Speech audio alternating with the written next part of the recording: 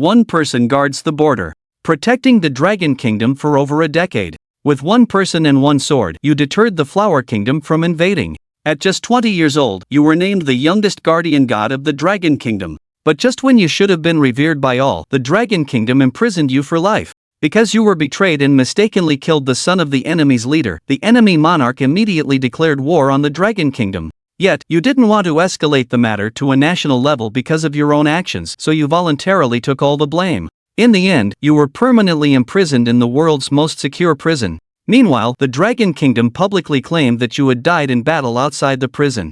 At that moment, you were leisurely watching videos in prison when suddenly a little girl appeared on the screen, capturing your attention. She was walking alone on a cold street, tears streaming down her face, crying out in a trembling voice, "Daddy, where are you? Don't you want Yuan and Mommy anymore? Mommy was taken by bad people today. They said they would kill her. Daddy, please come back and save Mommy. My name is Yi Rinyu, and my mom's name is Su Yue." Hearing the name Su Yue, you suddenly stood up. Your memory was pulled back to 8 years ago, the year you were named the youngest god of war in the Dragon Kingdom. At that time, you were ambushed by the enemy coalition and escaped to Qing Mountain after being severely injured. By chance, you were saved by Su Yue, who took care of you day and night for a month, which ultimately ruined your life. One night, she got drunk and you had an incident that shouldn't have happened the next day. Su Yue called it an accident and told you to forget it before leaving. At that time, you were eager to return to the army and didn't think much of it, not realizing that 8 years had passed in the blink of an eye. You thought the name in the video was just a coincidence, but just as you were about to scroll away, a homeless man appeared in the video, grabbing the little girl. The man grabbed the little girl, who cried out for help, but no one came to her aid. After the phone was knocked away, the girl's last words made you suddenly stand up. "My dad is Yi Chen. My mom says Dad is a great hero." The screen then suddenly went black. "Su Yue, Yi Yuan, this isn't a coincidence. She is my daughter, Yi Chen. I must return to the Dragon Kingdom immediately." You screamed in a frenzy, and suddenly a surge of overwhelming rage erupted from you, shattering the chains that bound your body. This scene immediately terrified all the prisoners, causing them to kneel on the ground.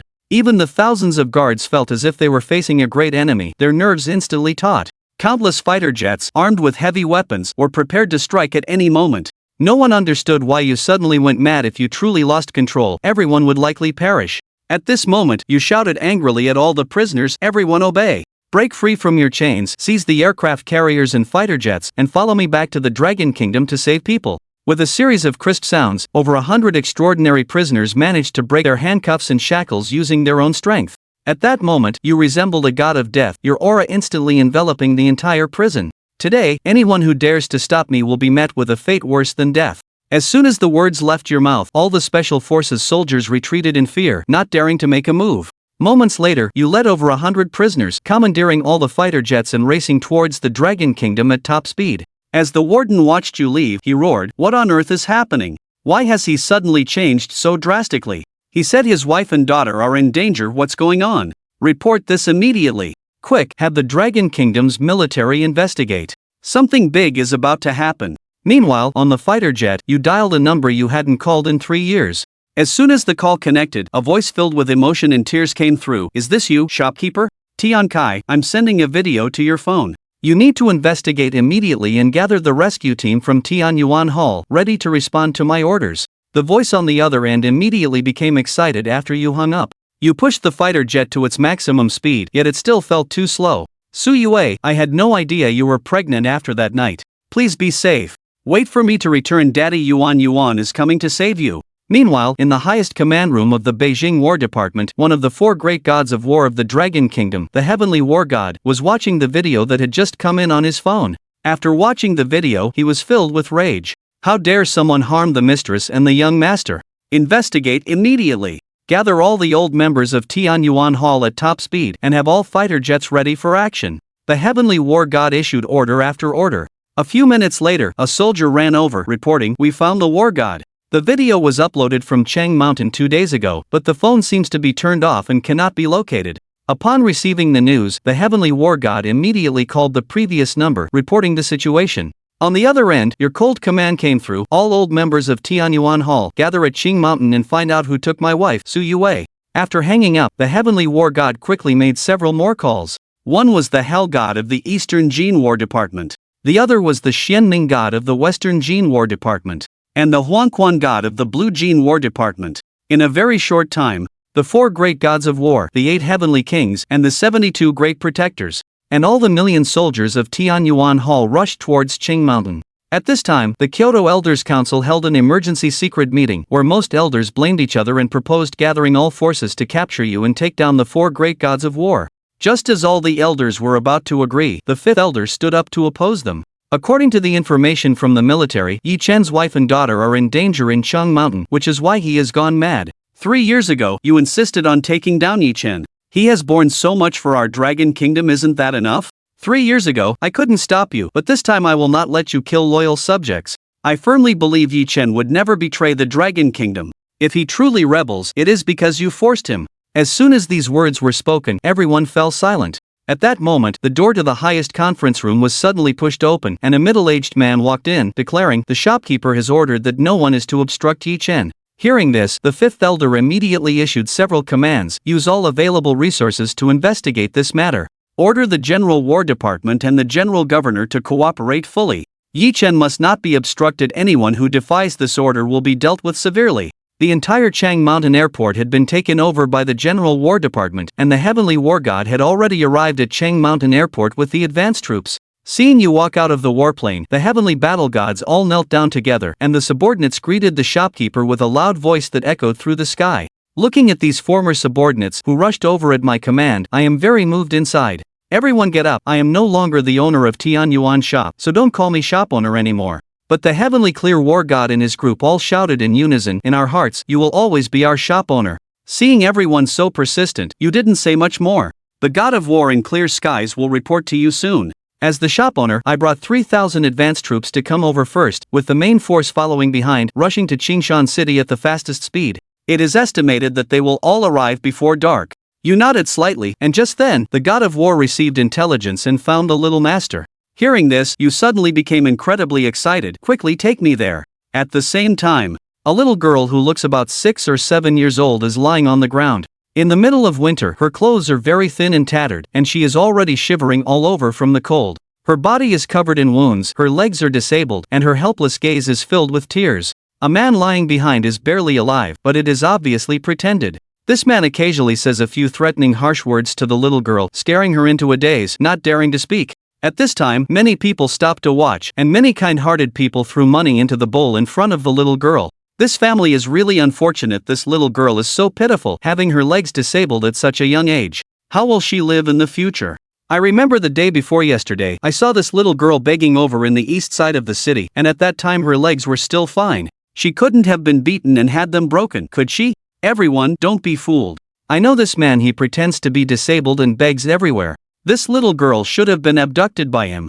Everyone, call the police quickly. Yi Yuanyuan heard this and immediately gathered her courage, shouting to the crowd that she was not my dad. My dad is the great hero Yi Chen. My mom was kidnapped by bad people, uncles and aunts. I beg you to help me find my dad. To save mom. But before Yi Yuanyuan could finish speaking, the man pretending to be disabled jumped up and slapped Yi Yuanyuan hard on the face, instantly causing her to be battered and bleeding from her mouth. The man took out a sharp knife, pointed it at Yi Yuanyuan, and fiercely said, "You little bastard, if you dare to speak out of turn again, I will cut out your tongue and make you a mute forever." Yi Yuanyuan was immediately scared and shook her head desperately, tears streaming down.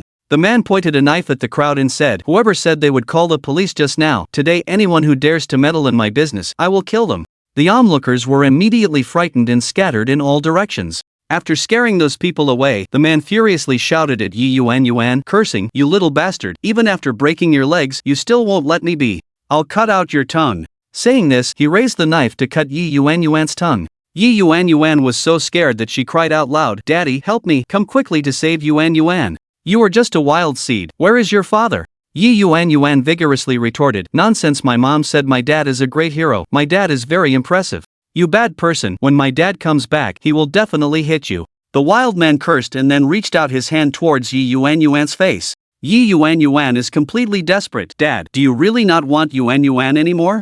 Dad, where are you?" At this moment, a voice like thunder resonated through the heavens and the earth. "Who dares to touch even a single hair on my daughter? I will have him cut into 1,000 pieces." As the voice sounded, a cold light shot out, directly slicing down from the man's 2 arms.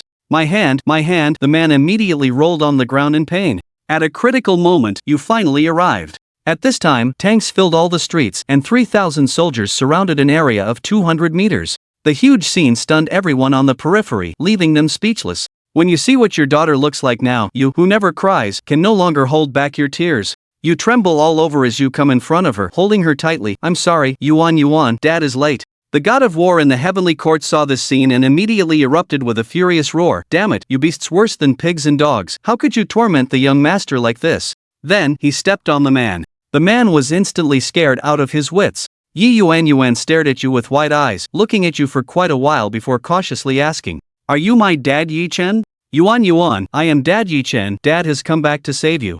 Mom said Dad is a great hero. I just knew Mom wouldn't lie to me. I just knew Dad would definitely come back to save me. After saying that, he suddenly started crying. Dad, hurry up and save Mom. Mom has been taken by bad people for 2 days. Those bad people will kill Mom. Hearing this, you immediately looked at the heavenly court's god of war and instructed to first send Yuan back to the carriage, then turned to look at the man on the ground. Seeing your eyes is like looking at a god of death. The man was immediately frightened and begged for mercy. My lord, I was wrong. I really didn't know she was your daughter. This has nothing to do with me. It was the young master of the Chen family, Chen Jia, who instructed me to do this. I only captured your daughter to beg for food under his orders. Your daughter has been trying to escape all along. So I just interrupted his legs, right? As soon as the words fell, with a snap, before that man could react much, you lifted your foot and suddenly stomped down on that man's legs. The powerful force directly crushed the man's legs into meat paste, as if they had been run over by a tank, causing him so much pain that he almost fainted. You commanded the subordinate behind you, making it so he could neither live nor die. After saying this, you instructed the god of war Tianqing to quickly find Chen Xiao. The god of war Tianqing immediately accepted the order and swiftly issued the command. At this time, a soldier came to report to the shop owner general that General Hong from the War Department, the governor, and the leader of the Qing Mountain City Defense Bureau requested an audience, saying there was news about the mistress. Hearing news of Su Yue, you immediately became extremely excited and quickly asked them to come over. Soon, the four of them walked over nervously. Governor Yang hurriedly stepped forward and respectfully said to shopkeeper Yi, according to the information we have gathered, Miss Su was taken away by the Chen family.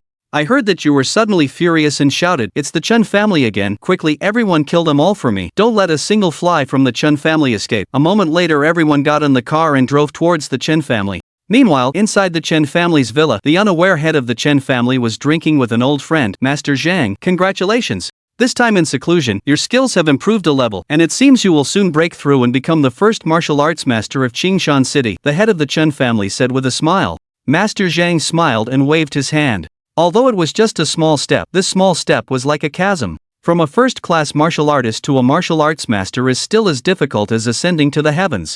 However, within 3 years, I am still very confident that I can become a martial arts master. Master Chen immediately clasped his fists in congratulations and wished Master Zhang an early achievement of the position of martial arts master. After finishing a glass of wine, Master Zhang suddenly said, "By the way, Chief Chen, do you know what major event has happened in Qingshan? It is said that Governor Yang and Commander Hong have both come to Qingshan City. The Qingshan airport has been temporarily taken over by the General War Department and the entire Qingshan City has been sealed off by the War Department personnel. It is even said that the 4 war gods have gathered in our Qingshan City.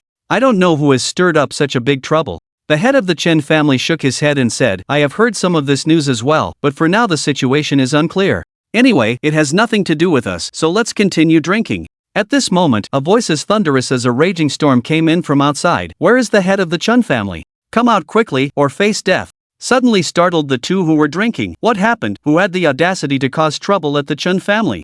Before the two could make much noise, with a bang, the door was kicked open and a group of powerful individuals rushed in. Seeing the head of the Chen family, who strides in like a god of death, immediately frightens them to a pale face, panicking and at a loss, because behind you are more than 100 unparalleled fierce men, along with the god of war Tianqing, and countless fully armed soldiers. This aura is directly overwhelming. Who wouldn't be scared? The head of the Chen family quickly stammered and said, "May I ask who you are? I, Chen, have never met you all before, right? If my Chen family has offended you in any way, I hope you will calm your anger and let us talk it out." And at this time, the Sky Clear War God reported to the shop owner that Chen Xiao has already been captured. "Should we bring him up?"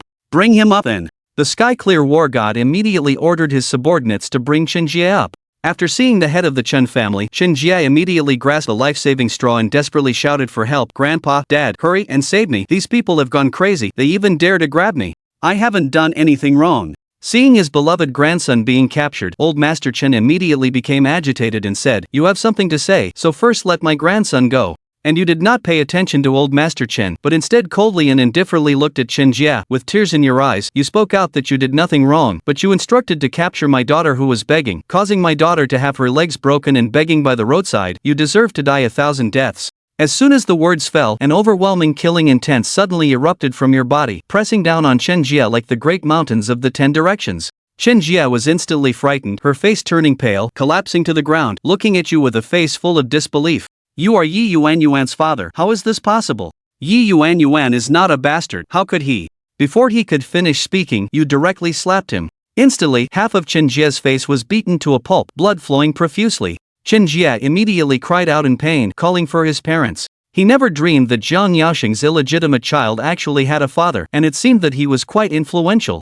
Seeing my precious grandson being beaten so badly, the head of the Chen family couldn't help but feel heartbroken. He said to you, even if my grandson has done something wrong, there's no need to make such a big deal out of it. My Chen family has a foothold in Qingshan City, and we are one of the top 3 families in Qingshan City. Regardless of whether it's Qingshan or Shouhu, they should give my Chen family some face. No one in Qingshan has dared to treat my Chen family like this. This small matter shouldn't escalate to this point. How much does this require? Please, you name your price. When you heard this, you were instantly filled with rage, looking at the head of the Chen family as cold as a killing god. You said harming my daughter is a trivial matter, even a single hair is a huge issue. For this alone, Chen Jia deserves to die 1,000 deaths. You looked at Chen Jia with immense anger and asked, why did you instruct people to abduct my daughter? Under your terrifying aura like that of a killing god, Chen Jia was already scared out of his wits. At this moment, he naturally did not dare to hesitate for a moment, tremblingly saying, I have been pursuing Jiang Yao all along, but he has always rejected me. So I held a grudge against him. After I learned that Jiang Yao was captured, I developed a mindset of revenge, and thus I had a beggar take your daughter away. But I absolutely did not instruct that beggar to break his legs. I only heard this part. You could no longer hold back, and with a sudden stomp, you stepped down hard on Chen Jia's head. Chen Jia didn't even have time to let out a final scream before dying on the spot. You coldly glanced at Chen Jia's corpse. Those who harm my daughter must die. The head of the Chen family and Chen Jia's father were instantly stunned, and upon seeing Chen Jia die tragically in front of them, their faces were filled with anger and sorrow. Damn it, the head of the Chen family let out a roar of anger. He looked at Master Zhang with a pleading expression, hoping that Master Zhang would take action to avenge my grandson. Master Zhang hesitated a bit. Head of the Chen family continued, these people are clearly ruthless villains with no significant background. As for those soldiers from the War Department, that's easy to handle. I will personally call Hu Shishou and leader Ma later. I, Chen, also have connections in the War Department, and I can also make a call to the War Department. Hearing what the head of the Chen family said, Zhang Zhangman's concerns immediately diminished significantly. He then strode out, and a powerful force surged with his steps. As he shook his arms, a strong aura erupted from within him, inflating his sleeves, making it clear to anyone that he was definitely a top-notch expert. As the #1 expert of Qingshan, Zhang Zhangman's strength was naturally not to be underestimated. Zhang Zhangman shouted loudly, he who is under the 8 trigrams gate, Zheng Hong, and the likes of He Fang and Xiao Xiao, quickly announce your names. Unfortunately, being handsome lasts no more than 3 seconds. Before Zhang Zhangman could finish speaking, a thug behind you made his move. Zhang Zhangman didn't even have a chance to react and was directly stabbed in the throat. By the time he realized what happened, Zhang Zhangman was tightly clutching his throat with both hands, but it was too late. His expression was extremely painful, his eyes wide open in terror, incredulously staring at the thug, and then his body fell straight down. Now that Chen's family head is dead, he can no longer remain calm. His expression is utterly shocked, staring fixedly at Master Zhang's corpse. The feeling of shock in his heart has reached an unimaginable level. How could this happen? The #1 expert of Qingshan was actually killed in an instant. Just how terrifyingly powerful is the person who just made a move? It's simply unimaginable. The person who just made a move is Black Emperor. He looked at the corpse of the sect leader with disdain and angrily cursed, even in death, there is so much nonsense. I hate people who talk too much the most. After saying that, Black Emperor respectfully stood behind you again. This performance is equivalent to treating the head of the Chen family with utmost respect. A terrifying expert capable of defeating the head of the Chen family in one move actually shows such deference to this young man. Who exactly is this young man? He claims to be the father of that little girl, so his visit to the Chen family is not good. Suddenly, the head of the Chen family realizes this in his heart. Master Chen, I will only give you one chance to speak. Is it that woman you caught? Your indifferent voice rang in Master Chen's ears. In an instant, the head of the Chen family felt as if he had entered the netherworld, witnessing Zhang the sect leader in person. These two top martial artists were instantly killed, and the head of the Chen family, realizing that disaster was imminent, instead of getting angry, began to laugh. Do you think I'm foolish? If I speak, I will undoubtedly die. If you have the ability, just go ahead and kill me. This way, you will never know the whereabouts of that woman. In my Chen family's massacre, do you think Hu Shishou will let you go? I just sent a message to Hu Shishou, and now he is on his way with people from the City Defense Bureau. How can the people you invited from the War Department make a difference? Local matters are not for the War Department to intervene. You gave a glance to the God of War in clear skies, and the God of War from the Heavenly Court immediately shouted outside, Hu Xianjun, you two come in. Well, Hu Xianjun, isn't that the name of Hu Shishou? Upon hearing the words of the God of War from the Heavenly Court, the head of the Chen family was suddenly taken aback, looking suspiciously towards the door. When the head of the Chen family saw Hu Shishou and leader Ma, he hurriedly ran over, bowing deeply and bending low to greet Yi Chen, and in that moment, it was as if he had been struck by lightning. His vision went dark, and he nearly fell over. At that moment, the head of the Chen family felt as if the sky had collapsed. At the fastest speed, capture all the members of the Chen family, leaving none behind. You have issued an order to the God of War in the Heavenly Court. The shopkeeper's Heavenly Court War God is about to take command. The head of the Chen family immediately pleaded for mercy from Yi Chen in great fear, saying, I will speak. Please, Your Excellency, show mercy and let my Chen family have a way out. It was the prince's mansion that had me capture her. That woman has already been sent to the prince's mansion. What will the prince's mansion do? Upon hearing this, Hu Shishou and Chief Ma's faces suddenly changed drastically, and they exchanged glances. Seeing the reaction of the two, Yu coldly asked what the background of the prince's residence was. Hearing that you didn't even know about the duke's mansion, the head of the Chen family couldn't help but sneer. The reason he so readily revealed the duke's mansion was ostensibly due to pressure from the situation, but in reality, the head of the Chen family had his own calculations. As long as you dared to go to the duke's mansion to seek someone, you would surely die there. In this way, the crisis for the Chen family could be resolved, and he could take revenge for his grandson Chen Jie, achieving two goals with one arrow. The duke's mansion is the domain of the general. Those who provoke it will die. Hu Shishou quickly explained that General Wang's residence is located in the suburbs of Jiangling City, where General Shou guards the city.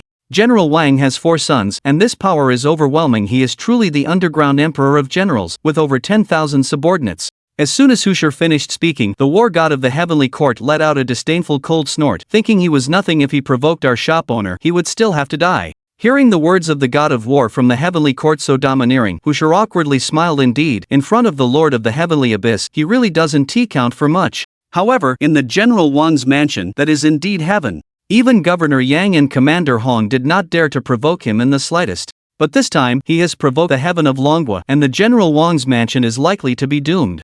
What kind of people are you, daring to be so rude to the generals Wangfu? The head of the Chen family let out a furious roar.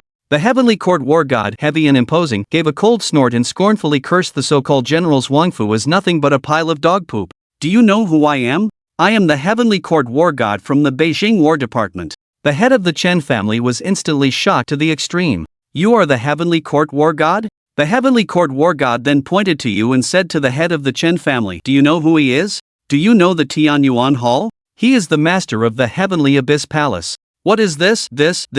The head of the Chen family suddenly broke down, unable to remain calm. This young man in his 20s turned out to be the guardian of the Dragon Kingdom, the unmatched national hero of the military, the master of the Tianyuan Hall. It's over, the Chen family is completely finished, and the General Wang's residence might not be safe either. The head of the Chen family dared not think any further. You didn't give the Chen family head any more opportunities, directly issuing orders to the Heavenly Court's God of War and the others to execute all the members of the Chen family. After saying that, you turned and left. Governor Yang and Commander Hong have been guarding outside the Chen family's door. When the two learned from Hu Shi that the Chen family was acting on the orders of the prince's mansion, they were indeed taken aback. However, thinking of your terrifying strength and identity, they immediately shook their heads in secret, feeling anxious for the prince's mansion, which has gotten itself into big trouble this time. Very soon, all the members of the Chen family were executed, and the Chen family, the head of the 3 major families of Qingshan, was thus removed from the world. You take care of the matters after the war with Hu Shi. All the family assets of the Chen family will be donated to those poor children. Hu Shi nodded immediately and said, okay, shopkeeper Yi, I will take care of this matter. After instructing this matter, you also issued an order to the God of War in the Heavenly Court, notifying everyone to kill up to the General Wang's mansion at the fastest speed.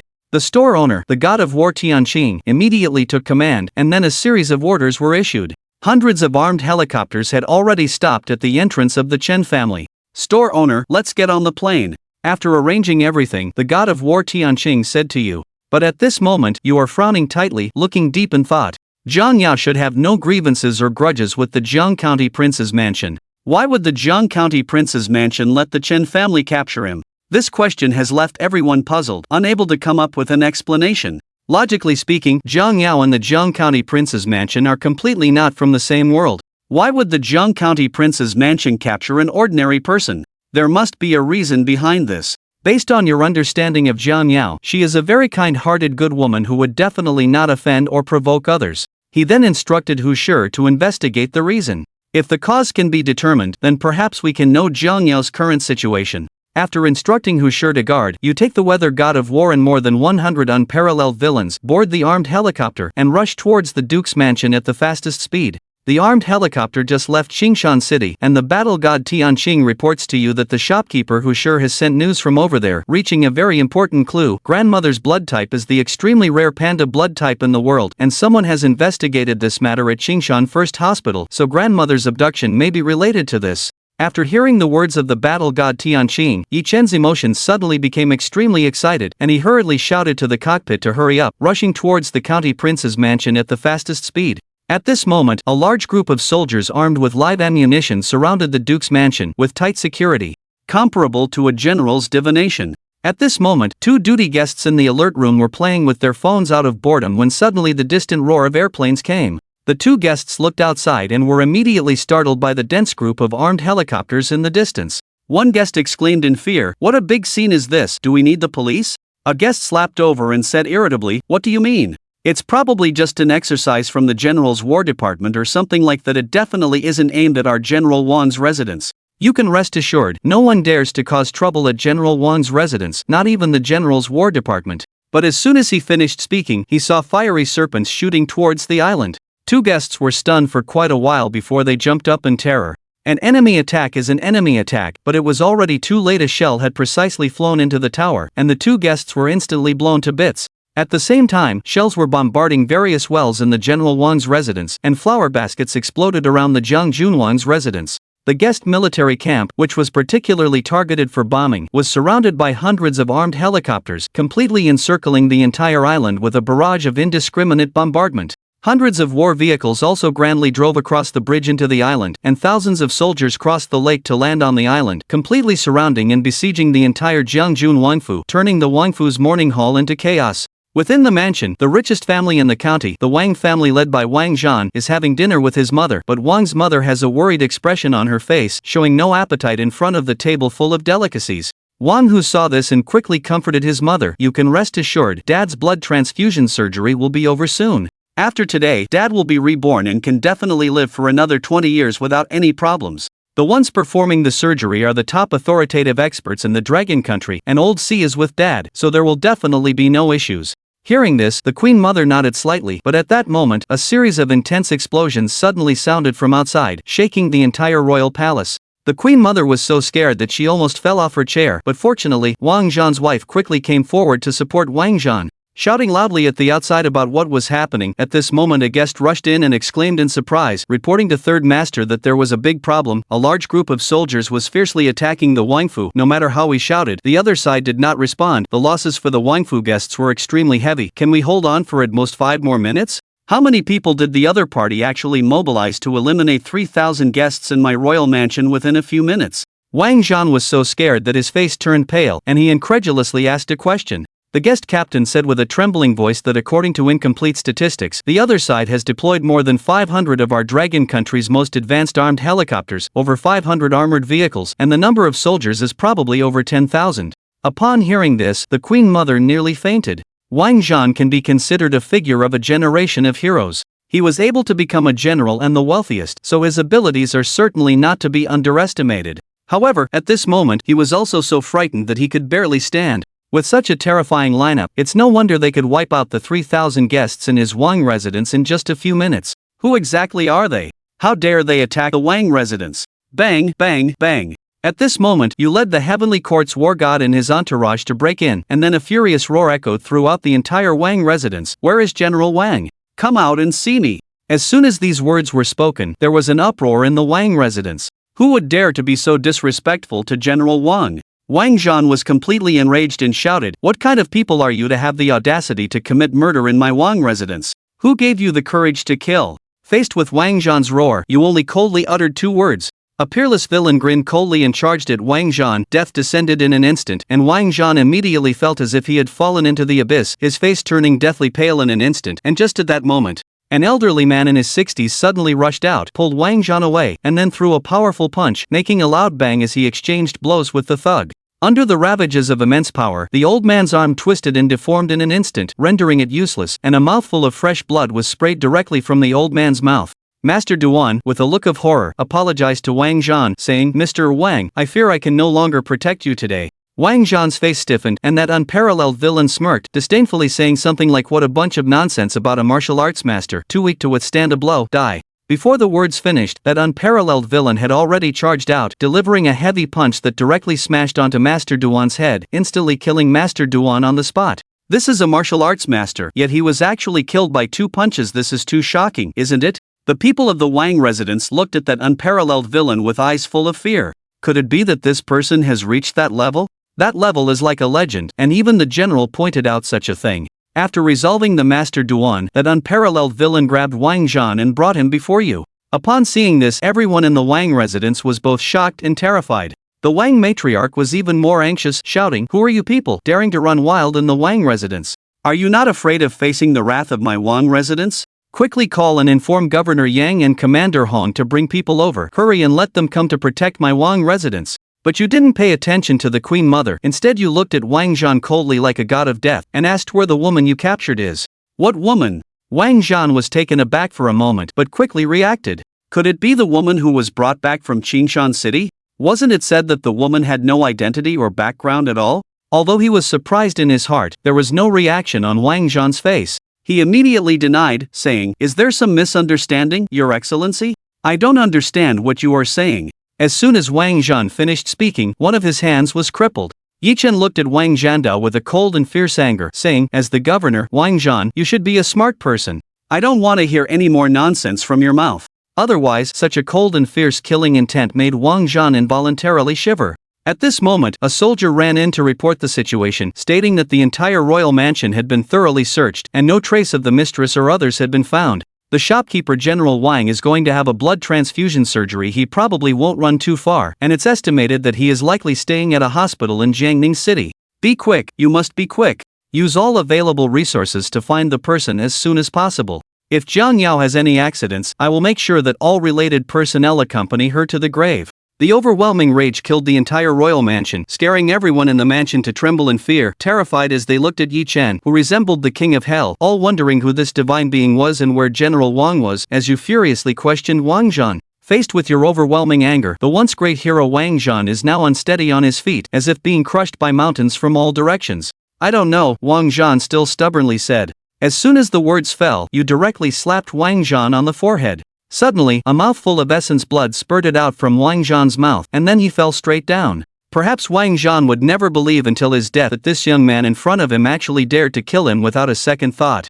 The Queen Mother saw her son being killed and nearly fainted. She was so agitated that her face turned red, and she let out a hysterical roar. "Who are you? Do you know what you are doing? My royal mansion has stood for decades with generals. You dare to bring people to offend my royal mansion and kill my son? Your crime is unforgivable. I want you dead. Where is the offering of the royal mansion?" As soon as the words of the Queen Mother fell, 5 figures suddenly rushed out from the darkness, each with a powerful aura and impressive strength. The strength of these 5 was above that of the previous, and they were all formidable martial arts masters. One must know that the strongest in Qingshan City is merely at the peak level, and the top tier ones are still striving to break into the realm of martial arts masters. Throughout the entire general's domain, it would be hard to find many martial arts masters, yet in the general's palace, there are now 6 martial arts masters present.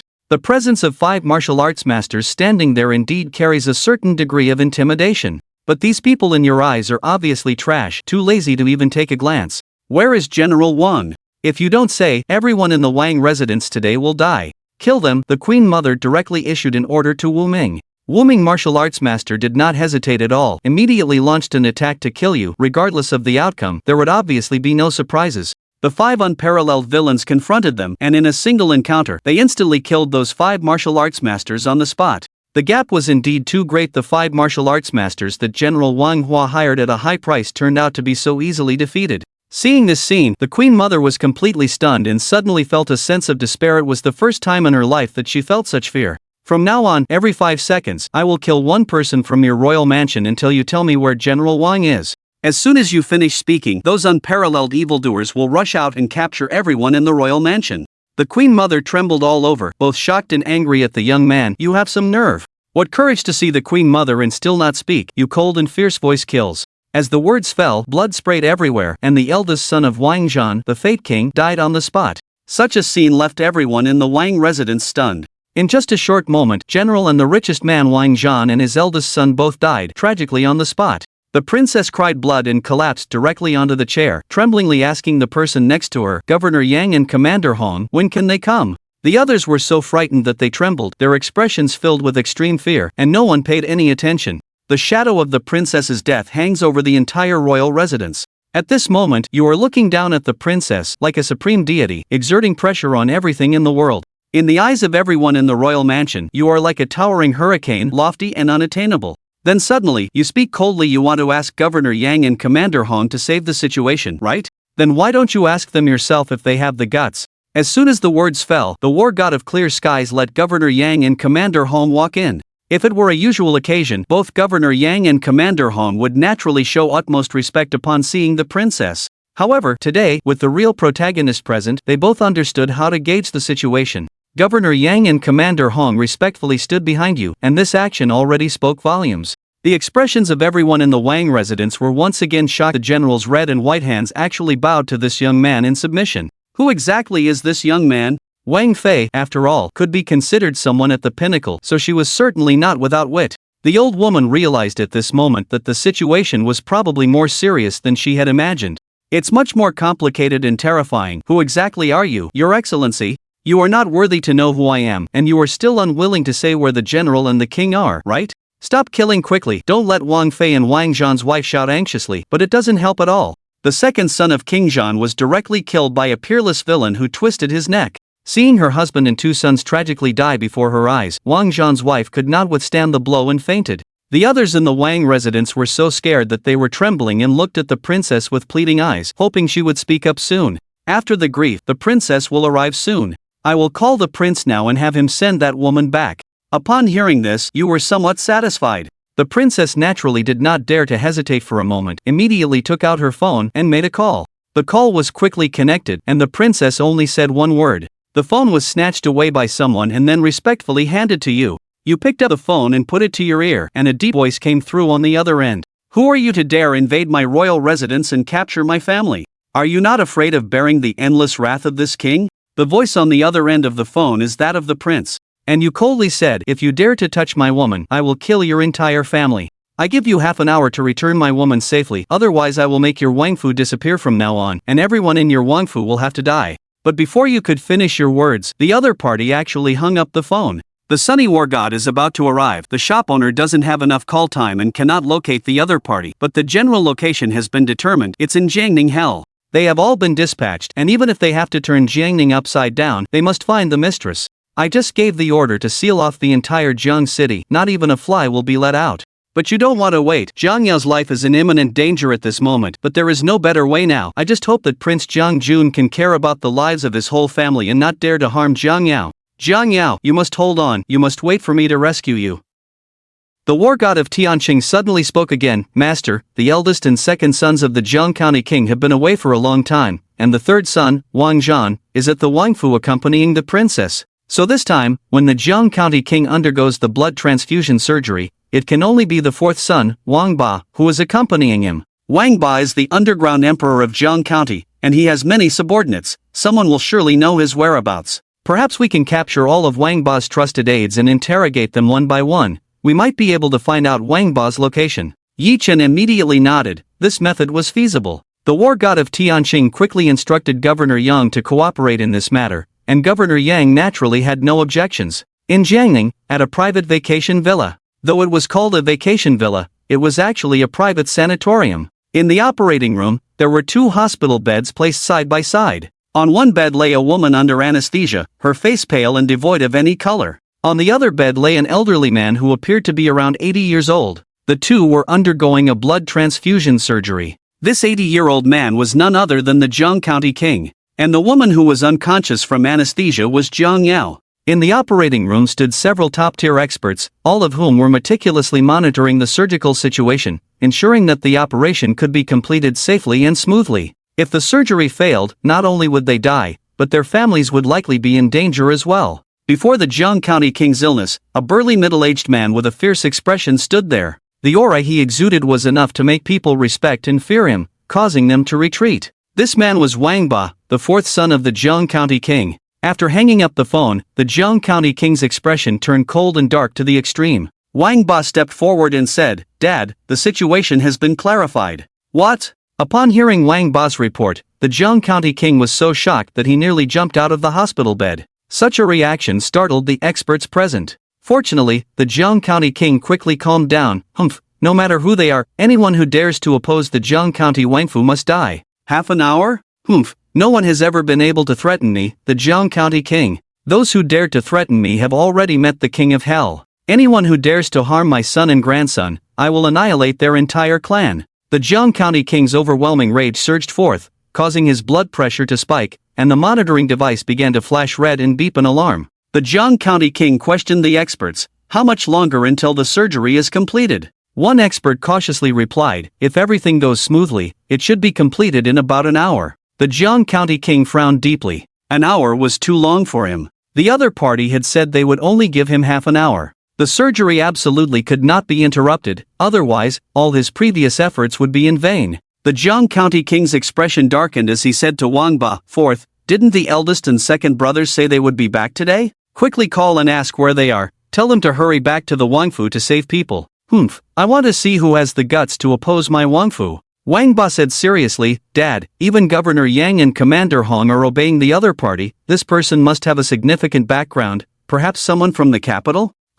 But the Jiang County king remained unconcerned. "So what? Is our Jiang County Wangfu afraid? Your elder brother is half a foot into the Dragon Kingdom's Elder Council, and your second brother is the war god of the Dragon Kingdom, commanding millions. Tell me, how many people in the capital are worth our Jiang County Wangfu fearing?" Wang Ba immediately nodded and took out his phone to make a call. At the Wangfu, a solemn atmosphere prevailed. Governor Yang and Commander Hong stood outside, waiting for orders. "Old Yang, with your skills, can't you find out Wang Ba's whereabouts? I've heard that you and Wang Ba are quite close," Commander Hong suddenly remarked. Hearing Commander Hong's words, Governor Yang immediately became extremely nervous. He quickly made a shushing gesture to Commander Hong, and then Commander Hong said, "Old Hong, we've been friends for most of our lives, don't put me in a position to die." Seeing Governor Yang so anxious, Commander Hong couldn't help but smile. He lightly patted Governor Yang's shoulder and lowered his voice, "Don't worry, old Yang, we're in the same boat now. If I were to harm you, what good would it do me?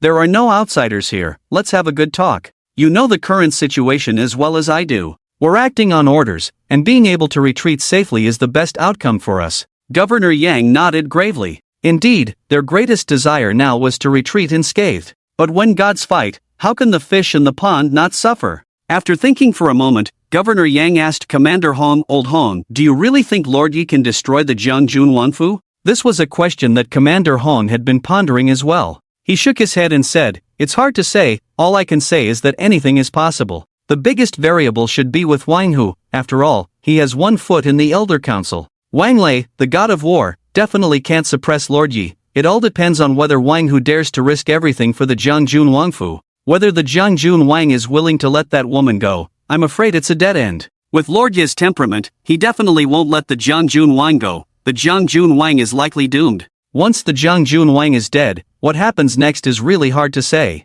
Governor Yang nodded in agreement and sighed. At that moment, a voice like thunder rang out, "I am Wang Lei, the god of war, who dares to be reckless. Quickly put down your weapons and clear the way, let Hong Yuanqi come out to see me." Hearing this voice, Commander Hong immediately gave a bitter smile to Governor Yang. Wang Lei had arrived. 3,000 soldiers raised their guns to block the path of Wang Lei, causing him to erupt in anger, thundering his reprimands. But no matter how he scolded, those soldiers paid no attention to the god of war Wang Lei. This time, Wang Lei returned to the Jiang Wangfu to celebrate his father, the Jiangjun Wang, regaining his life, so he didn't bring many people with him. He only brought 100 trusted subordinates. Anyone who dares to block this god of war will die. Wang Lei was furious, his killing intent overwhelming. Governor Yang hurriedly accompanied Commander Hong. Seeing the two, Wang Lei became even angrier, pointing at Commander Hong's nose and shouting, "Hong Yuanqi, have you eaten bear hearts and leopard gall? How dare you lead people to besiege my Jiangjun Wangfu?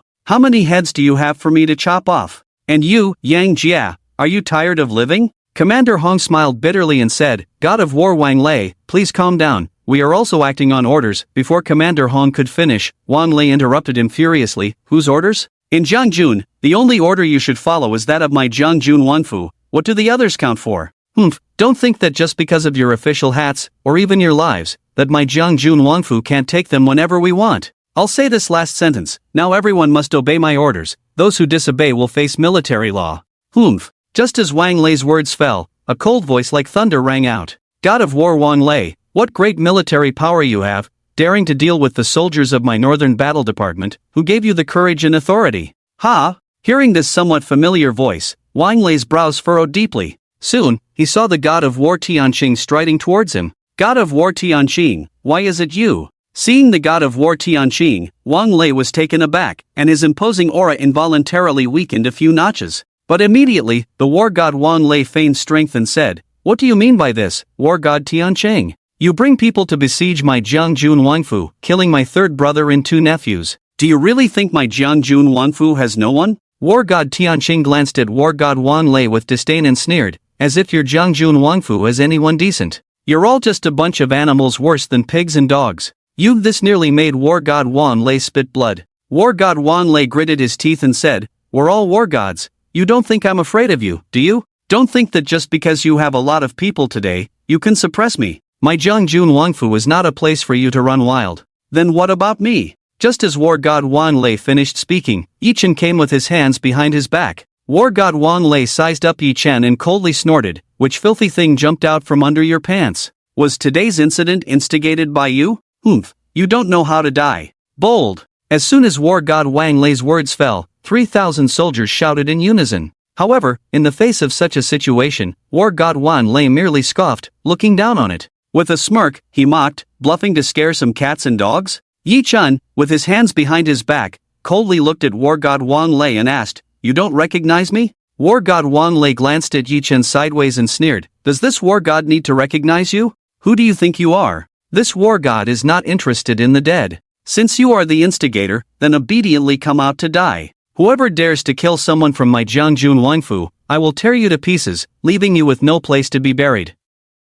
Yi Chen curled his lips. "The world is going downhill. I've only been in retirement for 3 years, and already no one recognizes me." Yi Chen? That name sounds somewhat familiar. War god Wang Lei furrowed his brows, looked at Yi Chen, then at war god Tianqing, and recalled the past 3 years. Many pieces of information quickly connected, leading war god Wang Lei to think of a terrifying figure. Upon thinking of this person, war god Wang Lei's expression suddenly changed drastically, his heart filled with dread, and he stared wide-eyed at Yi Chen, saying, "You are the master of Tianyuan Hall? It seems you are not that ignorant after all," Yi Chen replied coldly. "What? He really is the master of Tianyuan Hall?" War god Wang Lei was so frightened that his legs went weak, and he involuntarily took 2 steps back. The master of Tianyuan Hall, just those 4 words felt like a mountain from all directions. How could the Jiangjun Wangfu have provoked such a great bodhisattva? No, wait, war god Wang Lei suddenly shook his head. Wasn't it said that the master of Tianyuan Hall died in battle outside the domain 3 years ago?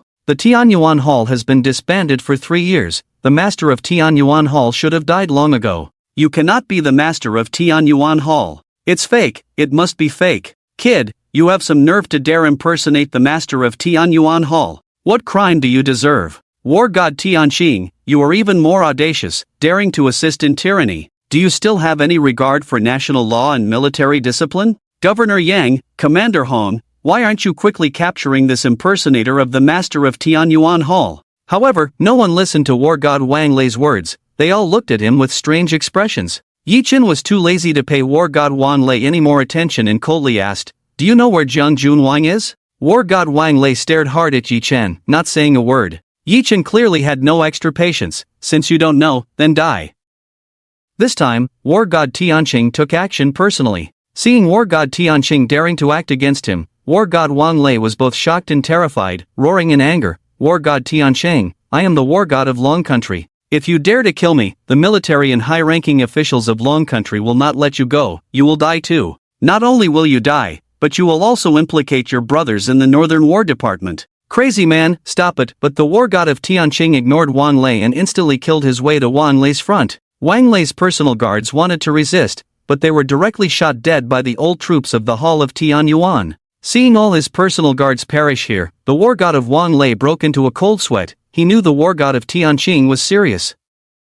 Although both were war gods, the strength of the war god of Wang Lei was clearly inferior to that of the war god of Tianqing. In the confrontation, the war god of Wang Lei was steadily pushed back. The war god of Wang Lei anxiously called out, "Tianqing war god, stop. The Lord of Tianyuan has something to say. I believe you are the Lord of Tianyuan. I really don't know where my dad is. Alright, Lord of Tianyuan, I'll tell you." Only then did Ji Chen signal the war god of Tianqing to stop. The war god of Wang Lei, dragging his heavily injured body, limped painfully towards Yi Chen. "Halt, do not approach the Lord." The war god of Tianqing issued a stern warning to the war god of Wang Lei. The war god of Wang Lei looked at Yi Chen and said, "Lord of Tianyuan, I will only speak to you." Upon hearing this, the war god of Tianqing was instantly furious, seeking death. Just as the war god of Tianqing was about to strike Wang Lei again, he was stopped by Yi Chen. Yi Chen raised his hand, signaling Wang Lei to come forward. Wang Lei quickly approached Yi Chen, and just as he got close, he suddenly lunged at Yi Chen like a mad beast. He had a sharp knife in his hand, which he didn't know when he had acquired. At this moment, Wang Lei was extremely frantic. He had no choice but to resort to this desperate measure, fighting Yi Chen to the death, hoping to carve out a slim chance of survival. But clearly, he overestimated himself. How could Yi Chen not see through his little scheme? The war god of Tianqing and the others had long seen through it. If it weren't for Yi Chen allowing him to come over, the war god of Tianqing would have killed him long ago. Faced with Wang Lei's extreme madness and death-defying attack, Yi Chen looked on with disdain, indifferent. With a casual wave of his hand, a resounding slap echoed across the face of the war god of Wang Lei. This slap was extraordinarily loud. The immense force actually sent the war god of Wang Lei flying, his neck snapped, and his head exploded instantly. By the time the war god of Wang Lei hit the ground, he was already dead. With just a slap, he could kill a war god. Yi Chen's terrifying strength left everyone in awe. Governor Yang and Commander Hong exchanged shocked glances. This was a war god, and he was killed just like that?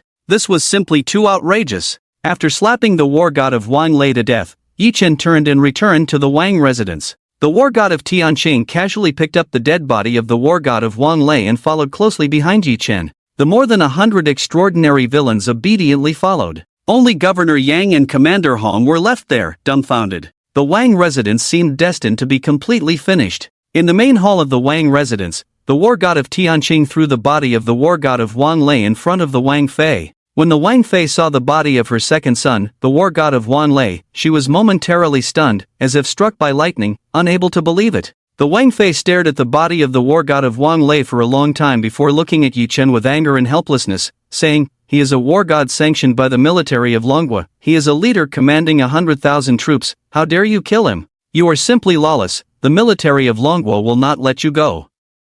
You can kill everyone in my Wang residence today, but tomorrow you will die too. You will come to hell to accompany us." Yi Chen coldly glanced at the Wang Fei, speaking with indifference and disdain. "War god? I slaughter them like dogs." A war god I slaughter like dogs? This statement, was it not too arrogant? As soon as these words came out, everyone in the Wang residence was shocked beyond measure. How could he dare to be so arrogant? There were only a little over 30 war gods sanctioned by the entire Longhua. Every one of them is a god among the Dragon Kingdom's military, standing at the pinnacle of its hierarchy, undoubtedly a top-tier figure, a person of immense power. Killing such a person, the consequences are unimaginable. This is a tremendous provocation to the Dragon Kingdom's military. To dare to touch the dragon's might is to seek one's own death, isn't it? Yet, he, Yi Chen, sees this as utter nonsense. Yi Chen coldly looked at the princess and said, "Whatever means you have left in the Zheng County prince's residence, feel free to use them. If you can't handle it, then consider me, Yi Chen, incompetent.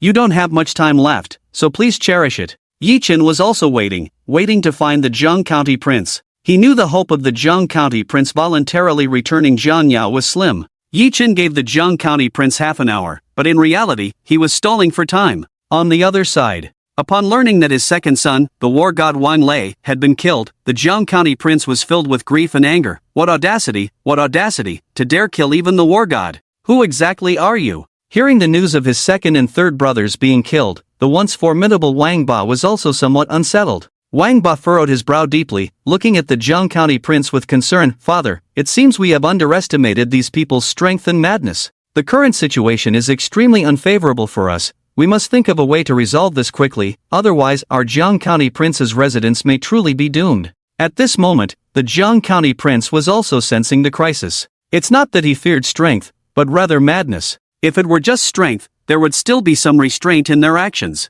But once madness sets in, it becomes terrifying. Quick, call your elder brother. There's no other way. At this point, we can only use your elder brother as our trump card. It's a pity that if it were a few years later, your elder brother would have been able to enter the Elder Council. Once your elder brother enters the Elder Council, no one in the entire Dragon Kingdom would dare to touch a hair on our Jiang County prince's residence. The Jiang County prince hurriedly said to Wang Ba. Wang Ba had no hesitation. Now, they could only use the biggest trump card of the Jiang County prince's residence. But just as Wang Ba took out his phone, his elder brother called. Wang Ba immediately answered the phone. Elder brother, it's me. What do you mean by the Lord of the Heavenly Abyss? What do you mean by the million-old troops of the Heavenly Abyss pressing down on Jiang County? What? Okay, elder brother, I understand. I will act according to your instructions immediately. Time passed second by second. For everyone, it felt like years, and they all felt that time was particularly long. 20 minutes made Yi Chen feel longer than the 3 years he spent on the prison dragon ship.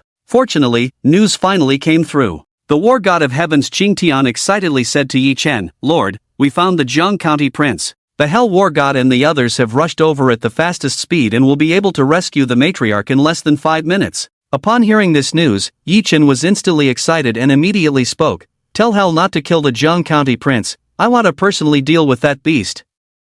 You few stay here, the rest come with me. 10 minutes later, Yi Chen, along with the war god of heavens Qing Tian and others, arrived at the sanatorium. The Hell War God, the Shen Ming War God, and the Huangquan War God respectfully knelt to welcome Yi Chen, shouting in unison, We greet the Lord. Yi Chen had no time to exchange pleasantries with them and urgently asked, Where is Jiang Yao? The Hell War God quickly stepped forward, looking guilty. I'm sorry, Lord. We arrived a step too late. The matriarch has already been taken away. We have sent people to pursue with all our might, but we have not yet found the matriarch's whereabouts. Please punish us, Lord. What? Upon hearing this news, Yi Chen felt as if struck by lightning, nearly losing control of his emotions. After a long while, Yi Chen took a deep breath and coldly asked, Did the Jiang County prince and the others escape? The Hell War God immediately said, The king of Jiang County has been captured by us, just over there. Only the mistress was taken away, and her whereabouts are unknown. But it can be confirmed that the blood exchange operation between the king of Jiang County and the mistress has not been completely successful, so the mistress should still be alive. However, that old fox, the king of Jiang County, sent the mistress away in advance. Humph! Yi Chen let out an angry snort like thunder. Bring him to me. With a wave of his hand, the Hell War God had someone bring the king of Jiang County over. Accompanying the king of Jiang County were 2 others. One was the king of Jiang County's 4th son, the underground emperor of Jiang County. The other was an elderly man in a black robe. Although his aura was well concealed, Yi Chen could tell at a glance that he was a martial artist who had surpassed the Grandmaster level. There were rumors that there was a martial artist in Jiang County who had surpassed the Grandmaster level, and it must be this one before him. It made sense that he had always been by the king of Jiang County's side. However, a mere Earth-level martial artist was not something Yi Chen took seriously. He couldn't even be bothered to look at him again. The king of Jiang County stared fiercely at Yi Chen, thinking that if he had just half an hour more, his blood exchange operation would be completed, and he would be reborn. But all of this was ruined by the young man before him. You are the master of the Heavenly Abyss Palace? Yi Chen coldly glanced at the king of Jiang County, surprised that he knew who he was. It seemed that Jiang Yao had been sent away in time, indicating that there was some situation here. Yi Chen said coldly to the king of Jiang County, I will give you 1 minute to tell me where Jiang Yao is. The king of Jiang County suddenly sneered, looking at Yi Chen with a provocative expression, Master of the Heavenly Abyss Palace, aren't you all-seeing and all-powerful? Then why don't you guess where that woman is right now? Yi Chen coldly stared at the king of Jiang County, remaining silent. He merely shot a cold glance at the 4th son. Immediately, an unparalleled fierce thug rushed out and charged at the 4th son. As the underground emperor of Jiang County, the 4th son naturally had strong abilities. He was also a martial arts grandmaster, his strength not inferior to that of Grandmaster Duan and the others. But, in front of this unparalleled fierce thug, the fourth son quickly realized how weak he was. In a single encounter, the fourth son was directly killed on the spot, dying tragically on the ground, eyes wide open in death. The king of Jiang County's 4 sons, now all but the eldest, had met a tragic end. Witnessing the fourth son die before his eyes, the king of Jiang County nearly collapsed to the ground, but fortunately, the elderly man behind him caught him in time. The king of Jiang County was furious to the point of madness, his emotions reaching a peak. Master of the Heavenly Abyss Palace, are you not afraid that I will dismember that woman? Whoosh! Yi Chen was enraged. Just as Yi Chen was about to kill the king of Jiang County, the elderly man swiftly stepped in front of him. Yi Chen coldly and disdainfully said to the elderly man, "Get out of the way now, and I will spare your life." Arrogant! The elderly man shouted, suddenly striking a palm towards Yi Chen. It seemed like an ordinary palm, but it contained immense power. This palm could crush not just a cow, but even an elephant. But unfortunately for this elderly man, he was facing Yi Chen today. In response to the elderly man's fierce palm, Yi Chen casually struck out a palm of his own. The overwhelming force instantly shattered all of the elderly man's offensive power. Crack! The powerful force directly crushed the elderly man's arm. The elderly man spat out blood and flew backward, crashing heavily to the ground, staring at Yi Chen in shock, his eyes filled with disbelief.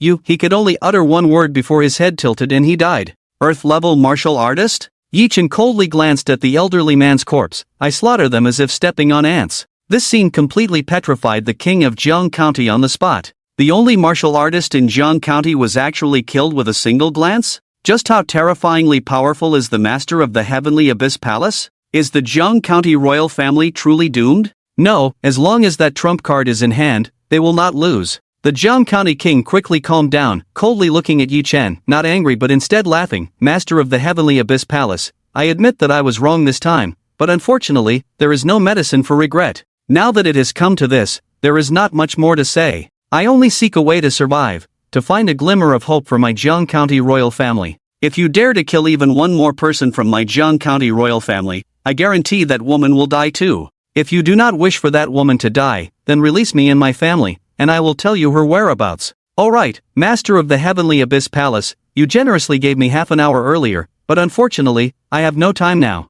I will only give you 10 minutes to consider. Once the 10 minutes are up, if you still refuse to relent, then we shall die together. Though I cannot do anything to you, Master of the Heavenly Abyss Palace, dragging that woman down with me will surely make you feel guilty and regretful for a lifetime, right? Ha! Even if you are the Master of the Heavenly Abyss Palace, you cannot dominate me, the Jiang County king. I will not let you manipulate me. In this territory of Jiang County, I, the Jiang County king, will be the one in charge." Yi Chen's expression suddenly turned cold, chilling to the extreme. Indeed, if anything were to happen to Jiang Yao, Yi Chen would blame himself for a lifetime and would never forgive himself. Even if it meant death, Yi Chen would save Jiang Yao. What to do now? The war god of heavens Chang gritted his teeth and said angrily, "Master, the mistress, and the others definitely haven't gone far. We will use all our power to search, we will surely find the mistress. Whoever dares to harm a single hair on the mistress, we will kill their entire family and eradicate their 9 clans." The Hell War God and the others all nodded in agreement with the war god of heavens Chang.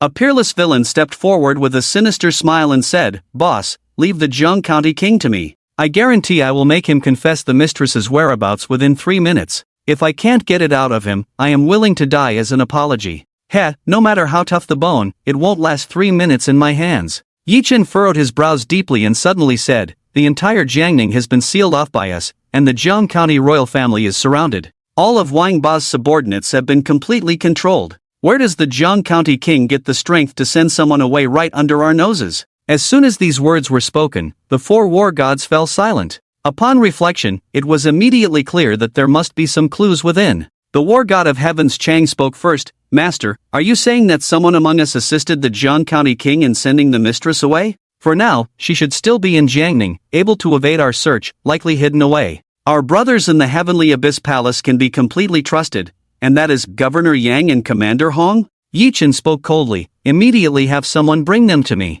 The war god of heavens Chang snorted in anger and quickly issued the order. The Jiang County king felt a sudden panic in his heart, but he forced himself to appear calm and said in a deep voice, "Master of the Heavenly Abyss Palace, do not waste any more time. Otherwise, we will only perish together. Say one more word, and I will make you die." Yi Chen coldly glanced at the Jiang County king. Under that gaze, the Jiang County king felt as if he were being targeted by a hellish demon. It was as if he had fallen into the depths of the underworld. An inexplicable sense of fear instantly spread throughout his body, striking deep into his soul. The Jiang County king did not dare to doubt Yi Chen's words in the slightest. Faced with the threat of death, after struggling in his heart for a moment, the Jiang County king ultimately chose to obediently admit defeat and remain silent.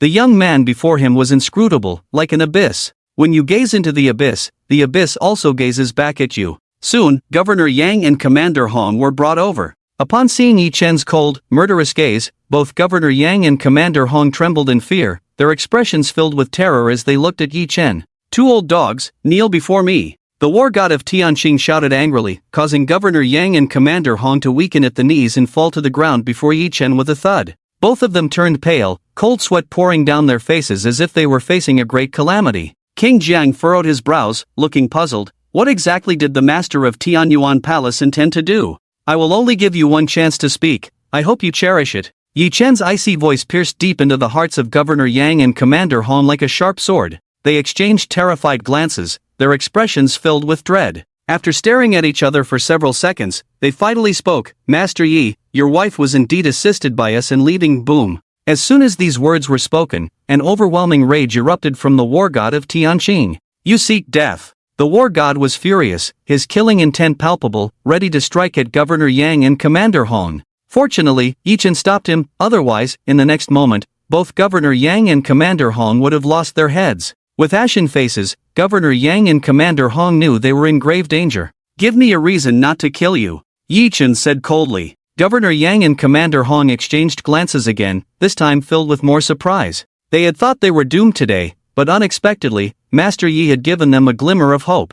After a brief hesitation, they confessed, "It was the people above who instructed us to do this." The war god of Tianqing shot them a furious glare and scolded, "Nonsense, of course, I know someone ordered you to do this. Who is it? Wang Hu? Surely, he doesn't have the power to make you two risk your lives to obey him?" Governor Yang and Commander Hong hesitated, looking as if they dared not say more. "If you don't speak, then you die." The war god of Tianqing's voice was cold with anger, ready to strike again. Governor Yang and Commander Hong felt as if they had fallen into the depths of despair, their faces filled with hopelessness. "Enough!" Yi Chen suddenly intervened, stopping the war god. Governor Yang and Commander Hong looked at Yi Chen with tearful gratitude. The war god of Tianqing, confused, asked, "Master, why not let me kill these two old dogs?" Yi Chen glanced at the war god and said, "The ones who can make them obedient and unwilling to speak, I fear, are only those few from the Elder Council. If it were just Wang Hu, they wouldn't dare act this way. Since it's someone from the Elder Council, they indeed wouldn't dare disobey.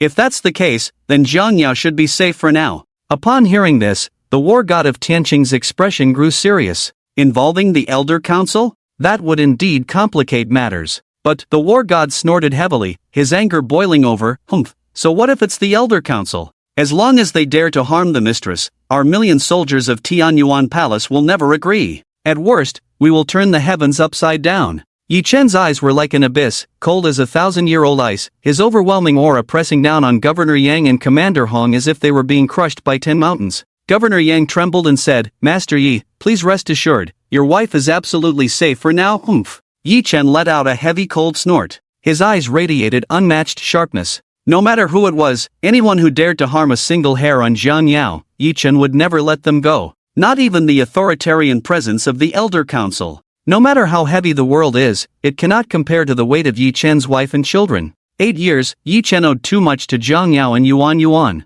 Even if it meant betraying the whole world, Yi Chen would never betray Zhang Yao and Yuan Yuan again. Return to the Jiang County Prince's mansion and control everyone there, leaving no one behind. Yi Chen coldly instructed the heavenly Qingtian war god. The heavenly Qingtian war god immediately replied, "Master, everyone in the Jiang County Prince's mansion has already been controlled. Except for the Wang family, everyone else is in place." As soon as Yi Chen and his group returned to the Jiang County Prince's mansion, Wang Hu arrived. Wang Hu glared fiercely at Governor Yang and Commander Hong before turning to Yi Chen with a grim face and coldly saying, "Master Yi, this matter is just a misunderstanding. My father did not know that Miss Jiang is your wife. If he had known, he would never have dared to harm a single hair on Miss Jiang. This matter is the fault of my Jiang County Prince's mansion, and we have paid a great price for it." I hope Master Yi can show mercy and spare my Jiang County prince's mansion. As long as Master Yi is willing to show mercy, I will return Miss Jiang with both hands. Jiang Yao is in your hands? Yi Chen looked at Wang Hu with a chilling gaze.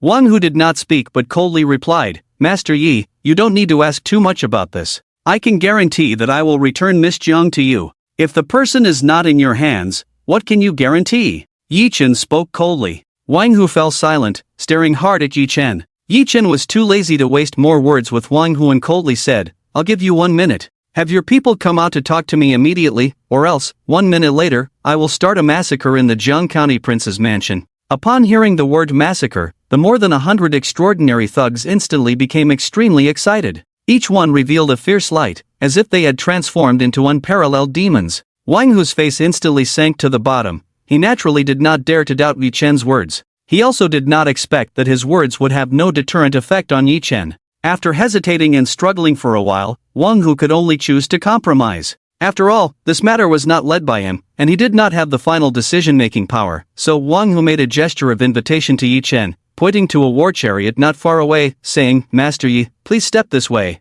Yi Chen glanced at the war chariot and then walked over. The heavenly Qing Tian war god and the others immediately followed, but Yi Chen waved his hand to stop them. He would go alone. Wang Hu led Yi Chen to the war chariot. Inside the war chariot, there was no one, only a display screen. Wang Hu operated it, and a dignified old man appeared on the screen. Yi Chen coldly looked at the old man on the screen. Third elder, the third elder on the screen said with a serious expression, Yi Chen, this matter is just a misunderstanding. There is no need to escalate it. You have saved the person and vented your anger. Let it end here. End here? Yi Chen suddenly laughed coldly in extreme anger. I haven't saved the person, and my anger hasn't been vented. You want me to end it here? Humph, I send you 4 words, absolutely impossible. The third elder's face darkened, and after a long silence, he said, Rest assured, Yi Tian, that woman is fine. I assure you she is absolutely safe and will not suffer any further harm. I will definitely deliver her to you so that you can reunite. However, this matter has become too big, it should come to an end. Why not do me a favor and let the Jiang County Prince's mansion go? After pondering for a moment, Yi Chen finally spoke, I can let the Jiang County Prince's mansion go, but the mastermind, Jiang Yuan, I will never spare. He must die and pay the price for the harm done to my wife and daughter. My daughter is only 7 years old. What wrong has she done? Just because he is the Prince of Jiang County, he caused my father to have his legs broken and be dragged to the streets to beg. This will be a shadow that she can never shake off for the rest of her life. What wrong has Jiang Yao done? Just because she has panda blood type, she has to be captured and killed by him, the Prince of Jiang County? If I do not kill the Prince of Jiang County, where is the justice in this world? Don't say it's you, the third elder. Even if the national leader personally intervenes, I will not give face. I, Yi Chen, swear I will not be a man if I do not kill the Prince of Jiang County. Hearing Yi Chen speak so resolutely, Wang Hu's face was filled with pain and despair. Is there really no one who can save his father? Of his 4 brothers, 3 are already dead. If his father, the Prince of Jiang County, dies as well,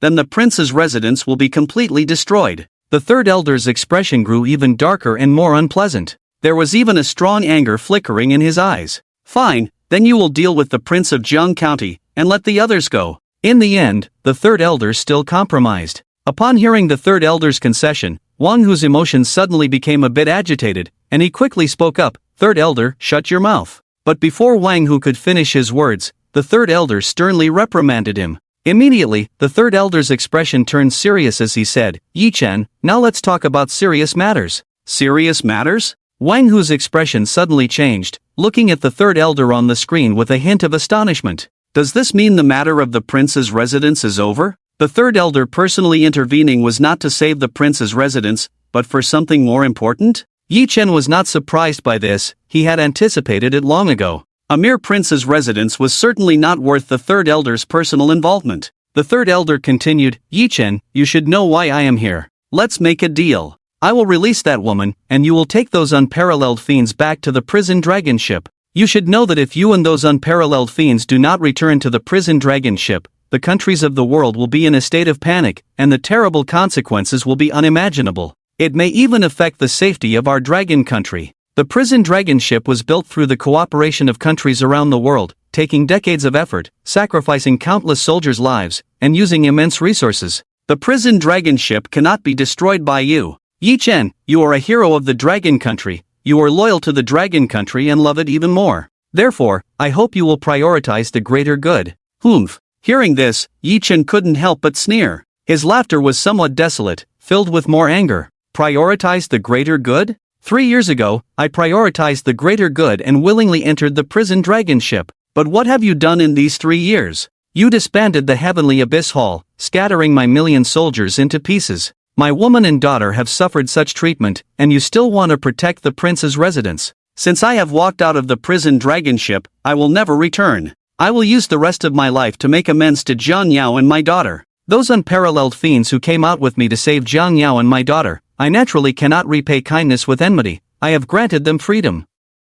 If you have the ability, come and capture them yourselves. I will never allow them to return to the prison dragon ship. The third elder was immediately furious and shouted, Yi Chen, do you want to throw the world into chaos and bring suffering to the people? What you are doing will not only make you a sinner of the dragon country but also a sinner of the entire world. At that time, you will go from hero to a despised sinner. Humph, chaos in the world? Suffering for the people? What does that have to do with me? Yi Chen sneered, first, I am a husband, second, I am a father. If I can't even protect my own woman and daughter, then what does it matter if the world is destroyed? I owe nothing to the Dragon Kingdom, and even less to this world. I only owe Jiang Yao and Yuan. You, the third elder, was momentarily at a loss for words. Indeed, Yi Chen truly owed nothing to the Dragon Kingdom, and even less to this world. It was the Dragon Kingdom and this world that owed him far too much. But the third elder immediately spoke in a deep voice again, Yi Chen, I completely understand your feelings, but for the greater good, someone has to make sacrifices.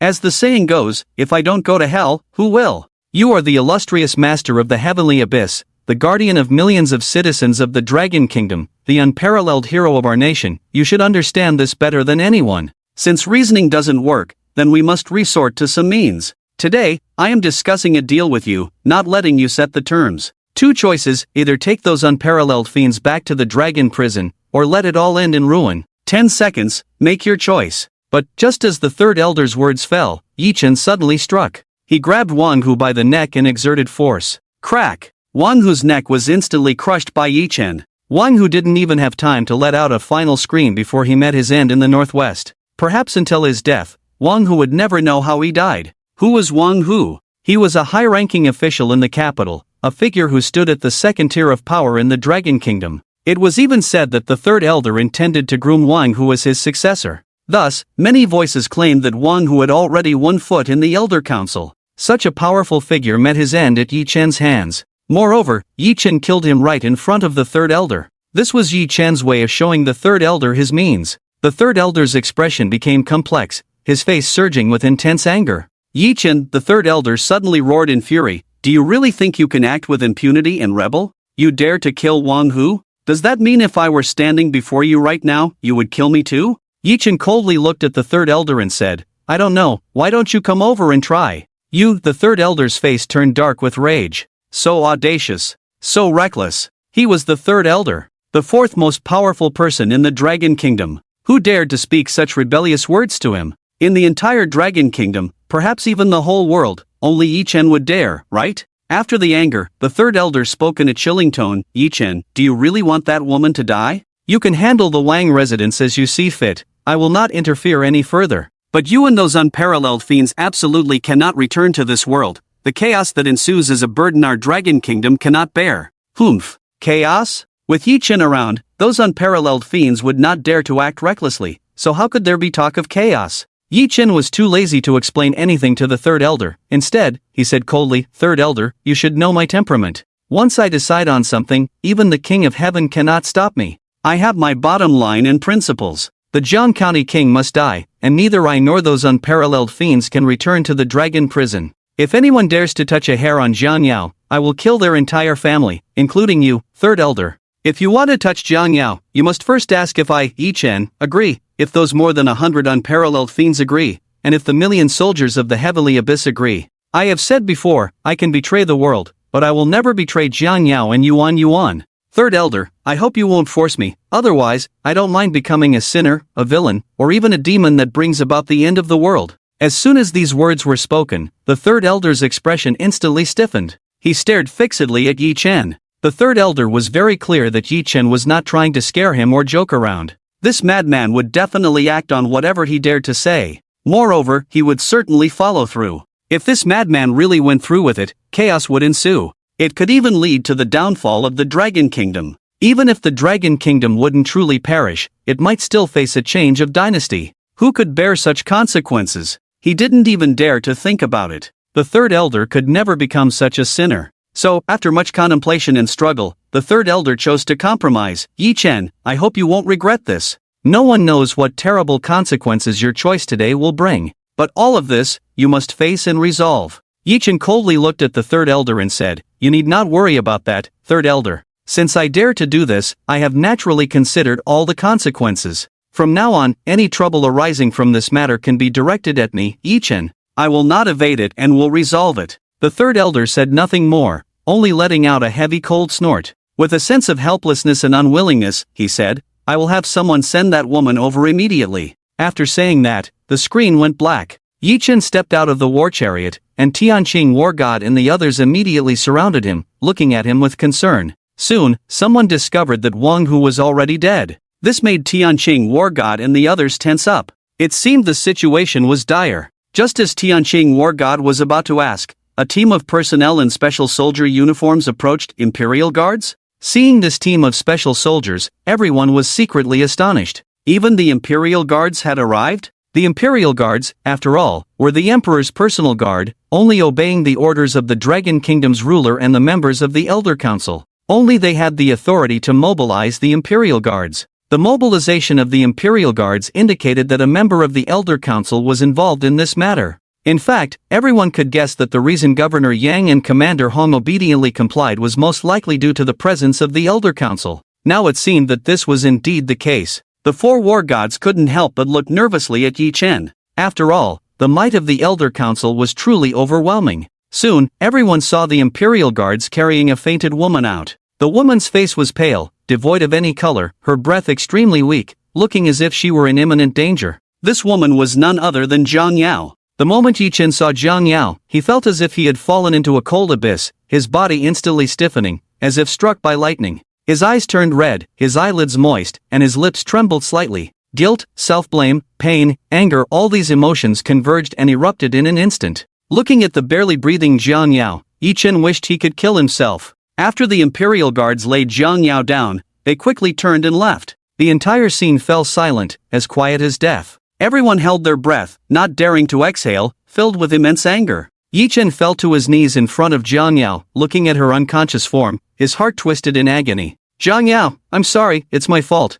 Yi Chen has let you down. It's all my fault for not taking good care of you and our daughter. I'm sorry, truly sorry. In the days to come, I will do everything I can to make it up to you and our daughter. From now on, I will not let anyone harm you even a hair on your head. Whoever dares to speak loudly to you and your daughter will learn how to write the word death. Rest assured, Zhang Yao, I will definitely cure you and your daughter, and I will make sure you both wake up healthy. As he spoke, Yi Chen reached out his hand, trembling as he touched Zhang Yao's face. It was a cold face, indicating that Zhang Yao's condition was extremely dire. Yi Chen immediately shouted urgently at the heavenly war god, Hurry, get Zhang Yao back to Qingshan as fast as possible, and take control of the first hospital of Qingshan quickly. Have the Ghost Valley Medical Immortal take Yuan to the hospital immediately. The heavenly war god immediately took action. Then he asked Yi Chen, Master, how should we deal with the others in the Jiang Duke's residence? There is no longer any need for the Jiang Duke's residence to exist, Yi Chen said coldly to the heavenly war god.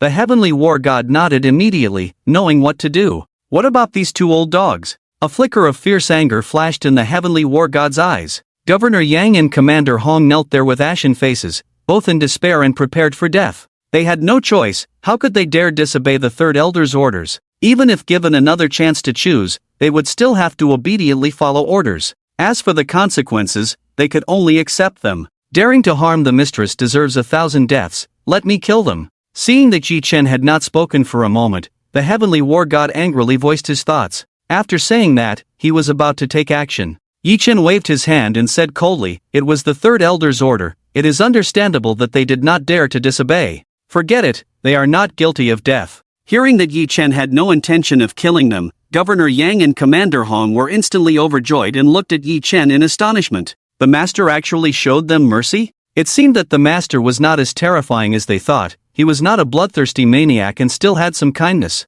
Master, you can't just let them go like this? The heavenly war god was a bit anxious. Yi Chen coldly looked at Governor Yang and Commander Hong and said, "Although I, Yi Chen, have killed countless people, I do not kill the innocent indiscriminately. I have always been clear about right and wrong. You acted on orders, I won't make it too difficult for you. But while the death penalty can be avoided, the living penalty cannot escape. Considering that Zhang Yao is unharmed, I will spare you this time, you may return home." Hearing such a light punishment from Yi Chen, the heavenly war god was indignant and very displeased. However, he did not dare to say much. After all, it was the master's decision, and no one could change it. Upon hearing this, Governor Yang and Commander Hong were immediately filled with gratitude and thanked Yi Chen profusely. They were not young anymore and would soon retire. Now, returning home early was not a bad thing. Being able to save their lives and have a safe landing was already a tremendous blessing. After resolving these matters, Yi Chen took Zhang Yao and boarded the plane, rushing back to Qingshan City as quickly as possible.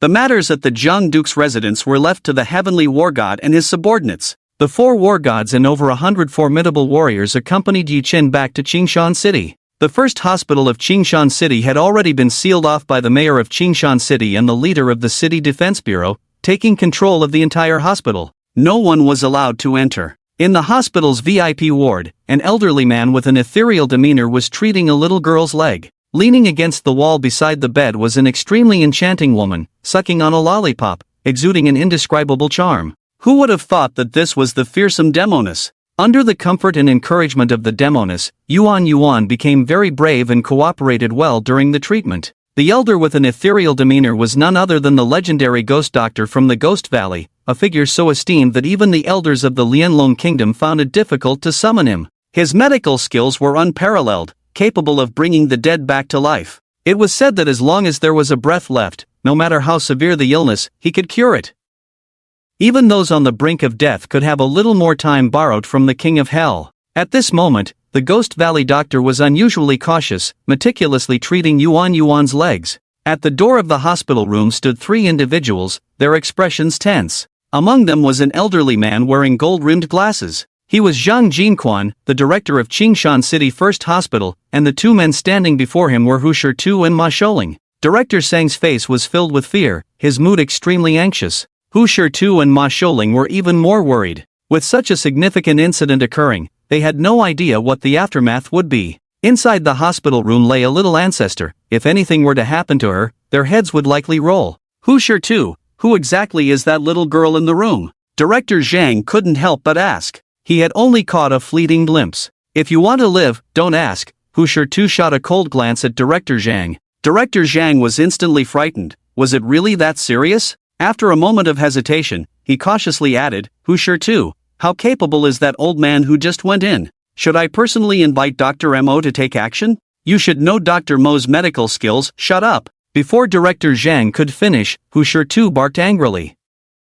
He shot a fierce glare at Director Zhang and said sternly, "You'd better keep your mouth shut and not say a word, or I can't guarantee you'll survive the night." This Director Zhang was immediately terrified by those words, his face turning pale as he stared in shock at Hu Shitu. He could tell that Hu Shitu was not joking. This only deepened Director Zhang's curiosity about the little girl. What kind of extraordinary background did she have to make the city leader so anxious? Originally, when Director Zhang mentioned Dr. Mo, he intended to showcase his own knowledge, hoping for an unexpected gain. But unexpectedly, at that moment, a chilling aura surged forth like a tidal wave, sweeping across the sky with an overwhelming force. The 3 of them trembled involuntarily. When they saw Yi Chen carrying a woman, accompanied by the 4 war gods and over 100 formidable warriors, their legs went weak, shaking violently as if they were about to kneel. The closer they got, the stronger the sense of oppression became. It felt as if 10 mountains were pressing down on them, and by the time Yi Chen approached, their clothes were already soaked with cold sweat. Hu Shitu suddenly snapped back to reality, hurriedly pushing open the hospital room door,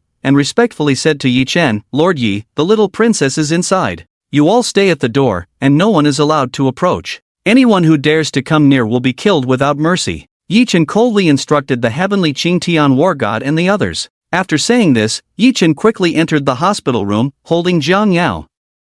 The heavenly Qingtian war god carefully closed the door without making a sound, standing guard like a door god. The 3 of them were instantly terrified, trembling in place. Especially Director Zhang, who was filled with doubts in his heart about what kind of killing gods these were. "Get out!" At that moment, a cold and chilling voice suddenly thundered in the minds of Hu Shirtu and the others. Startled, the three of them trembled violently, not daring to stay any longer, and quickly retreated to a distance. The 4 war gods and over 100 formidable warriors stood guard like door gods, silent, yet an unparalleled menace. In the hospital room, seeing her mother in a coma, Yuan immediately burst into tears. "Mom," while crying, she tried to get up. The Ghost Valley medical immortal quickly comforted Yi Yuan. "My little ancestor, you can't move right now, be good and lie down. Don't worry, your mother is fine, she's just sleeping." After placing Jiang Yao on the hospital bed, Yi Chen gently stroked Yi Yuan's head and said, Yuan, don't worry, Mama's okay. This old grandpa's medical skills are amazing, he will cure you and your mom.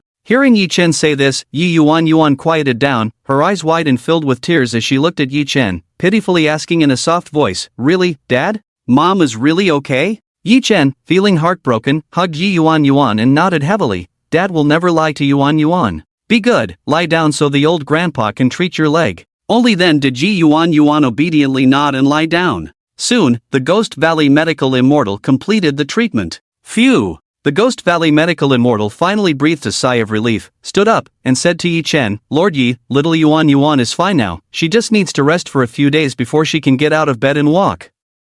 Yi Chen nodded to the Ghost Valley medical immortal and said, "Thank you, and thank you for your efforts here." The Ghost Valley medical immortal waved his hand and said, "What are you being polite for? It is my great honor to be able to do something for Lord Yi. I never dreamed that one day Lord Yi would need my help. This shows that I still hold some position in your heart, which makes me very gratified." Yi Chen merely looked at the Ghost Valley medical immortal and said, "Let's get to the main business." The Ghost Valley medical immortal looked at Yi Chen with some surprise and said, "Lord Yi, your medical skills are far superior to mine. I just helped out a bit since you were busy. Now that you have time, why not take action yourself?" Yi Chen glanced at Jiang Yao lying on the hospital bed but shook his head. "No, I haven't treated anyone in 3 years, my hands are a bit rusty. I trust you to do this. This isn't a problem that you, the Ghost Valley medical immortal, can't solve, so don't hesitate." Hearing Yi Chen say this, the Ghost Valley medical immortal didn't dare to hesitate and immediately began examining Jiang Yao. After a thorough examination, the Ghost Valley medical immortal quickly said to Yi Chen, "Lord Yi, fortunately, your wife's condition isn't too bad.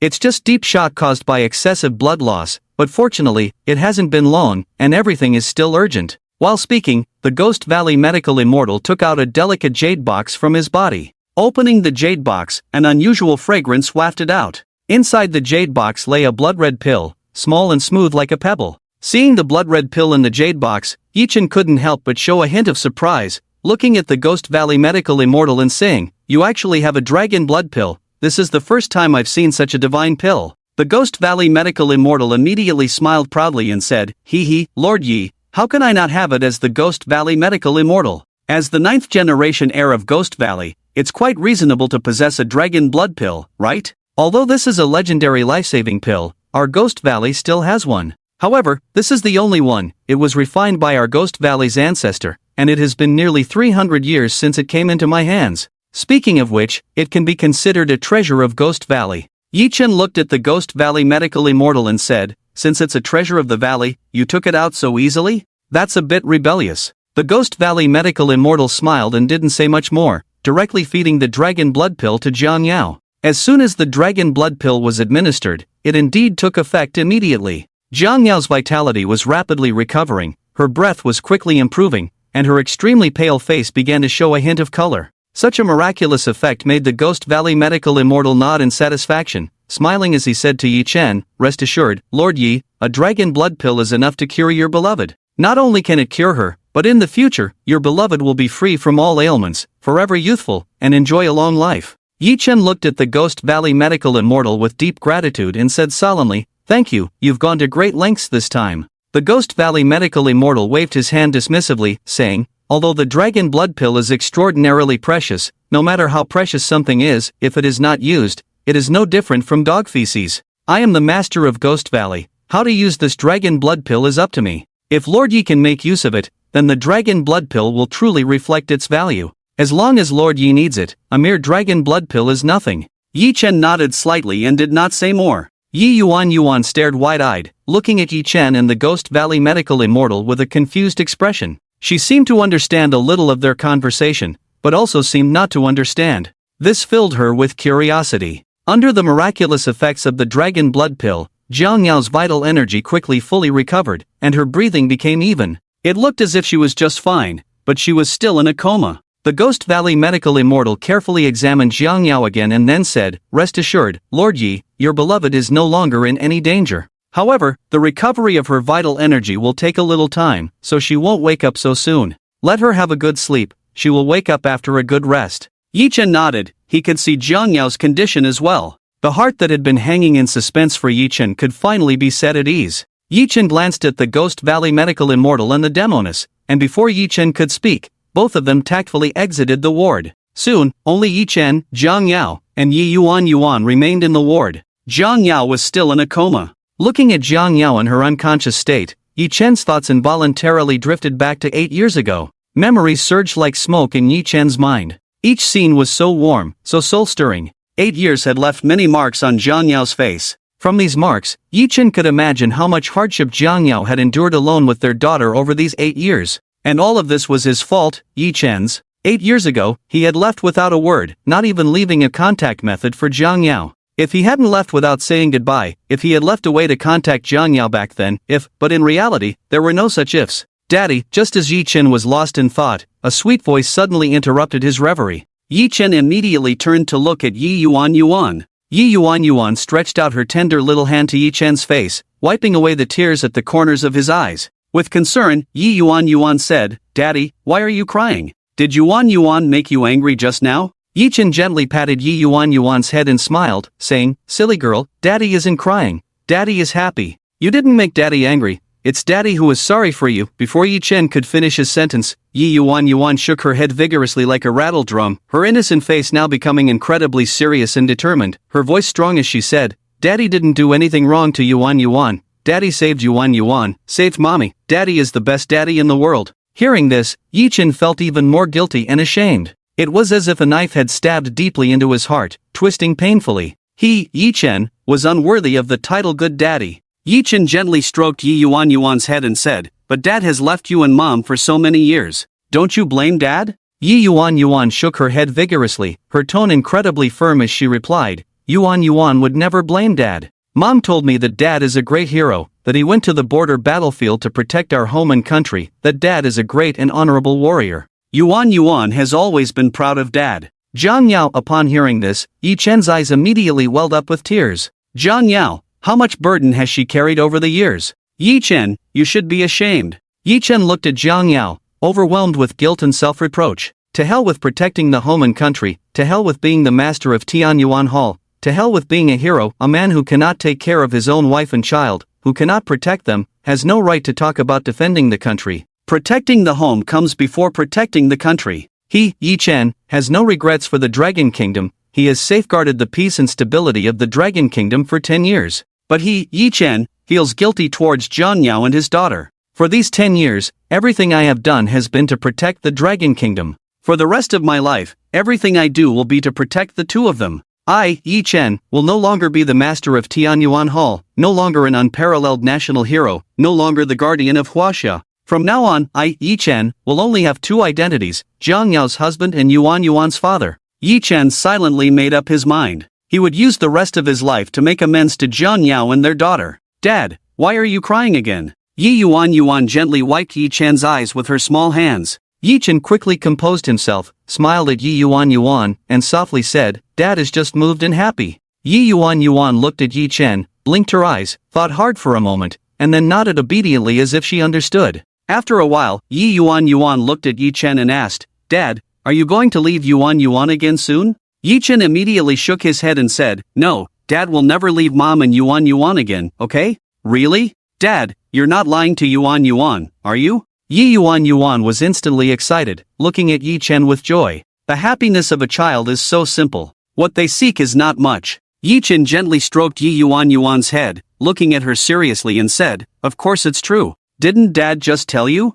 Dad will never lie to Yuan." "That's right." Yi Yuan nodded immediately and said, "Dad just said he would never lie to Yuan, and Yuan forgot. Then let's make a pinky promise, and once we do, we can't change it for 100 years." Yi Chen immediately laughed and extended his pinky. Okay, Yuan, let's make a pinky promise. Yi Yuan happily linked her pinky with Yi Chen's. After making the promise, Yi Yuan smiled brightly, like a freshly bloomed peach blossom. Her smile was filled with joy, her face radiating innocence. This is the purest age. Yi Yuan's laughter completely melted Yi Chen's heart. This is a smile that can heal everything. Just looking at it makes all the troubles in the world seem to vanish. This smile seems to possess a magical power. After laughing for a while, Yi Yuan suddenly seemed to remember something, and the smile on her face instantly faded. Yi Chen immediately asked with concern, "What's wrong, Yuan? Are you feeling unwell? Tell Dad quickly." Yi Yuan looked at Yi Chen with a worried expression and said, "Dad,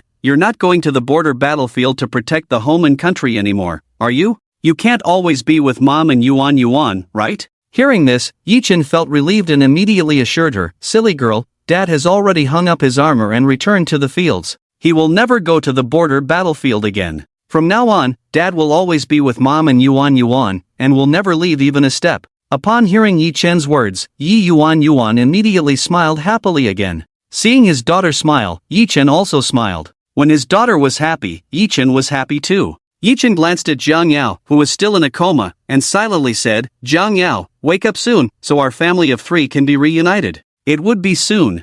Jiang Yao would wake up after a good sleep. Yi Yuan obediently nestled in Yi Chen's arms, holding him tightly, as if she would leave him if she let go. After coaxing Yi Yuan to sleep, Yi Chen walked out of the ward. The 4 great war gods and over 100 unparalleled fierce warriors immediately looked at Yi Chen with deep respect. In their eyes, Yi Chen was like a towering deity. Just standing there made people's hearts surge, wanting to worship him. Tianqing, Diyu, Yuming, Huangquan, hearing this familiar call, the 4 great war gods immediately stood upright, their spirits high as they responded loudly, "At your service."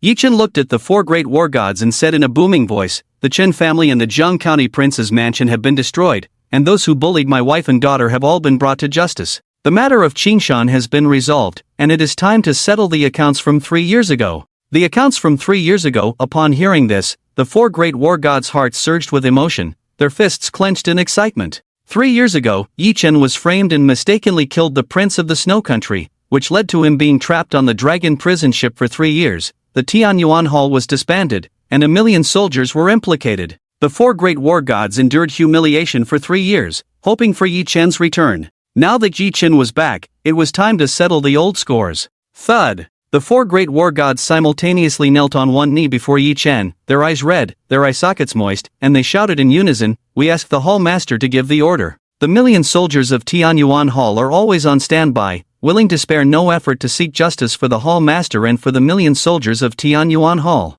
Yi Chen looked at the 4 great war gods as if he were a war god descending to the mortal realm and said loudly, "I once thought that sacrificing my life could bring peace to the world and spare Tianyuan Hall from being implicated.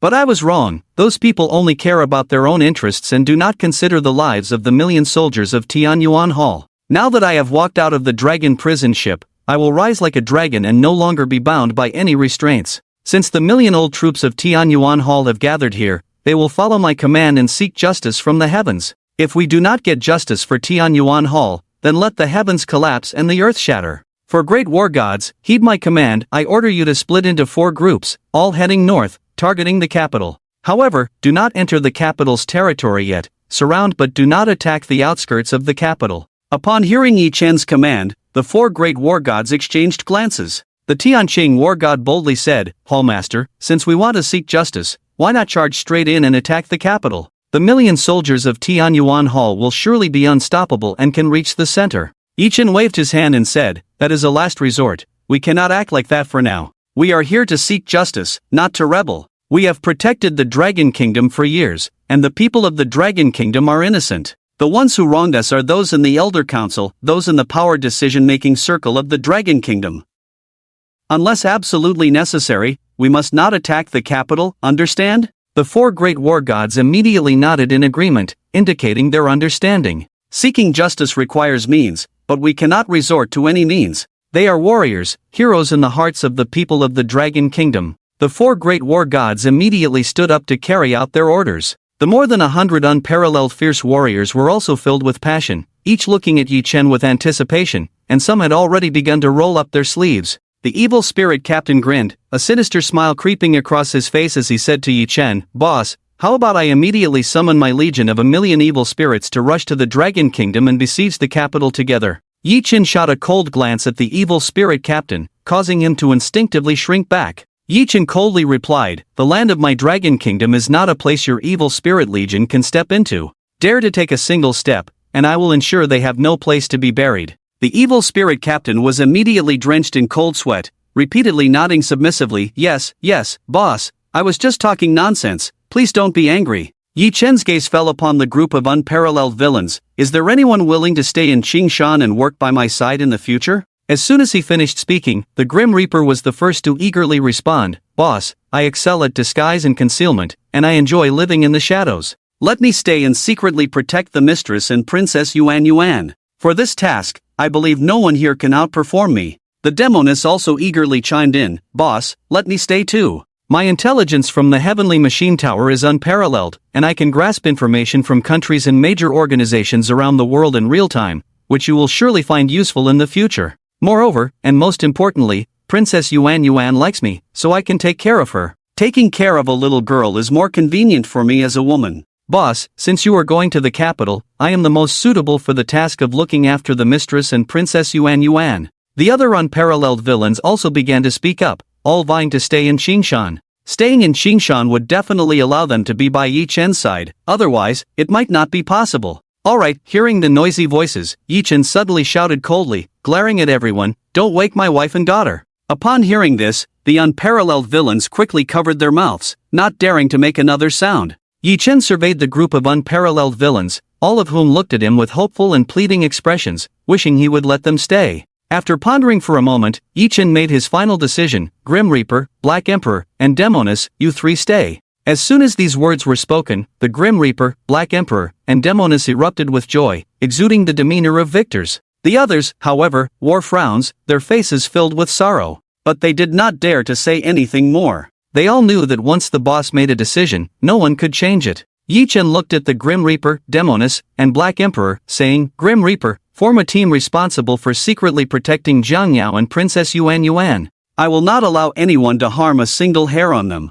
If anyone dares to harm them in the future, you don't need to report, just handle it yourself." The Grim Reaper immediately accepted the order. "Boss, rest assured, the safety of the mistress and Princess Yuan Yuan will be entrusted to me. If they lose even a single hair in the future, please hold me accountable." Yi Chen nodded slightly and continued, "Demoness, intelligence is crucial. I give you the shortest time to organize the Heavenly Machine Tower. In the future, if anything happens, I need detailed intelligence support in the shortest time possible." The Demoness nodded in acknowledgement. "Alright, boss, 3 days will be enough." Finally, Yi Chen turned to the Black Emperor. "Black Emperor, you are the underground emperor of the Dragon Kingdom. No matter which path you take, you can thrive. You are responsible for establishing a force in Qingshan, ready for my use at any time. Some small matters still need to be handled by the people below. We don't need to get our hands dirty. You can arrange this as you see fit. The Grim Reaper operates in the dark, and you in the light." After giving these instructions, Yi Chen glanced at the hospital room.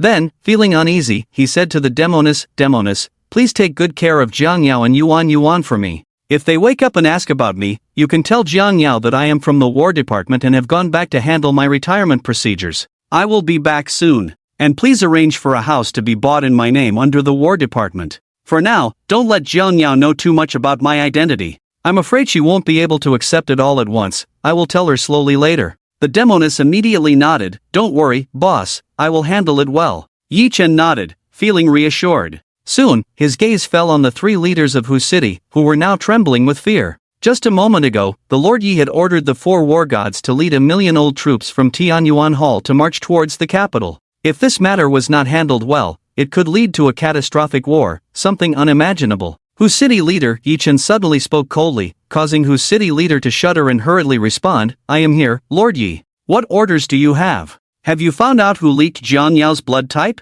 Yi Chen asked coldly. Hu City leader quickly nodded, "We found out, Lord Yi. It was Lu Ping, the vice president of Qingshan First Hospital, who had the blood bank supervisor, Wu Zhensheng, investigate." Yi Chen's cold gaze fell on Director Zhang beside him, who immediately knelt down in fright, panicking, "Lord Yi, I had no knowledge of this matter. It has nothing to do with me," Yi Chen coldly replied. "I didn't say it had anything to do with you. Why are you so nervous? Hearing this, Director Zhang finally breathed a sigh of relief, as if escaping a disaster. Yi Chen issued an order to He Huang, take care of this matter. The rest of you, follow me. After sending off Yi Chen, the three leaders of Hu City felt as if they had been granted a reprieve. After leaving the hospital, Yi Chen and the group of unparalleled fierce warriors jumped onto the battle vehicle, heading straight for Qingshan Airport. Upon arriving at the airport, Yi Chen waved his hand and said to the fierce warriors, all of you board the warplanes and head to the suburban airport of the capital at the fastest speed. If anyone tries to stop you, fire at will.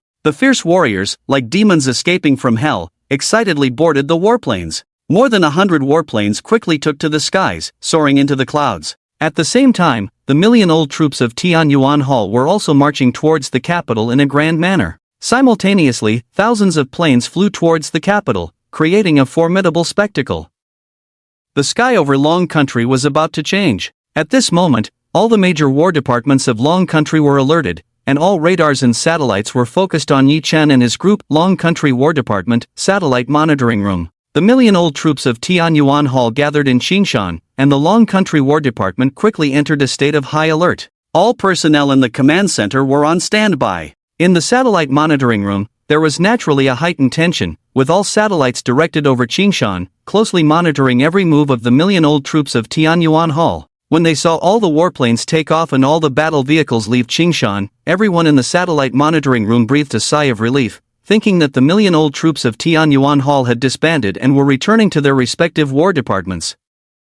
However, soon, everyone realized something was wrong, as all the warplanes and battle vehicles were heading in the same direction, showing no signs of dispersing. This situation instantly made the atmosphere in the Satellite Monitoring Room extremely tense. Everyone held their breath, staring intently at the monitoring screens. But the situation grew increasingly alarming. Finally, someone shouted in panic, quick, notify the higher-ups, Tianyuan Hall is about to rebel. The million-old troops of Tianyuan Hall have not disbanded, they are speeding towards the capital. They are going to attack the capital. As these words were spoken, the entire Satellite Monitoring Room fell into chaos. Everyone was stunned. The Heavenly Abyss Palace was actually going to rebel and attack the capital? Insane, truly insane. As soon as this intelligence was reported, the entire war department of the Dragon Kingdom was thrown into chaos. In the highest conference room, the 6 elders and the 4 commanders of the war department held an emergency meeting once again. The first commander, with a serious and grave expression, said to the 6 elders, it can now be confirmed that Yi Chen is leading a million-old troops from the Heavenly Abyss Palace towards the capital. The advanced troops are estimated to arrive in at most 3 hours. The main force is expected to gather in no more than 24 hours, ready to besiege the capital. I have ordered all major war departments to urgently mobilize troops northward to ensure we can intercept the Heavenly Abyss Palace's army. On the capital side, we have already entered a state of first-level combat readiness and are prepared for battle. The 4 major fleets have also rushed to the surrounding seas of the capital at the fastest speed, ready to provide support at any time. Humph. The third elder let out a heavy cold snort, his face filled with malice, and said, you should have listened to me from the beginning. We should have spared no effort to eliminate Yi Chen. Now look, with 1 million troops from the Heavenly Abyss Palace gathering, he is about to rebel. After saying this, the third elder angrily glared at the 5th elder and said, if it weren't for you always opposing me, this situation wouldn't have happened. I said long ago that we should capture that woman and bring her to the capital to threaten Yi Chen into returning with that group of unparalleled fiends to the prison dragon ship. A person as dangerously extreme as Yi Chen should only stay on the prison dragon ship. That is the best place for him, ensuring the safety of our dragon kingdom. 5th elder, you have always wanted to protect Yi Chen. This is the result of your protection. What do you think we should do now? The 4th elder spoke coldly, what else can we do? Yi Chen dares to lead 1 million-old troops from the Heavenly Abyss Palace to rebel. We can only eliminate him at all costs. In my opinion, we should directly report to the sovereign and mobilize all the forces of our dragon kingdom to eliminate Yi Chen and his Heavenly Abyss Palace at all costs, sending that group of unparalleled fiends to hell, ensuring no future troubles. The 3rd elder fully supported the 4th elder's words. The 4 commanders of the war department also nodded in agreement. But at that moment, a different voice emerged. For commanders, may I ask, have you calculated what our chances of winning would be if we went to war with Yi Chen? Even if we can win, what price would we have to pay? Upon hearing this question, the 4 commanders exchanged glances. This question indeed came from a deep soul-searching inquiry, difficult to answer. The fifth elder, not waiting for the four commanders to respond, continued, "The million-old troops of the Heavenly Abyss Palace are all battle-hardened veterans, each one experienced in countless battles and incredibly brave. Moreover, these people are utterly loyal to Yi Chen, each willing to die for him. If a war truly breaks out, the million soldiers of the Heavenly Abyss Palace will definitely fight until only one remains. To kill all the million soldiers of the Heavenly Abyss Palace, how many of our soldiers' lives would we need to sacrifice? 1 million? 2 million? Or even more? And let's not forget, there's Yi Chen, who is probably like a god, along with over 100 unparalleled fiends. Each of these over 100 unparalleled fiends wields a terrifying power. Have you considered how horrifying that would be if combined? If you want to eliminate Yi Chen and his forces, do you intend to sacrifice all our Dragon Kingdom's soldiers? Even if that leads to victory, our Dragon Kingdom would be left with no fighting strength.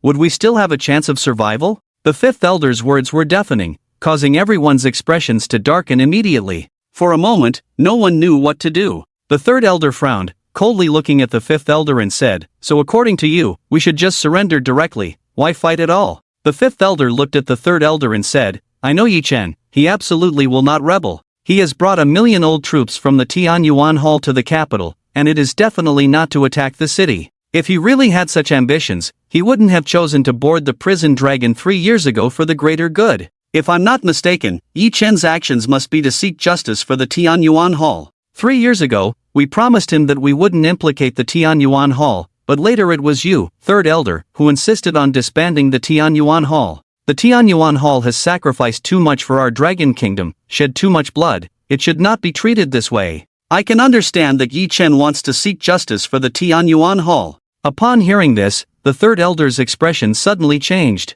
The disbandment of the Tianyuan Hall was indeed proposed by him and was achieved through his insistence. If Yi Chen really came to seek justice for the Tianyuan Hall, then the target would be directly aimed at him, the third elder. Thinking of this, the third elder felt a sudden panic in his heart and immediately disregarded his image, roaring at the four commanders, "Hurry, hurry, order all battle departments to fully block the Tianyuan Hall. We must not let them approach the capital." The fifth elder immediately shouted angrily at the four commanders, "No one is allowed to act rashly, no orders can be given lightly. The only path before us now is to negotiate with Yi Chen and meet his demands. Otherwise, if he goes mad, our Dragon Kingdom's sky will collapse, and our Dragon Kingdom may even fall apart. I have some friendship with Yi Chen, let me personally handle this matter." After saying this, the fifth elder looked at the other elders. After a brief exchange of glances, the other elders nodded to the fifth elder. Gaining the support of several elders, the fifth elder gratefully nodded to them and then issued orders to the four commanders. "For commanders, listen up, order all battle departments to stand by, no one is allowed to block the Tianyuan Hall's people.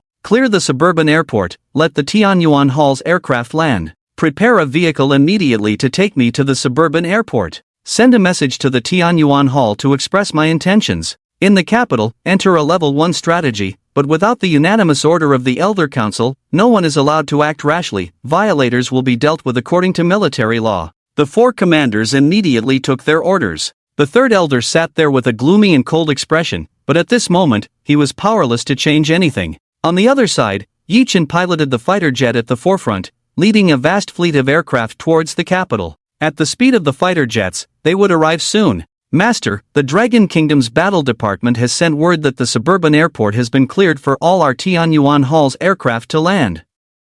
And they said the fifth elder has already gone to the suburban airport and wants to negotiate with you personally, what do you think?" The voice of the war god Tianqing came through the broadcast. Yi Chen issued an order to the war god Tianqing, "Order all aircraft to land at the suburban airport. The main force will proceed along the original plan route." After giving the order, Yi Chen's gaze turned to the distant front, becoming incredibly hot and sharp. The suburban airport had been temporarily controlled by the battle department, with all personnel urgently evacuated, and the runway and parking apron completely cleared. The fifth elder stood there straight, protected by 3,000 elite troops. His gaze was deep as he looked into the distant sky, where a swarm of fighter jets was rapidly approaching. A fourth marshal of the battle department, standing beside the fifth elder, said in a deep voice, "Fifth elder, Yi Chen and his group are descending and preparing to land at the airport." The fifth elder merely nodded slightly, he could see it without being told. Soon, the massive fleet descended densely upon the airport in the outskirts of Beijing. When Yi Chen led the 4 war gods, the 8 heavenly kings,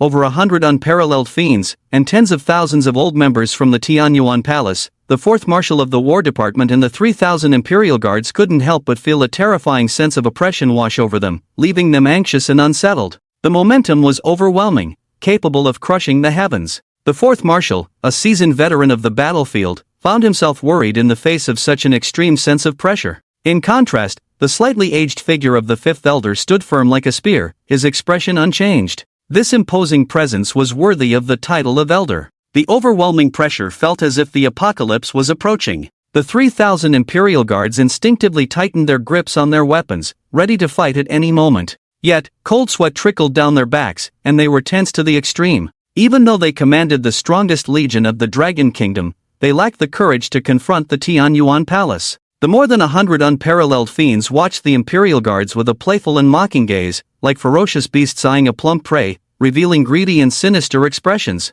This made the scalps of the 3,000 Imperial Guards tingle. They were secretly astonished. These were indeed the unparalleled fiends imprisoned at a great cost by countries around the world, each one ferocious and demonic. To engage with these people, was it not akin to facing the King of Hell? The overwhelming aura pressed down on the entire airport, shrouding it in dark clouds, creating a deathly silence. The air seemed to solidify. The atmosphere was tense and oppressive to the extreme. Like a war god descending to the mortal realm, Yi Chen approached the fifth elder. His towering figure resembled that of a giant from the heavens. Standing there, he compelled everyone to look up in awe. Behind Yi Chen stood the 4 war gods, the 8 heavenly kings, and over 100 unparalleled fiends. Each of them was capable of turning the world upside down. Each was a terrifying existence. Witnessing such a scene, the fifth elder couldn't help but marvel internally. If Yi Chen were truly angered, what would the consequences be? Did the current strength of the Dragon Kingdom's War Department have enough power to contend with Yi Chen? But soon, the fifth elder pulled back his thoughts and said kindly, "Yi Chen, it's been 3 years since we last met, and you've lost quite a bit of weight." Yi Chen looked at the fifth elder with indifference, his face showing little expression, and coldly replied, "Lost weight? In these 3 years, I've eaten well, lived well, and played well. How could I lose weight? I should really thank your elder council, otherwise, how could I have lived such a refreshing and leisurely life for 3 years? Every day was just eating and sleeping, how wonderful." Hearing Yi Chen's sarcastic words, the fifth elder's face immediately showed a hint of guilt, but he helplessly shook his head and sighed. "I'm sorry, Yi Chen. The Dragon Kingdom owes you. These 3 years have indeed caused you too much grievance. I can understand your resentment." Before the fifth elder could finish, Yi Chen interrupted him. "The Dragon Kingdom doesn't owe me anything. It's you power holders who owe me." The fifth elder's expression stiffened slightly, followed by a bitter smile. Indeed, it was they, the power holders, who owed Yi Chen. 3 years ago, it was the decision of their elder council, and in the end, it was he who stepped forward to persuade Yi Chen, allowing him to bear all the burdens and imprison the dragon number. Today, 3 years later, he once again stepped forward to talk with Yi Chen. The same scene, but under different circumstances. This time, the fifth elder's feelings were quite complex. His face seemed to age significantly in an instant. Yi Chen said coldly, "Elder Fifth, let's not reminisce for now. Since you are here representing the Elder Council to talk to me, let's get straight to the point. If the Elder Council only owes me, Yi Chen, personally, I can be magnanimous and not hold it against you. After all, I have already endured it for 3 years. I, Yi Chen, have always acted with integrity and will not go back on my word. But you promised me that it would not involve the Tianyuan Hall. Why have you gone back on your word? If I had not stepped out of the prison dragon, I could have just gotten by, but now that I have come out and gathered 1,000,000 old troops of the Tianyuan Hall, I must seek justice for the Tianyuan Hall." At this moment, the soldiers of the Tianyuan Hall all had red eyes, staring fiercely at Elder Fifth. The emotions that had been suppressed for 3 years now erupted completely. The Tianyuan Hall was the glory of all, a name earned with the blood of countless soldiers. Yi Chen's voice grew more excited and passionate. 8 years ago, I established the Tianyuan Hall, leading 1,000,000 brave soldiers to fight for the Dragon Kingdom, engaging in countless battles, never suffering a defeat. The world trembled in fear at our might, and no one dared to provoke the Dragon Kingdom again. It was the Tianyuan Hall that forged an indestructible wall of defense for the nation with the blood of 1,000,000 soldiers, keeping the enemy at bay. The Tianyuan Hall has guarded the Dragon Kingdom in peace for many years, boasting unparalleled achievements yet remaining humble, possessing the power to destroy nations but never raising an army. Loyalty to the Tianyuan Hall, loyalty to the Dragon Kingdom, loyalty to the people of the Dragon Kingdom, this is the highest principle of the Tianyuan Hall. The 1,000,000 soldiers of the Tianyuan Hall are unwaveringly loyal to the Dragon Kingdom, as heaven and earth can witness, but what did we ultimately receive? We received your suspicion, we received your unease, we received your disregard for your promises to me, disbanding the Tianyuan Hall and chilling the hearts of a million soldiers. For your own selfish interests, you disregard the common people. Do you not feel ashamed? Elder Fifth looked ashamed and self-reproachful. Although he had tried his best to stop this matter 3 years ago, he ultimately failed. This had been a source of immense pain for him over the past 3 years. Marshal Fourth could no longer bear it and angrily said to Yi Chen, "Yi Chen, don't be too outrageous. This is Elder Fifth, you should not be so unreasonable. You are soldiers, the duty of soldiers is to obey orders." Bang! But before Marshal Fourth could finish his sentence, Yi Chen suddenly struck out, punching Marshal Fourth back several meters. Marshal Fourth knelt on one knee, spitting blood continuously. This scene shocked the 3,000 Imperial Guards, who all turned to look at Yi Chen, taking up a combat stance. The 4 war gods immediately waved their hands, and tens of thousands of old troops of the Tianyuan Hall raised their weapons. Over 100 unparalleled ferocious criminals opened their mouths like demons. The atmosphere between both sides instantly became tense, and a great battle was about to break out in the highest conference room. The 5 elders and 3 War Department commanders sat there, with the large screen on the wall displaying the scene at the airport on the outskirts of the capital. Bang! Elder Third suddenly slammed the table in anger, shouting, "This is rebellion, this Yi Chen is becoming more and more lawless. He hasn't even been held accountable for hijacking over 100 warplanes with all the unparalleled ferocious criminals from the prison dragon, and he dares to come to us, the Elder Council, to seek justice. This is simply insurrection, a crime that cannot be forgiven. If we allow Yi Chen to continue like this, the Dragon Kingdom might as well take his surname. How can we let him dictate our actions?" After saying this, Elder Third turned to the 3 marshals of the War Department and shouted angrily, "What are you still dawdling for? Immediately mobilize all forces to besiege the airport on the outskirts of the capital and surround Yi Chen and them." The 3 marshals of the War Department clearly did not dare to act rashly and instead looked to the other elders. Seeing this, the 3rd elder became increasingly agitated. "So my words no longer hold any weight?" At this moment, the 1st elder, who had remained silent, finally spoke up. "All right, 3rd elder, calm down a bit. What happened 3 years ago was indeed our fault.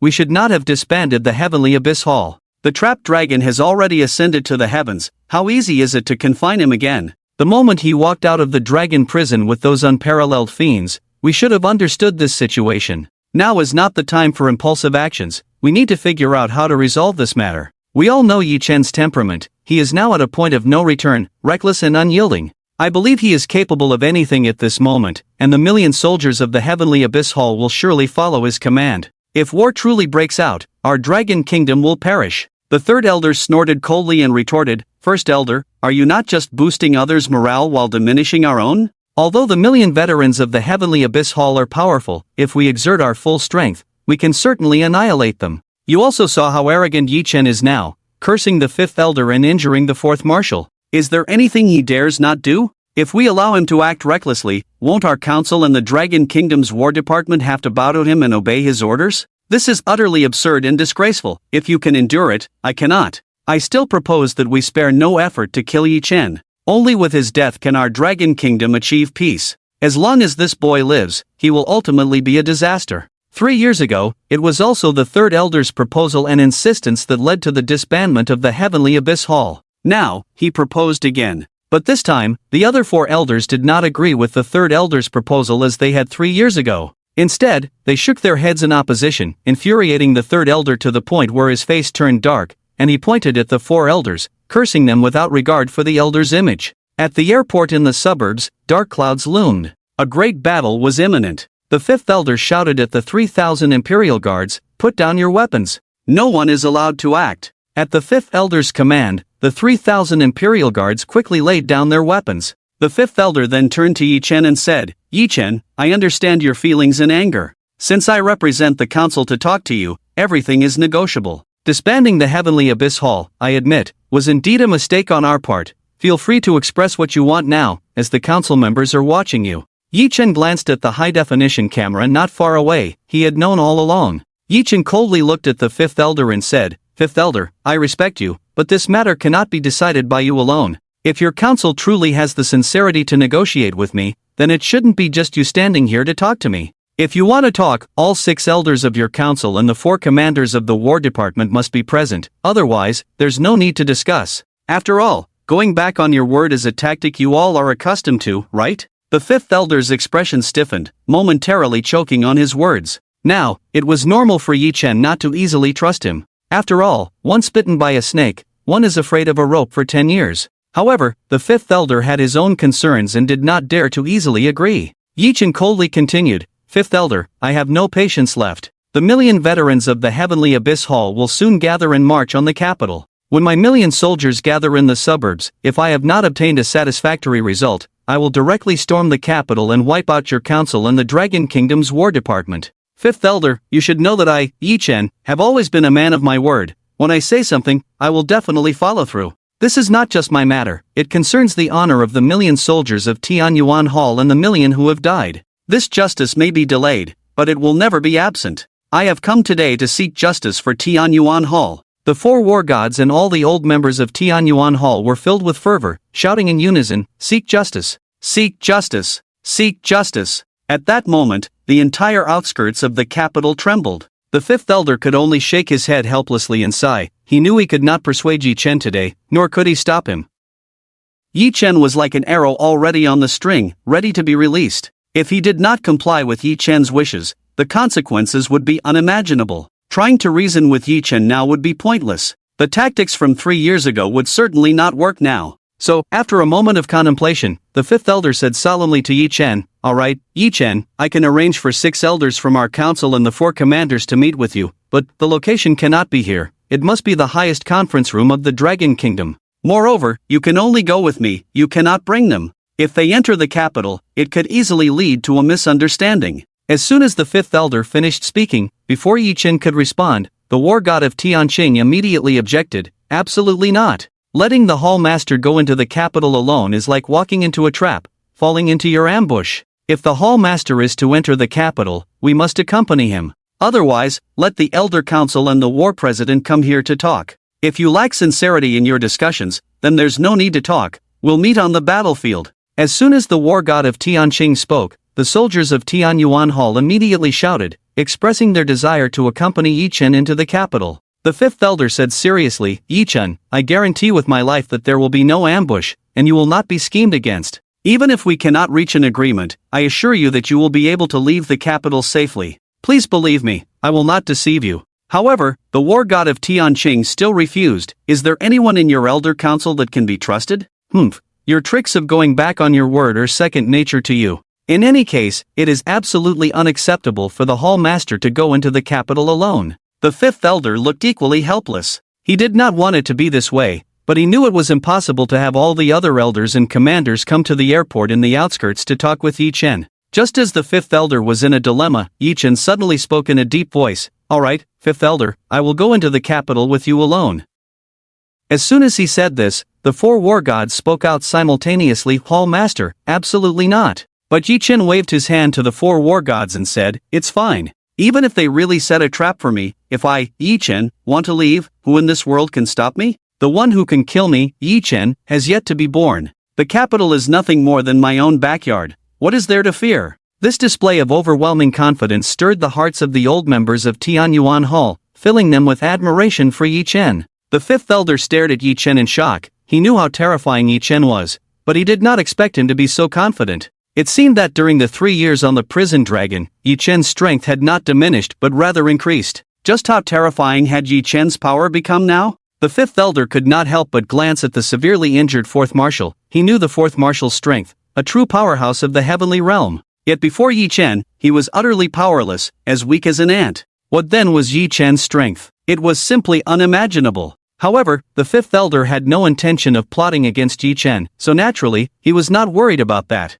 The fifth elder nodded at Yi Chen and said, "Thank you for your trust in me, and thank you for giving our elder council a chance. Rest assured, we made mistakes 3 years ago, and we will not repeat them. This time, even if I have to risk my life, I will stand by your side. Yi Chen, let's go." Yi Chen nodded slightly and did not say much. The war god of Tianqing coldly looked at the fifth elder and the fourth marshal and said, "If you dare to show any disrespect to the Lord, my million-old troops of Tianyuan Palace will definitely wipe out your elder council and the Dragon Kingdom's war department." After saying this, the war god of Tianqing respectfully addressed Yi Chen, "Lord, my million-old troops of Tianyuan Palace will only follow your orders. As long as you give the command, we will go through fire and water without hesitation. You all stay on standby." Without my orders, do not act rashly. Those who disobey will be dealt with according to palace rules. After Yi Chen dropped this line, he followed the fifth elder out. In the highest conference room, the third elder was still unwilling to accept it and said with a sinister expression to the other elders, "Everyone, this is a heaven-sent opportunity.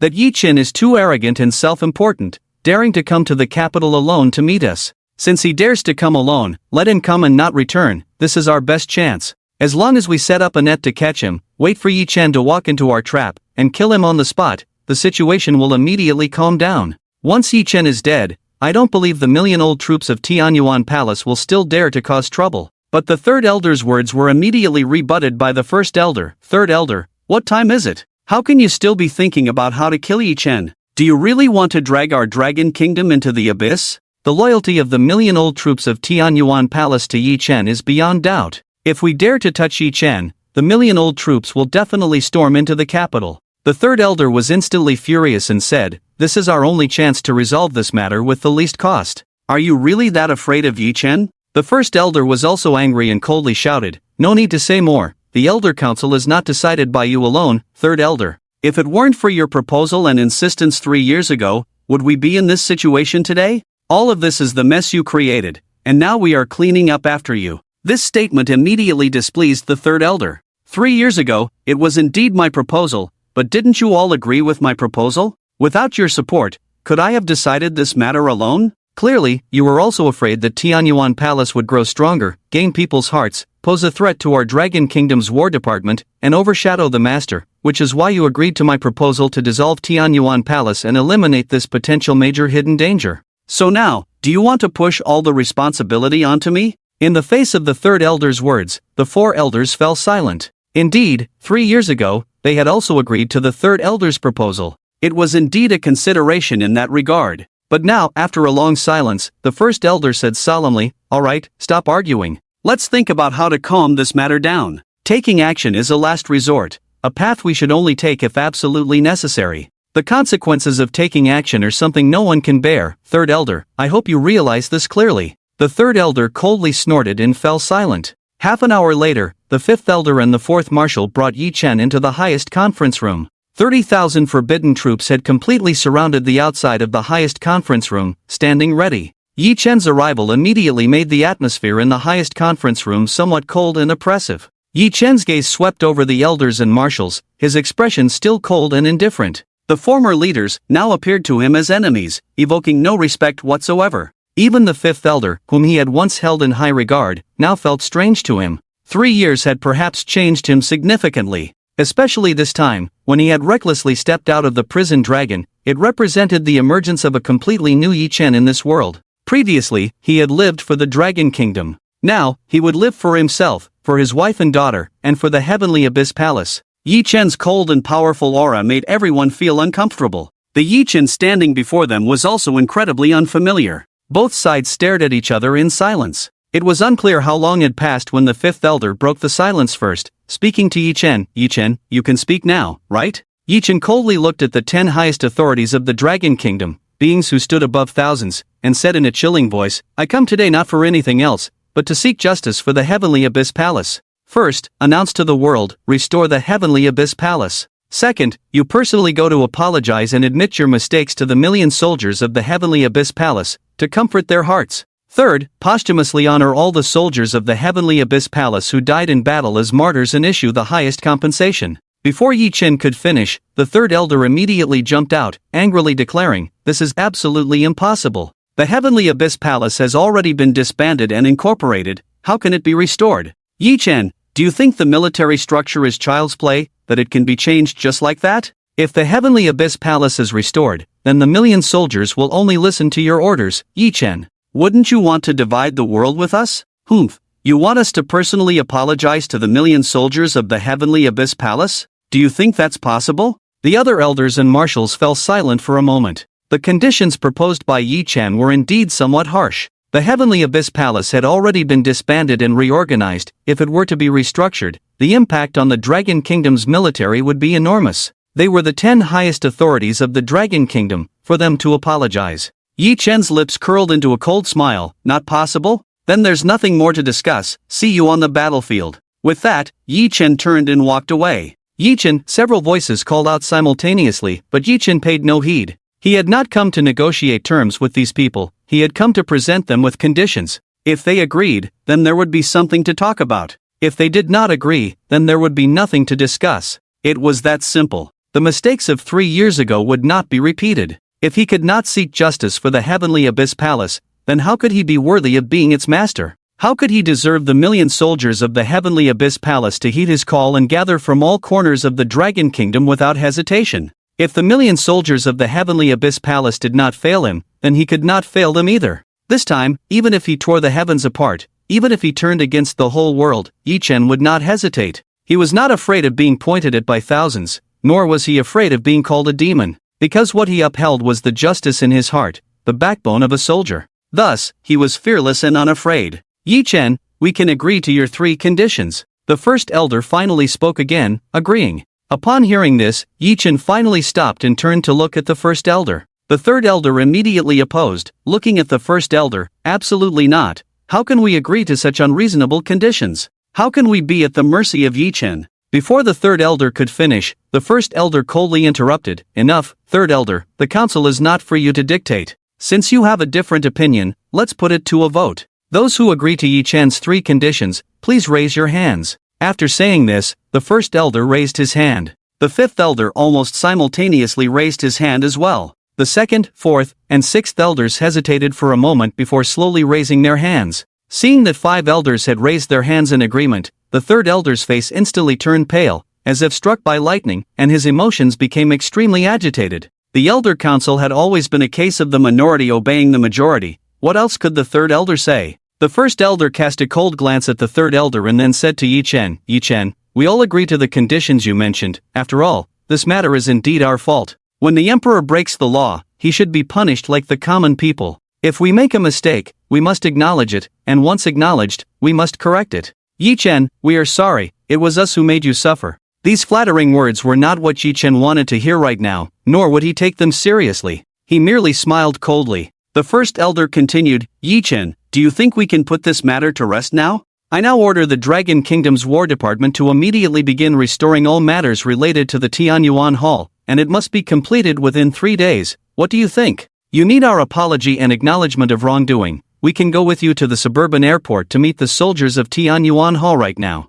We have shown our sincerity, and we hope Yi Chen you can let this matter go. Yi Chen looked at the first elder and said, alright, since you have agreed to my 3 conditions, I will naturally let this matter go. What I seek is merely justice, not for a great army to invade the capital. I am also a citizen of the Dragon Kingdom, and more importantly, a soldier of the Dragon Kingdom. I love this country deeply and am loyal to it. But if someone truly forces me to a dead end, I can also turn against the world and become a peerless demon. At most, in another 24 hours, 100,000 soldiers of Tianyuan Hall can be assembled. I will wait for you at the suburban airport, and I will not wait past the time. After saying this, Yi Chen turned and left. After sending Yi Chen off, the third elder seemed to go mad, smashing things around. Suburban airport. Everyone was anxiously waiting for Yi Chen's return. Tianqing, are we really going to wait here? We have no idea what the situation is with the Hallmaster. Do you think those people will? The Hell War God couldn't help but say to the Tianqing War God. The Tianqing War God shot a glare at the Hell War God and said irritably, stop talking nonsense.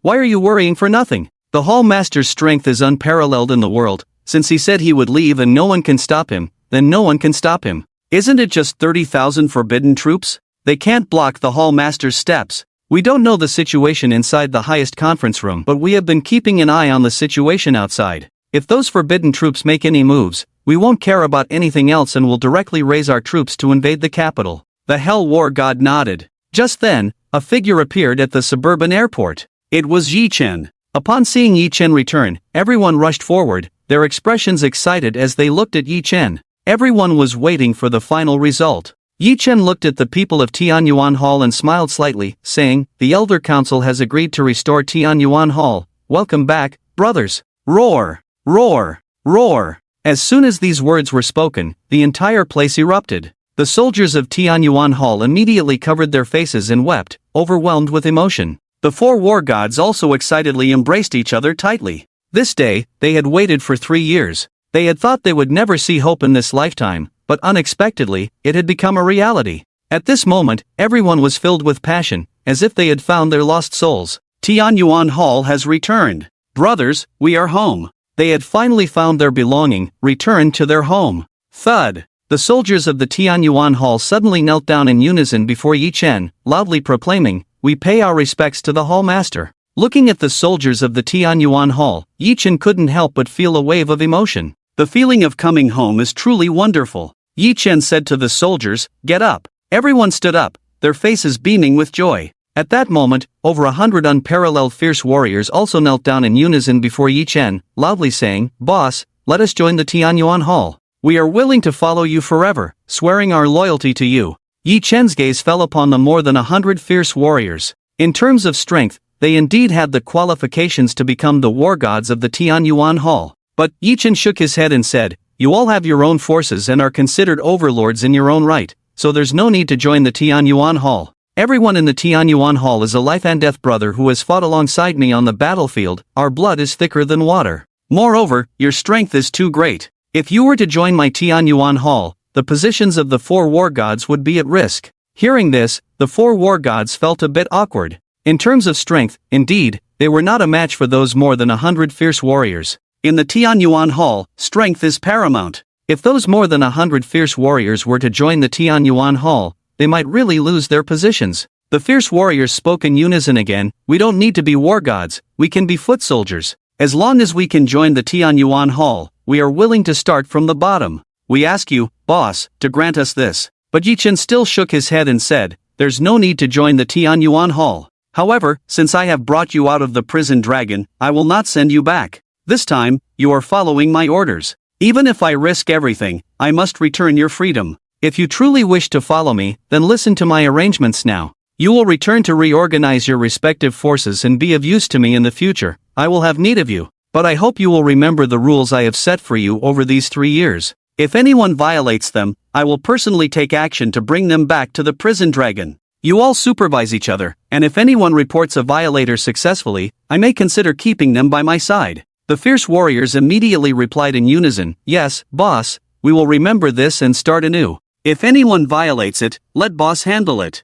Yi Chen nodded slightly and waved his hand again. The fierce warriors reluctantly took off in their warplanes. After sending off the fierce warriors, Yi Chen felt a bit empty inside. After 3 years together, he felt a bit reluctant. But there is no feast that does not end. This parting, who knows when they will meet again? Perhaps, it will be in the next life. After a long while, Yi Chen withdrew his thoughts and said to the soldiers of the Tianyuan Hall, "We will rest in place and wait for the gathering of 1,000,000 soldiers of the Tianyuan Hall." Upon hearing this, the 4 war gods were instantly filled with excitement and asked, "Hall Master, are we going to wipe out the Elder Council?" Yi Chen gave the 4 war gods a roll of his eyes and said irritably, "The matter has already been settled. Why would we wipe out the Elder Council? Later, the Elder Council and the Dragon Kingdom's War Department will personally come to apologize to our 1,000,000 soldiers of the Tianyuan Hall." What? Upon hearing this, the people of the Tianyuan Hall were immediately shocked, their expressions hard to believe. My goodness! The Elder Council and the Dragon Kingdom's War Department,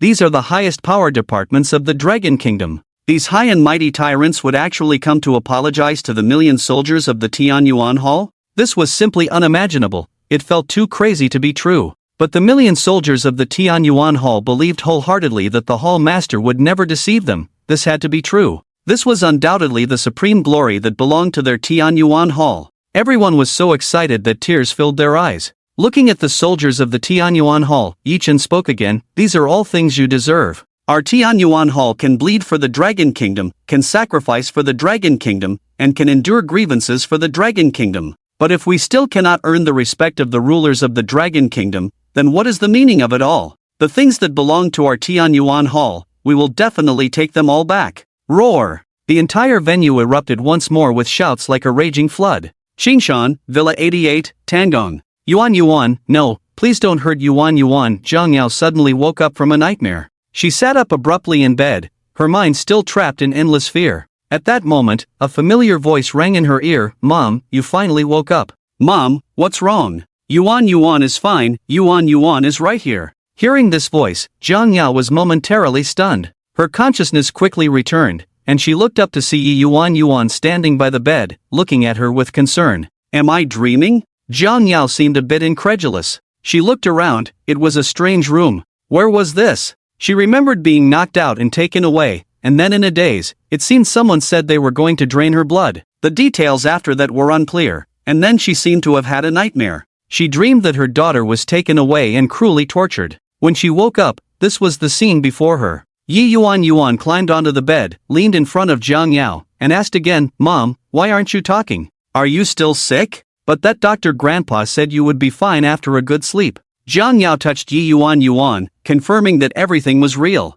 She immediately felt overwhelmed and tightly hugged Yi Yuan, crying, Yuan, it's good that you're okay. I'm sorry, it's Mom who didn't protect you well. I'm sorry, Yi Yuan said in a childish voice. Mom, why are you crying? We should be happy. It was Dad who saved us. Dad is finally back. Huh?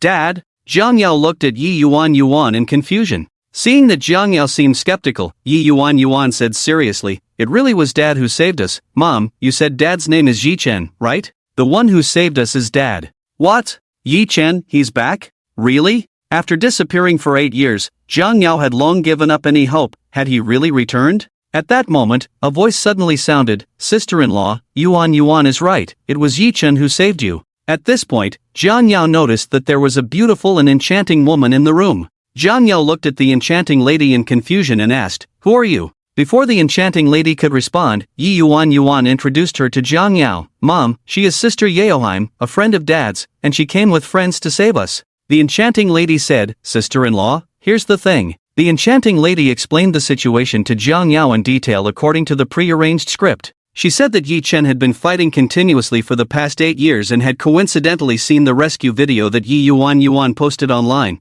which made him realize he had a daughter, so he hurried back to Qingshan to save the two of them. The enchanting lady even showed Jiang Yao the video that Yi Yuan had posted online, which dispelled Jiang Yao's doubts. After listening to the enchanting lady's explanation, Jiang Yao finally felt relieved and understood what had happened. She also believed that Yi Chen had truly returned. This made her think of the encounter with Yi Chen 8 years ago and then that unexpected night. After that night, Yi Chen disappeared without a word, as if he had evaporated from the world. Soon after discovering she was pregnant, Jiang Yao tried to contact Yi Chen, but he had left no means for her to reach him, so she was completely unable to get in touch. From the time she was pregnant until Yuan was 7, she struggled alone for 8 years. During these 8 years, she often thought of Yi Chen and frequently fantasized about him returning to Qingshan to find her one day. But time and again, she was disappointed, eventually leading to despair, even causing her to harbor some resentment towards Yi Chen. Yet, she never expected that in her and her daughter's time of peril, Yi Chen would miraculously return to save them. Where is Yi Chen?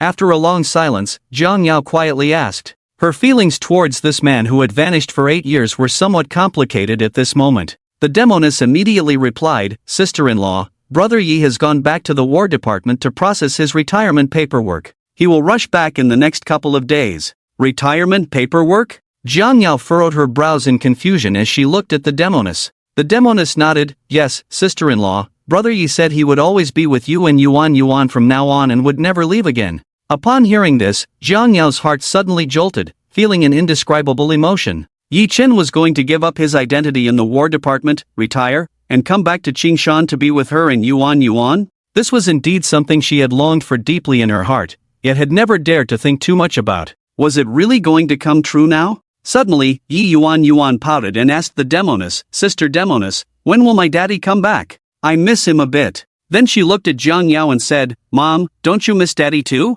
Mom really didn't lie to Yuan. Daddy is truly a great hero. Daddy is amazing, he beats the bad guys until they fall apart. Daddy is really a soldier who protects our home and country. I admire Daddy so much, I really like him. Faced with Yuan's questions, Jiang Yao momentarily didn't know how to respond. Did she think of Yi Chen? She had to admit that over the past 8 years, she had thought about him countless times, but as time went on, resentment had slowly built up. Now, Yi Chen was really coming back to be with her in Yuan. Could she let go of the pain from Yi Chen's 8-year absence? She didn't know. Beijing Suburban Airport. 24 hours later, the million soldiers of the Tianyuan Hall were all assembled, lined up in a grand formation, occupying the vast Beijing Suburban Airport.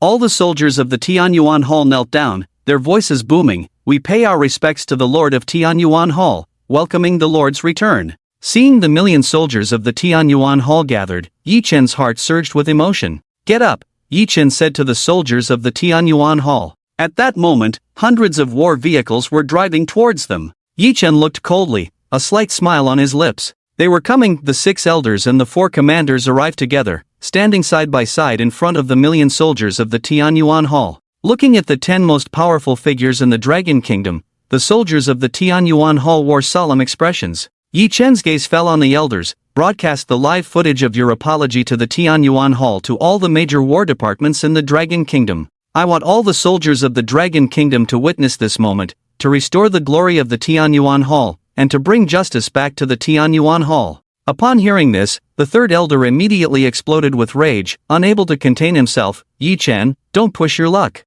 Push my luck? Yi Chen snorted coldly, looking at the 3rd elder. Then you don't have to do it. I won't force you. I'm just returning to you what you imposed on the Tianyuan Hall 3 years ago. Why can't you handle it? Did you ever think about how the million soldiers of the Heavenly Abyss Palace would react when you disbanded it 3 years ago? The 1st elder spoke in a deep voice. Alright, there's no need to argue further. Since we've decided to admit our mistake, let's proceed as Yi Chen suggests. This matter indeed needs to be announced to the entire army, so that all the soldiers are aware. After saying this, the 1st elder addressed the 4 commanders of the war departments, immediately arranged for all major war departments to gather all members and watch the live broadcast. The 4 commanders quickly set about organizing this. Soon, all major war departments received orders from headquarters and swiftly gathered the entire army to turn on the television. Everyone was unaware of what was happening until they saw the situation at the suburban airport on the screen, which immediately elicited gasps of astonishment. Oh my God, all 6 elders and the 4 commanders of the war departments have gathered together. What is going on?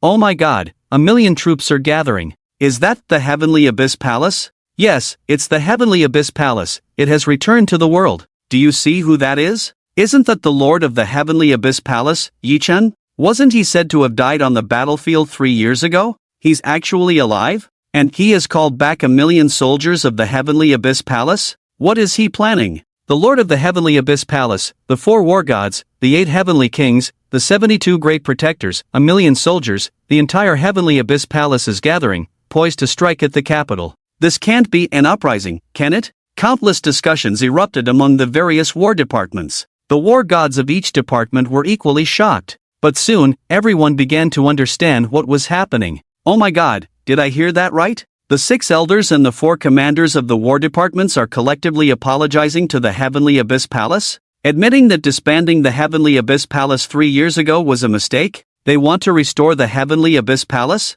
This is a major change for the Dragon Kingdom's war departments. The return of the Heavenly Abyss Palace to the Dragon Kingdom is a blessing for us. Shouldn't we be happy for the Heavenly Abyss Palace? This is so damn passionate, so damn glorious. I want to be a soldier of the Heavenly Abyss Palace too. When they saw the 6 elders and the 4 commanders of the war departments collectively apologizing to the Heavenly Abyss Palace, all the war departments erupted in excitement. This was too crazy. A change was coming. The structure of the Dragon Kingdom's war departments was about to shift. At the suburban airport, the million soldiers of the Heavenly Abyss Palace were all in tears, overwhelmed with emotion. This was the glory of the Heavenly Abyss Palace, their lifetime of honor. The 1st elder said to Yi Chen, Yi Chen, we have acted according to your wishes. Now you can let the million soldiers of the Heavenly Abyss Palace leave, right? Yi Chen reined in his emotions and looked at the 1st elder, saying, the matter of the Heavenly Abyss Palace has been resolved. Don't worry, I will let the million soldiers leave immediately.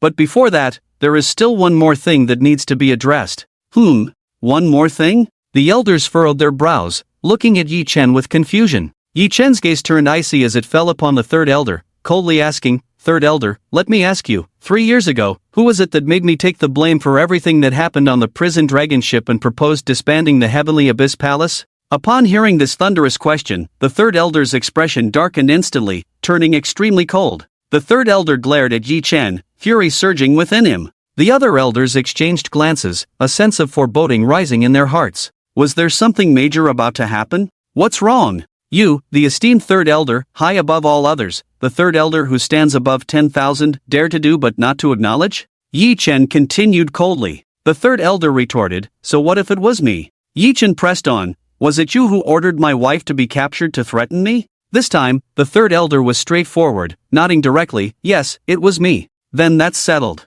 After Yi Chen spoke, he charged directly at the 3rd elder. Such a bold and reckless act immediately shocked everyone. Several elders shouted, Yi Chen, stop. You must not harm the third elder. The 4 commanders of the War Department quickly moved to block Yi Chen. But would Yi Chen pay them any mind? Although the 4 commanders were powerful, they were still no match for Yi Chen. With a single blow, he sent the 4 commanders of the War Department flying. Before the third elder could react, Yi Chen landed a heavy punch on him. The third elder's feet lifted off the ground, and he was sent flying, spitting out several mouthfuls of blood in midair before crashing heavily to the ground. Blood flowed endlessly from his mouth, his body lay motionless, his eyes filled with resentment, on the brink of death. This scene rendered the entire airport in the outskirts of the capital eerily silent. Even the million soldiers of the Heavenly Abyss Palace were taken aback. This was the third elder. The palace master actually killed him just like that? This was no different from treason, was it? The 5 elders turned pale with fear, staring in shock at the third elder, who lay in a pool of blood, his life uncertain. Although the 4 commanders of the War Department exerted all their strength, they ultimately failed to stop Yi Chen, who was now being intensely scrutinized by the 4.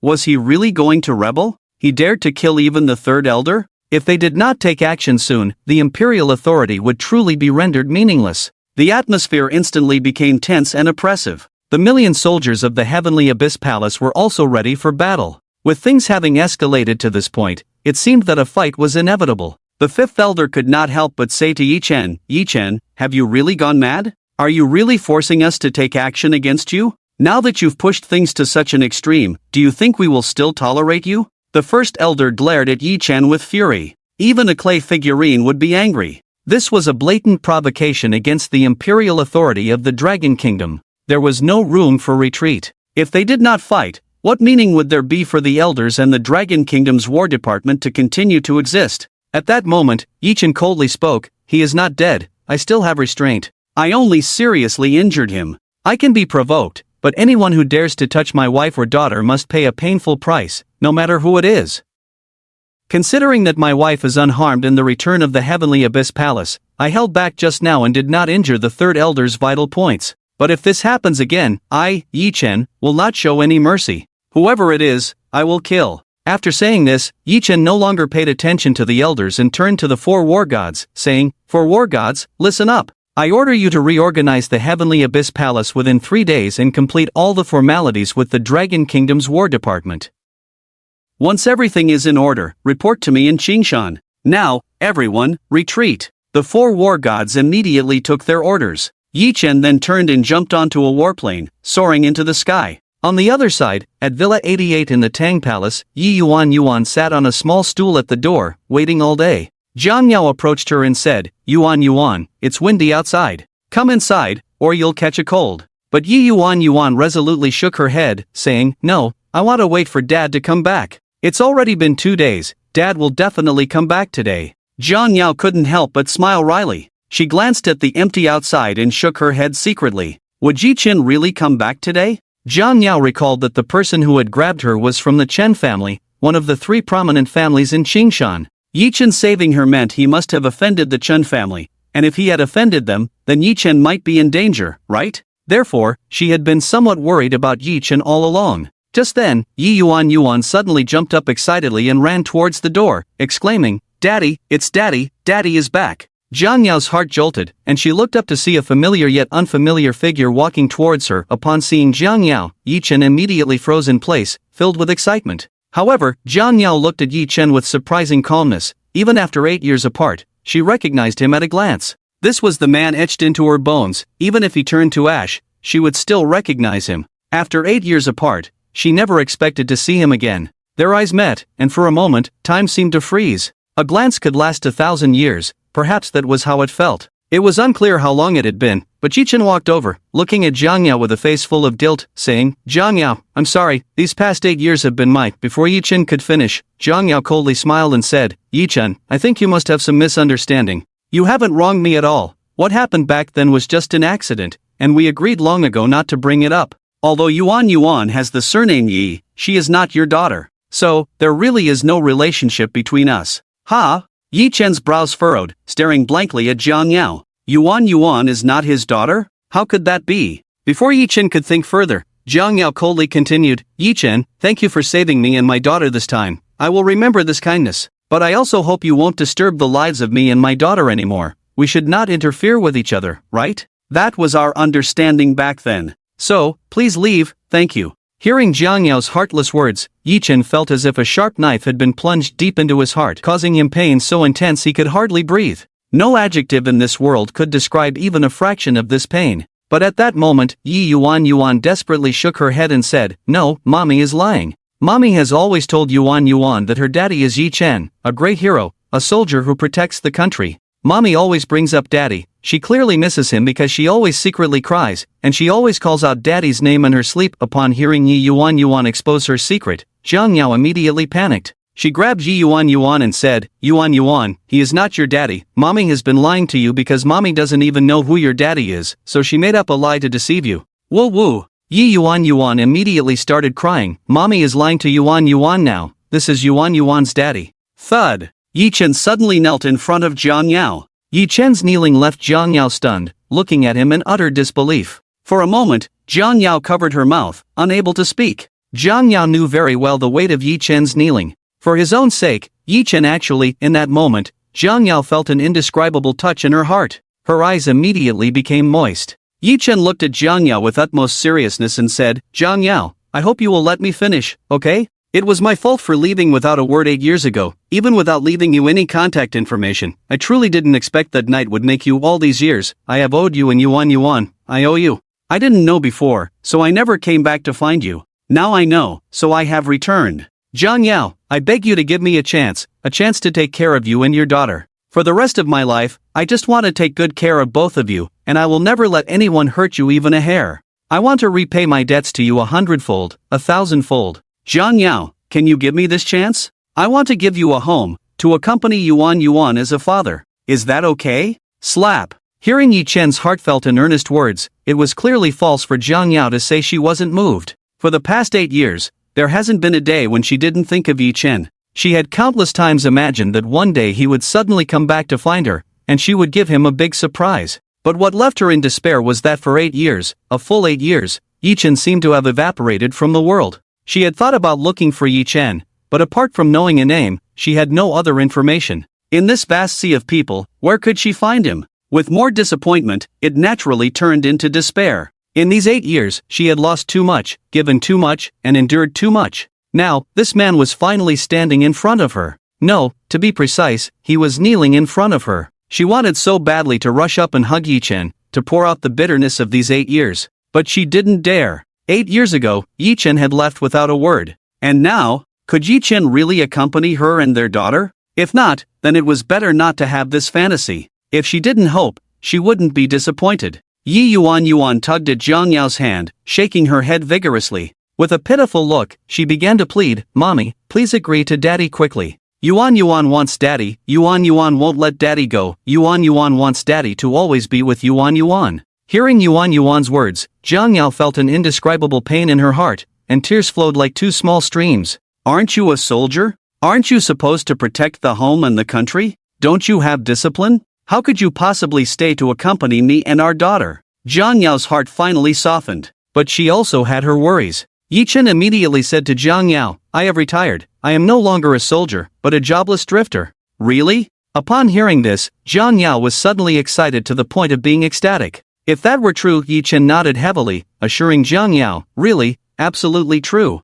As long as you don't mind me." Jiang Yao laughed through her tears, saying, "If you can't support me and our daughter, then I would definitely mind." Yi Chen immediately assured her, "That won't happen. I guarantee I can support you both to be chubby and healthy. In the future, I will be responsible for making money to support the family, and you will be responsible for being beautiful as a flower." Put. Jiang Yao was instantly amused. "You said it, I and our daughter will remember. If you can't do it in the future, then I'll make Yuan not want you as her dad," Jiang Yao said with a smile. Hearing Jiang Yao agree, Yi Chen was immediately overjoyed and stood up, reaching out to hug Jiang Yao. But before he could embrace her, Jiang Yao stopped him. "You're getting greedy. Are you eager to act like a rogue? 8 years, and you've only knelt for 8 seconds. Isn't that too cheap for you?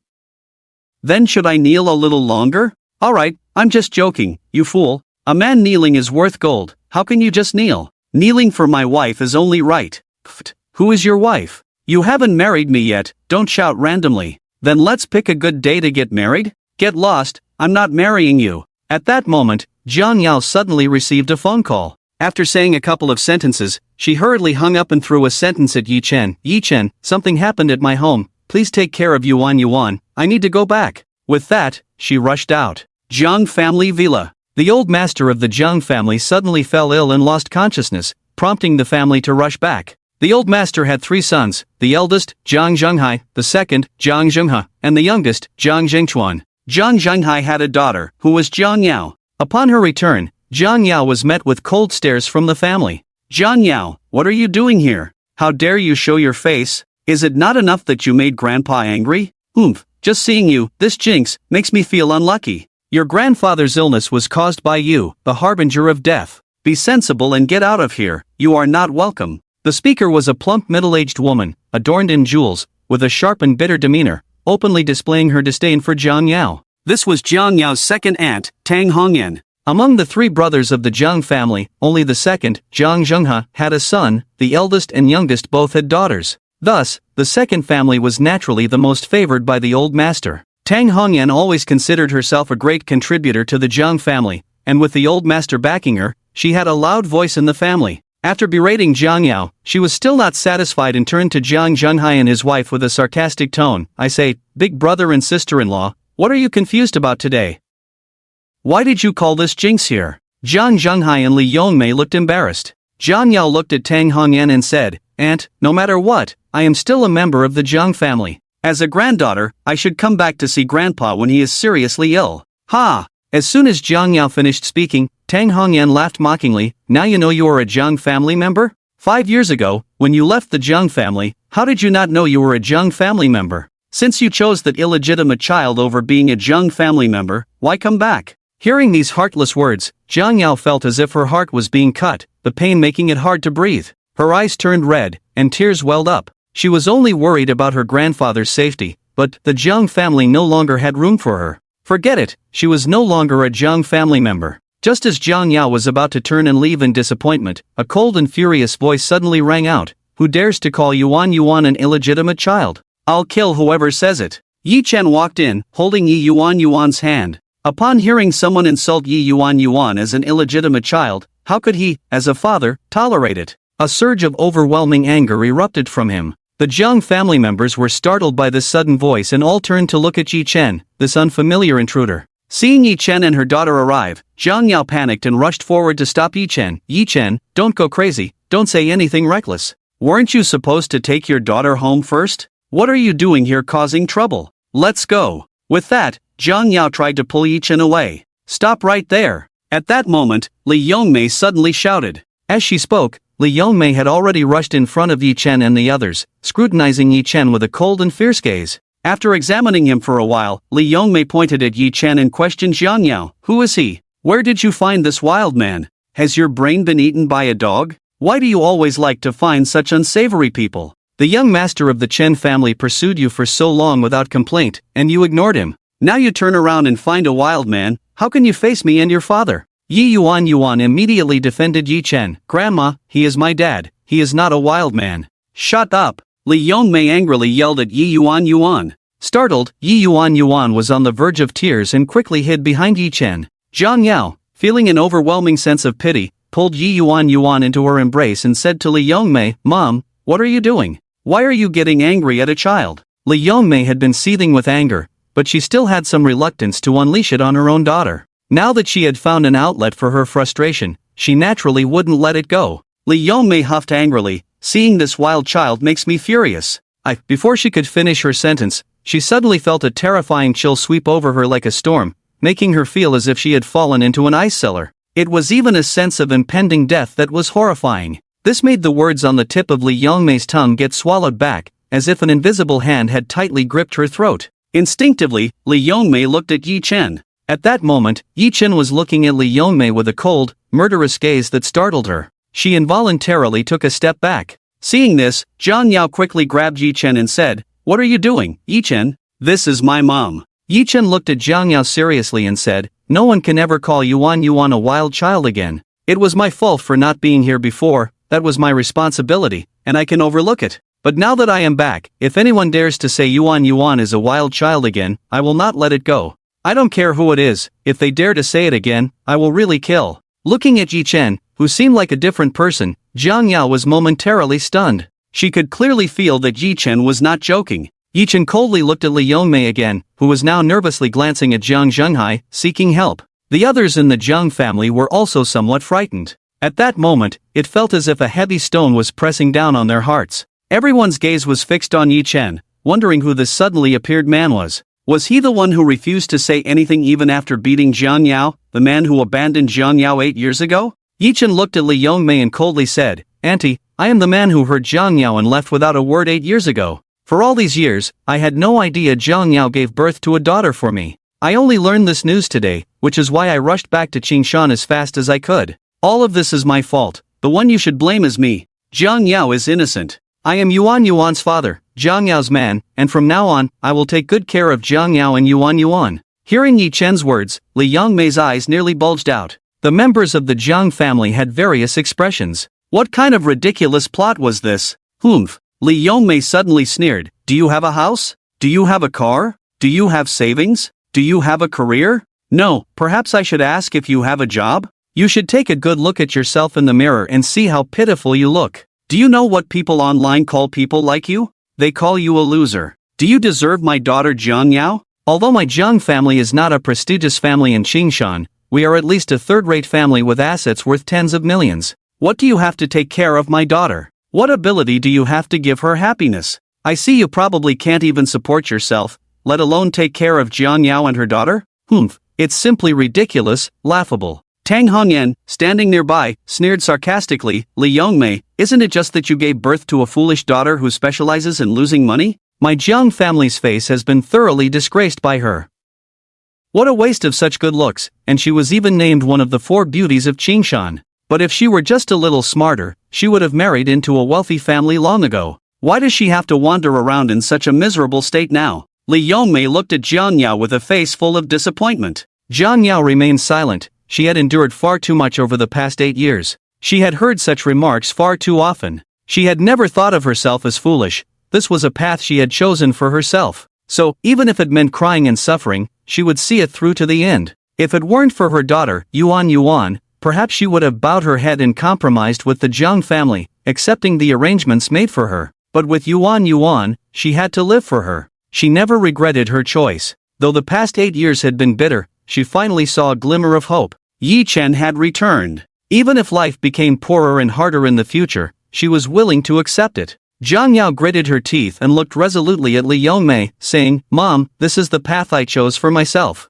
I won't blame anyone. Yi Chen, he treats both me and our daughter well. No matter how hard it gets, I'm willing." Hearing such foolishness, Li Yongmei was instantly furious, her blood pressure rising as she pointed at Jiang Yao and scolded, You ungrateful girl, I really raised you for nothing. You're going to drive me to my grave. Do you know what kind of person he is? What if he's a lazy gambler? He could even be a wanted criminal. No, he's not. Before Jiang Yao could respond, Yuan bravely stepped forward, defending Yi Chen once more. "My dad is a great hero, a soldier who protects the borders, a hero who fights against bad people. My dad is not a gambler, and he's definitely not a wanted criminal." After saying this, Yuan seemed afraid of being scolded by her grandmother, quickly hiding behind Yi Chen. Seeing her daughter's actions, Yi Chen felt warmth in his heart. Daughters truly are their father's little treasures. Jiang Yao glanced at Yi Chen and then said to Li Yongmei, "Mom, Yi Chen is a recently retired soldier. His character is absolutely fine."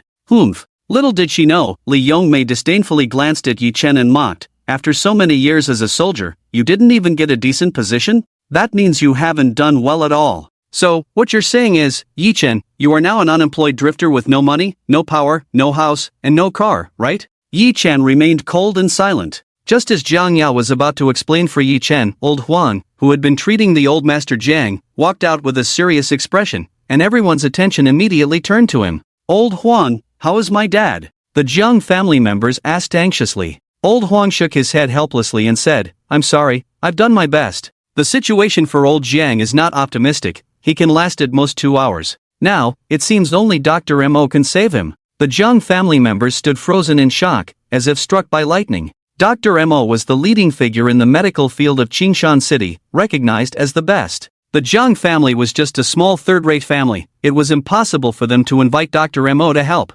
Just as the Jiang family members were at a loss, a voice suddenly called out, "Mom and Dad, look who I brought." Hearing this voice, the Jiang family members turned in unison. But it was not Jiang Yao who appeared before them, it was Jiang Zhengchuan's daughter, Jiang Ling. Beside Jiang Ling stood a young man dressed in luxurious clothing, clearly from a distinguished family. Behind them was an elderly man, looking to be in his 60s or 70s, with a serious expression and a stern demeanor. Upon seeing this elderly man, the Jiang family members were instantly excited. Dr. Mo. Because the visitor was none other than the renowned Dr. Mo, the best in the medical field of Qingshan City. Jiang Ling proudly introduced to the Jiang family, "Let me introduce you all, this is young Master Wang Tianshui from the Wang family. I asked young Master Wang to help me invite Dr. Mo." Young Master Wang? Hearing this, Jiang Zhengchuan and his wife exchanged a surprised glance, their faces breaking into wide smiles. The Wang family was a newly rising first-class family in Qingshan. If their family could climb up the Wang family's big tree, then they wouldn't have to worry about wealth and honor. It might even lead to the old man handing over the power of the Jiang family to Jiang Zhengchuan. Thinking of this, the pride on Jiang Zhengchuan and his wife's faces grew stronger. Jiang Zhenghai and Jiang Zhenghai exchanged glances, sensing a hint of something ominous. "Ha ha ha." Jiang Zhengchuan laughed with great delight, deliberately raising his voice, "My daughter is truly remarkable, able to win the favor of the young master and even invite Dr. Mo. With this, the old man will be saved." Jiang Zhengchuan's wife, Wu Wan, began to mock Jiang Zhenghai and his wife. "Yes, among the younger generation of the Jiang family, my daughter Jiang Ling is the most accomplished, beautiful, capable, and filial, unlike some people's daughters, who only bring shame and disgrace to the Jiang family." Jiang Zhenghai and his wife turned even darker, feeling utterly humiliated, wishing they could dig a hole to hide in.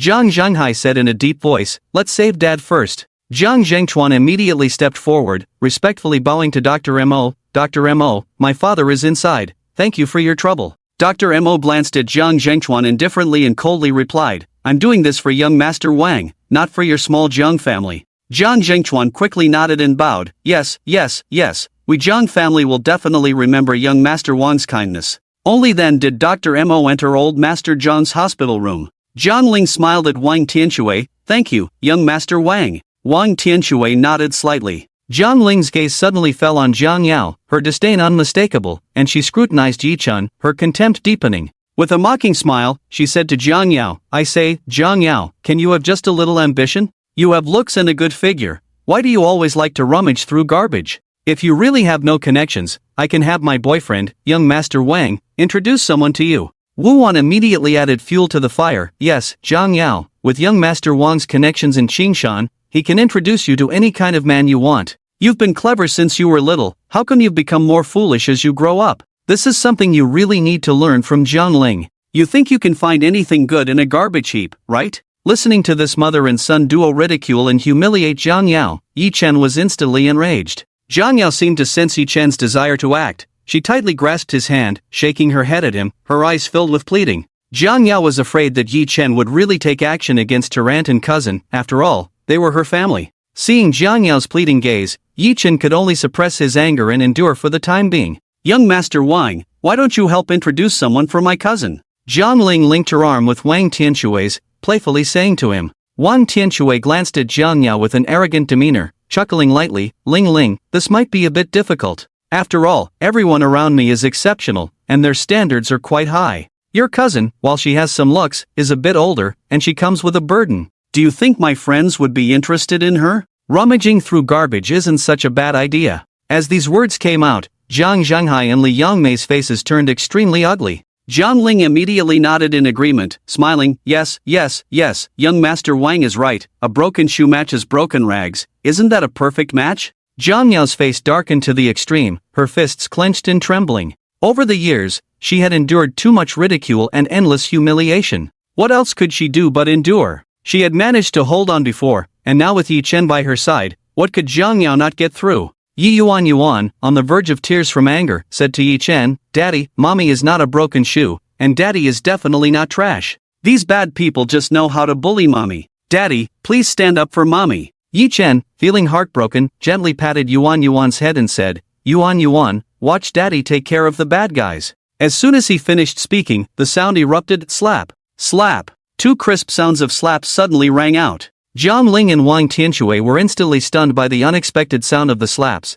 and everyone else was equally shocked. Clearly, no one expected Yi Chen to dare to slap young Master Wang. This was the young master of the prestigious Wang family in Qingshan. Did Yi Chen have the guts of a bear and the courage of a leopard? Yi Chen's actions startled Jiang Yao, who stared blankly at him. This was the first time in 8 years that she felt someone was protecting her. It must be said that this feeling was indeed wonderful, a sense of security that every woman longs for. But thinking about the fact that he was young Master Wang, Jiang Yao immediately worried for Yi Chen, fearing that it would lead to big trouble. Jiang Yao quickly apologized. Jiang Ling, young Master Wang, I'm sorry, I apologize on behalf of Yi Chen. Before Jiang Yao could finish her sentence, Wang Tianshui spat out a mouthful of saliva and glared at Jiang Yao, saying angrily, does he not have a mouth? Does he need you, a woman, to apologize for him? Besides, if apologies were useful, why would we need fists? From childhood to now, no one has dared to touch a single hair on me. How dare you slap me? If I don't kill you, I won't have the face to carry the Wang surname. Jiang Ling, equally furious, glared at Yi Chen and said, you filthy trash, how dare you hit me and young Master Wang? You've committed a huge offense, do you know that? After saying this, Jiang Ling couldn't hold back and scolded Jiang Yao, take care of your trash, or you won't even know how you die. If young Master Wang's anger isn't resolved today, you should know the consequences. The Jiang family members began to criticize Yi Chen vehemently. Seeing this scene, Director Zhang behind them shook his head and sighed repeatedly. A group of ignorant people dared to treat Lord Yi this way, how ignorant could they be? Wang Tianshui was furious and looked at Yi Chen with a playful expression. Kid, you're the first one in Qingshan to dare to touch me. You ignorant fool, kneel at my feet right now. As he spoke, Wang Tianshui pointed at his feet, poking them forcefully. He looked very fierce and intimidating. At that moment, Wang Tianshui resembled a roaring tiger, baring his teeth and ready to devour someone. Jiang Yao was immediately anxious to the point of tears, unsure of what to do. She looked to her parents for help,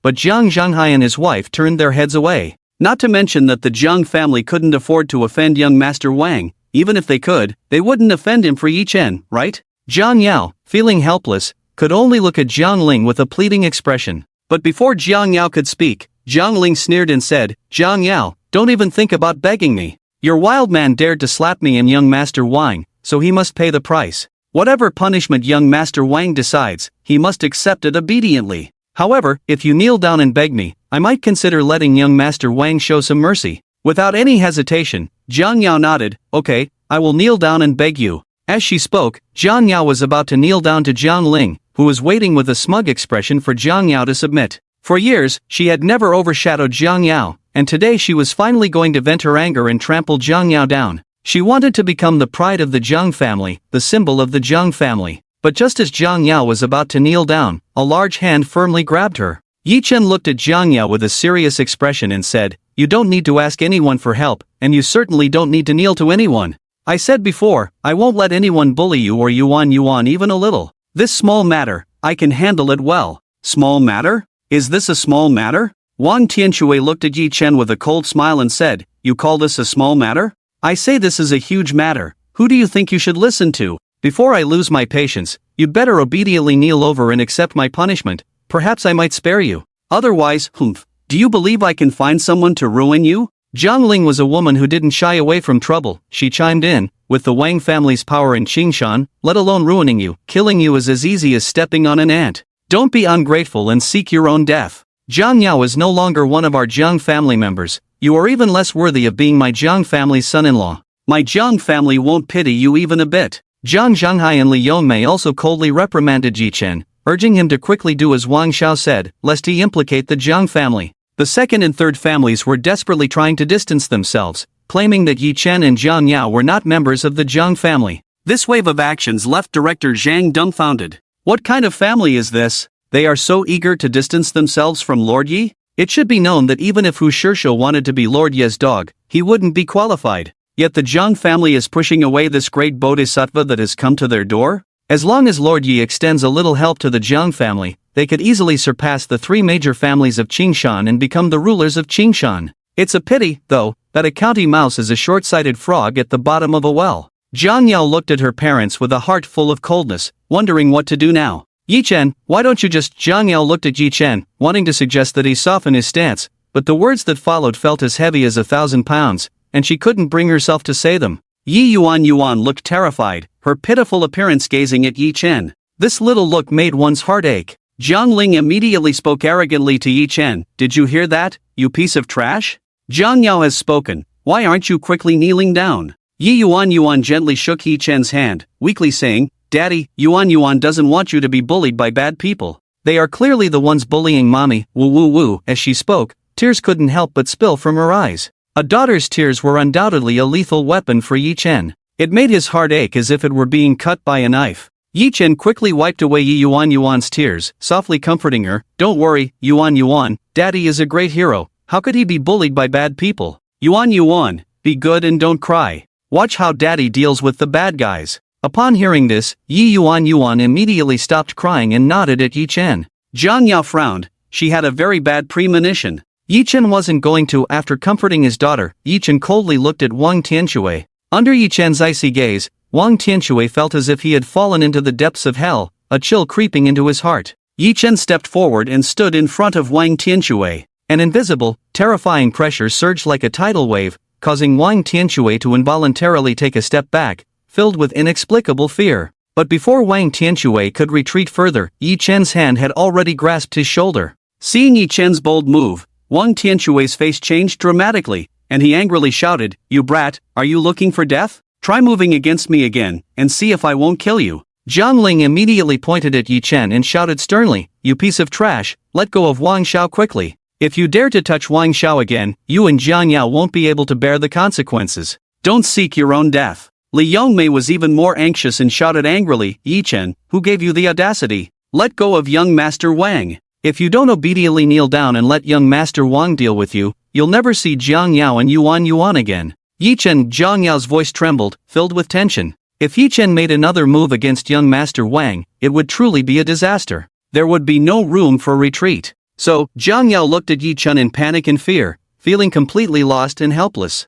The atmosphere instantly became tense and oppressive. Yi Chen coldly stared at Wang Tianshui and said, Do you really enjoy making people kneel? Wang Tianshui seemed to be enraged, glaring at Yi Chen and retorting, I don't enjoy making others kneel, I just want you to kneel at my feet. Then, as you wish. Yi Chen slightly nodded, and then, he suddenly exerted force with his hand, and an overwhelming, irresistible power surged from his palm. The immense force instantly forced Wang Tianshui to kneel heavily on the ground. This scene left everyone dumbfounded. Yi Chen actually dared to lay hands on young Master Wang again? He had just slapped young Master Wang, and now he had directly forced him to kneel, taking the humiliation to another level. With such extreme humiliation, not to mention the young master of the Wang family, even an ordinary person would find it unbearable, right? I will kill you, Wang Tianshui roared in uncontrollable rage. He struggled to get up, but it felt as if a mountain was pressing down on his shoulders. If you don't let me go, I'll kill your whole family. Wang Tianshui screamed hysterically. How could he accept such extreme humiliation? At that moment, Jiang Ling suddenly reacted and rushed over to pull Yi Chen, shouting, You scoundrel, let go of young Master Wang quickly. But before she could get close, Yi Chen shot her a cold glance, like a demon from hell. Instantly, Jiang Ling felt as if she were being stared at by death itself, freezing in place with fear. The temperature around her dropped to freezing point. What a terrifying gaze. It was nothing like a human's gaze. It was like an endless abyss, like the stare of death, like a ghost from hell. Jiang Yao hurriedly stepped forward to grab Yi Chen, desperately shaking her head. Yi Chen, don't be impulsive, let go of young Master Wang. Seeing Jiang Yao, Yi Chen immediately retracted his terrifying killing intent and released young Master Wang. After Wang Tianshui got up, he wanted to lash out at Yi Chen, but was frightened back by Yi Chen's cold stare. However, Wang Tianshui was, after all, the young master of the Wang family, used to being unruly and had never suffered such a great loss. Naturally, he couldn't let this matter go. After putting some distance between himself and Yi Chen, Wang Tianshui angrily pointed at Yi Chen and said, Kid, I remember you. Just wait. After making his threat, Wang Tianshui turned to the Dr. Mo, who was still treating old Master Jiang inside, and said, Dr. Mo, don't save this patient anymore, I'm leaving. Jiang Ling immediately followed him, trying to curry favor. Seeing this, Dr. Mo also stopped and walked out. The Jiang family members were immediately in a panic. The patient was only half treated, and now he was saying he wouldn't save him anymore. The Jiang family pleaded with Dr. Mo, but he coldly replied, I came here because of young Master Wang's face. Since you've hit young Master Wang, I have no reason to continue saving him. The patient can fend for himself. With that, he turned and left. The Jiang family members immediately turned their anger towards Yi Chen. Boss, your family was already a jinx, and now there's another one. Look at the mess Yi Chen has caused. If anything happens to Grandpa, your family will be the culprits. Zhang Yao, you did this on purpose, didn't you? Your grandfather's illness was caused by you, and now you bring a wild man back to kill him. Plus, he hit Wang Xiao and offended the Wang family. If my family Jiang Ling's relationship with Wang Xiao falls through, I will definitely not let you go. Zhang Yao, you must give us an explanation for this matter, otherwise you won't be able to leave here today. Big brother, sister-in-law, aren't you going to say anything?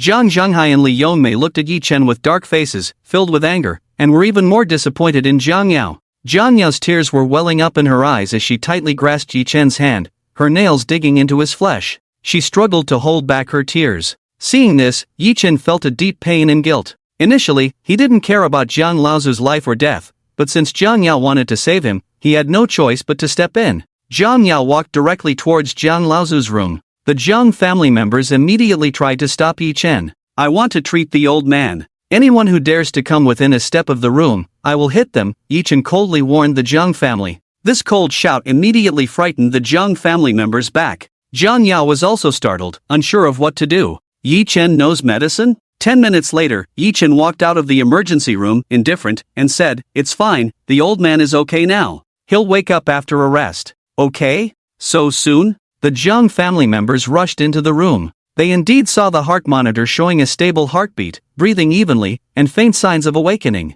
Clearly, Jiang Laozu had escaped danger. Seeing that her grandfather was fine, Zhang Yao felt relieved. Your grandfather is fine now, let's go, Yi Chen said, pulling Zhang Yao and Yuan Yuan out. After leaving the Jiang family, Yi Yuan Yuan suddenly looked at Yi Chen with immense admiration and said, Daddy, you are such a great hero. Daddy is Yuan Yuan's pride. I really admire you, Daddy. You are so good at fighting bad guys. Hearing his daughter's praise, Yi Chen felt as sweet as if he had eaten honey. So happy. The feeling of being praised by his daughter is something one cannot understand without experiencing it firsthand. Yi Chen, who had never been proud or boastful, felt a bit of pride at this moment. Looking at this warm father-daughter pair, it should have been a beautiful and harmonious scene, but Zhang Yao couldn't smile. Zhang Yao's mood became heavy instead. Yi Yuan Yuan looked at Zhang Yao and asked, Mom, why aren't you happy? Daddy is so amazing. He scared away the bad guys and protected us. Mom should be happy. A frowning woman can easily grow old, and when she gets old, she won't look good. If she doesn't look good, Daddy won't like her. For a moment, Zhang Yao was left speechless by Yi Yuan Yuan's words. Yi Chen gently patted Yi Yuan Yuan's head and said, That won't happen. Mom will grow old, and so will Dad. In Dad's heart, Mom will always be the most beautiful. Dad will always like Mom and will always like Yuan Yuan, understand? Yi Yuan Yuan looked at Yi Chen, blinked her bright eyes like stars, thought for a moment, and then nodded, somewhat understanding. At that moment, several cars suddenly stopped. Dozens of thugs with sticks quickly jumped out of the cars and surrounded Yi Chen and the others. Yi Yuan Yuan was immediately frightened and hid in Zhang Yao's arms, who tightly held her, looking worried and scared at Yi Chen. It was obvious that these people were sent by Wang Xiao to deal with Yi Chen. Yi Chen had some skills, but could he really fight against so many? Wang Tianshui swaggered over, holding Jiang Ling's waist, looking very confident and arrogant. Jiang Ling sneered at Yi Chen and Zhang Yao, coldly saying, Zhang Yao, don't say I, as your cousin, didn't give your worthless trash a chance. As long as he kneels down obediently now and lets young Master Wang vent his frustrations, perhaps young Master Wang will spare you for my sake. Otherwise, if it comes to blows, this filthy wreck will definitely end up crippled. Zhang Yao, you can barely take care of yourself, do you want to raise a cripple too? By then, don't let it come to the point where you have to beg on the streets. That would truly disgrace the Jiang family's ancestors. Zhang Yao looked at Yi Chen with worry, unsure of what to do. Yi Chen smiled slightly at Zhang Yao, confidently saying, It's fine, you and Yuan Yuan just need to clap. Saying this, Yi Chen turned to Yi Yuan Yuan and said, Yuan Yuan, Daddy is going to beat the bad guys again. Upon hearing this, the originally frightened Yi Yuan Yuan immediately became excited, dancing with joy. Yay, Yuan Yuan loves watching Daddy beat the bad guys. This statement ignited an endless fury in Wang Tianshui's heart. The harm was minimal, but the insult was extremely strong. It made Wang Tianshui feel deeply humiliated. Thus, he was thoroughly enraged. Damn it, refusing to drink the toast and instead drinking the punishment wine, truly not shedding tears until seeing the coffin. So you want to be tough, huh? Then I'll smash your mouth to pieces. Get him for me, just don't kill him. Once the job is done, each person gets 20,000. young Master Wang issued orders to the thugs. Hearing about the reward, the thugs became even more eager to prove themselves. With young Master Wang's command, the thugs fiercely swung their clubs at Yi Chen. Humph! Yi Chen snorted coldly. A group of ants. If Yi Chen didn't want to reveal too much of his strength, a single stomp could have sent all these thugs flying, spitting blood on the ground. But now, it was just dirty work. Yi Chen moved, his speed so fast it dazzled the eyes, making it impossible to see his actions clearly. All that could be heard were the sounds of fists hitting flesh, bang bang. In just 2 or 3 seconds, all the thugs were down on the ground, unable to rise, screaming in agony. Yi Chen had initially wanted to keep a lower profile, but his strength simply wouldn't allow it. If stepping on these ants took too much effort, it would be a disrespect to his own power. This scene left Wang Tianshui and Zhang Ling dumbfounded, staring blankly in shock. They looked as if they had seen a ghost. This strength was too terrifying, wasn't it? Jiang Yao almost gasped, covering her mouth with her hand. She knew Yi Chen was quite capable, but she hadn't expected him to be this strong. Yi Yuan obediently clapped for her father, overjoyed. Mommy, Daddy is amazing. So many bad guys aren't a match for Daddy. Hee, with Daddy protecting me and Mommy, no bad guys can bully us anymore. Mommy really didn't lie to Yuan. Daddy is truly a great hero. From now on, no one will dare say Yuan is a wild child without a father. Yi Yuan happily told Zhang Yao. Hearing this, Zhang Yao felt both joy and a bittersweet pang. Yuan had suffered a lot over the years following her, and she felt guilty for not taking better care of her. Now that Yi Chen was back, she hoped everything would be a good start. But Zhang Yao couldn't help but glance at Wang Tianshui. Yi Chen had completely offended the young master of the Wang family. She had no idea how to handle the aftermath. Sigh. It wasn't until Yi Chen approached them that Wang Tianshui and Zhang Ling finally snapped out of their daze. Both were so frightened that their legs went weak, instinctively retreating. But they lost their balance and fell to the ground, looking extremely awkward. Zhang Ling was so frightened that her face turned pale, and she trembled as she said, "You rotten piece of trash, don't mess around. I'm Jiang Yao's cousin, and he is the young master of the Wang family." Zhang Yao, quickly hold Yi Chen back, don't let him go crazy. If you really hurt young Master Wang, you know the consequences. Zhang Yao thought for a moment, then stepped forward to grab Yi Chen, shaking her head at him. "Forget it, Yi Chen, don't make a big deal out of this." As she spoke, Zhang Yao turned to the pale-faced, cold, and somewhat fearful Wang Tianshui and said, "Young Master Wang, I'm really sorry about what happened today. I apologize on behalf of Yi Chen. We really don't want to offend you, and besides, we might still be family in the future, so there's no need to escalate things. How about this, young Master Wang? I'll have Yi Chen stop, and we can just leave it at that, okay?" "Young Master Wang, please don't come looking for trouble with us in the future, and we absolutely won't provoke you either. From now on, we'll keep to our own business." Yi Chen's expression darkened. "Zhang Yao, you don't need to say all this to him. Yi Chen, don't speak. I'm begging you, let me handle this." Zhang Yao looked at Yi Chen with a pleading expression. Seeing Zhang Yao like this, Yi Chen's heart softened. "Fine, let her handle it. Some things need to be taken slowly." Zhang Yao turned to Zhang Ling and said, "Zhang Ling, we are family after all, sisters. I've always regarded you as my own sister. You should calm young Master Wang down. Adults should be magnanimous. Can we just let it go?" Zhang Ling glanced at Wang Tianshui and immediately nodded. "All right, as long as that rotten brother-in-law doesn't lay a hand on young Master Wang again, then let's just forget about today." Hearing this, Zhang Yao immediately breathed a sigh of relief, thanked Wang Tianshui, and pulled Yi Chen away with force. If it weren't for Zhang Yao and their daughter being there, Yi Chen would definitely not have let young Master Wang live.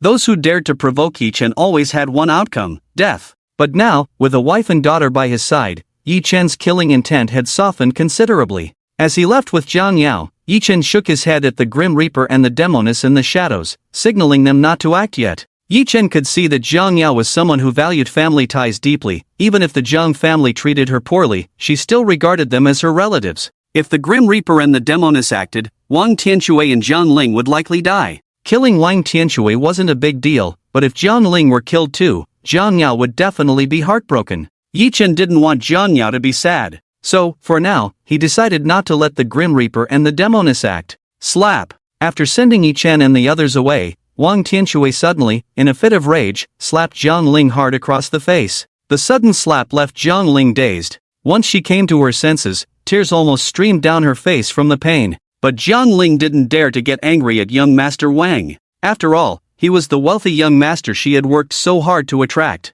She was now using all her efforts to win him over, aiming to climb the social ladder and marry into a rich family. She had countless beautiful dreams in her heart. So even after being slapped by young Master Wang, Zhang Ling didn't dare to show her anger. She could only look at him with a pitiful and wronged expression. Damn it, that rotten piece of trash, Yi Chen, if I don't make you suffer, I don't deserve to bear the Wang surname. You think you can fight, huh? Humph, my Wang family has martial artists at our service. If you want to play, let's see if I can make you regret it. Wang Tianshui sneered coldly, his face full of wickedness, already plotting something cruel in his heart. Zhang Ling leaned closer, comforting him. Young Master Wang, calm down, getting angry is bad for your health. With your Wang family's strength, crushing that rotten piece of trash should be a piece of cake, right? Wang Tianshui's hands began to wander unsteadily over Zhang Ling's body, and he looked at her with a wicked smile as he pulled her toward the car. After getting into the car, Wang Tianshui forcefully pushed Zhang Ling's head down towards himself. Just as Yi Chen and the others left the residential area where the Zhang family villa was located,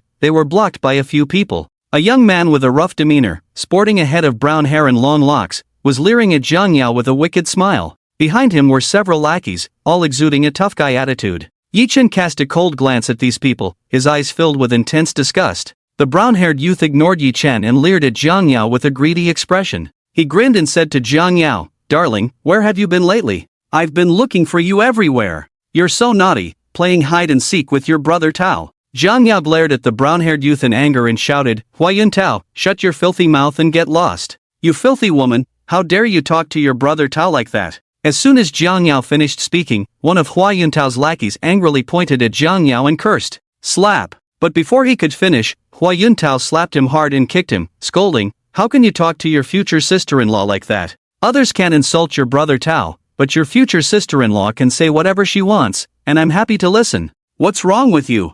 "I'm sorry, brother Tao, I was wrong," the lackey quickly admitted his mistake. Huayun Tao kicked him again and angrily said, "Apologize to your sister-in-law, no, your future sister-in-law." The lackey immediately nodded and bowed to Zhang Yao, saying, "Sister-in-law, I'm sorry." Watching the two of them perform this farce, Zhang Yao's face turned green with anger. How could there be such shameless people? Yi Yuan, fuming, stood up for her mother. "You're all bad uncles, just coming to bully my mom. I hate you. My dad said that bad people will be caught by the city defense uncles and will go to hell." This childish voice clearly had no impact. However, Huayun Tao was not angry. Instead, he smiled at Yi Yuan and said, Yuan, you don't have a dad, so what are you talking about? Hee, how about I be your dad? If you call me dad, I'll buy you whatever you want, how about that?" Hearing this, Zhang Yao could no longer hold back and erupted in fury, shouting at Huayun Tao, "Get lost. If you dare to talk nonsense again, I'll fight you." But within that roar, there was clearly a sense of helplessness, or rather, powerlessness. Yi Yuan angrily said, "Who says Yuan doesn't have a dad? Look, my dad is right there. My dad is a great hero, a soldier who protects the country. If you dare to bully Yuan and my mom again, my dad will beat you up. My dad is very powerful." At this moment, Huayun Tao finally noticed Yi Chen, his gaze turning fierce as it landed on him. After sizing him up, Huayun Tao spoke, "Where the hell did you pop up from, trying to steal women from my brother Tao? Who do you think you are? Do you know that my brother Tao is a big shot? He has over 100 people under him, and he has connections above him too. Daring to steal women from my brother Tao, you must be tired of living. If you don't disappear from my brother Tao's sight right now, he won't spare you." Otherwise, the rest of his words trailed off, replaced by a sinister cold laugh. Those who understood. Zhang Yao tightly hugged Yi Yuan, looking at Yi Chen with deep concern. She had just reunited with Yi Chen, surely nothing bad would happen now? Yi Chen looked coldly at Huayun Tao, his icy gaze laced with a hint of murderous intent, making Huayun Tao feel an inexplicable chill run down his spine, as if he were being stared at by something terrifying. This made Huayun Tao very unhappy, feeling a sense of provocation and humiliation. Damn it, Huayun Tao was instantly furious. "Dare to glare at your brother Tao, you probably haven't experienced the most brutal beating, have you? If you dare to glare again, brother Tao, will let you have a good taste of it today, believe it or not." "Oh, you still dare to glare?" My temper. While speaking, Huayun Tao's hand had already pushed towards Yi Chen. Seeing the boss about to make a move, the few little brothers behind him immediately raised their fists. But, in the next second, bang! With a loud crash, a figure was sent flying out. The speed was so fast that no one had time to react. They didn't even see what had happened. And the one who was sent flying was none other than Huayun Tao. A sturdy man weighing 160 pounds was instantly knocked back 6 or 7 meters, crashing heavily into a trash can by the roadside. He passed out cold. The few little brothers were all dumbfounded, their expressions extremely exaggerated. It was as if they had witnessed a bizarre event. Yi-Chen coldly glanced at the few little brothers who were frozen in shock. "Aren't you leaving?" Only then did the little brothers seem to wake from a dream, scared out of their wits, and hurriedly rolled away, running as if they had seen a ghost. After dealing with these little thugs, Yi-Chen smiled at Zhang Yao and Yi Yuan. "It's all good now." Zhang Yao looked at Yi-Chen in astonishment. Perhaps this feeling of being protected by a hero was something she had never experienced before. Therefore, the way Zhang Yao looked at Yi-Chen couldn't help but reveal a hint of youthful admiration. Yi-Chen smiled again and said, "I've been a soldier for over 10 years, so I've seen my fair share of battles. Dealing with these little thugs is nothing difficult. I've said it before, I will protect you two from now on, and I will never let anyone bully you again."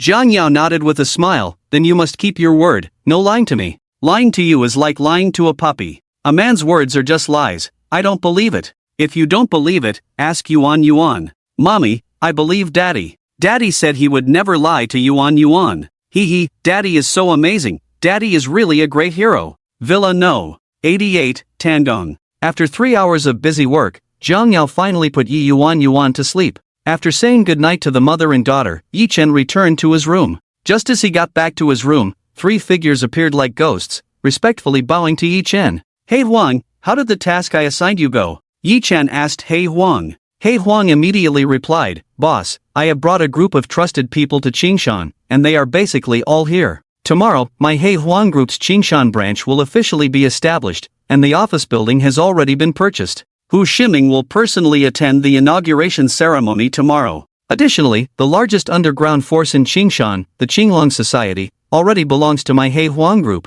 However, in the He Huang Group, the leader of the Qinglong Society, Lu Jinlong, is just a trivial character. That guy named Hua Yuntao is just a small role in the Qinglong Society. Boss, this is just a tiny ant, should I have someone take care of him?" Yi-Chen waved his hand. "Anyone who dares to bully my wife and daughter, I must deal with personally. Arrange for Lu Jinlong to come see me tomorrow." He Huang immediately nodded in agreement. Yi-Chen waved his hand to the 3, and they quickly retreated. Just as he sent off the 3, Yi-Chen's phone suddenly rang. When he saw the long-lost incoming call number, Yi-Chen's expression couldn't help but change. Without hesitation, he immediately answered the call. On the other end of the phone came the voice of an old man. "You little brat, you finally decided to step out of the prison dragon. I told you to come out long ago, but you just wouldn't listen to me. Hee, now you've finally woken up. Old man, where have you been all these years?" Yi-Chen asked irritably. The old man on the other end chuckled mysteriously. Hee, it's a secret, a huge secret.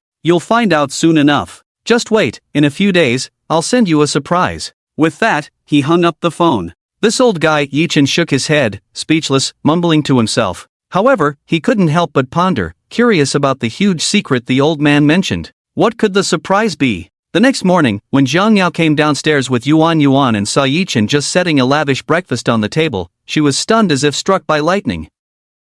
Her eyes widened, filled with emotion. She truly didn't expect Yi-Chen to be so thoughtful and warm, preparing breakfast for her and their daughter so early in the morning. This was indeed the behavior of a qualified good father. "Come over and eat breakfast," Yi-Chen called to Zhang Yao and Yuan.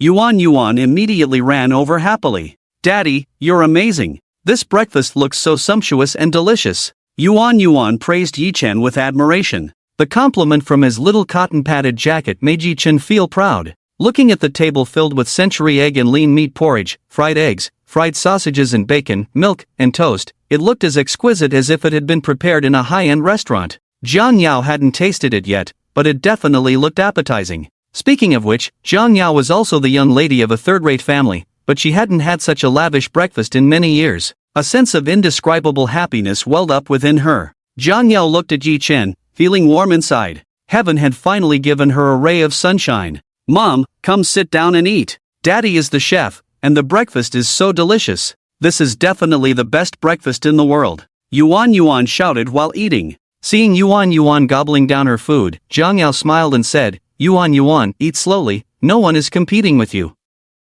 Saying that, she also sat down. Yi-Chen sat down as well. Zhang Yao picked up the bowl of century egg and lean meat porridge in front of her and took a taste. The first bite made her eyes light up, feeling utterly amazed. She had never had such delicious century egg and lean meat porridge. It was so fragrant, fresh, and tasty. Jiang Yao couldn't help but look at Yi Chen in surprise and asked, "You're not from the cooking team in the War Department, are you?" Yi Chen shook his head seriously and said, "How could that be? I've been an orphan since I was little, so I learned to cook from a young age. Practice makes perfect. The more you cook, the better you get." Jiang Yao immediately nodded and said, "I was just joking, but your cooking skills are indeed excellent. I'm afraid even a 5-star hotel chef couldn't make such delicious century egg and lean meat porridge." Yi Chen replied, "That's different. I only know how to make home-cooked meals." Yuan suddenly said, "From now on, I want to eat the dishes Daddy makes every day. They're really too delicious." Yi Chen lovingly patted Yuan's head and said, "Alright, Yuan, I'll cook for you every day, so you can eat it for a lifetime.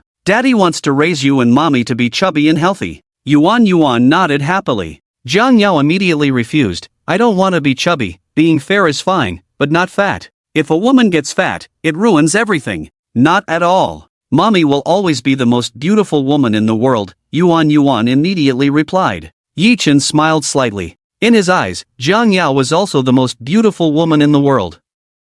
Always. After finishing this rich and warm breakfast, Jiang Yao helped Yi Chen tidy up the dishes. Once they were done, Jiang Yao suddenly exclaimed, "Oh no, we're going to be late. Yi Chen, hurry and take our daughter to school, I have to go to work. Fortunately, it's the weekend, otherwise, after 3 days as a minor, I might get fired from the company." "No more talking, I need to leave quickly." Seeing Jiang Yao's anxious and hurried expression, Yi Chen said with concern, "Why don't you just skip work? And who will support me if I don't work?" Jiang Yao joked. Yi Chen nodded, "Right, I'll support you." "But." Jiang Yao immediately burst into laughter. However, she quickly became serious again and said, "Alright, Yi Chen, now that the housing issue is resolved, there are still many places where we will need money in the future. If we want Yuan to have a better life, it will require a lot of money. You still don't have a job, and I can't afford to lose mine. Besides, do you want me to stay at home as a full-time housewife? That's not the life I want." "Fine." Since Jiang Yao is a career-driven woman, it really isn't a good idea to have her stay at home doing nothing. Yi Chen could only go along with Jiang Yao. "I'll take you," Yi Chen said to Jiang Yao. But Jiang Yao shook her head, "No need, I'll just take a taxi later. You should hurry and take our daughter. Getting her to school is the most important thing. Yuan missed a whole day of class, so make sure to explain it well to the teacher." "Alright, I won't talk to you anymore, I have to hurry." With that, Jiang Yao grabbed her bag and quickly ran out the door. With the Grim Reaper secretly protecting Jiang Yao, Yi Chen wasn't worried at all. Yuan grabbed her backpack, took Yi Chen's hand, and hopped into the car. Once in the car, Yuan, with a beaming face, said, "Daddy, this is Yuan's first time taking a car to school. All my classmates take the car to school, only Yuan walks. Daddy, this car should be called a BMW, right? Many of my classmates take BMWs to school. Because they didn't have a house in the school district, Yuan couldn't attend a good public school." For her daughter, Jiang Yao sent Yuan to an expensive private school. Jiang Yao had indeed endured a lot for her daughter's upbringing. If it weren't for that, Jiang Yao wouldn't have lived in such a shabby rental house with Yuan.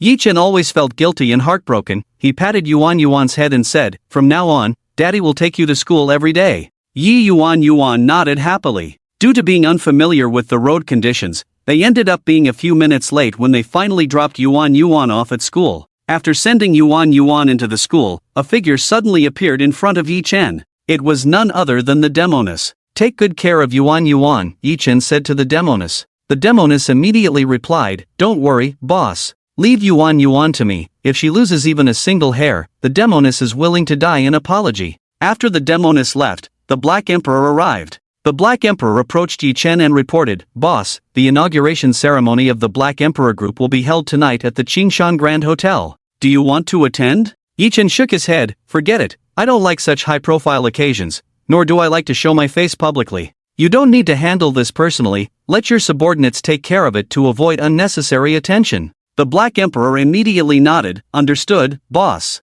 I was actually going to suggest attending as a guest. The personnel arrangements have already been made. I've transferred some trusted people to manage the Black Emperor Group. However, boss, I still have one thing I want to consult you about." Yi Chen looked at the Black Emperor, signaling him to continue. "Boss, what do you think about letting sister-in-law take the position of president of the Black Emperor Group?" Black Emperor said cautiously. Yi Chen shot a cold glance at Black Emperor, instantly causing his face to change slightly. However, Yi Chen did not get angry in the end and said, "Not for now." If the Black Emperor group just entered Qingshan and immediately pushed Jiang Yao into such a highly visible position, who knows how many rumors would arise? This may not be a good thing for Jiang Yao. Moreover, Jiang Yao may not agree. She is a smart woman. Yesterday, she had the Demoness accompany me to put on a show. Although everything seemed perfect, I feel she may not fully believe it. At this time, let's not complicate things. Black Emperor nodded but couldn't help but whisper, "Boss, actually, it wouldn't hurt for sister-in-law to know your identity, right?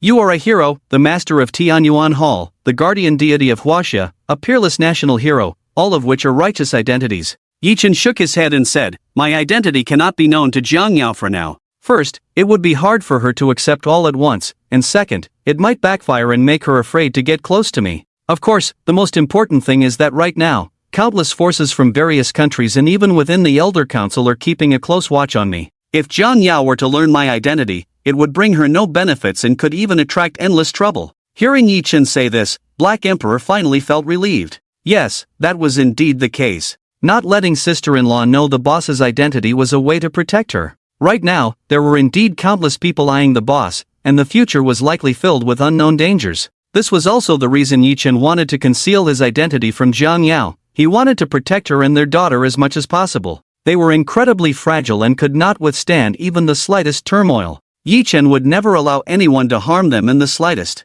"Boss, Lu Jinlong is waiting to see you. What do you think?" Black Emperor suddenly said. Yi Chen replied coldly, "We'll talk later. I want to see Jiang Yao first. By the way, you should secretly acquire Lanya Trading Company, Ltd. Since Jiang Yao was unwilling to resign, he would create a good working environment for her." Black Emperor immediately took his orders and went to handle it. As soon as Yi Chen arrived at Jiang Yao's door, he was blocked by a large group of thugs. The leader was none other than Hua Yuntao, who had been beaten by Yi Chen at the hospital yesterday. Today, he brought over 30 thugs, armed with various weapons, surrounding Yi Chen completely. Hua Yuntao looked at Yi Chen with a playful yet fierce expression, gritting his teeth in hatred. "Damn it, I came to find that stinky woman, but I didn't expect an unexpected surprise. Caught you, kid, now I'll settle yesterday's score with you. Dare to hit me? Do you even know who I am? Do you know who I hang out with? You should go ask around. Who doesn't know that I'm with Biao Ge? Have you heard of my Biao Ge's reputation? You must know about the Qinglong Society, the ruler of the underground world in Qingshan. My Biao Ge is one of the 8 hall masters of the Qinglong Society." A big shot on the Qingshan Dao. Before Hua Yuntao could finish his sentence, he let out a miserable scream and fell to the ground. Blood spewed from his mouth, and his face was a ghastly sight. This scene instantly left the group of thugs dumbfounded, exchanging glances in confusion. What just happened? No one had seen clearly what had occurred. They only heard a scream and then saw Brother Tao in such a tragic state. After a moment of painful cries, Hua Yuntao, filled with humiliation and rage, let out a hysterical roar. "Kill him, get rid of him for me, bang bang bang." Just after Hua Yuntao finished roaring, a fierce sound of fighting erupted. Following that, there were cries of anguish and screams. Hua Yuntao immediately sensed that something was off. When he suddenly looked up, he discovered that all 30 of his subordinates were lying on the ground, groaning in pain. Was it only 4 or 5 seconds? How could more than 30 people be taken down so quickly? How was that even possible? Was this still human? The look in Hua Yuntao's eyes as he gazed at Yi Chen turned strange and terrified. "What do you want to die?" Yi Chen looked down at Hua Yuntao from above, like a deity. The overwhelming and terrifying aura made Hua Yuntao's heart tremble violently, as if he were facing a demon from the abyss. Hua Yuntao finally felt fear, his voice trembling as he said, "Kid, no, big brother, it's a misunderstanding. It was my fault for not recognizing the mountain, and I hope you, big brother, can be magnanimous and let me off the hook. In the future, whenever I see you and your sister-in-law, I will definitely keep my distance. Even if you don't consider my face, please give my boss, Biao Ge, a bit of face." Yi Chen coldly looked at Hua Yuntao and said, "Then let Biao Ge come and speak to me personally." Upon hearing this, Hua Yuntao was at a loss for words. "Big brother, you really don't need to trouble Biao Ge for such a small matter." Yi Chen couldn't be bothered to respond to Hua Yuntao. He took out his phone and called He Huang, "Have Lu Jinlong come to see me immediately, and bring along his subordinate, a hallmaster named Biao Ge." "Lu Jinlong? Isn't that the underground Emperor Long Yi of Qingshan?" Hua Yuntao stared at Yi Chen in disbelief. Is he joking? In Qingshan, who would dare to call Long Yi by name? Besides a few dominant figures like Hu Shi, who else would have such audacity? A young man in his 20s not only dared to call Long Yi by name but also said to have him come see him immediately? It was simply absurd. Even a novel wouldn't dare to write it like this. However, 20 minutes later, Hua Yuntao's mind was completely shattered. Because Long Yi really did come, accompanied by Biao Gu. He Huang was also present. Long Yi and Biao Gu both respectfully followed behind He Huang, unaware of his true identity, thinking of him as a messenger sent from above. "Boss, this is Lu Jilong, and next to him is Zhang Sanbiao." He Huang respectfully introduced them to Yi Chen. After the introduction, He Huang stepped back respectfully behind Yi Chen. Lu Jilong and Zhang Sanbiao were both immensely shocked to have someone who could make He Yi such a big shot, so respectful. What kind of person was this? "Greetings, Mr. Yi." Lu Jilong and Zhang Sanbiao did not dare to hesitate and immediately bowed respectfully to Yi Chen. Seeing this scene, Hua Yuntao felt as if struck by lightning, petrified on the spot. His mindset completely collapsed. What kind of great bodhisattva had he provoked? Who exactly was Yi Chen? Hua Yuntao was instantly terrified, trembling all over to the extreme. He quickly knelt down, desperately banging his head on the ground, crying out for mercy. "Mr. Yi, I know I was wrong. I deserve to die. I deserve to die 1,000 deaths. I beg Mr. Yi to overlook my minor offenses and spare my life. I truly didn't know who you were, and if I had known, even with 100 times the courage, I wouldn't have dared to provoke you and your sister-in-law in the slightest. As long as Mr. Yi doesn't kill me, I'll do anything you want." Biao Gu, unable to contain his anger, kicked Hua Yuntao hard and proactively asked Yi Chen for permission. "Mr. Yi, it's my fault for not properly teaching my subordinates, and I bear the responsibility. I earnestly request Mr. Yi to give Sanbiao a chance for redemption, and I will personally take action to clean up the mess." Yi Chen couldn't be bothered to say more. After coldly dropping a sentence, he turned to leave. "You handle it well." He Huang shot a fierce glare at Lu Jilong and Zhang Sanbiao. "If something like this happens again, you can come and offer your heads as an apology." With a single word from the Black Emperor, Lu Jilong and Zhang Sanbiao turned pale with fear, quickly nodding and bowing, saying, "Yes, yes, yes, Black Master, there will definitely not be a next time." After sending off the Black Emperor, Lu Jilong shot a fierce glance at Zhang Sanbiao. "Handle this immediately. If we offend that person, we will have no place to die." After wiping the cold sweat from his brow, Zhang Sanbiao waved his hand, and someone came up to take Hua Yuntao away. "Brother Biao, I'm your own nephew. Uncle, don't kill me." No, in the end, Hua Yuntao was taken away in endless despair. What awaited him, of course, was only death.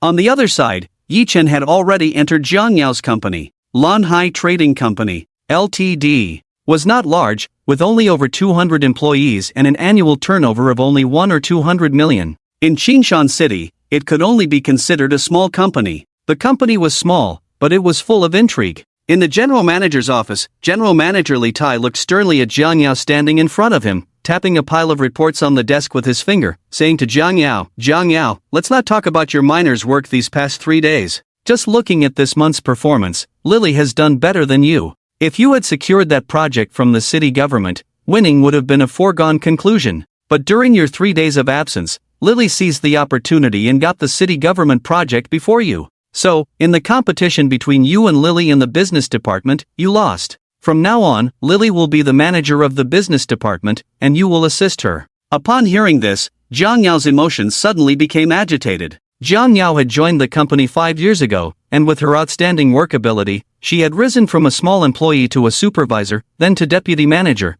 and finally to department manager, all in just 3 years.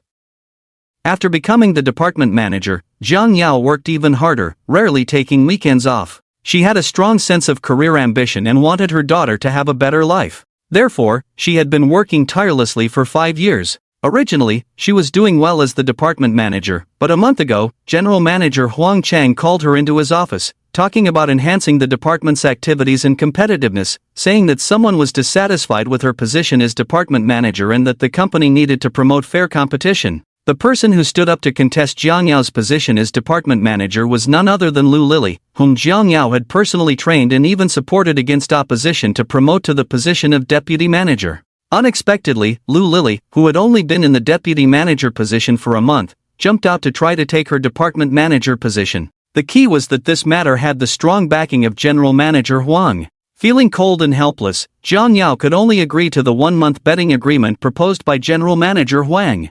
Within a month, Jiang Yao and Lu Lili would each rely on their abilities to achieve results for the company. Whoever performed better would win. The winner would become the department manager. Jiang Yao was quite confident about this bet. After all, she had been in this position for 2 years, and the department's performance had been steadily improving, with a large number of clients accumulated in her hands. Originally, this bet seemed to have no suspense. Jiang Yao was sure to win easily. However, Jiang Yao never expected that during her 3 days of absence, such an unexpected situation would occur. Clearly, it was a project she had negotiated, so how could it inexplicably fall into Lu Lili's hands? After thinking it over, Jiang Yao could only think of one possibility. Jiang Yao stared hard at General Manager Huang, certain that he was the one sabotaging her, helping Lu Lili, and taking advantage of her absence to snatch the city government project. Humph! Jiang Yao suddenly sneered. General Huang, I understand now, everything is as it seems. Huang Chang frowned and asked in a deep voice, what do you understand? If I still don't understand by now, wouldn't that make me a fool?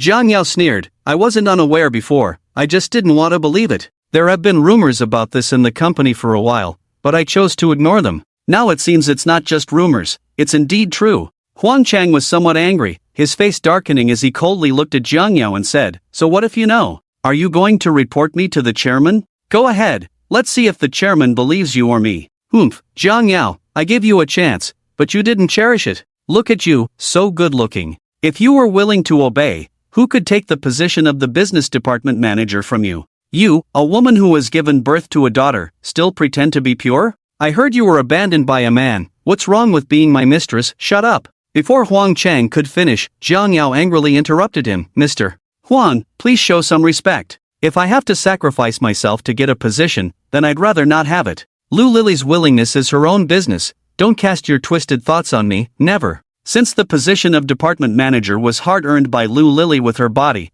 what's stopping me from giving it to her? Bang! Huang Chang was instantly furious and slammed the desk, pointing angrily at Jiang Yao. You are outrageous. This matter is settled. I will send out a formal notice shortly. You can leave now. Faced with such injustice, Jiang Yao could only suppress her anger. But just as she was about to open the door to leave, the office door was pushed open, and Lu Lili walked in with a triumphant smile. She had been eavesdropping at the door and, seeing her chance, entered with the demeanor of a victor. Once inside, Lu Lili habitually locked the office door behind her. Then, without any pretense, she boldly threw a flirtatious glance at Huang Chang. Since the matter was already out in the open, Huang Chang didn't bother pretending in front of Jiang Yao. After all, he was the general manager of the company. Jiang Yao had figured everything out, and she accepted it. Jiang Yao coldly looked at Lu Lili and scoffed. Humph, I really was blind. For 5 years, I treated you like a sister, promoting you to the position of deputy manager, and I never expected you to repay kindness with malice.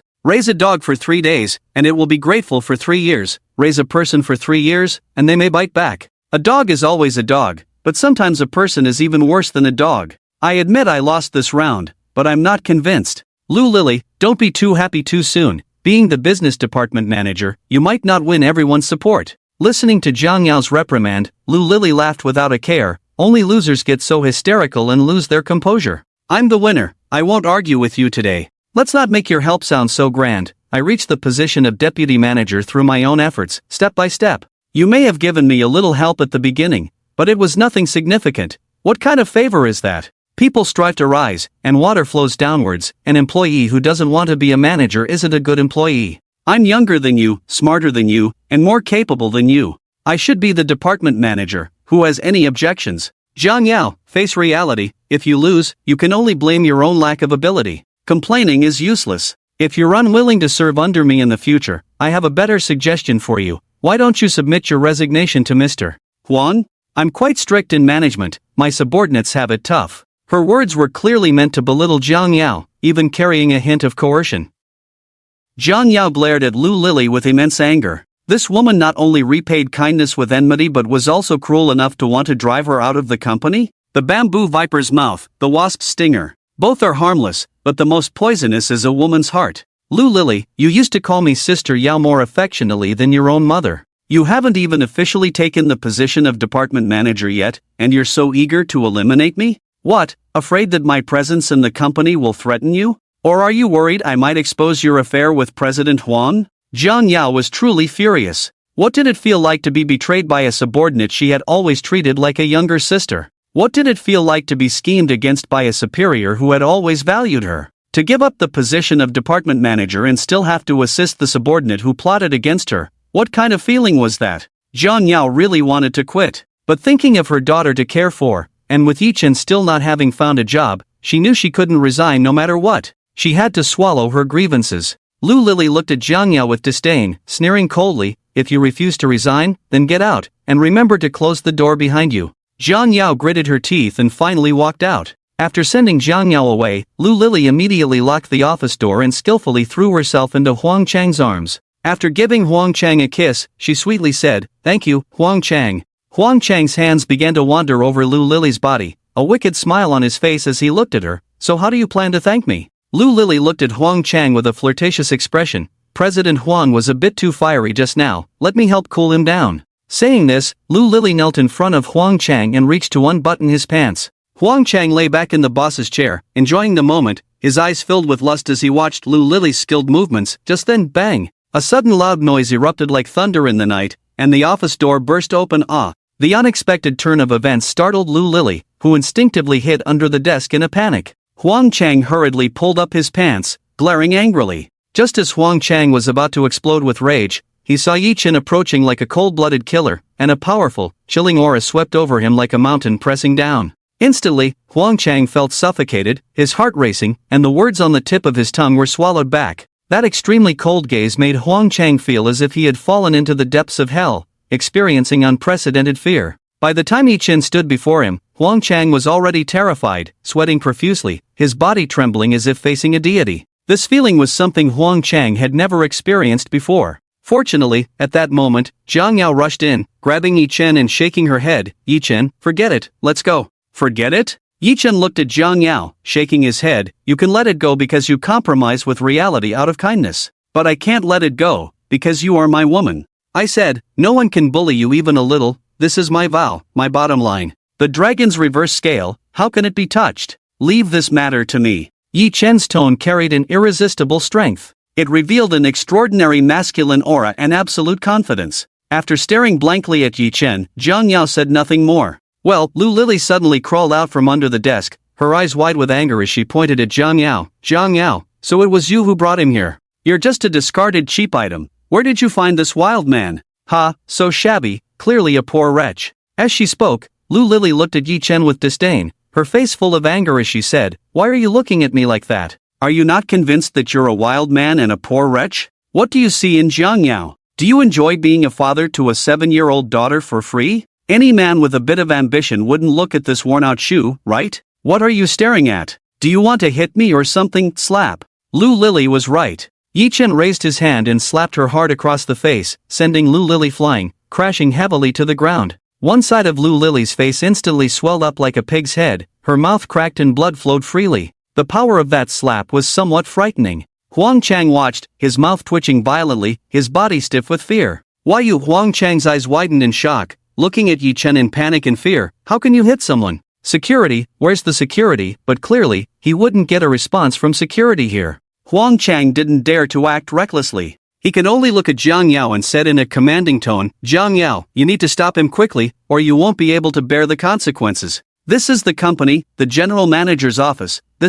What kind of behavior is this?" Jiang Yao stood there with a cold expression, not paying any attention at all. The moment she allowed Yi Chen to act as he pleased, Jiang Yao had already prepared to resign. Yi Chen coldly glanced at Lu Lili, who was on the ground, filled with resentment and tears streaming down her face, and said, "I never hit women, but you made me break my rule. Your face dirted my hand, next time, wash it clean before I hit you." As he spoke, Yi Chen pulled a tissue from the desk and vigorously wiped his hand that had just slapped Lu Lili. After wiping, he casually tossed the tissue, which landed right on Lu Lili's face. The harm was minor, but the insult was severe. Lu Lili's face instantly turned as dark as an ink slab. "You two get out of here quickly, or I'll report you. Jiang Yao, if you don't voluntarily submit your resignation, I will ask the chairman to fire you." Huang Chang, regaining his composure, finally put on the airs of a general manager. Jiang Yao bit her teeth hard, looking at Huang Chang and said, "Fine, I will submit my resignation report to you before noon." But as soon as Jiang Yao finished speaking, Yi Chen's cold voice rang out, "Resign?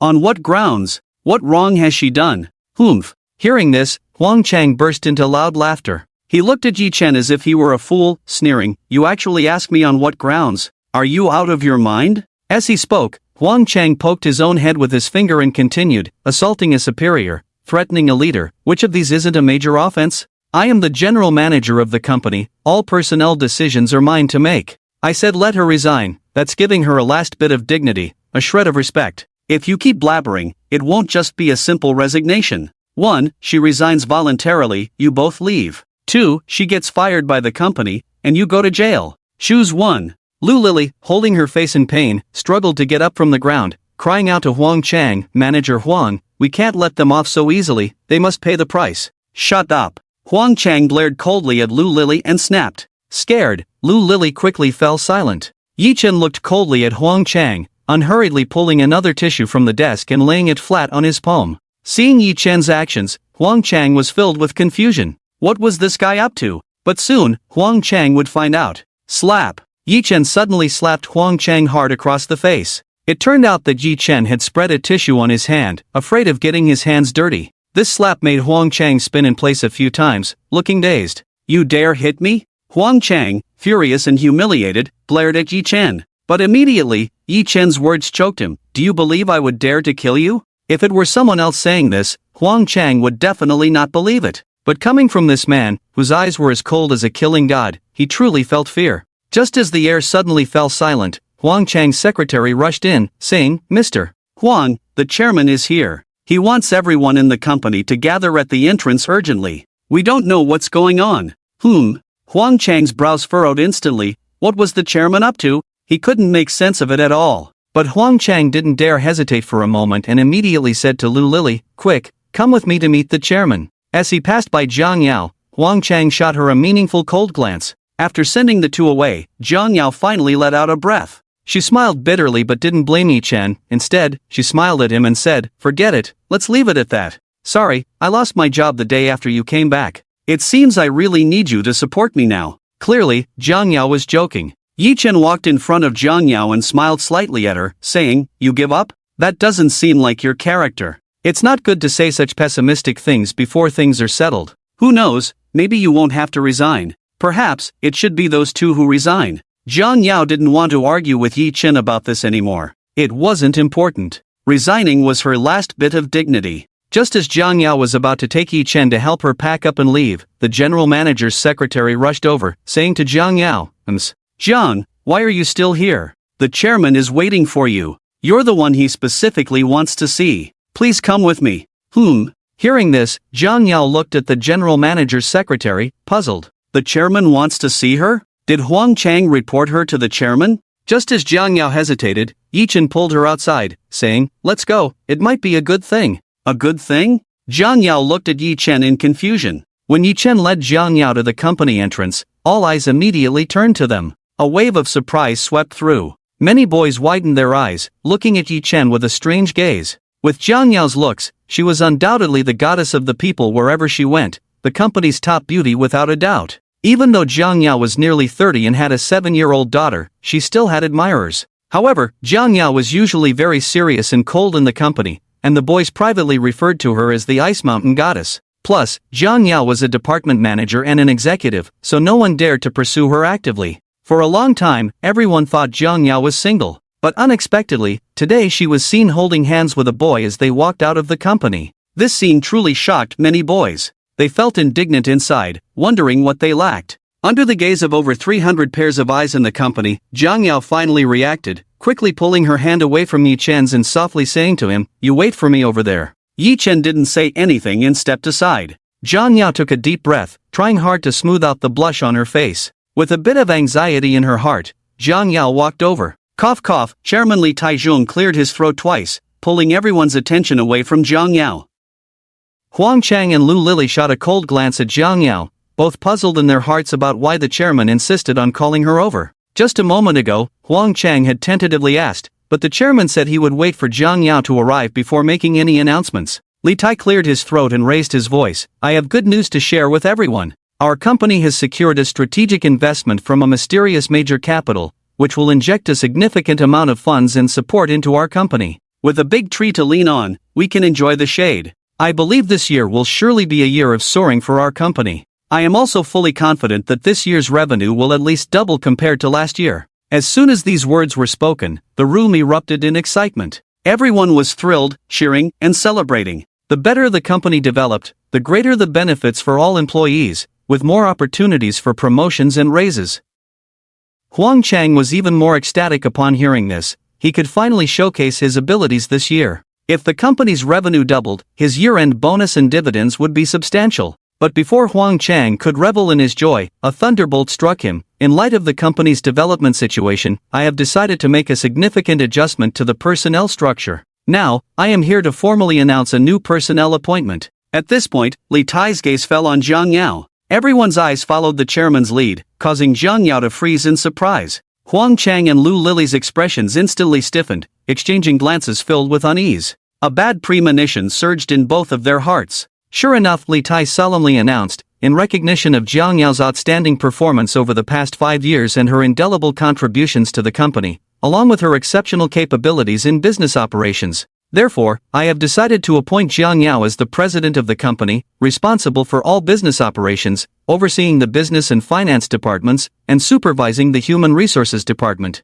The other departments will continue to be managed by Huang Chang. Currently, the company adopts a structure where the president and the general manager are on the same level, both reporting directly to me. As soon as these words were spoken, the room was once again filled with chatter and surprise. Huang Chang and Lu Lily's faces darkened, as if struck by lightning. Especially Huang Chang, who probably had never looked this shocked even at the death of his parents. The largest and most important department in Lanhai Trading Company, Ltd., is the business department, followed by the finance department. One generates revenue for the company, while the other manages its finances. Next is the Human Resources Department, which decides personnel appointments and dismissals. But now, the chairman had directly promoted Jiang Yao to the position of president, placing both the business and finance departments under her control, and she would also oversee the Human Resources Department. Wasn't that equivalent to handing over most of the company's power to Jiang Yao? Huang Chang, as the general manager, would become a mere figurehead.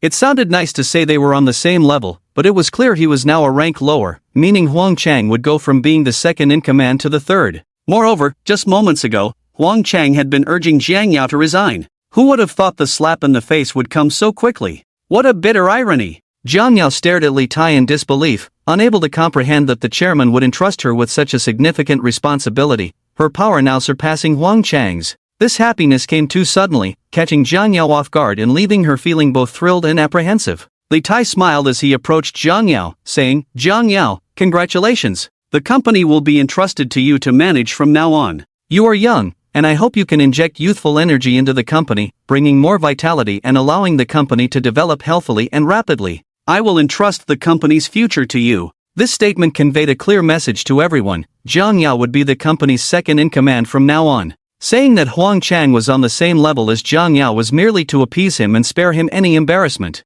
Jiang Yao quickly shook her head and waved her hands, saying, No, Chairman, I can continue as the department manager, but how can I take on the role of president? I don't think I have that capability yet, and I'm afraid of disappointing the board's good intentions. So, before Jiang Yao could finish her sentence, Li Tai waved his hand and said, Jiang Yao, in my eyes, you are a very confident, capable, hardworking, and ambitious woman. You have a strong sense of career, excellent learning ability, and you take your work seriously with a great attitude. Your abilities in all aspects are absolutely without any issues. I have an eye for talent. Since I have chosen you, you should naturally believe in your own judgment and your abilities. If I believe in you, why are you suddenly lacking confidence? That's not how you should be. Go ahead and do it boldly, you can do it. I'm here to support you, and no one dares to oppose you. But Jiang Yao still felt hesitant and anxious. She indeed had a strong career ambition, but being suddenly promoted to such a high position was overwhelming for her. Li Tai interrupted her again, saying, No buts, just think of it as helping me and the company. This, Jiang Yao looked at the chairman and then nodded in agreement. All right, chairman, I will give it a try. Hearing this, Li Tai finally let out a sigh of relief. If he didn't serve this ancestor well, he would have to roll out of the company. By the way, Jiang Yao, what did you mean when you said you could continue as department manager? Was there someone who didn't want you to be the department manager before? The chairman suddenly asked. Upon hearing this, Huang Chang's face changed dramatically. He quickly looked at Jiang Yao with a pleading expression. Jiang Yao shot Huang Chang a cold glance and recounted the situation as it had happened. After hearing this, Li Tai glared at Huang Chang and Lu Lili with fury, causing both to turn pale and tremble in fear. Huang Chang hurriedly tried to explain, "Chairman, please listen, oomph." Li Tai snorted coldly, "You two are fired from the company, pack your things and get out." "What?" Upon hearing this, Huang Chang and Lu Lili felt as if struck by lightning, and they fell to their knees in despair. They wanted to plead with Jiang Yao, but she walked straight towards Yi Chen without looking back. Li Tai directly called the security to escort Huang Chang and Lu Lili out, while the others turned back to the company, leaving the two behind in regret. Jiang Yao was promoted to president of the company, and everyone was delighted. Huang Chang and Lu Lili were thrown out, which brought great satisfaction. After saying a few words to Jiang Yao, Yi Chen left first. As soon as he got back to the car, the demoness called Yi Chen rushed to Yuan's school as fast as he could. The demoness respectfully reported to Yi Chen, "Boss, the person has been dealt with and cleaned up. He was sent by the young master of the Wang family, intending to kidnap the princess to threaten you. Boss, do you want me to capture him or just kill him directly?" Yi Chen coldly snorted, "The moment he had ill intentions towards my daughter, he was already sentenced to death. Anyone who dares to harm Jiang Yao and Yuan will be personally sent to hell by me. As for young Master Wang, I will kill him myself." The demon princess immediately nodded and said, "Okay, boss, I'll go catch them right away." After saying this, the demon princess was about to leave, but was stopped by Yi Chen, who called out, "Your task is to protect Yuan. You cannot leave her side, so you don't need to do this." Hearing Yi Chen's words, the demon princess stopped and stepped back. Yi Chen coldly said, "Let the Black Emperor handle this." Just as Yi Chen was about to take out his phone to call the Black Emperor, Jiang Yao's call came in. Upon answering Jiang Yao's call, Yi Chen's murderous aura instantly retracted, dissipating completely. The cold, chilling expression on his face transformed in an instant, revealing a slight smile, as if he had become a different person. This change surprised the demon princess. She thought to herself, "The power of love is indeed great. Yi Chen, you go pick up our daughter from school first, then come to the company to get me. Mom just called and asked us to go to Grandpa's for lunch. He has been discharged from the hospital and is back home." Jiang Yao's voice on the other end sounded a bit excited. 5 years ago, she was kicked out of the Jiang family and ostracized by everyone. Even her grandfather, who had spoiled her since childhood, had changed his temperament and no longer paid her any attention. In these 5 years, Jiang Yao had endured too many disdainful looks, mockery, insults, grievances, and hardships. Family ties had always been something Jiang Yao could not let go of. Today, her grandfather asked her to bring Yi Chen and Yuan back for lunch, which was a sign of thawing relations. Perhaps, this could be an opportunity to ease her relationship with the Jiang family and allow her to return to the Jiang family. After hanging up the phone, the demon princess suddenly said, "Boss, I know I might not be in a position to say this, but I can't help myself. Even if you want to punish me, the demon princess has no complaints. Those people from the Jiang family are truly too despicable. The mistress should stay away from them, not be so eager to curry favor with them. I have a feeling that today's meal won't be pleasant. The mistress might face some grievances." Yi Chen glanced at the demon princess and nodded slightly, saying, "You're right, I have the same premonition. However, I can understand Jiang Yao. Everyone has something they cannot let go of, whether it's family, friendship, or love. No matter what choice Jiang Yao makes, I will silently support her. But if anyone dares to bully her, I won't care whether they are from the Jiang family or not." The demon princess nodded slightly, not daring to say more. Since they were going to accompany Jiang Yao back to the Jiang family for lunch, they would put aside Wang Xiao's matter for now. At 11:20, school ended on time. When Yuan saw Yi Chen as she walked out of the school gate, she immediately opened her arms and ran over, throwing herself into Yi Chen's embrace. Yi Chen lovingly held Yuan, a happy smile spreading across his face. This feeling was the most wonderful feeling in the world. The happiest feeling. Yuan was also very happy and content. Yi Chen lifted Yuan into the car, and she kept a joyful smile on her face. Looking at that smile, Yi Chen felt both happy and inexplicably bittersweet. Over the years, Yuan had lacked paternal love, so even such a simple thing made her so happy and fulfilled. In the car, Yuan excitedly shared bits and pieces of her day at school with Yi Chen. She even said that she told her classmates that her dad had come back, but they didn't believe her. Hearing this, Yi Chen felt even more heartbroken. It was he who had not accompanied Yuan during her childhood. They say an unhappy childhood takes a lifetime to heal. Yuan, Dad will always take you to school and pick you up from now on, Yi Chen said gently to Yuan. Yuan happily nodded, saying, "Okay, Dad is the best to Yuan. I really like Dad." Yi Chen smiled and patted Yuan's head, saying, "Alright, let's go pick up Mom." Upon hearing they were going to pick up Mom, Yi Yuan immediately nodded vigorously. 20 minutes later, Yi Chen arrived at Lanhai Trading Company, Ltd. However, he did not enter the company but waited in the car. After a few minutes, he saw Zhang Yao, dressed in professional attire, striding over in high heels. A beautiful woman, she looked good in anything she wore. In her professional outfit, Zhang Yao exuded a special charm. Although the outfit seemed cheap, it conveyed a feeling that even top luxury brands could not provide when worn by Zhang Yao. After getting into the car, Zhang Yao glanced at Yi Chen and then at her daughter rushing towards her, and a sense of happiness instantly welled up within her. This was the first time in many years that she felt such a complete and blissful sensation. After work, Yi Chen had come to pick her up with their daughter. How wonderful was that? This was something she had never experienced in all these years, not even in her dreams. Yi Chen was driving in the front seat, while Zhang Yao and Yuan sat in the back. Yi Yuan happily asked, "Mom, are we going home? I miss our big villa. Today I told my classmates that we have a big villa and that my dad drives a BMW, but they didn't believe me and said I was lying. Yuan is a good child. Mommy has always told Yuan not to lie, so Yuan won't lie." Hearing Yuan's words, Zhang Yao felt a wave of guilt and heartache. Because of her, Yuan had faced ridicule from classmates since kindergarten. It was manageable in kindergarten since everyone was young and didn't understand much, but now that she was in first grade, they were starting to comprehend things. Yi Yuan looked at Zhang Yao, blinked her eyes, and weakly asked, "Mom, why are you unhappy? Did Yuan do something wrong to make you unhappy?" Zhang Yao immediately shook her head, looking at Yi Yuan with affection. "How could that be, Yuan? You're so good. How could you make Mommy unhappy? Yuan didn't do anything wrong, and Mommy is very happy. In the future, whatever others have, we will have too, and no one will laugh at Yuan anymore."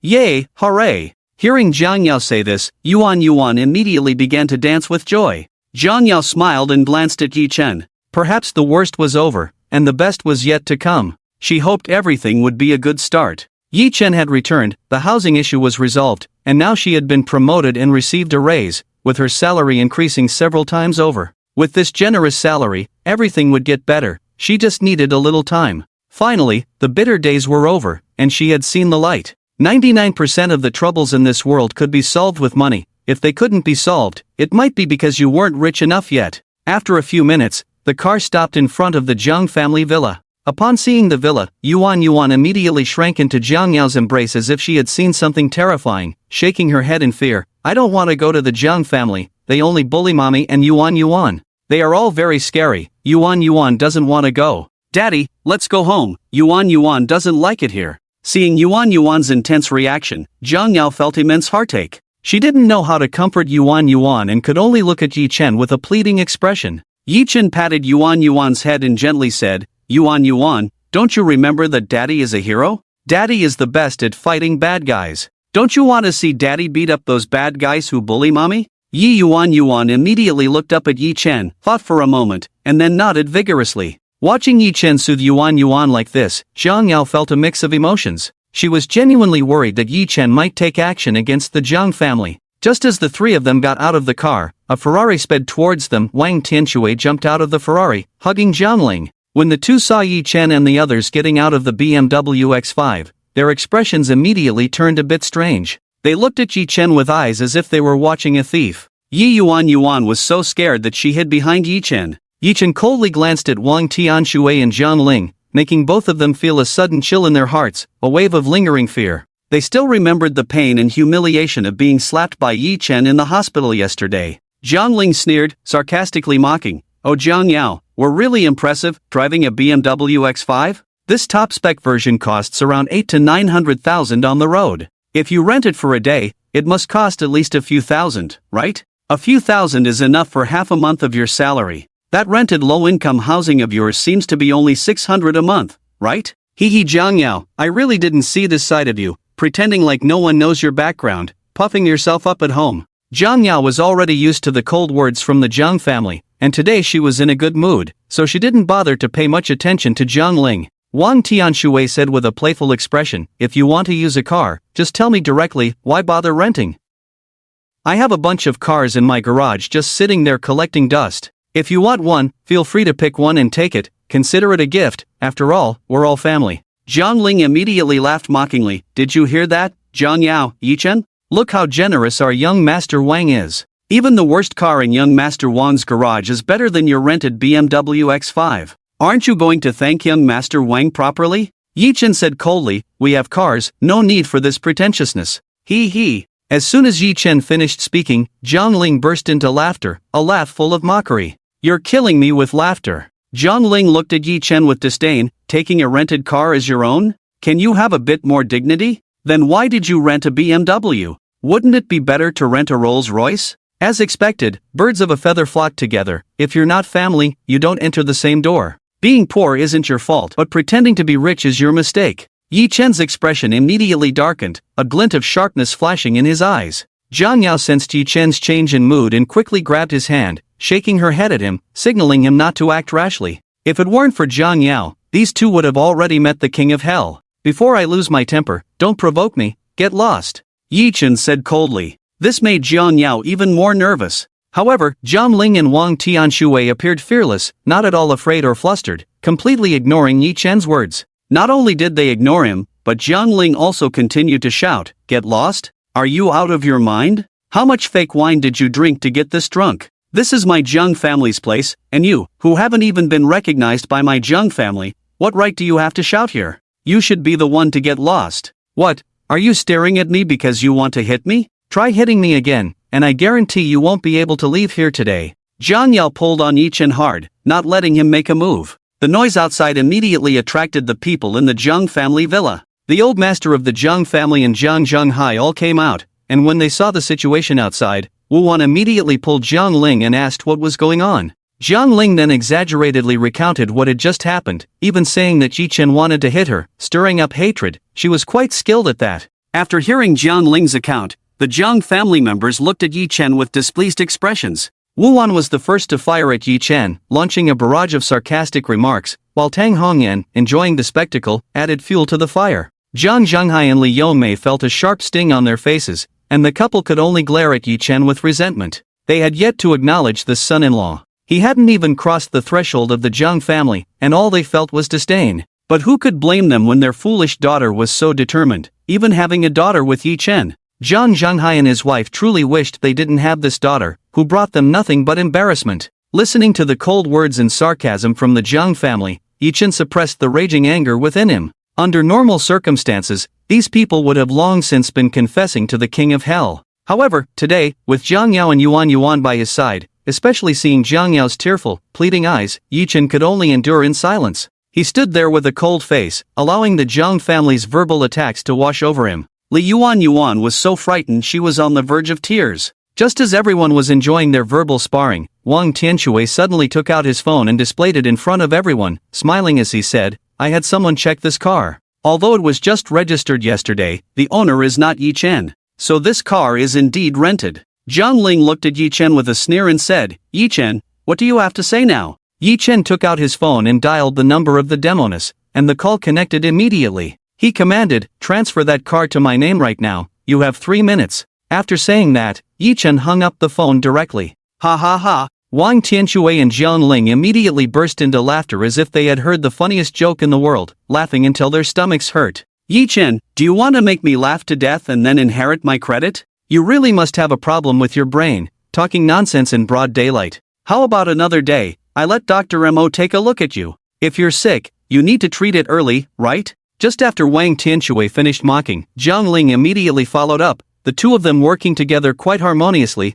A brain problem can't be delayed. Li Yongmei finally couldn't help but glare at Yi Chen fiercely, cursing with deep resentment. "No money but still spending recklessly. Thinking you can puff up your face to look like a fat man? Put away your pathetic vanity, you're just embarrassing us." Mom Jiang Yao wanted to explain for Yi Chen, but before she could say much, Li Yongmei shot her a fierce glare and scolded, "Shut up! How much suffering have your dad and I endured over the years? How many rumors have we heard? How many times have we been ridiculed? It's all because you're not doing well." Li Yongmei spoke with a face full of heartache. At that moment, the old man of the Jiang family finally spoke up. "All right, a family arguing like this is just giving outsiders a joke. Whether this car is rented or borrowed, as long as it wasn't stolen or robbed, that's fine. He might also think that since it's his first time at our Jiang family's door, he doesn't want to make it too shabby. Such a small matter, let's not talk about it anymore, everyone go inside. With the old man's words, the Jiang family members obediently fell silent. However, Wang Tianshui sneered. What if he did steal it? The old man Zhang's expression darkened. Was Wang Tianshui going against him? Yi Chen coldly looked at Wang Tianshui and said, 3 minutes are up. Check again to see who the owner of this car is. Hearing Yi Chen's confident words, Wang Tianshui couldn't help but hesitate. He looked at Yi Chen closely. Could it be that this kid could actually pull it off? But it was impossible. How could a transfer be completed in 3 minutes? Young Master Wang, since he's so stubborn, just use reality to slap him in the face, Zhang Ling immediately said to Wang Tianshui. Wang Tianshui hesitated for a moment but still had someone check. The results came back quickly, and when he saw the information that was sent over, Wang Tianshui's eyes widened, and his phone almost dropped to the ground. He stared at his phone in disbelief, his face filled with shock. Seeing this, Zhang Ling hurriedly leaned over to take a look, and immediately exclaimed, What the just now, the car owner was clearly someone else, how did it turn into Yi Chen now? Young Master Wang, what on earth is going on? Deeply affected, Wang Tianshui snapped at Zhang Ling, how the hell would I know what's going on? The result is just like this. In response to the situation, the Jiang family members all looked at Yi Chen with puzzled expressions. Zhang Yao also looked at Yi Chen with confusion. Yi Chen coldly stared at Wang Tianshui and asked, So, this car is mine now, right? That one sentence nearly choked Wang Tianshui to death. It was he, Wang Tianshui, who was being slapped in the face. But Wang Tianshui was not someone who would easily back down. Come out! Wang Tianshui suddenly shouted. As his voice fell, a man in his 40s stepped out from the shadows. The man had a cold expression, a fierce look on his face, and an imposing aura. It was clear at a glance that he was not a good person. Waste him, Wang Tianshui ordered the fierce-looking man. The man smirked, a playful cold smile appearing on his lips, and walked towards Yi Chen with an air of menace. Seeing this, Zhang Yao was immediately frightened, her face losing color as she tightly grasped Yi Chen's hand. Cold sweat poured from her palms, icy as frost. Yi Yuan was even more terrified, on the verge of tears. The Jiang family members watched the situation with indifference. Daddy Yi Yuan looked at Yi Chen with tear-filled eyes, her face full of worry. Yi Chen gently patted Yuan's head, comforting her, It's okay, Yuan, don't you remember that Daddy is a great hero? Daddy is very good at dealing with bad guys. Upon hearing Yi Chen's words, Yi Yuan's eyes instantly lit up like light bulbs. After glancing at Yi Chen, she nodded reassuringly and broke into a smile. Ha! A great hero? You really don't know the meaning of embarrassment. I know you have some skills and can fight, but so what? Do you know who you're dealing with? Let me tell you the truth, this is a warrior from the Wang family. Do you know what a warrior represents? Forget it, someone like you at the bottom of society wouldn't understand even if I told you. Yi Chen, if you know what's good for you, you should kneel down and beg for mercy now. Maybe young Master Wang will spare your life. Zhang Ling stirred the pot, looking at Yi Chen with a mocking expression. Wang Tianshui looked as if he had completely grasped Yi Chen. Upon hearing that the fierce-looking man was a warrior from the Wang family, the Jiang family members looked at Yi Chen with sympathetic eyes. Why provoke anyone when you could provoke young Master Wang? The warrior from the Wang family had already walked up to Yi Chen, and a powerful aura surged forth like a rolling wave. Zhang Yao felt this powerful aura and couldn't help but take a step back. Bang! But at that moment, someone made a move. A sound like thunder erupted as a fist met flesh. Immediately, an unbelievable scene unfolded before everyone's eyes. The warrior from the Wang family hadn't even had the chance to strike, he had just reached Yi Chen when Yi Chen punched him and sent him flying. Yi Chen's speed was simply too fast, so fast that no one could react in time. No one saw how Yi Chen made his move. Not to mention the others, even the warrior from the Wang family himself didn't see it clearly. He didn't even have a chance to react before he felt a powerful force slam into him like a cannonball. It felt as if he had been violently struck by a speeding tank. This powerful force instantly exploded within the warrior from the Wang family. His blood surged and boiled, flowing backward like a river. The warrior lost control of his body for a moment, helplessly flying backward for more than 10 meters before crashing heavily to the ground. The bones and organs of the body, who knows how many, were shattered by that fall. Blood gushed out like a fountain, continuously spraying from his mouth. At that moment, even the Wang family's offering felt the presence of death. How could this happen? The Wang family's offering was completely stunned by Yi Chen's punch. He hadn't even grasped what was happening. After all, he was also a martial artist. Although he was merely a low-tier third-rate martial artist, he was still a martial artist, having surpassed the limits of ordinary people. The power of a martial artist is beyond what ordinary people can imagine. To put it this way, as long as physical strength allows, a martial artist can inflict endless torment on ordinary people. The idea of 1 against 100 is laughable. A martial artist's speed and reaction ability can easily dodge bullets. A single punch from a martial artist can effortlessly kill a cow. A martial artist is an existence that transcends the limits of ordinary people. In Qingshan, the number of martial artists is extremely rare. Not to say they are few, they are probably not much better than that. The Wang family's offering was invited to the Wang family with a high salary of 10 million a year. However, no one could have imagined that this offering would be severely injured by Yi Chen's punch, collapsing to the ground and spitting blood continuously. He had clearly lost all combat ability. How could the Wang family's offering be so easily defeated in front of Yi Chen? This left Wang Tianxue and Zhang Ling completely dumbfounded. The expressions of the two were extremely exaggerated and stiff, staring fixedly at Yi Chen.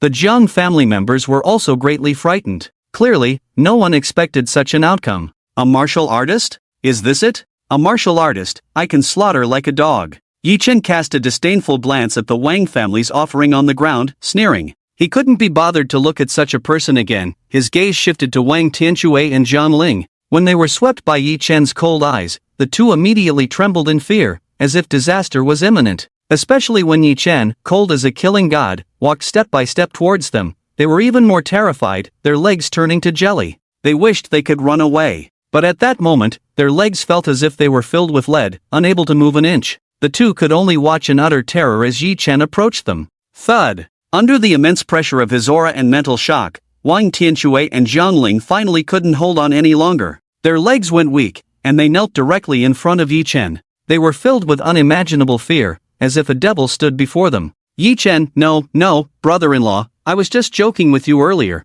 Why are you taking it seriously? Cough, we know we were wrong, we're all family now, right? You just, at this moment, Zhang Ling knew to play the family card, but he had no idea how hard he had mocked Yi Chen just moments ago. Slap! Before Zhang Ling could finish his sentence, Yi Chen slapped him across the face. Who said we are family? If you call me brother-in-law again, I'll slap your filthy mouth to pieces. Yi Chen coldly glared at Zhang Ling. Terrified by Yi Chen's strike, Zhang Ling nodded repeatedly, meekly agreeing, not daring to utter a single word of dissent. Zhang Zhengchuan and Wu Wan, seeing their daughter being hit by Yi Chen again, were both anxious and furious, glaring at Yi Chen, about to say something. However, they were met with Yi Chen's murderous glare, which made them tremble all over, not daring to make another sound. Yi Chen coldly looked at Wang Tianxue, who was now so frightened that he was at a loss, his expression frantic to the extreme. Yi Chen, today's matter is my fault, please don't hit me. I can apologize to you, I can pay you a sum of money. How much do you need?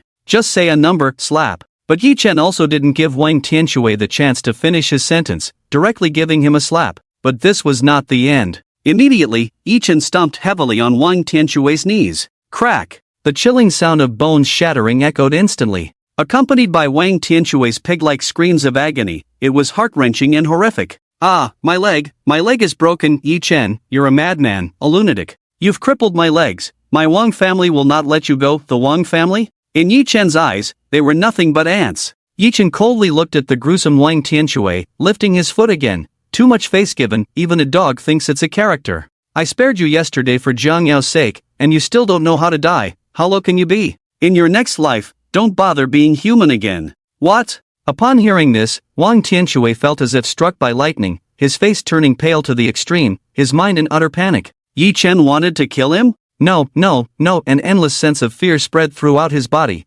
striking deep into his soul. The breath of death surged like a towering wave, instantly enveloping and swallowing Wang Tianxue. He felt an unprecedented fear. At that moment, he truly regretted provoking this madman, Yi Chen. How could there be such a lunatic in this world? In Qingshan, who would dare to kill the young master of the Wang family? As a first-class family in Qingshan, how many people would dare to provoke the Wang family? The Wang family held immense power in Qingshan. Yet, the identity of the young master of the Wang family could not protect Wang Tianxue. Stop, please stop. Zhang Zhengchuan and his wife shouted urgently, desperately trying to stop Yi Chen. Young Master Wan was their golden son-in-law, their hope for success. Old Master Jiang quickly spoke up, Yi Chen, stop, don't harm young Master Wang, but it was clear that Yi Chen paid no heed to the Jiang family's words. Zhang Ling was already too frightened to speak, and could only watch helplessly as Yi Chen was about to kill young Master Wang. How dare this filthy scum? Didn't he understand the principle of killing and paying with one's life? Moreover, he was the young master of the Wang family. How many lives did Yi Chen have to withstand the Wang family's revenge? At this moment, no one could stop Yi Chen. Just as Wang Tianshui was about to lose his life under Yi Chen's foot, a voice suddenly called out, "Daddy, don't!" It was Yi Yuan's voice. Hearing his daughter's voice, Yi Chen's foot, which was about to stomp on Wang Tianshui's chest, came to an abrupt halt. Yi Chen's foot had already touched Wang Tianshui's clothes, and Wang Tianshui had already wet himself in fear. Yi Chen turned around, looking kindly at Yi Yuan, who was tightly curled up in Jiang Yao's embrace. Seeing Yi Chen stop, Jiang Yao quickly shook her head desperately, her eyes red, tears already welling up. "Yi Chen, please, if you kill young Master Wang, you won't be able to turn back. Both me and our daughter still need you, you can't have anything happen to you. I'm begging you, don't kill." As she spoke, 2 streams of tears flowed down Jiang Yao's face. Yi Yuan, with teary eyes, said, "Daddy just needs to defeat the bad guy. You can't kill the bad guy, that's against the law. If you kill the bad guy, Uncle Changwei will take Daddy away, and then Yuan won't have a daddy anymore." Listening to Jiang Yao and Yuan's words, Yi Chen felt a pang in his heart. In their understanding, killing was against the law, and one would spend a lifetime in prison for it. Therefore, he could naturally understand their feelings. Yi Chen secretly resolved that in the future, he truly could not kill in front of Jiang Yao and their daughter. Firstly, it would make them worry and fear, and secondly, such a bloody scene would leave them with psychological scars. Especially Yuan, who was still young, he could not let her witness such a bloody sight. Yi Chen retracted his feet and walked back to Jiang Yao and Yi Yuan, gently hugging the two of them and softly saying, "I'm sorry, I was too impulsive just now. I promise you, it won't happen again." Upon hearing this, Jiang Yao broke into a smile through her tears. Yuan also happily nodded and gave Yi Chen a kiss, as a reward. Yi Chen felt warm and sweet inside. Meanwhile, Wang Tianshui, who had narrowly escaped death, finally felt as if he had been granted a reprieve.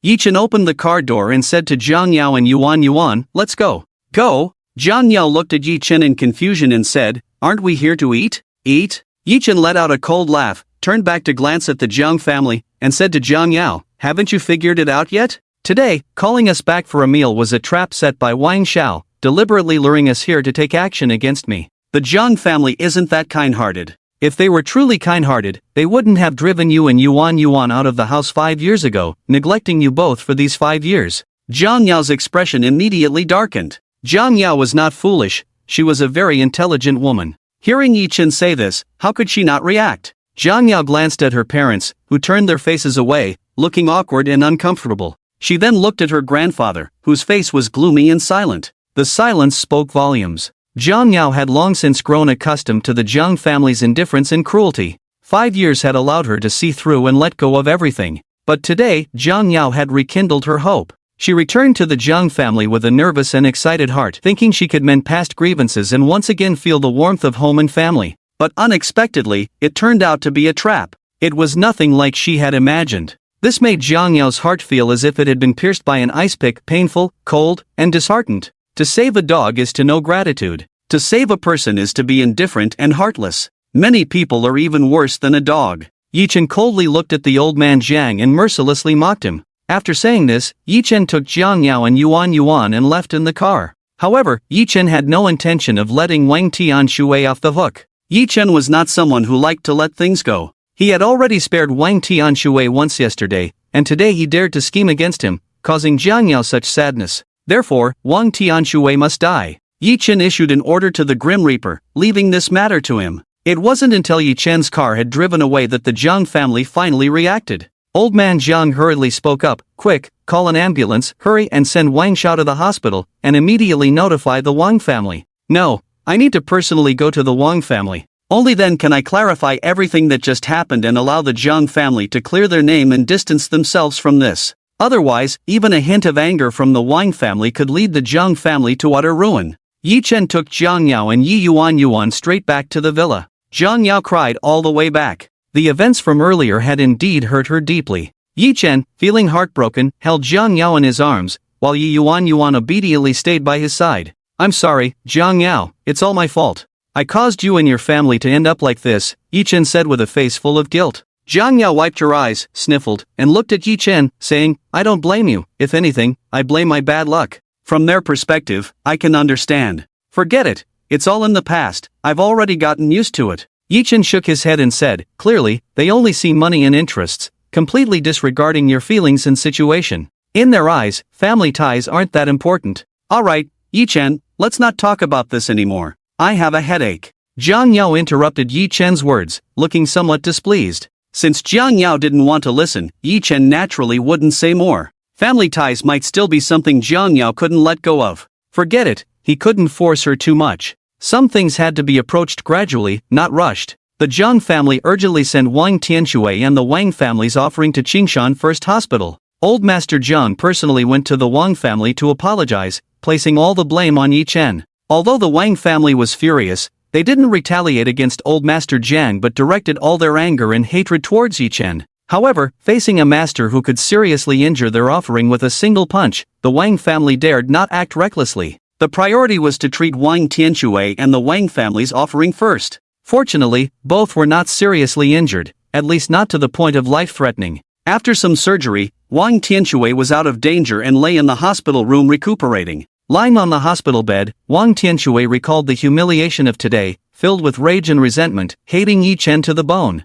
Yi Chen, you bastard, I've never suffered such a great loss, endured such humiliation, or experienced such pain in my life. If I don't kill you, wouldn't that be a disgrace to the Wang family's reputation? What kind of freak are you? How could you injure my Wang family's offering with just one punch? Could it be that you are also a martial artist? But how could there be such a young martial artist? Isn't it said that a martial artist at 30 is a rare talent in 100 years? Who? At that moment, a shadow flashed before Wang Tianshui like a ghost. A hand moved, a knife fell, blood splattered, and a life was lost. Wang Tianshui didn't even have time to see who killed him before he met his end in the northwest. It was a full 2 hours later that Zhang Ling, who came to visit him, discovered his tragic death in the hospital room. Wang Tianshui's death caused the entire Wang family to erupt in furious anger. This was a provocation against the Wang family's authority, trampling on their dignity. As a top family in Qingshan, if this matter got out, wouldn't the Wang family become a laughingstock among the Qingshan people? The head of the Wang family urgently convened a family meeting,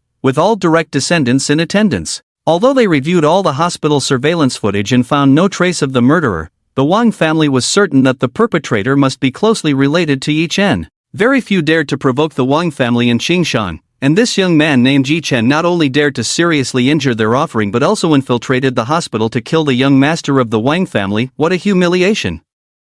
The entire Wang family was filled with righteous indignation, vowing to kill Yi Chen to avenge Wang Tianshui. However, the Wang family faced a significant dilemma. Since Yi Chen could seriously injure their offering, his strength must be terrifying, undoubtedly a formidable martial artist. How easy would it be to kill a martial artist? After much discussion, the Wang family devised a plan for revenge. Old Master Wang solemnly said to his eldest son, Wang Guohua, who was also Wang Tianshui's father, Guohua, you personally go to the Qinglong Society to visit Lord Long. If Lord Long is willing to give our Wang family a bit of face, then we will offer him 100 million as thanks. If Lord Long refuses to give face, then we will offer a price that even he cannot refuse. Wang Guohua immediately nodded in agreement. Jiang family's villa. Back at home, Jiang Ling's mind was still filled with the image of Wang Tianshui's tragic death, which she couldn't shake off, leaving her terrified as if possessed. She felt cold all over, her face pale with fear, curled up in the corner of the sofa, trembling violently.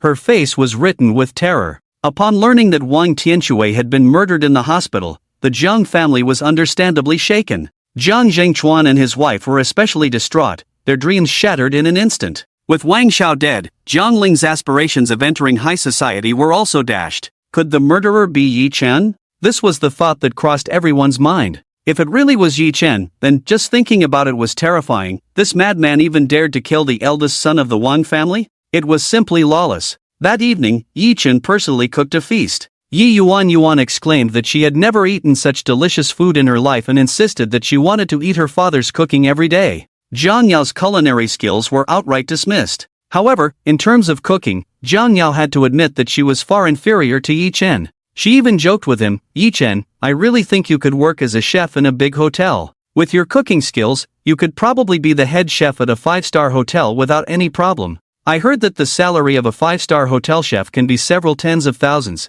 That's actually pretty good. Although Zhang Yao seemed to be joking, Yi Chen understood her intention. She wanted him to find a job. Yi Chen, of course, had no need for a job. Want money? As long as Yi Chen spoke up, he could possess wealth rivaling nations. Yi Chen pretended to joke back, Jiang Yao, you've become the company president with an annual salary of 2 million, you can support me and Yuan. I've taken care of the house and car, from now on, I'll handle the kids, laundry, cooking, and you can be the breadwinner. Doesn't that sound good? Yuan nodded vigorously, like a chick pecking at rice, fully agreeing with her father's words. Jiang Yao smiled slightly, her expression unreadable. She didn't say anything more, but Yi Chen keenly sensed that Jiang Yao was somewhat displeased. It was understandable, anyone would feel uncomfortable. A grown man not working and relying on a woman to support him? Jiang Yao looked down on such men. Of course, at that moment, Jiang Yao only thought that Yi Chen was unwilling to be a chef and didn't consider any negative implications. After dinner, a guest arrived.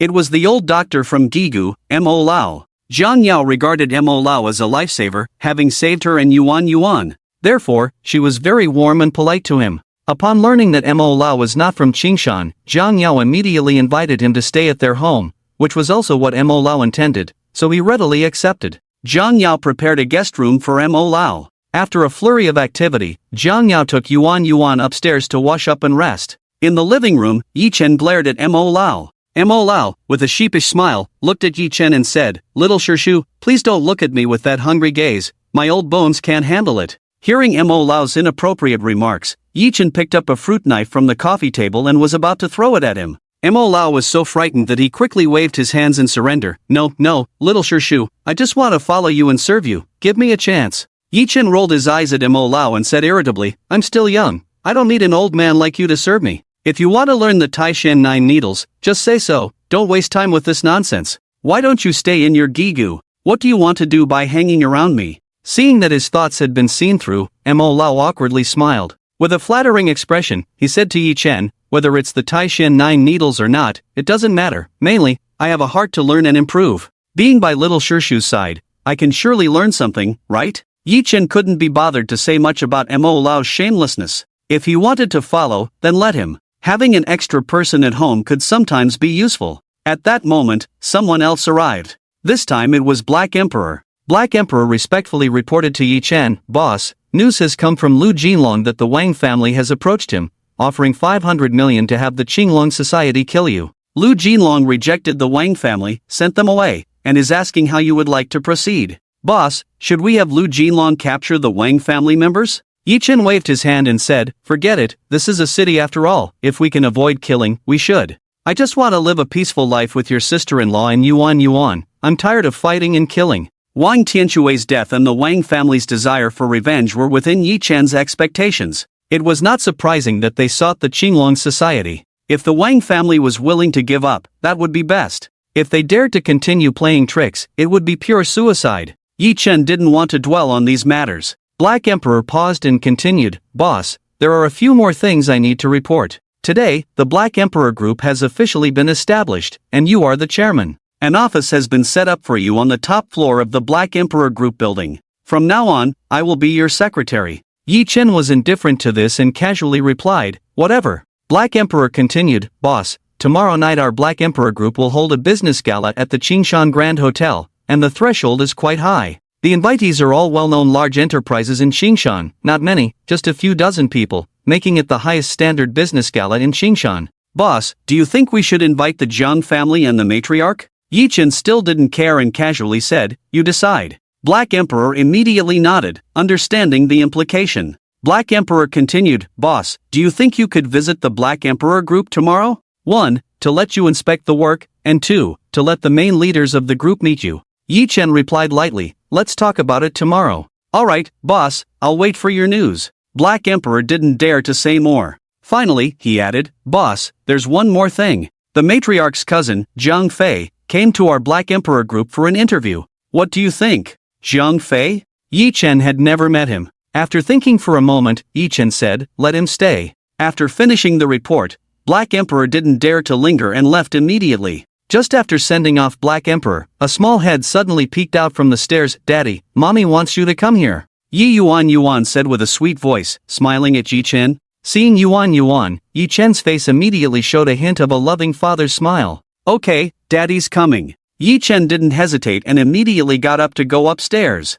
As he passed by Old Mo grinned mischievously at Yi Chen and whispered, "Little master uncle, take it easy tonight, the old man has light sleep and can easily be disturbed." Yi Chen kicked Old Mo directly. That old man was so shameless. After entering the room, Jiang Yao let Yuan go down to play with Grandpa Mo. After sending Yuan away, Jiang Yao looked at Yi Chen with a serious expression, hesitating for a moment before saying, "Wang Xiao is dead, do you know?" Yi Chen looked at Jiang Yao, and he understood the meaning behind her question. Jiang Yao was a very smart woman, she naturally didn't believe such a coincidence could happen. Yi Chen had no intention of hiding it and proactively admitted, "That's right, I killed Wang Xiao." Although Jiang Yao had some suspicions and was somewhat prepared, hearing Yi Chen admit that he killed Wang Xiao still shocked her, causing her to instinctively take a step back. The look in her eyes when she looked at Yi Chen suddenly became tense and complicated. Such matters indeed exceeded her psychological endurance. Yet, what complicated Jiang Yao's feelings was that she understood Yi Chen was doing this for her, so how could she blame him? Yi Chen, aware of Jiang Yao's concerns, looked at her seriously and said, "I have fought on the battlefield for years, killed countless enemies, and I am someone who has crawled out from piles of corpses. When dealing with enemies, one must not be soft-hearted, one must decisively cut and kill. I said I wouldn't let anyone bully you too, that's my reverse scale, and no one can touch it. Whoever dares to touch it, I will kill him. I don't want to be some so-called hero, I just want to be a good husband and a good father. No one should provoke me. If you provoke me, you will pay a painful price. Those like Wang Xiao, who are worse than pigs and dogs, deserve to die." Jiang Yao understood this reasoning all too well. She also felt deep disgust and hatred for the likes of Wang Tianshui. If Yi Chen hadn't been strong enough today, even if he survived, he would surely have become disabled. But Jiang Yao understood the reasoning, but killing is, after all, against the law. If the truth comes out, don't worry, Jiang Yao, I won't be that foolish. Since I dare to do this, nothing will happen, Yi Chen said seriously to Jiang Yao. Jiang Yao stared blankly at Yi Chen, and from his confident gaze, she felt a surge of strength. At this point, worrying was useless. Jiang Yao could only trust Yi Chen. Hopefully, nothing will happen. After calming Jiang Yao, Yi Chen went downstairs and sent Yuan back to her room to sleep. After seeing Yuan off, Old Mo looked at Yi Chen with a mischievous grin, raising his eyebrows and teasing, "Finished so quickly?" Even with foreplay, it was less than 10 minutes. "Little master uncle, you really need to work on that. Hee, do you want me to prescribe you some strong medicine? If it's less than an hour, come find me. Get lost." Yi Chen spat out a single cold word. He shot Old Mo a cold glare. Seeing Yi Chen about to get angry, Old Mo finally shut up and became serious, not daring to joke anymore. The sudden silence in the air was the most frightening. Yi Chen appeared deep in thought. Noticing this, Old Mo got up and returned to his room to sleep. Just as he was about to close the door, he cheekily smiled at Yi Chen and said, "Little master uncle, I sent you some good stuff on your phone. You can take a look, it might help you." After saying that, he quickly shut the door, as if afraid that if he delayed even a moment longer, Yi Chen would hit him. Yi Chen took out his phone, wondering what this old rascal could send that was good. Upon opening it, he found it was a dozen adult films. Did I, Yi Chen, need this? That night, in the Wang family's living room, the lights were still bright. Old Master Wang and his 3 sons sat there with grim expressions. Old Master Wang furrowed his brows deeply, looking perplexed. 500 million was offered, and yet Lord Long decisively refused? This isn't like the Lord Long I know. Although I can't say we have a deep friendship, we've known each other for decades, so it's not a casual acquaintance. I thought that with my Wang family's face, Lord Long would at least give us a little consideration. If not for our face, he would at least consider the money. But I didn't expect Lord Long to be so cowardly this time. It's just killing a martial artist. The Qinglong Society has done this before. I really can't understand what reason Lord Long has to refuse us. The Wang family members were equally puzzled. Wang Guowa shook his head and said, "Yes, Dad, 500 million. This should be an amount that Lord Long cannot refuse." Previously, when the Qinglong Society killed a martial artist, they only charged 100 million. Our Wang family's 500 million couldn't move Lord Long. That's very strange. Could it be, is Lord Long wary of Yi Chen? But as soon as these words were spoken, Wang Guowa himself felt it was impossible. Who is Lord Long? He is the underground emperor of Qingshan, one of the most powerful people in Qingshan. There are only 2 or 3 people in the entire Qingshan who can stand shoulder to shoulder with Lord Long. Who could make Lord Long wary? Old Master Wang shook his head and said, "This is impossible. If Lord Long refuses this task, he must have his own reasons. Forget it, since Lord Long won't take it, we can only find a way ourselves." At this moment, Wang Guishu, the second son of the Wang family, spoke up, Dad, I have a way that might be worth a try. Oh? As soon as Wang Guoshu spoke, everyone in the Wang family turned to look at him. Wang Guoshu continued, since Lord Long won't take it, we can actually find someone else. I have some connections with Zhuo Xiuhu, the left protector of the Qinglong society. This person is greedy and lustful, someone who values money over life. For money, he dares to do anything. Zhuo Xiuhu is a second-rate martial artist, and he has 2 third-rate martial artists under him. His strength is far beyond what our Wang family can compare to. If Zhuo Xiuhu was willing to take action, then killing Yi Chen would be a piece of cake, right? Moreover, even if we take a step back and say that Zhuo Xiuhu really fails, with Yi Chen's crazy personality, he would probably kill Zhuo Xiuhu. If Zhuo Xiuhu dies at Yi Chen's hands, would Lord Long still stand by and watch? So, whether it succeeds or not, asking Zhuo Xiuhu to act means Yi Chen will die. Hearing Wang Guoshu say this, everyone in the Wang family nodded in agreement. Old Master Wang praised, Guoshu, this idea of yours is quite good. It might be worth a try. Wang Guoshu smiled coldly and continued, to be on the safe side, we can also send someone to capture that girl from the Jiang family and her daughter. This is Yi Chen's lifeline. As long as we have them in our hands, even if something unexpected happens, this will be our last trump card. In this way, we will be foolproof. Old Master Wang nodded again, greatly approving. Very well, let's proceed according to Guoshu's plan.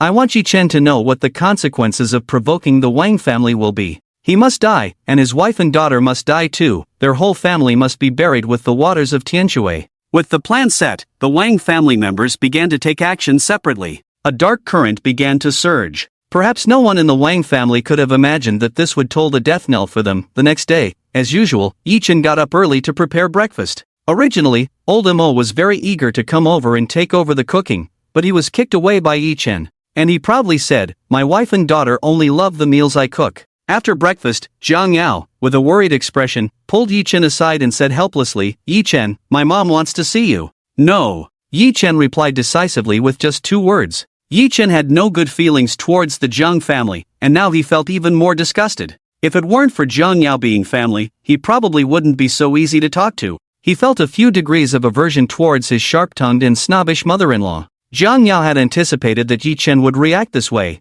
but she still said, Yi Chen, I know my parents are being unreasonable. I can understand that you don't like them. I know you care about me. But no matter what, they are my parents. They can be cold and heartless to me, but as their child, I can't do the same. My mom said she wants to talk to you about our situation. I don't insist on having a marriage blessed by my parents, but if possible, I would naturally like to have their recognition and blessing. Yi Chen, before Zhang Yao could finish her sentence, Yi Chen nodded in agreement. Alright, Zhang Yao, then you help me make the appointment. Hearing Yi Chen's agreement, Zhang Yao immediately felt a surge of excitement and gratitude. After looking at Yi Chen, she said, thank you, Yi Chen. Yi Chen shook his head with a guilty expression. Silly girl, it's me who has harmed you. Even if you spend a lifetime making up for it, it won't be enough. As long as it's something you want me to do, I'm willing to do it. You never need to thank me because I am your man. Although I am not your legal husband for now, give me some time, and I will give you a proper wedding. A wedding, for any woman, it is incredibly sacred and yearned for.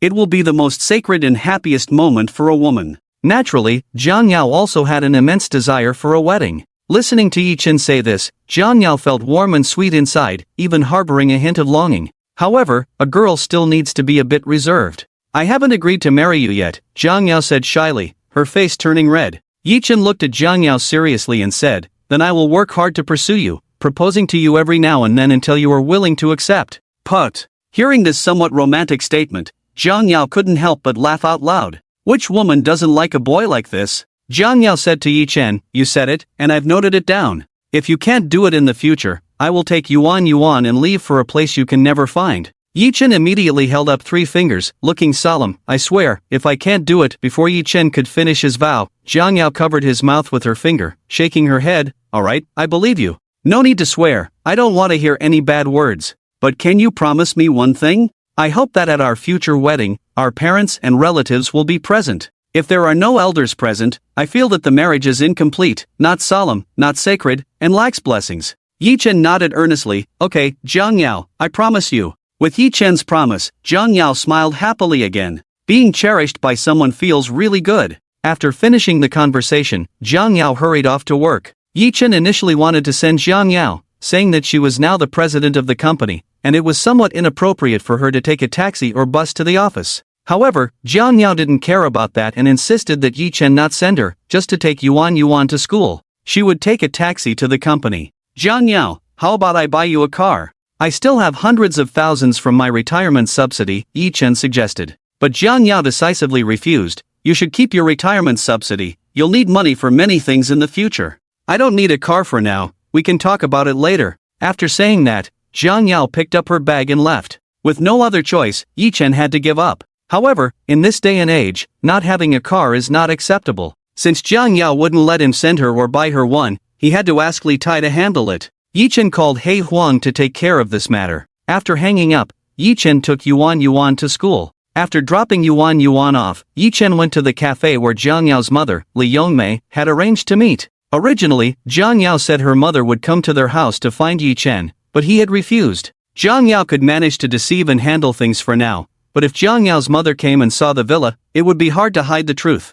This trouble, of course, Yi Chen would not seek out. On the other side, when Jiang Yao arrived at the company, she saw Li Tai standing at the door. Chairman, why did you come to the company so early? Jiang Yao hurriedly welcomed him. Li Tai smiled as he handed a delicate gift box to Jiang Yao. She instinctively took the box, looking at Li Tai with a puzzled expression. Chairman, what is this? Li Tai smiled and said, open it and see. This is a small gift from the company to you. You should know that I am getting old, and my children are all developing abroad, not valuing this small business of mine. So, I usually don't come to the company. You are now the president of the company, and all matters, big and small, will be entrusted to you in the future. I see your efforts and hard work. I have always been clear about rewards and punishments. Your contributions to the company deserve this reward. Listening to the chairman's words, Jiang Yao felt a bit overwhelmed and didn't know what to say. The chairman's kindness to her these past few days truly made her feel anxious. She always thought it was the chairman's misplaced affection.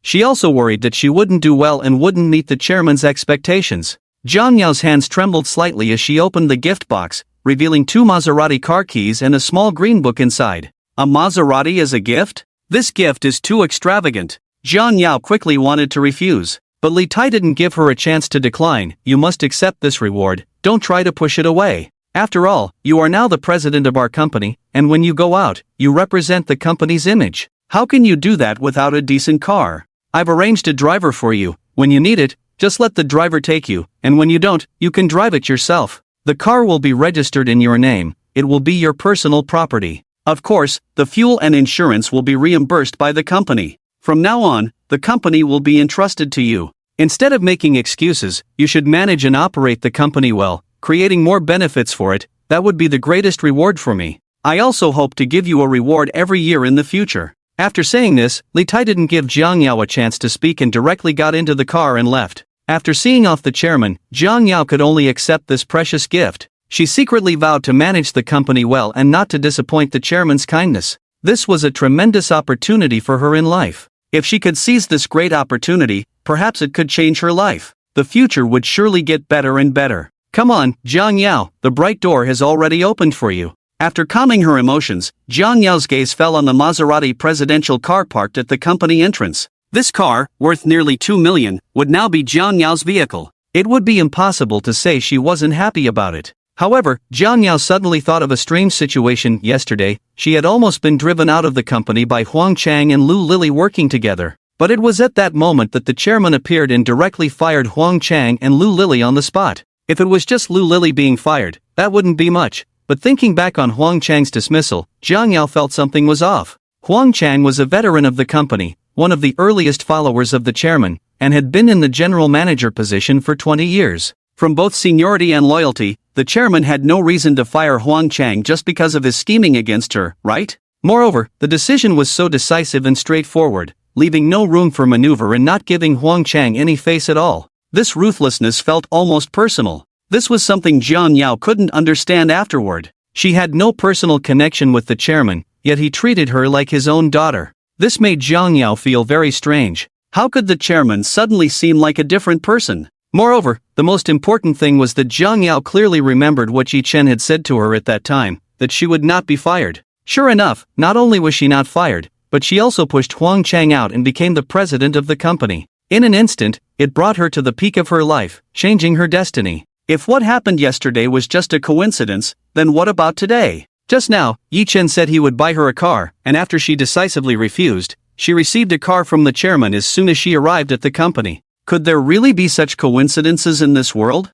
And the day before yesterday at the hospital, when she went to plead with Director Zhang, he had been extremely indifferent to her at first. But when Yi Chen walked into Director Zhang's office, the director's attitude towards her changed completely, becoming exceedingly polite. At that moment, Jiang Yao was too anxious to save someone to think much about it. It was only after calming down later that she recalled this incident. She always felt it was very strange. And then there was that Mo Lao beside Yi Chen, the extravagant and charming woman, who also seemed to be extraordinary. Everything seemed to be related to Yi Chen. Maybe I'm just overthinking it. Jiang Yao suddenly smiled self-deprecatingly and shook her head. Better get to work. Just as Jiang Yao was about to turn and enter the company, a voice suddenly called out to her, "Sister Yao." Hearing that familiar voice, Jiang Yao's brows immediately furrowed, and a look of disgust appeared on her face. The person calling her was none other than Lu Lily, who had repaid her kindness with malice and wanted to drive her out of the company. At that moment, Lu Lily was nowhere near the arrogant and mocking demeanor she had displayed yesterday.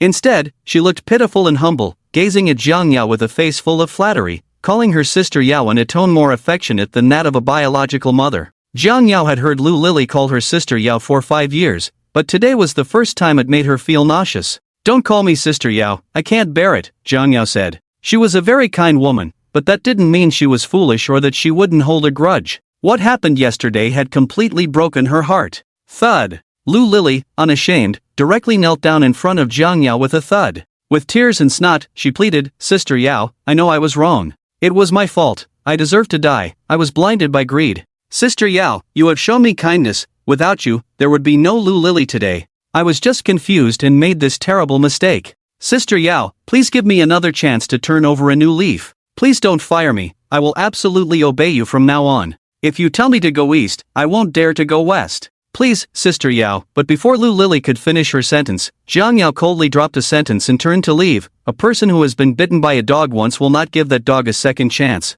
Everything is your own doing. You have no one to blame but yourself. I don't want to see you again. Take care of yourself." Watching Jiang Yao's departing figure, Lu Lily sat on the ground in despair. She had thought that by clinging to General Huang, she could rise smoothly and thrive in the company, reaching the peak of her life. Who would have thought that things would change so suddenly? Now it was too late for regrets. In an elegantly decorated cafe, Li Yongmei gently stirred the cup of coffee in front of her with a spoon. A cup of coffee was also placed in front of Yi Chen, but he didn't even glance at it. He had never liked drinking coffee. Having it in front of him was a waste. Yi Chen looked at Li Yongmei, who sat there in silence, not knowing what she was thinking. The coffee on the table has probably gone cold, but Li Yongmei still shows no intention of drinking it. Yi Chen doesn't want to sit here foolishly any longer. Since his future mother-in-law isn't speaking up, he can only take the initiative. Yi Chen says, "Auntie, if you have something to say, please feel free to speak." Only then does Li Yongmei put down the spoon in her hand, frowning as she looks at Yi Chen and says, "You should know that I am very dissatisfied with you. To put it bluntly, I don't think much of you at all. You don't even meet 1% of the minimum standards I have for a son-in-law. My daughter Jiang Yao, what an outstanding girl she is. She could have had a very bright future, could have married into a very good family, and if she wanted, she could have easily married into a wealthy family. It is you, Yi Chen, who has ruined her life, made her a mother before marriage, and subjected her to the disdain, ridicule, and contempt of everyone around her. It is you who has caused her to have such a falling out with our Jiang family. All of this is your fault, all thanks to you. Do you think I shouldn't resent and hate you?" Yi Chen looked coldly at Li Yongmei, momentarily at a loss for words. In this matter, he indeed has harmed Jiang Yao quite a bit. He has let her down and owes her. Therefore, faced with such accusations, Yi Chen can only silently endure. Yi Chen says, "In the days to come, I will make 10-fold, 100-fold efforts to make it up to Jiang Yao. I will repay all the debts I owe her." "Humph." Li Yongmei scoffed at Yi Chen's words with disdain. She looked at him with a face full of contempt and said, "What good is it to say nice things? What do you have to make it up to Jiang Yao? What can you give her for happiness? Do you have any degrees or diplomas? Do you have work experience? Do you have a family background? Do you have a car, a house, or savings? You have nothing. You are just a retired soldier. After so many years as a soldier, you can't even transition to civilian life, which shows how poorly you are doing. If I'm not mistaken, you probably only have a few $100,000 in retirement benefits. Do you think that's a lot? You need to understand that this is Qingshan, not some rundown little place in your hometown. Do you know what the average price of a house in Qingshan is now? Let me tell you, the average price in Qingshan has already exceeded 20,000, and in better areas, it goes for 30 to 40,000. Even for a regular, smaller place, it costs 3 million. That few $100,000 in retirement benefits probably won't even cover the down payment for a house. Do you still think you can give my daughter happiness? Listening to his future mother-in-law ramble on, Yi Chen couldn't be bothered to listen or retort. Need a house? He could buy up all the properties in Qingshan with just a word. Need money? He could mobilize the wealth of the entire world with a single statement. To Yi Chen, money is truly just a number. Need a family background? While he may lack a family background, he possesses immense power. If Yi Chen stomps his foot, it would not only shake the entire dragon country but the whole world would tremble. But he couldn't say these things to his short-sighted, power-hungry future mother-in-law. Seeing Yi Chen silent, Li Yongmei finally sighed and shook her head, saying, "Forget it, Zhang Yao is determined to be with you, and Yuan is old enough, I can no longer force her. Yi Chen, I can agree to your marriage with Zhang Yao, but you must be able to give her a decent wedding in a proper home. You should understand what I mean, come back to propose when you can do these things." Yi Chen nodded, "Okay, Auntie, I understand. I will make it happen." At that moment, Yi Chen's phone suddenly received two messages, one from the Grim Reaper and the other from the Demoness. Two groups of people simultaneously targeted Zhang Yao and Yuan, intending to take them away. Clearly, this was the Wang family's doing. Yi Chen suddenly turned his cold gaze towards Li Yongmei. Under Yi Chen's icy, murderous stare, Li Yongmei's face turned pale, and her body trembled slightly. An indescribable sense of fear surged from deep within her heart, causing her to instinctively lean back, her eyes darting as if she had been caught doing something wrong. At that moment, a group of fierce-looking individuals entered the cafe. Their target was unmistakably Yi Chen. After receiving the messages from the Grim Reaper and the Demoness, Yi Chen immediately understood Li Yongmei's true intention for meeting him. That was why he looked at her with such cold anger. Realizing that her scheme had been exposed, Li Yongmei decided to stop pretending. She quickly stood up and took a few steps back, creating a safe distance from Yi Chen, which allowed her to regain some composure. Looking at Yi Chen's murderous gaze, Li Yongmei said nervously, "Yi Chen, don't blame me, I had no choice." "Who told you to be so reckless and provoke the Wang family, even daring to kill young Master Wang? The Wang family is a top-tier family in Qingshan, how could a poor kid like you provoke them? Our Jiang family can't afford to offend them either. If I don't follow the Wang family's orders, our Jiang family will face their wrath, which could lead to our destruction. So, I can only sacrifice you. Just consider it helping our Jiang family. Didn't you always say you owed Zhang Yao? Then use this opportunity to repay her. Rest assured, I will take good care of Zhang Yao and Yuan in the future." Yi Chen coldly glanced at Li Yongmei and said softly, "You should be grateful that you are Zhang Yao's mother, otherwise, you wouldn't have the life to stand here and say such things to me. Get lost before I lose my temper." In Li Yongmei's eyes, Yi Chen was a murderer. Faced with such a madman, she was naturally afraid, so she dared not stay any longer and immediately turned to flee the cafe. She initially wanted to drive away quickly from this place of trouble, but a small thought troubled her. After struggling internally for a moment, she ultimately stopped. She needed to confirm the outcome before she could leave in peace. Inside the cafe, Zhuo Xiaohu, the second in command of the Qinglong Society, squinted at the fearless young man before him, while his group of subordinates surrounded the place. Two third-rate martial artists stood at the two sides, blocking the exits, ready to launch a fierce attack on Yi Chen at any moment. The two men stared at Yi Chen like hungry wolves, their expressions fierce, as if they wanted to devour him. Just the sight of them was enough to instill fear. The other lackeys were also cracking their knuckles, looking as if they were eager to trample Yi Chen. If an ordinary person faced such a situation, they would likely be terrified. However, Yi Chen remained indifferent, sitting there without even bothering to lift his eyelids. Qinglong Society? Yi Chen coldly glanced at Zhuo Xiaohu and asked. Zhuo Xiaohu looked at Yi Chen with amusement and sneered, "Kid, it seems you have some insight. Since you know we are from the Qinglong Society, how dare you be so arrogant and fearless? Aren't you afraid at all? I don't like your attitude." "Afraid?" Yi Chen coldly looked at Zhuo Xiaohu and spat out 3 words, "You don't deserve it." Audacious! What courage! As soon as these words were spoken, they instantly enraged everyone. Zhuo Xiaohu laughed in anger, "Interesting. I don't know how long it's been since anyone dared to speak to me like that. Kid, do you know who I am? And do you know that the grass on my grave is taller than the people who dare to act so arrogantly in front of me? Who the hell are you to talk like that? You're not my son, and I'm not interested in knowing who you are." Yi Chen coldly looked at Zhuo Xiaohu with a half-smile. It was obvious that Yi Chen was somewhat angry. Lu Jinlong had just come to pay his respects at the dock yesterday, and now there were members of the Qinglong society bouncing around in front of him? Yi Chen's words instantly provoked Zhuo Xiaohu to the brink of fury. His expression twisted in anger, looking as if he wanted to devour Yi Chen whole, glaring at him fiercely. The martial artist standing next to Zhuo Xiaohu let out a heavy snort and pointed at Yi Chen, saying, "Kid, are you looking for death? How dare you speak to our second-in-command, Lord Hu, like that?" Crack. Before the martial artist could finish his sentence, Yi Chen had already broken his finger. The martial artist let out a scream of pain. This scene left everyone dumbfounded. Zhuo Xiaohu's face stiffened, his eyes wide in disbelief as he stared at Yi Chen,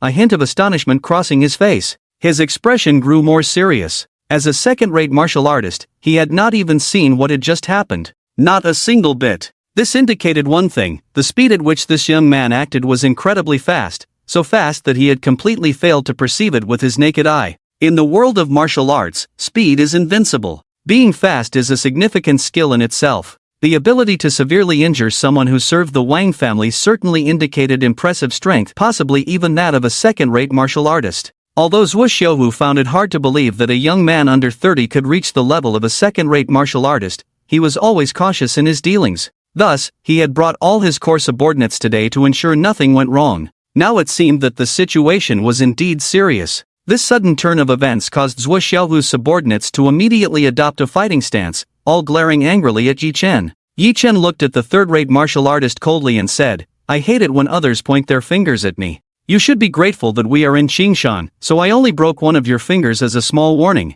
After saying that, Yi Chen shot a cold glance at Zhuo Xiaohu and added, "Today, I don't want to kill anyone.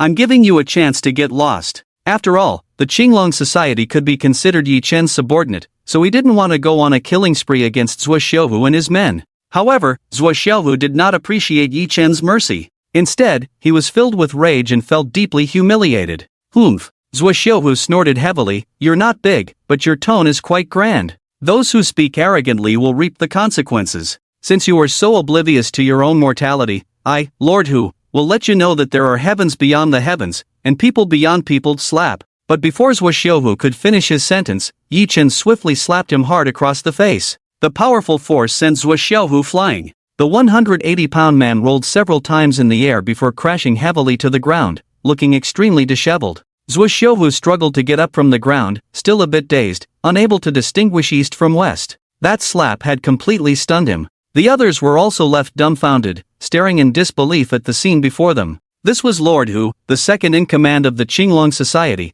a second-rate martial artist. In the entire Qingshan, there were definitely no more than a handful of people stronger than Lord Hu. Lord Hu had a formidable reputation in Qingshan. He had never suffered such a great loss before. How could he be beaten to the point of losing his sense of direction? How could this happen? How could this young man's strength be so extraordinarily powerful to such a bizarre extent? After a long while, Zhuo Xiaohu shook his head vigorously, finally regaining some clarity. He spat out two bloodied front teeth. Zhuo Xiaohu looked at Yi Chen with a strange, shocked, and angry expression, while the latter sneered, "Noisy. Villains always die from talking too much. Isn't it better to be alive? Sorry, you don't have that opportunity anymore. I, Yi Chen, now sentence you to death. I, Yi Chen, now sentence you to death." What a domineering declaration! It was as if a god was roaring, delivering a divine decree that no one could question. As soon as these words were spoken, it felt as if death had already descended upon Zhuo Xiaohu. His subordinates were also shaken by Yi Chen's words,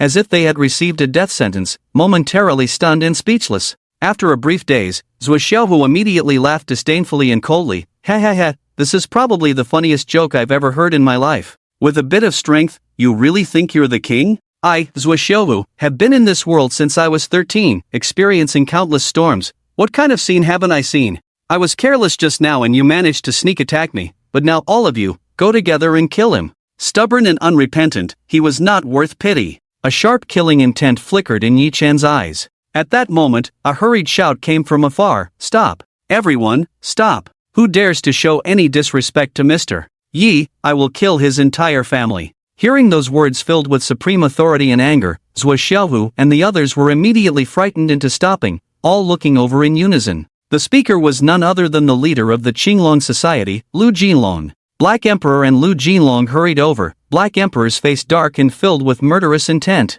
Lu Jinlong also looked terrified, having cursed Zhuo Xiaohu's ancestors countless times in his heart. Why did Zhuo Xiaohu have to provoke this great bodhisattva? Lu Jinlong rushed to Zhuo Xiaohu's side, and without saying a word, he raised his hand and slapped Zhuo Xiaohu hard across the face. Slap! Slap! Slap! Lu Jinlong delivered several hard slaps to Zhuo Xiaohu, leaving half of his face bloodied and swollen before finally stopping. Zhuo Xiaohu was completely stunned by the beating from Lu Jinlong. They were brothers who had fought for their lives together for many years. Lu Jinlong had never treated him this way before. What was going on today? At this moment, Lu Jinlong had no time to care about Zhuo Xiaohu. He looked at Yi Chen with fear and humility, saying, "I'm sorry, Mr. Yi. It's my failure to discipline my subordinates that has caused this group of ignorant fools to offend you." After saying that, Lu Jinlong cast a cold, authoritative glance at Zhuo Xiaohu and the others, shouting, "Why aren't you all kneeling down?" Although everyone was confused, who dared to disobey the order of the Dragon Lord? They all obediently knelt down. At this moment, Zhuo Xiaohu and the others were filled with the greatest confusion. Who on earth was this young man? How could even the Dragon Lord bow down to him like this? There couldn't be such a powerful figure in Qingshan, could there? Lu Jinlong cautiously said to Yi Chen, "Mr. Yi, these people are at your disposal. I will not show them any mercy." Yi Chen sat there with a cold expression, not saying a word. Since Yi Chen did not speak, Lu Jinlong did not dare to say more. Zhuo Xiaohu, being the second in command of the Qinglong Society, quickly calmed down and looked at Yi Chen, saying, "I know I've caused a great disaster today and offended someone I cannot provoke. I admit my fault. Those who come to the world must eventually pay the price. We, people of the rivers and lakes, must accept the fate of the rivers and lakes. If I must blame someone, I can only blame myself for being blinded by greed, never expecting to bring about my own demise. Mr. Yi, whether you want to kill or torture me, I will comply. If you don't want to get your hands dirty, I, Zhuo Xiaohu, can take care of it myself.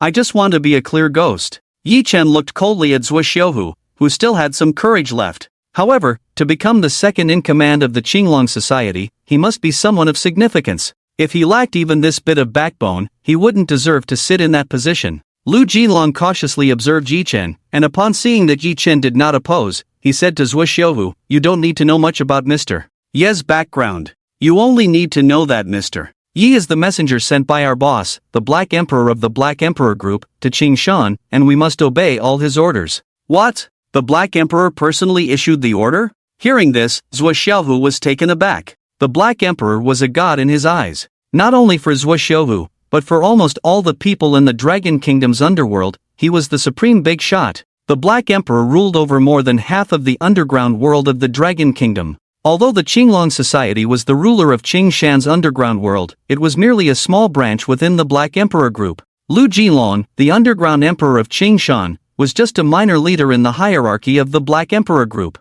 The Black Emperor was too far removed from them. Anyone who could receive direct orders from the Black Emperor must have an extraordinary relationship with him.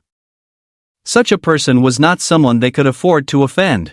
Upon learning of Yi Chen's identity, Zhuo Xiaohu self-deprecatingly smiled and said, "It is I who have no eyes, having lived my life but still made a mistake this time. If I lose, I must admit it. If I am beaten, I must stand straight. Mr. Yi, I have nothing to say. I have offended you, and my crime is unforgivable. I deserve to die. As a trivial character, I won't trouble you to take action, I will end it myself." With that, Zhuo Xiaohu pulled out a knife and plunged it toward his heart. But just as the knife was about to pierce his heart, a crisp metallic sound suddenly rang out. The knife in Zhuo Xiaohu's hand broke in response. Zhuo Xiaohu looked up in shock, confused as he stared at Yi Chen. Clearly, it was Yi Chen who had intervened to save Zhuo Xiaohu. Lu Jinlong had already prepared himself for the loss of his best brother, the second in command of the Qinglong Society. But he did not expect that at the last moment, Yi Chen would actually intervene. Lu Jinlong looked at Yi Chen with a hint of longing. The others also stared at Yi Chen, not daring to breathe. The air was tense and oppressive.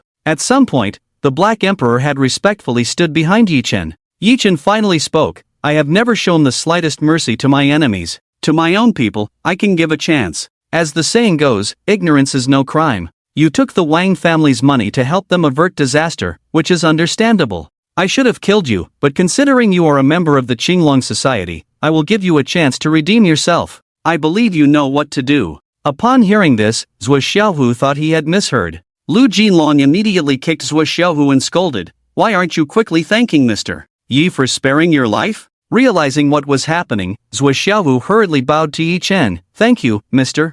Yi, for your mercy in sparing my life. Please rest assured, Mr. Yi, I know what to do. Yi Chen waved his hand at Lu Jinlong and the others. Lu Jinlong immediately nodded and bowed to Yi Chen, then led everyone away. After leaving the cafe, Lu Jinlong looked at Zhuo Xiaohu with a serious expression and said, "Second, today you can consider yourself lucky to have escaped with your life. You must handle the Wang family's matters efficiently." Zhuo Xiaohu nodded solemnly, "Understood, boss. I know what to do. By the way, boss, I have a question. Just how strong is Mr. Yi? I feel like he's quite powerful." Lu Jinlong shot Zhuo Xiaohu a cold glare and said gravely, "Don't ask too many questions. Curiosity can sometimes be fatal. Anyway, in front of Mr. Yi, I'm afraid I'm no more than an ant." "What?" "Lord Long is a top-tier martial artist, one of the best in Qingshan. If even Lord Long feels like an ant, how strong must Mr. Yi be? Could he be a master?" "No, even a master wouldn't be that strong, right? Could he be the legendary existence that surpasses a master?" Hiss. Thinking of this, Zhuo Xiaohu couldn't help but gasp, not daring to think further. He felt incredibly fortunate to be alive, to have snatched back a life. Sitting in a car by the roadside, Li Yongmei saw Zhuo Xiaohu and the others coming out of the cafe and let out a quiet sigh of relief. It seemed Yi Chen was dead. But just as Li Yongmei was about to drive away, her eyes suddenly widened in shock. Wang family villa. The Wang family was all waiting for good news from Lord Hu. Wang Guowo was playing with a sharp knife in his hand, eager to kill Yi Chen himself to avenge his son. At that moment, a servant hurried over to report, "Sir, Lord Hu and the others have arrived." Hearing that Lord Hu had come, Wang Guowo immediately stood up, his eyes flashing with a fierce killing intent. The Wang family members all rose to welcome Zhuo Xiaohu. However, when everyone saw the imposing and fierce Zhuo Xiaohu, they felt that the atmosphere was somewhat off. "Lord Hu, where is that kid?" Wang Guowo scanned the room but did not see Yi Chen, his expression darkening as he asked Zhuo Xiaohu.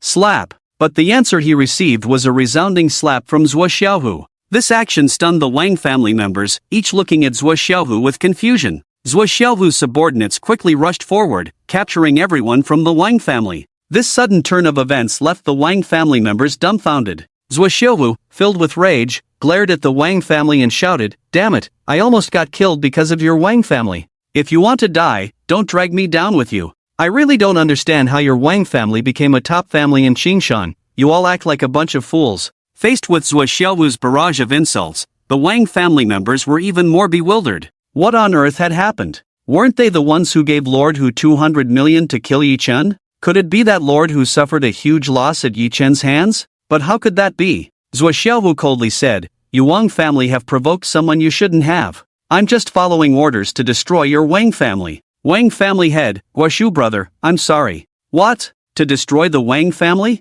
Hearing this, the Wang family members were nearly scared out of their wits. Wang Guoshu quickly spoke up, "Lord Hu, wait. Let me say a few words. If you're going to wipe out my Wang family, at least let us understand what's going on, right? Is it Yi Chen who sent you to destroy my Wang family? Who exactly is Yi Chen? Isn't he just a small-time loser? Small-time loser?" Upon hearing this, Zhuo Xiaohu couldn't help but sneer, looking at Wang Guoshu with disdain. How terrifying ignorance can be. Zhuo Xiaohu coldly looked at Wang Guoshu and said, "Considering our friendship over the years, I can reveal a little to you, Mr. Yi is someone you cannot afford to provoke. Don't say your small Wang family, even the entire Qingshan cannot afford to provoke Mr. Yi in the slightest. As for Mr. Yi's identity, you don't need to inquire too much, the dead don't need to know so much. Alright, you can be on your way now." The Wang family exchanged glances in confusion. How could this happen? Why did they provoke Yi Chen? Now they had brought upon themselves a disaster. "Guowo, you have harmed my Wang family greatly, your sins are deep, and you deserve to die 1,000 deaths." Old Master Wang issued a desperate rebuke. But what was the point of saying such things now? It was all too late, and regret was futile. "Lord Tiger, my Wang family is willing to offer all our assets in exchange for you to spare us." Wang Guoshu attempted to bribe Zhuo Xiaohu with money, but this time he was destined to miscalculate. Zhuo Xiaohu glared at Wang Guoshu with cold fury. "You think you can harm me once and then try to harm me a second time? Though I love money, I cherish my life even more. If I don't kill you, then I will be the one to die. Get to it." With Zhuo Xiaohu's command, his underlings sprang into action. Amidst the cries of despair, the entire Wang family met their end on the spot. After dealing with the Wang family, Zhuo Xiaohu called Chief Ma of the City Defense Bureau to assist in cleaning up the scene. Normally, calling Chief Ma for such matters would be like walking into a trap. However, this was an order from Lord Long, and Zhuo Xiaohu had no choice but to comply. To Zhuo Xiaohu's surprise, when he began to explain the situation to Chief Ma, the latter was furious. But when he mentioned that it was Mr. Ye's order to eliminate the Wang family, Chief Ma's attitude changed completely, and he quickly agreed to cooperate fully. With the City Defense Bureau coming to clean up the scene, the annihilation of the Wang family would naturally not become explosive news in Qingshan. Otherwise, such a significant event would surely cause a stir. On the other side, at the Jiang family villa, today, the Jiang family welcomed a highly esteemed guest. They never dreamed that Dr. Mo would come uninvited to pay a visit. The Jiang family had no prior connections with Dr. Mo and usually found it difficult to invite him. Yet today, Dr. Mo took the initiative to come. Old Master Jiang welcomed Dr. Mo with immense excitement. Dr. Mo, your presence here is a great honor for our humble abode. After sizing up Old Master Jiang, Dr. Mo took the initiative to inquire about his well-being, subtly asking about his health. Faced with Dr. Mo's concern, Old Master Jiang was even more flustered and thrilled. After the pleasantries, Dr. Mo finally got to the point. Head of the Jiang family, I would like to meet Mr. Yi. I wonder if you could introduce me? What? Dr. Mo came for Yi Chen? Upon hearing this, the faces of the Jiang family members stiffened. Had they been overly optimistic? The reason Dr. Mo wanted to meet Yi Chen was that someone had managed to save the dying head of the Jiang family, and it was done while he was only halfway through his treatment, indicating that the other party's medical skills were undoubtedly on par with his own. In Qingshan, there was such an extraordinary doctor, and Dr. Mo naturally wanted to get to know him. He was recognized as the #1 doctor in Qingshan, renowned for decades. Not only was no one able to match him, but even getting close to him was difficult. Thus, Dr. Mo held absolute authority in the medical community of Qingshan. Now that another doctor had appeared who might rival him, Dr. Mo was understandably concerned and wanted to probe into the other party's background. Dr. Mo had also inquired with Dean Zhang, but the latter refused to say anything. He only kindly reminded Dr. Mo not to provoke Mr. Yi, or he would have no chance to regret it. As for anything else, no matter how much Dr. Mo pressed, Dean Zhang would not divulge any information. Dr.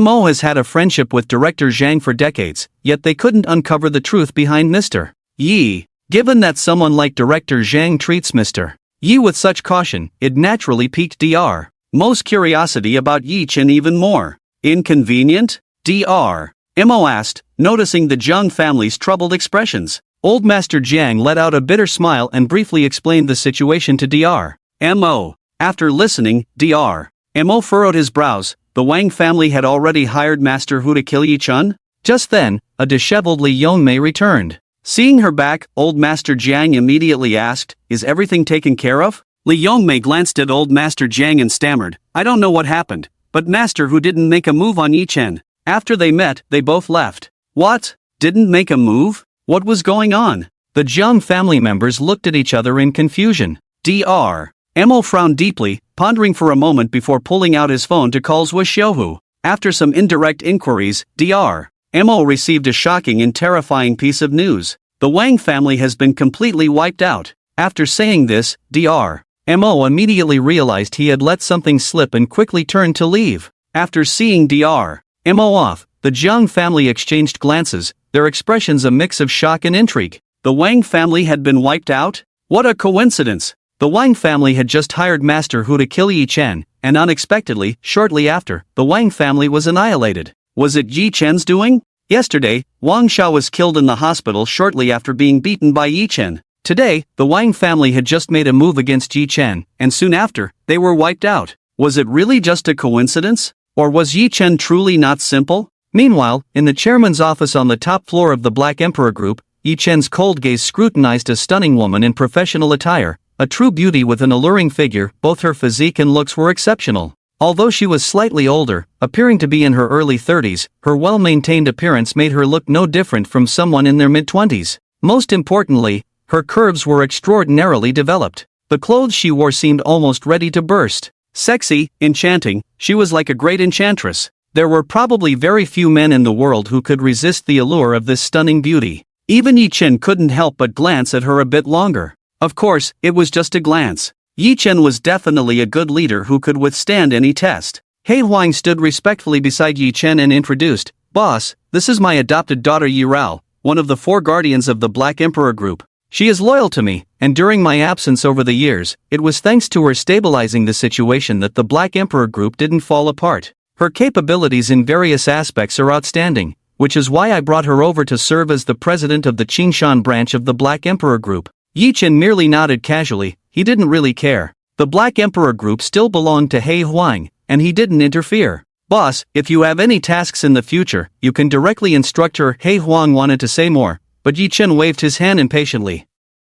Seeing this, He Huang immediately fell silent and quickly signaled to Yi Rao, who promptly withdrew. Such a worldly beauty, yet she couldn't catch Yi Chen's eye. With nothing to do, he felt a bit bored. Yi Chen leaned back, resting his feet on the coffee table, and He Huang quickly knelt in front of Yi Chen to massage his legs. He Huang cautiously said, "Boss, Yi Rao's massage technique is quite good. Would you like her to come over and give you a massage?" Without waiting for the Black Emperor to speak, Yi Chen shot him a cold glance. The Black Emperor was so frightened that he quickly shut his mouth and buried his head, nervously pinching his legs. "Except for Jiang Yao, I have no interest in any other woman. Don't have such thoughts in front of me in the future," Yi Chen said coldly to the Black Emperor. The Black Emperor nodded hurriedly. "Yes, boss, the Black Emperor remembers. I won't dare again." Just then, Yi Chen's phone suddenly rang, and he saw it was a call from Jiang Yao. Naturally, he answered immediately. As soon as he picked up, Jiang Yao's anxious voice came through. "Yi Chen, you need to go to the school right away.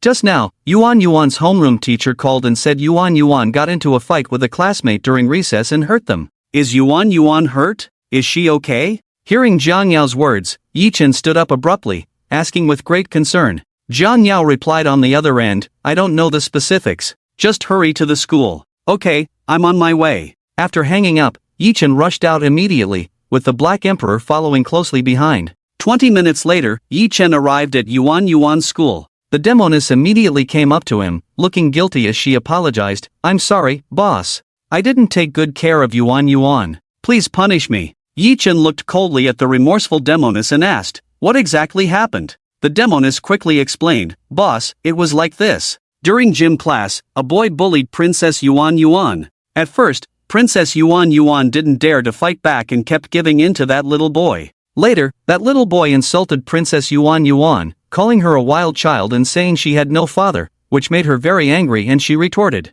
Then, the two of them started to wrestle, and it only ended when the teacher arrived. Since the other party was just a child, I didn't dare to intervene rashly." After glancing at the extremely guilty demoness, Yi Chen said, "This isn't your fault. It's true that you shouldn't intervene with children. You all wait outside. I'll go find the teacher." In the office, Yuan was curled up in a corner, trembling in fear, tears streaming down her face. She had a small bruise on her face, and her hand was scraped, bleeding a little. A boy of the same age stood beside her, looking at Yuan with a victorious smile. He also had some minor injuries, but he looked quite pleased with himself. Since his parents had come to school to back him up, he felt fearless and thought he had one.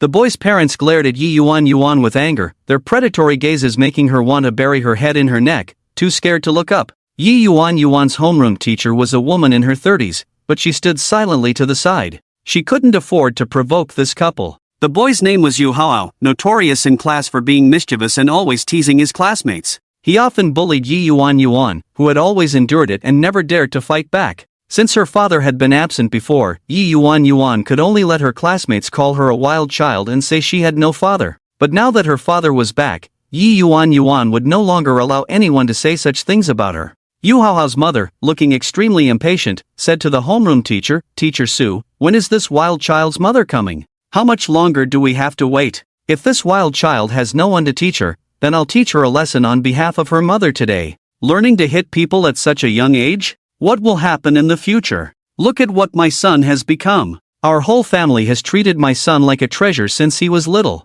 No one has ever raised their voice at him. If this wild child doesn't give my Hao a satisfactory explanation today, I'll have someone break her hand. Teacher Su also looked completely at a loss. Yuan was so frightened that she cried out loud. At that moment, a figure rushed in, taking a quick step to stand in front of Yuan. It was Yi Chen. Seeing the pitiful appearance of Yuan, Yi Chen's heart ached like a knife, filled with self-reproach. He gently hugged Yuan, stroking her head to comfort her. Yuan, don't cry, Daddy is sorry for being late. Now that Daddy is here, no one can bully Yuan anymore. Do you want to see Daddy beat up the bad guys? Upon seeing Yi Chen, Yi Yuan finally stopped her tears and tightly hugged him, saying, "Daddy, I'm sorry. It's Yuan's fault. I made a mistake and got into a fight. Please don't be angry with Yuan, okay?" Yuan's words pierced Yi Chen's heart like a sharp knife. This silly girl. Yi Chen, feeling immense pain, wiped away Yuan's tears and said, Yuan did nothing wrong. You did very well, it was others who bullied you. People can be kind, but they cannot always endure. When others bully you, you don't need to back down, you should fight back, because only then will others not dare to bully you again. The more accommodating you are, the more others will think you are easy to bully. From now on, no matter who dares to bully you, you must fight back, understand? Yi Yuan looked at Yi Chen with a confused expression and then said, "Daddy, Yuan is not afraid of being bullied, but I am not a wild child. I have a daddy, and I won't allow others to say such things about you." Yi Chen hugged Yuan with a pained heart. Yuan was defending him as her father. Yu Haohao's parents glared at Yi Chen, and after hearing his words, they became even angrier. Yu Haohao's mother sneered disdainfully, "Humph, it really shows what kind of family raises what kind of child." Slap. But before Yu Haohao's mother could finish her sentence, a crisp and loud slap suddenly rang out on her face. She hadn't even reacted before she was sent flying by the slap, falling to the ground, tears streaming from the pain. After a moment of shock, Yu Haohao's father hurried to help his wife up. The couple glared at Yi Chen with wide eyes, cursing loudly, "You dare to hit me? Do you know who I am? It seems your daughter hitting people is something you instigated, right? A whole family of uncultured lowlifes daring to act tough here? Humph. You've picked the wrong person. We are not someone a poor lowlife like you can provoke." Yu Haohao's father shouted angrily at Yi Chen. But as soon as he finished speaking, he was frightened by Yi Chen's cold, murderous gaze, causing him to shrink back. It was like seeing a god or a demon. "Shut up. If you say one more word, I'll slap your mouths until they're ruined." Yi Chen's icy voice suddenly rang out, making Yu Haohao's father's face turn pale. After a timid glance at Yi Chen, he looked both fearful and angry, appearing somewhat exasperated. Teacher Su beside them was also greatly frightened, her gaze towards Yi Chen becoming somewhat unfriendly and filled with fear. She had dealt with parents for so many years, but this was the first time she had seen such a fierce parent. Is this really Yi Yuan's father? Usually, Yi Yuan is quite well behaved and gentle. Before Teacher Su could think further, Yi Chen's cold eyes suddenly fell on her. Teacher Su had never seen such a cold and terrifying gaze, causing her to lose color in her face and instinctively take a step back. She looked at Yi Chen with some fear. This person wouldn't even hit a teacher, would he? Frightened, Teacher Su hurriedly said to Yi Chen, "Yi Yuan's father, please don't get angry. Let's talk this over calmly. I called both of your parents here to communicate and resolve this matter together." Yi Chen said coldly. "Teacher Su, as a teacher, you should be able to handle this fairly and justly, right?" Teacher Su immediately nodded. "Of course, Yi Yuan and Yu Haohao are both my students. As a teacher I certainly..." Before Teacher Su could finish her sentence, Yi Chen interrupted her and said to Yuan, "Tell us exactly what happened just now. Don't be afraid with your dad here, no one can bully you." With her dad by her side, Yi Yuan found the courage to recount the events in detail. It was clear that the fault lay with Yu Haohao.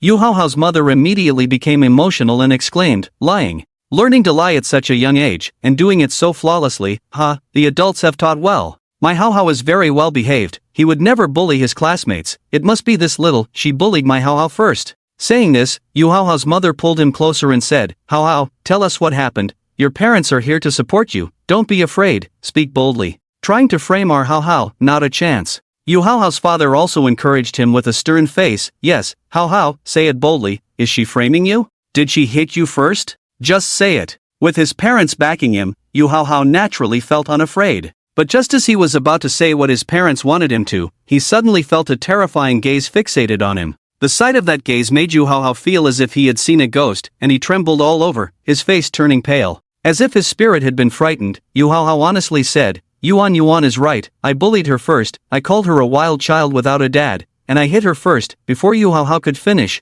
his mother quickly covered his mouth, preventing him from continuing. Yu Haohao's father's face immediately stiffened, glaring angrily at his son. Yi Chen coldly looked at Teacher Su and said, "Teacher Su, the situation is very clear now, right?" Teacher Su had actually guessed it was definitely Yu Haohao's fault, but his family was quite influential, and she couldn't afford to offend them. However, at this moment, she couldn't show any bias either. She could only seriously tell Yu Haohao's parents, "This matter is indeed Yu Haohao's fault." But before Teacher Su could finish her sentence, Yu Haohao's mother, as if someone had stepped on her tail, suddenly shouted loudly, "Teacher Sue, how can you be so unable to distinguish right from wrong? It's clear that they are the ones lying. My son was just scared by him, that's why he said that." Yu Haohao's father also wore a stern face, threateningly speaking to Teacher Sue. "Teacher Sue, as a teacher, don't choose sides recklessly. Choosing the wrong side could mean you won't even be able to keep your job." Hearing Yu Haohao's father's words, Teacher Sue's face turned ugly. Yu Haohao's grandfather was the chairman of the school board.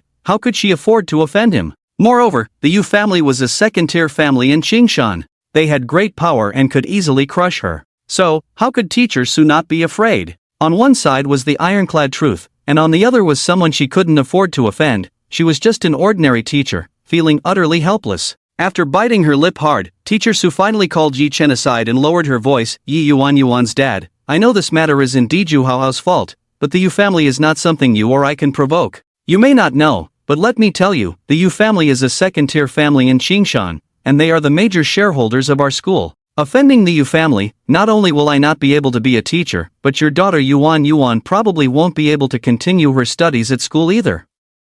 So how about this? Later, you bow your head to Yu Haohao's parents, apologize to Yuan and Yu Haohao, and I'll speak on your behalf. We'll just let this matter go. Everything is for the sake of our daughter. We are ordinary people, and we must accept our fate." Upon hearing Teacher Sue's words, a cold glint flashed in Yi Chen's eyes. Yi Chen spoke coldly, "As a teacher, you shouldn't be so timid and cowardly. If you are only advising me to let it go today, then I will take it as you were looking out for us, wanting to avoid trouble. But since you want the right person to bow to the wrong person and admit fault, don't you find that ridiculous? Where is your teacher's virtue? Where is your character and conscience? You don't even have the most basic moral obligation of teaching and nurturing. Teaching without this is misleading the youth. Someone like you, do you even deserve to be a teacher?" Under Yi Chen's scathing reprimand, Teacher Sue's face turned red, overwhelmed with shame. As a teacher, she indeed should not have said what she just did. But she was also doing it for the high-paying job she had worked so hard to get. People must look out for themselves, or they will be doomed.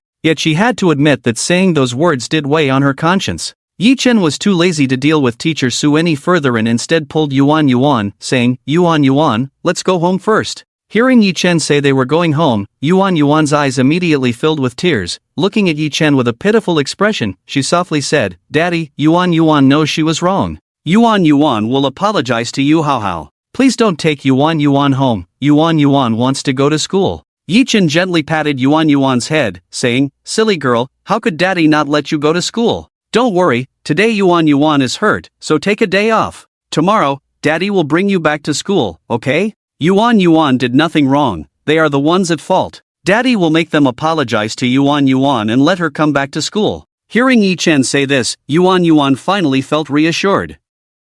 She quickly turned her tears into smiles, nodding vigorously like a chick pecking at rice. "Okay, then Yuan will listen to Daddy." "Want to leave? Did I say you could leave? Do you really think this is your backyard, that you can come and go as you please? Today, unless this matter is clarified, you won't be able to leave." Yi Chen wanted to take Yuan away, but Yu Haohao's father immediately blocked his path, glaring fiercely. Yu Haohao's mother also chimed in, "If we don't clarify things today, your daughter can forget about coming to school in the future. You should know our identity now. As long as we say a word, your daughter will never set foot in this school again. You still want us to apologize to your daughter? Haha, that's just a pipe dream, laughable and pathetic. I'll lay it out clearly today. If you want your daughter to continue her education, then you better kneel down and apologize to us, and let me slap you 10 times. Then let your daughter kneel and apologize to my son in front of the whole class. As for the medical expenses, forget it, your poor family can't afford it. We have plenty of money and don't care about this little bit. So, will your daughter drop out and go home, or will she kneel and apologize? You choose. I'll only give you this chance once, so don't waste it. Slap." But the response she received was an even louder and crisper slap. Yu Haohao's mother was once again slapped by Yi Chen, falling heavily to the ground. This time, it was clearly much worse than before. Half of her face was swollen and bruised, blood dripping from the corner of her mouth, and she cried out in pain while covering her face. Yu Haohao's father was completely furious, glaring at Yi Chen in a fit of rage. But Yi Chen didn't even bother to lift his eyelids, completely ignoring him, and directly pulled Yuan away. Just as Yi Chen was about to leave the office, several security guards wielding batons rushed over. Seeing the security guards arrive, Yu Haohao's father immediately felt emboldened and shouted arrogantly at the guards, "Stop him, take him down." If he resists, beat him to death. If anything happens, it's on me. Once it's done, there will be heavy rewards. Even without the promise of a reward, how could those security guards not exert themselves when the chairman's son had given the order? So, the guards swung their batons at Yi Chen. Dare to hit my son? Beat him to death. If you can't kill him, you'll answer to me. Yu Hao's mother, who had just gotten up from the ground, shouted furiously at the doorway. At this moment, she didn't care about her image at all. After being slapped twice by Yi Chen, she felt utterly humiliated. If she didn't avenge this, wouldn't she be wasting her status as the young master of the Yu family? Teacher Su sighed deeply, shaking his head with a bitter smile. The common people shouldn't fight the rich. Pride in the face of harsh reality would only lead to bloodshed. But soon, something happened that left all three of them dumbfounded. The guards hadn't even gotten close to Yi Chen when he lightly stomped his foot, and the guards were sent sprawling to the ground, writhing in pain and howling. What just happened? Yu Hao's parents completely failed to see it clearly. At this moment, the two were stunned into silence. Especially Yu Hao's mother, her expression was utterly comical. After dealing with the guards, Yi Chen turned around and slapped Yu Hao's mother again, sending her back to the ground.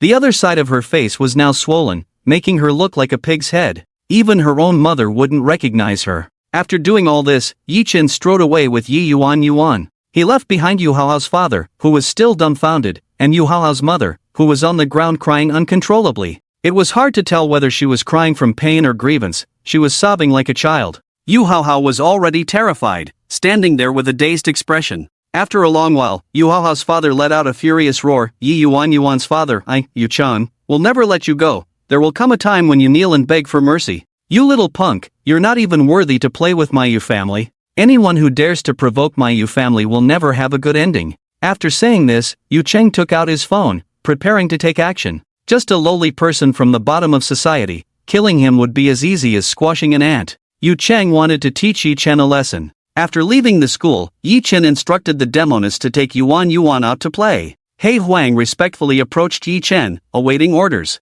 Yi Chen issued several commands to He Huang. First, short sell Yu Group's stocks to suppress the Yu family. Second, acquire this school today, the sooner, the better. Third, investigate all of the Yu family's connections and cut them all off. He Huang immediately took the orders to carry out. Yu Group, conference room. Old Master Yu personally convened a board meeting. Among the 9 seats on the board, the Yu family occupied 5. The other 4 seats were also filled with people absolutely loyal to the Yu family. Although Yu Group was a publicly traded company, the Yu family had absolute control over it. Just as the board members were setting the sales increase targets for the next season, the door to the conference room was suddenly pushed open by the chairman's secretary. The secretary, disregarding the displeased gazes of the crowd, strode up to Old Master Yu, panic written all over her face, and said, "It's bad, Chairman. Our group's stock market has suddenly been shorted by big capital, causing a crash in stock prices, and they are plummeting rapidly." What? Upon hearing this, the faces of the directors changed drastically. Old Master Yu shouted urgently, "Quick, project the company's stock market situation onto the big screen." Immediately, someone projected the company's stock market situation onto the conference screen. Everyone's eyes were glued to the screen, watching the company's stock price continue to plummet. Every second counted for the Yu Group, translating to losses in the millions. "Chairman, the company has already lost 500 million. If we don't find a way to stop the decline quickly, the consequences will be unimaginable," the secretary added. Old Master Yu's blood pressure spiked instantly, and he staggered. If the secretary hadn't rushed forward to support him, he would have fallen to the ground. Yu Cheng's father, Yu Hui, roared angrily, "Who did this? Who is maliciously shorting our Yu family? We haven't offended anyone recently, have we?" Old Master Yu sternly replied, "This is not the time to discuss that. We must inject money to stabilize the stock price, otherwise, if it crashes completely, the consequences will be dire. Quick, pour 80% of the funds from the company account into the market. Then, contact our connections to help us weather this storm. Also, hurry and investigate who is targeting our Yu family." After issuing his orders, the 8 directors immediately sprang into action. The Yu Group's funds were quickly injected, but it had no effect. The decline could not be stopped. No matter how much the Yu Group poured in, it was instantly consumed, not even causing a ripple. This truly frightened the directors of the Yu Group. They had just poured in over 10 million in cash, yet it was all devoured cleanly. Not a bit of the decline was reversed. The power of capital behind this was terrifying. Surely, Qingshan couldn't have such financial strength? If it wasn't the people of Qingshan, then who could it be? The Yu group hadn't offended anyone outside. Even in Xingshan, they hadn't made enemies. Worse still, the Yu family soon discovered that their network of connections had completely severed. Either they couldn't be reached, or when they were, they immediately claimed to be busy and hung up. Or they simply said they were powerless to help, leaving the Yu family to fend for themselves. After making inquiries, they finally received a useful piece of information. It was confirmed that this was a targeted suppression of the Yu group. The reason was simple: the Yu family had offended someone. Which great bodhisattva have we offended? Why would they strike so ruthlessly against us? Quickly investigate. It must have happened in the last couple of days. Find out who in our family has offended someone, and get to the bottom of it. Old Master Yu pounded the table, instructing his sons and daughters. The Yu family members dared not hesitate and immediately made calls to arrange this matter. Just as everyone was in a panic, the secretary suddenly spoke in terror. We found out who is behind this. It's the Black Emperor Group. What? The Black Emperor Group? The air suddenly went silent. As soon as the name Black Emperor Group was mentioned, the conference room fell into a deathly silence. Everyone felt as if a great weight had been placed on their hearts, making it hard to breathe, filled with dread. It was actually the Black Emperor Group that had targeted their Yu family? Had someone from the Yu family offended the Black Emperor Group? How could that be? The Black Emperor Group had only just been listed in Xingshan yesterday, and today they were attacking the Yu family. What on earth was going on? Quick, think of every possible way to contact the Black Emperor Group. We must find out as soon as possible where the Yu family has offended them. Secretary, prepare a car for me. I need to go to the Black Emperor Group in person. I hope to see Miss Yu Rao. First, help me make a phone appointment. Hurry. The old Master Yu immediately issued several more orders. Just as he was about to set off for the Black Emperor Group, the secretary received a message. Chairman, the Black Emperor Group sent a message with just 2 words. Yu Chang. Yu Chang? Upon hearing this news, Yu Huining felt a darkness before his eyes. What has his son done? This reckless child, how did he provoke the Black Emperor Group? The old Master Yu shot a fierce glare at Yu Huining and coldly shouted, "You have a good son. Hurry up and bring that little beast to me, now." Faced with the old master's roar, Yu Huining was so frightened that he ran out in a panic. Investigate. Find out what this reckless little beast did today. Even if he just went to the bathroom, find out. The old Master Yu shouted again at everyone. The second and third sons of the Yu family immediately sprang into action. If this matter is not handled well, it could even concern the survival of the Yu family. Who wouldn't be anxious and fearful? Now, everyone was as restless as ants on a hot pan. The old Master Yu was even more agitated, burning with anger. At this moment, he even had the thought of killing Yu Chang. How could this damned reckless child have provoked the Black Emperor Group? This is the Black Emperor Group, who in Xingshan could afford to provoke them even a little. Although the Yu family is a second-rate family in Xingshan, in front of the Black Emperor Group, they are nothing but small ants. The Black Emperor Group could easily crush the Yu family with a flick of their hand. Half an hour later, the bruised and battered Yu Chang couple was brought to the conference room by Yu Huining himself. Kneel down. Upon seeing the Yu Chang couple, the old Master Yu's long-suppressed rage erupted instantly, roaring like thunder at the two. This roar, like the roar of a waking lion, frightened the already dazed Yu Chang couple so much that they quickly knelt on the ground with a thud. The old Master Yu rushed over in a fit of rage and began to wildly slap the two. He only stopped when he was out of breath and physically exhausted.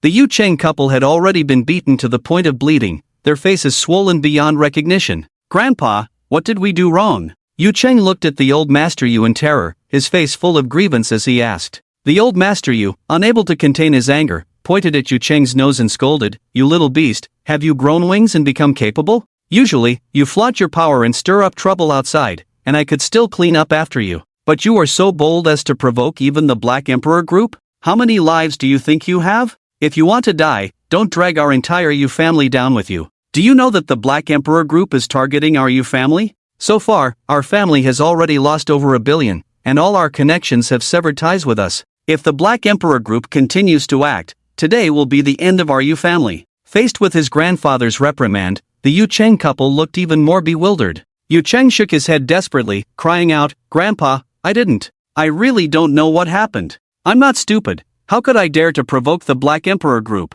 Bang! Hearing Yu Chang still daring to argue, the old Master Yu angrily kicked Yu Chang again. Yu Chang truly felt wronged and wanted to cry. He had just been looking for someone to plan how to take revenge on Yi Chen when his father burst in with people, without saying a word, gave them a good beating, and then brought them here. Now, after being scolded by his grandfather, Yu Chang had never experienced such a brutal beating in his life. Yu Cheng's wife was already in tears, looking as aggrieved as a child. If you dare to lie and not tell the truth again, I will break your legs first, Grandpa Yu shouted angrily, pointing at Yu Cheng. Seeing his grandfather about to go mad, Yu Cheng was completely panicked, frightened to the point of losing his senses, his heart trembling violently. He hadn't offended anyone today except for a trip to school, and certainly not the Black Emperor group. Wait a minute, Yu Cheng suddenly had a thought, could it be that Yi Chen? But immediately, Yu Cheng shook his head to deny this idea. This was absolutely impossible, right? At that moment, the secretary received new information and immediately reported to Grandpa Yu, Chairman, the Black Emperor Group wants to fully acquire Dream School and is asking us to sell immediately, or we will bear the consequences. Agree, tell them we will agree immediately, we can give it to the Black Emperor Group, Grandpa Yu hurriedly ordered. The secretary continued, according to our current investigation, young Master Yu Cheng provoked someone named Yi Chen at Dream School today, and this matter is very likely related to him. What? It really is him, Yi Chen? He is a senior executive of the Black Emperor Group? How is that possible? For a moment, Yu Cheng and his wife exchanged incredulous glances. But it seemed that there was only this explanation for the current situation. After giving Yu Cheng a murderous glare, Grandpa Yu said to everyone, come with me to Dream School immediately, contact the teachers, and let them do everything possible to reach Yi Chen and ask him to come to the school. Our Yu family will personally apologize to him and seek his forgiveness. At the villa, Yi Chen asked old Mo to take out precious medicine to treat Yuan's injuries. Although it was just some skin abrasions, it pained Yi Chen as if he were being cut by a knife. After old Mo's treatment, all of Yuan's injuries healed completely, leaving no trace.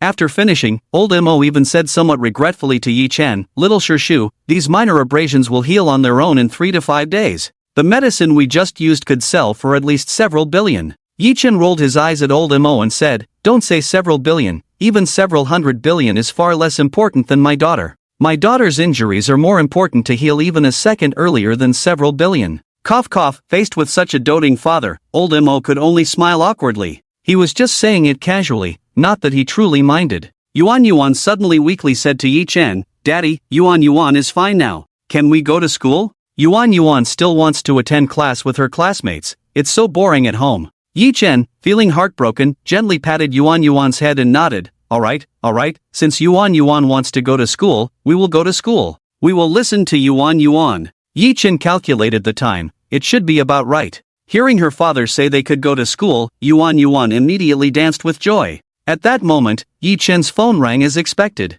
It was an unfamiliar number. Besides the 3 from the Black Emperor, only Jiang Yao knew his number. It was obvious it was a call from the Yu family. Yi Chen answered the phone, and the voice of Yuan's homeroom teacher, Teacher Su, came through. Yi Chen had no good feelings towards this Teacher Su. Teacher Su first asked about Yuan's well-being, then pretended to say that she had already criticized Yu Haohai and that Yu Haohai had recognized his mistakes, asking Yi Chen to send Yuan to school. Since the matter has been settled, it is time to go to school to resolve this issue. After hanging up the phone, Yi Chen took Yuan to the school. Teacher Su had long been respectfully waiting at the school gate. Upon seeing Yi Chen and Yuan arrive, Teacher Su immediately approached with utmost respect, saying, Mr. Yi, the Yu family is waiting for you in the chairman's office. What do you think? Lead the way, Yi Chen coldly replied to Teacher Su. Teacher Su glanced at Yuan, and Yi Chen coldly added, Yuan is the victim, she must be present. I do not wish for such things to happen again.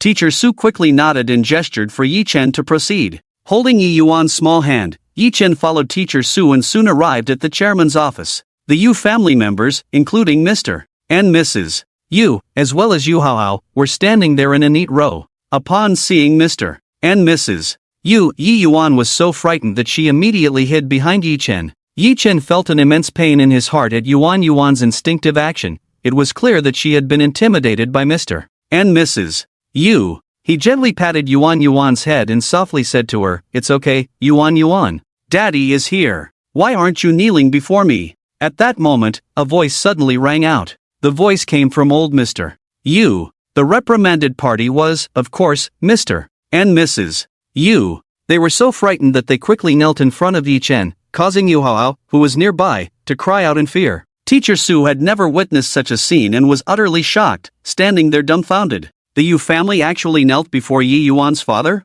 Who exactly was Yuan's father? He seemed to be just an ordinary person from the lower social strata, right? Yuan widened her eyes, curiously watching Mr. and Mrs. Yu, wondering what they were doing. Old Mr. Yu, bowing deeply, said to Yi Chen, Mr. Yi, you are truly before old Mr. You could finish his sentence. A cold voice came from Yi Chen. I don't like looking up to listen to others. With that, Yi Chen sat down on the nearby sofa, pulling Yuan with him. Old Mr. Yu was a shrewd old fox and immediately understood the implication. He quickly knelt down in front of Yi Chen, casting a fierce glance at the Yu family members. Since the old man had knelt, the rest of the Yu family naturally did not dare to hesitate and quickly knelt behind old Mr. Yu. Mr. and Mrs. Yu also pulled Yu Hao down to kneel beside them. This scene left Teacher Su utterly bewildered. The Yu family had knelt. What about her? Should she kneel too? Yi Yuan looked at Yi Chen with a puzzled expression and asked,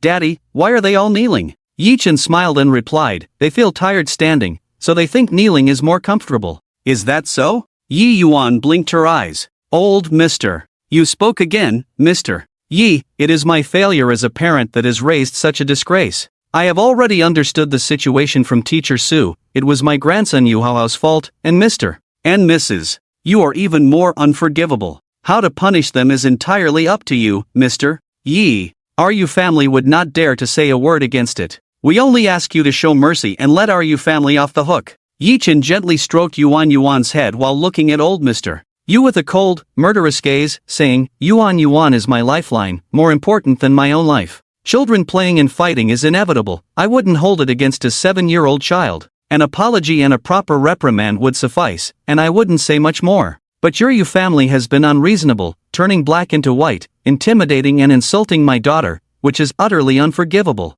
If you only provoke me, perhaps I can let you off lightly. But if you bully my daughter, how can I possibly let you go? Yi Chen's words struck the hearts of the Yu family like a heavy stone, causing a wave of fear to wash over them. The Yu family members were now filled with the desire to kill Yu Cheng and his wife. Why provoke anyone else when they had chosen to provoke this great bodhisattva? The old master of the Yu family, having navigated life for most of his years, quickly composed himself and directly addressed Yi Chen, Mr. Yi, what do you want from the Yu family? Please give us a clear answer, and we will comply. Yi Chen coldly glanced at the Yu family members before his gaze settled on the old master, his voice icy. Considering my daughter has only suffered a minor injury, I can spare your Yu family, but those three must face the consequences. A minor injury is temporary and can heal, but emotional and psychological wounds may never heal. If you want to quell my anger, you must fulfill the following 3 points. First, the Dream School must be fully acquired by the Black Emperor Group, and all procedures must be completed by noon.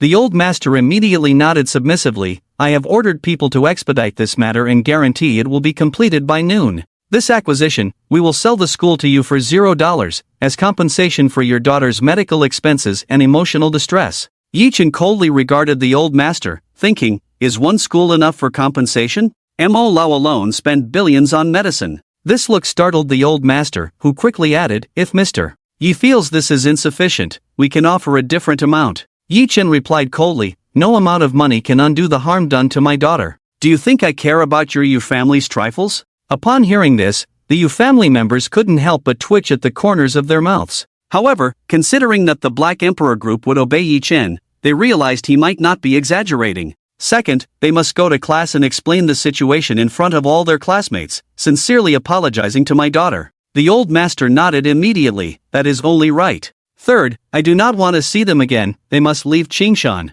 The old master nodded again, understood, I will have them leave far away this afternoon. After saying this, Yi Chen stood up, pulling Yuan with him. Yi Chen's gaze fell on Teacher Su, who was already frozen in fear. When she saw Yi Chen looking at her, her face turned pale, trembling in terror. She had previously, you lack teacher's ethics and character, after this matter is resolved, you can leave. Yi Chen's voice was cold and cutting. Teacher Su stood there in a daze, wanting to cry. Indeed, she could not escape punishment. At that moment, Yi Yuan suddenly realized something and hurriedly said to Yi Chen, Daddy, are you going to have the school expel Teacher Su? Yi Chen gently replied, Yuan, how about I change your homeroom teacher? But Yi Yuan shook her head vigorously, her voice sweet yet firm, no, Yuan likes Teacher Su. I don't want to change teachers. Daddy, please don't let the school expel Teacher Su, okay? I'm begging you. Yuan was still in the 1st grade and had a deep attachment to her first teacher. Hearing Yuan's pleas, Yi Chen's heart softened.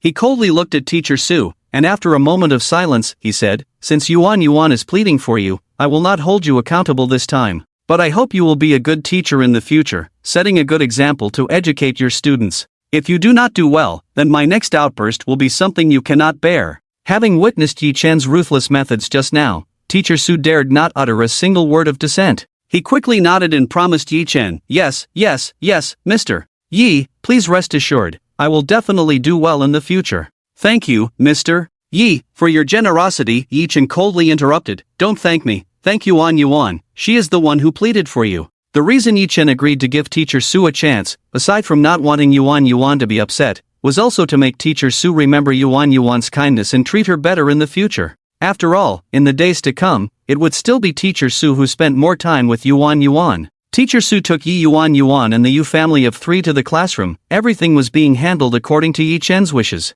This was Yuan Yuan's first time receiving respect, garnering the envy of her classmates, and receiving high praise from her teacher. Moreover, Teacher Su specifically moved Yuan Yuan's seat to the best position in the front row and gave her various special considerations, making sure the other students knew that Yuan Yuan was now the teacher's favorite. They were to be friends with Yuan Yuan, no longer bully her, and certainly not mock her as a wild child without a father. On the Yu family's side, they quickly handed over the Dream School to the Black Emperor Group. After everything was settled, Yi Chen left the school, and the Black Emperor Group ceased its attacks on the Yu family, allowing the Yu family to breathe a sigh of relief. As Yi Chen exited the school, the Black Emperor and the Demoness immediately approached respectfully. Yi Chen said to the Black Emperor, "Let the Demoness take over the Dream School as the chairperson. This will make it easier for her to take care of Yuan Yuan in the future. Additionally, send someone to take care of Yu Cheng and his wife." "How could I let them off for bullying Yuan Yuan? I want them to live a life of regret and confession." The Black Emperor and the Demoness nodded and went to carry out the orders. On the other side, the Yu family did not dare to delay for a moment and immediately had Yu Cheng and his family pack their things and hurry out of Qingshan. In the car, Yu Cheng and his wife were arguing, blaming each other. Yu Haowo was so scared he curled up in the back seat, not daring to make a sound. "Damn it, it's all that wild child Yi Yuan Yuan's fault. Where did she get such an impressive father? Wasn't she supposed to be an unwanted wild child? It's all this wild child's fault that we got kicked out of Qingshan, ruining our lifetime of wealth and glory. I hate it. I'll remember this grudge. If I can't deal with you, Yi Chen, can I not handle a little wild child? Once I settle down, I'll find someone to get rid of that little wild child, otherwise, how can I vent my anger?" While driving, Yu Cheng cursed and grumbled, filled with resentment. He hated Yi Chen. He hated Yi Yuan Yuan even more. Yu Cheng's wife nodded in agreement. "I know, dear. Yi Yuan Yuan's mother has some looks. I heard she was once named one of the 4 beauties of Qingshan. It must be that Yi Yuan Yuan's mother used her looks to get close to a high-ranking figure in the Black Emperor Group, that Yi Chen must be her stepfather."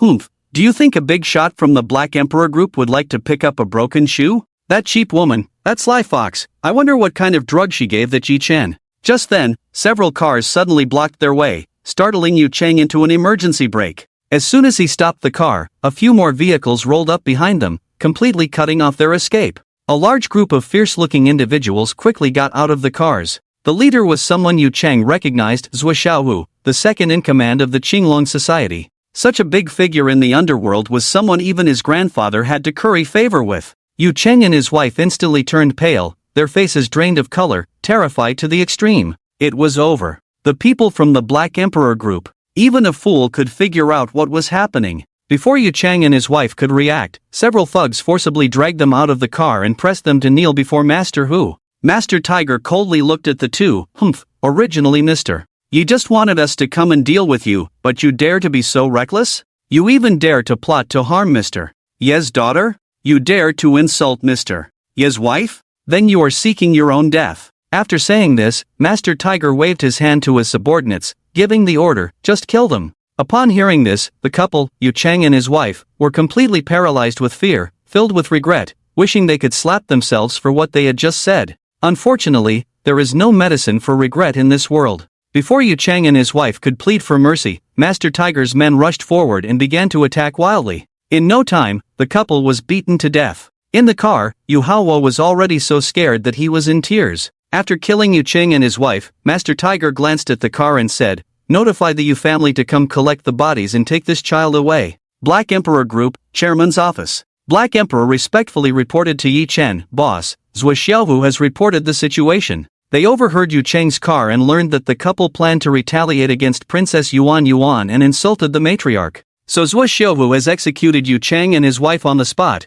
and that little boy has been sent for by the Yu family. Boss, what do you think? Should we eliminate the root of the problem? Humph. Upon hearing Black Emperor's report, Yi Chun snorted coldly. He had intended to spare the couple's lives, but they truly did not know how to live. Such people are not worth mourning. Forget it, after all, he is just a 7-year-old child, not deserving of death, Yi Chun said coldly. Black Emperor nodded. Boss, there are some more matters I need to report to you. Just as Black Emperor was about to report further, Yi Chun suddenly stood up. Yuan Yuan is about to finish school, I need to go pick her up. You can handle those small matters yourself. After saying this, Yi Chun got up and left, leaving Black Emperor feeling both amused and helpless. These are not small matters, they are huge matters. However, Black Emperor also knew that no matter how big the issue, it was not as important as Princess Yuan Yuan in the eyes of the boss. Today, Yuan Yuan seemed particularly happy, bouncing over to Yi Chen with a beaming smile on her face. Seeing the smile on Yuan Yuan's face, Yi Chen's icy demeanor instantly melted, and he couldn't help but smile. This feeling of happiness is incomparable to any honor or achievement.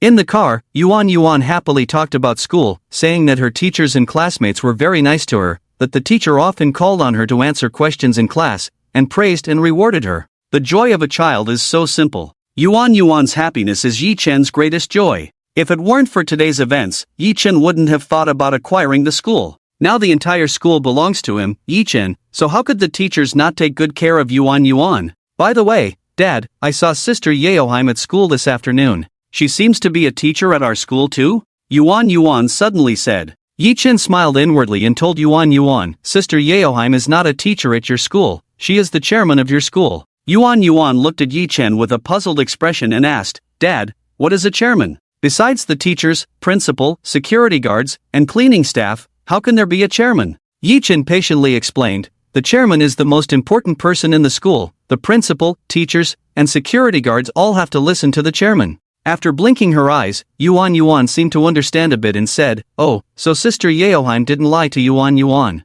Sister Yeoheim said the teachers at school have to listen to her, and Yuan Yuan thought she was joking. Then if Yuan Yuan has difficulties at school in the future, she can ask Sister Yeoheim for help, right? But Sister Yeoheim is so strange, she is only nice to Yuan Yuan, only smiles at Yuan Yuan, only shows gentleness to Yuan Yuan, but she is so fierce to others. Even the teachers and classmates are afraid of Sister Yeoheim. Yi Chen smiled knowingly. Of course they were afraid, it would be strange if they weren't. Yeoheim is a legendary fierce figure, and if she didn't learn to restrain herself, no one would dare to approach her within 5 meters. As long as Yuan Yuan isn't afraid, that's fine, Yi Chen said, patting Yuan Yuan's head. Yuan Yuan nodded and said, Yuan Yuan isn't afraid at all. Sister Yeoheim is so nice, not scary at all. Yi Chen wanted to say that she hadn't seen the terrifying side of her sister Yeoheim. They chatted all the way home, and soon they arrived. Just as they got out of the car, Yuan Yuan slapped her forehead and exclaimed, Daddy, I almost forgot something important. Important? Yi Chen looked at Yuan Yuan with interest, wondering what important thing she could have. Yuan Yuan took out an invitation and handed it to Yi Chen, saying, Daddy, today my deskmate Wei Zini is having a birthday, and she invited me to her house to celebrate. This is the invitation from Wei Zini's mom. Wei Zini said her mom prepared a lot of cakes, a lot of delicious food, and many gifts. Yi Chen took the invitation and found that Wei Zini's house was right in Tangong, very close. A child having a birthday and sending out invitations? It seemed quite impressive. Yi Chen asked, Yuan Yuan, did all your classmates get invited? Yuan Yuan immediately shook her head vigorously, of course not, Daddy. There are more than 40 kids in our class, how could everyone be invited? Wei Zini's villa must be huge for that. It must be that she invited a few close friends. I'm now sitting next to Wei Zini, she said I'm her good friend and insisted that I must go to her birthday. Daddy, will you come with me? Wei Zini's mom told me to invite you and mommy to go together. By the way, when will mommy be back? Yi Chen smiled and nodded to Yuan Yuan, since Yuan Yuan wants to go, then Daddy will definitely accompany you. Mommy is quite busy with work, so she might not have time. Hearing this, Yuan Yuan looked a bit disappointed. After thinking for a moment, she said, but Wei Zini's mom said I should invite you both, and I promised her. You can't go back on your promise. Daddy, why don't you give mommy a call? Yi Chen agreed with a smile, and just as he took out his phone to make the call, a deep brown Maserati Quattroporte slowly drove into the yard. When Yuan Yuan saw Mommy getting out of the car, she immediately ran over excitedly. Mommy, you're back. I was just asking Daddy to call you. Jiang Yao looked at Yi Yuan Yuan with a loving expression and asked, did you need something from Mommy? She usually worked a lot, and Yuan Yuan would come home alone after school, quietly doing her homework without ever calling to urge her. Yi Yuan Yuan repeated the situation to Jiang Yao. Naturally, Jiang Yao immediately agreed to her daughter's request. Yi Chen, I'm going upstairs to change. Why don't you take Yuan Yuan to buy a gift first? It wouldn't be good to go empty-handed, Jiang Yao said to Yi Chen. Yi Chen nodded. After sending Jiang Yao off, Yi Chen immediately signaled the hidden Yaoheim to take care of it.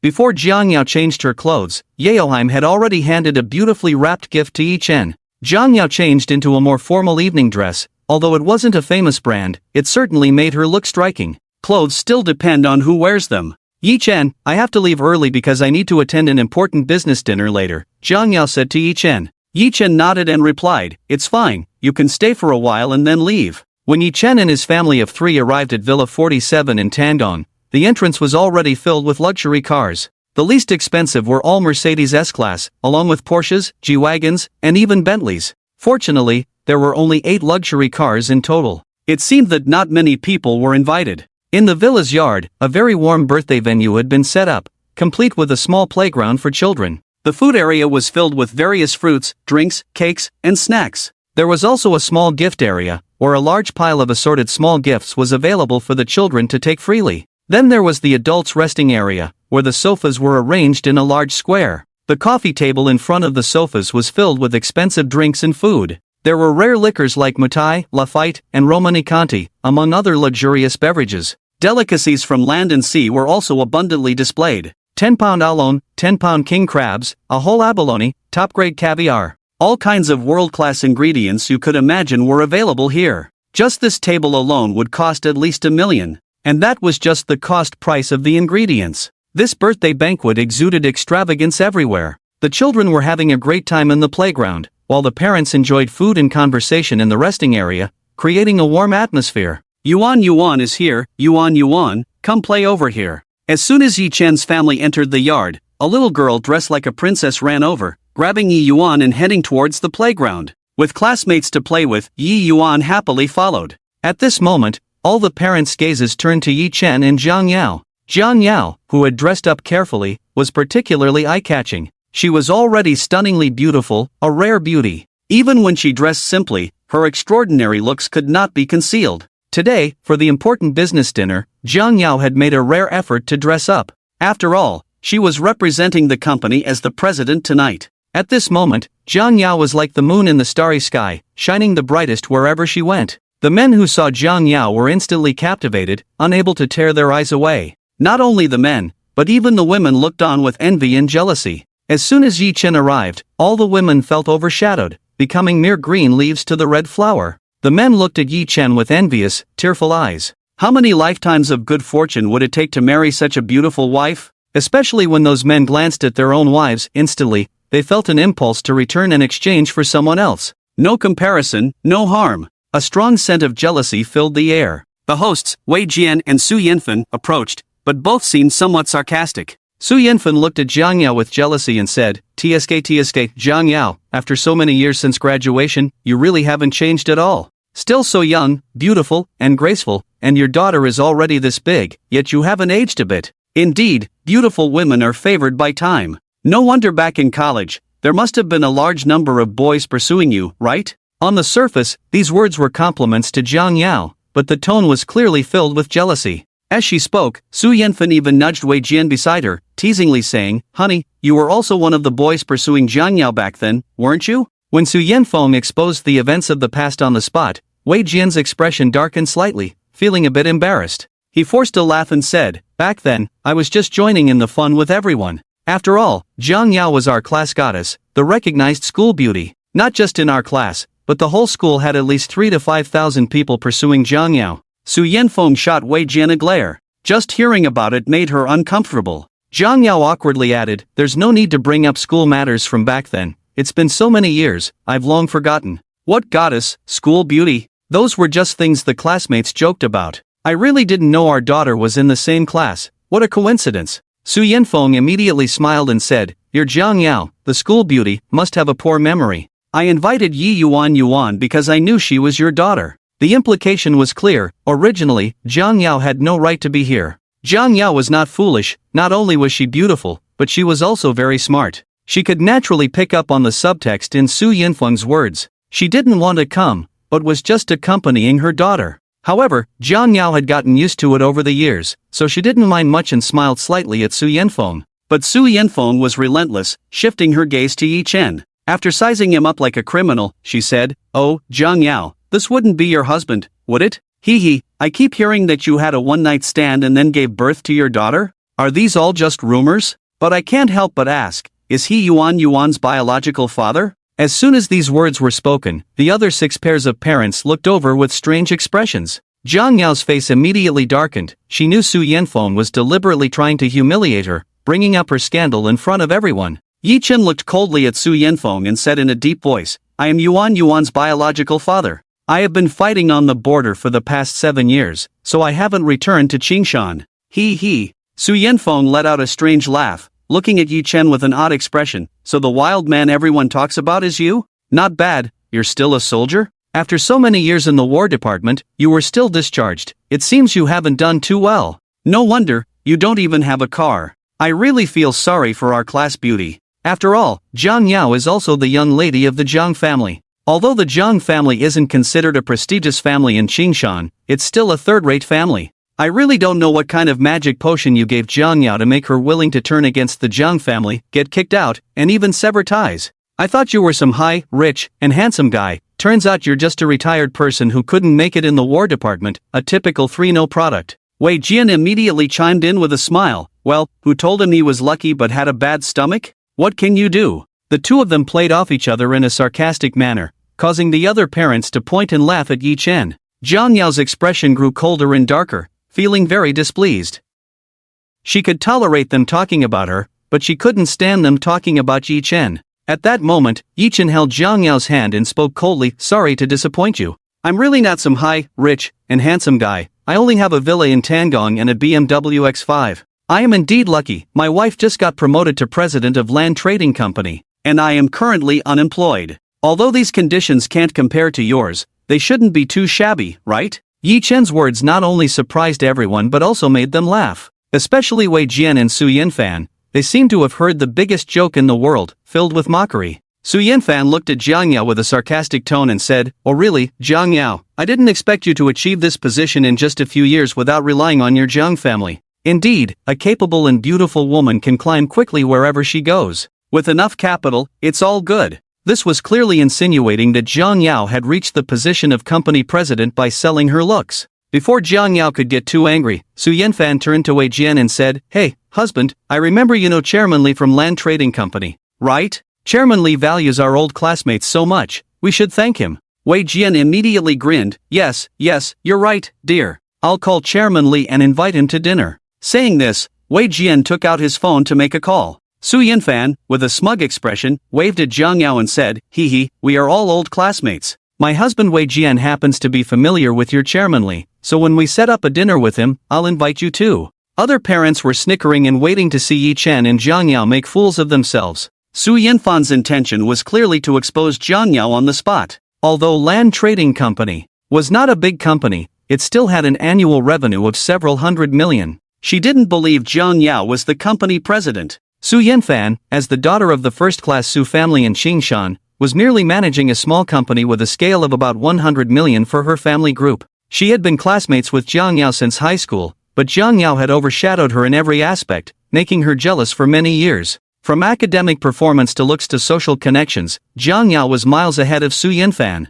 But Jiang Yao was clearly from a third-rate family. How could she compare to the daughter of a first-class family? Jealousy bred resentment, and her grudge against Jiang Yao had begun in high school. Her husband Wei Jian had also been one of Jiang Yao's ardent pursuers back in college. This had troubled her for many years. If it weren't for the fact that 7 years ago, Jiang Yao had an unplanned pregnancy and the identity of the father was unknown, leading to a flurry of rumors that shattered countless boys' dreams, and then being driven out of the Jiang family and severing ties, living on the streets with her daughter, her resentment towards Jiang Yao would not have been alleviated. This time, she thought to invite Jiang Yao over for her daughter's birthday, to humiliate her properly and release the pent-up resentment she had harbored for years. So, as soon as she saw Jiang Yao, she couldn't wait to strike. Jiang Yao looked coldly at Su Yanfan, not expecting that after all these years, Su Yanfan still held such a grudge against her. If it weren't for seeing her daughter happily playing with her classmates, she would have wanted to turn around and leave immediately. Yi Chen watched Su Yanfan and Wei Jian with a half-smile, curious to see what tricks they would pull today.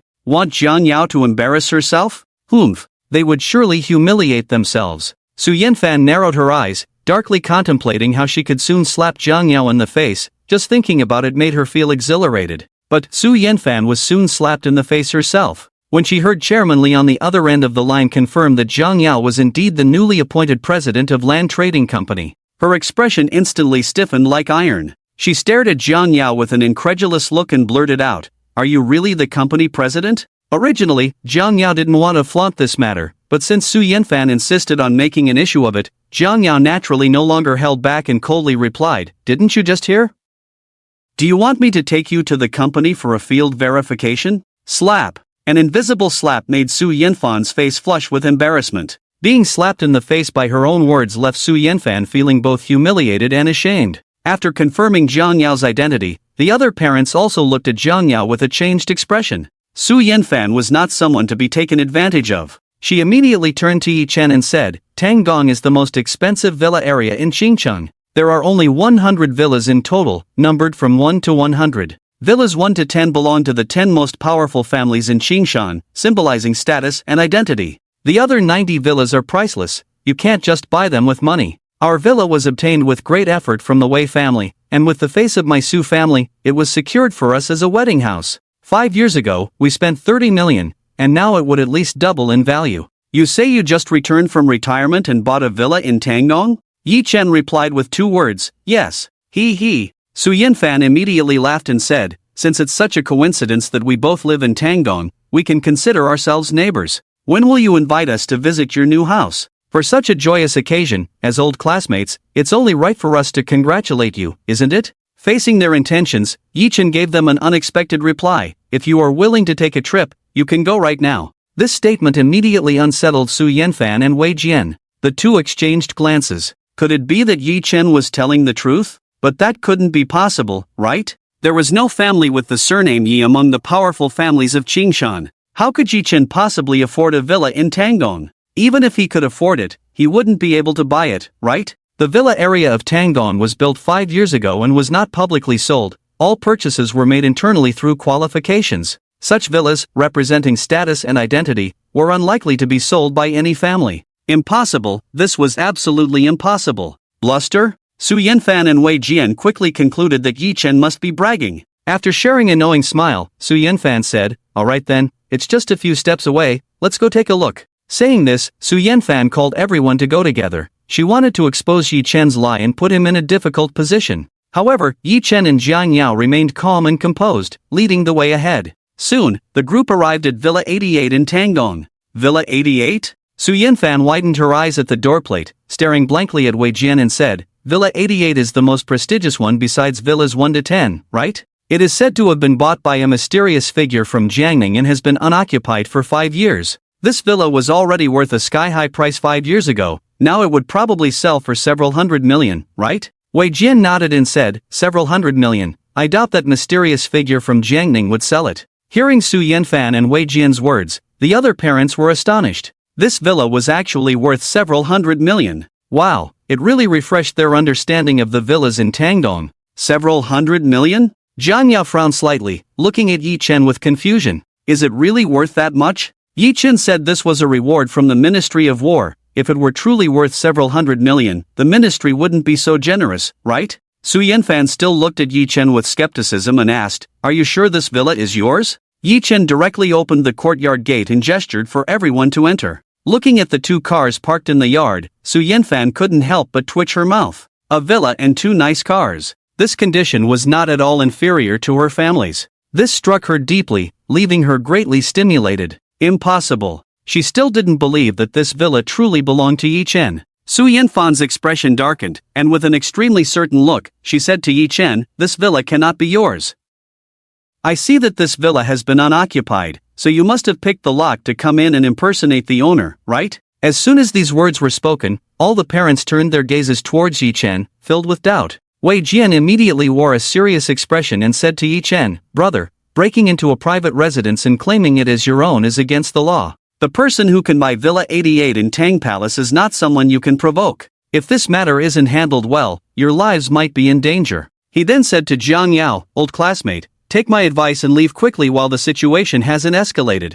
Otherwise, you might not even have the chance to regret it." Jiang Yao naturally believed that the house belonged to Yi Chen, although she still had some doubts about his previous statements. However, there was definitely no issue with the house itself. Jiang Yao said with a serious expression, "I think you really misunderstood. This house indeed belongs to Yi Chen. He has made great contributions in the War Department, and this is a reward from them." Upon hearing this, Su Yanfan and Wei Jian became even more convinced that the villa did not belong to Yi Chen. Su Yanfan spoke to Jiang Yao in an educational tone. "They say that women in love have zero IQ, and it seems to be true. Jiang Yao, how could such a smart woman like you believe such childish lies?" Haha, he has made great contributions in the War Department? If he really had, why wouldn't he stay in the War Department as an official? Why would he retire? Only those who can't make it in the War Department are forcibly retired. If it were a transfer situation, why hasn't he found a job yet? Even if he really made great contributions, do you think the War Department would reward him with a villa worth several hundred million? Do you really think he is the leader of the War Department? Or do you think he is our dragon country's war god? Wei Jian looked at Jiang Yao with a sympathetic gaze and shook his head, saying, "Jiang Yao, you've been deceived by Yi Chen. My grandfather was a general in the War Department, so I understand the situation there quite well. No matter how great the contribution, the maximum reward from the War Department is only 1 or 2 million at most." Listening to their words, Jiang Yao's brows furrowed slightly again. However, she still firmly believed that the house belonged to Yi Chen. In this matter, she trusted that Yi Chen would not deceive her. Yi Chen stood there indifferently, watching the two of them perform like clowns. The other parents also began to discuss among themselves. Clearly, no one believed that the house belonged to Yi Chen, and they all said Jiang Yao was foolish to be deceived by a scumbag. "Are you sure this house isn't mine?" Yi Chen suddenly asked with a cold smile. Su Yanfan confidently nodded, still stubborn. "Huh? How about we make a bet? If the house really is yours, then we will kneel and apologize to you and your wife. If it's not yours, then you two will kneel and admit your mistake to us. What do you say? Are you willing to bet? If you're not willing, then just admit it. We are all old classmates. We won't report you. But if you insist on being stubborn, then don't blame us for not considering our old friendship." Yi Chen looked at Su Yanfan with a half smile. "Are you sure?" Su Yanfan was very assertive and immediately responded, "Of course I'm sure, but are you willing to bet? Don't try to bluff here, the trick won't work on us." Yi Chen was too lazy to argue further and directly called the property manager of the community, asking them to come over immediately. Su Yanfan naturally didn't believe Yi Chen's little trick. "Keep acting, let's see how long you can keep it up." 3 minutes later, the property manager of the community arrived. Su Yanfan and Wei Jian recognized these people and immediately started talking rapidly to the property manager. Yi Chen took out the property certificate and handed it to the property manager. The property manager carefully examined Yi Chen's property certificate, checked the information in the property management system, and confirmed the details with the housing management department over the phone. With a respectful expression, the property manager returned the property certificate to Yi Chen, bowing deeply and saying, "Respected Mr. Yi, we have confirmed and verified that you are indeed the owner of Villa 88 in Tangdong. This villa was transferred to your name a year ago by the Jiangjun War Department and the city government. Mr. Yi, if you have any matters in the future, feel free to instruct us at any time. If there's nothing else, we will take our leave." Yi Chen nodded slightly to the property manager. The property manager's words left everyone dumbfounded, staring at Yi Chen in utter shock. This villa, worth several hundred million, truly belonged to him? Compared to the villa of Wei Jian and Su Yanfan, this one was on an entirely different level. The price difference was probably nearly 10 times. Everyone exchanged glances in astonishment, their expressions towards Yi Chen changing dramatically. Wei Jian and Su Yanfan were completely stunned, their expressions quite remarkable. "Wait!" Just as the property manager was about to leave, Su Yanfan called out. She looked at the property manager with skepticism and said, "You're not in cahoots with Yi Chen, are you? This house really belongs to him?" Hearing this, the property manager became somewhat displeased. However, she maintained a professional smile and replied to Su Yanfan, "Miss Su, I have already shown you the information I found earlier. If you still have doubts, You can come to the property management department and check again, or I can accompany you to the housing management department for a personal verification. What do you think?" With the property manager saying this, Su Yanfan naturally understood that everything was true. If she continued to make a fuss, it would only embarrass her. Seeing that Su Yanfan had nothing more to say, the property manager left with her team. After sending off the property manager, Yi Chen coldly looked at Su Yanfan and Wei Jian, saying, "You've checked the house too, you must accept the bet. Now, fulfill the wager." Silence. A deadly silence. Su Yanfan and Wei Jian's faces instantly turned icy, their expressions extremely grim. The slap to their faces was too painful. Kneeling and bowing? How could that be possible? Wei Jian awkwardly chuckled at Yi Chen, saying, "Brother, it was just a joke, why take it so seriously? We meant well, we were just worried you might get into some big trouble. Now that it's confirmed the house is indeed yours, it's all good news, right? Congratulations. Kneel, bow, and admit your mistake," Yi Chen's cold voice rang out. His gaze, as chilling as that of a death god, frightened Wei Jian and his wife, making them shudder. Su Yanfan, feeling displeased, said, "We're all adults, why can't you take a joke? Alright, let's go back to my villa, the kids are still waiting for us. What happened just now was just a misunderstanding. Although we had no ill intentions, we still want to apologize to you and Zhang Yao." As she spoke, Su Yanfan gestured for everyone to return. Humph. But Yi Chen suddenly snorted coldly. Like a god of death, he instantly blocked Wei Jian and Su Yanfan's path. His powerful, cold aura frightened them, causing them to stagger back, nearly falling to the ground. Especially his devil-like gaze made them tremble in fear, as if they were facing the king of hell. "Zhang Yao, we're all old classmates, you should persuade Yi Chen. There's no need to escalate things this much, right? We were wrong just now, I've already apologized to you. What more do you want from us?" Su Yanfan, her face pale with fear, urgently called out to Zhang Yao for help. Thinking of her daughter still playing at Su Yanfan's house, Zhang Yao's heart softened, and she didn't want to make things too awkward. So, Zhang Yao walked over and tugged at Yi Chen, saying, "Forget it, we're classmates, let's just treat it as a joke. Yuan is still at their house, let's not make it too embarrassing." Yi Chen glanced at Zhang Yao, and thinking of Yuan, he reined in his hostility. After giving the two a cold look, he let it go. Su Yanfan and Wei Jian both breathed a sigh of relief, having escaped a disaster. They quickly called everyone to head back. Zhang Yao said she had something to do and left in her car. After returning home, Su Yanfan also mentioned that she had to attend a very important business gala that evening, and after asking Wei Jian to take care of everyone, she hurriedly drove away.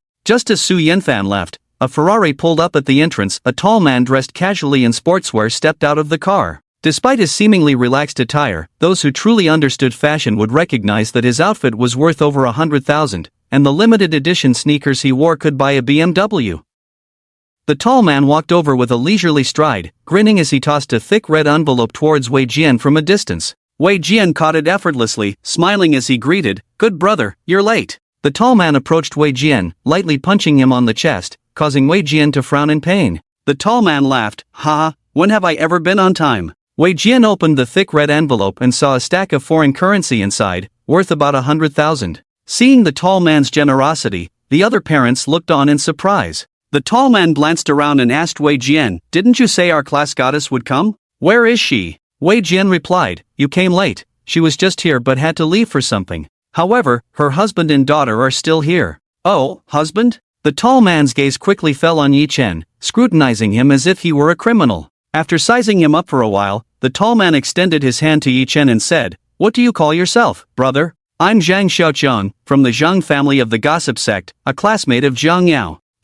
I used to be the class monitor and Zhang Yao's #1 suitor. I pursued her for 4 years but never succeeded. I didn't expect our class goddess to be snagged by you, brother." "Impressive. Share some tips with us, tell us how you won over our class goddess." It was clear he was looking for trouble. He seemed to be quite skilled, his abilities likely decent. However, Yi Chen clearly couldn't be bothered to even lift an eyelid. Yi Chen coldly glanced at Zhang Xiaoqiang and said, "Considering you're a classmate of Zhang Yao, I'll forgive your disrespectful words this time. If you dare to speak out of turn again, I'll slap you." Upon hearing this, Zhang Xiaoqiang was momentarily taken aback. He looked at Yi Chen seriously, confirming that those words truly came from him. "Dude, are you serious?" Zhang Xiaoqiang's expression darkened, revealing a hint of beast-like ferocity. He was from the Zhang family of the gossip sect, had practiced martial arts since childhood, and had now entered the ranks of martial artists, becoming a third-rate warrior. In terms of strength, Among his peers, no one dared to claim the second spot if Zhang Xiaoqiang claimed the first. He had always prided himself on being invincible among those under 30 in Qingshan. He was known as the youngest and most talented martial artist in Qingshan. Throughout his life, he had never feared a fight, nor had he ever lost. Naturally, this gave Zhang Xiaoqiang an air of superhuman arrogance. "You can give it a try," Yi Chen said coldly. Zhang Xiaoqiang cracked his knuckles, twisted his neck, and a series of popping sounds echoed like firecrackers. Just by looking, one could tell that Zhang Xiaoqiang was not to be trifled with. Wei Jian beside him clearly had no intention of mediating. Instead, he was eager to watch the show. It was just right to use Zhang Xiaoqiang's hand to teach Yi Chen a good lesson, saving this guy from thinking he could look down on anyone. Zhang Xiaoqiang grinned, revealing a beast-like cold smile, and said, "In Qingshan, no one dares to speak to me like that." "You're quite bold, aren't you? Don't think that just because you married our class goddess and have a wife as beautiful as a fairy, living off her, you're something special. Qingshan is not a place where a small fry like you can act tough. I, Zhang Xiaoqiang, am definitely not someone you can provoke. If you take back what you just said now, for Jiang Yao's sake, I might let you off the hook. Otherwise, if I beat you up, it would be purely your own fault. The goddess I pursued for 4 years in college was ruined by you, and I'm not happy about it. If you choose to throw yourself into the line of fire now, I really won't mind giving you a good beating. If you're asking for it, then it's not me bullying you, right?" Wei Jian immediately pretended to be concerned and said to Yi Chen, "Zhang Xiaoqiang is from the Baguazhang school of our Qingshan martial arts family. He has been practicing martial arts since childhood, and his strength is astonishing. Now, he has even stepped into the realm of martial artists, becoming a third-rate martial artist. I think you should avoid arguing with Zhang Xiaoqiang, otherwise, if he decides to make a move, I won't be able to stop him." Upon hearing Wei Jian's words, the parents around them looked at Zhang Xiaoqiang with immense awe. He was actually a martial artist, a being that ordinary people could only look up to. A third-rate martial artist. Is that strong? Yi Chen shot a cold glance at Wei Jian and asked disdainfully. Wei Jian looked at Yi Chen with a playful expression and chuckled. "What does being a martial artist represent? It seems you really know nothing." To an ordinary person, he could take on 100 without breaking a sweat. Even the most formidable special forces soldiers wouldn't stand a chance against him. Looking across the entire Qingshan, there are hardly a few who are stronger than Zhang Xiaoqiang. You, as a retired soldier, could be easily defeated by Zhang Xiaoqiang with just one hand slap. However, just as Wei Jian finished speaking, a crisp and loud slap suddenly rang out on Zhang Xiaoqiang's face. His mouth split open, blood gushing out. It was evident how powerful that slap was. This sudden slap stunned everyone. No one had seen what had happened, they only heard the sound of the slap. When they looked again, a bright red handprint had already appeared on Zhang Xiaoqiang's face. Clearly, Zhang Xiaoqiang had just been slapped by Yi Chen. What incredible speed! Not to mention the others, even Zhang Xiaoqiang, this third-rate martial artist, hadn't reacted in time. He only felt a blur before a powerful force struck heavily against his face, causing a sharp pain that left him dazed for a moment before he finally reacted. Once he came to his senses, Zhang Xiaoqiang was instantly filled with rage and embarrassment, like a mad beast, roaring as he lunged at Yi Chen. "Damn it, you're looking for death, slap." But just as Zhang Xiaoqiang was about to strike, Yi Chen countered with another loud slap. This time, the force was even stronger, sending Zhang Xiaoqiang staggering back 2 steps. This blow left Zhang Xiaoqiang somewhat disoriented. What was happening? He was at least a third-rate martial artist. How could he be so easily humiliated? Did he not care about his pride? Wei Jian was even more dumbfounded, his face filled with disbelief. How could this happen? This slap came way too fast, right? He had just been boasting about how powerful Zhang Xiaoqiang was. He had thought it would be Yi Chen getting thoroughly beaten by Zhang Xiaoqiang, but unexpectedly, the situation seemed completely reversed. This was not scientific. Even if Yi Chen had mixed in the War Department for a few years and fought at the border for a few years, his strength couldn't possibly be this strong, right? This time, Yi Chen didn't give Zhang Xiaoqiang any chance at all. Before Zhang Xiaoqiang could steady himself, Yi Chen was already like a shadow, appearing before him like a ghost. Zhang Xiaoqiang was so frightened that he shivered, as if he had seen a ghost. He wanted to resist, but in front of Yi Chen, how could Zhang Xiaoqiang have any room to fight back? With a casual grab and throw, Yi Chen sent the 170 to 80-pound Zhang Xiaoqiang flying like a sandbag. Zhang Xiaoqiang flew through the air for more than 10 meters before crashing heavily onto the road outside. The powerful impact made Zhang Xiaoqiang scream in pain. Even he, no matter how foolish, realized he had encountered a master today, and despite his anger, he didn't dare to rush up and fight Yi Chen again. So, after giving Yi Chen a resentful and furious glance, he cursed under his breath and jumped up to flee. Watching the third-rate martial artist Zhang Shoucheng being easily defeated and fleeing in disgrace, everyone was dumbfounded, staring in shock as if petrified. Yi Chen coldly glanced at Wei Jian and said, "Third-rate martial artists aren't that impressive. Mediocre strength, but a lot of nonsense." Wei Jian. Yi Chen casually tossed the gift box in his hand to Wei Jian and then strode away with Yuan. As for updates, there will be at least 2 updates every day, usually in the morning, with occasional extra updates. If you enjoy it, please give a good review, it's very important for the book, thank you. After Yi Chen and Yuan had left for a while, everyone suddenly snapped back to reality. What had just happened felt surreal. A seemingly ordinary person from the lower social strata not only owned a villa worth hundreds of millions in Tangong but also ruthlessly trampled a third-rate martial artist. This was just too fantastical, right? Even TV dramas wouldn't dare to portray it like this. But soon, Wei Jian recovered from the shock. "Brute," Wei Jian gritted his teeth and said fiercely, "You've offended the Zhang family. You, Yi Chen, won't have good days ahead. Even if you are strong, facing the colossal Zhang family, you only have one way to go: death.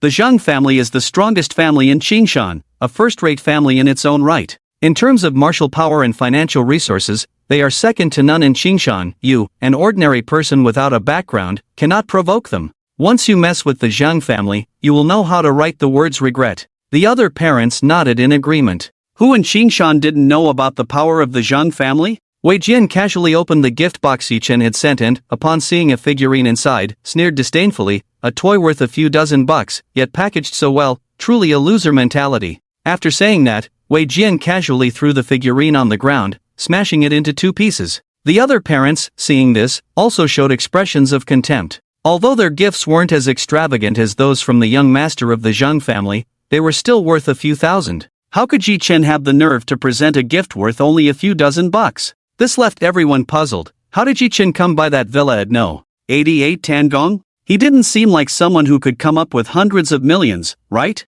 Was it Jiang Yao? That was impossible, even if she had just been promoted to president of Land Trading Company. She couldn't possibly have that much cash, could she? It was truly baffling. This seems to be a globally limited edition figure of Dream, a special anniversary commemorative item. A female parent suddenly picked up the shattered figure from the ground, holding it in her hands and examining it closely.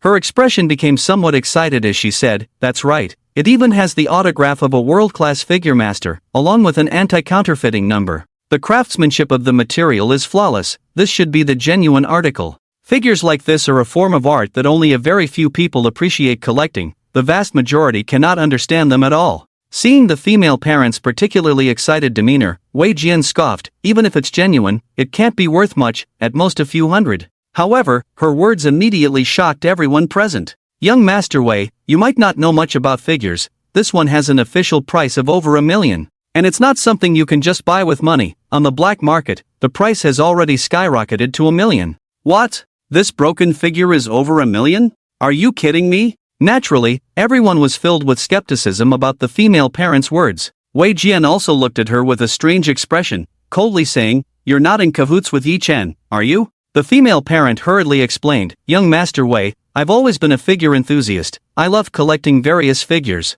so I'm quite familiar with some of the top figures in the world. Although this is my first time seeing this particular one, I can assure you it's definitely genuine." As she spoke, the female parent had already opened the official page for this figure on her phone and pointed it out to Wei Jian. "Young Master Wei, look, isn't it exactly the same as this one?" The other parents crowded around to take a look, and some even took out their phones to search for it themselves. The search results indeed matched exactly what the female parent had said. Instantly, everyone was left dumbfounded and frantic. Just moments ago, they were mocking the trash gift Yi Chen had given, but unexpectedly, the figure he gifted was worth over $1 million. However, everyone's gaze unanimously fell on Wei Jian, who had just smashed something worth over $1 million. Although Wei Jian's heart was bleeding, over $1 million was not a small amount for him. Yet, he still maintained an indifferent expression, even arrogantly saying, "Even if it's real, it's just a figure that got smashed. It's only over $1 million, I don't care." In reality, Wei Jian wanted to slap himself hard.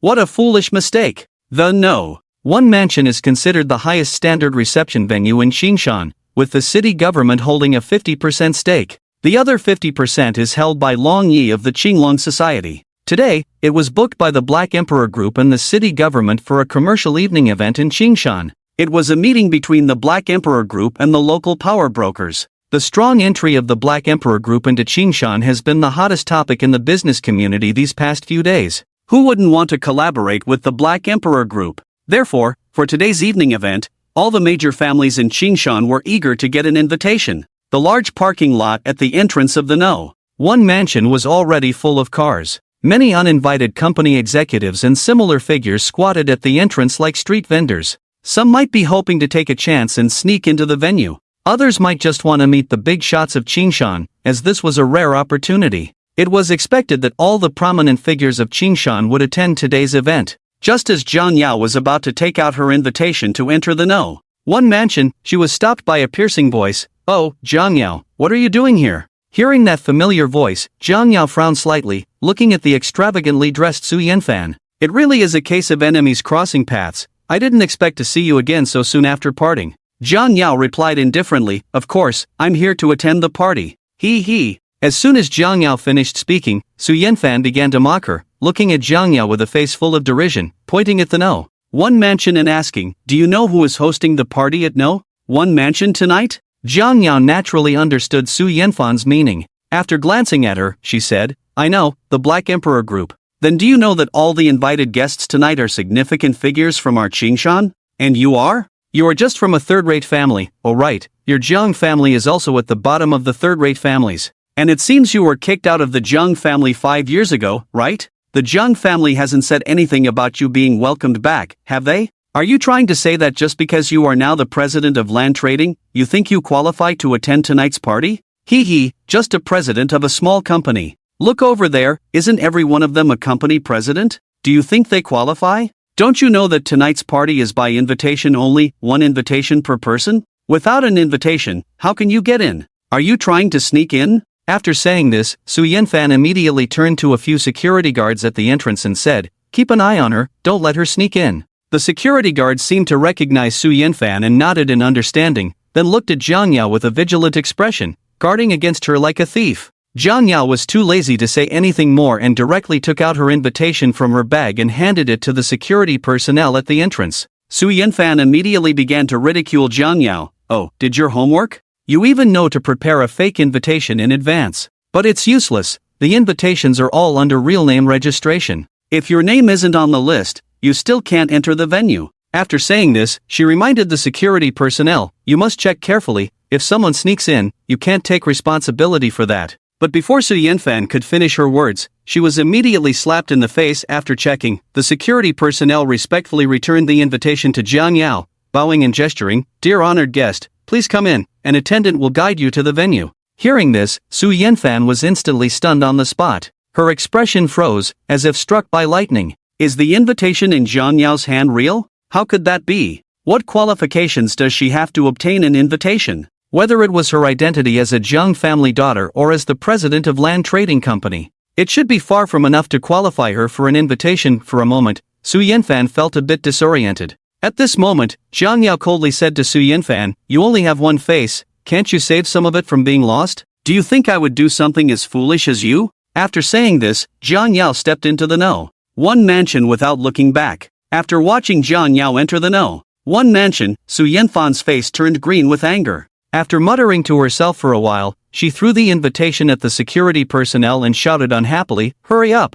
The security personnel dared not express their anger and could only check quickly. However, after several careful checks, the security personnel discovered something particularly embarrassing. They returned the invitation to Su Yanfan, who snatched it and walked toward the No. 1 mansion, but was stopped by the security personnel. "Miss, we are very sorry, but we did not find your name on this invitation, so you cannot enter." As soon as these words were spoken, they attracted many strange looks from the crowd. Hearing this, Su Yanfan's face instantly turned bright red, burning with anger. The fool was actually herself? Listening to the whispers and feeling the mocking gazes around her, Su Yanfan exploded with anger. She raised the invitation in her hand and shouted at the security personnel, "Are you blind? Don't you know who I am? I am the young lady of the Su family, a top-tier family in Qingshan. This invitation was arranged by my grandfather, and you dare to say it's fake? Have you checked thoroughly? Do you know the consequences of what you're saying?" Su Yanfan deliberately raised her voice, wanting everyone present to know her identity,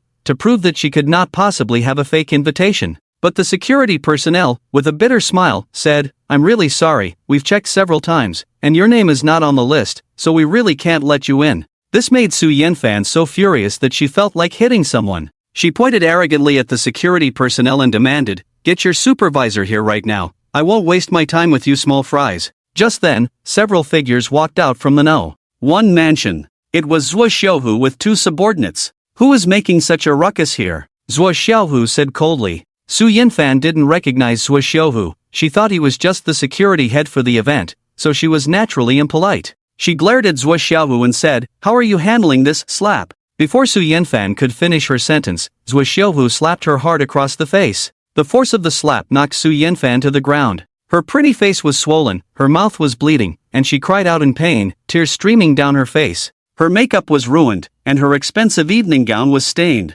The onlookers stared at this scene, looking at Su Yanfan as if she were a fool. This woman clearly left home without her brain. How could she provoke anyone? Even the second in command of the Qinglong Society, Tiger, dared to provoke? Wasn't that asking for trouble? She deserved it. After a moment of being dazed on the ground, Su Yanfan suddenly got up, still oblivious to her situation, and yelled at Zhuo Xiaohu, "You dare to hit me? Do you know who I am? Do you know who my grandfather is?" Zhuo Xiaohu looked at Su Yanfan with a cold, amused smile and said, "I know, the young lady of the Su family. Look, your grandfather is coming, right behind you." "Grandfather is coming?" Upon hearing this, Su Yanfan quickly turned her head and indeed saw her grandfather walking toward her. Seeing her grandfather arrive, Su Yanfan felt a surge of confidence. But before she could feel too happy, Zhuo Xiaohu's hand came down heavily on her face again. Slap! With another crisp and loud slap, Su Yanfan was knocked down to the ground again, completely stunned. "In front of your grandfather, I dare to hit you. Why are you making such a fuss?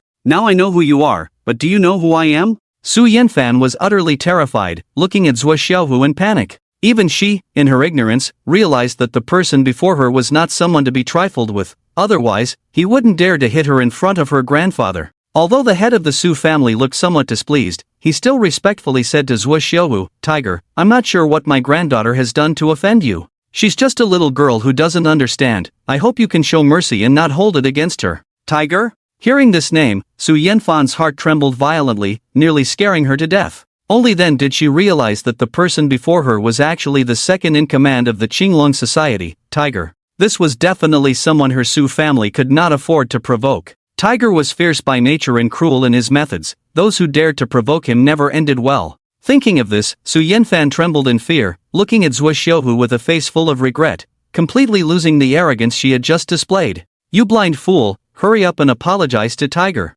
Seeing that Zhuo Xiaohu had no intention of backing down, Su Jiazhu immediately scolded Su Yanfan. Su Yanfan, not daring to hesitate any longer, quickly apologized to Zhuo Xiaohu, saying that she had been momentarily confused and had not understood the situation, which led her to offend Lord Hu. However, Lord Hu did not let the matter rest there. He sneered and said to Su Jiazhu, "I don't have the time to deal with you today. Get lost. You won't be attending the party tonight." Upon hearing this, Su Jiazhu became anxious and quickly spoke up, "Lord Hu, if you are still upset, I can make my granddaughter skip the party. But what do you mean by not letting me attend? Today's party is very important for my Su family, so I hope Lord Hu won't use this small matter to make a fuss." Lord Hu's expression darkened, and a fierce anger surged in his eyes. A cold, murderous aura frightened Su Jiazhu, causing his face to change dramatically, as if he were facing the abyss of death. "Is it that I haven't made myself clear?" Lord Hu's voice was cold and filled with killing intent. Faced with such a formidable presence, Su Jiazhu knew that Lord Hu was serious, so he dared not say anything more.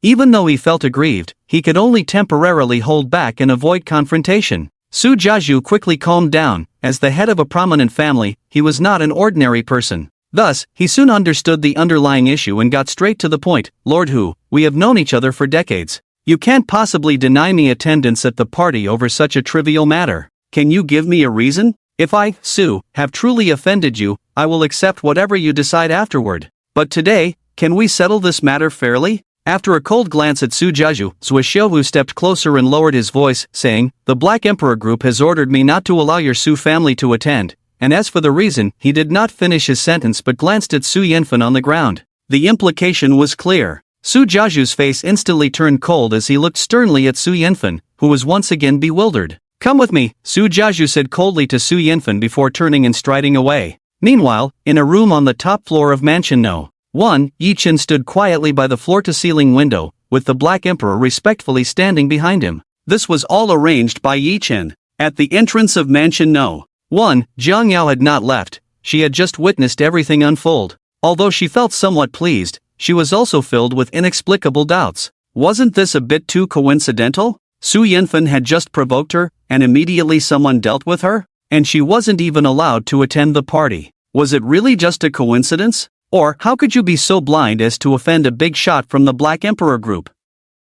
Who gave you the guts? That is the Black Emperor group. Do you want to bring disaster upon my Su family? After bringing Su Yanfen to a secluded place, Su Jiazhu angrily reprimanded her for her foolishness. Su Yanfen looked utterly confused, her face full of grievances as she cried, "Grandpa, what are you talking about? I don't even know a single security guard from the Black Emperor group. How could I possibly provoke a big shot from there? I haven't left the house all day. I've been preparing for my daughter's birthday party. Who did I offend?" Su Jiazhu raised his hand to slap Su Yanfen but stopped when he saw her swollen face. Su Jiazhu shouted angrily, "Are you still trying to argue? This is what Lord Hu personally told me. Do you think someone like Lord Hu would wrong you? Think carefully about who you might have offended in the past few days. I have never met a big shot from the Black Emperor group. You must not know who you offended, or else you wouldn't be foolish enough to get into this situation.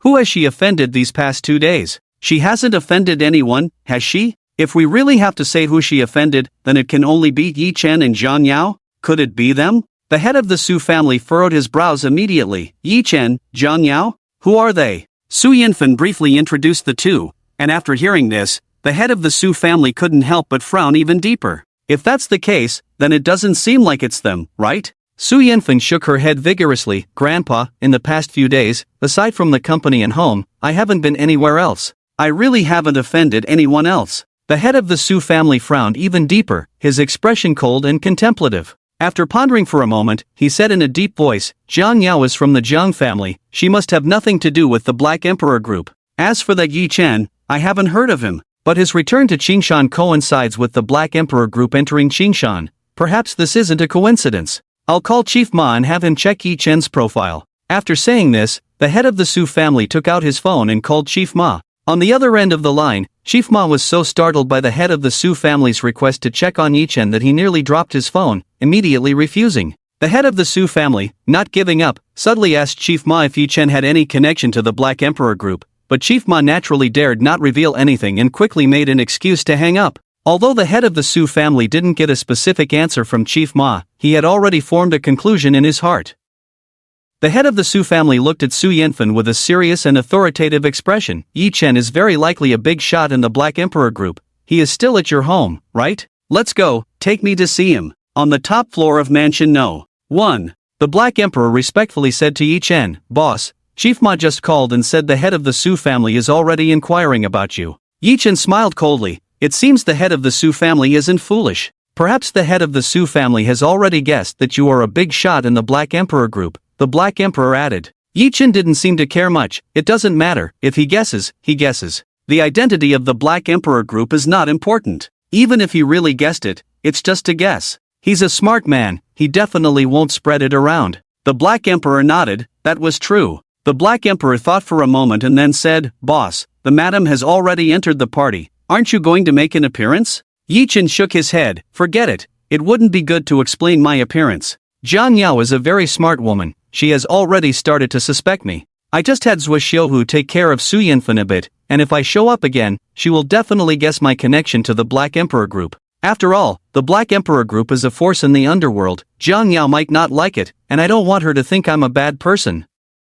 The Black Emperor immediately smiled awkwardly. The Black Emperor group was something he had established himself. Although it had now entered Qingshan in the form of a group, when people mentioned the Black Emperor group, their first reaction would definitely be its underworld connections. No matter how much you try to wash away the dark aspects, you can't completely cleanse it.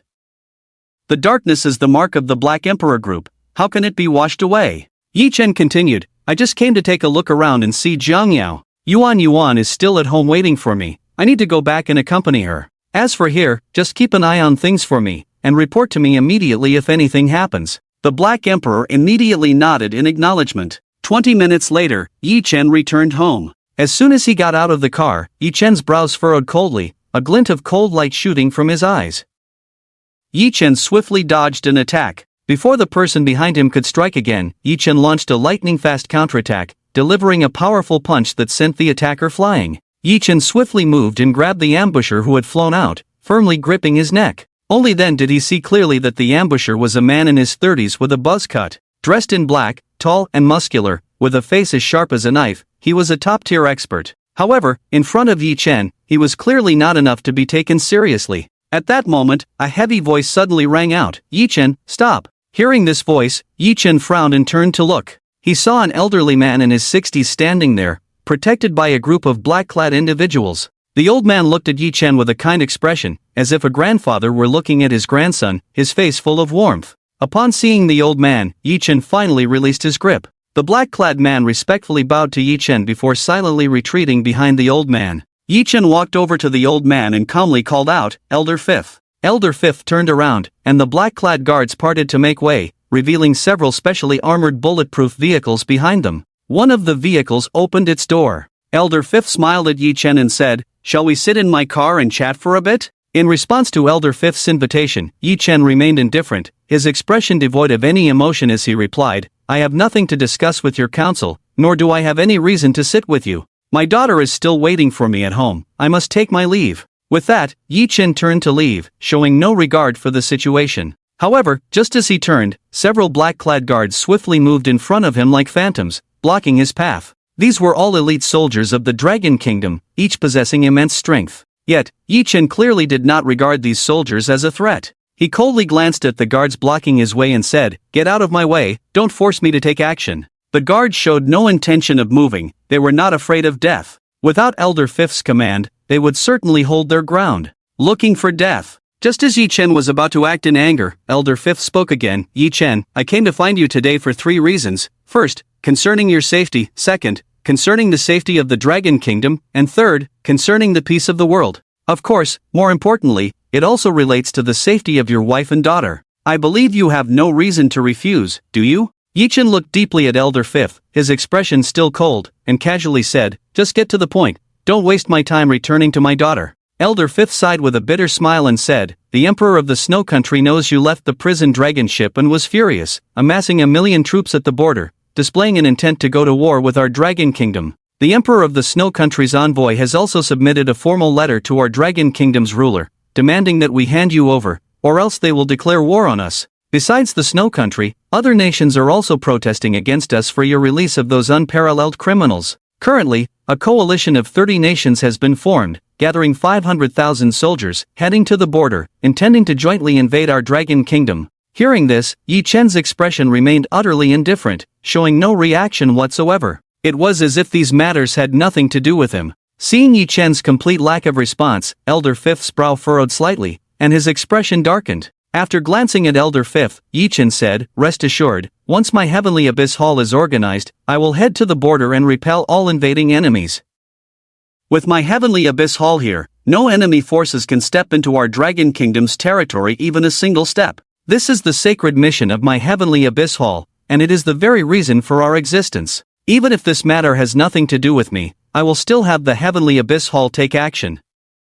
Everything that has arisen from me should also be resolved by me. The heavy responsibility of guarding the border will be shouldered by my Heavenly Abyss Hall." Hearing this, the fifth elder's expression finally relaxed. He suddenly stood up straight, solemnly saluting Yi Chen with a standard military salute. Then, with a serious face, he said, "Yi Chen, on behalf of the capital and the 140 million citizens of Long Country, I thank you and the Heavenly Abyss Palace. Guarding the borders is not just the responsibility of your Heavenly Abyss Palace, our Long Country's War Department will definitely provide full support." Yi Chen, however, chuckled lightly and firmly refused, "No need. Guarding the borders has always been the responsibility of my Heavenly Abyss Palace. There's no need to trouble the Long Country's War Department. The coalition of 30 nations, 5 million soldiers, is nothing but a rabble in front of my Heavenly Abyss Palace's 1 million warriors. If they can step into Long Country even a single step, then my Heavenly Abyss Palace does not deserve to exist." Such extreme confidence and dominance left the fifth elder looking at Yi Chen in astonishment. If these words had come from anyone else, the fifth elder would naturally not believe them. 1 million against 5 million? Even if they held the terrain advantage, they probably couldn't hold out, right? But since these words came from Yi Chen, the fifth elder, though shocked, still had reason to believe. Yi Chen was like a god among the Long Country's military. The Heavenly Abyss Palace was an undefeated existence. "If you say so, then I can rest assured," the fifth elder said, nodding in comfort. He then solemnly told Yi Chen, "But rest assured, our Long Country will absolutely not hand you over. In this matter, we will not yield an inch, even if the whole world joins forces to wage war against our Long Country. Some mistakes may require us to spend a lifetime to atone for. Daring to take this step makes it all worthwhile." Hearing this, Yi Chen couldn't help but feel a bit moved. His gaze softened as he looked at the fifth elder. The fifth elder suddenly added, "By the way, Yi Chen, there's another very important situation. According to our intelligence, the Snow Country has dispatched a large number of assassination troops to infiltrate our Long Country in batches, preparing to take revenge on you. Other nations are also taking similar actions. Their armies do not dare to strike easily, so they will send assassins to deal with you in secret. Although our Long Country is closely monitoring and has intercepted quite a few, there are still many that have slipped through and have already infiltrated Long Country. So, you need to be on guard. These assassins are very likely to target your wife and daughter." Upon hearing this, Yi Chen's expression instantly turned cold. Although he had anticipated this situation, hearing the fifth elder say that assassins had already infiltrated Long Country made a surge of killing intent erupt in his eyes. Anyone who dared to harm Jiang Yao or Yuan Yuan, even a single hair, would face a fate worse than death at his hands. With the Grim Reaper and the Demoness secretly protecting Jiang Yao and Yuan Yuan, there shouldn't be too much of a problem. However, for safety's sake, this issue indeed needed to be taken seriously, with more precautions to ensure absolute security. Yi Chen already had some ideas in mind. "Thank you, fifth elder," Yi Chen said to the fifth elder. Hearing Yi Chen say thank you, the fifth elder was momentarily taken aback. To receive a thank you from Yi Chen was quite rare. This could be considered a hard-won gesture of goodwill, right? A smile appeared on the fifth elder's face as he looked at Yi Chen and asked, "Do you plan to stay in Qingshan from now on?" "I suppose so," Yi Chen nodded slightly. The fifth elder shook his head. "You are a giant dragon. How can you nest in such a small place?" Yi Chen chuckled lightly and replied, "What does it matter how high I stand? Home is my ultimate destination. If I had no wife or daughter, I would probably spend my life on the prison dragon ship. But now, I just want to quietly accompany Jiang Yao and Yuan Yuan. Everything else is no longer important to me. They are my everything. I have let them down for 8 years, and even if I spend the rest of my life, I still can't make up for it." The fifth elder nodded slightly, extended his hand, paused in the air for a moment, and gently patted Yi Chen's shoulder, saying, "That's good, then take care. I will take my leave now." After saying this, the fifth elder got onto the war chariot and left. After seeing off the fifth elder, Yi Chen walked into the villa. In the living room, Yuan Yuan was having a great time playing with the Demoness. "Daddy," upon seeing Yi Chen return, Yuan Yuan immediately opened her arms and flew over. Yi Chen instantly embraced Yuan Yuan with affection. After the hug, Yuan Yuan said, "Daddy, can I invite my classmates to our house for my birthday next time?" Yi Chen looked at Yuan Yuan lovingly and asked, "You want your classmates to celebrate your birthday with you?" Yuan Yuan nodded vigorously like a chick pecking at rice, saying, "Of course. When I was in kindergarten, we celebrated in class, with the teacher and classmates there. It was so much fun." "Alright, as long as Yuan Yuan wants, Daddy will let the whole class celebrate your birthday with you, okay? But that seems a bit small. How about we invite all the kids in the city to celebrate your birthday?" "Really? Then wouldn't Yuan Yuan become the happiest girl in the world?" Yuan Yuan looked at Yi Chen with a big smile. Yi Chen nodded with a smile, "Of course it's true, Daddy won't lie to Yuan Yuan." Yuan Yuan immediately nodded vigorously, Daddy said he would never lie to Yuan Yuan. Yuan Yuan's birthday is in 3 days, just in time for the holiday on Saturday. By the way, Daddy, Mommy's birthday is on the same day as mine. Oh, what a coincidence. Jiang Yao and Yuan Yuan's birthdays are actually on the same day. Yi Chen patted Yuan Yuan's head and said, "Okay, Daddy remembers. Daddy will give you and Mommy a special birthday. Daddy wants to make up for the birthdays from the past 6 years for both Yuan Yuan and Mommy, okay?" Yuan Yuan nodded vigorously, laughing happily. In 3 days, it would be Jiang Yao and Yuan Yuan's birthday, which would be Yi Chen's first official gift to the two of them, and it had to be celebrated grandly. Yi Chen immediately walked aside and called He Huang. After hearing Yi Chen's idea, He Huang quickly said, "Boss, I have a plan, see if it's feasible." 3 days later is May 20th, and 520 has a good meaning. We can have the He Huang group organize a special 520 event. Anyone whose birthday falls on 520 can sign up, and those who pass the identity verification will each receive 520,000 in cash rewards and many birthday gifts. Then we will draw 2 lucky winners to share a cash reward of 500 million and become the image ambassadors of our He Huang group. This will be done discreetly, with the matriarch and Princess Yuan drawing the winners, allowing everyone to bless and envy them. Yi Chen nodded slightly. This plan is not bad. You go ahead and plan it. After hanging up the phone, Yi Chen couldn't help but wonder if 500 million was a bit too ostentatious. Forget it, he wouldn't be able to hide his identity from Jiang Yao for too long, and being a bit high profile for a birthday is quite reasonable. Just then, a noisy sound came from outside. Immediately, a loud voice shouted from outside, "Yi, get your ass out here right now. I'll count to 3, and if you don't come out, I'll smash your villa." 1, 2. Before Zhang Xiucheng could count to 3, Yi Chen had already walked out. Yi Chen looked coldly at Zhang Xiucheng, who had brought 100 people to block the entrance, exuding a fierce aura. It was clear that Zhang Xiucheng had come seeking revenge for what had just happened. The 100 people he brought were not ordinary thugs, but disciples of the Bagua sect, all skilled fighters. They were definitely top-notch experts. One could easily take on dozens without any problem. With so many of them combined, even a second-rate martial artist would probably feel intimidated. In a corner not far away, Wei Jian and Su Yinfan were hiding there. After some analysis, they still didn't believe that Yi Chen was a high-ranking member of the Black Emperor group. They speculated that it was likely a high-ranking figure from the Black Emperor group who had taken a liking to Jiang Yao, which was why they had backed her up at the No.1 mansion earlier. So, when Zhang Xiucheng angrily approached them asking for Yi Chen's address, Wei Jian and Su Yinfan immediately came up with a plan. Why not use Zhang Xiucheng's hand to deal with Yi Chen? The Zhang family of the Bagua sect was not someone that many could provoke in Qingshan. The Zhang family was filled with experts, with numerous martial artists. In terms of martial power, the Zhang family was undoubtedly the best. Since Zhang Xiucheng wanted to take action against Yi Chen, they were naturally eager to watch the show. Zhang Xiucheng, with a fierce and furious expression, glared at Yi Chen and said, "You think you're tough, huh? I wonder if you can take on all of us here? Do you have the strength to fight someone from the Zhang family? You should go ask around. When it comes to fists, who in the Zhang family is afraid of anyone?" Yi Chen coldly laughed and casually replied, "Maybe you're just too weak." Those words made Zhang Xiucheng's face turn dark. Too weak? He, Zhang Xiucheng, was a third-rate martial artist, invincible among his peers. Talking tough, huh? Zhang Xiucheng snorted heavily and said, "I wonder if your knees are as tough as your mouth. I'll give you 2 choices, either you kneel down and beg for mercy, or I'll beat you until you do. You choose." Slap. Before the word choose could leave Zhang Xiucheng's mouth, Yi Chen slapped him back. This sudden slap caught everyone Zhang Xiucheng brought completely off guard. It was that familiar taste, the same formula. Even though Zhang Xiucheng was prepared, he still couldn't react in time. It was too fast. So fast that he had no chance to respond at all. "You talk dirty, did you forget to wipe your mouth after using the toilet?" Yi Chen coldly looked at Zhang Xiucheng.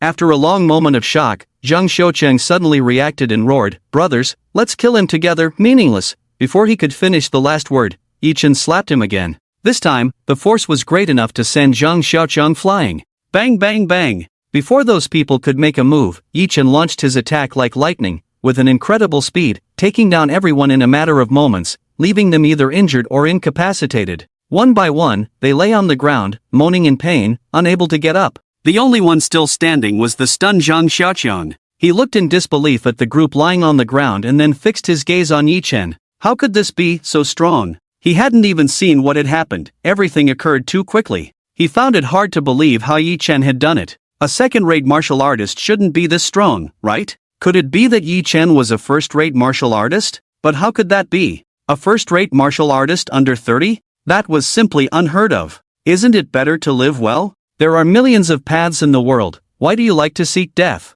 Yi Chen walked towards Zhang Xiucheng like a cold-blooded killer. That powerful aura instantly made Zhang Xiucheng's face turn pale, his expression filled with fear, as he hurriedly retreated. At that moment, Zhang Xiucheng felt an unprecedented fear. It was as if he was facing a demon from the abyss. Such cold eyes, such sharp eyes, such a powerful killing intent. Who exactly is this Yi Chen? Wasn't he just a retired ordinary soldier? Is this really what you call ordinary? As he watched Yi Chen, who was approaching like the Grim Reaper, Zhang Xiucheng felt both panic and fear, even having the thought of kneeling down to beg for mercy. But isn't that too much of a slap in the face? Just a moment ago, he was the one kneeling and begging for mercy from Yi Chen, and now he was having such thoughts. This truly confirmed that saying, "If you don't court death, you won't die." What to do now? He definitely couldn't fight back. Should he really kneel and beg for mercy? I gave you a chance, but unfortunately, you didn't know how to cherish it, so I'll send you to hell, where you truly belong, Yi Chen said coldly. Upon hearing this, Zhang Xiaoqiang immediately shivered violently, feeling an overwhelming fear as death approached. Was he going to die? No, at that moment, he truly regretted it. He really shouldn't have provoked Yi Chen. But even if he were to die, he could never have imagined that Yi Chen's strength was so terrifyingly powerful. Now, even if he regretted it to the point of turning his insides green, it was probably too late. Just as Yi Chen was about to strike Zhang Xiaoqiang, a deep and powerful voice suddenly rang out, "This fellow Taoist, please show mercy and give the Zhang family some face, spare my nephew." A middle-aged man, looking nearly 50, strode over with heavy steps. His lower body was steady and powerful, with true energy swirling around him, making his clothes seem as if they were being blown up by a fan. His aura was extraordinary. It was clear he was a martial arts master. The newcomer was Zhang Defu, the son of Zhang Hong, the leader of the Bagua sect, whose strength had already reached the peak of a second-tier martial artist, just half a step away from entering the ranks of first-tier martial artists. In terms of strength, he was indeed impressive. Yi Chen glanced coldly at Zhang Defu. A mere second-tier martial artist was not worth his attention. Yi Chen replied coldly, "The Zhang family is not yet qualified to have me. Yi Chen, give them face." Hearing such arrogant words, Zhang Defu's expression immediately turned cold. Looking across the entire Qingshan, there probably wasn't a second person who dared to speak to the Zhang family like this, right? If the Zhang family wasn't qualified, then who in Qingshan had that qualification? But for the safety of Zhang Xiaoqiang, Zhang Defu suppressed his anger and spoke again, "Little brother, it's best to leave some room for others. It's better to keep a line when doing things. What happened just now was my nephew Zhang Xiaoqiang's fault, but little brother, you also took action to teach them a lesson, so let's call it even, shall we? In this small piece of land in Qingshan, no matter who it is, they must give the Zhang family some face. Little brother, you are also one of us in the martial arts world. As the saying goes, no fight, no acquaintance. Tomorrow, I will set a table and invite you for a couple of drinks, as an apology from my nephew to you. How about that?"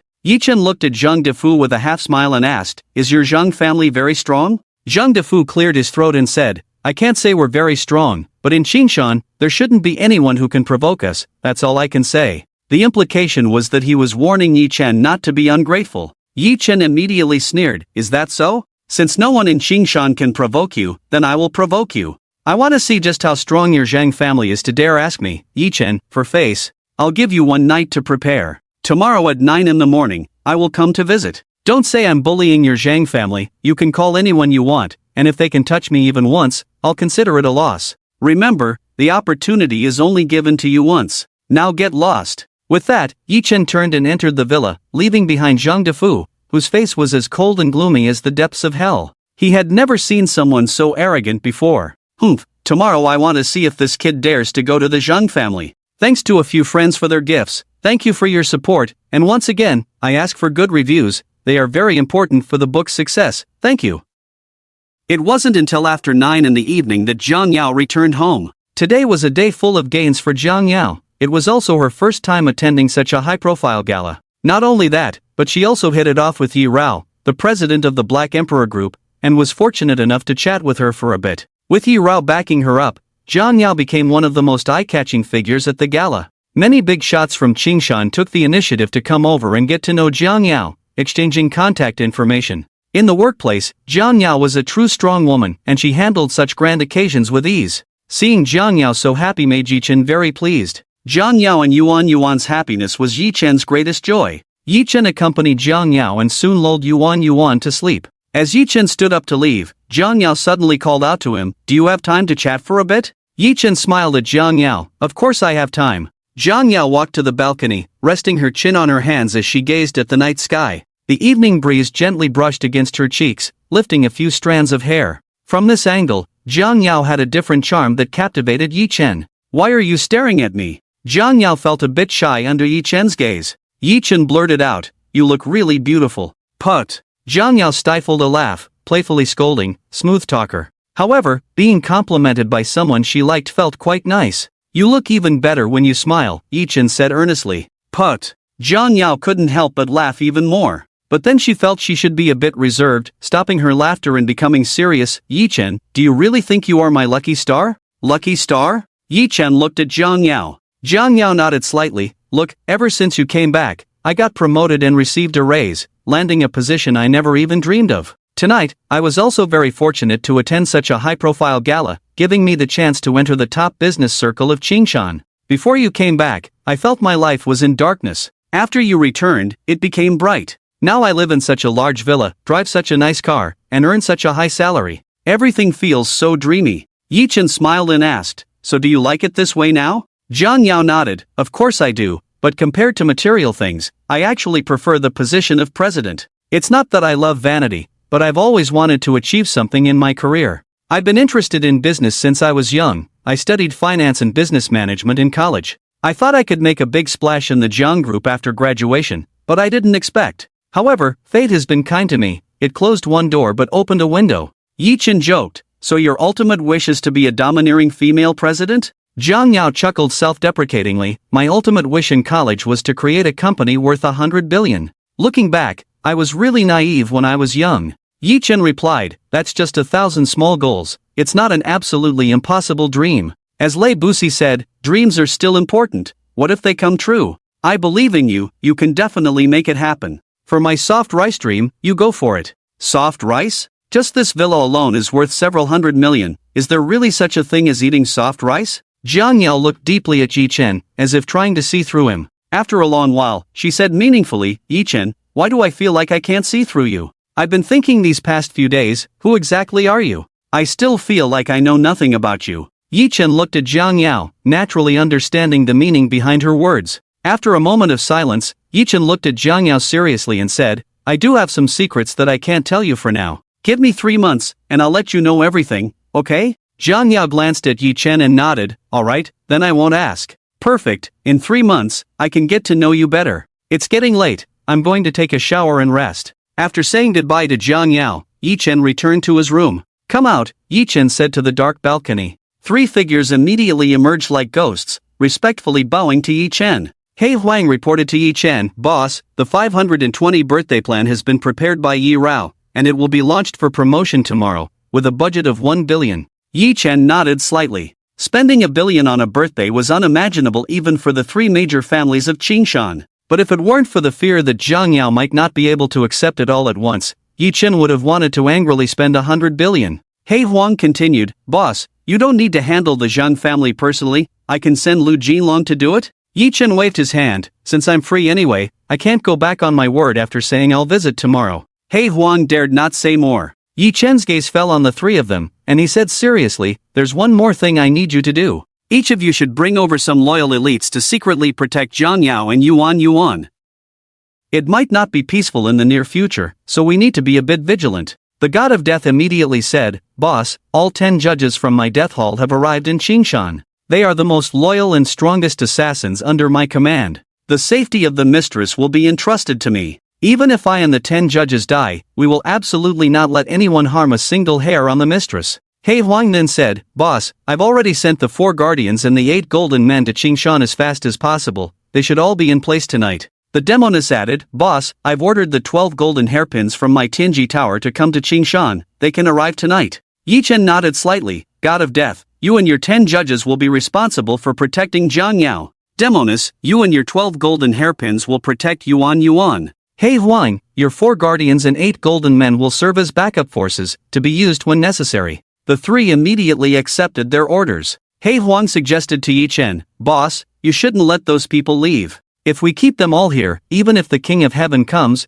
we can still take him down. Indeed, if over 100 unparalleled ruthless characters stayed, who else under heaven could defeat them besides Yi Chen?" Yi Chen chuckled lightly, "You 3 are all from Long Country, and your forces are also in Long Country, so keeping you around won't have much impact on you. But the others are not from Long Country, their forces are not in Long Country either. They've been away for too long. If I don't let them return to reorganize their forces, it will be difficult to command them remotely. Right now, I have to face the dangers from countries around the world, so letting them return to reorganize their forces is also to facilitate using them against the various countries in the future. Otherwise, no matter how strong my Tianyuan Hall is, it would be hard to deal with the combined forces of the world's countries at the same time." Hearing Yi Chen's words, He Huang immediately understood and admired Yi Chen's foresight. Yi Chen waved his hand to the 3, and they quickly faded away like ghosts. After dismissing the 3, Yi Chen took out his phone and called the war god of Tianqing. After the call was connected, Yi Chen issued an order to the heavenly Qingtian war god, Qingtian, secretly deploy a troop of elite soldiers to station near Qingshan.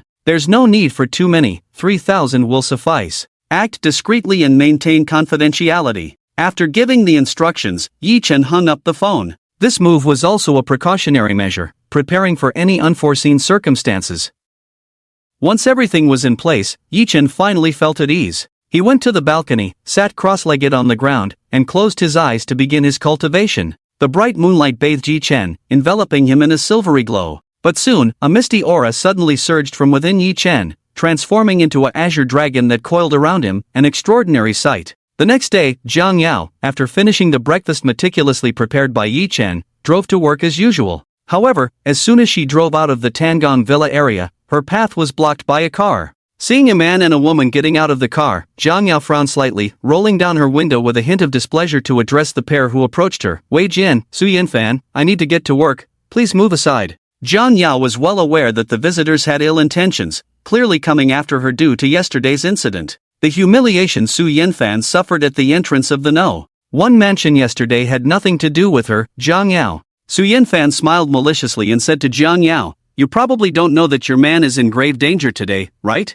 Yi Chen is in danger? Hearing this, Jiang Yao's expression darkened immediately as she coldly looked at Su Yinfan and asked, what do you mean? You don't know? Su Yinfan retorted playfully. Jiang Yao's expression grew even more serious as she spoke again. Su Yinfan, if you have something to say, just say it clearly. Otherwise, I really don't have time to play guessing games with you. Su Yinfan feigned a look of relief and said, that's true. Which man would come home to tell his wife about the huge trouble he got into? It's normal that Yi Chen didn't tell you. As an old classmate, I'll tell you for free, yesterday, your man Yi Chen beat up Zhang Xiuqiang. And he did it twice. Do you understand the seriousness of this matter? Ha? Yi Chen beat up Zhang Xiuqiang? Jiang Yao looked deeply at Su Yinfan. She didn't seem to be lying, and Yi Chen was indeed capable of such actions. However, Jiang Yao didn't realize how serious the situation was. It was just a fight, it shouldn't lead to life-threatening consequences, right? Seeing Jiang Yao's nonchalant demeanor, Wei Jian sneered and said, it seems your heart is as big as Yi Chen's.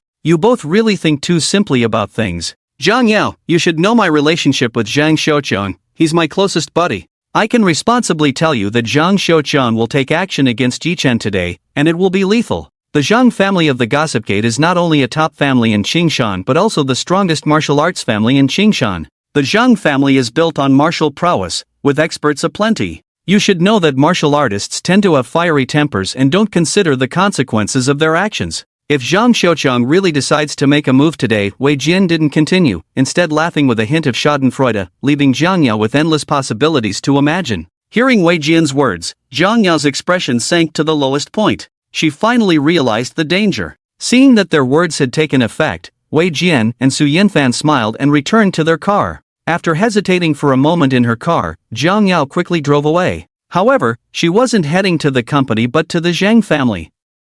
In the car, Wei Jian and Su Yinfan exchanged knowing smiles, revealing expressions of triumph over their scheme. Let's go, follow them and watch the fun, Su Yinfan said with a wicked grin. On the other side, the villa. Yi Chen was preparing to send Yuan to school when suddenly, the demoness walked over and said to Yi Chen, boss, just now. The demoness detailed the situation relayed by the Grim Reaper to Yi Chen. After hearing the report, Yi Chen's expression immediately turned colder, and a hint of killing intent flashed in his eyes.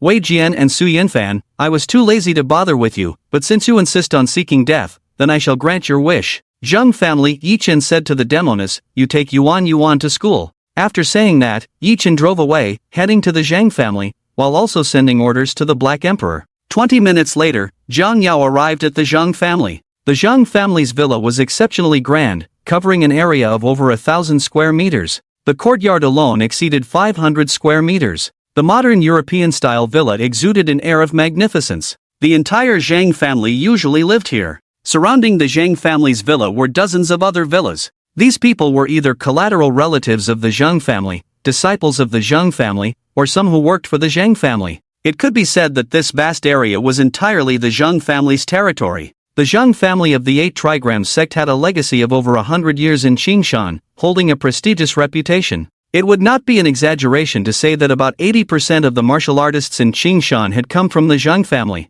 Currently, the Zhang family had over 1,000 disciples. These individuals were all loyal to the 8 Trigrams sect. It was precisely because the Zhang family had so many martial artists that no one in Qingshan dared to provoke them. Thus, it was said that when it came to martial power in Qingshan, the Zhang family was undoubtedly the first. Even the Qinglan society would not dare to confront the Zhang family head-on. This was the capital that allowed the Zhang family to act arrogantly in Qingshan, and it had fostered Zhang Xiaoqian's overbearing personality. The Zhang family, as usual, showed no signs of change. Regarding Yi Chen's statement yesterday that he would visit at 9 today, it was clear that no one in the Zhang family took it seriously. Not only did they not take it seriously, but they even looked down on it with disdain. However, Zhang Xiaoqiang had gathered 300 disciples of the Zhang family early on, assembling them in the front courtyard. After being humiliated twice by Yi Chen yesterday, Zhang Xiaoqiang could hardly endure it. He vowed to avenge his shame today, to trample Yi Chen underfoot, and to make Yi Chen kneel and beg for mercy to relieve the hatred in his heart.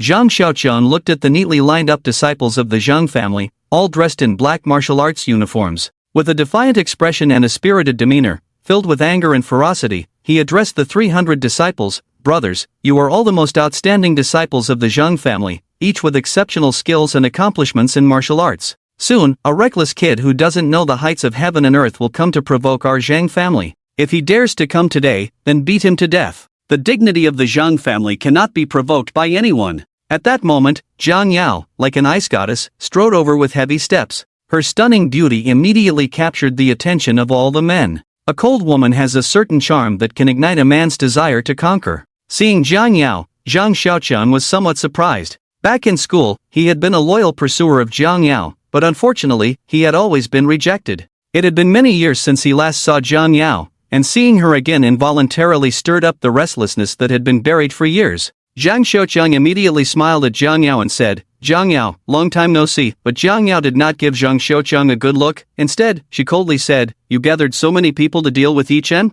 Zhang Xiaoqiang then realized that Zhang Yao had come for Yi Chen. Thinking of this made Zhang Xiaoqiang very unhappy. He grinned and looked at Zhang Yao, asking, "Are you here to plead for him?" Zhang Yao did not respond, but her silence was the best answer. "Humph." Zhang Xiaoqiang immediately sneered, looking at Zhang Yao with a face full of sympathy and regret, saying, "He's just a low-quality man from the bottom of society, unworthy of you. Why should a flower like you be planted in that pile of cow dung? Zhang Yao, you are so beautiful, smart, and outstanding, you shouldn't degrade yourself like this. You are still young, you deserve a better man. You know I've always liked you. I don't mind that you have a daughter, in fact, I quite like daughters. Why don't you consider me?" Zhang Yao coldly looked at Zhang Xiaoqiang, ignoring his words, and said again, "Zhang Xiaoqiang, although I don't know what conflict you had with Yi Chen yesterday, from what I know of Yi Chen, he wouldn't provoke anyone for no reason. I know your Zhang family is powerful, with many people and a strong martial tradition, and no one dares to provoke you. Yi Chen and I are ordinary people, we can't afford to provoke your Zhang family. I apologize on behalf of Yi Chen for what happened yesterday, please let this matter rest." "Humph." Hearing Zhang Yao's words, Zhang Xiaoqiang sneered again. With a displeased expression, he looked at Zhang Yao and said, "Where does your mysterious arrogance come from? Are you implying that I provoked Yi Chen, so I deserve to be beaten by him? What do you mean by asking me to let this matter rest? What identity do you have, and what qualifications do you have to ask me? If you are here to command me, then sorry, you are not my girlfriend. What right do you have to command me? If you are here to plead for Yi Chen, it seems our class flower has become so arrogant that she doesn't know how to ask for help. When asking for help, one must have the posture of asking, 'My goddess, what do you say?'" Listening to Zhang Xiaoqiang's mocking words, Zhang Yao's expression did not change much, she remained as cold as ice. But for Yi Chen's sake, Zhang Yao still lowered her stance a bit and said to Zhang Xiaoqiang, "Fine, I beg you." Seeing Zhang Yao finally willing to back down, Zhang Xiaoqiang immediately laughed triumphantly. The aloof goddess who had always kept him at arm's length was finally willing to submit to him. Zhang Xiaoqiang, this was a historic moment. The feeling was indescribably delightful, even more so than the first time he learned to make traditional crafts and produced a tube of Highland protein. Zhang Xiaoqiang smiled at Zhang Yao and said, "If you beg me, that's easy. I have no other requests, just be my girlfriend." Zhang Yao's expression turned cold, and she angrily said, "I have a husband, please show some respect." Zhang Xiaoqiang's face darkened, and he sneered, "You haven't even held a wedding. What kind of husband is that? Who knows where you picked up that wild man?" Slap. "You are not allowed to insult Yi Chen, he is my husband, the father of my daughter, my hero, my Prince Charming, not a wild man." Zhang Yao raised her hand and forcefully slapped Zhang Xiaoqiang. She was emotionally agitated and angrily scolded him, fiercely defending Yi Chen. As a third-rate martial artist, Zhang Xiaocheng actually had the ability to dodge this slap, but he never expected that Jiang Yao would dare to slap him. Where did this seemingly weak woman get her courage? Being slapped in public completely enraged Zhang Xiaocheng. He raised his hand, ready to angrily slap Jiang Yao in return. Although Jiang Yao's face turned pale with fear, she bravely and stubbornly did not back down. However, Zhang Xiaocheng's hand ultimately did not come down but stopped in midair. Zhang Xiaocheng gritted his teeth in anger, retracting his hand with a fierce expression, pointing at Jiang Yao and saying, "I got beaten by your man yesterday, and today I'm being hit by you. You two really are a match made in heaven. Oomph, you all want to play tough with me, huh? Then today, I'll have some fun with you two dog lovers." Jiang Yao, I was already being generous out of consideration for our past as classmates, but you actually dared to be ungrateful. Since you refuse my goodwill, then you'll have to drink the bitter wine. Someone, close the door for me. The last sentence was almost a roar from Zhang Xiaocheng. Immediately, several disciples of the Zhang family rushed to close the main door, while others quickly blocked Jiang Yao's escape route. Jiang Yao had never seen such a scene before and was naturally frightened. But she still stood there, strong and brave, coldly staring at Zhang Xiaocheng. Seeing that Jiang Yao still had some courage, Zhang Xiaocheng smirked with amusement. "Jiang Yao, congratulations, you successfully angered me. Since you're so devoted to that Yi Chen, I'll give you a chance now. You want me to let it go and not kill Yi Chen? Fine, you have two choices. First, you refuse to be my girlfriend, then you can accompany me for 3 days. This request isn't excessive, right? 3 days in exchange for Yi Chen's life is quite a profitable deal. Second, kneel down and beg me until I'm satisfied, then I might consider it." Despicable, shameless. Listening to Zhang Xiaocheng's filthy words, Jiang Yao trembled with anger. She wished she could slap him hard. She thought that since they were classmates, Zhang Xiaocheng would at least show her some respect. But she had overestimated human nature. The ugliness of humanity knows no bounds. It can be beyond your imagination. Friendship means nothing to these people. Seeing that Jiang Yao refused to submit, Zhang Xiaocheng continued to smirk. "Don't say I didn't give you a chance, Jiang Yao. While Yi Chen hasn't arrived yet, the conditions are still the same. Once Yi Chen gets here and I have him under my foot, the conditions will change. Do you believe I can toy with you right in front of him?" Jiang Yao clenched her fists tightly, her nails almost digging into her flesh. Her body trembled with rage, unable to contain herself. But she also knew that someone like Zhang Xiaocheng, with his character flaws, could do anything when he went mad. Killing someone was nothing for the young master of the Zhang family, they could easily handle it. Yi Chen was just a retired soldier without power, influence, or background, so Zhang Xiaocheng had no reason to hesitate. And Jiang Yao, she was even less significant. Even if the Zhang family cherished her, it wouldn't matter. The Zhang family was as weak as ants in front of the Zhang family. Zhang Xiaocheng's face was filled with sinister delight as he looked at Jiang Yao, clearly confident in his control over her. He wasn't in a hurry, not at all. Holding someone's life and death in his hands, he wasn't afraid of others not bowing down. As expected, after struggling and weighing her options, Jiang Yao let out a powerless sigh. What could she do now? Besides lowering her head and begging Zhang Xiaocheng for mercy, what else could she do?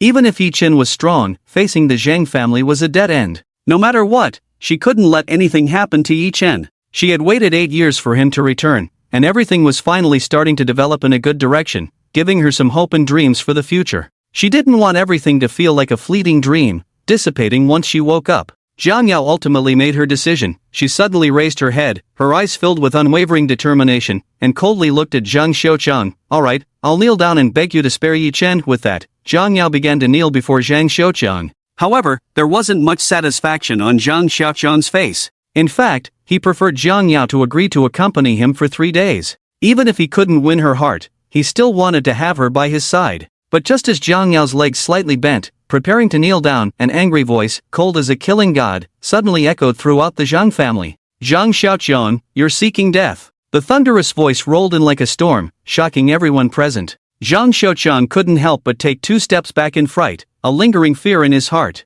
He naturally recognized that it was Yi Chen's voice. Yesterday, he had been humiliated by Yi Chen twice, which had instilled a sense of fear in him. Like a god of death descending to the mortal realm, Yi Chen strode over with a powerful aura that made anyone blocking his path quickly step aside, instinctively retreating. Who would dare to block Yi Chen's way? Soon, Yi Chen arrived beside Jiang Yao. Jiang Yao stared blankly at the man before her, feeling a profound sense of security in that moment. Seeing Yi Chen, everything felt peaceful. But soon, Jiang Yao suddenly seemed to awaken from a dream, pushing Yi Chen away with all her might and shouting urgently, "Yi Chen, you must leave, quickly. Zhang Xiaoqiang wants to kill you, you can't provoke the Zhang family, you're no match for them, hurry and go." Humph. Seeing Yi Chen arrive, Zhang Xiaoqiang immediately sneered coldly, "Now that you're here, do you still want to leave? Close the door, beat the dog." With a command from Zhang Xiaoqiang, the disciples of the Zhang family quickly blocked the door, 300 disciples cutting off Yi Chen's escape route. "Want to leave?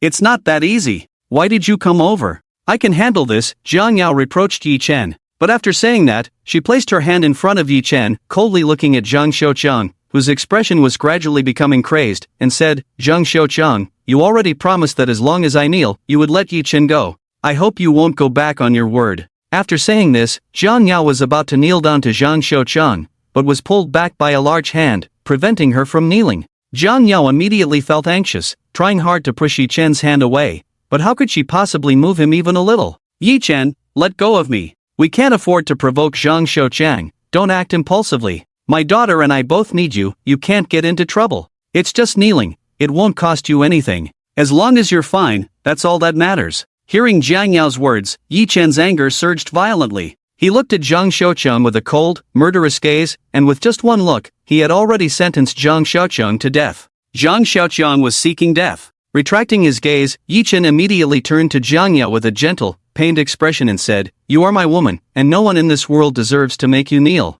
Whoever dares to make you kneel, I will kill their entire family. Don't worry, I'll handle this." For some reason, from Yi Chen's eyes and tone, Jiang Yao felt a surge of powerful confidence. It made her hesitate for a moment, unsure of what to say. Yi Chen's reckless protection of her still moved her heart. But, at that moment, Zhang Xiaoqiang sneered playfully, "Stop arguing. Kneeling was the condition earlier, now it's not something that can be resolved by just kneeling." "Humph, Jiang Yao, I already said that before Yi Chen arrived, I could still give you a chance. Now, I've changed my mind. Even if you willingly accompany me for 3 days, this matter won't be resolved." But before Zhang Xiaoqiang could finish his sentence, Yi Chen, like a ghost, flashed in front of him. Such speed, the speed truly startled Zhang Xiaoqiang. He didn't even have a chance to react before Yi Chen slapped him heavily to the ground. The powerful force made Zhang Xiaoqiang feel as if his neck had snapped, his head crashing heavily against the ground, creating a pit in the hard surface. Blood streamed from his head, splattering everywhere. Zhang Xiaoqiang's mouth was filled with blood,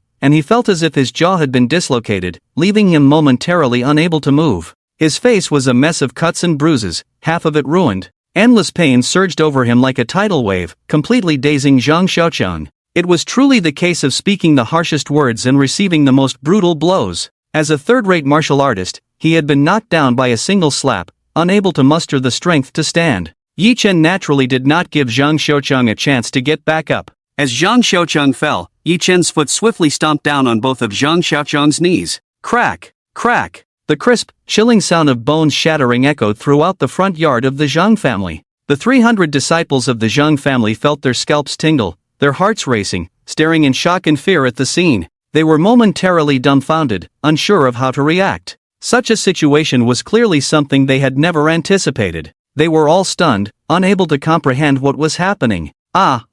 With both knees crushed, the excruciating pain forced Zhang Xiaoqiang to scream in agony. "You bastard! Yi Chen, how dare you cripple my legs? I will make you wish you were dead." But soon, Zhang Xiaoqiang cried out again in pain. Before he could finish his words, Yi Chen struck again. This time, he stomped down on one of Zhang Xiaoqiang's hands, crushing it. In just a short while, both of Zhang Xiaoqiang's legs and one hand had been smashed to pieces, with no hope of healing. This was equivalent to completely crippling Zhang Xiaoqiang. This situation drove Zhang Xiaoqiang into a frenzy. He was truly going mad. How could this happen?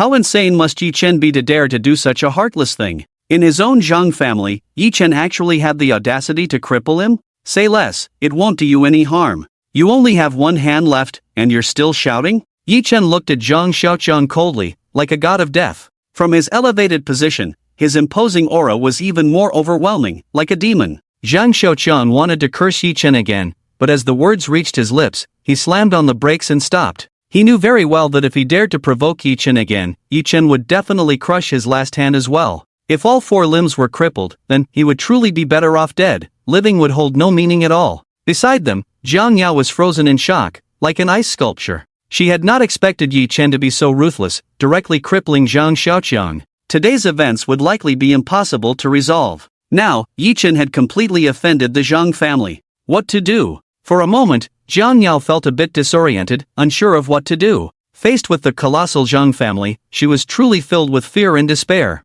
But now that it had come to this, what could she say? Could she blame Yi Chen? Certainly not. It was Zhang Xiaoqiang who had been too arrogant and excessive. Jiang Yao knew very well what kind of person Zhang Xiaoqiang was. The fault did not lie with Yi Chen. However, there was no fairness in this world. Right and wrong were trivial and laughable in the face of overwhelming power. Sigh. Jiang Yao let out a deep sigh in her heart. The hope for a better life she had just glimpsed was about to shatter so quickly? Jiang Yao looked at Yi Chen with a complex expression, shaking her head and softly saying, "Yi Chen, you shouldn't be like this. There's no way out now. The Zhang family will never let us go." Seeing Jiang Yao so worried about him, Yi Chen felt a pang of heartache and guilt. If he had known, he should have come to the Zhang family to resolve things last night. Wei Jian, Su Yanfen, you two deserve to die. A surge of intense anger welled up in Yi Chen's heart. If it weren't for these two meddling, Jiang Yao wouldn't have come to plead with Zhang Xiaoqiang. First, he would deal with Zhang Xiaoqiang, then take care of the two of them. Yi Chen said seriously to Jiang Yao, "Don't worry, I won't be in any danger.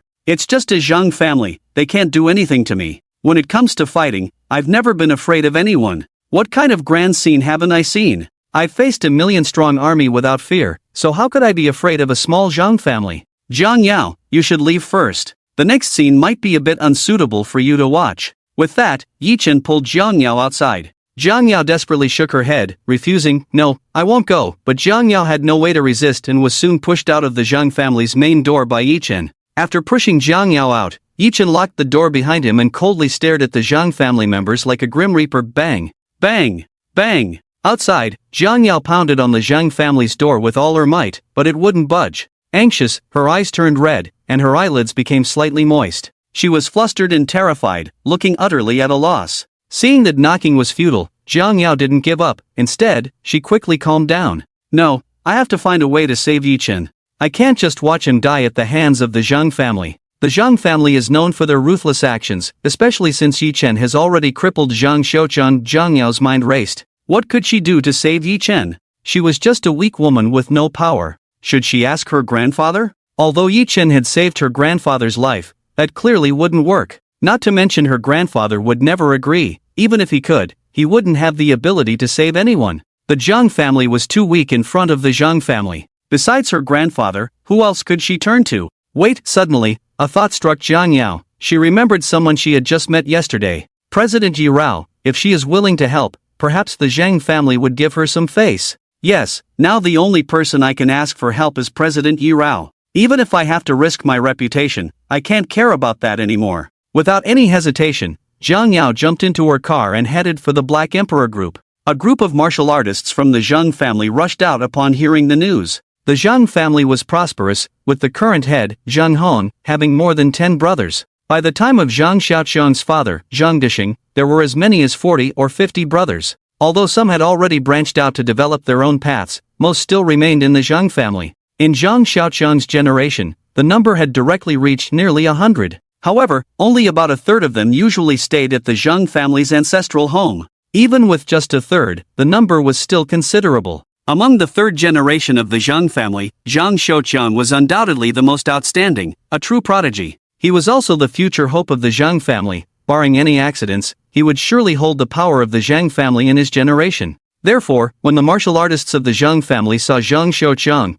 who had been crippled in 3 limbs by Yi Chen, they were all shocked and furious. They were astonished by Yi Chen's strength and means, able to cripple a third-rate martial artist like Zhang Xiaoqiang in such a short time. They were also amazed by Yi Chen's audacity to dare to strike so ruthlessly against Zhang Xiaoqiang in the Zhang family's ancestral home, which was undoubtedly a provocation to the entire Zhang family. The Zhang family was filled with rage, each person looking at Yi Chen with eyes that seemed ready to devour him. Zhang Xiaoqiang's father, Zhang Dishing, was heartbroken and his emotions reached a boiling point, glaring fiercely with a twisted expression fixed on Yi Chen.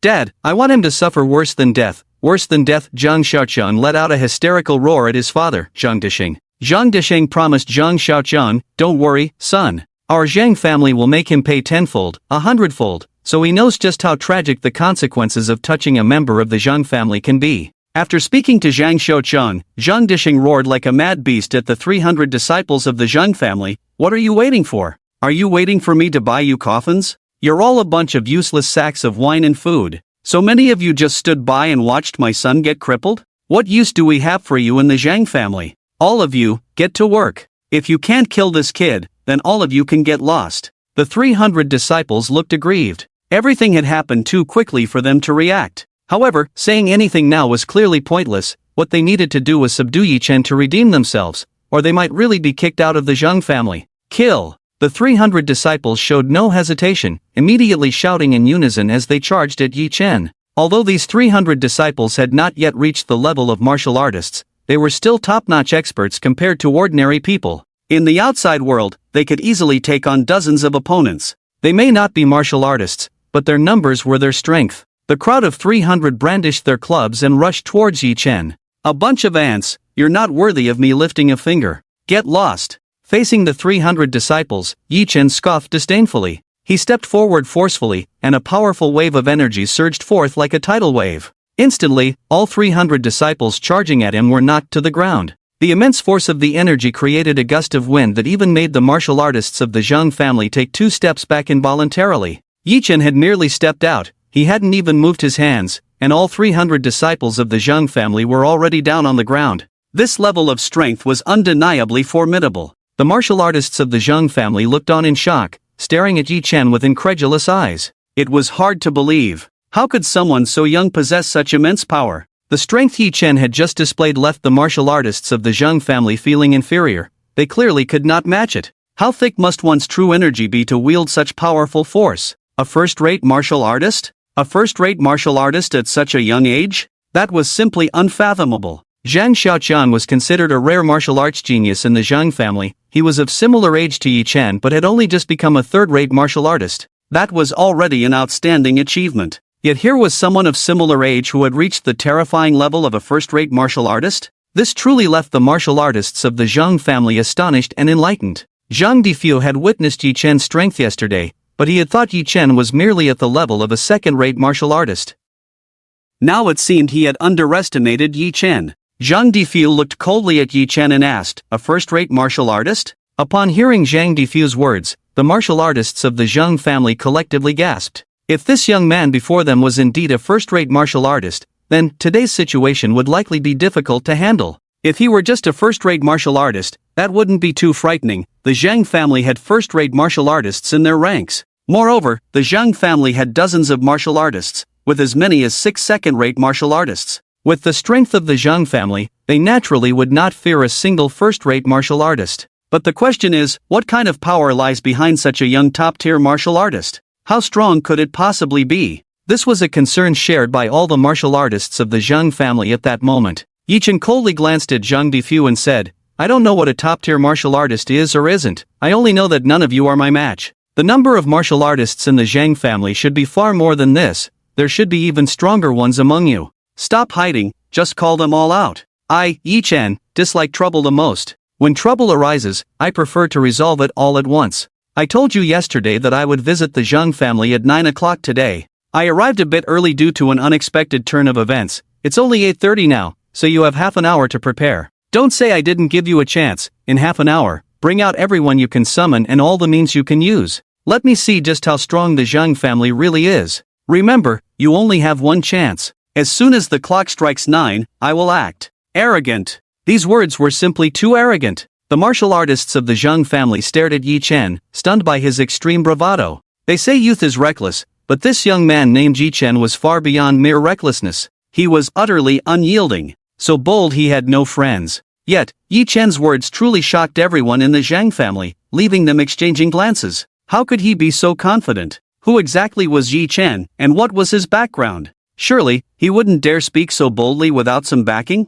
At that moment, Zhang Xiaoqiang shouted, "Don't be intimidated by Yi Chen, he's just bluffing. He's the husband of my classmate Jiang Yao, a soldier who just returned from service, with no identity or background. Dad, why are you afraid of him? Hurry up and take action. Kill him." "Oh, just a soldier who just returned from service?" Since he has no background, the Zhang family truly had nothing to worry about, they could just crush him. In Qingshan, very few dared to provoke the Zhang family. If you did, you had to die. "Kill him!" Zhang Dishing roared in extreme anger and was the first to charge at Yi Chen. He was so concerned for his son that he wished to tear Yi Chen apart. The other martial artists of the Zhang family also moved, joining forces to attack Yi Chen. In an instant, Zhang Dishing had reached Yi Chen's side. Facing Zhang Dishing's furious and fierce assault, Yi Chen remained indifferent. In Yi Chen's eyes, Zhang Dishing, a second-tier martial artist, was nothing more than a slightly stronger ant. Why would Yi Chen need to pay any attention to an ant? Yi Chen didn't even bother to lift his eyelids.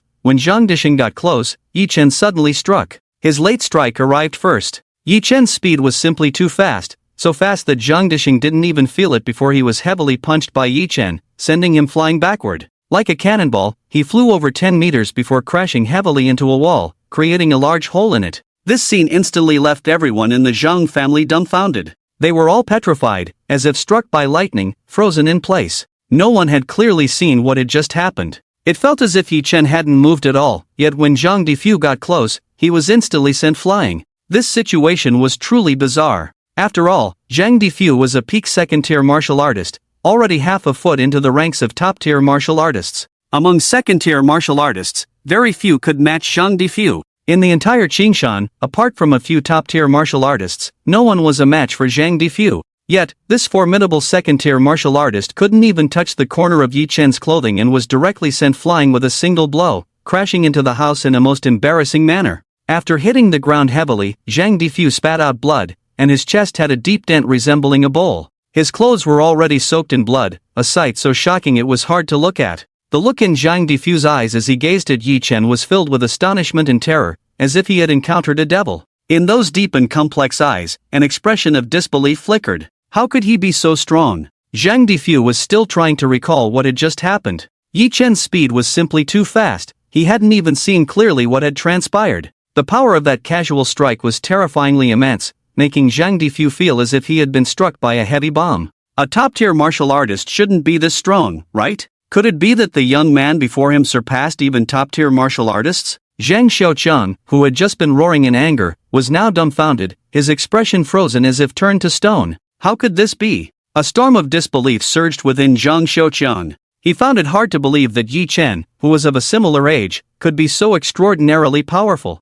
Is there anyone else eager to meet their end? You might as well come up, Yi Chen said coldly, scanning the Zhang family members with indifference, his voice as chilling as the Grim Reaper's inquiry. With Zhang Dishing's earlier example, who would dare to step forward now? Do not attempt to test my limited patience and mercy any further, there are 28 minutes left. Time is precious for you, so do not waste it, Yi Chen coldly reiterated. After saying this, he casually pulled up a chair and sat down right next to Zhang Xiaoqiang. Seeing Yi Chen sit beside him, Zhang Xiaoqiang felt as if he were facing a great enemy, terrified and wanting to move away. But where could he possibly go? Zhang Xiaoqiang looked at Yi Chen with a face full of fear, afraid that Yi Chen might strike at him again. Fortunately, Yi Chen did not do anything to him, which made Zhang Xiaoqiang breathe a sigh of relief. However, Zhang Xiaoqiang's nerves remained taut, not daring to let his guard down, not even daring to glance at Yi Chen for fear of provoking this killing god. At this moment, Zhang Xiaoqiang was nowhere near the arrogance he had displayed earlier in front of his father, Zhang Dishing.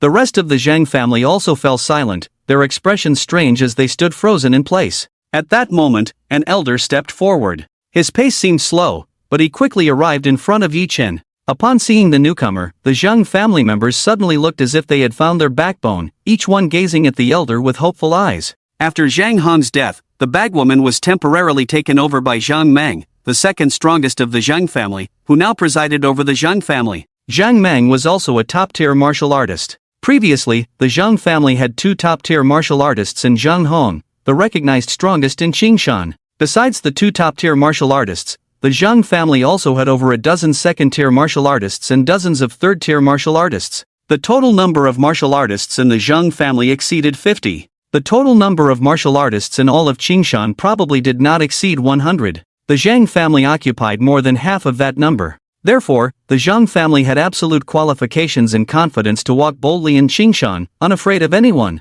At least in terms of martial power, no other force could compete with the Zhang family, that was beyond doubt. As for Zhang Meng's arrival, Yi Chen merely glanced at him casually and then lost interest, too lazy to look again. Zhang Meng had been observing from the shadows before finally stepping out. Zhang Meng's gaze was as deep as an abyss, his eyes shimmering with an unusual light, as if he wanted to see through Yi Chen. Zhang Meng scrutinized Yi Chen for a long while before speaking. Young friend Yi, we are all practitioners of martial arts, there's no need for hostility. Your actions are rather ruthless, don't you think? Could it be that you truly believe there's no one left in the Zhang family? However, before Zhang Meng could finish his words, Yi Chen had already made his move. As soon as Zhang Meng uttered his last word, Yi Chen had closed the distance between them. This first-rate martial artist raised his sword-like eyebrows, his eyes radiating a fierce light. With all his might, Zhang Meng unleashed his powerful Bagua Palm, striking towards Yi Chen with a force that seemed capable of toppling mountains. He clearly hadn't expected Yi Chen to attack him without a second thought.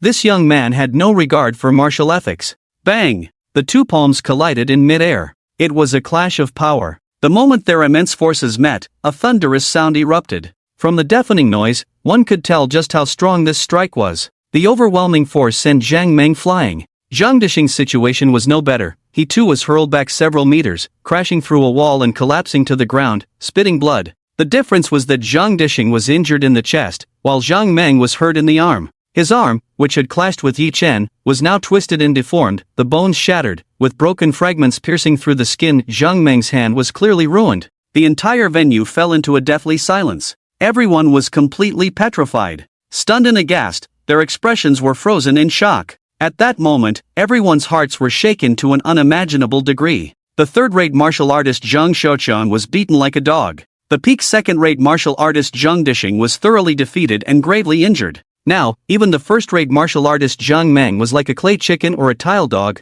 utterly incapable of withstanding a blow. In just one exchange, he was defeated, heavily injured, and unable to rise. The entire Zhang family felt their understanding was completely insufficient. They were all astonished at what level Yi Chen truly was. Surely he had surpassed a first-rate martial artist? A master? A master at such a young age? Not to mention Xingshan, even the entire Jiang County had never heard of such a person, right? Yi Chen looked at Zhang Meng with indifference and coldly said, "A bunch of flashy fists and showy legs, not a single one capable of fighting. Sorry, but your Zhang family really has no one left." Hearing such extreme humiliation, the members of the Zhang family felt their faces flush with shame, a great disgrace. But did they have the strength to refute? In the midst of the silence, the severely injured Zhang Meng dragged his battered body over, staring intently at Yi Chen and coldly asking, "Who exactly are you?" Yi Chen, too lazy to say anything more, simply sat back down in his chair. Seeing this, Zhang Meng's expression grew even more serious and somber.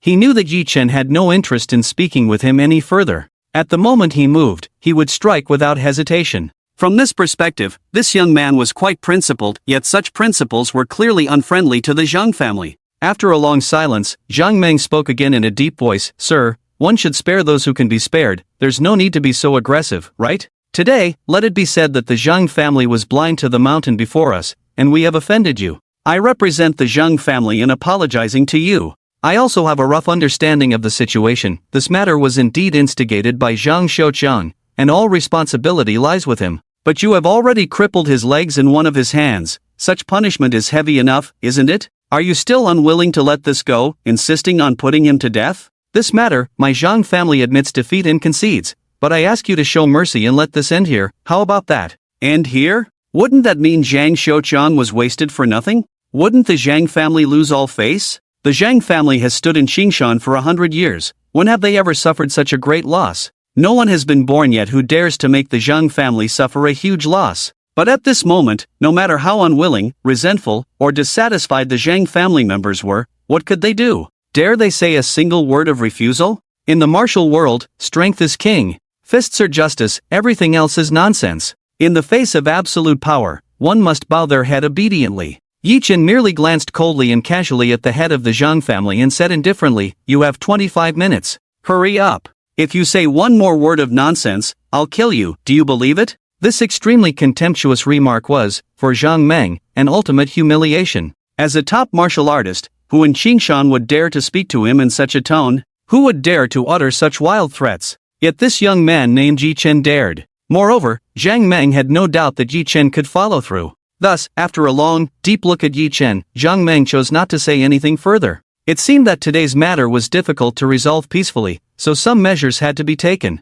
Since that was the case, it was time to move the Zhang family's foundation. This was something the Zhang family had never done before, and it was a good opportunity to see just how deep their foundation really was. Zhang Meng immediately instructed the others with a solemn expression, "De Fu, contact Leader Ma. De Bao, contact Mayor Hu. De Chang, contact Lord Long. I'll contact Dawu, make sure they arrive at the Zhang family within 25 minutes. Upon receiving Jiang Meng's orders, the named individuals quickly began making phone calls. Soon, responses came in. After Jiang Meng got through on the phone, he wasted no time with pleasantries and spoke in a commanding tone. Dawu, something happened at home, bring people and rush to the Zhang family for support, and be quick about it.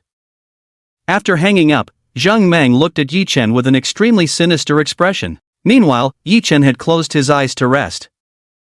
This posture was simply an extreme contempt for the Zhang family. Black Emperor Group, President's Office. Seeing President Yi Rao, Jiang Yao urgently recounted the situation briefly. With a pleading look, Jiang Yao said to Yi Rao, President Yi Rao, I know this is very abrupt and rude, but I really have no other choice, so I can only shamelessly ask for your help. I would be truly grateful. Jiang Yao almost knelt down before Yi Rao. At this moment, Yi Rao was extremely flustered. The person before her was the woman of her adoptive father's boss, and she held Yi Chen in great reverence. Thus, Yi Rao was so frightened that she almost knelt down to Jiang Yao. Before Jiang Yao could finish her sentence, Yi Rao quickly and carefully supported her, saying, Miss Jiang, please don't worry. Although we only met yesterday, I feel like we are already like old friends. I really admire your beauty and talent, and I also like your charm. Sometimes, the right person is just a glance away. Leave this matter to me. Hearing this, Jiang Yao was immediately overwhelmed with gratitude, her excitement rendering her speechless, unsure of what to say.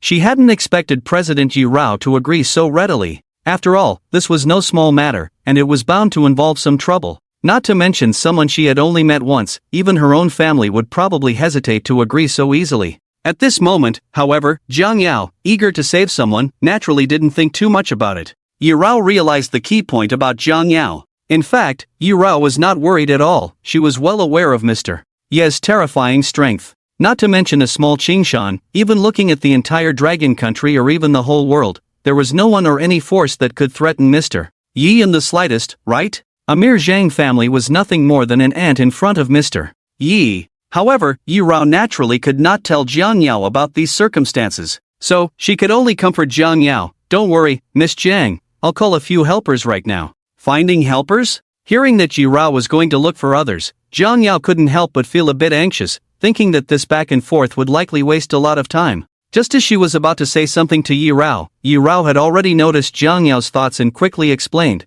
Miss Jiang, it's like this. I just arrived in Qingshan and am somewhat unfamiliar with the place, and I have never had any dealings with the Zhang family. As for the matters in Qingshan, it would naturally be more appropriate to find the local snakes to handle it. Sister Jiang Yao, you can rest assured. I know that time is of the essence, and I will make sure they rush to the Zhang family as quickly as possible to rescue your husband, Mr. Yi. Hearing Yi Rao say this, Jiang Yao felt a little more at ease. However, the way Yi Rao referred to him as her husband made Jiang Yao's face flush slightly. Although she and Yi Chen had a daughter, they had not yet established a marital relationship, nor did they have the title of husband and wife. So, calling him husband indeed felt a bit strange to Jiang Yao. Yi Rao immediately made calls to 3 people in front of Jiang Yao. One was Mayor Hu, another was Leader Ma, and the last was Lord Long. All 3 on the other end of the line assured her that they would rush to the Zhang family as quickly as possible. After receiving their assurances, Yi Rao hung up the phone and said to Jiang Yao, Miss Jiang, you heard that. Now you can rest assured, right? Jiang Yao looked at Yi Rao with gratitude and said, President Yi Rao, thank you so much. You are truly kind-hearted, and I really don't know how to thank you. Yi Rao quickly shook her head and waved her hand, saying, Miss Jiang, you flatter me. It's just a small effort on my part. There's really no need to be so polite. Being able to help Miss Jiang is my honor. Honor? Hearing this somewhat strange remark, Jiang Yao couldn't help but give Yi Rao a puzzled look. Yi Rao quickly realized she had misspoken and hurriedly changed the subject. Miss Jiang, how about we also head to the Zhang family? You must be worried about your husband, and we can go see what's happening there, so you can know the situation right away. Jiang Yao nodded immediately. That's exactly what I mean. Let's go then. I'm really sorry to trouble President Yi Rao to accompany me. I feel bad for wasting your time. Yi Rao wished Jiang Yao would stop talking. She really wanted to kneel. If Mr. Yi found out, she couldn't bear it. On the other side, at the Zhang family's ancestral home, time passed second by second. The entire Zhang family was engulfed in a deathly silence, the atmosphere tense and oppressive, with an indescribable strangeness in the air. Soon, the half-hour deadline was about to arrive. At that moment, there was finally a commotion outside the door. Upon hearing this noise, everyone in the Zhang family immediately perked up, each one feeling as if they had grasped a lifeline. Reinforcements had arrived. A large number of Zhang family members rushed in, bringing with them a massive crowd. In an instant, the spacious front yard was completely filled, with the number of people reaching over 1,000. The main members and disciples of the Zhang family were basically all present, gathering dozens of martial artists together. When the newcomers saw the incapacitated Zhang Xiaoqiang, as well as the severely injured Zhang Dixing and Zhang Meng, they were all quite astonished. Suddenly, a loud voice filled with excitement rang out, "Leader Ma has brought a large contingent of city defense." Upon hearing that the real reinforcements had finally arrived, Zhang Meng's expression couldn't help but change. The members of the Zhang family all turned their gazes in unison, and they saw Leader Ma leading a group of armed city defense troops rushing in. The intimidation factor immediately rose. Dragging his injured body, Zhang Meng quickly led the core members of the Zhang family forward to greet them. "Leader Ma, thank you for personally coming here. If it weren't for the special circumstances, we wouldn't want to trouble you." However, Leader Ma responded to Zhang Meng's warm welcome with indifference. He didn't even reply, standing there with a blank expression. This behavior from Leader Ma left the Zhang family members exchanging puzzled glances, unsure of what was happening. At that moment, Mayor Hu also arrived in his special vehicle, looking quite hurried. Upon seeing Mayor Hu, Zhang Meng and the others momentarily ignored Leader Ma and immediately began to flatter Mayor Hu with smiles. But what left the Zhang family members once again bewildered was that, like Leader Ma, Mayor Hu also wore a cold expression, disregarding their enthusiastic welcome and appearing very unfamiliar. The last to arrive was Lu Jinlong, the underground emperor of Qingshan. Lu Jinlong didn't even glance at the Zhang family members. Instead, he walked straight up to Mayor Hu and Leader Ma, saying, sorry for being late." After saying this, the three of them approached Yi Chen. What followed left everyone in the Zhang family dumbfounded, jaws dropped in shock. They saw Mayor Hu, Lu Jinlong, and Leader Ma standing before Yi Chen, bowing respectfully and in unison saying, "We meet Mr. Yi." Their voices were not loud, but to the Zhang family, it felt like thunder striking overhead. The shock left everyone in the Zhang family completely petrified, as if struck by lightning. They stared in disbelief, unable to comprehend what they were witnessing. What was going on? The rulers of Qingshan, Mayor Hu and Lord Long, were actually bowing so low to Yi Chen? Who exactly was Yi Chen, to have such a significant background? The most affected was undoubtedly Zhang Xiaoqiang, who had always believed that Yi Chen was just a recently retired soldier, a poor nobody. For someone without power or influence, it would be as easy as stepping on an ant for the Zhang family to crush him, right? So what if he could fight? The Zhang family was numerous and powerful, with extensive connections. Was there anyone in Qingshan they couldn't deal with? But Zhang Xiaoqiang never imagined that Yi Chen had such a tremendous background. He now seriously doubted whether Yi Chen was really just a recently retired soldier. Zhang Meng, pale and expressionless, stared intently at the scene, his eyes filled with complex emotions, his heart a mix of feelings. He wished he could kill Zhang Xiaoqiang. All this trouble was caused by that reckless fool. It seemed difficult to resolve this situation now. Seeing that Mayor Hu and the others had arrived, Yi Chen finally opened his eyes and slightly nodded to the three. Mayor Hu and the others immediately stood respectfully behind Yi Chen, like loyal bodyguards. With such three bodyguards, who in Qingshan wouldn't be terrified? At that moment, the members of the Zhang family felt as if a great mountain was pressing down on them, and none dared to speak. Yi Chen glanced at the time. There were still 2 minutes left, so he decided to wait a bit longer. Suddenly, Zhang Meng stepped forward, slightly bent over, and with a tone that carried a hint of submission and pleading, said, "Mr. Yi, today our Zhang family was blind and has offended you greatly. We acknowledge our mistakes and are ready to accept punishment. If Mr.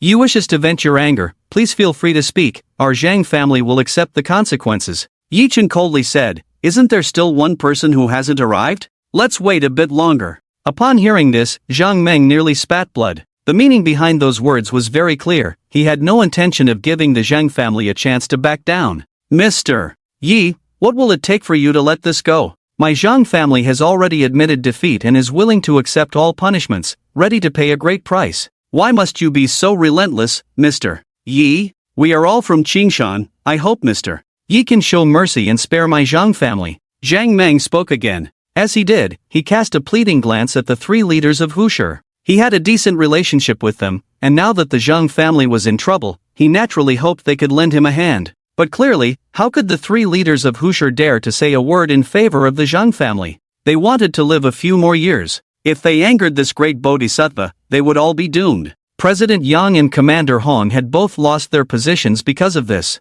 If they dared to show even a hint of disloyalty, it would be, at best, losing their positions, at worst, death. So now, the three leaders of Hushi pretended not to know the Zhang family, drawing a clear line. They completely ignored Zhang Meng's pleading gaze. Their actions only deepened Zhang Meng's ominous premonition. What kind of person could make the three leaders of Hushi so fearful? What kind of great bodhisattva had the Zhang family provoked? Just as Zhang Meng was still pondering this, Yi Chen suddenly stood up. This small action immediately frightened everyone in the Zhang family, making them all incredibly tense, their eyes fixed on Yi Chen with utmost vigilance, as if they were staring at a demon from the abyss. The Zhang family members were filled with an inexplicable sense of fear. Not to mention Yi Chen's terrifying strength, just his ability to make the three leaders of Hushi bow and scrape was enough to evoke endless speculation and immense pressure.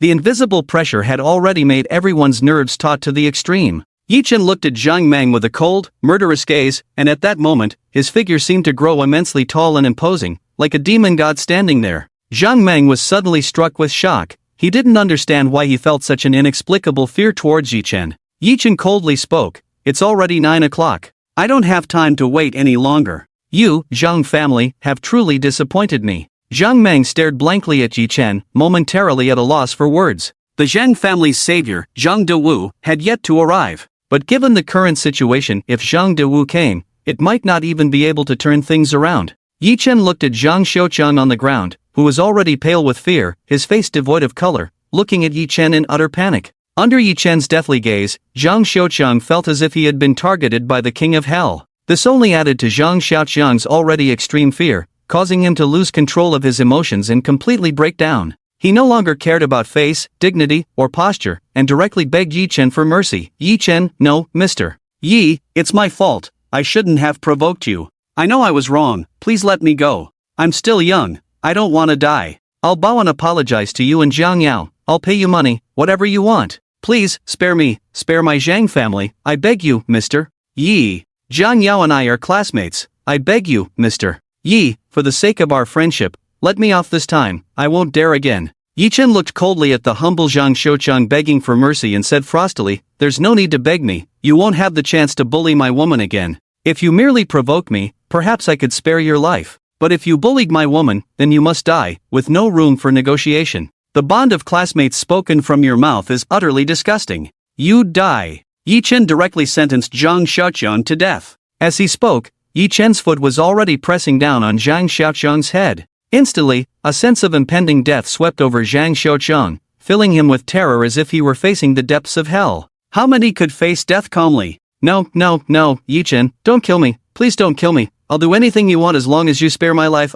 It hurts, Dad, save me, I don't want to die. Zhang Xiuqiang's heart-wrenching cries echoed throughout the Zhang family home, sending chills down everyone's spine. No matter how Zhang Xiuqiang wailed and begged for mercy, it could not stop Yi Chen's murderous intent. Amidst the despairing cries, Zhang Xiuqiang's life finally came to an end. The entire Zhang family could only watch the scene in horror, none daring to speak out or step forward to help. This despair filled Zhang Xiuqiang with deep regret. But unfortunately, he had no chance to regret. After crushing Zhang Xiuqiang's life with a single step, Yi Chen's cold gaze swept over the rest of the Zhang family. Just a glance sent them into a state of extreme tension and fear, each one staring at Yi Chen as if they were facing the king of hell. They seemed to fear that Yi Chen would turn his blade on them as well. Zhang Disheng, who lay heavily injured on the ground, watched helplessly as his prideful son met a tragic end, his heart bleeding, filled with unbearable pain. But what could he do? "Yi Chen, who exactly are you?" Zhang Meng suddenly shouted in a hysterical voice.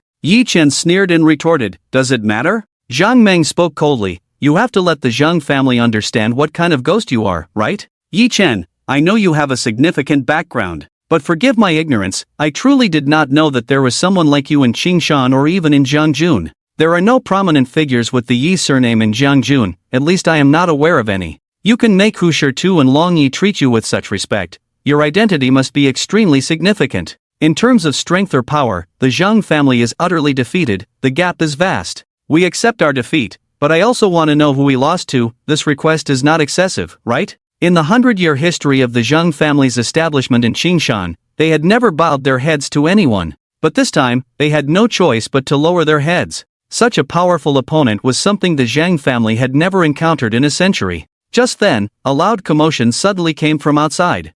Following that, a general with a single star on his shoulder led a group of fully armed soldiers into the Zhang family home. Upon seeing this, the Zhang family members all stepped aside. The general with the single star was none other than Zhang Meng's son, Zhang Du. Under the Zhang family's careful cultivation, Zhang Du had now become a general in the Jiangjun War Department, commanding an army of 20,000. He was undoubtedly a person of real power. It was precisely because of Zhang Du's presence that even Hu Shitu and Long Yi had to give the Zhang family some face, not daring to provoke them easily. Zhang Du was a trump card for the Zhang family. Unless absolutely necessary, the Zhang family would not use this trump card. Zhang Du's arrival instantly reassured the Zhang family. Looking at the lifeless Zhang Xiaoqiang, the injured Zhang Disheng, and his father Zhang Meng, Zhang Du was instantly filled with rage, a tidal wave of fury enveloping the entire Zhang family. "I'm sorry, father, I came back late. This matter, let me handle it now." There are really people who aren't afraid of death these days. The world has truly changed. In Qingshan, there are actually those who dare to bully the Zhang family. Since there are still people in Qingshan who don't understand the situation, who don't know who the true king of Qingshan is, then today, let me turn the sky of Qingshan upside down. I haven't returned to Qingshan for years, perhaps no one remembers my name anymore. Zhang Dewu spoke with cold anger, exuding a fierce and imposing presence. Zhang Dewu was a top-tier warrior, having fought in battles for many years, which gave him a strong aura of ferocity. As a general commanding 20,000 soldiers, Zhang Dewu naturally possessed an extraordinary level of dominance. Listening to Zhang Dewu's grandiose words, the members of the Zhang family suddenly felt invigorated, regaining their confidence, even feeling a surge of blood boiling within them. Indeed, with General Zhang Dewu around, what did the Zhang family have to fear? No matter who you were, in front of an army of 20,000 soldiers, wouldn't you have to bow your head obediently? In this world, all power serves the fist. Just moments ago, Zhang Meng, who had been in despair, now lifted his spirits and heavily nodded at Zhang Dewu. With a serious tone, he said to Zhang Dewu, the honor and disgrace of the Zhang family now rests entirely on your shoulders. Zhang Dewu patted his chest, looking at Zhang Meng with a face full of assurance. Don't worry, father, just leave everything to me. I will never let anyone step on the head of our Zhang family, no one. Don't say it's just a small Qingshan, even looking at the entire Jiang County, there are very few people I need to fear. In Qingshan, no one can turn the sky upside down. Anyone who tries to bully the Zhang family, thinking we are without defenders, will face my wrath. Before Zhang Dewu could finish his imposing words, a cold and impatient voice suddenly rang out. You Zhang family members are quite noisy. Are you done with your nonsense? If you're done, then come and claim your death. Claim your death? Hearing Yi Chen's arrogant words, Zhang Dewu immediately glared at Yi Chen like a hungry wolf, his eyes sharp as blades, like a venomous snake. Just this gaze was enough to be piercing and terrifying. No wonder he was a seasoned warrior, the killing intent around him was heavy. It was evident that Zhang Dewu had blood on his hands. After coldly staring at Yi Chen for a moment, Zhang Dewu shifted his gaze to Hu Shitu and Long Yi. The leader of the horse was completely ignored by Zhang Dewu. Zhang Dewu was also unceremonious, letting out a heavy cold snort. Hu Shitu, Long Yi, my Zhang family has always been on good terms with you too, and we have no grievances. Regarding today's matter, I advise you not to interfere. Otherwise, don't blame me for being rude. I brought 1,000 elite soldiers here, and the 20,000 army is already assembled and ready for battle. As long as I give the order, the 20,000 army can immediately head to Qingshan. Zhang Dewu's words were filled with threats. Under normal circumstances, Hu Shitu and Lu Jinlong would have to think twice and weigh their options. It would clearly be unwise to tear faces with a general commanding 20,000 soldiers. The city defenses led by the horse leader could not withstand Zhang Dewu's 20,000 army. But with Yi Chen present today, Hu Shitu and Lu Jinlong naturally had no worries. They didn't need to do anything here. Therefore, they faced Zhang Dewu's threatening words with silence and smiles. Their reaction made Zhang Dewu quite displeased and somewhat puzzled about their situation. But at this moment, Zhang Dewu didn't care about that anymore. He looked at Yi Chen with the cold fury of a beast and coldly snorted. Coming out to act tough before you've even grown up? Who didn't keep an eye on your pants and let you bounce out? Kid, you think you can fight? Is your family background really that impressive, with such strong backing? Even Mayor Hu and Lord Long have to bow to you, right? Then why don't you tell me who you think you are? Hearing Zhang Dui's crude words, the three of them exchanged glances and shook their heads, looking at him with pity. There are countless ways to seek death, and the Zhang family accounts for half of them. The Zhang family really knows how to court disaster. Zhang Xiaoqiang has just died, and now another one is seeking his own demise. The Zhang family is beyond saving. Yi Chen looked at Zhang Dui with a half-smile, his lips curling slightly as he coldly asked, "Do you really want to know?" Zhang Dui had no idea that disaster was looming over him. With an arrogant demeanor, he looked down on Yi Chen, disdainfully saying, "I'm giving you a chance to introduce yourself, you should cherish it, understand?" Even now, Zhang Dui still didn't realize the magnitude of the trouble he had caused. The three of them looked at him with pity. How could a mere one-star general dare to make the Lord of Tianyuan introduce himself? How many lives does he have to be so arrogant? What's wrong? Not brave enough to speak now? Weren't you just shouting loudly? Weren't you acting all-powerful? If you don't dare to introduce yourself, that's fine, I don't care. In the entire Jiangjun, there are no more than a handful of people that I, as a general, would fear, but unfortunately, none of them are surnamed Yi. Since you're not going to speak, prepare to face my wrath. Zhang Dui was still there, oblivious, spouting nonsense. He didn't even realize how close he was to the gates of hell. "I am Hong Yuanqi, everyone get out of my way." Just as Zhang Dui finished speaking, a voice like a thunderclap echoed throughout the Zhang family, startling Zhang Dui and the 1,000 soldiers he brought, who quickly made way, respectfully looking at the speaker. Zhang Dui and the others were first taken aback, then quickly turned to look. When they saw who had arrived, the expressions of the Zhang family turned to shock. Three people were striding in side by side: former Governor Yang Jie of Jiangjun, former Commander Hong Yuanqi of the Jiangjun War Department, and a figure known as the Black Emperor. Although the Zhang family did not know the Black Emperor, anyone who could walk alongside Yang Jie and Hong Yuanqi was undoubtedly extraordinary. Even though Yang Jie and Hong Yuanqi had resigned and returned home, they had only recently stepped down from their positions of power in Jiangjun, and their influence had not yet faded. The authority of these two was still unquestionable. What brings Governor Yang and Commander Hong here? Zhang Dui's mind raced with thoughts, feeling puzzled and uneasy, sensing something ominous. They wouldn't be here for Yi Chen, would they? The moment that thought crossed his mind, Zhang Dui broke out in a cold sweat. Surely not? But when Zhang Dui saw the three of them completely ignore him and walk straight towards Yi Chen, he felt as if he had been struck by lightning, freezing in place. The expressions of the Zhang family quickly turned to fear, rigidity, and despair. There was no doubt about it. Yang Jie and the others approached Yi Chen, bowing deeply in respect. The impact of this scene was akin to a nuclear explosion. The entire Zhang family instantly collapsed mentally, their spirits shattered, plunging back into fear and despair. Yang Jie and Hong Yuanqi had dominated Jiangjun for over a decade. How could they show such deference to Yi Chen? Who exactly was Yi Chen? Was he perhaps a descendant of some major figure in the capital? The Zhang family was truly finished this time. Zhang Dui's face turned pale with shock, his expression dazed as he stood there, completely devoid of the arrogance he had just displayed. Suddenly, it was as if he had become a wilted eggplant. Zhang Dui's mindset finally shattered, and he let out a hysterical question directed at Yi Chen. "Who exactly are you? Am I too ignorant? Although I don't know all the big shots in the capital, I should at least know a thing or two. There are no prominent figures with the surname Yi in the capital. I really want to know, who are you? Even Governor Yang and Commander Hong treat you this way. You must at least be a descendant of those elders or a commander of the War Department to receive such treatment, right?" "What? A descendant of the elders or a commander of the War Department?" Hiss. As soon as Zhang Dui said this, the members of the Zhang family couldn't help but gasp, terrified to the point of near death. The existence of those high and mighty rulers of the Dragon Kingdom was like a giant dragon soaring above the heavens. They, the Zhang family, were merely insignificant ants, a galaxy's distance away. Yi Chen looked at Zhang Dui with a cold expression and asked in a flat tone, "Do you know how the Chen family was destroyed?"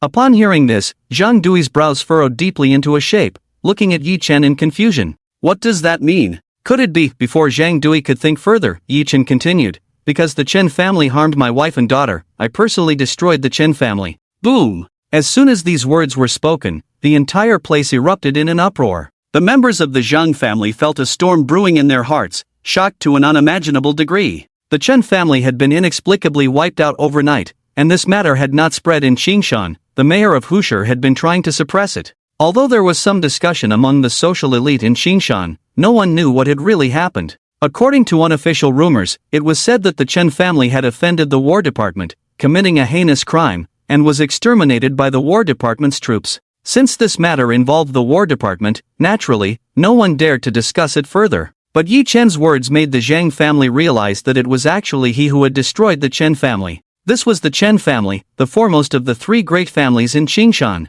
To be able to wipe out the Chen family overnight, what kind of power and skill must that require? Yi Chen didn't care about the shock of the Zhang family and continued to speak to Zhang Dui. Do you know how your bagwoman's leader died? This time, Yi Chen didn't pause to give Zhang Dui time to think and immediately answered his own question. Because he foolishly tried to stand up for the Chen family, so he deserved to die. The entire Zhang family was dumbfounded, rendered speechless by the shock. It turned out that the leader had died because of the Chen family. The Zhang family had previously inquired about the situation from the mayor of Hushi and leader Ma, but after being told that the matter involved the War Department, they didn't dare to ask further. Now, the Zhang family finally understood that the leader had died at the hands of Yi Chen. Yi Chen continued, so how did the Jiangjun Wangfu get destroyed? You should know that by now, right? And at this point, Yi Chen glanced at Yang Jia and Han Yuanqi and added, it was I who had them removed from their positions. Now, do you know who I am? One heavy bombshell after another was dropped from Yi Chen's mouth, completely petrifying the Zhang family.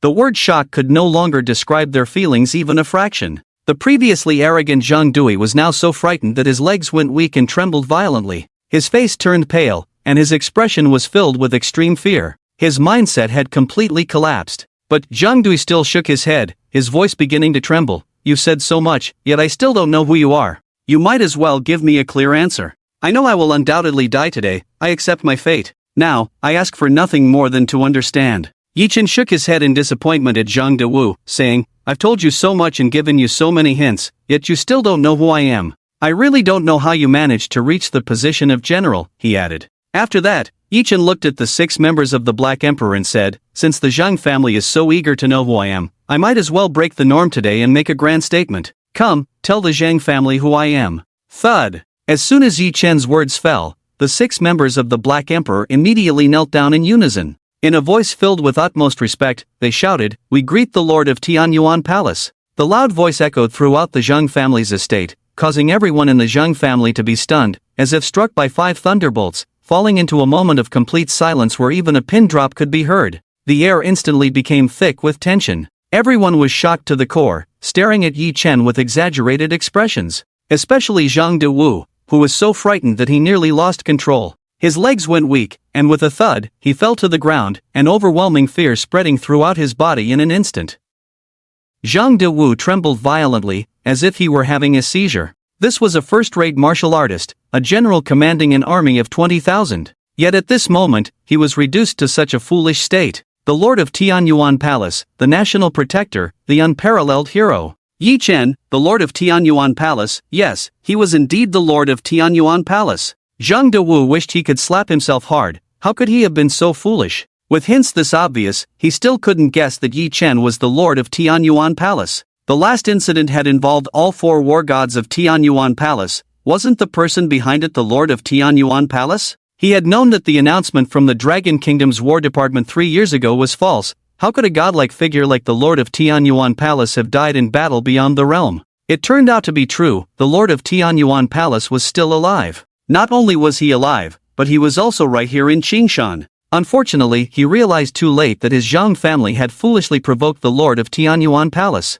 How many heads would the Zhang family need to offer to satisfy the million soldiers of Tianyuan Palace? Thud, thud, thud. Seeing Zhang Dewu kneel, everyone else quickly followed suit and knelt down. At this moment, apart from Yi Chen, everyone was kneeling before him. Yi Chen said to the 6 members of the Black Emperor, get up, there's no need to be so formal with me in the future. I don't like it, especially when there are outsiders around. The 6 members of the Black Emperor did not dare to hesitate and immediately stood up, nodding respectfully to Yi Chen to show their understanding. Yi Chen's gaze fell on Yang Jia and Han Yuanqi, and he slightly nodded, saying, thank you for making the trip. Yi Chen's words made the 2 feel extremely anxious, and they quickly shook their heads and waved their hands, saying, it is our great honor to serve Lord Yi. Having been able to save their lives last time had already made Yang Jia and Han Yuanqi deeply grateful to Yi Chen. Lu Jinlong was still in a state of utter confusion, completely unaware of what had just happened. Although he knew that Yi Chen was a significant figure he needed to serve with caution, Lu Jinlong had always speculated that Yi Chen was the son of some top figure in the Black Emperor group,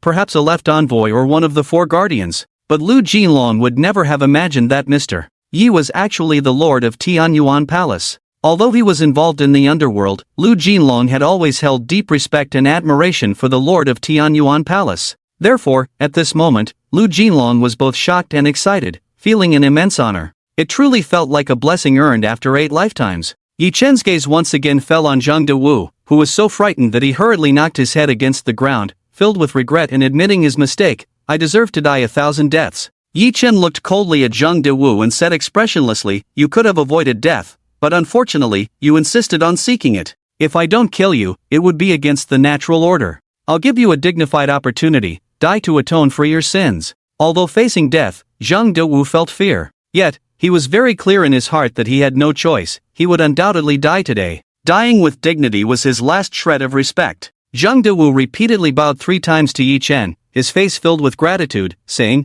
Thank you, Lord Yi, for your mercy. After saying this, Zhang Dewu did not hesitate, he drew his sidearm and took a bullet to atone for his sins, dying on the spot in the northwest. A top-tier warrior, a 1-star general, with just one word from Yi Chen, Zhang Dewu obediently chose to die for atonement. This supreme authority weighed heavily on the hearts of everyone in the Zhang family, suffocating them all. It made everyone deeply feel a sensation akin to that of an ant facing a dragon. A feeling of having to look up in awe. Zhang Dewu was dead, and the members of the Zhang family felt as if they were facing a great calamity, all kneeling there, waiting for Yi Chen to deliver punishment upon them. Who could they blame for all this? It was all self-inflicted, they could not blame anyone else. The root of it all was Zhang Xiaochang. Because of his single mistake, the entire Zhang family had to pay with their lives. At this moment, the members of the Zhang family did not know how many times they had cursed Zhang Xiaochang in their hearts. Zhang Xiaochang was the sinner of the Zhang family. Zhang Deshang also seemed to feel this endless pressure. He spoke expressionlessly, the fault lies with the father for not teaching the son.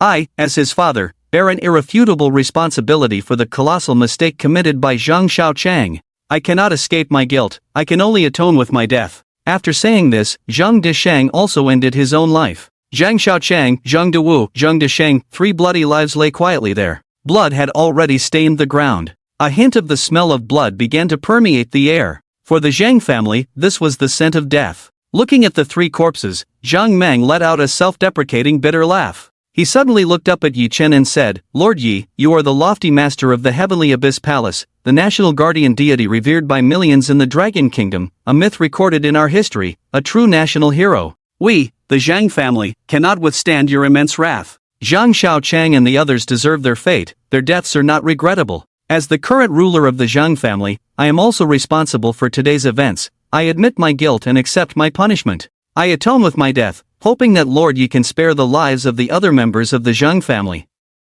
This matter has nothing to do with them, they should not be punished with death. You are the national guardian deity, I believe you would not indiscriminately kill the innocent. Yi Chen looked at Zhang Meng with indifference and coldly said, Did I ever say I would wipe out the entire Zhang family? Upon hearing this, Zhang Meng was momentarily stunned. He quickly expressed his gratitude to Yi Chen, tears in his eyes, Thank you, Lord Yi, for your magnanimity. I will atone with my death right away. Saying this, Zhang Meng prepared to end his own life. But Yi Chen stopped him, saying, No need. The mistakes of the Zhang family have already been borne by Zhang Deshang. The fault lies with the father for not teaching the son, his death is reasonable and can be seen as atonement for your family. Let this matter end here. Not killing himself? Zhang Meng thought he had misheard, and it took him a while to confirm it was true. This brought Zhang Meng an unexpected joy, making him once again deeply grateful to Yi Chen. The members of the Zhang family felt as if they had been granted a great reprieve, each one immensely grateful to Yi Chen. Yi Chen turned to He Huang and said,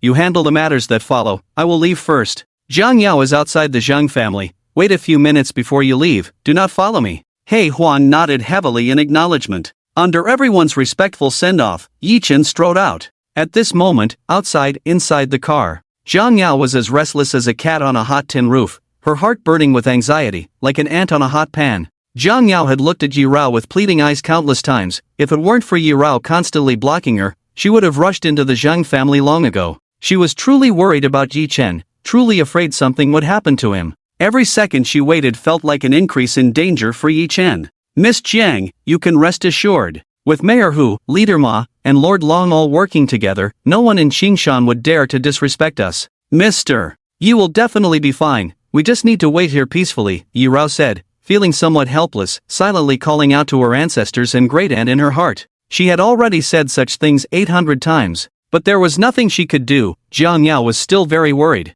Without seeing Yi Chen, Zhang Yao couldn't calm down. Yi Rao also didn't dare to let Zhang Yao into the Zhang family. If something went wrong, she wouldn't even know how she would die. No, it's been so long and Yichen still hasn't come out. I can't wait any longer, I have to go down and take a look. Jiang Yao suddenly gritted her teeth and made up her mind. She no longer cared about anything else, ignoring Yi Rao's comforting words, and directly pushed open the car door and ran out. This action startled Yi Rao, one of the 4 guardians of the Black Emperor group, causing her to hurriedly chase after Jiang Yao, wanting to stop her before she entered the Zhang family. But Jiang Yao seemed to have anticipated this, so as soon as she pushed open the car door, she ran desperately towards the Zhang family. Although Yi Rao was fast, she had to go around the car, which slowed her down a bit. By the time Yi Rao caught up, Jiang Yao had already reached the entrance of the Zhang family. Yi Rao was so frightened that cold sweat broke out on her back, her heart shouting that it was bad. If Miss Jiang were to barge into the Zhang family at this moment and see something she shouldn't, and if Mr. Yi were to blame her, then, fortunately, at that moment, Yichen finally walked out of the Zhang family. Jiang Yao almost threw herself into Yichen's arms. Seeing Yichen safe and sound, Jiang Yao immediately stopped in her tracks. Her eyes widened, still looking unconvinced, as she carefully examined Yichen. Yi Rao stood there like a child who had done something wrong, straightening up and slightly lowering her head, waiting for Yichen's reprimand. After carefully scrutinizing Yichen for a while, Jiang Yao finally confirmed that he was fine. Instantly, the emotions that had been building up inside her surged forth. Jiang Yao's eyes turned red, and her eyelids became moist. If she hadn't been holding back, tears would have surely spilled over. She looked at Yichen and smiled. Yichen, it's good that you're okay, just fine. Seeing Jiang Yao so worried and distressed for his sake, Yichen felt deeply moved and guilty. He suddenly pulled Jiang Yao into his embrace, gently patting her shoulder, and said apologetically, "I'm sorry, Jiang Yao, for making you worry. I'm fine." Yichen's sudden embrace left Jiang Yao stunned, as if she had been electrocuted, her body stiff as a block of ice. Although it wasn't her first time having such intimate physical contact with Yichen, the last time had been 8 years ago, and that night everyone had been drunk. The current situation was clearly different. In a completely sober state, it was indeed her first time being held by a man. But she had to admit, being held like this by her man felt warm and safe. It was just a bit embarrassing. Especially, Jiang Yao thought that President Yi Rao was still watching from behind. So, after Jiang Yao realized this, she blushed and pushed Yichen away. She wanted to give Yichen a playful glare, but thinking that Yichen had just escaped from death, her heart softened, and she let it go. Yi Rao still stood there, feeling anxious and not daring to speak. Yichen gently said to Jiang Yao, "I'm fine now, you should go to work."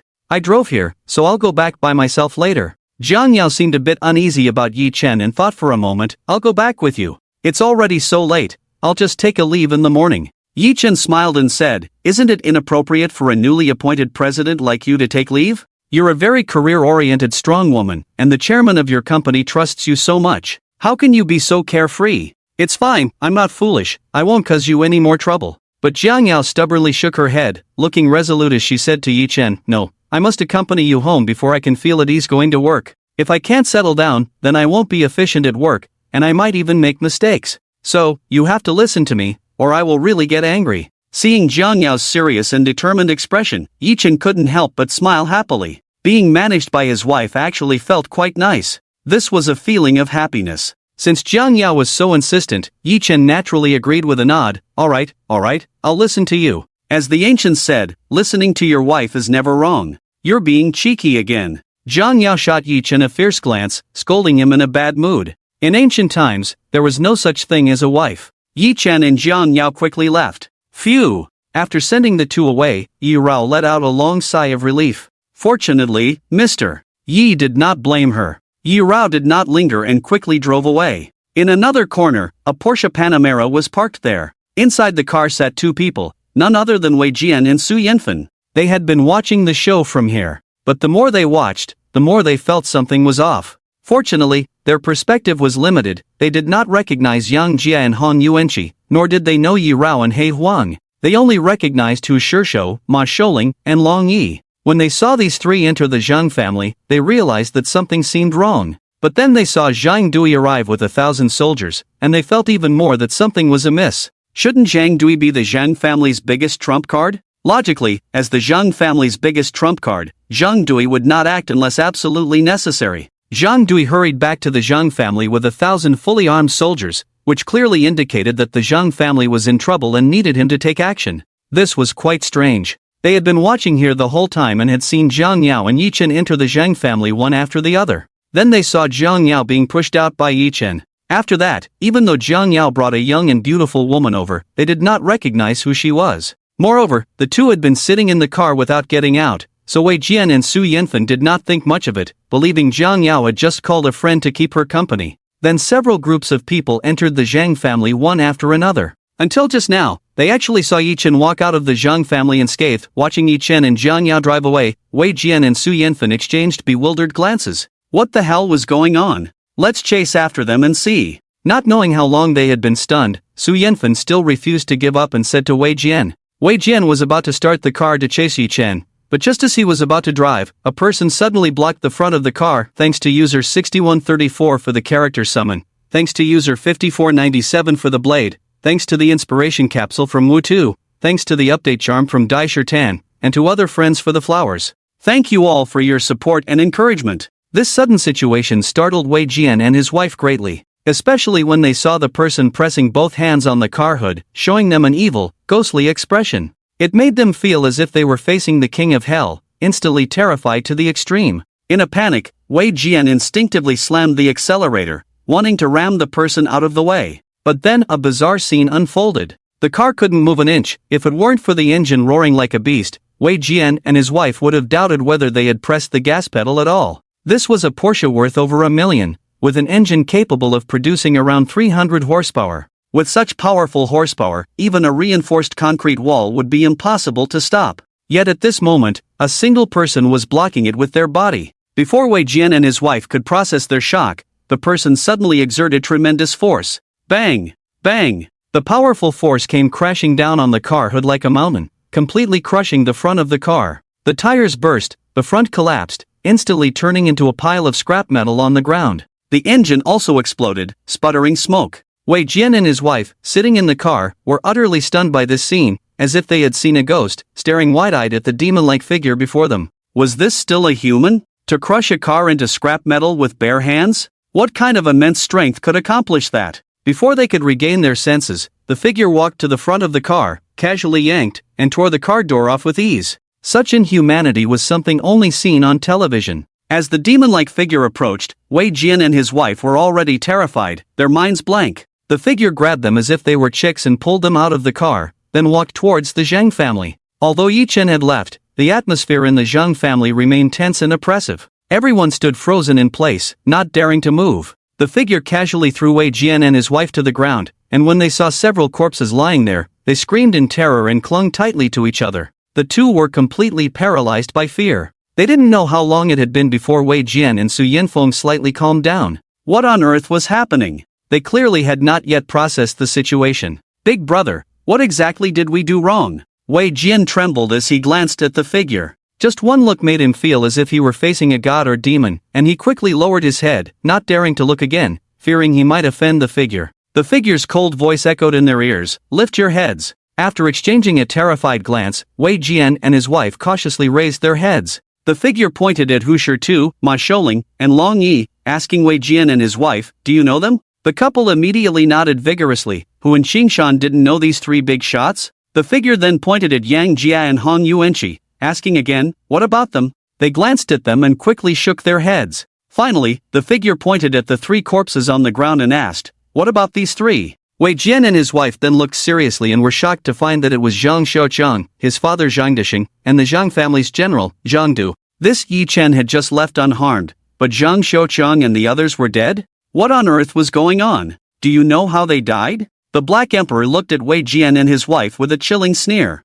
How did they die? Could it be because of Yi Chen? At the thought of this possibility, Wei Jian and his wife exchanged terrified glances, their faces paling to the extreme. No way? First there was the Chen family, then the Jiang Junwan, just now there was the Zhang family, and now it's you too. How can there be so many people in this world who aren't afraid of death? Why provoke anyone else, but come to provoke my boss? You ants of this county, are you even worthy? The Black Emperor spoke fiercely, his words meant for both Wei Jian and his wife and everyone present. Wei Jian and his wife, in a state of panic, pleaded, "Who exactly is your boss? We don't know him, right? Don't tell me your boss is Yi Chen? Impudent!" The Black Emperor suddenly roared, his voice fierce like a demon. "Yi Chen is someone you can call out at will? My boss is the guardian god of the nation, a peerless hero, the master of the Tianyuan Hall." What? The master of the Tianyuan Hall? Wei Jian and his wife were once again struck by lightning, their faces a picture of confusion. Yi Chen, Tianyuan, master of the Tianyuan Hall, he is the master of the Tianyuan Hall, Wei Jian and his wife muttered frantically, finally understanding who Yi Chen truly was.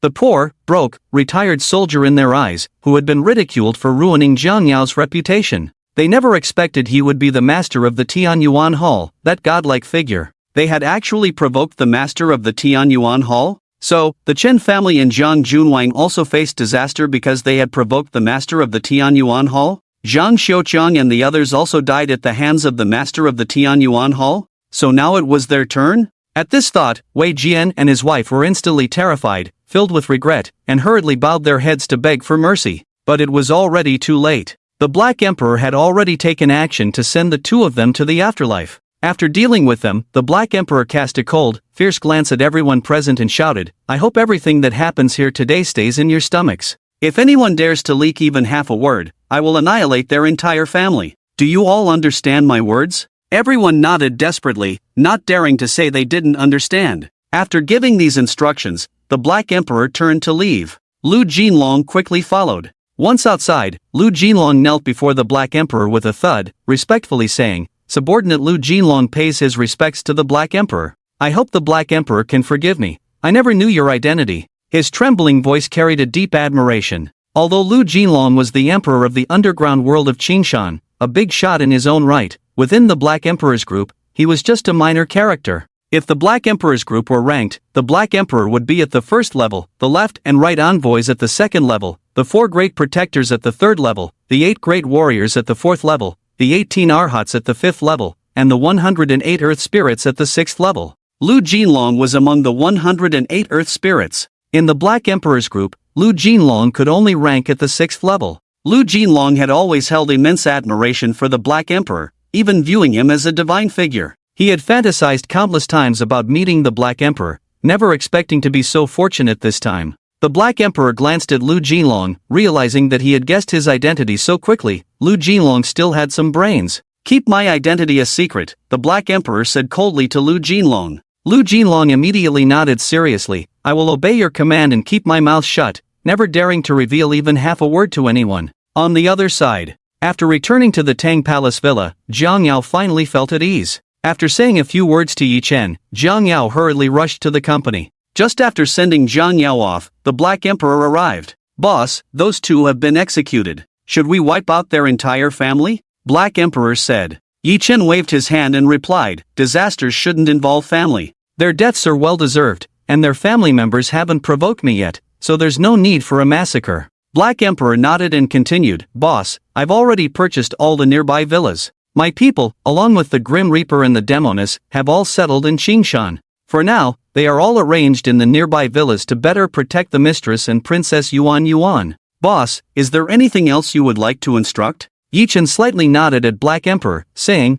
"Just take care of these matters. There's nothing else, you can leave now." Black Emperor quickly added, "Oh right, boss, there's one more thing. Yang Jia and Hong Yuanqi have both bought properties in Qingshan and plan to settle there. They also want to work in the Black Emperor group. What do you think about this?" Yi Chen smiled lightly. These two had quite the ambitions. Settling in Qingshan and wanting to join the Black Emperor group was simply a way to follow him. Yi Chen didn't have any aversion to Yang Jia and Han Yuanqi. Although they had made mistakes last time, they had accepted their punishment. Yi Chen waved his hand at Black Emperor, saying, "You can handle it yourself. Don't bother me with these small matters in the future." Upon hearing this, Black Emperor quickly retreated. Just after sending off Black Emperor, a war vehicle stopped in front of the villa. The 4 war gods, Tianqing, Diu, Xianming, and Huangquan, jumped out of the vehicle in unison and walked towards Yi Chen. Once they reached Yi Chen, the 4 war gods respectfully saluted and said in unison, "Subordinates pay their respects to the Lord, here to report to the Lord." Looking at the 4 war gods, Yi Chen rarely showed a hint of a smile and nodded at them. The war god Tianqing immediately reported, "Lord, as per your instructions, we have selected a force of 2,000 elite soldiers stationed in the western suburbs of Qingshan, ready to follow your orders at any time." Yi Chen nodded slightly but didn't say much. This elite force was merely a backup, in case of emergencies. The war god Tianqing continued, "Lord, today our 4 war departments can complete the organization of all the soldiers in the Tianyuan Hall and officially announce to the world that the Tianyuan Hall has returned." Our million soldiers in the Tianyuan Hall have waited for this moment for a full 4 years. Lord, only with you here does the Tianyuan Hall have meaning. Our Tianyuan Hall is now filled with passion. Everyone has found themselves again and restored their ambitions and aspirations. Now, everyone is waiting to follow the Lord into battle once more, to slay enemies and make the world tremble. This is our supreme glory, this is the meaning of our existence, and this is the life of the million soldiers in the Tianyuan Hall. The war god Tianqing spoke with great enthusiasm, his heart surging with excitement, almost eager to head to the battlefield immediately. Yi Chen looked at the war god Tianqing and said, "I'm very happy that the Tianyuan Hall is back. I appreciate your eagerness to go to battle and kill enemies, I support it wholeheartedly. But I don't want to return to the battlefield right now. I just want to accompany Jiang Yao and Yuan Yuan. From now on, the matters of the Tianyuan Hall will be entrusted to you. After so many years of fighting, I'm tired. You can handle things on your own, let me take a break and be a hands-off manager." The 4 war gods exchanged glances and then said in unison, "Lord, you can rest assured. From now on, the matters of battle will be handled by us, you only need to oversee the Tianyuan Hall. As long as you are stationed at the Heavenly Abyss Palace, you will always be by our side. We will have souls, boundless fighting spirit and will to battle, and we can be invincible, just like the Heavenly Abyss Palace that made the world tremble in fear." Yi Chen smiled faintly. He felt a bit guilty inside. The Heavenly Abyss Palace had now been restructured, reappearing in the world and embarking on a new journey. However, Yi Chen had to be a hands-off manager. This made him feel somewhat indebted to the million soldiers of the Heavenly Abyss Palace. But he owed even more to Jiang Yao and Yuan Yuan. Now, Yi Chen would rather let the world down than let Jiang Yao and Yuan Yuan down. Yi Chen patted the shoulders of the 4 war gods heavily and said earnestly, "From now on, the Heavenly Abyss Palace will rely on you. I believe in you, you will do well. I will be watching you from Qingshan, and you will not disappoint me." The 4 war gods immediately stood up straight and saluted Yi Chen in unison, saying, "Yes, Palace Master, we will not let you down." Yi Chen waved his hand at the 4 war gods, "Go back quickly. I have already promised the Elder Council that we are preparing to face the 5 million coalition forces from various nations. You all go back and prepare well, quickly arrange the troops at the borders, and get ready for battle. Guarding the national borders has always been the duty of our Heavenly Abyss Palace, this is the very meaning of our existence. We do not fight for the Elder Council, but for the 1400 million citizens of our Dragon Nation.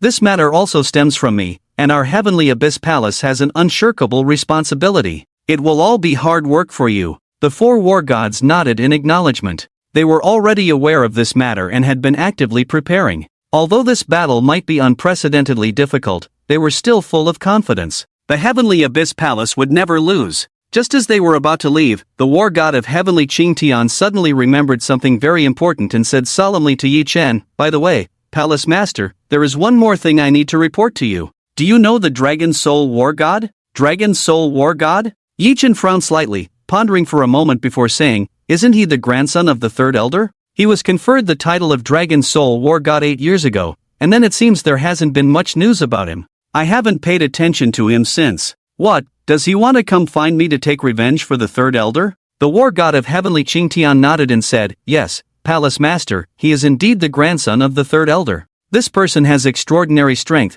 decent leadership skills, and is skilled in manipulation, able to win people's hearts, with countless followers. Over the years, the Dragon Soul War God has remained very low-key, while we 4 war gods have been stationed in the 4 major battle zones of the southeast, guarding the borders of the Dragon Nation.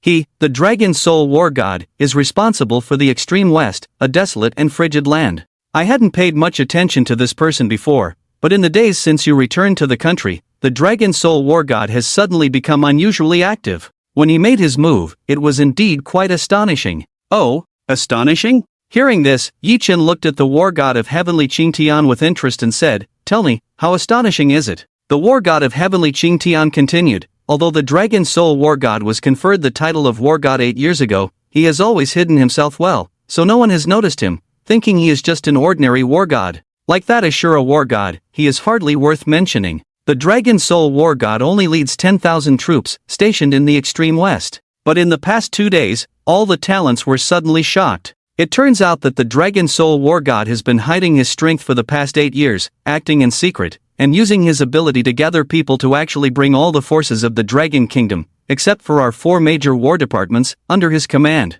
In other words, now in the Dragon Kingdom, apart from our Heavenly Abyss Hall, everyone else is under the Dragon Soul War God. Not only that, but the Dragon Soul War God has also quietly cultivated an army of 1,000,000 in the extreme west over these 8 years. Moreover, the Dragon Soul War God now claims to have 4 War God level subordinates, namely Qinglong, Baihu, Zhuke, and Xuanwu. In addition to these 4 War God level subordinates, there are 100 Dragon Generals, each a master level expert. 3,000 Dragon Guards, each at the top tier of martial artists. Now, the entire war department of the Dragon Kingdom is in turmoil, and everyone is shocked. At first, the 4 of us were hesitant to believe it, thinking it was just a smokescreen deliberately released to threaten our Heavenly Abyss Hall. But after repeated investigations and confirmations, we have verified the authenticity of this matter. It is indeed true. The Dragon Soul War God has already entered the capital, and it is said that he will meet with the Emperor today to request permission to establish the Heavenly God Hall. Oh, the Heavenly God Hall? This is clearly meant to oppose our Heavenly Abyss Hall, isn't it? 8 years of hiding, and then a sudden explosion? If that is the case, then the Dragon Soul War God's schemes are indeed exceptionally deep, to a shocking extent. Such a person should not be underestimated. However, Yi Chen did not seem to care much, simply saying, if he wants to establish the Heavenly God Hall, then let him. Since he has the people and the strength now, it is understandable. As long as he does not provoke our Heavenly Abyss Hall, we need not concern ourselves with him. We will do what we need to do, and that is enough. There is no need to pay attention to anything else. The War God of the Sky immediately said, Master, while that may be the case, I can't shake the feeling that this is not a coincidence, but rather a deliberate act. I believe the Dragon Soul War God is clearly targeting our Heavenly Abyss Hall, even aiming at you, Master. You have severely injured the Third Elder, and it is said that the Third Elder has already decided to retire early. Once the national leader selects someone to replace him, he will officially withdraw from the Elder Council. The Dragon Soul War God is probably also here to avenge the Third Elder. So, hearing that the Third Elder had decided to retire early, Yi Chen snorted coldly, then the Third Elder knows his place. If he dares to touch my woman, he will pay a painful price. As for that Dragon Soul War God, there is no need to pay him much mind. If he is merely rising to power by taking advantage of the situation, then let him be. Our Heavenly Abyss Hall does not need to compete for fame, nor do we need to. Protecting the borders is our Heavenly Abyss Hall's greatest honor, and no one can take that away or erase it. If he insists on provoking our Heavenly Abyss Hall, then no matter who he is, the Dragon Soul War God, the Third Elder, or 1,000,000 troops, those who provoke our Heavenly Abyss Hall shall be killed without mercy. The resounding voice contained an immense killing intent. This was a powerful and commanding presence. The 4 war gods were deeply inspired and immediately shouted in unison, their blood boiling, those who provoke our Heavenly Abyss Hall shall be killed without mercy. Yi Chen waved his hand, and the 4 war gods took their leave. They needed to return quickly to reorganize their forces and rush to the borders to prevent the coalition of nations from invading. The current situation in the border regions should be extremely tense, with a great battle on the verge of breaking out. The coalition forces from various countries could launch an offensive against the Dragon Kingdom at any moment. The Heavenly Abyss Palace has now officially returned, and Yi Chen has taken on this heavy responsibility in front of the 5th Elder. This matter is something Yi Chen cannot shirk, and the Heavenly Abyss Palace will not retreat even a little. As for the Dragon Soul War God, Yi Chen didn't pay much attention to it. If they don't provoke him, that's fine. If they dare to provoke him, then they will die. Just after sending off the 4 great war gods, Zhang Yao called. Yi Chen quickly composed himself and answered the phone. Hello, Zhang Yao, is there something you need? On the other end, Zhang Yao's voice came through. Yi Chen, my cousin is getting married this noon, and I'm busy right now. Can you help me buy a decent gift? When it's about time, you can drive to the company to pick me up. Cousin? Yi Chen asked with a hint of confusion. Did your mom call you to go? He wasn't particularly fond of his future mother-in-law. After a moment of hesitation, Zhang Yao replied, my mom just called me, and my cousin specifically called me too. Anyway, since it's such a big event as a wedding and they've called me, we should go. If you don't want to go, I can just go alone. Since Zhang Yao insisted on going, Yi Chen didn't say much more and replied, it's fine, I'll pick you up later. After hanging up, Yi Chen immediately called He Huang to take care of the gift. In the capital city, a heavily guarded royal city, where unauthorized personnel are not allowed to approach. Outside a grand hall, 5 elders and 4 commanders gathered here. The 3rd elder was at home recuperating, so he did not make an appearance. The 5th elder looked serious, with a hint of worry as he addressed everyone. Are you really going to let the Dragon Soul War God command the 3 armies? The Heavenly Abyss Palace has taken away 1,000,000 soldiers, and now our Dragon Kingdom's various military departments, excluding the logistics support troops, probably still have about 1 million soldiers left. If we hand over all these million soldiers to the Dragon Soul War God, plus the million soldiers he has secretly trained over the years, that would mean the Dragon Soul soldiers would have 200,000 troops at their command. In that case, our Dragon Kingdom's military would only have two forces. One is the Heavenly Abyss Palace, and the other is the Dragon Soul War God. We are already struggling to control the Heavenly Abyss Palace, and if something happens on the Dragon Soul War God's side, won't we be left with no troops to use? The four commanders seemed to have no objections to this. The other four elders had different expressions. The sixth elder shook his head and said, "The Dragon Soul War God has risen with 1 million troops, unstoppable. Now, with 500,000 coalition troops from various countries arrayed at the border, relying solely on the million soldiers from the Heavenly Abyss Palace, I fear we cannot withstand it. Therefore, at this time, our Dragon Kingdom indeed needs a strong force to protect our safety. After all, the Dragon Soul War God is the third elder's grandson, someone we have all watched grow up, and he is deeply loved and trusted by the monarch. He is also the future commander that the third elder has been vigorously cultivating, so the Dragon Soul War God should be completely trustworthy." Hearing this, the fifth elder wanted to say something more, but was interrupted by the sound of synchronized footsteps. The powerful sound of footsteps resonated like thunder, and just from this sound, one could feel how strong these people were. As the footsteps approached, a powerful aura pressed down upon everyone. It felt like a mountain bearing down on them. Even though these 9 were the most powerful figures in the Dragon Kingdom, they couldn't help but frown at such a terrifying pressure. Soon, a team of over 100 people appeared in the sight of the fifth elder and the others, marching with heads held high and in perfect formation towards them. Dressed in uniform soldier attire, with a swift and orderly pace, they resembled standard bearers. The atmosphere was imposing and majestic, each person resembling a fierce tiger or lion, each one like a god of war in the mortal realm.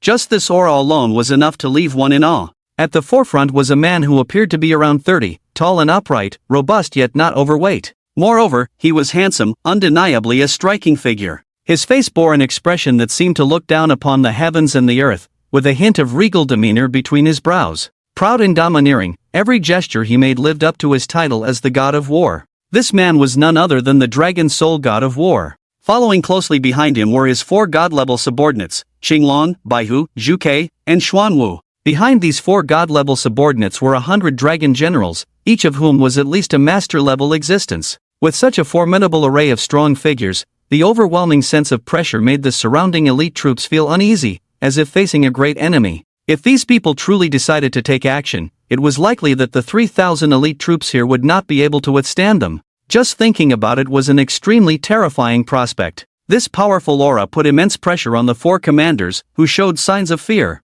Soon, the Dragon Soul God of War led his entourage to stand before the 5 elders and the 4 commanders. He stopped and respectfully greeted the 9, saying, "I greet the 5 elders and the 4 commanders. If it were in private, I would have to call you grandfathers. But today, I come for official business, so let's keep it formal." In the face of this polite and humble Dragon Soul God of War, everyone seemed to express their approval. Only the 5th elder frowned slightly, showing a hint of concern. The Dragon Soul God of War's assertive rise and high-profile command of troops suggested that his intentions were not simple. After lying low for 8 years, his plan should not merely be about serving the country. Moreover, choosing this particular moment seemed to be quite pointedly aimed at the Heavenly Abyss Palace. The 5th elder scrutinized the Dragon Soul God of War, feeling that this person was not simple. His depth of character was even greater than that of his grandfather, the 3rd elder. Behind him was the full support of the 3rd elder, and now the other elders and the 4 commanders seemed to support him as well. What was more concerning was that even the national leader valued him highly. Therefore, the 5th elder could not stop anything. What worried him now was that once the Dragon Soul God of War held great power, if he were to turn against Ji Chen at that moment, a middle-aged man stepped forward and approached the Dragon Soul God of War, saying, "Dragon Soul God of War, you are ordered to form the Heavenly God Palace, commanding 200,000 troops to the front lines to block the enemy outside the borders. If the Dragon Soul God of War can achieve great merit, the Heavenly God Palace will be officially established." A smile immediately crossed the lips of the Dragon Soul God of War, and he promptly performed a standard military salute, responding loudly, "I, the Dragon Soul God of War, will not disgrace the national leader's mission and will surely succeed in repelling the invading enemy. Give me 7 days, and I will restore peace to the borders of the Dragon Kingdom." After speaking, the Dragon Soul God of War saluted the 5 elders and the 4 commanders before taking his leave with his subordinates. As he watched the dragon soul god of war depart, the fifth elder's gaze grew increasingly profound and serious. On the other side, Yi Chen in the Green Mountains was naturally aware of what was happening in the capital.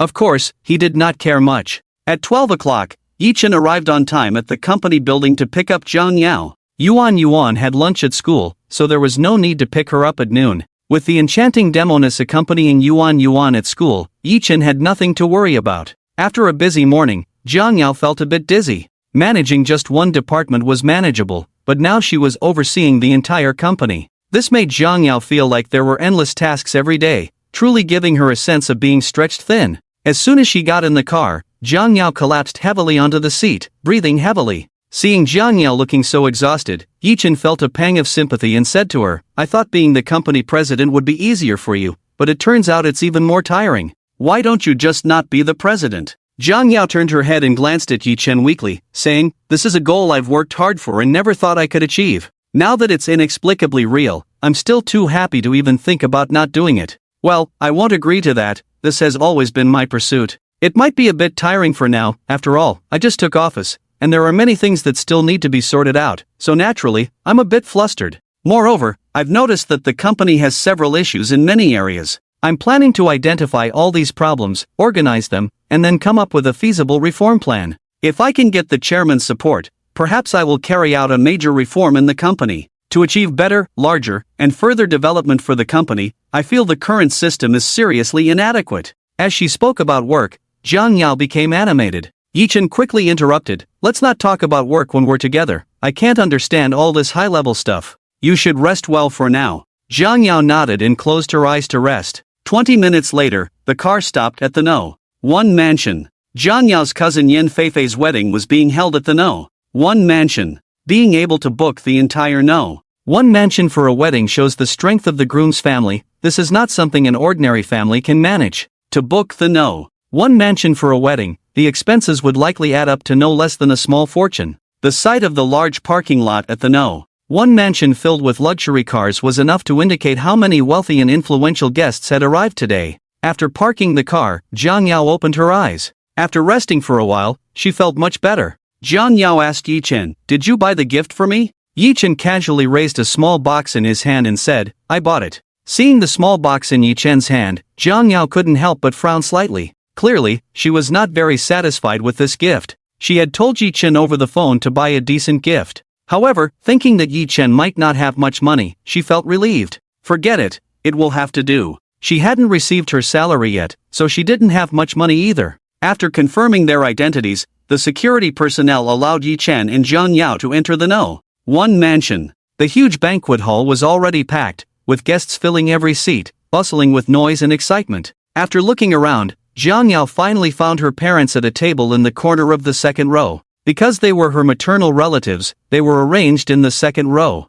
The first row had 5 tables, which should be reserved for prominent figures of Qingshan. For now, out of those 5 tables, only 4 were fully occupied, leaving the middle one empty. Clearly, the middle table was the prime spot, reserved for the most heavyweight guests. Yi Chen didn't care much about this. As soon as Yi Chen and Zhang Yao arrived, everyone at the table looked over with curious eyes. Zhang Yao's mother shot Yi Chen a disdainful glance and then said to Zhang Yao, "Didn't I tell you to come alone? Why did you bring him? You two don't have a formal relationship yet, you shouldn't have brought him." The others at the table also looked at Yi Chen with various expressions. There was an elderly couple, presumably Zhang Yao's grandparents, a middle-aged man and woman, and a young man in his early 20s. He had dyed brown hair and looked a bit unruly, with a hint of a rogue expression on his face. These 3 were Zhang Yao's aunt's family. Zhang Yao's grandparents had only 3 daughters and no sons. Zhang Yao looked seriously at Li Yongmei and retorted, "Although Yi Chen and I haven't registered our marriage or held a wedding, he is already my man and the father of my daughter. Why shouldn't I bring him?" Hearing Zhang Yao's words, Yi Chen felt a wave of happiness in his heart. Li Yongmei rolled her eyes at Zhang Yao with annoyance, muttering under her breath. However, since they were already there, Li Yongmei didn't say anything more. Zhang Zhanghai wore a stern expression, as if Yi Chen owed him 5 million. He merely shot Yi Chen a cold glance, snorted lightly, and remained silent. But the disdain on his face was clear. "Stop standing around, sit down," Li Yongmei said, still irritated, but she still spoke to Yi Chen and Zhang Yao. Zhang Yao nodded slightly to Yi Chen and then sat down next to Li Yongmei, while Yi Chen pulled out a chair to sit down. Just as Yi Chen was about to sit, a foot suddenly kicked hard, knocking his chair aside. The person who made this move was none other than Zhang Yao's cousin, Bai Fei. Seeing Bai Fei's rude behavior, Zhang Yao frowned, her face immediately showing signs of anger as she looked at Bai Fei and asked, "Bai Fei, what are you doing?" Yi Chen looked coldly at Bai Fei. To dare kick his chair, one must be incredibly reckless. Bai Fei grinned, looking smug as he faced Yi Chen, speaking in a cocky tone, "Is there a place for you to sit? Can't you see this table is already full? This is the family table, who do you think you are? Do you have the right to sit here? Since you're brought by my cousin, I won't kick you out, but you can take that chair and sit in the hallway. Wait until we finish eating and drinking, then you can come in and have some leftovers, got it?" Hearing this, Zhang Yao immediately shouted in anger, "Bai Fei, you can't be so unreasonable to Yi Chen, after all, he is your cousin-in-law." The others, however, seemed to be enjoying the spectacle and did not intervene in Bai Fei's actions. Especially Zhang Yao's aunt's family, who appeared to support Bai Fei's behavior, watching Yi Chen with a hint of amusement on their faces. It seemed everyone was waiting for Yi Chen to make a fool of himself. In the face of Zhang Yao's anger, Bai Fei was unfazed and became even more brazen. With an arrogant demeanor, he mockingly said, "Cousin-in-law? Ha, my aunt and uncle haven't even acknowledged it yet, there's not even a hint of it, so how can he be a cousin-in-law? Even if it were true, that's a matter for the future, not now, right? Since it's not now, what's wrong with me being unreasonable to him? Is that not allowed? Today is Sister Fei Fei's wedding. What right does an outsider have to sit at the family table? Kicking him out is perfectly reasonable, right?" Zhang Yao's face turned a bit green with anger. Her parents clearly wouldn't say a word to help Yi Chen, and her grandparents and aunt's family were even less likely to. Their disdain for Yi Chen was probably even stronger than her parents. Originally, Zhang Yao thought bringing Yi Chen to meet her family would help ease the atmosphere. Although it was difficult, it needed to be done, and the ice had to be broken slowly. But she didn't expect that in such a situation, her family would still take the opportunity to attack Yi Chen. Had she known it would be like this, she really shouldn't have brought Yi Chen along. Seeing Zhang Yao angry, Yi Chen immediately felt furious. Yi Chen's expression darkened, his demeanor turned cold, and his gaze became icy. A cold glance swept across the room, and a murderous aura instantly emerged. Bai Fei had never encountered such a terrifying look before. Under Yi Chen's cold stare, he felt as if he were falling into an abyss, filled with endless fear. Terrified, he unconsciously sat back down, the arrogance he had just displayed vanishing without a trace, replaced by a hint of panic. Seeing this, Zhang Yao quickly tugged at Yi Chen, shaking her head at him. Li Yongmei had witnessed Yi Chen's methods. He was a madman who dared to directly beat up even the young master of the Wang family. She was also afraid that Yi Chen might go crazy, so she immediately called out to him, "Yi Chen, sit down." With his mother speaking up, Zhang Yao hurriedly pulled a chair over and urged Yi Chen to sit down. Only then did Yi Chen retract his icy murderous intent. After Bai Fei regained his composure, he seemed to feel that he had lost face and couldn't help but glare at Yi Chen, his expression fierce as he said, "Yi Chen, don't act tough in front of me.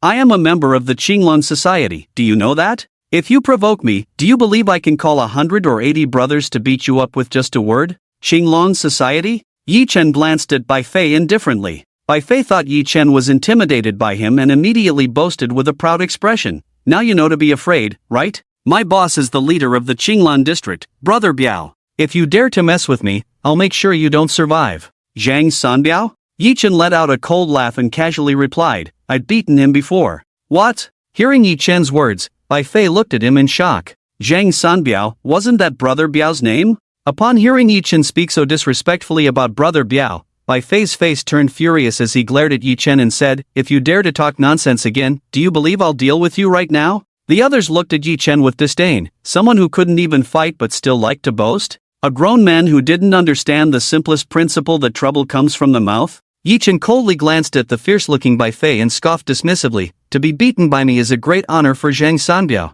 Don't mention Zhang Sanbiao, even if it's Lu Jinlong, if I want to beat him, I will." Bang! Hearing Yi Chen's increasingly arrogant words, Bai Fei could no longer contain his anger, slamming his palm heavily on the table as he stood up. He glared at Yi Chen, causing the atmosphere at the table to become tense in an instant. Zhang Yao looked at Yi Chen with a bitter smile, feeling helpless. Although this matter was instigated by Bai Fei, Zhang Yao also thought Yi Chen's words were a bit boastful. Saying he could take on Brother Biao was one thing, after all, Yi Chen's skills were indeed impressive, and perhaps he really had fought Brother Biao. But who was Lu Jinlong? He was the leader of the Qinglong Society, one of the 3 rulers of Qingshan, the most powerful figure in Qingshan. To dare say he could beat Dragon Lord? If this got out, the Qinglong society would surely come looking for trouble with Yi Chen. Such words could bring great disaster. Jiang Yao tugged at Yi Chen forcefully, signaling him to stop talking recklessly. Can't men ever change their habit of boasting? Jiang Zhanghai and Li Yongmei's faces darkened. Lacking money and power was one thing, but still liking to boast?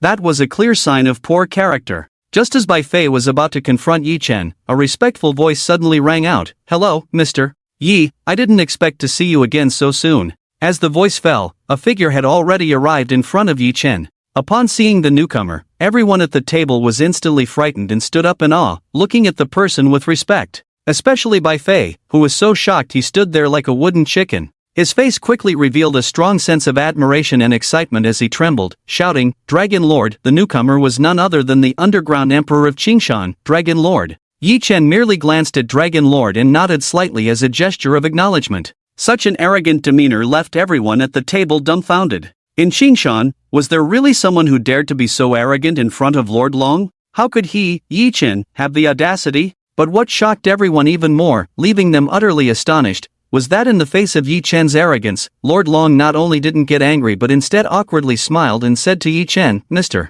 Yi, please have a seat. I'll come over later to toast you." After saying this, Lord Long waved to greet everyone before leaving. Lord Long taking the initiative to greet them left Bai Fei and the others flabbergasted, feeling extremely honored. After sending off Lord Long, everyone looked at Yi Chen in disbelief. They were all surprised at why Lord Long would be so polite to Yi Chen. Were Yi Chen and Lord Long very familiar? But even if they were close, it shouldn't warrant such courtesy from Lord Long, right? Could it be that Yi Chen was pretending to be a pig to eat a tiger, and in reality, he was a big shot? But this thought was quickly dismissed by everyone. It just didn't seem plausible. Bai Fei didn't care about all that. His attitude made a complete 180, and he smiled obsequiously at Yi Chen, saying, "Brother-in-law, I was too narrow-minded just now, and I spoke a bit too loudly. I know I was wrong. Please don't hold it against me, a kid who just graduated from college. From now on, you are my dear brother-in-law. Whoever dares to disrespect you, I'll beat them up." "Brother-in-law, do you need a leg pendant?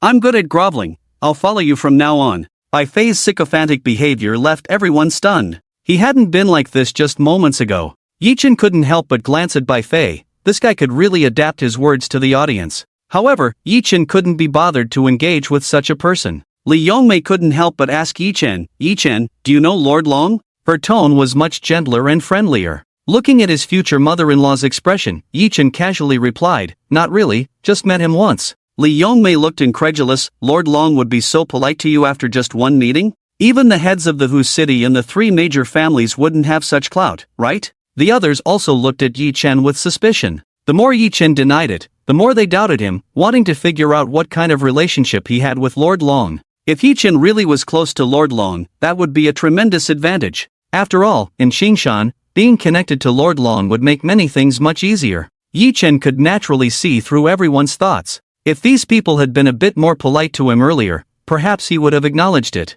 But their earlier disdainful attitudes left Yi Chen feeling quite displeased. They had just looked down on him, treating him with contempt, even wanting to drive him away, and now they wanted to use him? Yi Chen certainly wouldn't comply with their wishes. Yi Chen said again, "I wouldn't know. Perhaps Lord Long has some misunderstanding." What misunderstanding? What did that mean? Li Yongmei and the others looked at Yi Chen with puzzled expressions. Zhang Yao's heart stirred, and she immediately thought of a possibility. Yi Chen had a bit of a conflict with Zhang Xiaoqiang from the Zhang family. "This morning, I mustered the courage to ask President Yi Rao of the Black Emperor Group to help me settle this matter. President Yi Rao called the head of Hu City and Lord Long to intervene, so perhaps Lord Long misunderstood and thought Yi Chen was very familiar with President Yi Rao." Upon hearing Jian Yao's explanation, everyone was instantly disappointed. They had really thought Yi Chen was close to Lord Long. Indeed, they had overthought it. Li Yongmei was suddenly overjoyed and pulled Jiang Yao, saying, "My good daughter, you are so familiar with the president of the Black Emperor Group.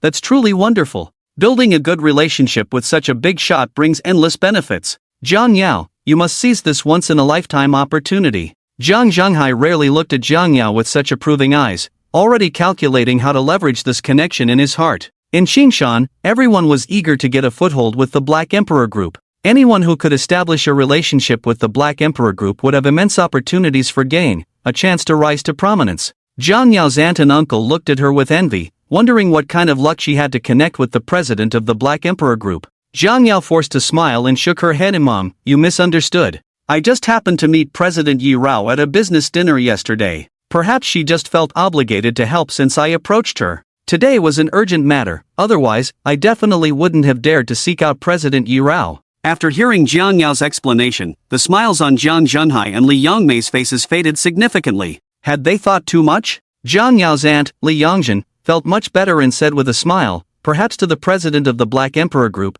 this is just a trivial matter. Since Jiang Yao had the audacity to approach her, the president couldn't refuse. Who is the president of the Black Emperor Group? Even Mayor Hu and Lord Long have to curry favor with her. It's not that easy to build a good relationship with her. To her, we are just insignificant ants. Li Yongmei fell silent, her face filled with disappointment. However, Bai Fei didn't care about that. He kept flattering Yi Chen, calling him brother-in-law more affectionately than his own father. After a moment of silence, Li Yongmei and Li Yongzhen began discussing Jiang Yao's second aunt, Li Yongtao, and her daughter Yin Feifei. Li Yongzhen suddenly raised her voice, feigning deep emotion. It's better to marry well than to look good. Second sister is lucky to marry into the prestigious Yin family, stepping into high society. Yin Feifei is even luckier, marrying directly into the Li family, one of the three major families, truly a top-tier family. In terms of looks, Jiang Yao is actually better than Yin Feifei, but just look at Jiang Yao. Comparing them, the damage is a bit too much. Li Yongzhen's words made Jiang Zhenhai and Jiang Yao's uncle, Bai Guohua, look somewhat grim. Their family background was indeed average. Jiang Zhenhai was slightly better off, as the Jiang family was a third-tier family, though on the lower end. Bai Guohua's background was quite ordinary, merely a white-collar worker. Li Yongzhen's remarks struck a blow to the three men at the table, ultimately pointing at Yi Chen. However, Yi Chen couldn't be bothered to care about the implied sarcasm in Li Yongzhen's words. At that moment, the host's voice suddenly resonated throughout the venue. The wedding officially began, and under the host's introduction, several heavyweight guests were invited to the stage. President Yi Rao, Mayor Hu, Lord Long, the head of the Chu family, Leader Ma, and Dr. Mo. These were the most significant figures in Qingshan. Their grand entrance represented the most powerful individuals in Qingshan, all invited to the event. It was evident how much clout the Li family had. However, as one of the three major families in Qingshan, it was quite normal for the Li family to have such influence. After the six heavyweight figures took their seats at the main table, a group of staff immediately brought a large pile of betrothal gifts to the most prominent position on the wedding stage for display. The host then elaborately introduced the exorbitant betrothal gifts the Li family had presented to the Yin family. 10 million in cash, a villa in Tang Palace, a Ferrari, followed by various precious jewelry, clothing, bags, shoes, and everything one could imagine. The number of betrothal gifts is a total of 99, symbolizing a long-lasting relationship. None of the gifts is less than 50,000. The total amount of these gifts adds up to 131,452,099, which also carries a good meaning. Over 30 million in betrothal gifts, truly extravagant.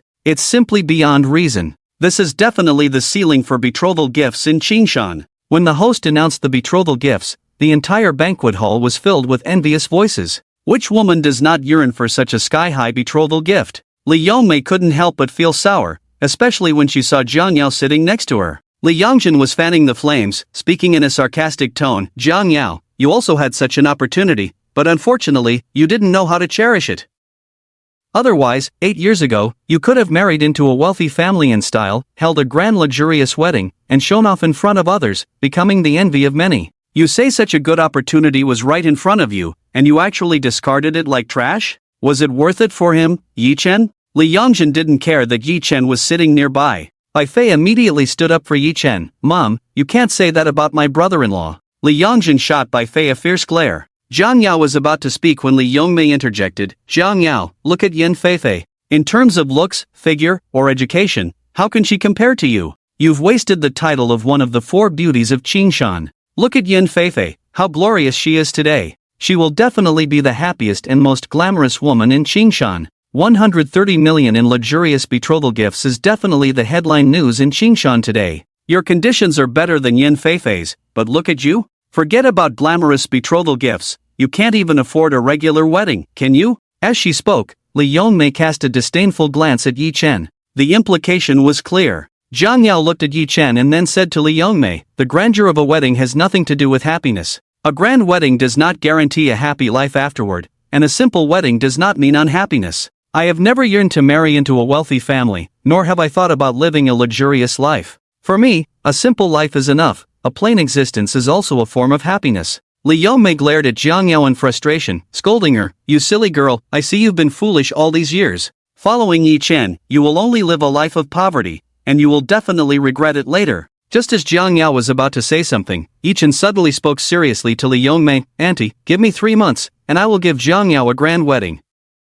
I can guarantee that I will never let Jiang Yao live a hard life. What others can give Jiang Yao, I can give. What others cannot give Jiang Yao, I can also provide. In short, in no more than 3 months, I will make Jiang Yao the happiest woman in the world. Endless glory will become an ordinary thing for her." Hearing Yi Chen's big talk, Li Yongmei and the others immediately scoffed in disdain. Li Yongmei snorted coldly, glaring at Yi Chen, and said irritably, "A grand wedding? Do you even know what a grand wedding is? Look at the wedding of Yan Feifei and the eldest son of the Li family, that is what a grand wedding looks like. Just the betrothal gifts alone are 130 million, and hosting this wedding at the No. 1 mansion reportedly requires a budget of 100 million, with all the prominent figures in Qingshan invited, and the mayor personally officiating the wedding. That is what a show is. Big money, big show, not a single one can be missing, that is what a grand wedding is. Yi Chen, what do you have to give Jiang Yao a grand wedding?" Li Yongzhen looked at Yi Chen with a mocking smile and said sarcastically, "Young people should be more practical. Boasting isn't a good habit, you need to change. This is also a strange phenomenon in today's society, isn't it? The less capable people are, the more they like to boast, while those with real strength understand humility." Humph. Yi Chen sneered coldly in his heart. Wasn't he humble and low-key enough? But what he received in return was ridicule. Fine, then he would be a little high-profile. Yi Chen said to Li Yongmei, "Is this kind of wedding even worthy of being called a grand wedding? It's just ordinary, nothing special." Humph. Li Yongmei looked at Yi Chen with a cold smile and retorted, "Then tell me, what kind of grand wedding do you plan to give Jiang Yao?" Li Yongzhen also looked at Yi Chen with interest, wanting to hear what astonishing words he could come up with. Jiang Yao tugged at Yi Chen's hand under the table, desperately signaling him to stop talking. Although she wasn't completely uninterested in a grand wedding, she believed in acting within one's means. She didn't want Yi Chen to feel any pressure. But Yi Chen still looked at Li Yongmei with utmost seriousness and said, 100 billion as the betrothal gift, the national leader officiating, 100,000 soldiers from Tianyuan Palace coming to escort the bride, and a nationwide celebration. I wonder, can this be considered a grand wedding? 100 billion as the betrothal gift, the national leader officiating, 100,000 soldiers from Tianyuan Palace escorting the bride, and a nationwide celebration? This was not just a grand wedding, it could be called the #1 wedding in Long Country, right? Everyone scoffed at Yi Chen's boastful words. Indeed, boasting doesn't incur taxes. Even Jiang Yao felt awkward from the boasting, tugging at Yi Chen's hand under the table, signaling him to stop. 100 billion as the betrothal gift? Perhaps even the richest person in Long Country wouldn't dare to say such a thing lightly. The 3 major families of Qingshan, Chun, Li, and Chu, though they all claim to have a market value of 100 billion, if you counted their actual assets, it would only be around 1 or 200 billion at most. And that was just assets. In terms of cash, they definitely couldn't come up with that much. The 30 million betrothal gift from the Li family was already unprecedented in Qingshan. Only Yi Chen would dare to boast like this. The national leader officiating? That was even more ridiculous. The national leader of Long Country is an existence of supreme authority. How could they officiate for an ordinary person? Not to mention an ordinary person, even the richest person in Long Country wouldn't have such face. Even the elders of Long Country and the commander of the War Department might not be able to invite the national leader to officiate. 100,000 soldiers from Tianyuan Palace escorting the bride? Was this a dream? For the common people of Long Country, Tianyuan Palace was no different from a legend. The difficulty of inviting 100,000 soldiers from Tianyuan Palace was probably not easier than inviting the national leader to officiate. These 3 conditions, let alone achieving all of them, even fulfilling just one would be enough to cause a sensation throughout Long Country. If all 3 conditions were met, one couldn't even imagine it. It was too fantastical, probably even dreaming wouldn't dare to think so. Li Yongzhen smiled without speaking, she couldn't even be bothered to mock such boastful words. Li Yongmei, with a dark face, angrily snorted, "Forget about 100 billion, I'll give you a discount, 2 million.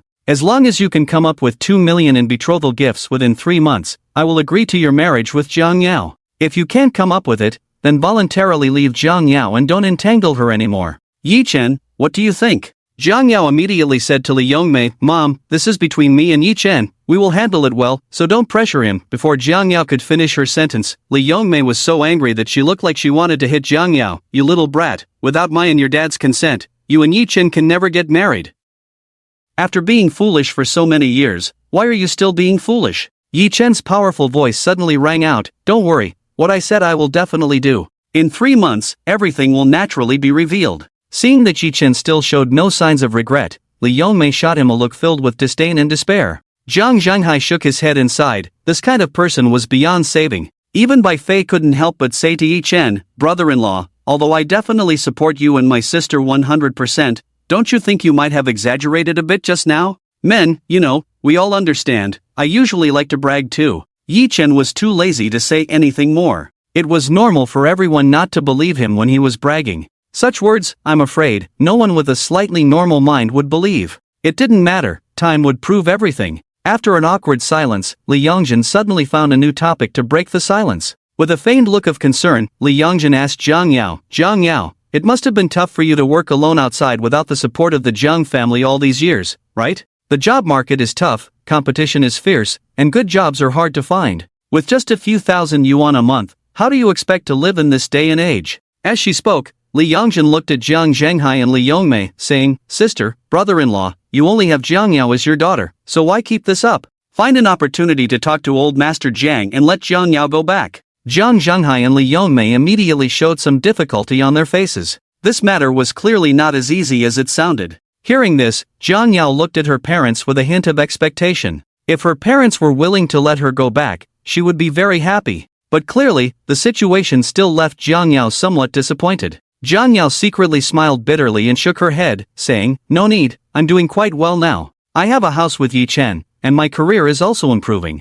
I just got promoted to president of the company, with an annual salary of at least 2 million. We now have a house, a car, and a job. I believe our lives will get better and better." Upon hearing this, everyone's faces showed no signs of happiness or surprise. Instead, they all looked at Jiang Yao with displeasure. It was obvious that no one believed Jiang Yao's words. Li Yongzhen looked at Jiang Yao seriously and began to lecture her. "Jiang Yao, how did you learn to be bad like Yi Chen? He just came back a few days ago, and you've already started lying and deceiving? And you say it so naturally, without a blush or a breath. Bragging is a bad habit. It's a matter of character." Fortunately, there are no outsiders, otherwise, hearing her aunt say this, Jiang Yao suddenly became anxious. "What I said is all true," but before Jiang Yao could finish her sentence, Li Yongmei also looked at her seriously and said, "All right, Jiang Yao, that's enough." Jiang Yao was speechless. Why was it that no one believed her when she spoke the truth? If others didn't believe her, Jiang Yao wouldn't care. She didn't care what others thought. But even her closest family members completely disbelieved her. Did her family really think she was so unworthy? Just then, a voice suddenly rang out, "Oh, President Jiang, it really is you. Ha, I didn't expect to see you again so soon. You must be relatives from the woman's side, right?" The speaker was a middle-aged man in a suit, who was now greeting Jiang Yao with a friendly smile. Upon seeing the newcomer, Jiang Yao hadn't stood up yet, but Zhang Zhanghai immediately stood up with a start. He greeted the middle-aged man in a suit with a flattering smile, "Mr. Jiang, hello."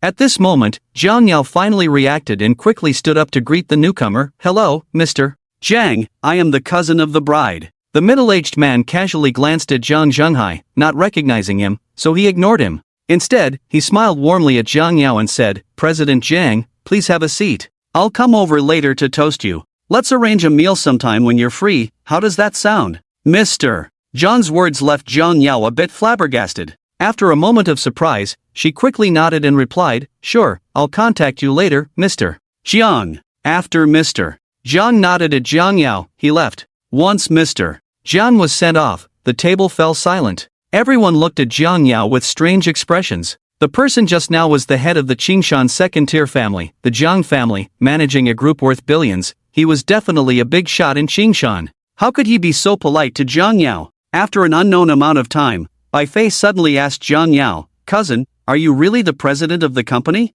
Jiang Yao glanced at Bai Fei and nodded, "Yes, I just took office as the president of Lanhai Trading Company, Ltd." Upon hearing that Jiang Yao was indeed the company president, Li Yongzhen's face instantly turned awkward, feeling thoroughly slapped in the face. Although Lanhai Trading Company, Ltd.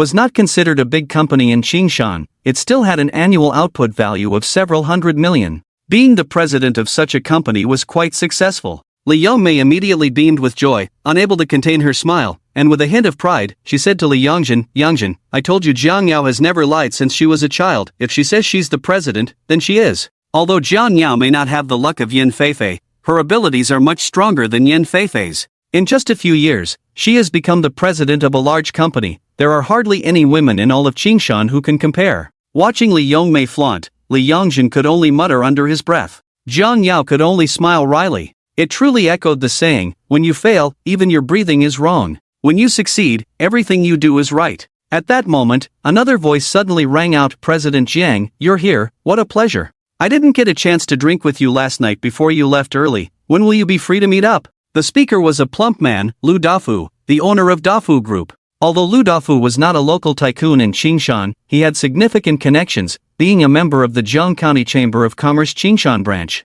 The Jiang County Chamber of Commerce was the leading business association governing the entire Jiang County business community. Although the Qingshan branch was just a sub-branch, it served as a bridge, a link. Lu Dafu, being from Jiangning, also had a say at the headquarters of the Jiang County Chamber of Commerce. Therefore, Lu Dafu was someone whom everyone in the Qingshan business community sought to curry favor with. After exchanging pleasantries with Jiang Yao, Lu Dafu left. But as soon as he left, more big shots seemed to have made an appointment, one after another coming over to greet Jiang Yao. They were all very enthusiastic, even somewhat flattering. In no time, Jiang Yao became the center of attention at the banquet. At last night's dinner, Jiang Yao had met quite a few big figures. Today, those big figures had mostly come to attend the wedding, each one coming over to warmly greet Jiang Yao. This left Jiang Yao feeling somewhat bewildered and flattered. She found the situation quite strange. She was not a novice in the workplace, the business world was like a battlefield. Those big figures who could navigate the complex business landscape were all shrewd individuals.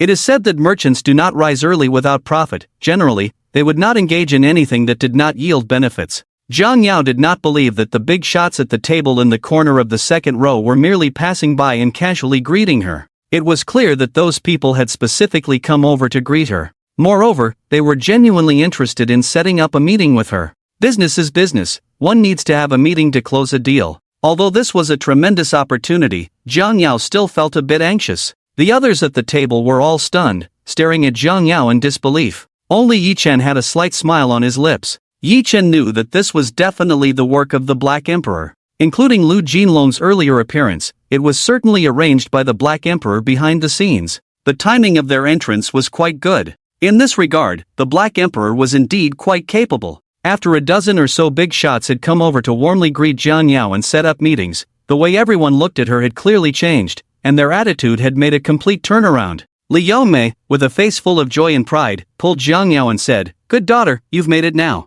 You're the president of a big company and know so many important figures. If your grandfather knew, he would definitely be very happy and praise you, urging you to return to the Jiang family." Regarding returning to the Jiang family, Jiang Yao had no idea how many times she had thought about it over the past 5 years. Every time she thought about it, it brought her a wave of bitterness. Jiang Yao had indeed longed for it countless times. Even just now, when her aunt mentioned it, she had still hoped for it. But if her grandfather only valued her current usefulness and wanted her to return to the Jiang family, that was not what Jiang Yao wanted. So, Jiang Yao shook her head at Li Yongmei and said, "Mom, no need. Whether I return to the Jiang family or not, I am still Jiang. I am still your dad's daughter. As for what others think of me, I no longer care. I just want to live a simple life with Yi Chen." Li Yongmei immediately pulled Jiang Yao, looking earnest and concerned, and said, "You silly girl, why do you always get confused? You are now the president of a big company, so smart and capable. Although you are a bit older, you are naturally beautiful with good skin,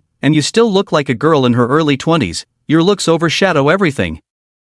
With your current conditions, you can completely." Before Li Yongmei could finish her sentence, Jiang Yao quickly interrupted her, "Mom, please stop. If you keep talking, I'll leave." If Jiang Yao had dared to speak like this earlier, Li Yongmei would have probably scolded her on the spot. But now, Li Yongmei had a flattering expression as she said to Jiang Yao, all right, I won't say anything. We can talk about this next time when you have time." Jiang Yao. Bai Fei was still trying to ingratiate himself with Yi Chen. He didn't care about much. He only knew that Yi Chen knew Long Yi, so he had to cling tightly to Yi Chen's strong leg. Amid the host's loud announcements, Jiang Yao's cousin Yan Feifei and the Li family's eldest son Li Yunping's grand wedding finally began. Yan Feifei became the most dazzling star of the day, the object of envy for all the girls present. What woman wouldn't like such a grand wedding? Who wouldn't want it? Jiang Yao watched with rapt attention, her face revealing an indescribable expression. Suddenly, Yichen gently grasped Jiang Yao's hand, and she instinctively shifted her gaze to him. Yichen softly yet firmly said to Jiang Yao, "In 3 months, I will give you a wedding of the century."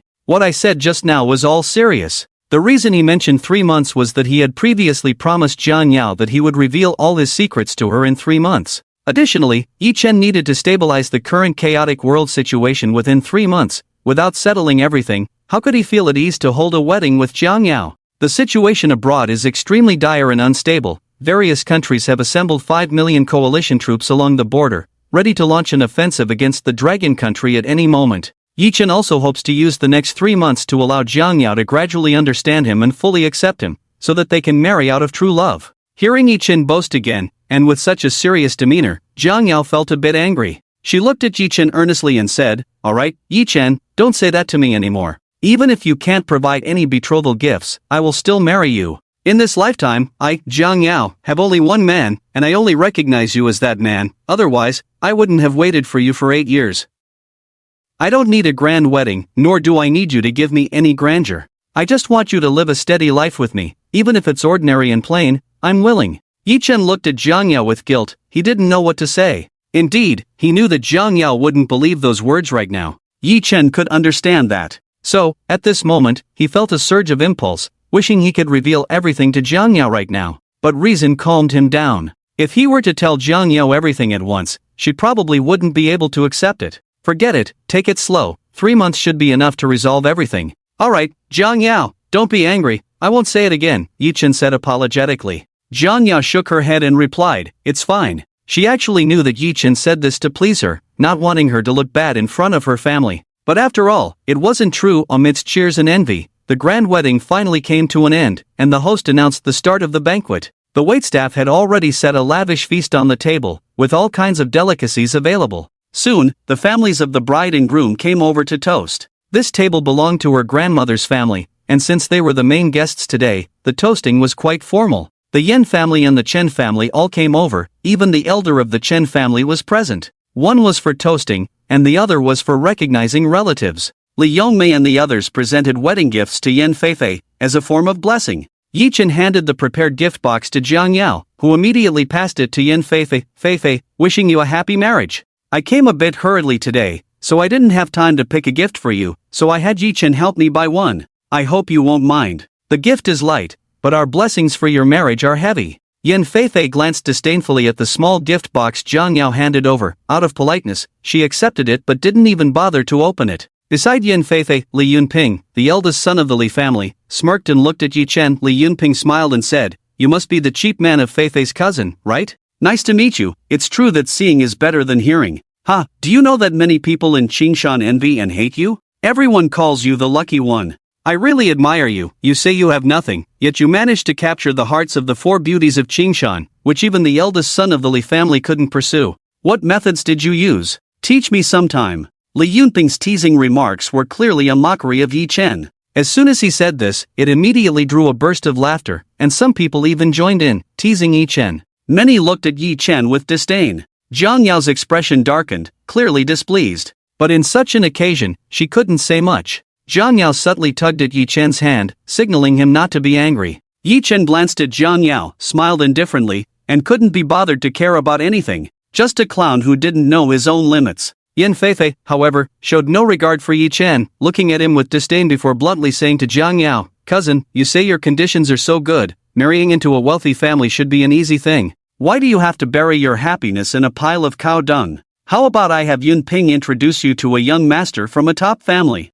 Like me, marrying into wealth, enjoying endless riches and glory, isn't that appealing?" Jiang Yao could no longer hold back and said in a low voice, "Yan Feifei, this is my own business, so you don't need to worry about it." Li Yongmei immediately tugged at Jiang Yao, desperately signaling her to be quiet. Jiang Yao's second aunt, Li Yongtao, shot Jiang Yao an unhappy glare. Seeing that Jiang Yao was unappreciative, Yan Feifei felt a bit bored. Yichen didn't retort, not even glancing at Li Yunping. This left Li Yunping unable to continue his attack. Hitting someone in the face is like this: if you hit someone and they don't say a word, not even a peep, it takes away the satisfaction of the hit, making it feel unsatisfying. It feels like a punch thrown into thin air, with no feedback at all. Feedback is important. It's a key factor in feeling good and satisfied. Li Yunping took the gift box from Yan Feifei, wanting to see what this poor loser could give as a gift. He was looking for a point to continue humiliating Yi Chen. Naturally, no one expected anything from the gifts sent by Yi Chen and the others. Instead, everyone was eager to see just how shabby it was. Upon opening the gift box, there was a piece of paper inside. Seeing that the gift box contained only a piece of paper made the already unexpectant crowd burst into laughter. Various mocking voices rose and fell. Ha! Are you trying to kill me with laughter? Attending a wedding and giving a piece of an IOU? You could have shamelessly enjoyed a meal, but you gave a piece of paper? I've learned this trick of freeloading. No wonder he's the lucky one, able to woo one of the 4 beauties of Qingshan. Just asking if you're impressed? Dude, can we have a bit of ambition? A poor man can still have lofty aspirations. Even if you gave 100, it would be something. Giving a blank piece of paper is just a bit too much, right? Jiang Yao's brows furrowed deeply as she looked at Yi Chen in confusion. Li Yongmei and the others glared at Yi Chen with utter disdain, feeling utterly embarrassed. If you can't afford it, then don't give anything. Yi Chen also didn't know what the Black Emperor had prepared for him, but he was sure the gift would be valuable, definitely not just a piece of paper. Li Yunping clearly waited for everyone to mock Yi Chen before leisurely saying, "Oh, it's a check, I thought it was an IOU. I was thinking, is today the day for online jokes to come true? A check? What era is it that someone is still using checks?" Suddenly, a discordant voice rang out from the crowd, "Is it a bounce check?" This immediately drew another round of uproarious laughter. Yan Feifei glared at Yi Chen with displeasure, saying, "What do you mean by that? Today is my and Yunping's wedding celebration. Are you trying to curse us by giving us a bounce check?" At this moment, Li Yunping smiled and said, "Feifei, this is not a bounce check. Look, it says 7 sixes on it, over 6 million. Tisk tsk, your cousin and cousin-in-law are really not your average generous people." Li Yunping's words were clearly laced with sarcasm. Yan Feifei immediately echoed, "Hee, that's not generous at all. It's just a bounce check that can't be cashed." Perhaps it's his mindset that has limited his perspective. He dares to issue a blank check. Why not just write 600 million directly? Ha ha ha. Instantly, a burst of laughter erupted around. Some even laughed so hard they were in pain. Li Yongmei shot a furious glare at Yi Chen, "Making a fool of yourself here. I don't know why you even came."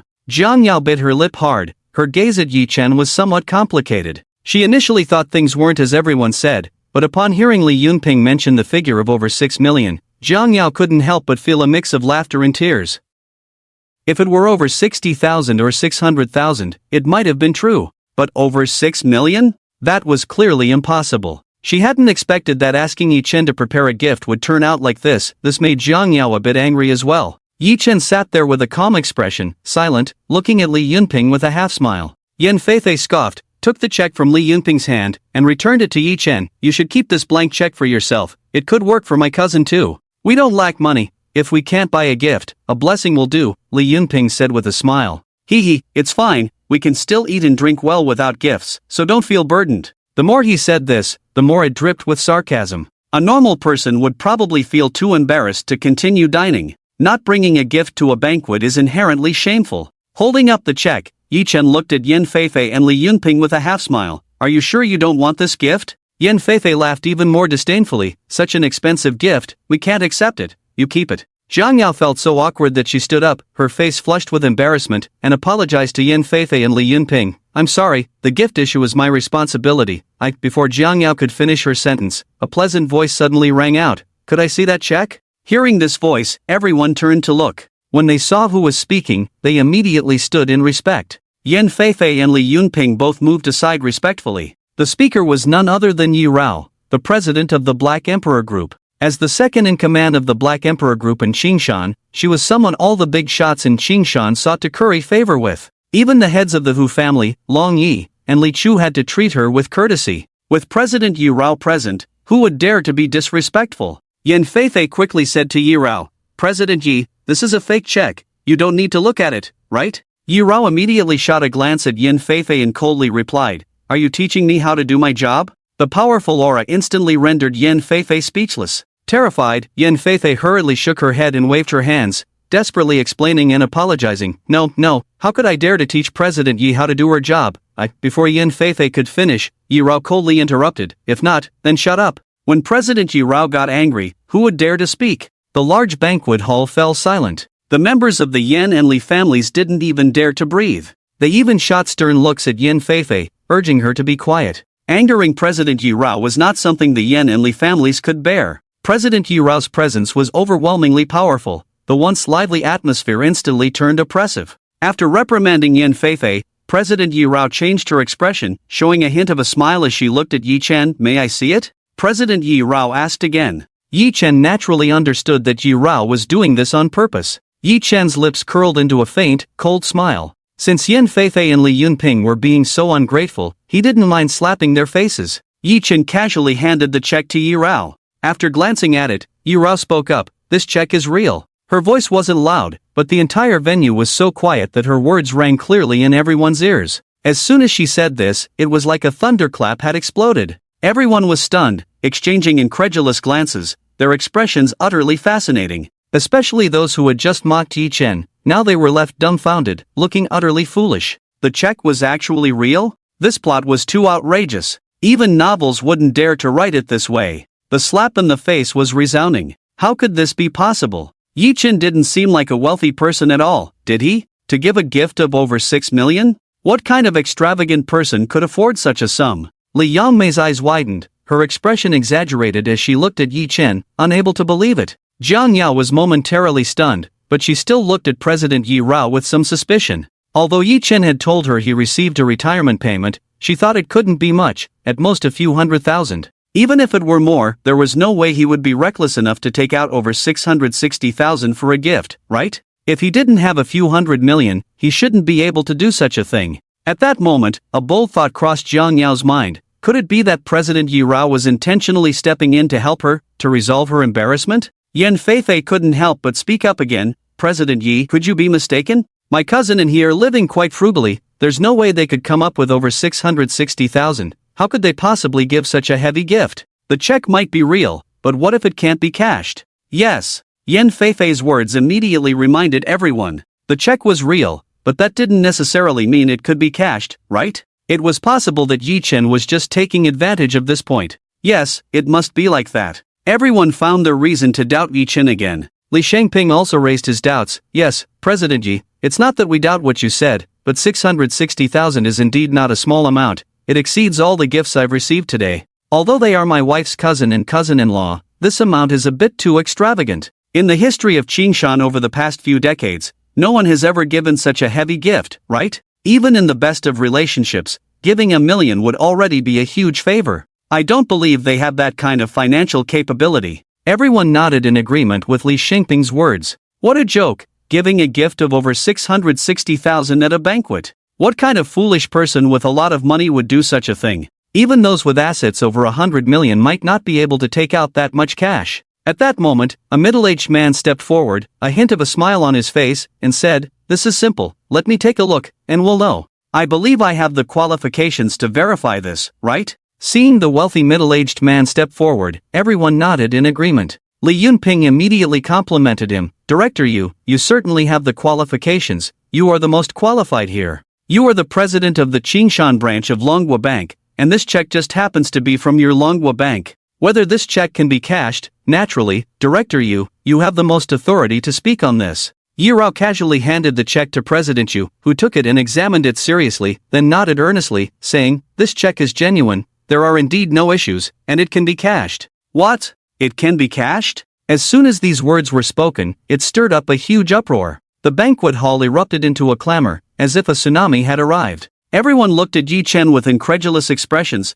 The seemingly ordinary man was actually so wealthy? Is it true that one cannot judge a person by their appearance? But wasn't it said that this lucky guy was just an ordinary person who had stumbled upon good fortune? Contributing over 6 million just like that, how could he be ordinary? This is definitely a hidden big shot, absolutely a case of a pig pretending to be a tiger. Jiang Yao also looked at Yi Chen in shock. She had just boldly speculated whether President Yi Rao was intentionally helping her out, but she never expected, was it really true? Li Yongmei and the others had expressions that were exceptionally vivid. They would never have thought that this check was actually real. Yan Feifei and Li Yunping were even more stunned, as if struck by lightning, standing there in a daze, as if turned to stone. The check is real? This sentence echoed in their minds like a thunderclap. Looking around at the various exaggerated expressions of the crowd, Yi Chen coldly sneered inwardly. Just a moment ago, these people had mocked him so fiercely, and now they were being slapped in the face so miserably. A group of troublesome antagonists. Why couldn't they let me, Yi Chen, keep a low profile and be a quiet handsome man? It was unclear how much time had passed when Yan Feifei suddenly raised a questioning voice. President Yu, you only glanced at it a few times. How can you be sure that this check can definitely be cashed? We have no doubt that the check is real, but whether it can be cashed depends on whether the account holder has enough money in their bank account, right? It's often portrayed on TV that some checks issued can't be cashed at the bank for a while. In response to such doubts, President Yu immediately shook his head and said seriously, Miss Yan, I think you may have some misunderstanding. The situation you described is a thing of the past. Indeed, such cases existed 20 years ago. But now, that situation no longer exists. After all, very few people use checks anymore, so our Longhua Bank is extremely strict about issuing them. Only platinum VIP cardholders of our Longhua Bank are eligible to receive checks. Different VIP levels correspond to different checks, and there are limits on the amounts that can be written on different checks, as well as limits on the number of checks issued each time. This way, we can absolutely guarantee that every check can be cashed 100%. So, there's no need to doubt. As long as it's a check from our Longhua Bank, there's no need for further verification. When you come to our bank, we will definitely cash it for you. Upon hearing this, Yan Feifei's face immediately darkened. Li Shangping also felt as if he had been slapped in the face, the sting burning. He had never been so publicly humiliated. This check could actually be cashed. Although 6 million wasn't a huge sum for him, the problem was that he had just foolishly questioned the validity of that check. He had completely lost face. After a pause, President Yu continued, for example, our Longhua Bank's Platinum VIP card allows you to receive 10 checks at a time, and each check can be written for up to 7 digits, which is just under 10 million. As long as the amount can be written on the check, it can be cashed. And the Platinum VIP card is the minimum requirement for receiving checks at our Longhua Bank. That is to say, as long as it is a check from our Dragon Country Bank, even the lowest grade can be written up to nearly 10 million. After saying this, President Yu couldn't help but glance at Yi Chen. Because this check can be written for up to 11 digits, which means hundreds of billions. This is a privilege only held by the highest level Dragon Country Supreme Black Card of the Dragon Country Bank. There are no more than 10 of these Supreme Black Cards in the entire Dragon Country. Unexpectedly, this young man in front of him actually has one? Who exactly is this young man? Those who can possess the Dragon Country Supreme Black Card are undoubtedly the supreme beings at the pinnacle of the Dragon Country. As everyone was in shock, a hand suddenly reached out fiercely towards the check in President Yu's hand, clearly trying to snatch that check. The person who made the move was none other than Yan Feifei. After getting confirmation from President Yu that it could be cashed, Yan Feifei's eyes immediately lit up. Over 660,000 is also a huge sum for her. So at this moment, she didn't care about her image and directly went for it. But unfortunately, her plan went awry. Just as her hand was about to touch the check, it was snatched away by another hand. The person who took the check was none other than Yi Chen. At this moment, everyone's gaze was drawn to that check. After all, it was the first time they had seen such a large check. Yan Feifei immediately changed her expression, smiling as she looked at Yi Chen and said, "Brother-in-law, thank you for your big red envelope." Looking at Yan Feifei's shameless demeanor, Yi Chen sneered, "You weren't acting like this just now. What's so good about a worthless check?" Yan Feifei quickly apologized, "Oh brother-in-law, I was wrong just now. I underestimated you and misunderstood you. I apologize to you and my cousin. Brother-in-law, since today is my wedding day, please don't be angry. Later, after Yunping and I are done,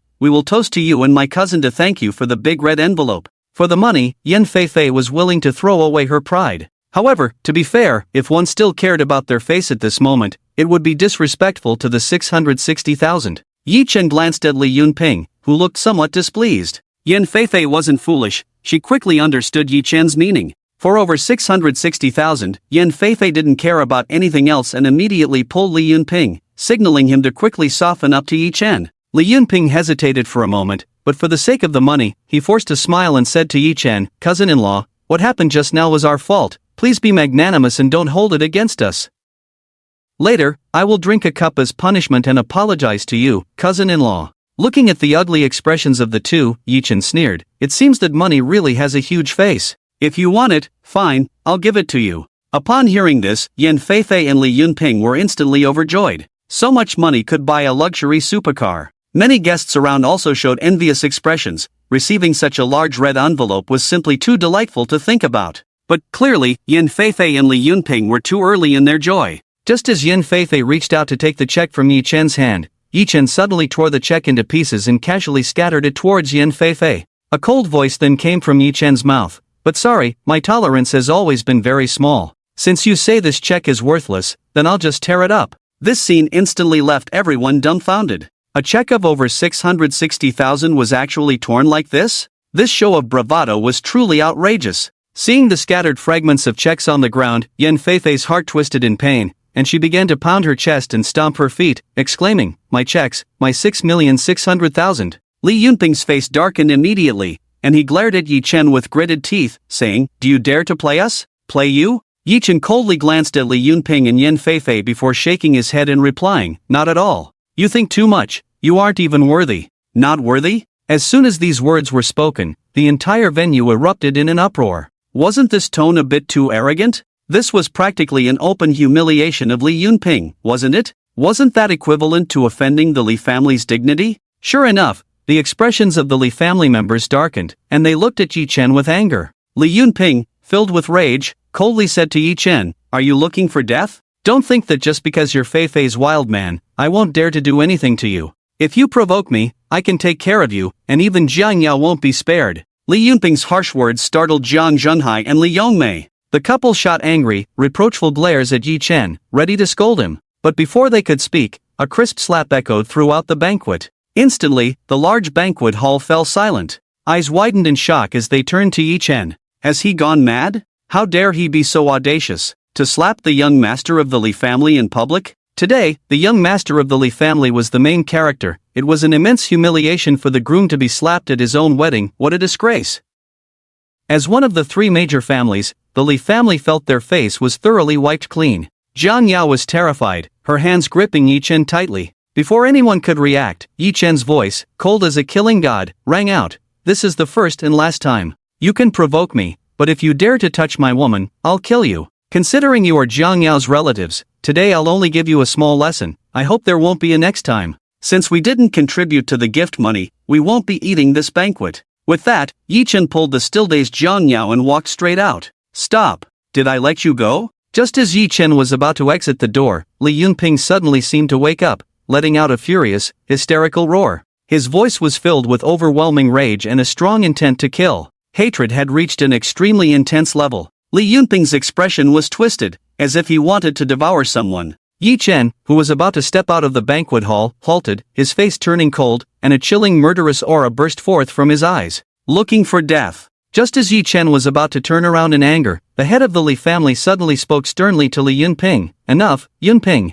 Today is your big day, the guests are still waiting for you and Feifei to toast. Don't make things too embarrassing. Let them go." Although Li Yunping was furious, he still dared not disobey his grandfather's words. With a resentful expression, he shot Yi Chen a deep, fierce glare, plotting revenge in his heart. "Just wait, we'll talk after the wedding is over." Seeing Li Yunping relent, Yi Chen snorted coldly in his heart and continued to pull Jiang Yao away. After sending off Yi Chen, the head of the Li family apologized to everyone. Yan Feifei was still murmuring about the 6,600,000. Just as Li Yunping was about to continue toasting, President Yi Rao suddenly stood up and coldly addressed the head of the Li family. "Li family head, is this how you treat your guests? Ha, today I've seen it all. I have no mood to continue this banquet, so I'll take my leave." With that, President Yi Rao strode out. Hearing this, the head of the Li family was immediately frightened and hurried to catch up with President Yi Rao to apologize. The members of the Li family were even more confused. How had they offended such a great figure? Was President Yi Rao blaming the Li family for neglecting Yi Chen and Jiang Yao? This was too strange, right? How could President Yi Rao stand up for Yi Chen and Jiang Yao? Could it be that the two had an unusual relationship with her? But that was impossible, right? President Yi Rao was the president of the Black Emperor Group, a person of high status. How could two insignificant figures like Yi Chen and Jiang Yao befriend her? Before the head of the Li family could catch up with President Yi Rao, another voice rang out. "Head of the Li family, I have something to attend to, so I'll take my leave first." This time, it was Lord Long speaking. First it was President Yi Rao, and now it was Lord Long. The head of the Li family's expression turned extremely ugly. But it didn't end there. Soon after, Mayor Hu and Leader Ma also said they had matters to attend to and left one after another. With 4 major figures leaving, some other prominent guests who were not from the Qingshan family, like Lu Dafu and President Yu, also found excuses to leave. In no time, more than 20 heavyweight guests had departed. The most significant part was that the 3 most influential figures, Mayor Hu, Lord Long, and President Yi Rao, led the way out. This left the head of the Li family feeling utterly helpless and bewildered. How had his family provoked these big shots? Had they all left because of the young couple's departure? This was an enormous humiliation for the Li family and would surely make them a laughingstock in Qingshan. Realizing this, the anger in the head of the Li family could not be vented. Slap! He suddenly slapped Li Yunping hard across the face, finally allowing himself to release some frustration. Li Yunping, having received another slap, looked at the head of the Li family with a face full of grievance but dared not say anything. All of this was his fault. Yi Chen. Miss Jiang, Mr. Yi. Just as Yi Chen and Jiang Yao had taken a few steps out of the banquet hall, a voice called out to them. It was Yi Rao, who had hurried out after them. Jiang Yao had not yet fully recovered from the shock of what had just happened. She was genuinely worried about Yi Chen. They had just resolved the issue with Zhang Xiuqiang, and now they had offended the young master of the Li family. The Li family would likely not let this go easily. What should they do now? Jiang Yao felt like crying without tears. Yi Rao spoke again. Miss Jiang, Mr. Yi, I wonder if you have time to join me for a meal. Ha! Upon hearing President Yi Rao's words, Jiang Yao was momentarily stunned, staring blankly at Yi Rao, thinking she must have misheard. After a long pause, Jiang Yao finally reacted, quickly expressing her surprise. We have time, we have time. It's our honor to dine with President Yi. Others would want to invite you but can't. It should be you who is graciously giving us this opportunity. But, President Yi, weren't you supposed to attend the banquet? Yi Rao simply smiled and said, such banquets are better left uneaten, they affect my mood. Ha! This statement left Jiang Yao even more puzzled. She and Yi Chen had just come out of the banquet hall, and now President Yi Rao had followed them out? Since such a prominent figure had come to attend the banquet, how could she leave early without regard for appearances? This was a severe slap in the face for the Li family. Although, given President Yi Rao's status, she indeed did not need to consider the Li family's feelings, it still seemed a bit too much, right? Before Jiang Yao could think further, 3 more figures approached. Mayor Hu, Lord Long, and Leader Ma. Lord Long smiled and said, President Yi, why didn't you invite us to join you for a meal? This is my territory, I'll make the arrangements. After speaking, Lord Long looked at Yi Chen and Jiang Yao with a sheepish smile and said, Mr. Yi, Miss Jiang, I wonder if you two would mind joining us. If you don't mind, may I have the honor of treating you? This wave of surprises left Jiang Yao somewhat at a loss. President Yi Rao suggesting they have a meal together was something she could barely understand. After all, they had hit it off quite well last night. Moreover, this morning, Jiang Yao had asked President Yi Rao for help in saving Yi Chen, and she was just about to invite President Yi Rao to lunch to express her gratitude. But unexpectedly, Lord Long jumped in to say he would treat them. This was Lord Long, the underground emperor of Qingshan. For someone of such stature, Jiang Yao usually wouldn't even have the chance to meet, let alone dine together. Being able to eat a meal treated by Lord Long would be a matter of great pride in Qingshan. For an ordinary person, it would be enough to boast about for a lifetime. Such a polite Lord Long was truly beyond Jiang Yao's imagination. In her mind, a ruler of the underground order like Lord Long should be a ruthless and cold-blooded person, someone who wouldn't blink at killing. He should be a fierce and terrifying presence. But the Lord Long before her was clearly not like that. He felt warm and approachable, like a friendly neighbor. Jiang Yao was still in a state of extreme shock, and she naturally didn't notice that Lord Long and the others were looking at Yi Chen with respectful expressions, waiting for him to speak. After glancing at Jiang Yao, Yi Chen finally said, then let's have a meal together. Upon hearing this, Lord Long and the others were instantly overjoyed and felt immensely honored. Being able to dine with the master of Tianyuan Hall was undoubtedly the greatest honor of their lives. Lord Long immediately gestured for them to follow, saying, Mr. Yi, Miss Jiang, this way please. Jiang Yao still felt a bit apprehensive and hesitated as she looked at Yi Chen. Yi Chen took Jiang Yao's hand and gently said to her, let's go.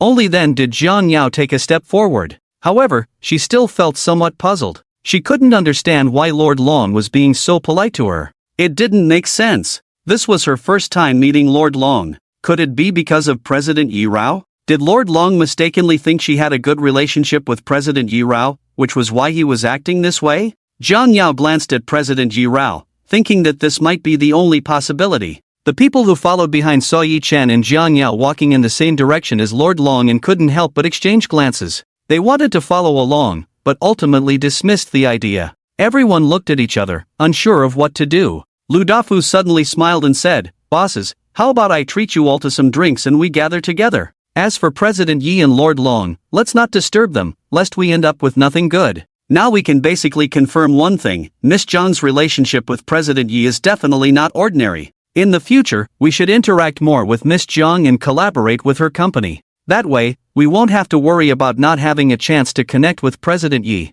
Everyone nodded in agreement, endorsing Lu Dafu's words. Soon, Lord Long led Yi Chen and the others to an extremely luxurious private room. This private room was over 100 square meters. The decor inside was extravagantly luxurious, perfectly illustrating what true luxury meant. The strong scent of money filled the air. This private room seemed to be entirely constructed from wealth. Dining in such a luxurious room felt completely different. It was Jiang Yao's first time in such an opulent private room. Having dinner with the four top figures of the Qingshan, Jiang Yao appeared somewhat reserved. In comparison, she was just an insignificant little person. Logically speaking, what qualifications did she have to be part of this meal? Little did Jiang Yao know that at this moment, the feelings of the four men, including Long Yi, were the same as hers. Facing Yi Chen, the four of them were also quite restrained, even a bit anxious. Being able to dine with the master of the Tianyuan Palace and his wife was indeed a great honor for them. Soon, a large table filled with exquisite delicacies was served, each dish beautifully presented, appealing to the senses. Just looking at it would whet anyone's appetite. Of course, the prices were not cheap. Although Jiang Yao had no idea about the specific costs here, she could imagine that this table alone would cost at least several $100,000. This was without even ordering drinks from Long Yi. After all, they had to work in the afternoon, so no alcohol was consumed. If drinks were added, it would probably exceed $1 million easily. Such a luxurious meal was not just about food but about money. Long Yi and President Yi Rao kept encouraging Jiang Yao to eat more, with President Yi Rao even personally serving her dishes. This made Jiang Yao feel even more flustered. The meal lasted over an hour, and everyone was full. However, half of the dishes remained on the table, which seemed quite wasteful. Long Yi smiled at Jiang Yao and asked, "Miss Zhang, how do you find the taste of the dishes here?" Jiang Yao immediately nodded in approval, saying, "It's so delicious, every dish is fantastic. If I weren't so full, I would want to eat more. The food is great, but the prices here must be very high." Long Yi quickly handed her a pure gold card with both hands, saying, "Miss Jiang, since it's our first meeting, I have nothing else to give, just a small token of appreciation. I hope you won't refuse." Looking at the gold card handed over by Long Yi, although Jiang Yao didn't know what it was, she felt it must be very valuable. After all, it was a gift from Long Yi, how could it be light? Jiang Yao quickly shook her head and waved her hands, saying, No, I really can't accept this, Long Yi. Having enjoyed such a luxurious meal for free, I can't possibly accept a gift from you. But as soon as Jiang Yao finished speaking, Yi Chen directly took the gold card from Long Yi's hand and stuffed it into Jiang Yao's hand, saying, "Take it, it's polite to accept something given by someone like Long Yi. Otherwise, wouldn't that embarrass him?" President Yi Rao also smiled at Jiang Yao, saying, "Yes, Miss Zhang, it's just a small token of appreciation, you should accept it." A small token of appreciation? Jiang Yao looked at the gold card in her hand, feeling somewhat incredulous. "Long Yi, what is this card?" Jiang Yao couldn't help but ask. Long Yi smiled and replied, "This is the supreme gold card of my Qinglong Association. With this card, you can enjoy privileges at all venues under the Qinglong Association. For example, this Yi Qi mansion requires at least a day's notice for reservations, and even then, it's still hard to book. But with this supreme gold card, you will always have a private room reserved for you whenever you come." Hearing Long Yi's explanation, Jiang Yao understood just how valuable this supreme gold card was. Moreover, this was the supreme gold card of the Qinglong Association, which itself symbolized a certain status. The value brought by this nominal privilege was greater for many people than the card's intrinsic value. "Long Yi, then I will shamelessly accept it." "Thank you," Jiang Yao said to Long Yi. Long Yi quickly replied, "Miss Jiang, there's no need to be so polite." Long Yi was quite flustered inside. How could he dare to accept the gratitude of the master of the Tianyuan Palace's wife? After the meal, everyone stood up and left. A group of people walked out of the gate of Mansion No. 1, with Long Yi and his three companions seeing off Yi Chen and Jiang Yao, which made Jiang Yao feel quite embarrassed. When they reached the car, Jiang Yao bid farewell to Long Yi and the others. Just as Yi Chen and Jiang Yao were about to get in the car, a figure suddenly dashed over. "Brother-in-law, you're here." I've been looking for you everywhere. Hello, Long Yi, I'm with Biao Gu. The person who jumped out was none other than Bai Fei. He was quite clever, using the pretense of wanting to get close to Yi Chen, but in reality, he aimed to approach Long Yi. Yi Chen couldn't be bothered with Bai Fei and directly got into the car to leave. After sending off Yi Chen, Long Yi and his companions immediately changed their demeanor, becoming aloof. Long Yi glanced at Bai Fei and asked, "What's your name?" Bai Fei immediately replied with excitement, "Back to Long Yi, my name is Bai Fei." Long Yi nodded slightly, "I'll mention you to Zhang Sanbia later." Upon hearing this, Bai Fei was incredibly excited and quickly expressed his gratitude. "Thank you, Long Yi." Today, two major news stories broke in Qingshan. The first, the Black Emperor Group invested $1 billion to host a grand birthday party on May 20th, aiming to sponsor 1,000 women to celebrate their birthdays together. Any girl under 30 years old whose birthday falls on May 20th can register with their ID. The scope covers all 100 cities in Jiangjun. As long as they meet the requirements, they can sign up.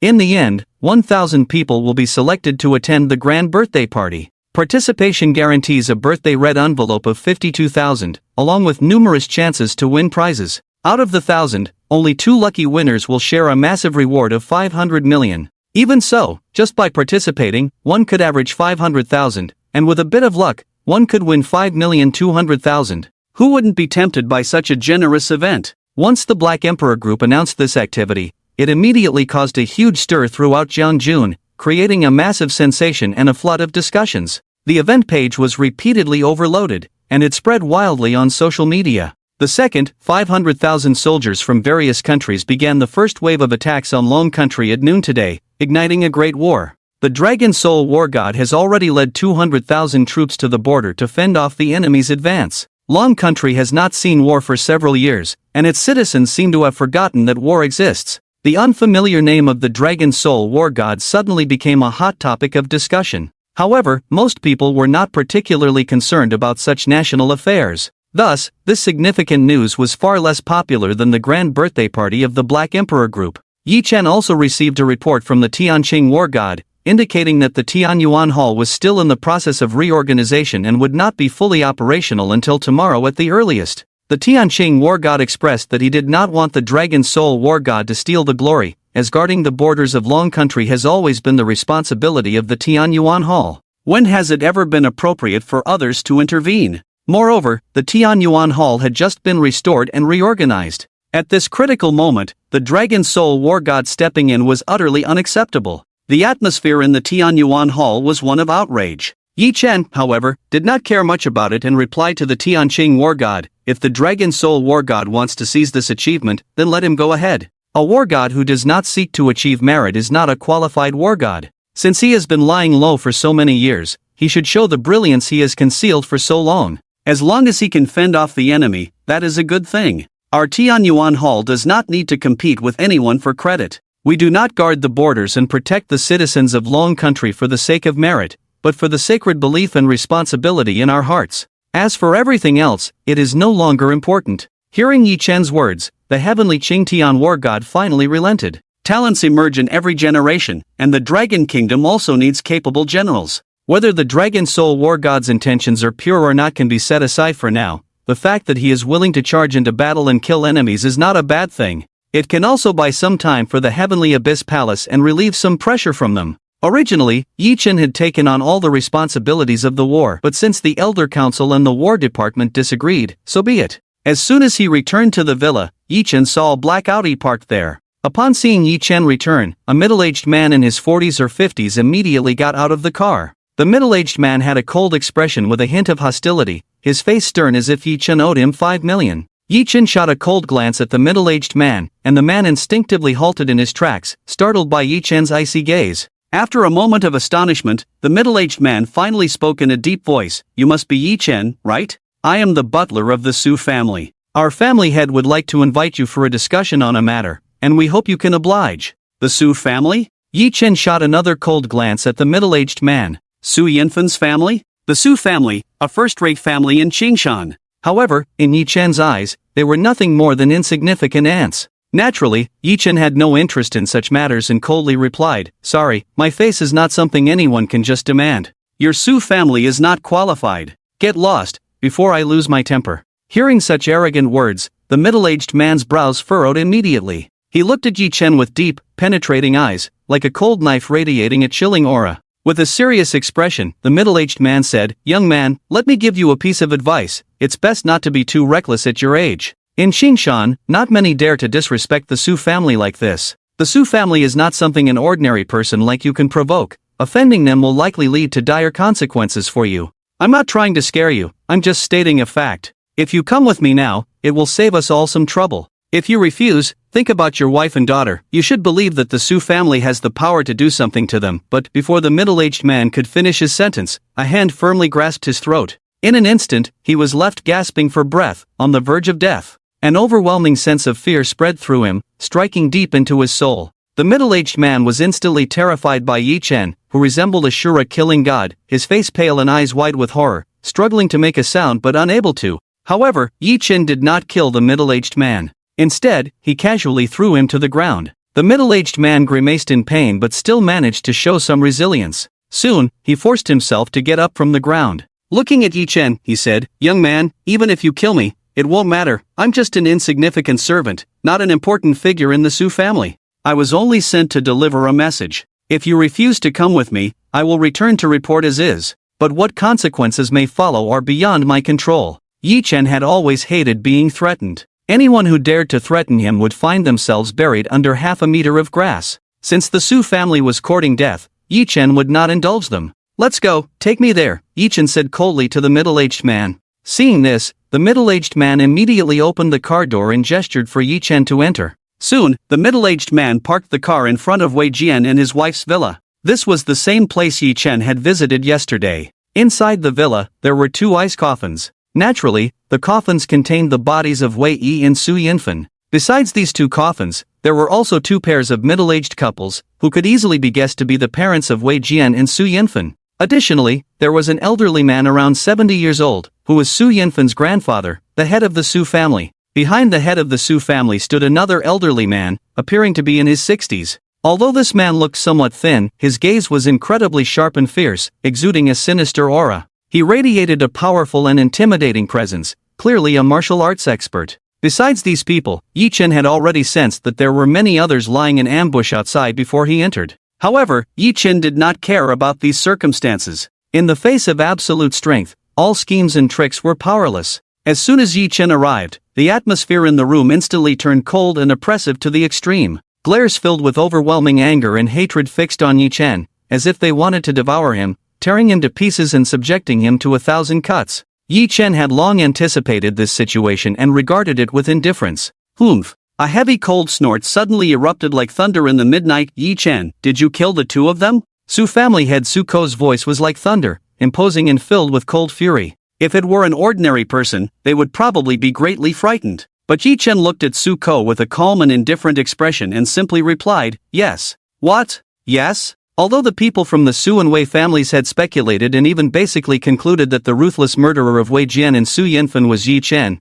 they clearly never expected him to admit it so readily, and to speak of such a heinous crime so lightly, as if he cared not a whit. Was this extreme contempt for the Su and Wei families? As soon as Yi Chen's words came out, the 2 families were stunned for a long while before they suddenly reacted. Each of their expressions twisted into terrifying grimaces, instantly transforming into fierce beasts, ready to pounce on Yi Chen and tear him to shreds. The second-rate martial artist behind Su Ko stared at Yi Chen like a 1,000-year-old venomous snake, prepared to strike at any moment. As soon as Su Ko gave the order, he would strike like a snake emerging from its hole, aiming for Yi Chen's life. The air was instantly thick with tension. Su Ko's expression turned exceptionally eerie and cold as he fixed his gaze on Yi Chen and said, "You actually admitted it so readily?" This was indeed something Su Ko had not anticipated. It felt like happiness had come too quickly, leaving one unable to believe it. Yi Chen coldly glanced at Su Ko and said, "I only killed 2 ignorant dogs. What is there to be afraid of admitting? What, do you have objections?" Such overbearing and domineering words stunned everyone once again. Where had there ever been a murderer so rampant? In front of the Su and Wei families, he dared to be so arrogant and reckless, utterly unaware of the danger.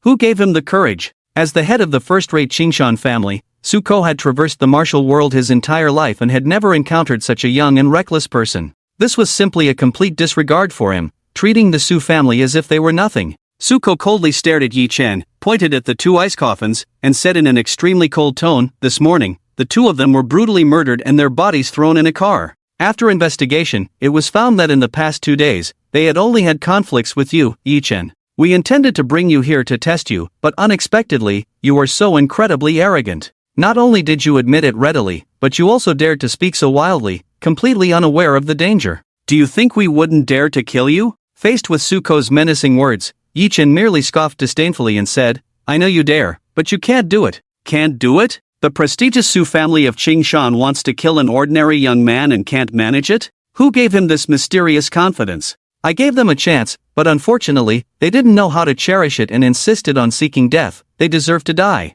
I don't like killing now, so while you haven't provoked me yet, it's still time to back off. Otherwise, the Li family will be your cautionary tale." "Ha? The Li family?" They had naturally heard about the annihilation of the Li family. However, no one knew exactly what had happened. Suko only knew a bit of gossip, saying that a big shot from the War Department had dealt with the Li family. Since this matter involved a big shot from the War Department, it was certainly not something they could rashly discuss. What did Yi Chen mean by bringing up the Li family? Did he want to imply that the downfall of the Li family was related to him? But that was clearly impossible. Yi Chen was just an ordinary person from a low social class without any family background. He was merely a retired common soldier, and it was impossible for him to have any connection with the high-ranking officials of the War Department. Suko's voice turned icy cold. "Since ancient times, killing requires paying with one's life, it's only right. Since you admit to your crimes, then you should face justice right here." As soon as Suko's voice fell, a second-rate martial artist from the Su family immediately stepped forward, charging at Yi Chen like a fierce tiger. In front of a second-rate martial artist, an ordinary person would have no chance to resist at all. The Su family's martial artist was clearly full of confidence. He reached out to grab Yi Chen, intending to twist his neck in one swift motion. But before the Su family's martial artist's hand could reach Yi Chen, it was suddenly seized firmly by another hand. Instantly, the Su family's martial artist found his hand immobilized in mid-air, unable to advance another step. Shocked and astonished, the Su family's martial artist couldn't believe that this young man could so easily block his attack. Just moments ago, the speed at which the opponent had struck was so fast that even he, a second-rate martial artist, hadn't reacted in time. Moreover, the immense power behind that strike left him, a peak second-rate martial artist, completely shaken. This was enough to indicate one thing: the young man before him was very strong and not an ordinary person. "Are you also a martial artist?" the Su family's martial artist asked with a grave expression. But Yi Chen did not answer him. Suddenly, he exerted force with his hand. Crack! In an instant, a chilling sound of bones breaking echoed. Pain surged across the Su family's martial artist's face. However, he gritted his teeth and refrained from crying out in pain. His right arm had been brutally broken by Yi Chen. In a moment of desperation, the Su family's martial artist kicked heavily at Yi Chen. The force of that kick was like a heavy truck crashing forward. Such immense power could shatter a stone pillar. But before Yi Chen, it was clearly nothing more than a chicken. Yi Chen casually kicked out, landing a precise strike on the Su family's martial artist's leg. The powerful force sent the Su family's martial artist flying. He crashed into the wall like a cannonball, smashing the bricks and creating a deep pit. Then the Su family's martial artist rolled to the ground, spitting blood, his face pale to the extreme. One arm was rendered useless, and his leg was severely injured. Even if it wasn't completely incapacitated, he was gravely wounded and certainly couldn't stand up for a while. Lying on the ground in agony, the Su family's martial artist looked at Yi Chen with eyes full of shock and disbelief. How could a young man in his 20s possess such terrifying strength? First-rate martial artist? Perhaps even a master? This scene left both the Su and Wei families dumbfounded, petrified in shock. A storm of emotions surged within them, their expressions reaching the peak of astonishment. How could this be? The peak second-rate martial artist from the Su family was utterly helpless before Yi Chen? Completely humiliated like this? No wonder Wei Jian and Su Yanfen were killed by him. This young man was undoubtedly ruthless and merciless. In an instant, both families were intimidated by Yi Chen's methods. The air thickened, and the atmosphere became oppressive to the extreme. Yi Chen coldly glanced at the head of the Su family and asked, "Do you want to continue?" Suko stared at Yi Chen, momentarily speechless. This was a question that pierced his soul. Yi Chen coldly continued, "If those two only provoke me, perhaps I wouldn't have let them die. But if they dared to provoke my woman, then they must die. I also seriously warn you, if you want to take revenge for them, feel free to come find me anytime. I am a reasonable person and can give you 3 chances for revenge. But 3 strikes and you're out. If there's a 4th time, that will be your own demise. However, if you dare to lay a finger on my wife or daughter, I will ensure that both your families are reduced to ashes and erased from this world. You have already made a move once, so consider that one of your 3 chances for revenge. Now, do you want to use your second chance? If so, hurry up, I still need to pick up my daughter from school and don't have time to play with you. Everyone. Yi Chen's words made the members of the Su and Wei families feel humiliated. Had they ever been treated like this? The Su family was a first-rate family in Qingshan. The Wei family was also a second-rate family in Qingshan. Ask anyone in Qingshan, how many would dare to treat them like this? Such a madman was truly seeking death. Suko could be considered a prominent figure. Would he just back down? Suko, furious, began to laugh. I have seen countless people in my life, but a young man as wildly arrogant as you is truly a first.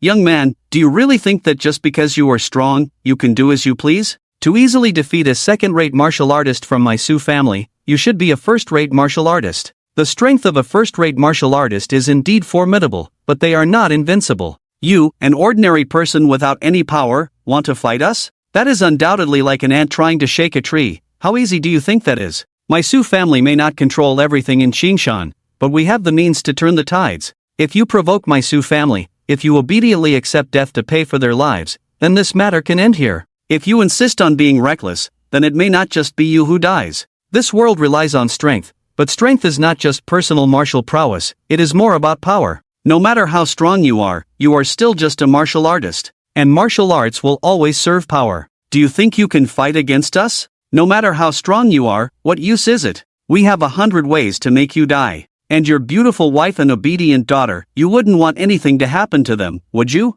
Upon hearing the last sentence, Yi Chen's expression suddenly turned cold. A strong killing intent surged in his eyes. Yi Chen transformed into a hellish Azura, coldly gazing at the head of the Su family as if the Grim Reaper had descended. That gaze was a death sentence for the head of the Su family. The head of the Su family felt a chill run down his spine from Yi Chen's terrifying and eerie gaze. Yet he was unafraid, snorting coldly, "What, are you unconvinced?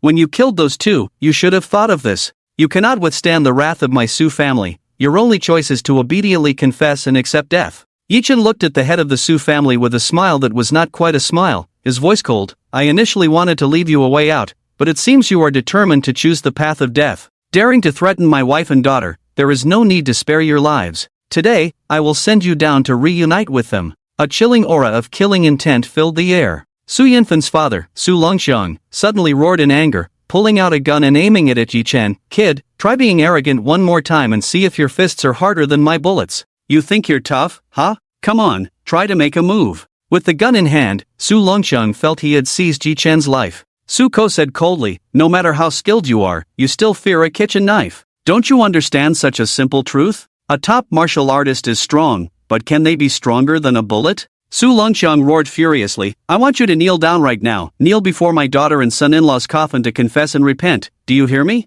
In the face of Su Longxiang's threatening words, Yi Chen remained indifferent. With a smile that was not quite a smile, he looked at Su Longxiang, and anyone who knew Yi Chen would understand that once he showed such an expression, it meant someone was about to die. This indicated that Yi Chen had already developed a killing intent. Once the master of Tianyuan Palace had a killing intent, he would inevitably kill. Yi Chen said coldly, "Do you know that I hate it most when others point a gun at me? No matter who it is, as long as they dare to point a gun at me, they will undoubtedly die." "You, die!" Before Yi Chen could finish, Su Longxiang, unable to contain his anger, shouted, "Even at death's door, you dare to be arrogant, I'll give you a bullet first." With that, Su Longxiang pulled the trigger at Yi Chen. Bang! With the sound of a gunshot, a bullet shot out instantly. The speed of the bullet was so fast that the human eye could not capture it at all. But after the gunshot, the scene everyone expected did not occur. The bullet did not hit Yi Chen's body, instead it was easily pinched between Yi Chen's 2 fingers. It was as if a scene from television had come to life.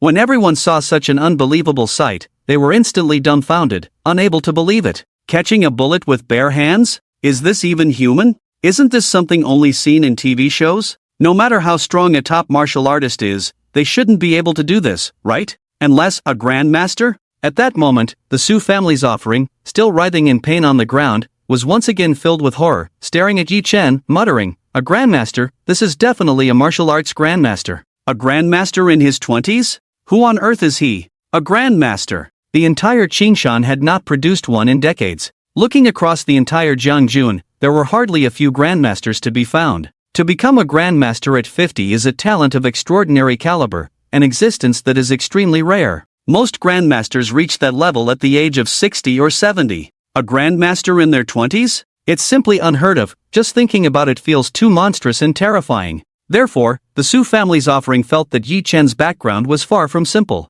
To become a martial arts grandmaster at such a young age, there must be a powerful figure or an extremely strong force behind him. Regardless of the situation, it was likely that the Su family could not provoke him. But now that things had developed to this point, it seemed Su Longqiang was also somewhat stunned. At this moment, he even doubted if there was something wrong with his gun. A bullet can be caught? Before Su Longqiang could react further, Yi Chen's voice, cold as a killing god, rang in his ears. In your next life, be a good citizen who abides by the law. You are not qualified to hold a gun. Die. The last two words were the final judgment for Su Longqiang. After the judgment, Yi Chen made his move. Yi Chen casually flicked his hand, sending the caught bullet flying out. The bullet swiftly pierced through Su Longqiang's forehead, its power no less than that of a shot fired from a gun. In an instant, the bullet penetrated his brow, and Su Longqiang didn't even have time to react before he fell, dead in the northwest. Bang! With the sound of Su Longqiang's body hitting the ground, the others were jolted awake from their daze. Their eyes were fixed on Su Longqiang's lifeless form, their bodies trembling violently. Su Longqiang was dead? Even with the ironclad truth laid before them, they still found it hard to believe. Extreme anger filled the chests of the four. But more than that, there was terror and fear. Faced with Yi Chen, who resembled a god of death, Su Ko and the others had lost their earlier imposing demeanor, like wolves ready to devour Yi Chen. Now, as they looked at Yi Chen, their eyes were filled with both rage and hatred, but more so with fear. Su Ko suddenly shouted in a deep voice, Yi Chen, you killed my son, the Su family will never coexist with you. In broad daylight, under the clear sky, you are utterly disregarding the law, completely lawless. Do you really think that because you are strong, no one in Qingshan City can deal with you? Yi Chen calmly replied, sorry, but indeed, no one can. Indeed, no one can? How outrageous is this? Humph. Su Ko snorted heavily and said, kid, since you are so arrogant, do you dare to give me a little time? Yi Chen coldly laughed, fine, I have always preferred to win people over with virtue, but if they refuse, I will beat them until they comply. If you want to call for help, do it quickly, half an hour, and I won't wait. Such a stance was incredibly arrogant, practically the height of contempt. The head of the Su family, filled with the pain of losing his son, prepared 3 layers of measures. First, he gathered all the bodyguards and thugs from the Su and Wei families, intending to overwhelm Yi Chen with numbers. Second, he used years of friendship and heavy rewards to persuade Lord Long to take action. Third, he invited Chief Ma to bring the city guards. The third measure was the last trump card of the Su and Wei families, as Wei Jian's mother was Chief Ma's biological sister. Chief Ma represented the power of the Qingshan city government, who would dare to resist. With these 3 measures prepared, the 4 from the Su and Wei families fixed their vengeful gazes on Yi Chen, never expecting that things would escalate to this point, forcing their families to use all means in trump cards. Watching the Su and Wei families set everything in motion, Yi Chen remained calm and indifferent, his expression cold as that of a god of death. He stood there like an iceberg, and just his presence made the atmosphere incredibly tense and oppressive.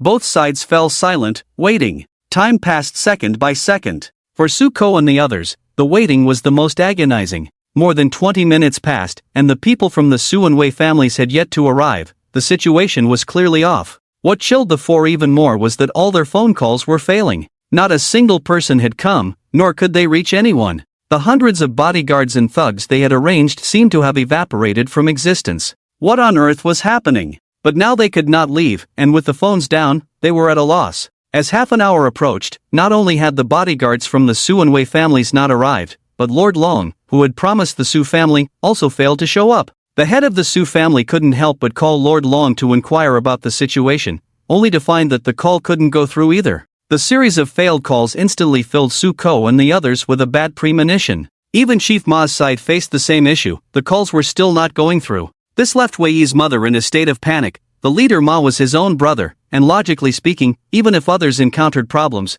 there shouldn't be any issues on Ma's side. However, if there were no accidents, then accidents always seemed to happen unexpectedly. The Su and Wei families had prepared 3 layers of strategies, putting all their cards on the table, but they never anticipated such a situation. The 4 of them exchanged glances, all somewhat dumbfounded and completely baffled. In contrast, Yi Chen remained as cold as ice, standing there like a god of death, his expression unchanged. For the past half hour, they had been watching Yi Chen, who had done absolutely nothing. He hadn't even taken out his phone, let alone made a call. But at that moment, Yi Chen suddenly spoke coldly, "Half an hour is up. I've already given you your last chance, but unfortunately, you didn't take it seriously. I didn't want to kill anyone, but since you insist on seeking death, then all of you, go to hell." Looking at Yi Chen, who seemed like a hellish demon ready to take their lives, Suko immediately shouted urgently, "Dragon Lord has already promised me he would intervene.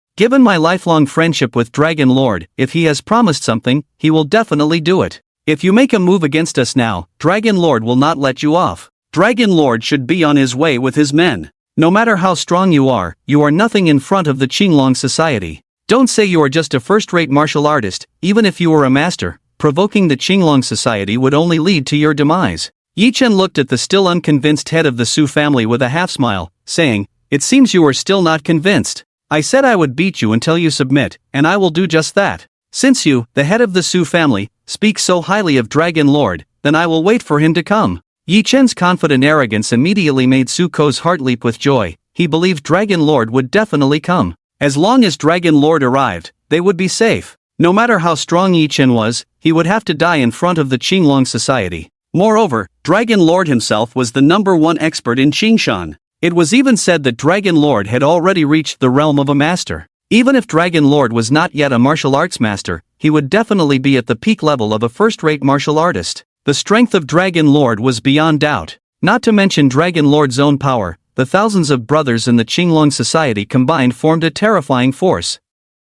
Even ants can devour an elephant when they are numerous. No matter how powerful a person is, 2 fists cannot fight against 4 legs. Just as the head of the Su family was deep in thought, a powerful aura surged in. A tall and burly man strode in. Upon seeing the newcomer, Suko and the others were instantly overjoyed, as if they had grasped a lifeline. The head of the Su family hurried forward to greet him. "Dragon Lord, you finally came," but what answered him was an invisible, resounding slap to the face. Dragon Lord did not pay any attention to the head of the Su family. Instead, he respectfully bowed deeply to Yi Chen, saying with utmost reverence, "I have the honor of meeting Mr. Yi." "Mr. Yi?" Dragon Lord's actions immediately left Suko and the others stunned, as if struck by lightning, their faces filled with disbelief. This was Dragon Lord, the underground emperor of Qingshan, one of the 3 heads of Qingshan. What kind of person could make Dragon Lord bow so low? The 4 of them stared at Yi Chen in shock. Who is this Mr. Yi? When did such a figure appear in Qingshan? Were they too ignorant? How had they never heard of him? But whether they had heard of him or not was no longer important. What mattered was that they had already provoked Yi Chen. Instantly, all 4 felt a sense of impending doom. The situation was clearly dire. It was something they had never anticipated. Yi Chen coldly asked Dragon Lord, "Are you going to stand up for them?" Master Long immediately said submissively, "Those who have provoked Mr. Yi are all enemies of Lu. These people, unaware of their own mortality, deserve to die." Master Long's words struck Suko's heart like a bolt from the blue. He and Master Long had been brothers since childhood, once inseparable. Although they had grown somewhat distant over time, their bonds still remained. This time, Suko was in trouble and had to swallow his pride to ask Master Long for help, but he never expected. Suko's emotions suddenly became agitated, his eyes wide and round, staring intently at Master Long. "Master Long, you..." But before Suko could finish his sentence, Master Long looked at him with a serious and cold expression, sternly rebuking, "Suko, you are considered an old hand in this world. How could you be so wise all your life yet foolish at this moment? Have you lived so long that you've become like a dog? Has old age dulled your insight? Once you provoke Mr. Yi, there is no one in this world who can save you. If you want to die, don't drag me down with you. I am loyal to Mr. Yi. Don't say it's you. Even if my own son provoked Mr. Yi, I would personally take his life." These were Master Long's heartfelt words. Ever since he learned of Yi Chen's true identity, he had grown even more in awe of him. The god of war from Tianyuan, who could dare to provoke him? The Li family and the Zheng County Prince's mansion were living examples of this. The lesson from the Zheng family had just occurred. The Su and Wei families were truly ignorant of their own mortality, daring to provoke the master of Tianyuan. How many heads did they think they had to lose? Master Long's words exploded in the minds of Suko and the other 3 like a thunderclap, completely stunning them. Was this a joke? Could such words really come from the mouth of Master Long, the underground emperor of Qingshan? In the entire Qingshan, was there anyone who could make Master Long so fearful? Master Long looked at Su Ko and the others with sympathy, speaking with solemnity and authority. Those who touch Mr. Ye's reverse scale will undoubtedly die. Your only path now is to die to atone for your sins. Perhaps this way, you can still save your Su and Wei families, otherwise, the Li family and the Wang family will be the fate of your Su and Wei families. That's all I have to say. You should take care of yourselves. I've said too much. Yi Chen's cold voice suddenly rang out. Although the voice was not loud, to Master Long, it felt like a thunderbolt striking him. Realizing Yi Chen's displeasure, Master Long was immediately drenched in cold sweat, quickly bending down and lowering himself, trembling as he said, "I'm sorry, Mr. Yi, I was wrong. Please punish me, Mr. Yi." At that moment, no one could tell that Master Long was the underground emperor of Qingshan, could they? What was the difference between him and a student who had made a mistake? Where was the demeanor of a king, the presence of an underground emperor? He was simply like a novice who had just entered the scene. The dignified Master Long actually humbled himself to such an unbelievable extent before a young man. This situation truly opened the eyes of Su Ko and the other three, leaving them in shock. Who exactly was Yi Chen? The flicker of hope that had just ignited in Su Ko and the others was extinguished in an instant, leaving them in despair. For the first time in their lives, they felt such utter hopelessness. "Mr. Yi, who exactly are you?" Su Ko suddenly asked. His voice was now devoid of strength. The continuous blows had severely wounded his body and mind, leaving him without even a trace of the imposing demeanor of a first-rate family head from Qingshan. Yi Chen looked coldly at Su Ko but did not answer. Su Ko then turned his gaze to Master Long, who coldly replied, "No need to ask, you just need to know that in front of Mr. Yi, you are nothing but a small ant. You two families, what do you count for?" What? Lord Long actually referred to himself as a mere ant in front of Yi Chen? How humble could one be? Then what kind of extraordinary background did Yi Chen have? This truly left Su Ko and the others puzzled. Su Ko's face was filled with despair, and he suddenly looked much older. One misstep, and it seemed he would drag both the Su and Wei families into an irretrievable abyss? Thinking of this, Su Ko felt immense pain, filled with self-reproach and regret. But there was no remedy for regret in this world. Thud! In his remorse, Su Ko cast aside all dignity and pride, kneeling humbly before Yi Chen to plead for mercy. "Mr. Yi, it was our fault for not recognizing the mountain and offending you. This matter was instigated solely by me. Just now, I also used your wife and daughter as threats, and they are not involved. I am willing to die to atone for my sins. I only ask that Mr. Yi can show mercy and spare the others. If Mr. Yi is still not satisfied and needs us to do anything, please feel free to ask." The other three looked at the extremely humble Su Ko, their throats dry, unable to utter a word. In front of the powerful Yi Chen, who was like the Grim Reaper, their hearts were completely shattered, and they had no thought of fighting against him. Faced with Su Ko's humble pleas, Yi Chen showed no signs of softening. Instead, he coldly shook his head and said, "Head of the Su family, I have given you opportunities, and not just once. The path you chose is yours to bear the consequences. Having chosen this dead end, you all must die today. If you know what's good for you, perhaps I can spare the others from your two families. Otherwise, I wouldn't mind exterminating both your families and removing you from Qingshan. Seeing that neither of your families are anything good, killing you would be no loss." Yi Chen's words undoubtedly sentenced the four to death. Su Ko and the others turned pale, their faces cold to the extreme, trembling in fear, utterly stiff. What to do now? Did they really have only one way to die? Suddenly, the head of the Su family let out a desperate roar. "Mr. Yi, 3 people from our 2 families have already died. If I die to atone, can't this matter end here? Why must you be so aggressive? If you can spare someone, then spare them, don't take things too far, otherwise even if no one can deal with you, the heavens have their way of retribution.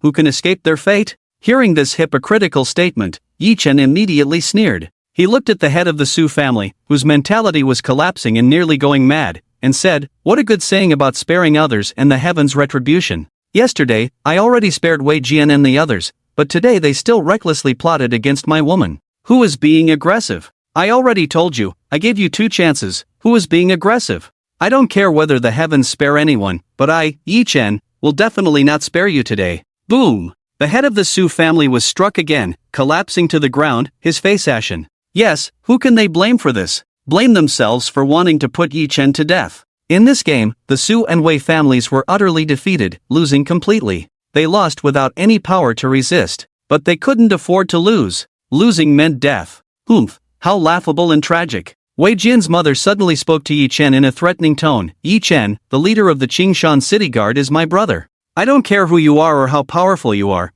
but you surely wouldn't disregard the governor of Qingshan City, would you? My brother is also one of the top figures in the governor's office. I just called him, and he knows the situation here. If you kill us, my brother will definitely not let you go. He will personally catch you and sentence you to death. We have all admitted defeat. Why do you have to push for total annihilation? Humph. Yi Chen let out a cold snort, his icy gaze fixed on Wei Jian's mother. If making a mistake can be resolved with a simple admission of guilt, then what justice is there in this world? When a mistake is made, no matter who it is, they must face the consequences and pay the corresponding price. You have erred time and again, and your crimes are unforgivable. The only way to atone is through death. Wei Jian's mother immediately roared, "You lunatic, you are a cold-blooded madman. You will die a terrible death. You will face retribution. My brother will definitely not let you go." Before Wei Jian's mother could finish her words, Lord Long moved. He lunged forward, grabbing her by the neck, ready to send her to the afterlife. Just as Lord Long was about to strike, Yi Chen's voice rang out coldly, "Don't kill her yet. Didn't she say her brother wouldn't let me go? The leader Ma should be waiting outside, so let him in." Upon hearing this, Lord Long refrained from killing Wei Jian's mother, releasing her and quickly retreating respectfully behind Yi Chen. However, Yi Chen's words struck like thunder in the minds of Su Ko and the other three. What does this mean? Leader Ma has already arrived? Waiting outside? Does that mean Leader Ma is just like Lord Long when it comes to Yi Chen? This realization doubled the despair of the already hopeless four. Wei Jian's mother shook her head in disbelief, repeatedly muttering, "Impossible, this is absolutely impossible, I don't believe it, you were lying to me." But at that moment, Leader Ma strode in. Under the tense gaze of Su Ko and the others, Leader Ma respectfully approached Yi Chen without any hint of surprise. "Greetings, Mr. Yi." The same situation unfolded again. This time, Su Ko and the others were completely despondent. Wei Jian's mother completely broke down, her body going limp as she collapsed to the ground. Is it really like this? It turns out that Leader Ma and Lord Long had not arrived late, but had been waiting for orders all along. And they were not waiting for the lives of the Su and Wei families, but for Yi Chen's life. Now it was easy to understand. It seemed that the bodyguards and thugs from the Su and Wei families had been dealt with. This obliterated all their hopes. What remained was only endless despair. Such a feeling of despair was something they had never experienced before, impossible to describe with any words. Leader Ma looked at Wei Jian's mother with anger and helplessness, shaking his head. "You brought this upon yourselves. Offending Mr. Yi, there is no one in heaven or on earth who can save you. While Mr. Yi has not completely lost his temper, quickly atone with your death." Boom! Leader Ma's words caused the entire world of Su Ko and the others to collapse in an instant. Wei Jian's mother could not accept this thunderous blow.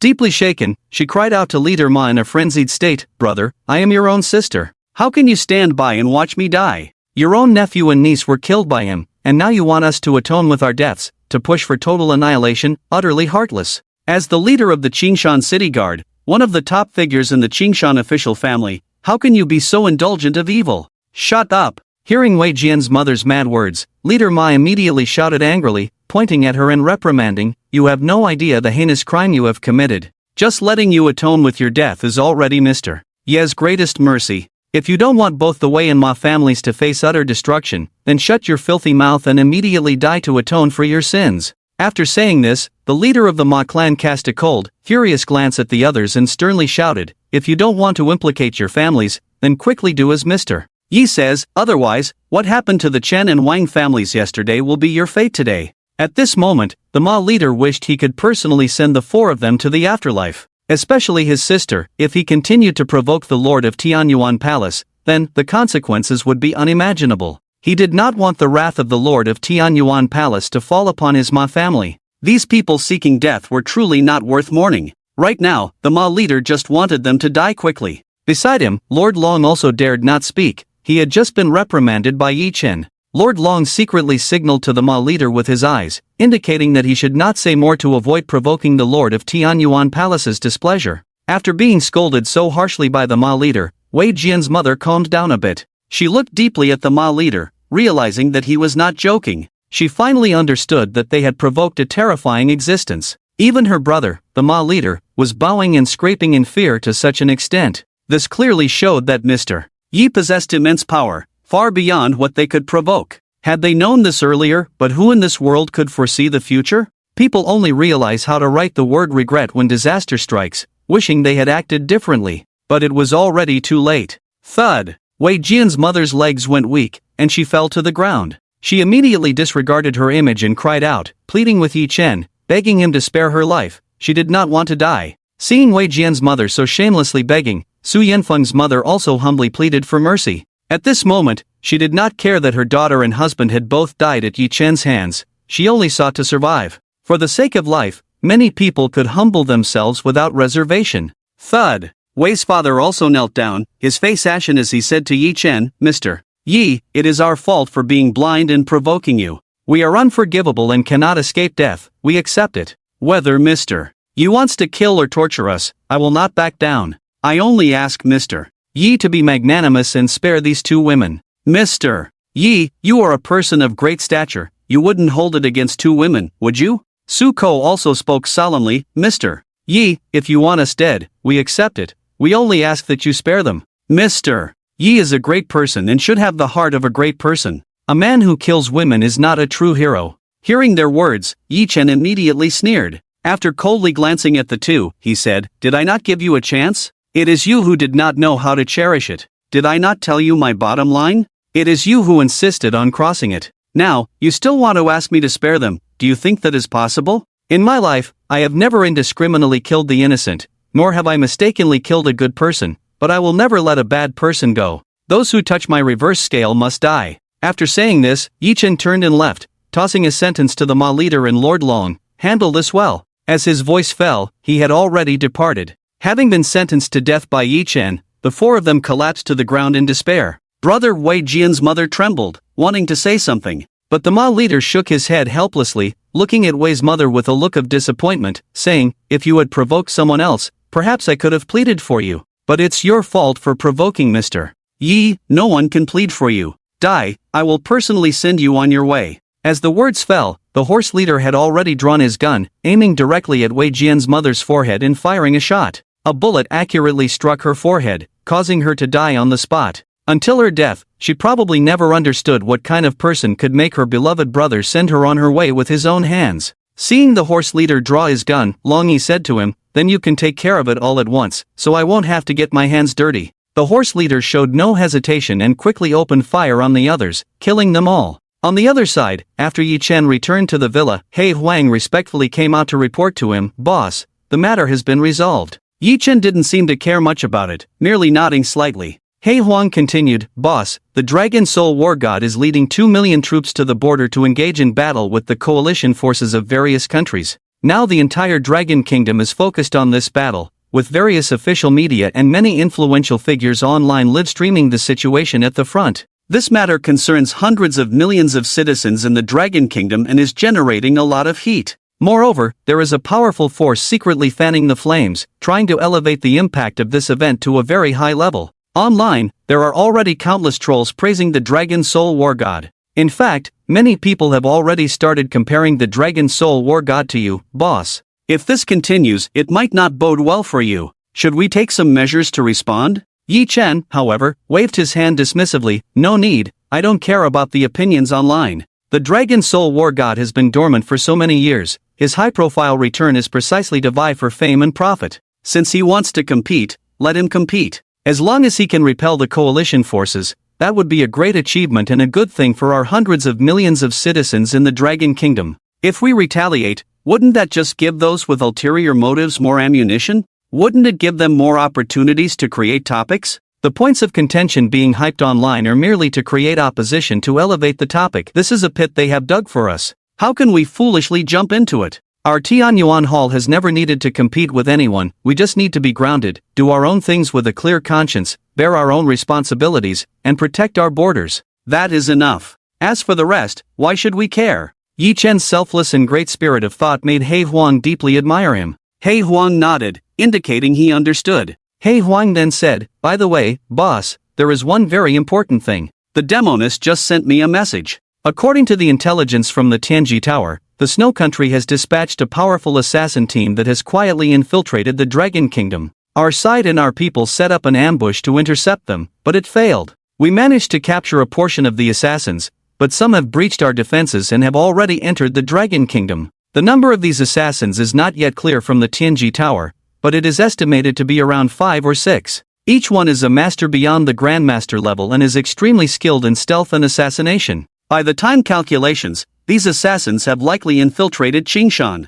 Hearing this, Yi Chen's expression suddenly turned cold, and a chilling killing intent flickered in his eyes. In an instant, he transformed into a god of death. The overwhelming killing intent and terrifying aura pressed down on He Huang, making him feel as if he were being crushed by 10 mountains, unable to catch his breath. After a long while, Yi Chen coldly said to He Huang, "Have the Grim Reaper and the Demoness protect Zhang Yao and Yuan Yuan. Your people must search for the Snow Country assassins with all their might and ensure they are all captured as soon as possible." After sending off the Black Queen, Yi Chen received a call from Zhang Yao. "Yi Chen, can you help me pick someone up at the airport? It's my childhood friend, my best girlfriend. She's back from abroad to visit me for a few days, and I have some things at the company that I can't leave right now. I'll go pick up Yuan Yuan later." Naturally, Yi Chen wouldn't refuse Zhang Yao's request and immediately agreed. Zhang Yao quickly sent a photo of her friend Lin Xingxue. From the photo, she was definitely a stunning beauty, someone Yi Chen would rate a 95. Her looks were not at all inferior to Zhang Yao's, truly a beauty that could topple nations. Wherever she went, she would surely attract a lot of attention, and there would undoubtedly be many suitors around her. However, Yi Chen didn't linger on the photo. No matter how beautiful a woman was, to Yi Chen, they were just pretty faces. What he needed was an interesting soul like Zhang Yao's. After hanging up, Yi Chen drove straight to the airport. After waiting for about half an hour, he saw a beautiful woman who resembled Lin Xingxue walking towards him. About 1.70 meters tall, with a curvy and sexy figure, she was particularly striking in a cool black bodysuit that perfectly outlined her curves, making her look exceptionally hot. With a delicate fox-like face, big eyes, and a cherry-like mouth, she appeared very refined. Her long brown hair further accentuated her elegance. Both her looks and figure were impeccable, a stunning beauty of unparalleled charm. As soon as she stepped out, she instantly became the most eye-catching sight, drawing the attention of everyone passing by. It had to be said, she was even more beautiful in person than in the photo. Even Yi Chen couldn't help but take a second glance. Of course, it was merely an instinctive glance. Lin Xingxue smiled and approached Yi Chen, sizing him up boldly. She said to him, "Are you waiting for someone, handsome? If you're bold enough, the person you're waiting for is me. Perhaps this is the beginning of a story. If you're not waiting for me, then it's an accident. So, handsome, do you want a story or an accident?" This woman appeared lively and cheerful, playful yet alluring, with a hint of freshness amidst her charm. She was like a shape-shifting queen, presenting different flavors to those around her. At that moment, her big eyes seemed to be trying to capture Yi Chen's soul. She was a living little fairy. But it must be said, Lin Xingxue was indeed captivating. What man could withstand such a test? The men around cast envious and jealous glances at Yi Chen. Many of them were internally roaring with questions about their own shortcomings. Yi Chen merely glanced at Lin Xingxue coldly and said, "Let's go." After that, he turned and led the way, ignoring Lin Xingxue entirely. He didn't even ask a single question. This was their first meeting. Couldn't she respect the process a little? Shouldn't they first inquire, confirm, get to know each other, greet, introduce themselves, and then politely take her suitcase before leading the way? Why was the script so completely different? Yi Chen's unusual behavior made Lin Xingxue look at him with newfound respect. She stood there, momentarily stunned, watching Yi Chen's retreating figure. She had been wondering just how charming a man could be to make her best friend disregard everything for him, what kind of man he was. So, she had intentionally tried to test Yi Chen just now. She was absolutely confident in her own beauty and charm. She believed that as long as she made a slight move, she could easily capture any man. Which man could escape from her grasp? But unexpectedly, before it even began, it had already ended, a complete disaster. This man named Yi Chen actually didn't pay her much attention at all? Was he really that aloof? She had seen many excellent and well-connected men, even princes, but none were as cold as Yi Chen. Yi Chen's dismissal of the goddess immediately provoked the anger of many men. Some even wanted to rush over and confront Yi Chen. Treating a beautiful lady like that was simply unforgivable. After a moment of shock, Lin Xingxue suddenly reacted and quickly grabbed her suitcase to chase after Yi Chen. Fortunately, Yi Chen wasn't walking too fast, so she caught up with him soon. Lin Xingxue looked at Yi Chen, not angry at all, but instead smiled and said, "Man, very good, you've successfully caught my attention. You really know how to play the aloof game, no wonder Zhang Yao falls for this. Zhang Yao is a cold goddess, and you're a cold god. Well, let's just say you're merely a cold man. In terms of personality, you and Zhang Yao are quite compatible. As for looks, you're passable. If you cleaned up a bit, you'd be alright. As for your background, it's just average for now. But since Jiang Yao likes you, there must be a reason, you must have some shining points. Although I haven't seen them yet, I can tell you're different. Yi Chen glanced at Lin Qingxue and asked, "You don't dislike me?" Lin Qingxue immediately laughed and said, "Why would I dislike you?" Yi Chen replied coldly, "Jiang Yao's family dislikes me for being poor, having no job, and no family background. They think I'm not worthy of her, so they all dislike me."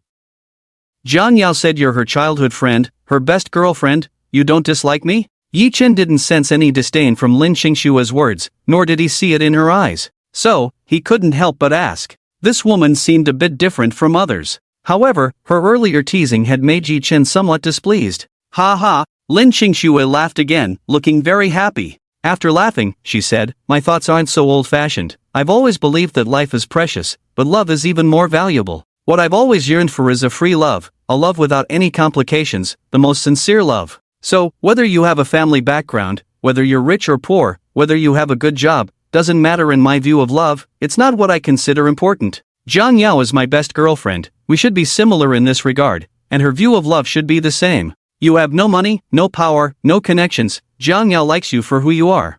I'm just a bit curious about what charm you possess that could win my Jiang Yao's heart." Hearing Lin Qingshue's words, Yi Chen's attitude towards her softened a bit. This woman was indeed different from others. At least, she didn't make Yi Chen dislike her. Yi Chen had initially thought she was just another woman with a sense of entitlement. But the situation was better than expected. Yi Chen looked at Lin Qingxue and asked, "So, have you found the answer?" Lin Qingxue glanced at Yi Chen and replied, "Where can you find the answer so quickly? The journey reveals the horse's strength, and time reveals a person's heart. Do you understand time?"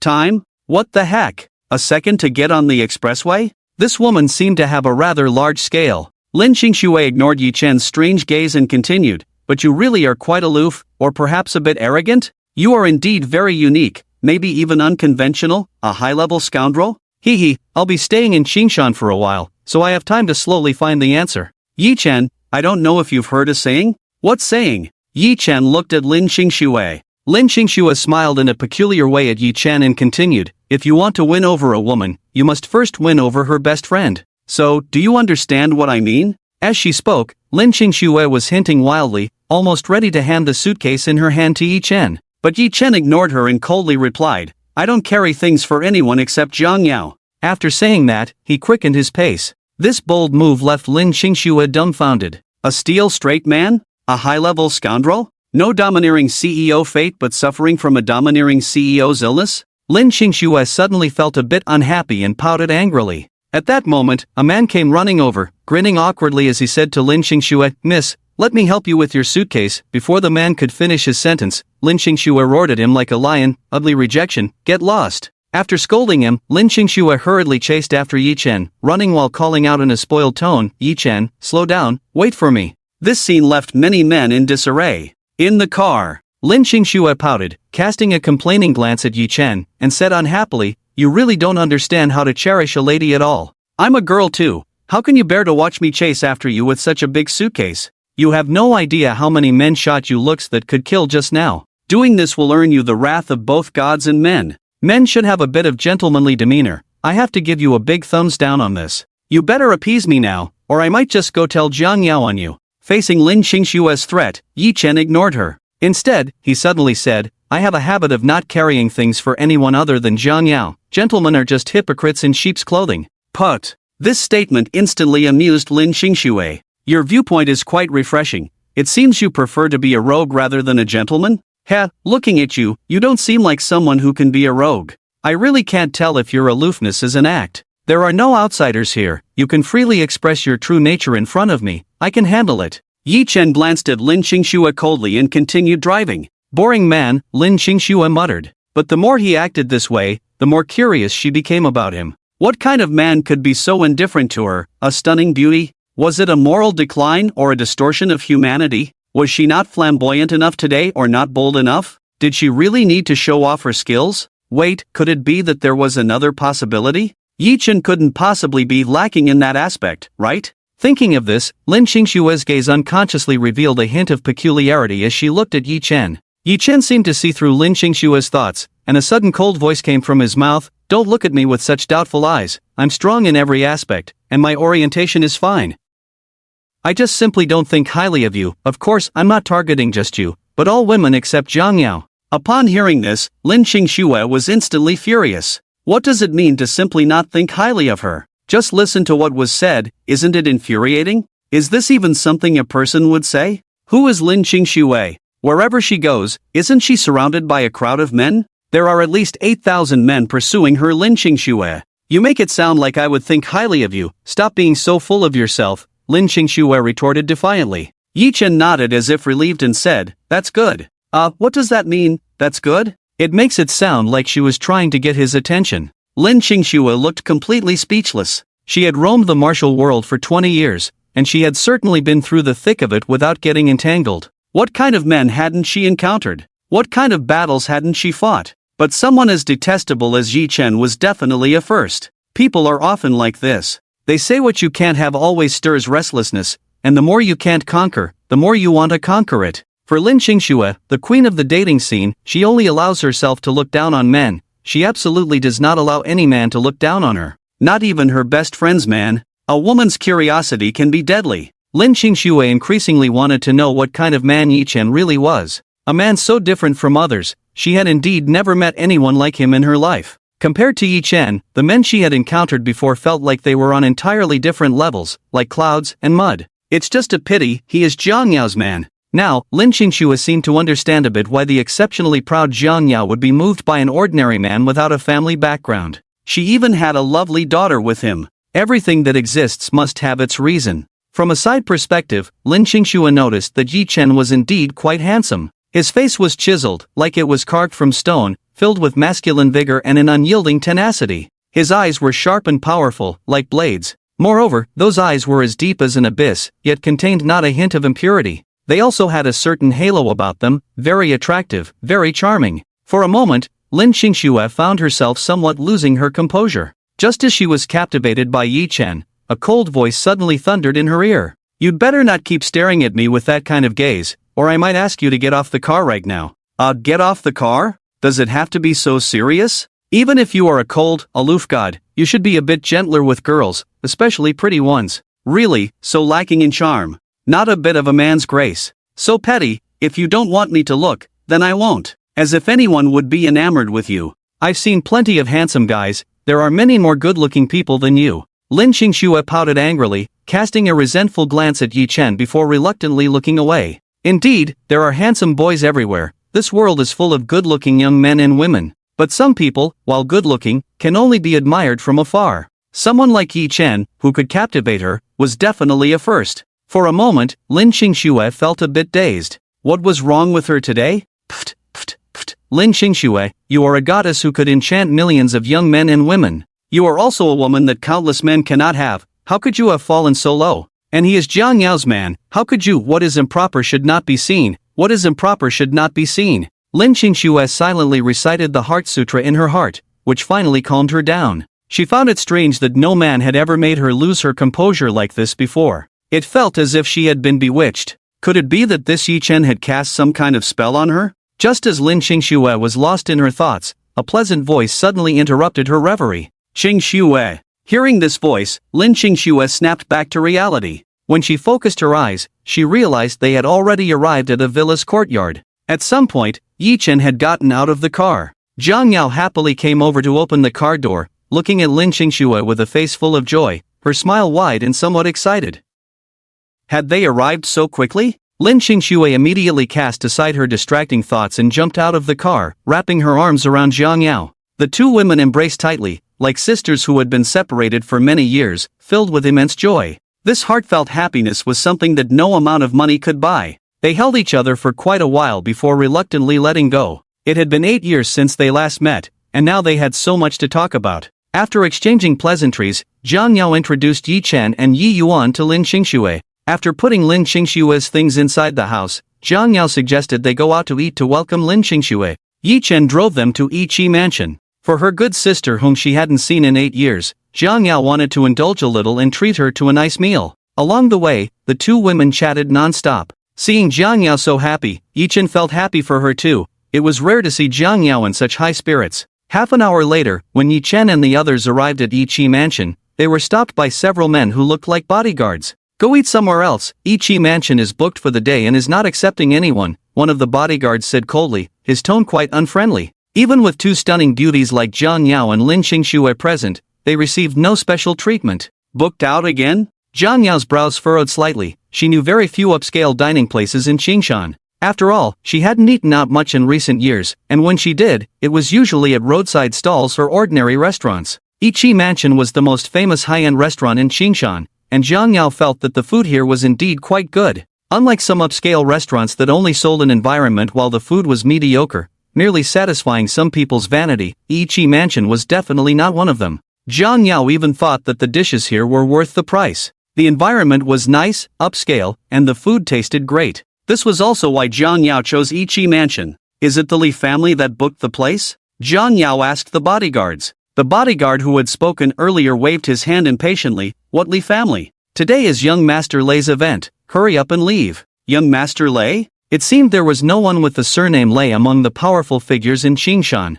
Zhang Yao furrowed her brows, trying to recall if there was a young Master Lei in Qingshan with such influence. Booking out Ichi Mansion was definitely not something that could be done just with money. One must have significant connections, or even be a supreme VIP client of Ichi Mansion. It would not be an exaggeration to say that in all of Qingshan, there were probably only a handful of people qualified to book out Ichi Mansion. It wasn't something just anyone could do. Those who could book the place undoubtedly had extraordinary backgrounds. Forget it. Zhang Yao said to Lin Qingxue with an embarrassed expression, it's just unfortunate timing. I had lunch here earlier and thought the food was really good, so I wanted to bring you to try it. Since the place is booked, we can only eat somewhere else, Lin Qingxue replied nonchalantly. Just as Zhang Yao was about to pull Lin Qingxue into the car, Yichen spoke up, since we're already here, let's not bother running around. We're not very familiar with places to eat in Qingshan, so let's just eat here. Eat here? Zhang Yao looked at Yichen in confusion. Then, Zhang Yao seemed to think of something and grabbed Yichen, shaking her head.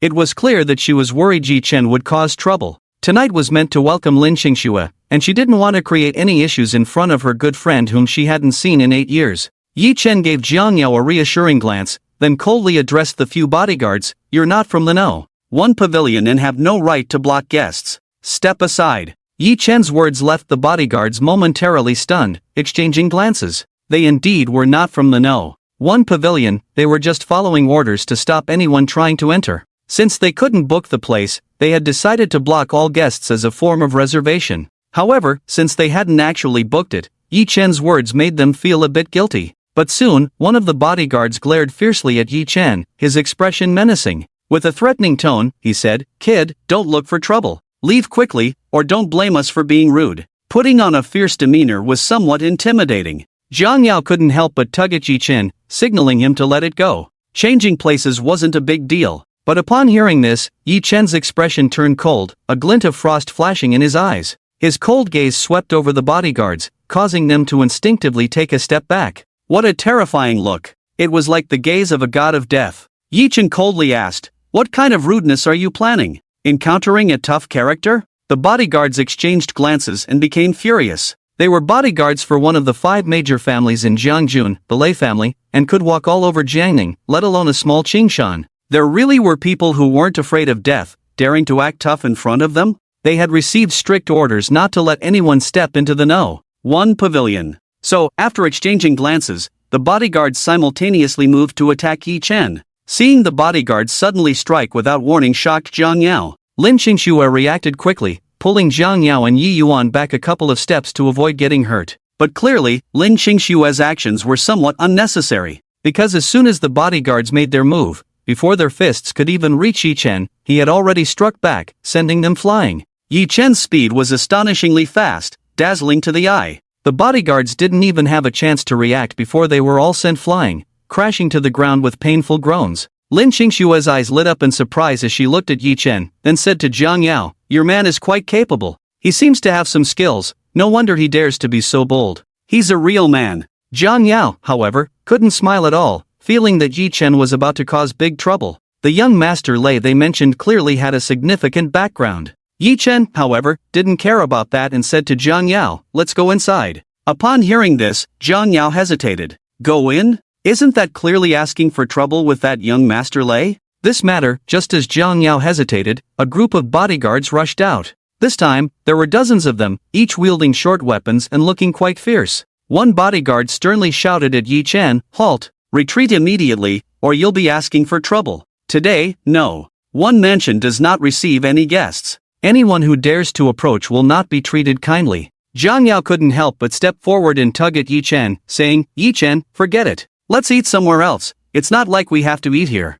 There was a hint of pleading in her eyes. Seeing Zhang Yao like this, Yi Chen's heart softened. Yi Yuan, on the other hand, looked eager to see Yi Chen fight the bad guys. In her mind, her dad was a great hero, a brave warrior who could defeat even Ultraman. Yi Chen suppressed the killing intent in his heart and nodded slightly to Zhang Yao, saying, "All right then, let's go eat elsewhere." Hearing this, Zhang Yao immediately breathed a sigh of relief and gratefully nodded at Yi Chen. Yi Yuan looked at Yi Chen in confusion and asked, "Daddy, aren't you going to fight the bad guys anymore?" Yi Chen affectionately ruffled Yuan's hair and said, "Daddy already dealt with those bad guys earlier. If I fight them again, they'll just cry." "Oh, really, Daddy? But those people are adults, they can cry just like you kids. That's so embarrassing." Yi Yuan seemed a bit surprised. Yi Chen couldn't help but smile. The world of children is so innocent. Zhang Yao also smiled and pulled Yi Yuan's little hand, saying, "Let's go eat something delicious." Watching this happy family of three, Lin Qingxue felt an inexplicable touch in her heart. It's quite nice. Seeing Zhang Yao living happily now, she felt very gratified.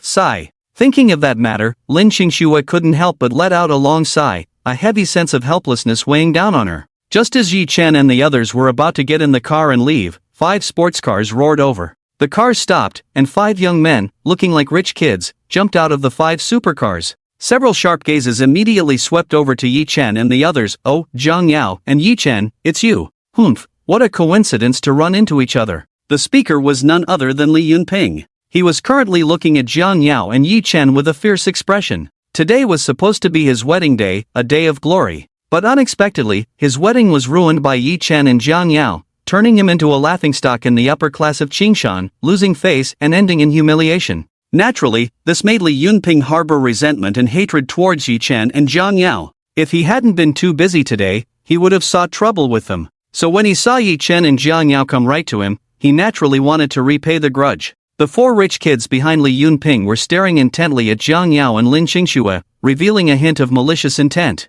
Upon seeing Li Yunping, Yi Chen raised an eyebrow and shot him a cold glance. Zhang Yao frowned slightly. It was troublesome even to eat, and she regretted coming here. She tugged at Yi Chen and said, "Let's go." But immediately, a rich kid blocked their way, smiling in a gentlemanly manner at Zhang Yao and Lin Qingxue, saying, "Two beautiful ladies, since you've come to eat, why leave now? Today, young Master Li has booked this place just for us. If the 2 beautiful ladies don't mind, why not join us?" As he spoke, the young man turned to Li Yunping and asked, "Young Master Li, do you know them?" Seeing the interest these young men had in Zhang Yao and Lin Qingxue, Li Yunping immediately suppressed his inner resentment. He quickly said to the young man, "Young Master Lu, let me introduce you. This is Zhang Yao, my wife's cousin. The other beauty should be her friend. Zhang Yao, why don't you introduce yourself to young Master Lu and the others?" Li Yunping urged. Zhang Yao shot him a cold glance and ignored him. It was clear these people had no good intentions, and Zhang Yao was not foolish enough to make introductions. Young Master Lu smiled amicably and looked at Zhang Yao and Lin Qingxue, saying, "So she's your cousin, huh? We're all family here, let's enjoy together." Zhang Yao's expression darkened as she replied, "Sorry, it's not convenient. I'm not familiar with you, nor do I wish to be. Please step aside." Hearing Zhang Yao's displeasure, young Master Lu showed no sign of restraint and had no intention of stepping aside. Instead, he laughed heartily, saying, "Young Master Li, are all the beauties from Qingshan this proud? Cold and unique, I like it." "That's great. I just arrived in Qingshan and didn't expect to run into 2 stunning beauties. And they both seem quite unique, which is interesting. But young Master Li, you're not doing so well. You're from a top family in Qingshan, yet there are people who dare to disrespect you like this? You say this welcoming banquet is too plain, it might just scare the birds away. I don't mind, but we can't neglect our young Master Lei, can we?" The man referred to as young Master Lei was dressed in the latest Versace casual wear, looking quite trendy and cool. Such people usually have flamboyant personalities. Young Master Lei also seemed to take a keen interest in Zhang Yao and Lin Qingxue.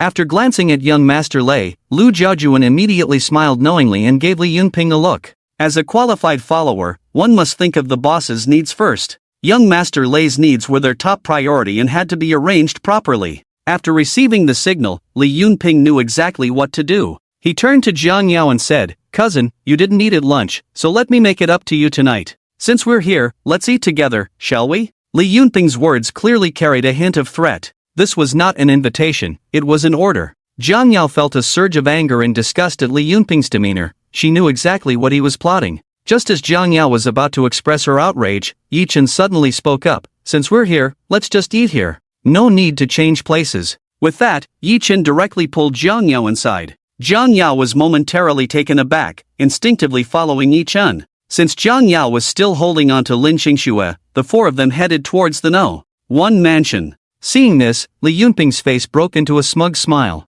He immediately turned to flatter Lei Yuanjie, saying with a sycophantic grin, "Young Master Lei, these people are quite perceptive. It seems my face still holds some weight in Xingshan. Young Master Lei, please, come inside." Lei Yuanjie nodded approvingly at Li Yunping and stepped forward. Lu Zhaojuan then shot Li Yunping a sly, mischievous look and said with a grin, "Whether young Master Lei is satisfied tonight depends on your arrangements. These two girls are quite nice, and our young Master Lei has never liked to make choices, so you understand." Li Yunping immediately showed an understanding expression. How could he not understand? He had to understand. Manager Ma of the No. 1 mansion had been waiting at the door early, and upon seeing Li Yunping and the others arrive, he quickly greeted them respectfully. But just as Manager Ma was about to speak, a sudden cold voice rang out, "Manager Ma, are you the person in charge here?" Manager Ma glanced at Yi Chen, realizing he was with young Master Li, and nodded in response, "Yes, sir, I am Ma Tao, the general manager of the No. 1 mansion." After receiving Manager Ma's answer, Yi Chen continued, "So tonight, the No. 1 mansion is indeed booked by young Master Li, right? However, as far as I know, there are only a few people in Qingshan qualified to book the No. 1 mansion. Among these people, I don't think young Master Li is included, right?" Upon hearing this, Manager Ma's expression changed slightly, and he felt a sudden panic in his heart. But as a seasoned professional, he quickly regained his composure, maintaining a calm demeanor. Li Yunping, however, was very displeased and shot a fierce glare at Yi Chen. Wasn't this slapping his face in front of young Master Lei? He had been boasting in front of young Master Lei about booking the most upscale restaurant in Qingshan, specifically to welcome young Master Lei. Now he was being directly exposed? Indeed, the gazes of Lei Yuanjie and the others turned towards Li Yunping. Just as Manager Ma was at a loss for words, Li Yunping forcefully spoke up, "Does it matter whether it's booked or not? I've already brought over 100 or 200 bodyguards to guard outside, not allowing anyone to enter the No.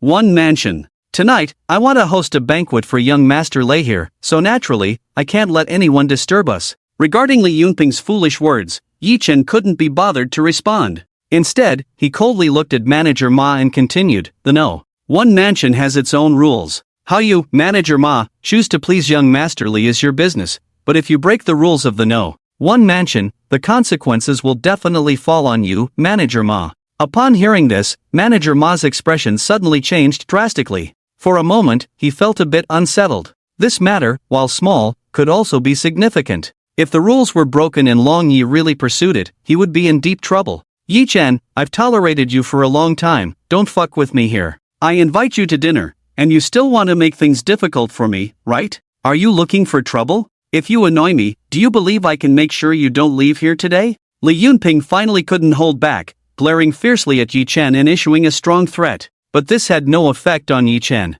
Yi Chen didn't even bother to look at Li Yunping again. Instead, he said to Manager Ma, "I want to book the entire place tonight, clear it out immediately and drive these people away. I don't like being disturbed by a bunch of flies while I eat, it seriously affects my appetite." As soon as these words were spoken, everyone was stunned. They all looked at Yi Chen with strange expressions, finding it utterly ridiculous. It was as if they had heard the biggest joke in the world. Ha ha ha! After a brief silence, a burst of laughter erupted. Lu Jiejun looked at Yi Chen with a playful smirk, pointing to his own temple and saying, "Are you okay here, buddy? Do you want to make me laugh to death and then continue using my credit?" Li Yunping couldn't hold back his laughter, looking at Yi Chen with disdain and saying, "Hee, you want to book the No. 1 mansion, huh? Not to mention whether you have the qualifications, you just said that there are only a few people in Qingshan qualified to book the No. 1 mansion. Where do you get the courage to say you want to book it? I know the people who are qualified to book the No. 1 mansion in Qingshan, but you are not one of them. Even if we take a step back and say you really got this opportunity, can you afford it? Do you know how much it costs to book the No. 1 mansion? Yi Chen let out a faint, cold laugh and looked at Li Yunping, saying, "Why don't you tell me how much it is?" Jiang Yao looked at Yi Chen with a puzzled and worried expression. She didn't know what Yi Chen was planning. She wanted to pull Yi Chen away, but since things had already developed to this point, she could only let him be. Lin Qingxue, with her lively eyes, was secretly observing Yi Chen with interest. With her keen insight into people, she didn't believe Yi Chen was just a hot-headed fool. She was very curious about why Yi Chen dared to do this, challenging the young master of the Li family, one of the three major families in Qingshan, openly. Moreover, the other four young masters clearly had more significant backgrounds than young Master Li, likely coming from Jiangning. Behind these 5 people were 5 powerful families. Provoking them was obviously not a wise move. She didn't believe Yi Chen was unaware of such a simple truth. Since Yi Chen dared to do this, there must be a reason behind it. This was what made Lin Qingxue very curious. Li Yunping said to Manager Ma, "Why don't you tell him personally, so he doesn't doubt me?" After a slight nod, Manager Ma put on a serious face and said to Yi Chen, "Sir, those qualified to book are no. One mansion do not need to pay a single penny, at most, they only need to cover the meal expenses. So, we don't have a specific price for booking the no. One mansion, but based on the cost of the Li family's wedding banquet, it would be around 100 million. Of course, since weddings include many things, let's not take that price into account. Let's say it's a 70% discount, but 30 million is definitely unavoidable." After Manager Ma finished speaking, Li Yunqing looked at Yi Chen with a playful, cold smile and said, "Did you hear that? It's only 30 million. So, do you still want to book the venue? If you can really come up with 30 million to book the venue, then I'll admit defeat today, and I'll give you the space." Lu Jiejun mocked, "Young Master Li, you're making it a bit difficult for him. Just look at this guy's outfit, it's all street vendor stuff. Forget 30 million, he probably can't even come up with 3,000, right?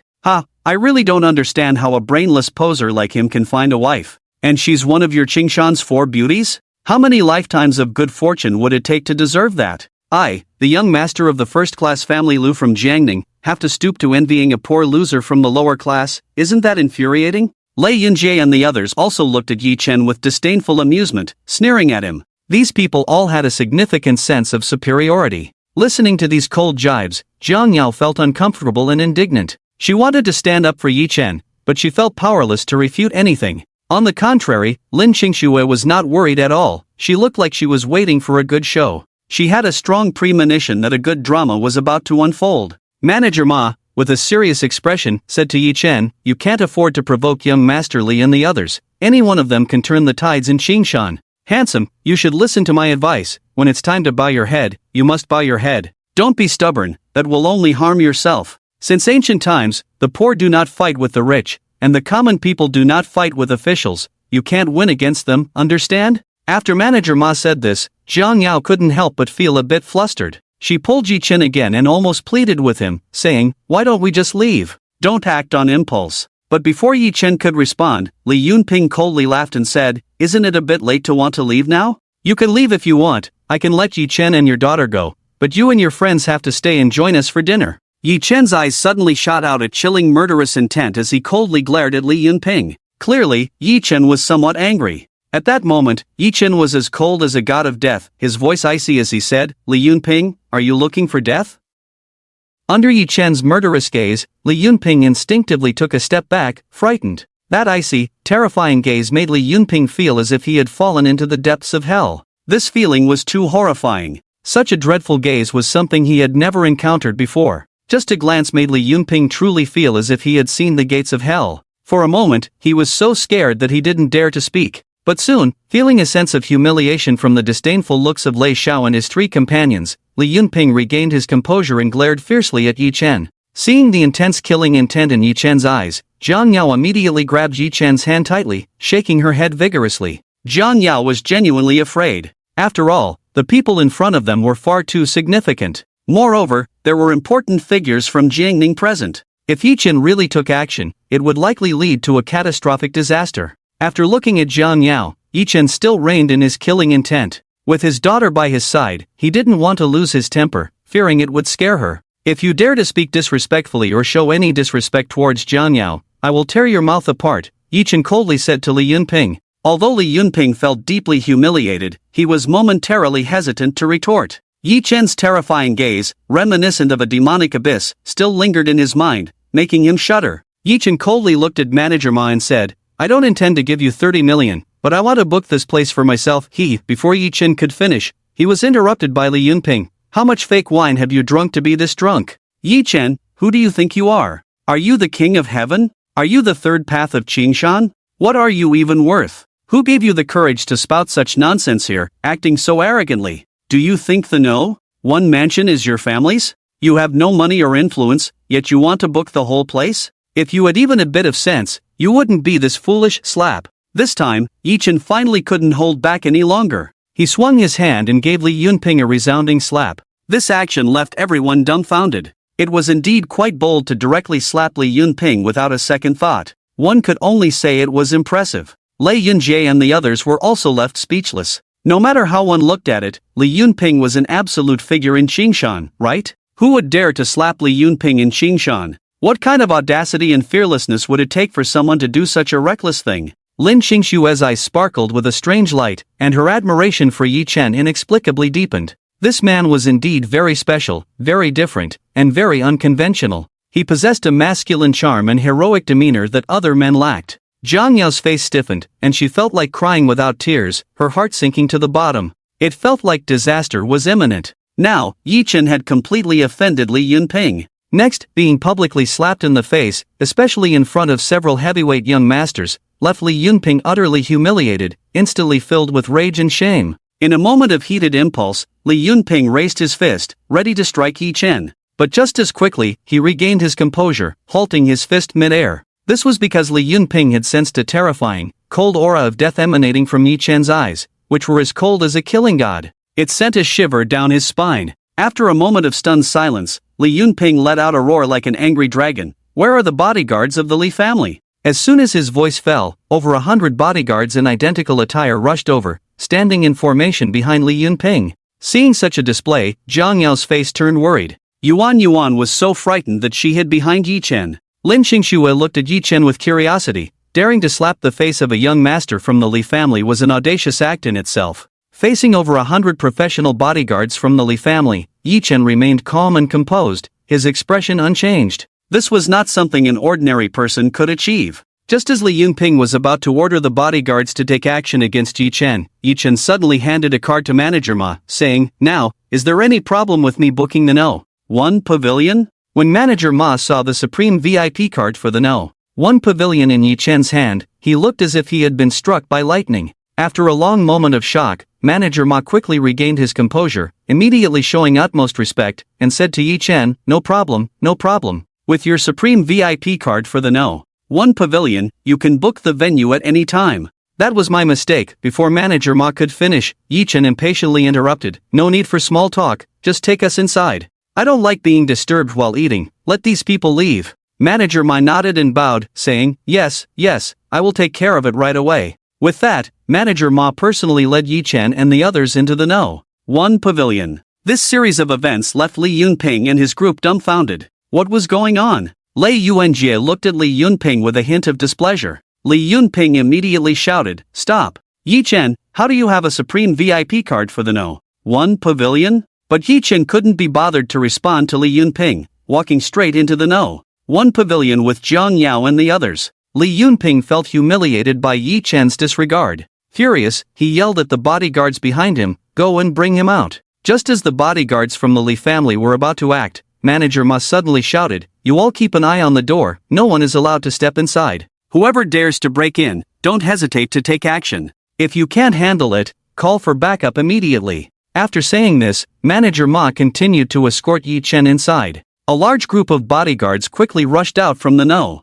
1 pavilion, blocking the entrance. Although there were only about 20 of them, these were the elite guards of the No. 1 pavilion, each one a top-notch expert. While the Li family also had their own carefully selected experts, in a one-on-one fight, they were likely not a match for the No. 1 pavilion's guards. Of course, even if the Li family had the advantage in numbers, Li Yunping wouldn't dare to act recklessly. After all, the No. 1 pavilion was the territory of the Qinglong Society. Causing trouble here would be tantamount to provoking the Qinglong Society. The Qinglong Society was not something the Li family could afford to offend. Therefore, Li Yunping naturally didn't dare to let anyone force their way into the No. 1 pavilion, leaving him stuck in a difficult position, unable to advance or retreat. Everything was already arranged, but now with this commotion, not only did it make a fool of me in front of young Master Lei and the others, but it also severely affected their mood. Lu Xiao started to tease, "Oh, Li Xiao, you really can't handle this. I thought Qingshan was your territory, and you could arrange everything perfectly. Who would have thought that even having a meal would turn into such a mess? It's a bit of a slap in the face for you, Li Xiao.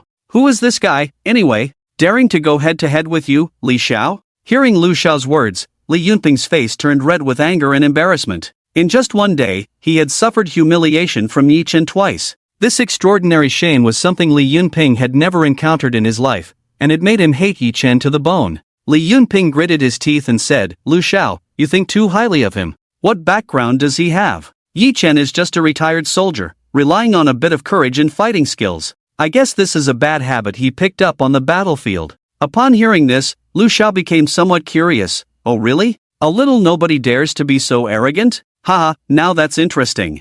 I want to see just how capable this guy really is. It's fine if we don't eat now, we can have a late-night snack later. Since someone is preventing us from eating, should we let him eat? If we do eat, it should be with those two beautiful ladies accompanying our young Master Lei. Li Xiao, if you can't handle this today, we will really have to look down on you. Young Master Lei rarely comes out, and this is a chance for you to show off, don't mess it up." Li Yunping immediately patted his chest and assured Lei Yuanjie with a serious face, "Young Master Lei, I'm sorry. Today, I didn't arrange things properly, and that little brat Yi Chen ruined your fun. But please rest assured, young Master Lei, I will definitely handle this matter properly today. In Qingshan, I don't believe there is anything I, Li Yunping, can't accomplish." Although Lei Yuanjie was quite displeased, he didn't scold Li Yunping too much, considering there were two beautiful women present. He just nodded slightly and said to Li Yunping, "No worries, good things take time. It's been a while since I've seen something like this, perhaps it could be fun to watch. Occasionally, it's good to lighten the mood." Lei Yuanjie's meaning was clear,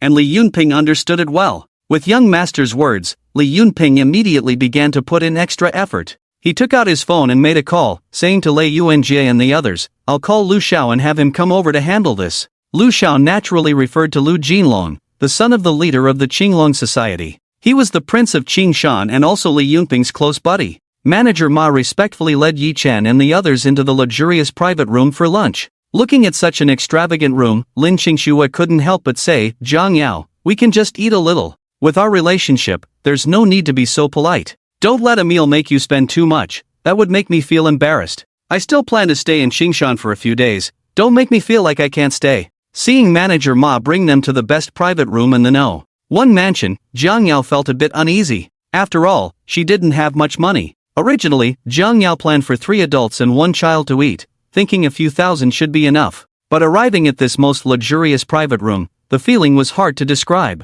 But since we are already here, it feels a bit awkward to talk about changing plans now. Just as Zhang Yao was feeling a bit troubled, Manager Ma immediately said with utmost respect, "Miss Jiang, you are a distinguished guest of our Lord Long. Whether you book the entire venue or use this reserved VIP room, you won't need to pay any fees. As for the food costs, we can offer you a very low discount price, and you can also put it on account. So, you can just enjoy your meal here." Hearing Manager Ma's words, Zhang Yao's concerns were instantly dispelled. This Supreme VIP card is indeed wonderful, booking the venue is free. Plus, being able to use this luxurious VIP room for free saves a lot of money. Yi Chen waved to Manager Ma, "Just arrange everything for us." Manager Ma immediately nodded in acknowledgement. Zhang Yao was still planning to look at the menu to order, but since Yi Chen had already spoken, she let it go. Lin Qingxue teased, "It seems you guys are doing quite well." Zhang Yao smiled wryly, she was still worried about Li Xiao's side. Meanwhile, at the entrance of the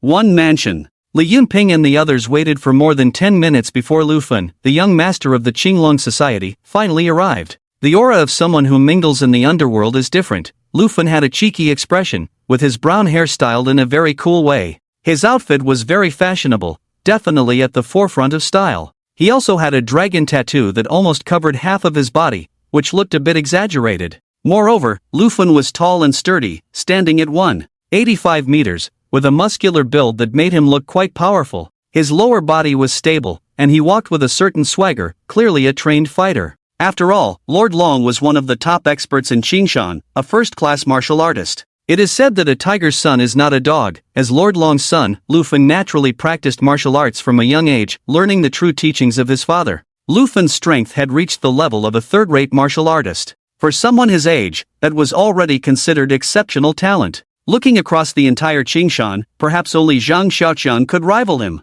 However, Zhang Xiaoqian was already dead. Upon seeing Lu Fan arrive, Li Yunping immediately introduced him. After learning about the identities of Lei Yuanjie and the others, Lu Fan quickly became respectful and enthusiastic. These four prominent figures from Jiangning were not someone he, as the young master of the Qinglong society, could afford to offend. Li Yunping quickly recounted the situation to Lu Fan, and after listening, Lu Fan's brows furrowed slightly. I don't even have the Supreme VIP card for the No. 1 mansion. My dad has only given out 4 or 5 of them. How could they have the Supreme VIP card for the No. 1 mansion? Regarding this question, Li Yunping was also quite puzzled. Li Yunping speculated, could it be that Manager Ma made a mistake? Lu Fan immediately shook his head, that's impossible. Manager Ma has been the general manager here since the No. 1 mansion opened. My dad has only given out a few Supreme VIP cards, and each one has an identity number, it's impossible to forge. Moreover, my dad would definitely have instructed Manager Ma to avoid any misunderstandings.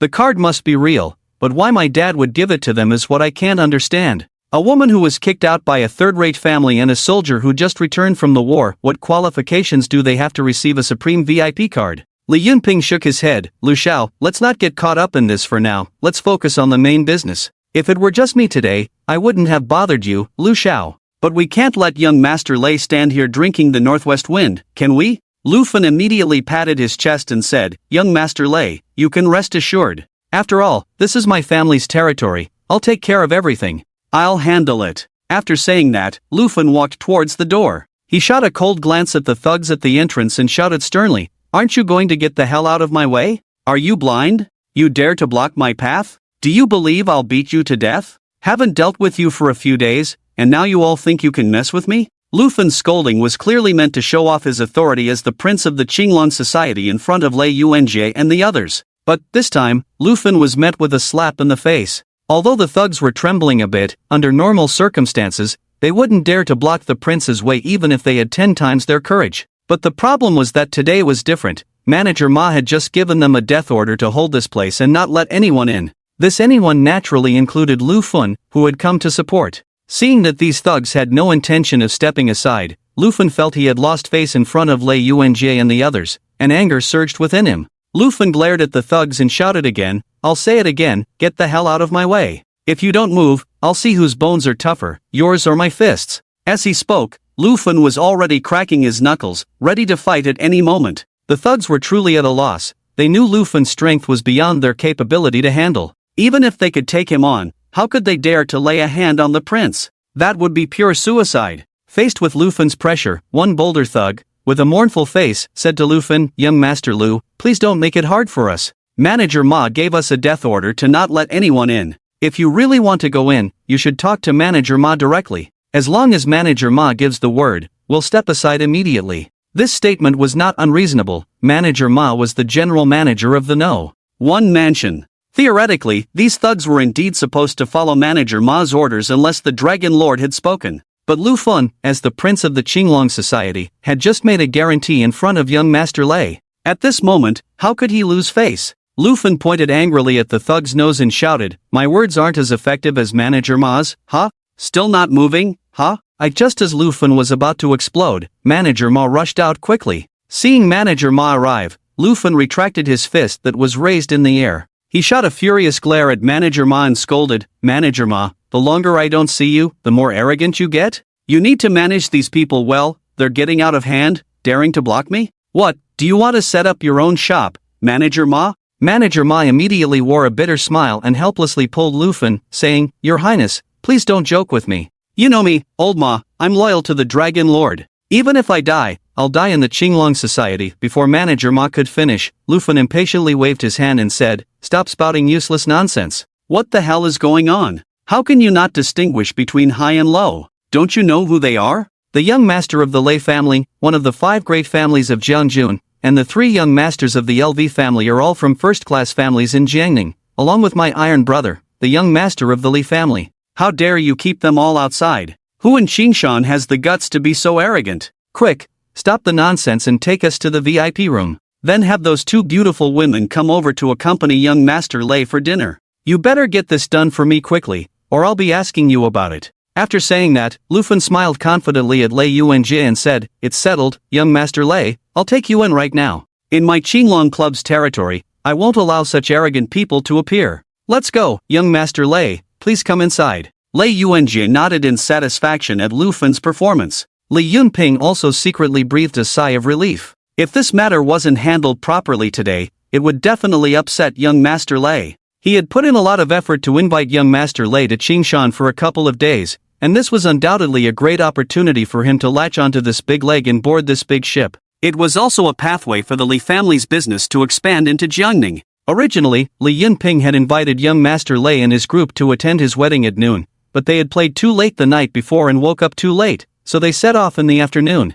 However, just as everyone was about to enter the one mansion, they were stopped by Manager Ma. Seeing this, Lu Fen immediately exploded with rage, ready to lash out. But before Lu Fen could act, Manager Ma hurriedly spoke up, "Your Highness, please listen to me. You really can't go in today. The esteemed guests are already in the VIP room, and they have booked the venue for tonight. According to our one mansion's regulations, once a supreme VIP guest has booked the venue, we cannot accommodate any other guests. So, Your Highness, please don't make things difficult for me. Why don't you take young Master Lei and the others to another place?" This time, Lei Yuanjie's expression quickly darkened, revealing some anger. Li Yunping noticed and quickly signaled to Lu Fen. Lu Fen, more enraged than embarrassed, shouted furiously, "Old Ma, get out of my way. Today, I want to see who dares to oppose me. I want to personally meet those few ungrateful guys and see what kind of guts they have." Seeing Lu Fen truly angry, Manager Ma was at a loss, not knowing what to do. Just as Lu Fen was about to take action, "Stop! How dare you be so rude?" A voice filled with authority suddenly rang out. Hearing that familiar voice, Lu Fen immediately calmed down, stopping in his tracks and looking over with a hint of panic. It was Long Yi who had arrived.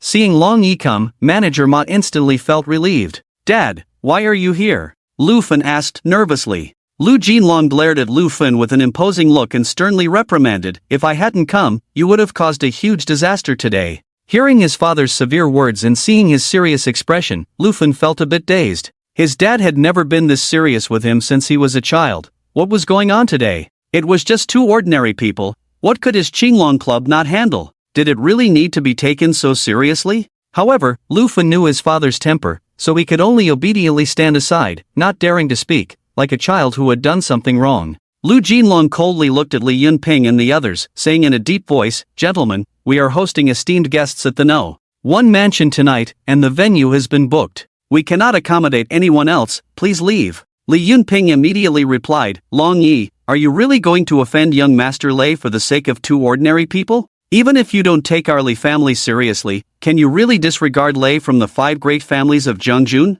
And there are also the 3 young masters from the Lu family, who are all from first-class families in Jiangning.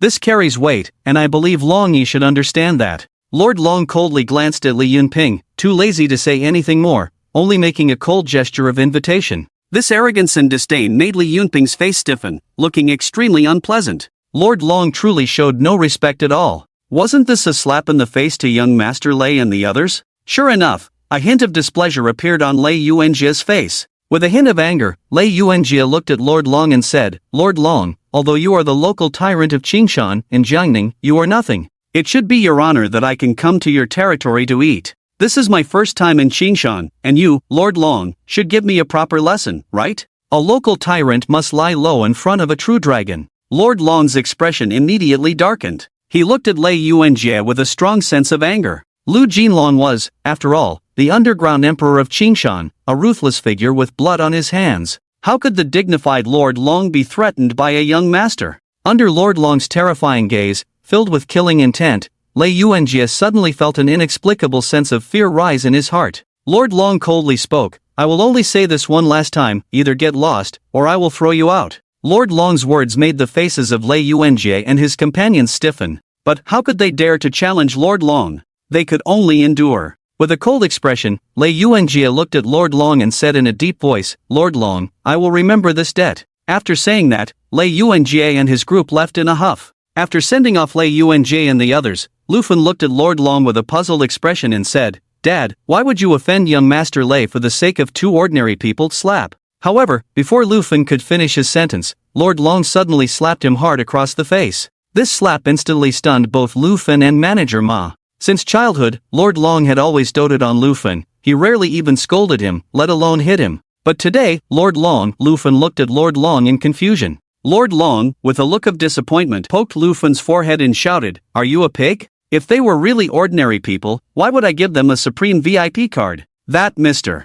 Yi is like a true dragon from the heavens. In front of him, I am like an ant. If you provoke Mr. Yi, there is no one in this world who can save you, not even me. Do you understand?" What? Lu Fen and Manager Ma were once again greatly frightened. A person like Lord Long actually said he was like an ant in front of Mr. Yi? Wasn't that a bit exaggerated? This truly scared Lu Fen and Manager Ma into a cold sweat. Both felt a chill run down their spines. Lu Fen couldn't help but ask softly, "Dad, who exactly is that Mr. Yi?" Lord Long immediately became extremely serious and said, "Don't ask. This is not something you should inquire about. You just need to remember clearly that we can offend anyone, but we absolutely cannot offend Mr. Yi. Although the Lei family is strong, they are not something our Qinglong society can provoke. But compared to Mr. Yi, the Lei family is nothing." After saying that, Lord Long deliberately shot a cold glance at Manager Ma, making Manager Ma's face turn pale. He had just been a bit disrespectful towards Mr.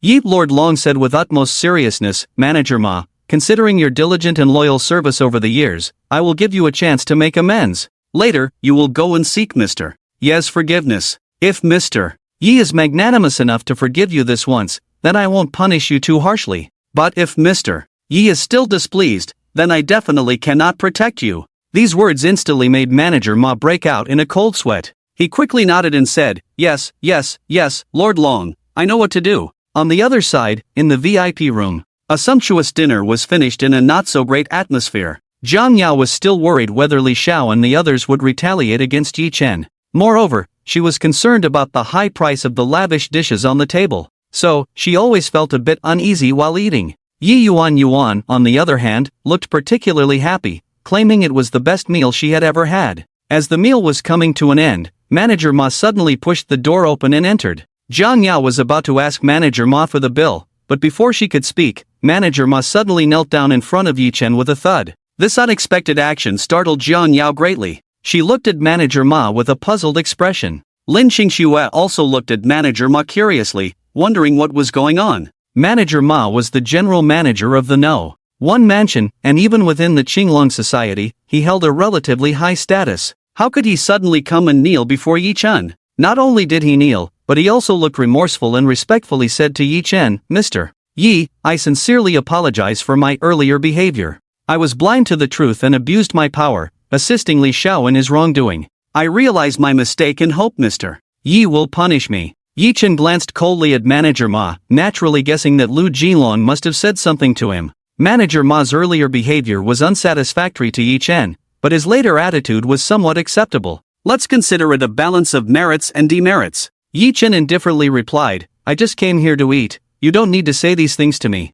These words made Manager Ma's vision go dark, and his face turned pale with fear. If he couldn't gain Mr. Yi's forgiveness, a terrible consequence awaited him. What to do now? Manager Ma was momentarily at a loss. Fortunately, at that moment, Yi Chen spoke again, "Get up. Ignorance is no crime, who among men is without faults? Making a mistake once can still be forgiven. We have finished eating, let's settle the bill." Upon hearing this, Manager Ma was overjoyed and filled with gratitude towards Yi Chen. He looked at Yi Chen excitedly for a long while before daring to stand up. Manager Ma, bowing deeply, said to Yi Chen, "This meal is on me, as an apology to you, Mr. Yi. I hope you won't refuse." Yi Chen didn't say much and simply told Jiang Yao and the others, "Let's go." Jiang Yao was momentarily stunned and couldn't help but ask Yi Chen, "Are we really not paying? Why not accept a treat when someone is offering?" Yi Chen replied to Jiang Yao. Before Jiang Yao could say anything else, Yi Chen took her and left. After leaving the No.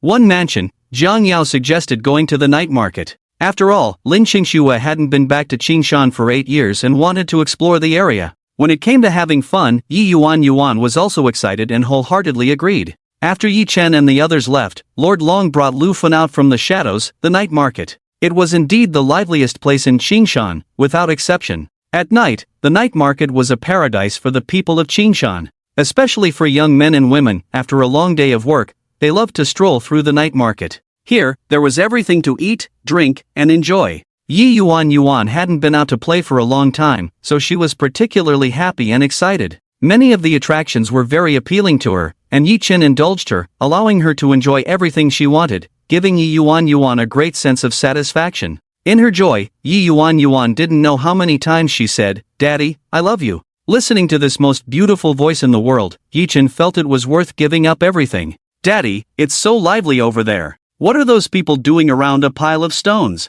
Yi Yuan suddenly pointed to a spot with curiosity and asked Yi Chen. Yi Chen glanced over and said to Yi Yuan, "Those people are playing with gambling stones." Yi Chen and the others had now arrived at an area filled with antique jade stones, where mostly burly men and some shady characters gathered. The atmosphere was murky, with a mix of people. Yi Chen clearly did not like such places. He curiously asked, "Dad, what is gambling stone? Stones are everywhere. What's so interesting about gambling with them? We kids don't play with stones anymore." Put. Lin Qingxue was immediately amused by Yi Yuan's words and explained, Yuan, these are not the stones that kids play with. These stones hide jade inside." Upon hearing that there were actually jade stones hidden inside, Yi Yuan found it fascinating. She quickly shook Yi Chen's hand and said, "Dad, can we go play too? Stones can have jade inside, that's amazing. I really want to see it." Originally, Yi Chen wanted to leave, but since Yuan wanted to play, he naturally nodded in agreement.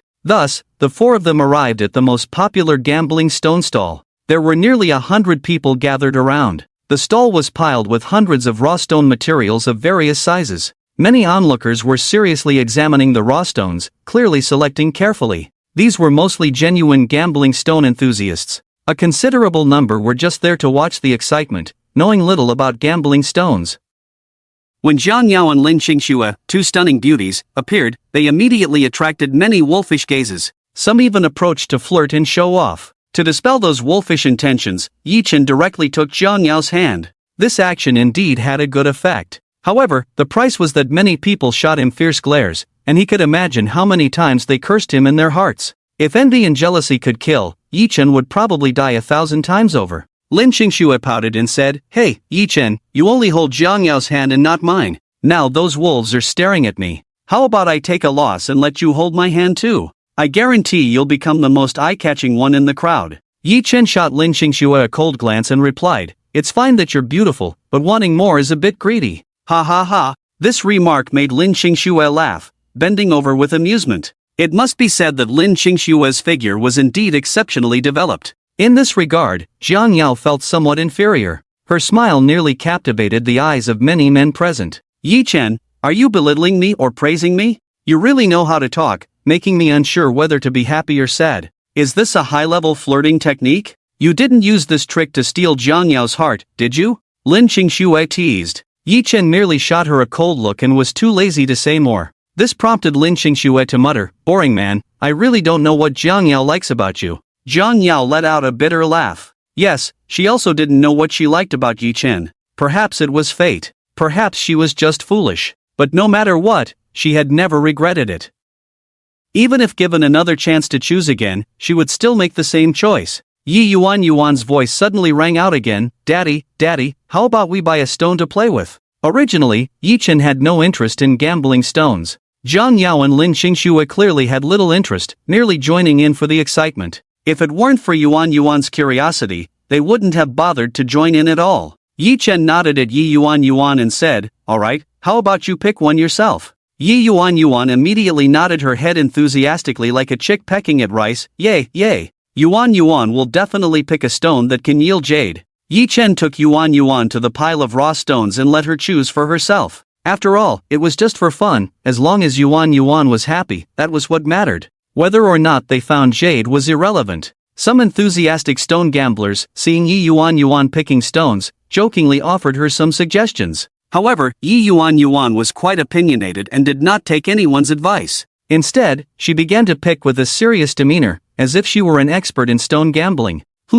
As Yi Chen's gaze inadvertently swept over a particular stone, his mind suddenly stirred. He sensed something special about that stone. This stone was about the size of an adult's fist, with more than half of its surface blackened. From the surface, it looked like a piece of waste material, likely just there to fill space. Anyone who dabbled in stone gambling would certainly not give this stone a second glance. It might just be used to fool those who knew nothing about stone gambling. After all, the crowd here was very fluid, with many people eager to join in, including those who had no idea about stone gambling, buying randomly in hopes of luck, or just trying it for fun. Such waste materials could only be sold to these people. While others would not spare a second look, Yi Chen noticed its extraordinary nature. He faintly sensed a wave of spiritual energy emanating from this stone. Spiritual energy is the most mysterious and profound force in the world, the essence of heaven and earth. It is also the ultimate source of power for cultivators. Of course, ordinary people cannot perceive or interact with spiritual energy.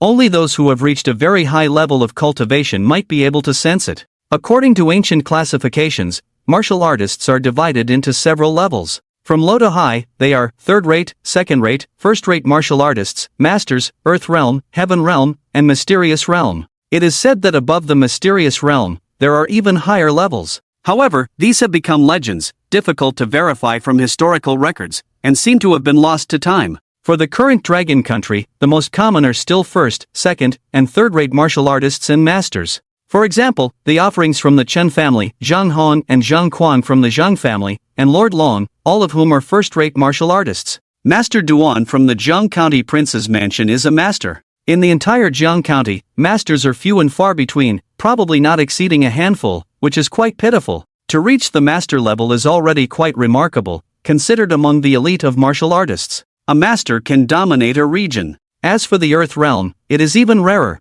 Perhaps there isn't a single one in the entire Jiang County. Going further up, it becomes even harder to find. Only by reaching the Heaven realm can one sense the existence of spiritual energy from the world. The Heaven realm is a dividing line, so to speak. Daddy, I've chosen. I want this one. Just as Yi Chen was deep in thought, Yi Yuan suddenly interrupted his musings. Bringing his thoughts back, Yi Chen saw Yi Yuan pressing her hand on a stone about the size of a soccer ball. This stone looked quite good, and it was basically certain that it could yield jade. Some stone gamblers also cast approving glances at Yi Yuan. Yi Chen said to Yuan, "Alright, let's go with this one." But immediately, a harsh voice rang out, "Hee, where did this bumpkin come from, daring to choose without even asking the price? Young man, do you know how much this raw stone costs?" The speaker was a middle-aged bald man, his face shiny and round, with a fierce expression that could easily scare a child. He belonged to that type of villain whose mere appearance could make little kids cry. After glancing at the middle-aged bald man, Yi Yuan instinctively hid behind Yi Chen. As soon as the bald man finished speaking, someone immediately chimed in, "Yeah, young man, just by looking at you, it's clear you don't know how to gamble on stones. This isn't like casually picking things at a vegetable market. The raw stone your daughter picked costs $1 million. Many experts just now couldn't make a call and didn't dare to act lightly. You seem a bit slow, without asking the price, you just said you want it?" The men here were all envious and resentful of Yi Chen, and now that they had the chance, they naturally wouldn't let it slip. The boss also looked at Yi Chen with a somewhat meaningful gaze, a hint of a frivolous smile on his lips. Clearly, he didn't think Yi Chen was a potential buyer. Upon hearing that the raw stone cost $1 million, Zhang Yao immediately tugged at Yi Chen, signaling him not to act impulsively. Yi Yuan, however, was quite sensible. She quickly let go of the raw stone and shook her head vigorously at Yi Chen, saying, "Daddy, this broken stone is too expensive. Yuan doesn't want it. I thought it would only cost a few bucks. Daddy, let's not play anymore." Zhang Yao quickly whispered to Yi Chen, "Just forget it, Yi Chen. $1 million was not a small sum. If it were someone else, no one would pay any attention." But who could blame Yi Chen for being accompanied by two stunning beauties? Many wanted to see him embarrassed. The middle-aged bald man looked at Yi Chen with disdain, mocking him, "Is $1 million really scaring you this much? How could someone so poor marry such a beautiful wife? Do you rely on your bad stomach to eat soft rice? If you don't have those 2 coins in your pocket, why pretend to pick raw stones? Can't you just stand aside and be a spectator? In this business of financial stones, one moment you're poor, the next you're rich. It's not something a completely clueless young man like you can play with. If you can't afford it, just step aside and watch me show off my skills." Yi Chen coldly glanced at the bald man and said, "Who says I'm not buying?" Before anyone could react, Yi Chen turned to the boss and said, "Boss, I want this one and that smaller one." Seeing that Yi Chen was actually going to buy, many people looked over with strange expressions. They were all thinking this guy was simply the top tier of the soft rice world, taking soft rice to a whole new level. Not only did he have such a young and beautiful wife, but he was also spending her money so lavishly, it was enough to make people envious to tears. Jiang Yao looked at Yi Chen with a helpless expression, wanting to say something but ultimately holding back. She didn't know how to dissuade Yi Chen. After a moment of shock, the boss looked at Yi Chen with a questioning gaze and asked, "Are you sure you want to?" Yi Chen coldly replied, "Are you afraid I won't pay?" Upon hearing this, the boss immediately laughed, his expression serious. "Young man, you probably don't know whose business this antique market is, do you? This is the business of the Chu family, one of the three great families of Qingshan. This area is all Chu family's territory. I am a member of the Chu family, managing this antique market for them. Moreover, half of it is under the Qinglong Society. Our Chu family is responsible for management, while the Qinglong Society maintains order. No one in Qingshan is foolish enough to cause trouble here. Would I be afraid you won't pay?" After saying this, the boss pointed to the thugs standing in various corners. These men were professionals, responsible for maintaining order in the antique area. Who would dare to act recklessly here? And what about the Qinglong Society? Yi Chen secretly smiled to himself. Didn't that mean he had half of it? The middle-aged bald man immediately shouted again, "Young man, the antique world has its own rules. Once you say you're buying, you must buy. If you go back on your word, the consequences can be very serious." Yi Chen directly handed the card to the boss. Everyone thought Yi Chen was going to let Jiang Yao pay the bill, but unexpectedly, he pulled out his own card. This was unreasonable. Looking at how plain he was dressed, he didn't seem like a wealthy person at all, did he? Could he really take out $1 million just like that? No, perhaps he was living off a rich girlfriend who gave him a supplementary card? With that thought, everyone felt a bit reassured. After taking the card, the boss immediately put on a friendly smile and said to Yi Chen, "Handsome, the raw stone your daughter picked is worth $1 million. That smaller piece was just to make up the numbers, so I'll give it to you."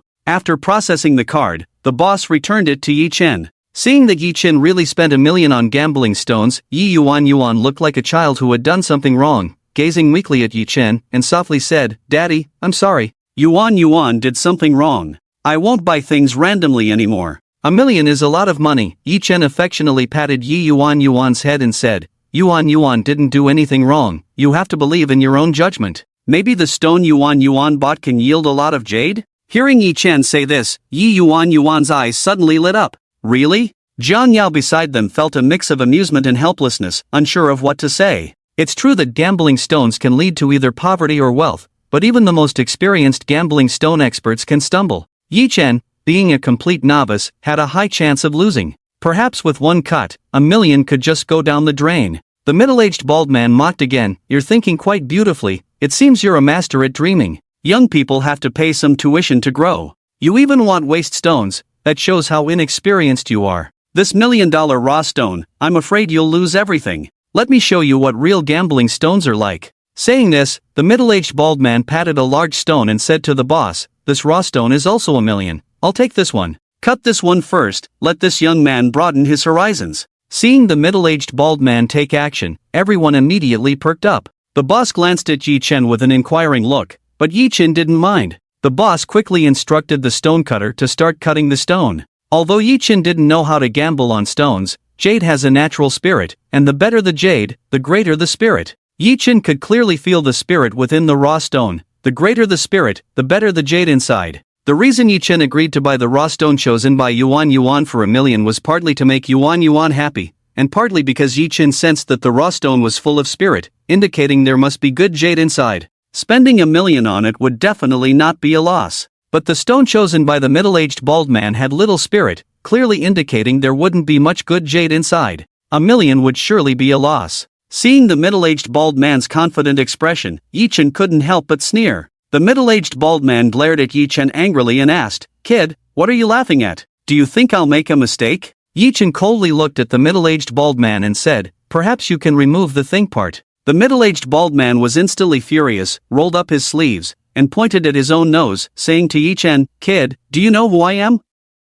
Those who knew the identity of the middle-aged bald man looked at Yi Chen with a playful gaze. Yi Chen coldly smiled and said, "Then why don't you tell me who you are?" The middle-aged bald man immediately felt greatly provoked. After twisting his neck with a fierce expression, he said, "People in the trade give me some face, call me Brother Chang. In the gambling stone world, everyone calls me Ghost Eye Chang. I, Ghost Eye Chang, am a master in the Qingshan gambling stone realm. Any raw stone I have laid my eyes on has basically never missed. You actually dared to question me? Isn't that a bit hasty? Kid, I'll give you another chance to say it again. Yi Chen still coldly smiled, I have nothing to change. Upon hearing this, Ghostai Chang instead laughed, ignorance truly breeds fearlessness. I've been looking at this raw stone for quite a while. Although it doesn't seem particularly promising on the surface, with my 20 years of gambling stone experience, it must contain glass-type imperial green. From this stone, I can at least make a twofold profit. Kid, you will soon witness what true gambling stone is.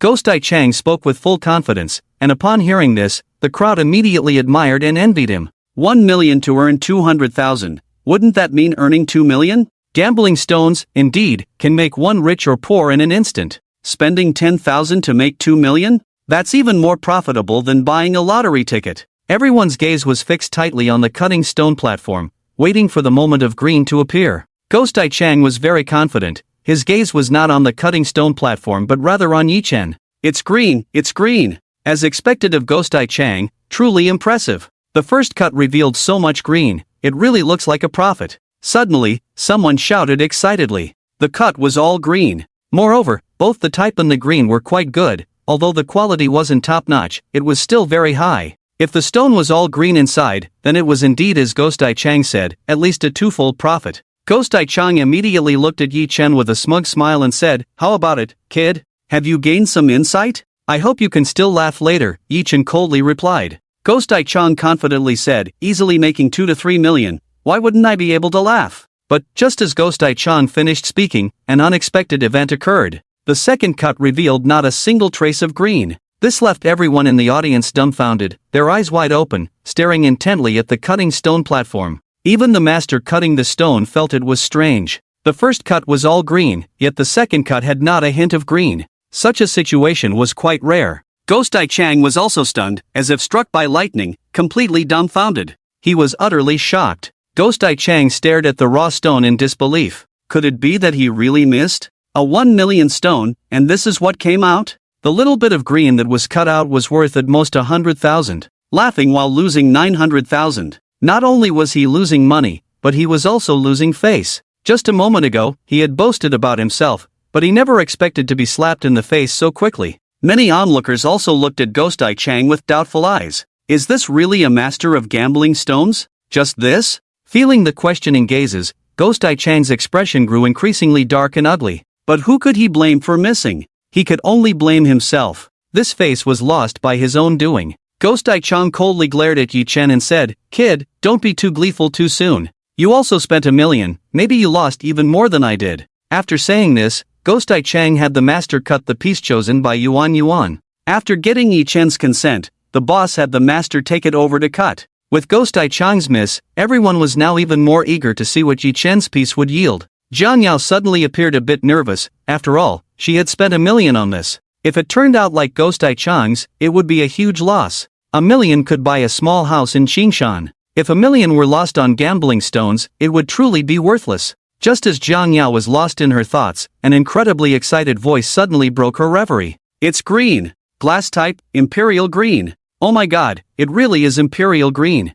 I'm going to get rich, my brother. It's all imperial green. This is definitely a rare top-quality material. Quick, cut it again. If the whole piece is glass-type imperial green, then we'll really strike it rich. Hearing this voice, Jiang Yao was momentarily stunned, staring blankly in that direction. She had some understanding of jade and emerald, and she could recognize glass-type imperial green. Upon looking, it truly was. Jiang Yao was momentarily shocked. For Ghostai Chang, it was clearly another blow, his spirit suffering another heavy hit. Ghostai Chang's eyes widened, staring intently at the cutting table, his expression particularly vivid. Soon, the stone skin was completely cut open, revealing a complete piece of imperial green jade before everyone. Without a hint of impurities, it was perfect. Moreover, the size was not small. A piece of imperial green this perfect was absolutely very rare.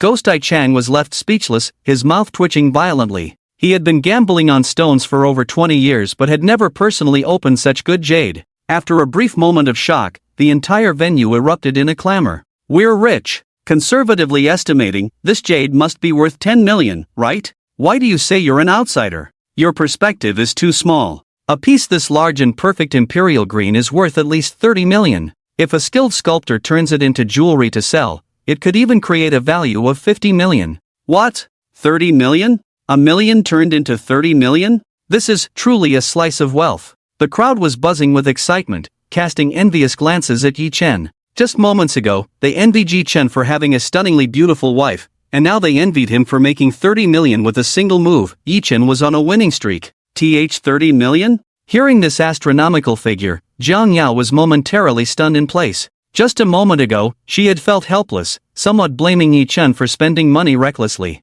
But unexpectedly, Yi Chen had turned 1 million into 30 million. This was too unbelievable, right? Although Jiang Yao knew that gambling stones could lead to sudden wealth or ruin, she had only heard about it and had never seen anyone around her get rich from gambling stones. So, Jiang Yao had always thought it was just a saying, not something that truly existed in reality. But today, she experienced it firsthand. And the protagonist was Yi Chen. This feeling was indeed somewhat dreamlike. It was even more surreal than winning the lottery. Daddy, there really is jade in this stone. Does that mean we're rich? Yi Yuan suddenly danced with joy. Yi Chen smiled and patted Yi Yuan's head, nodding, yes, Yuan is amazing, we're rich. Yi Yuan immediately danced around, pulling Jiang Yao to share her happiness. Jiang Yao was still in shock, staring blankly at Yi Chen. Reflecting on a few days ago, she had been worrying about making ends meet, living in a dilapidated rental house with her daughter. But now, such a dreamlike thing was happening to her.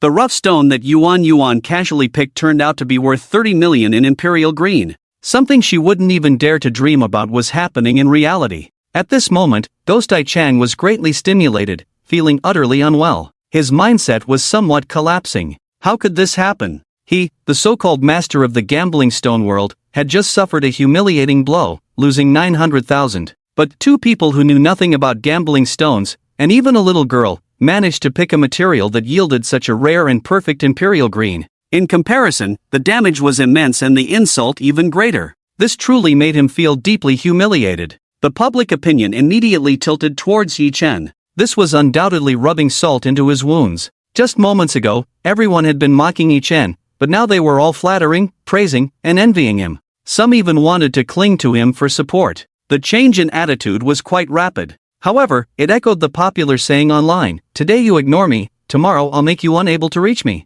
Yi Chen, on the other hand, remained indifferent. This outcome was within his expectations. Besides, 30 million was nothing to Yi Chen. It didn't even amount to a fraction of his wealth. Yi Chen was truly uninterested in money. He meant it far more sincerely than Teacher Ma ever could. At that moment, a voice suddenly rang out, "Little brother, I'll offer 30 million for this piece. Would you consider selling it to me?" A middle-aged man with a round face and a shiny complexion approached Yi Chen with a beaming smile. This man clearly looked like a cunning and unscrupulous character. The 30 million offer was about what some had speculated earlier. Of course, those were just guesses from outsiders. Insiders wouldn't say such things. This was also a rule of the trade. For most people, 30 million was a fortune they could never hope to earn in a lifetime. Even in a place like Qingshan, having 30 million could basically mean financial freedom. Faced with such an offer, Jiang Yao felt as if she were dreaming. Even winning the lottery wouldn't yield such a sum. Yi Yuan danced with excitement, saying, "Daddy, is 30 million a lot? Does that mean we're rich?" Yi Chen gently replied to Yi Yuan, 30 million isn't much, 300 billion is barely considered a lot. As soon as he said this, he was met with a chorus of disdainful looks. A few fathers thought, how can he say such things? There are hardly a few people in the entire Dragon Country who have 300 billion, right? He really was putting on a show. Yi Chen casually lifted the material in his hand and coldly glanced at the round-faced middle-aged man, saying, "If a top master were to carve this piece, it could conservatively be valued at over 60 million. If sold well, 70 or 80 million is possible. You think you can buy such a rare and sought-after material for 30 million? Do you think I'm ignorant?" As soon as these words were spoken, everyone was taken aback. This guy is actually an expert? If that's the case, 30 million is far too low? They were exhausted from envy. The round-faced middle-aged man truly believed Yi Chen was completely clueless, just a naive rookie. Earlier, someone in the crowd had mentioned the 30 million figure, so he thought he could snag a bargain, but unexpectedly, Yi Chen called him out.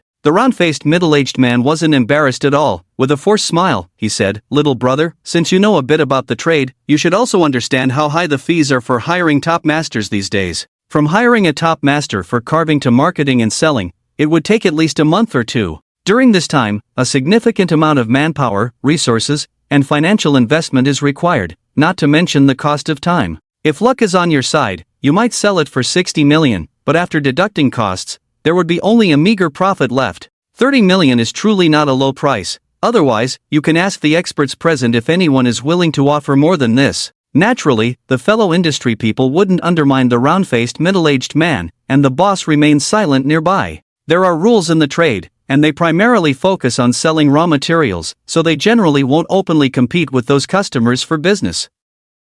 Otherwise, if they offend these major clients, who would come to gamble on stones in the future? To keep the stone gambling business thriving, they absolutely cannot offend these experts in the field, they must be catered to. Only by having these people frequently visit can they attract many newcomers. The main profit comes from these newcomers' money. Some competitors are providing cover for the portly man, telling Yi Chen that 30 million is the maximum offer. Many onlookers, who are outsiders, also chimed in, urging Yi Chen to take the 30 million, saying it was enough. The key is to sell and cash out, that's the way to go. No matter how valuable something is, if it doesn't turn into money, it's just an object. Only when it becomes money and enters one's pocket can it be considered secure. However, Yi Chen paid no attention to these people and firmly told the portly middle-aged man, a flat price of 50 million, not a cent less. If you want to negotiate, then let's not talk. 50 million? When this price was announced, the scene erupted in an uproar. Many even thought Yi Chen was too greedy, as if he had gone mad for money. Sure enough, upon hearing this price, the portly middle-aged man's expression changed instantly. He was about to open his mouth to negotiate with Yi Chen again, but Yi Chen completely ignored him, turning to the boss and asking, "Since he doesn't want it, do you want it?" Seeing Yi Chen's tone so firm, the boss realized he was dealing with an expert. The usual tricks would definitely not work. It seemed that without 50 million, the other party would definitely not sell. Although 50 million was a bit high, there was still profit to be made, and it could definitely be accepted. The boss did not rush to answer but looked at the portly middle-aged man. After all, it was the other party who made the first offer, so according to the rules, he had priority. After calculating in his mind, the portly middle-aged man gritted his teeth and said, "Fine, 50 million it is." What? He actually agreed to 50 million? This made those who had just criticized Yi Chen for being too greedy and crazy for money instantly slap themselves in the face. The slap came too quickly, didn't it? They were still too young and didn't expect the stone gambling industry to be so deep. Those onlookers who had just scolded Yi Chen were now cursing the portly middle-aged man, calling him heartless, offering 30 million for a material worth 50 million. But who would have thought that Yi Chen would directly tell the portly middle-aged man, "Sorry, it's too late. You didn't want it just now, so now I won't sell it to you."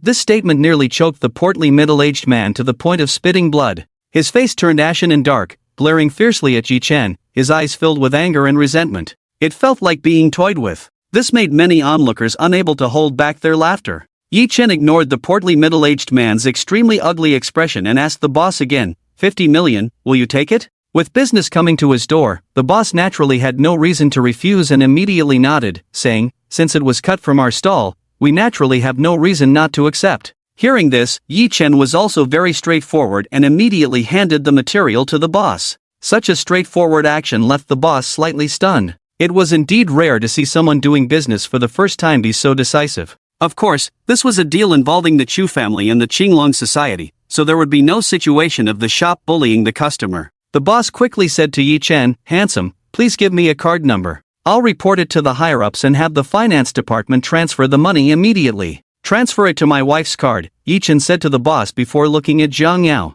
"Me?" Zhang Yao was taken aback, pointing to her own nose, seemingly in disbelief. Lin Qingxue immediately gave Yi Chen a thumbs up with a face full of approval, then looked at Zhang Yao with envy, lightly nudging her to hurry and report the card number. 50 million. Which woman wouldn't be moved? Yi Chen nodded and said, "Isn't it only natural for a man to hand over his money to his wife? What the hell?" As soon as these words were spoken, they immediately drew the attention of many male students. He really showed off again. It was simply amazing. However, there was indeed nothing to criticize. 50 million, all handed over to his wife. Wow. A true pampering husband. Many girls shot sharp glances at the men beside them. In an instant, the public opinion about Yi Chen underwent a complete 180-degree turn. Finally, someone began to sigh, realizing that being able to marry such a beautiful goddess was indeed not without reason. This guy must be a big shot pretending to be humble. With barely any money in his pocket, he dared to hand over 50 million to his wife without batting an eye?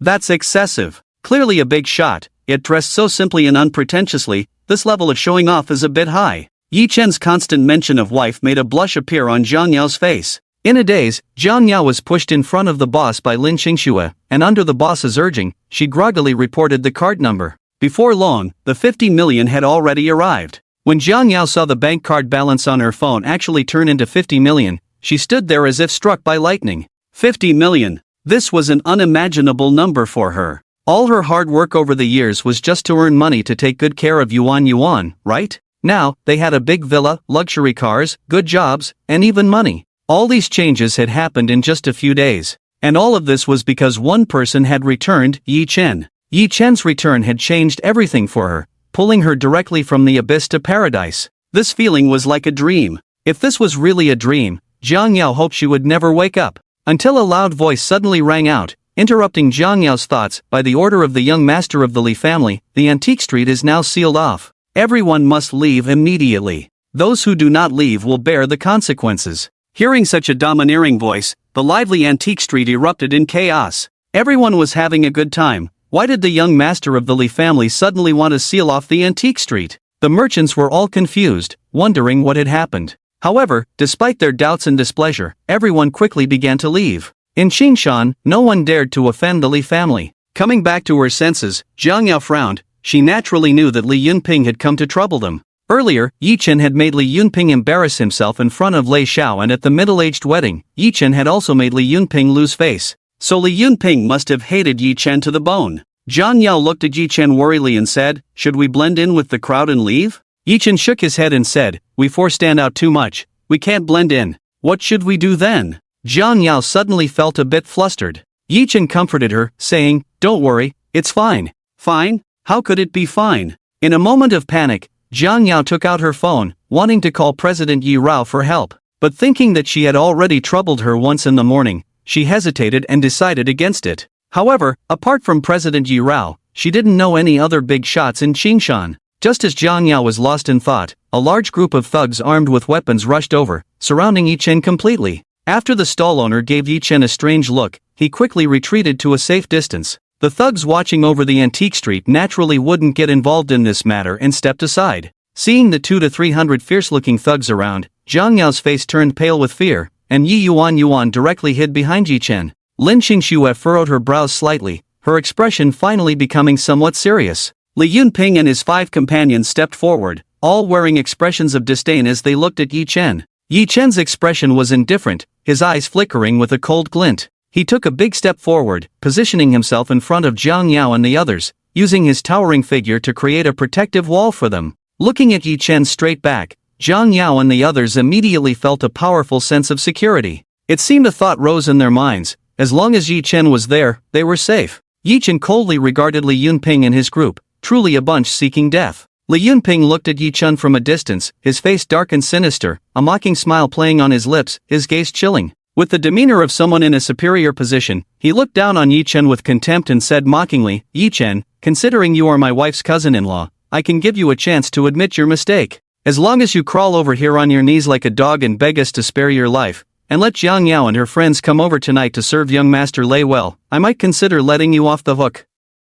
Otherwise, today I'll have someone kill you. You're just a worthless life. For me, Li Yunping, killing you is as easy as squashing an ant. In Qingshan, no one has dared to act so recklessly on my head. After killing you, I can take them away just the same. To be able to serve young Master Lei, that's a blessing they've earned over 8 lifetimes." Li Yunping's words instantly ignited Yi Chen's anger and killing intent. Yi Chen's face turned cold, his eyes icy, and a chilling aura suddenly erupted from him. In an instant, he seemed like a god of death descending upon the world. However, Yi Chen soon felt Yi Yuan, who was clutching the corner of his clothing, trembling violently, likely frightened by his terrifying killing intent. Yi Chen immediately retracted his murderous aura and turned to look at Yi Yuan gently. In front of his daughter, Yi Chen couldn't appear too fierce. Yi Chen coldly glanced at Li Yunping and said, "I'll give you a chance to take your people and leave, don't scare my daughter. If you want to die, I can give you a chance tomorrow. If anyone dares to be ungrateful today, don't blame me for being rude." But Yi Chen's words clearly had no effect, instead provoking ruthless mockery and disdain. Li Yunping sneered, "Still putting up a tough front when death is imminent? Damn it, after being a soldier for a few years and fighting a few battles, you've forgotten your own name, haven't you? You've retired and returned to Qingcheng, yet you're still so arrogant? You're a dog that doesn't know its place. Since you don't want the chance I've given you, then just die." After saying that, Li Yunping loudly ordered the 200 to 300 fierce thugs, "Everyone, listen up. Beat him to death later. One arm for 100,000, one leg for 200,000, and if you kill him, it's 500,000. For the others, it's 10,000 per person, go." Li Yunping was quite generous, throwing in several million at once. However, for him, money here was indeed nothing. As long as he could kill Yi Chen, what did spending a few million matter? With a heavy reward, there would surely be brave men. This is an unchanging truth. These thugs worked for the Li family, after all, for the money, right? They naturally wanted that extra reward. So, as soon as Li Yunping's order was given, these thugs went wild, each one shouting and rushing towards Yi Chen. Yi Yuan had never seen such a grand spectacle before. She was almost scared to tears and quickly hid in Zhang Yao's embrace. After leaving a remark to Lin Qingxue, Yi Chen stepped out like a god of death. "Help me take care of them." By the time Lin Qingxue reacted, Yi Chen had already plunged into the crowd. At that moment, Yi Chen had completely transformed into a killing god, unstoppable by gods or Buddhas. No matter how fierce or skilled the thugs were, no matter how many came at him, as soon as they encountered Yi Chen, they were utterly defeated. There were no surprises. Everyone was taken down by Yi Chen with ease. Either they had their arms or legs broken, their ribs shattered, or their abdomen severely injured. Yi Chen's strikes were precise and ruthless, and incredibly fast. In just one exchange, those thugs would inevitably fall to the ground in pain, unable to rise, losing their combat effectiveness. Yi Chen's speed was astonishingly quick, dazzling to the eyes. Zhang Yao, who had originally worried about Yi Chen, was now dumbfounded, unable to believe what she was seeing. "Oh!" Lin Qingxue exclaimed in surprise, her lively eyes flashing with an unusual glimmer. Yi Yuan seemed to sense something as well. She slowly opened her eyes. Upon seeing Yi Chen wreaking havoc, Yi Yuan immediately clapped her hands in praise, looking at Yi Chen with admiration. "Daddy is so amazing. Daddy is the invincible superhero of the universe. I love Daddy." Zhang Yao gazed at Yi Chen's godlike figure, momentarily lost in thought. It felt as if her soul had been stirred. Looking at this towering figure, Zhang Yao felt a deep emotional resonance within her. At that moment, Yi Chen was indeed handsome, exuding heroism and a sense of security. He was like a prince charming. What woman could resist this? Perhaps from this moment on, or maybe even earlier, Yi Chen had already left an imprint on Zhang Yao's heart. Li Yunping and the others were also stunned by the scene, their expressions turning rigid. They exchanged glances, their faces filled with disbelief. How could this be? 200 to 300 professional thugs, all elite, couldn't even handle one Yi Chen? Was this really happening? Seeing this, Lu Xiao couldn't help but feel worried, quickly saying to Li Yunping, "Li Xiao, your thugs aren't up to par. Hurry and call for reinforcements,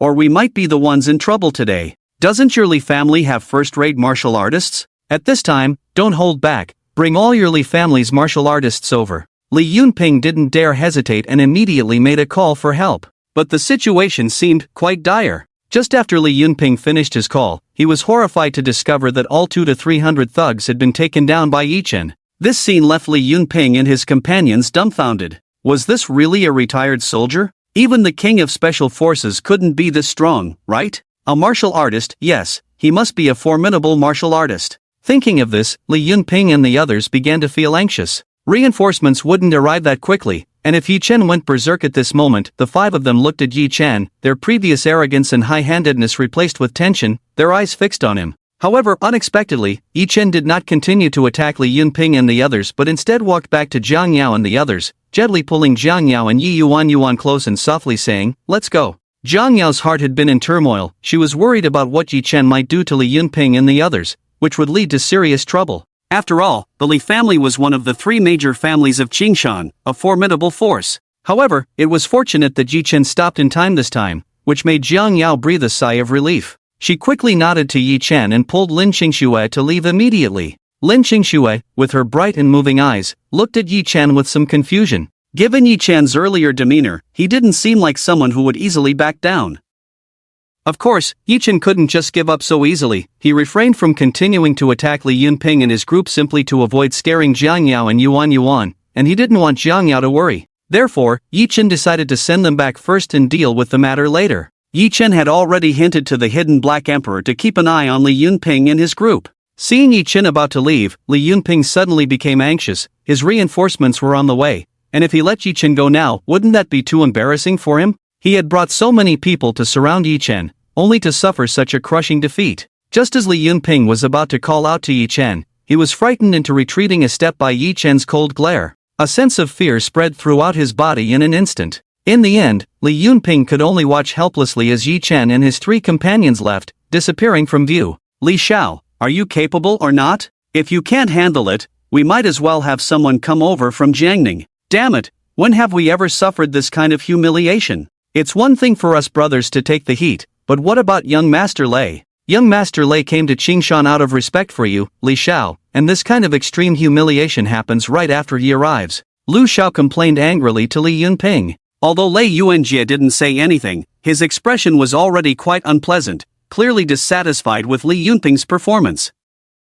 It was Lei Yuanjie's first time in Qingshan, and he ended up in such an embarrassing situation. Li Yunping immediately looked panicked and said, "I'm sorry, young Master Lei, today I didn't arrange things properly, I severely underestimated that kid's strength. But please rest assured, young Master Lei, my Li family will definitely be able to deal with that kid. I will make sure that kid kneels before you, young Master Lei, to apologize and accept your punishment. And those 2 women, I guarantee I will deliver them to your bed, young Master Lei." Lei Yuanjie looked at Li Yunping with a cold face and said in a deep voice, "I hope you won't disappoint me this time." Li Yunping quickly patted his chest and assured, "I won't, I definitely can handle it this time. Young Master Lei, I already have a perfect plan." On the other side, as soon as Yi Chen and the others left the night market, they were surrounded by a group of people. The leader was none other than the middle-aged man with a fat head and big ears who had previously offered 30 million to buy materials from Yi Chen. Yi Chen had already seen that this guy was treacherous and cunning, hiding a dagger behind a smile. He was still unrepentant and dared to come and surround him.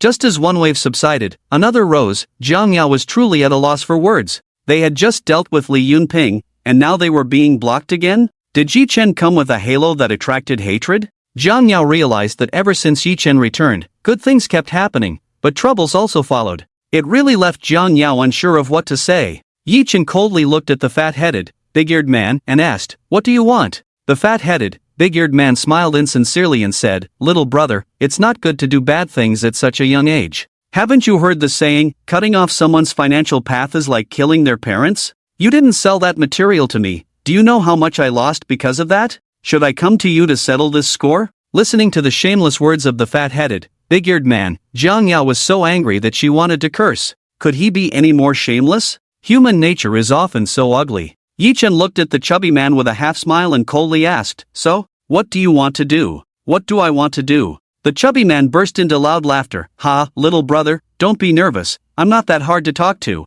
Let me calculate for you. If you are willing to sell that material to me for 50 million, I can conservatively make 10 million. If luck is on my side, I might make 20 million, so let's take a middle ground. 19 million isn't too much, right?" Yi Chen sneered. "So, you want me to give you 19 million, right?" The chubby man immediately gave Yi Chen a thumbs up, looking very approving as he said, "Little brother, you really are a smart person, you get it right away. But it shouldn't be called giving, it should be called compensation for my losses." Jiang Yao couldn't hold back her anger and shouted, "If you're going to rob us, just say it directly, why say so much? In broad daylight, how dare you be so lawless, it's simply outrageous. There are still laws in Qingshan, if you don't leave, I'll report to the city defense." Hearing this, the chubby man not only wasn't afraid but instead started to laugh.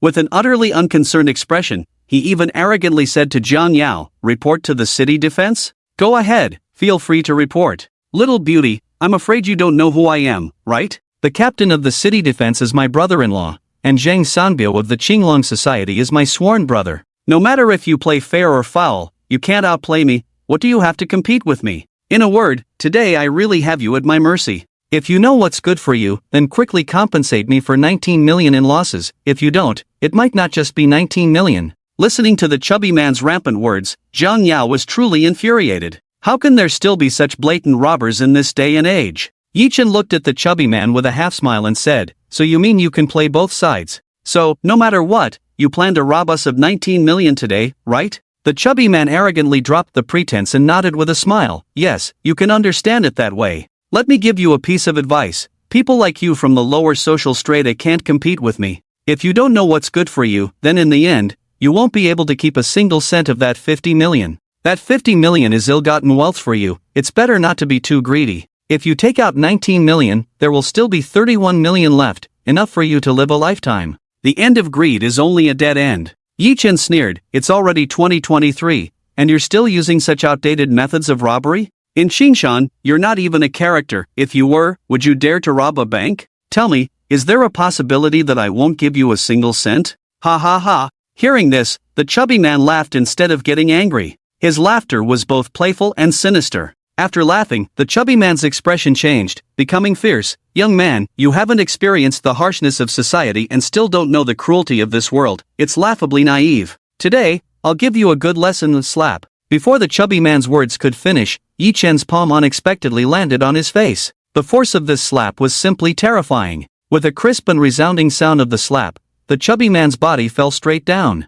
This 180-pound fat man crashed to the ground like a heavy meatball. This scene instantly left everyone else stunned, staring blankly at the plump, big-eared man who had collapsed to the ground, momentarily losing consciousness. Watching the big-eared man being knocked down by Yi Chen with a single slap, Jiang Yao felt an indescribable sense of satisfaction surge within her. This feeling was exhilarating. Such a despicable person deserved to be dealt with harshly. Those who scorn the law, who are utterly arrogant and overbearing, should be punished. Showing mercy to such people is nothing short of a desecration of the law. Yi Yuan also became excited, dancing with joy, clapping her hands, and looking at Yi Chen with admiration, saying, "Daddy is amazing. Bad people should be beaten. Daddy, hit him again." Yi Chen smiled gently at Yi Yuan, nodding slightly. "You like watching Daddy beat bad people, right? Then Daddy will continue." With that, Yi Chen directly took action against the big-eared man's subordinates. It was only at the moment Yi Chen moved that those people suddenly reacted.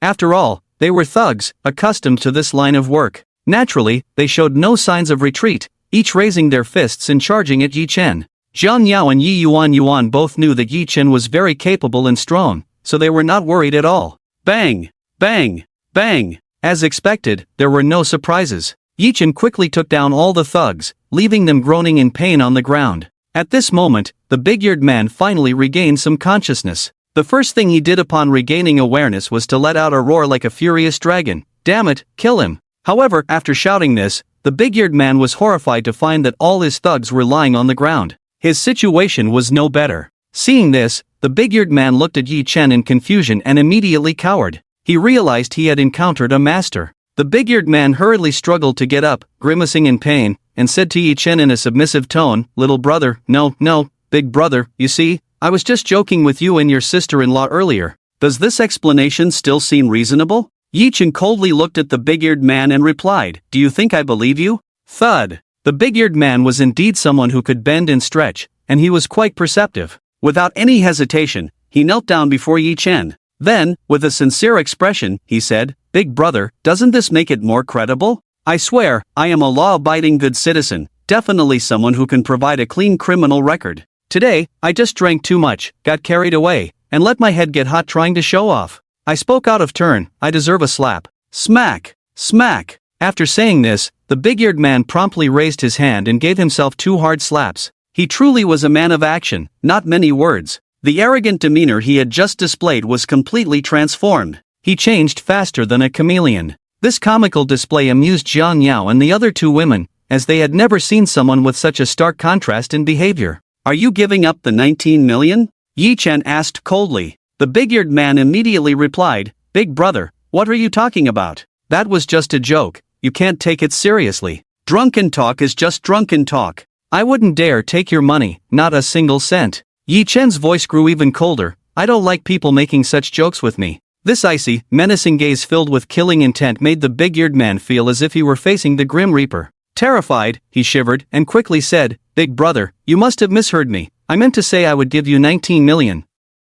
This 19 million is the tuition I'm giving you, big brother. I hope you will accept it. I've been gambling with stones for so many years, but I've never spent 1 million to win 50 million. I was fortunate to see Big Brother in action just now, so I must pay this tuition." After saying that, the chubby man directly looked at Jiang Yao and said, "Sister-in-law, give me your card number, and I'll transfer the money to you right away." "Ha!" This operation left Jiang Yao a bit bewildered. For a moment, she didn't react and stared blankly at Yi Chen. What's going on? The change is too fast, right? How did it go from being robbed of 19 million to now receiving 19 million? 19 million is enough for a family to achieve a moderate level of financial freedom. But Jiang Yao naturally didn't want this ill-gotten wealth. Just as she was about to refuse, Yi Chen said to her, "Give him your card number." "Ha! Jiang Yao looked at Yi Chen with a face full of confusion. She was about to say something, but Yi Chen spoke first. This kind of person's money is probably all ill-gotten. We can consider it robbing the rich to help the poor. We can donate this money to charity or something. Keeping it with such a person is a waste. Hearing Yi Chen say this, Jiang Yao felt it made a lot of sense. Lin Qingxue also nodded in approval. So, Jiang Yao gave her card number to the chubby man, who promptly transferred 19 million to her. After receiving the money, Yi Chen shot a cold glance at the chubby man, a hint of killing intent flashing in his eyes. Yi Chen made a gesture indicating killing in secret. Such a person didn't deserve to live in this world. Just as Yi Chen was about to take Jiang Yao and the others away, a sudden scream of terror erupted. Immediately, a wave of voices exploded. A large crowd suddenly surged toward this side, panicking and looking as if they were fleeing for their lives. They screamed while running. What terrible thing had happened? Yi Chen quickly shielded Jiang Yao and the other two behind him, his expression cold as he surveyed the surroundings. The dense crowd was madly rushing over, too many people completely filling the street. Yi Chen retreated with Jiang Yao and the others to a corner, where it was somewhat better. The chubby man and his companions weren't so lucky. Before they could react, they were knocked to the ground by the crowd and trampled by those behind them. But Yi Chen didn't have time to care about that. Yi Chen raised his eyebrows. His intuition told him something was off. Earlier, he had received intelligence that assassins from the Snow Country had infiltrated Qingshan. These assassins could launch a surprise attack at any moment. The occurrence of a mass panic event was very likely orchestrated by the Snow Country assassins. The goal was to create chaos and then take action against him amidst the confusion. The likelihood of this was extremely high. Yi Chen vaguely sensed a hint of killing intent. He didn't dare to be careless. After all, there were too many people here, which posed a significant constraint on him. So, Yi Chen seriously said to Jiang Yao and Yi Yuan, "You all stay behind me and don't move." In such a surging crowd, it was also difficult for the Death God and the Demoness to get close, making it hard to form perfect protection. However, Yi Chen couldn't help but sneer inwardly. Since the Snow Country assassins had created an opportunity to strike, it might not be a bad thing. He wasn't afraid of them jumping out. He was afraid they would remain hidden in the dark. As long as they dared to come out, today would ensure they would have no return. Yi Chen immediately issued a command to the hidden He Huang not far away, and He Huang nodded in understanding. Fortunately, Yi Chen had already made arrangements in advance, having the Death God and others bring over some capable and loyal subordinates. Now, it was time for them to be put to good use. Ha! Yi Chen suddenly furrowed his brows, sensing danger. In the darkness, Yi Chen saw several bullets shooting towards him from different directions. Without any hesitation, he immediately wrapped his arms around Jiang Yao and the others, protecting them, and turned his back to take the bullets. At the same time, several dark figures suddenly rushed out from the shadows, forming a human wall to protect Yi Chen and the others. The double layer of protection ensured absolute safety. These were the Reaper's subordinates, lurking in the dark like phantoms. They were fearless warriors, shadows of death, the most loyal guardians. In the face of danger, they unhesitatingly chose to use their bodies to block all attacks. The chaotic crowd was completely unaware that anything was happening, nor did they know that assassins were mixed in among them. As soon as the assassins made their move, they immediately exposed themselves. Once exposed, the Reaper, the Enchanting Lady, and the Black Emperor, along with their many subordinates, quickly discovered and locked onto those assassins. The three had very clear roles. The Enchanting Lady did not pursue the assassins but quickly stepped forward. Her responsibility was to ensure the safety of Jiang Yao and Yi Yuan. This was her primary task. The few assassins mixed in the chaotic crowd, realizing their mission had failed, did not hesitate and quickly blended back into the crowd to retreat. They knew that facing the terrifying master of Tianyuan Palace, any hesitation could mean their doom. Now, amidst the chaos, there was still a slim chance to escape. The Enchanting Lady quickly walked towards Yi Chen, but he gave her a look indicating to pursue the assassins. Those assassins were all fleeing, and there was no longer any danger here. Besides, with Yi Chen around, no matter how great the danger, it would be resolved. After receiving Yi Chen's order, the Enchanting Lady immediately went after the assassins. The Reaper's subordinates, who had just rushed out to act as human shields, also quickly retreated, joining the effort to encircle the assassins. It took a while before calm was restored. Yi Chen quickly left with the still somewhat shaken Jiang Yao and Yi Yuan, while Lin Qingxue seemed to be unfazed, looking at Yi Chen with a strange expression. No one noticed that the portly man had suffered during the trampling incident and was now on the verge of death. It seemed he had no life left. However, Yi Chen had no intention of letting him off. It was just a different way to die. It wasn't until they returned home that Jiang Yao began to regain her senses. However, she did not realize they had just been attacked by assassins. Yi Chen, what exactly happened just now? Jiang Yao suddenly asked. Yi Chen shook his head and said, I don't know what happened either. Jiang Yao did not press further, but Lin Qingxue kept looking at Yi Chen with a strange gaze. This woman, he couldn't tell what she had seen or what was going on. But Yi Chen was too lazy to care about her. This woman was not simple to begin with. Suddenly, Jiang Yao's phone rang. It was a call from Li Yangmei. Jiang Yao hesitated for a moment but still answered the call. Before Jiang Yao could speak, Li Yangmei's voice came through the phone. Jiang Yao, you need to take Yi Chen back to the Jiang family villa right away, hurry. After saying that, without waiting for Jiang Yao to respond, she hung up the phone. Looking at her phone, Jiang Yao felt a bit dazed. Why was her mother calling so urgently at this late hour, asking her and Yi Chen to go back to the Jiang family villa? Could it be about Li Yunping? That seemed to be the only possibility. Thinking of this, Jiang Yao immediately became worried. If it was about Li Yunping, then it must be to take revenge on Yi Chen. If Yi Chen were to go, then, just as Jiang Yao was in a dilemma, Yi Chen suddenly spoke up. Jiang Yao, it's late, you don't need to go. Stay home with Yuan. I'll go check things out by myself. Hearing that Yi Chen wanted to go alone, Jiang Yao immediately became worried. No, before Jiang Yao could say more, Yi Chen continued, don't worry, I'll be fine.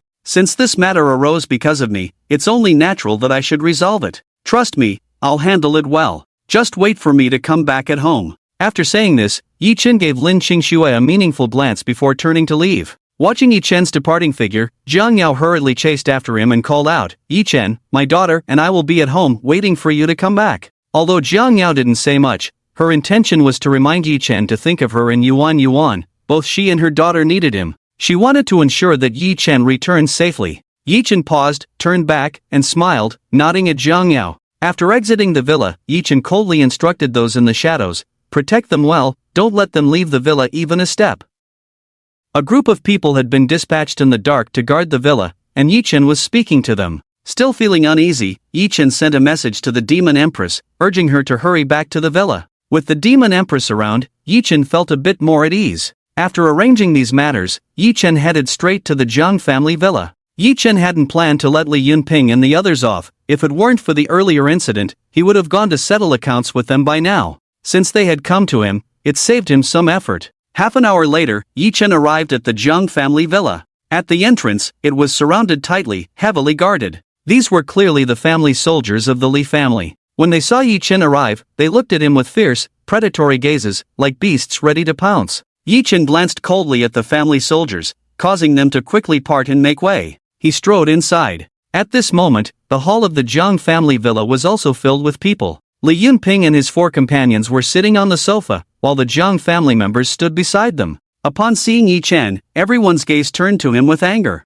They all looked quite displeased with Yi Chen. The Jiang family members, in particular, were extremely disdainful of him. Yi Chen walked over with an indifferent expression, quickly scanning the room. Behind Li Yunping stood an old man and 2 middle-aged men. The old man exuded a powerful aura, clearly a top-tier martial artist. The 2 middle-aged men were also solid second-tier martial artists. These 3 martial artists were evidently the Li family's guardians. It seemed that Li Yunping had mobilized all the foundational strength of the Li family this time. Outside, there were 300 to 400 thugs, and here were 3 martial artists. The display was somewhat intimidating. However, in Yi Chen's eyes, it was nothing worth mentioning. Upon seeing Yi Chen, Li Yunping looked at him with a sinister, mocking expression, his eyes filled with hatred. Li Yunping looked as if he wished he could devour Yi Chen whole. His hatred for Yi Chen had penetrated to the bone. Li Yunping had never hated anyone this much before. Of course, it was also because in Qingshan, no one had ever been worthy of such hatred from him.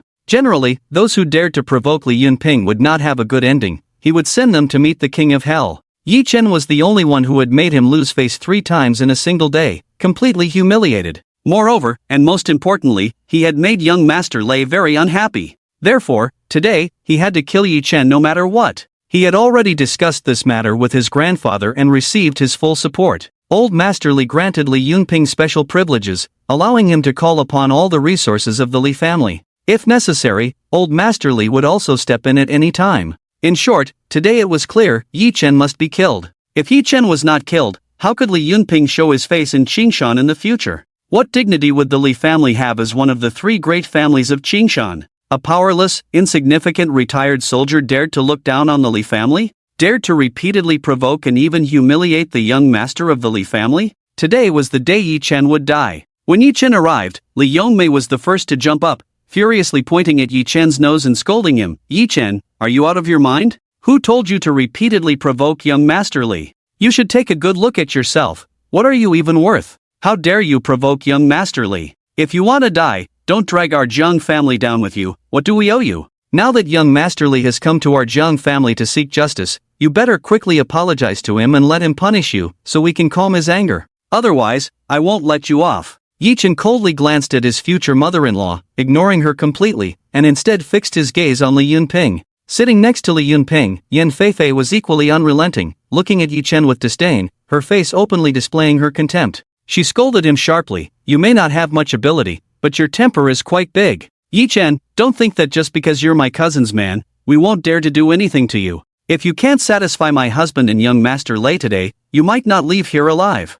At your age, if you had any brains, you wouldn't be foolish enough to provoke my husband. What are you even worth? A lowly person from the bottom of society, who gave you the courage to provoke the young masters of the three great families of Qingshan. I really want to see how much water is in your brain that makes you so arrogant and reckless to repeatedly provoke my husband." The other members of the Jiang family also chimed in, urging Yi Chen to quickly apologize to young Master Li. The Jiang family was currently in a state of panic, fearing that young Master Li would vent his anger on them. In front of the Li family, the Jiang family was nothing but a small ant. So now, the Jiang family naturally understood the situation and ordered Yi Chen to bow down to young Master Li. Faced with the crowd's words, Yi Chen remained indifferent, completely ignoring them, and coldly sneered at them. Just a bunch of ants making noise. Just as everyone was attacking Yi Chen verbally, a cold voice suddenly came from his mouth. "Young Master Li, judging by your attitude today, you want to kill me, right?" Li Yunping looked at Yi Chen with a cold smile, his eyes filled with anger, and said with a sinister grin, "Yi Chen, at least you have some brains.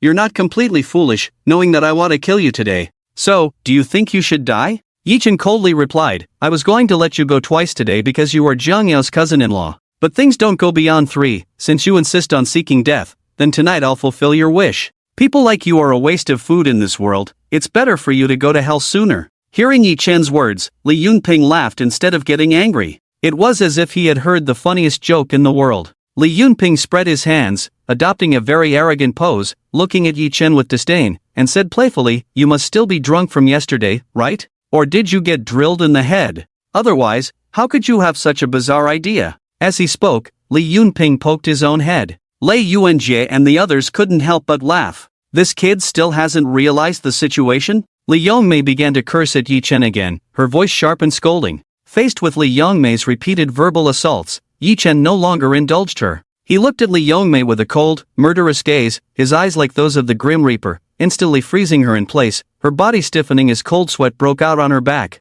Terrified, she instinctively shut her mouth, her face turning pale as if she had seen a ghost. "If you weren't Jiang Yao's mother, I would have slapped you until your mouth was raw," Yi Chen said coldly. Feeling humiliated by the son-in-law she hadn't even acknowledged, Li Yongmei was filled with rage and shame, opening her mouth to speak but stopping short. Yi Chen paid no further attention to Li Yongmei. After giving the Jiang family a cold glance, his gaze returned to Li Yunping. Li Yunping still looked disdainful, as if he had Yi Chen completely under control. With a smirk, he said, "Yi Chen, I know you're skilled, I know you're a martial artist, and I know you can fight. But do you really think you're invincible? I was careless just now, but this time, the full strength of the Li family will be unleashed, and I will definitely kill you." Whoosh! As soon as Li Yunping finished speaking, Yi Chen lunged at him like an arrow. Li Yunping had suffered several losses at Yi Chen's hands, having been slapped a few times. So, he was naturally quite apprehensive about Yi Chen's abilities. The moment he saw Yi Chen make a move, he instinctively raised his hands to protect his face,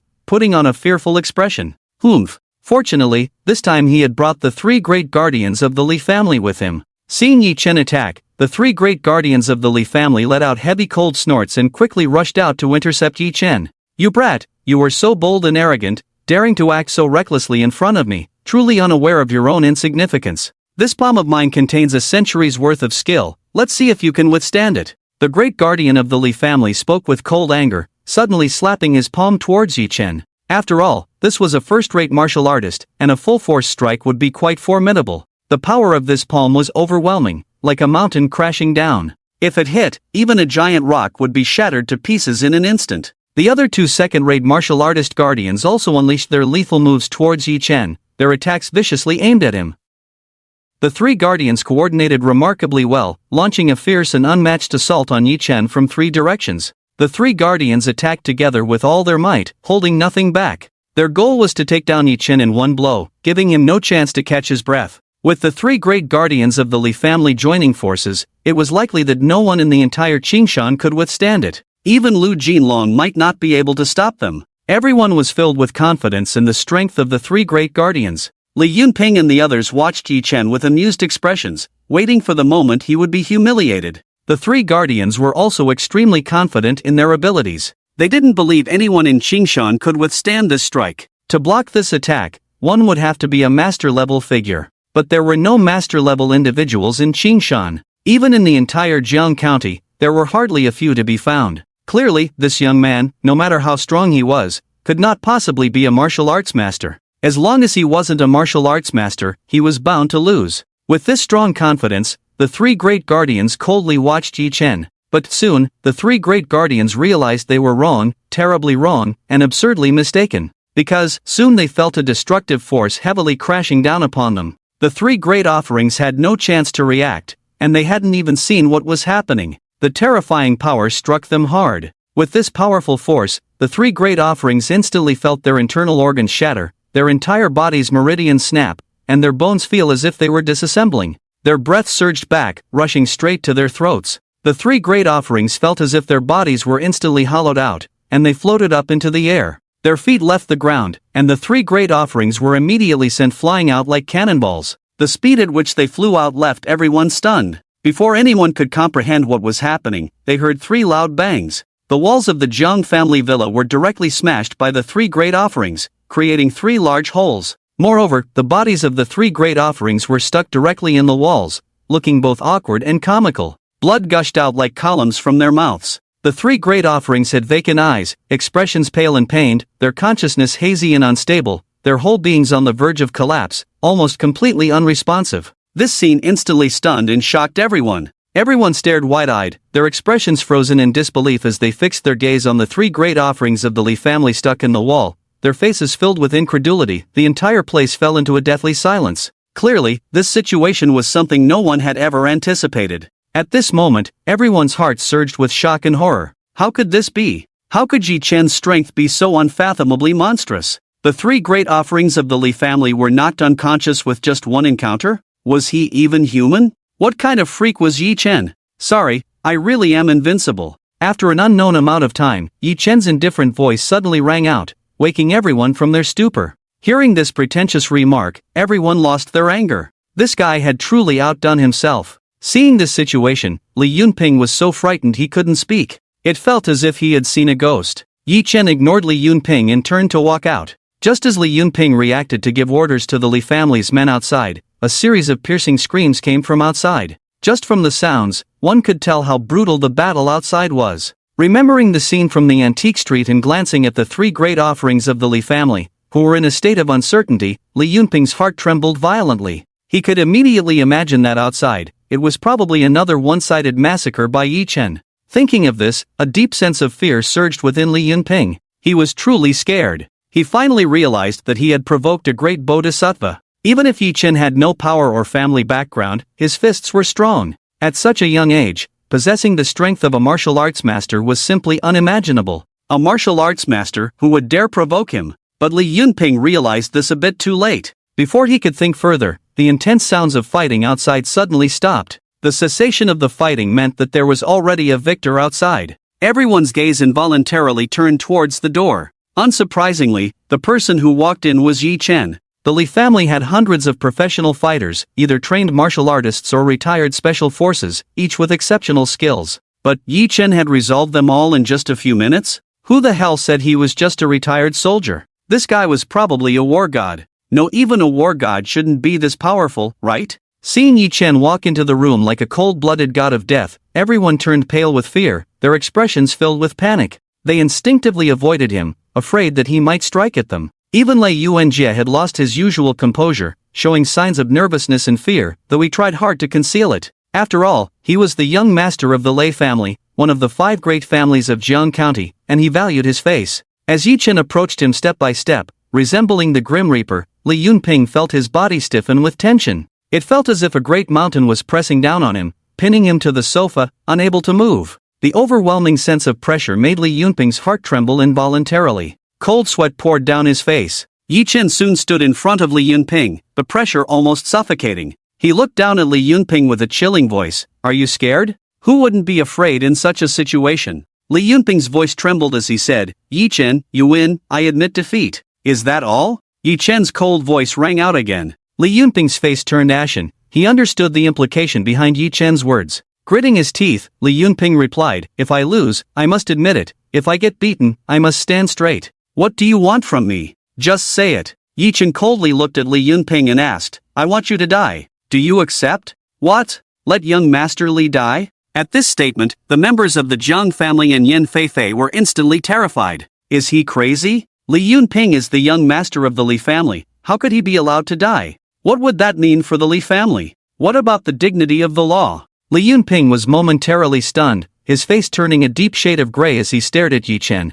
Yan Feifei panicked and jumped up, saying, "Yi Chen, don't go too far. My husband has already admitted defeat and accepted your punishment. What more do you want?" "Admit defeat?" Yi Chen sneered. "If I lost today, would saying I admit defeat make everything fine? If Yi Chen lost today, it would surely be a dead end." There was no doubt about that. Did Yan Feifei not understand this? But she didn't care about that and continued, "I don't care. In any case, Yi Chen, know when to stop. Don't be so aggressive. If you don't leave, I'll call Jiang Yao and have her come over to take you away." Saying this, Yan Feifei took out her phone, looking ready to call Jiang Yao. But just as she pulled out her phone, Yi Chen slapped her across the face. The sudden slap sent Yan Feifei back onto the sofa, her phone flying out of her hand and crashing onto the floor tiles. The pain made her eyes well up with tears, but she dared not speak out in anger. After casting a resentful glance at Yi Chen, what else could she do? "Say less, it's better for you. I don't like hitting women, so don't be so shameless. Remember, when I speak, you'd better keep your mouth shut."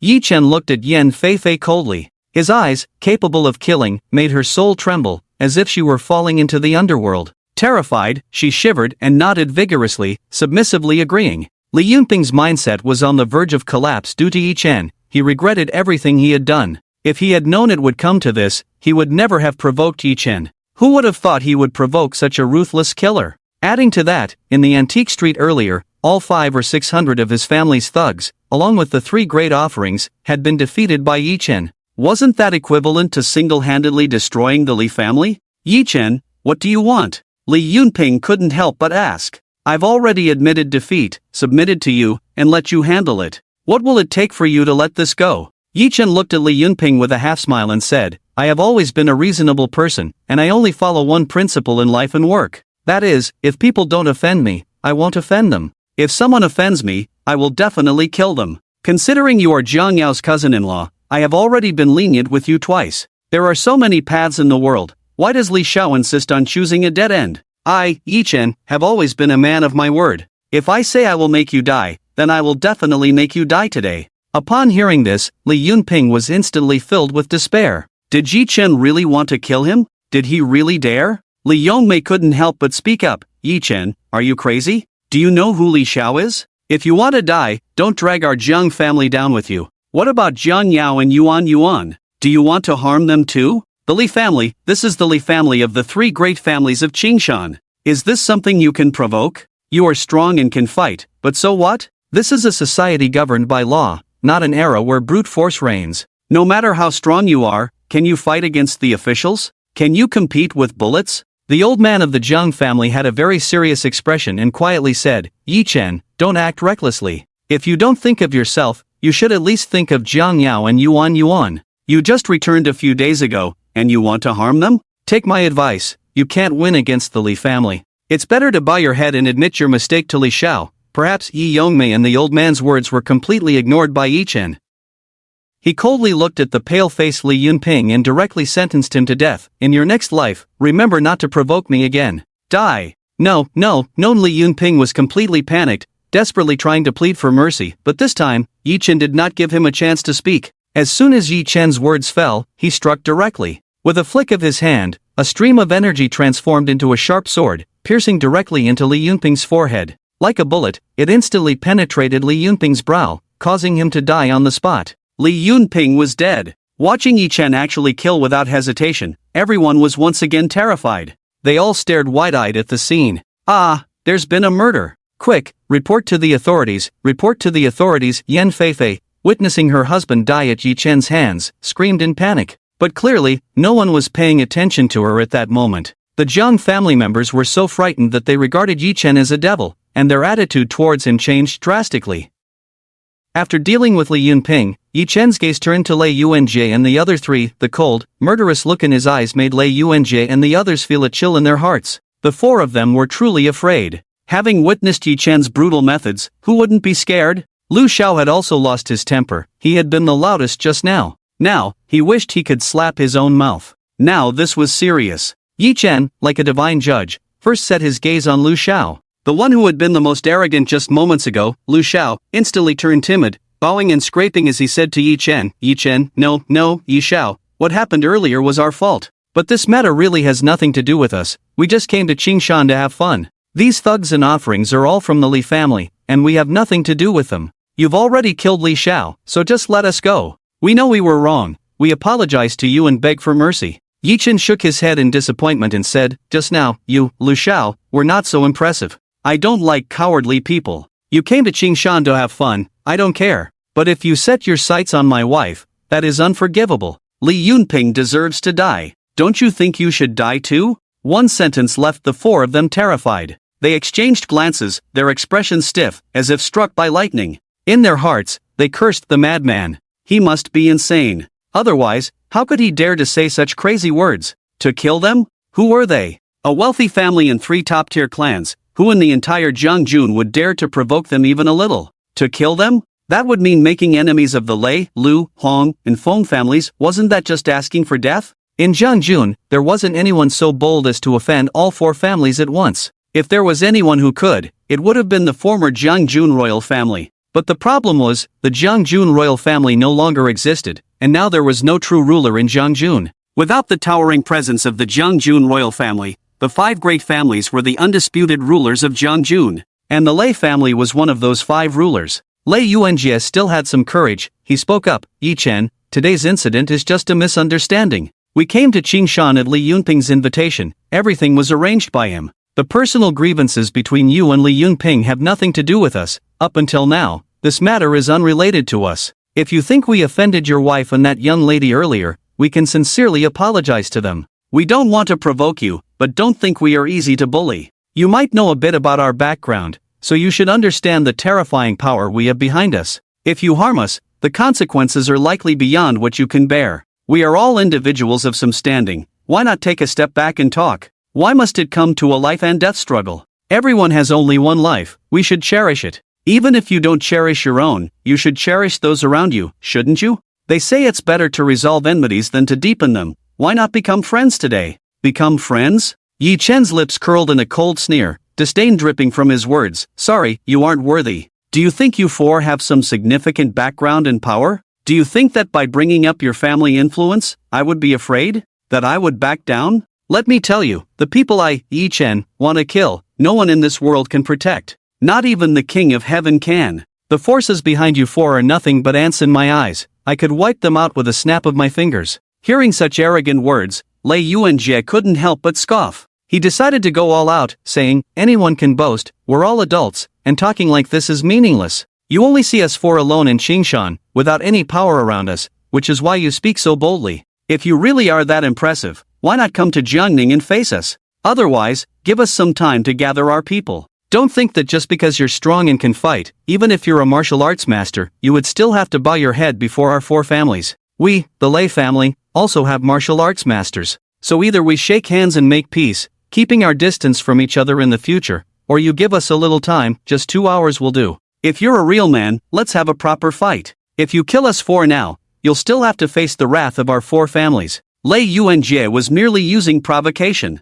Yi Chen naturally wouldn't be provoked. However, Yi Chen still said, fine, since you want to face me, I'll give you that opportunity. Tomorrow at 10 in the morning, I will visit your 4 families. You have 12 hours to prepare. After saying this, Yi Chen turned and left. Yi Chen did this not because Lei Yuanjie's provocation was effective, but because he realized that to resolve trouble, it was better to do it thoroughly in one go. Otherwise, it would be like Li Yunping, who kept coming back to cause trouble, which was quite annoying. Moreover, this matter with Li Yunping was probably not over yet. It seemed he would have to deal with it again. If he killed Lei Yuanjie and the others now, it would clearly lead to continuous trouble knocking at his door. Rather than that, it would be better to let them return to Jiangning and then resolve this matter completely tomorrow. Yi Chen was not afraid of trouble, but he was concerned that the trouble would affect Zhang Yao and Yuan Yuan. Therefore, it was better to cut off the trouble at its source. As long as he, Yi Chen, wanted to kill someone, it wouldn't matter if they ran to the ends of the earth. Letting the four of them go back, Yi Chen naturally didn't have to worry about them running away or hiding. Of course, Yi Chen also had some thorough preparations in place. After sending Yi Chen off, it took a while for Lei Yuanjie and the others to react. After exchanging glances, the four of them quickly got up and left. In this place of chaos, they didn't dare to stay a moment longer. It wasn't until they left the Zhang family villa and confirmed that the killing god Yi Chen had indeed left that they finally breathed a sigh of relief. It felt like they had narrowly escaped a disaster. After calming down, Lu Shao quickly began to flatter Lei Yuanjie. "Young Master Lei, you're amazing. You scared Yi Chen off in just a few words. Phew, finally saved my life. I was really worried just now, afraid that guy would go crazy and treat us like he did with Li Yunping." Fortunately, young Master Lei acted in time and turned danger into safety. Hong Xiao and Feng Xiao also echoed Lu Shao's words. Lei Yuanjie enjoyed this flattery. He felt that he had indeed acted heroically and cleverly just now. Only he could achieve such an effect, and he felt justified in taking credit for it.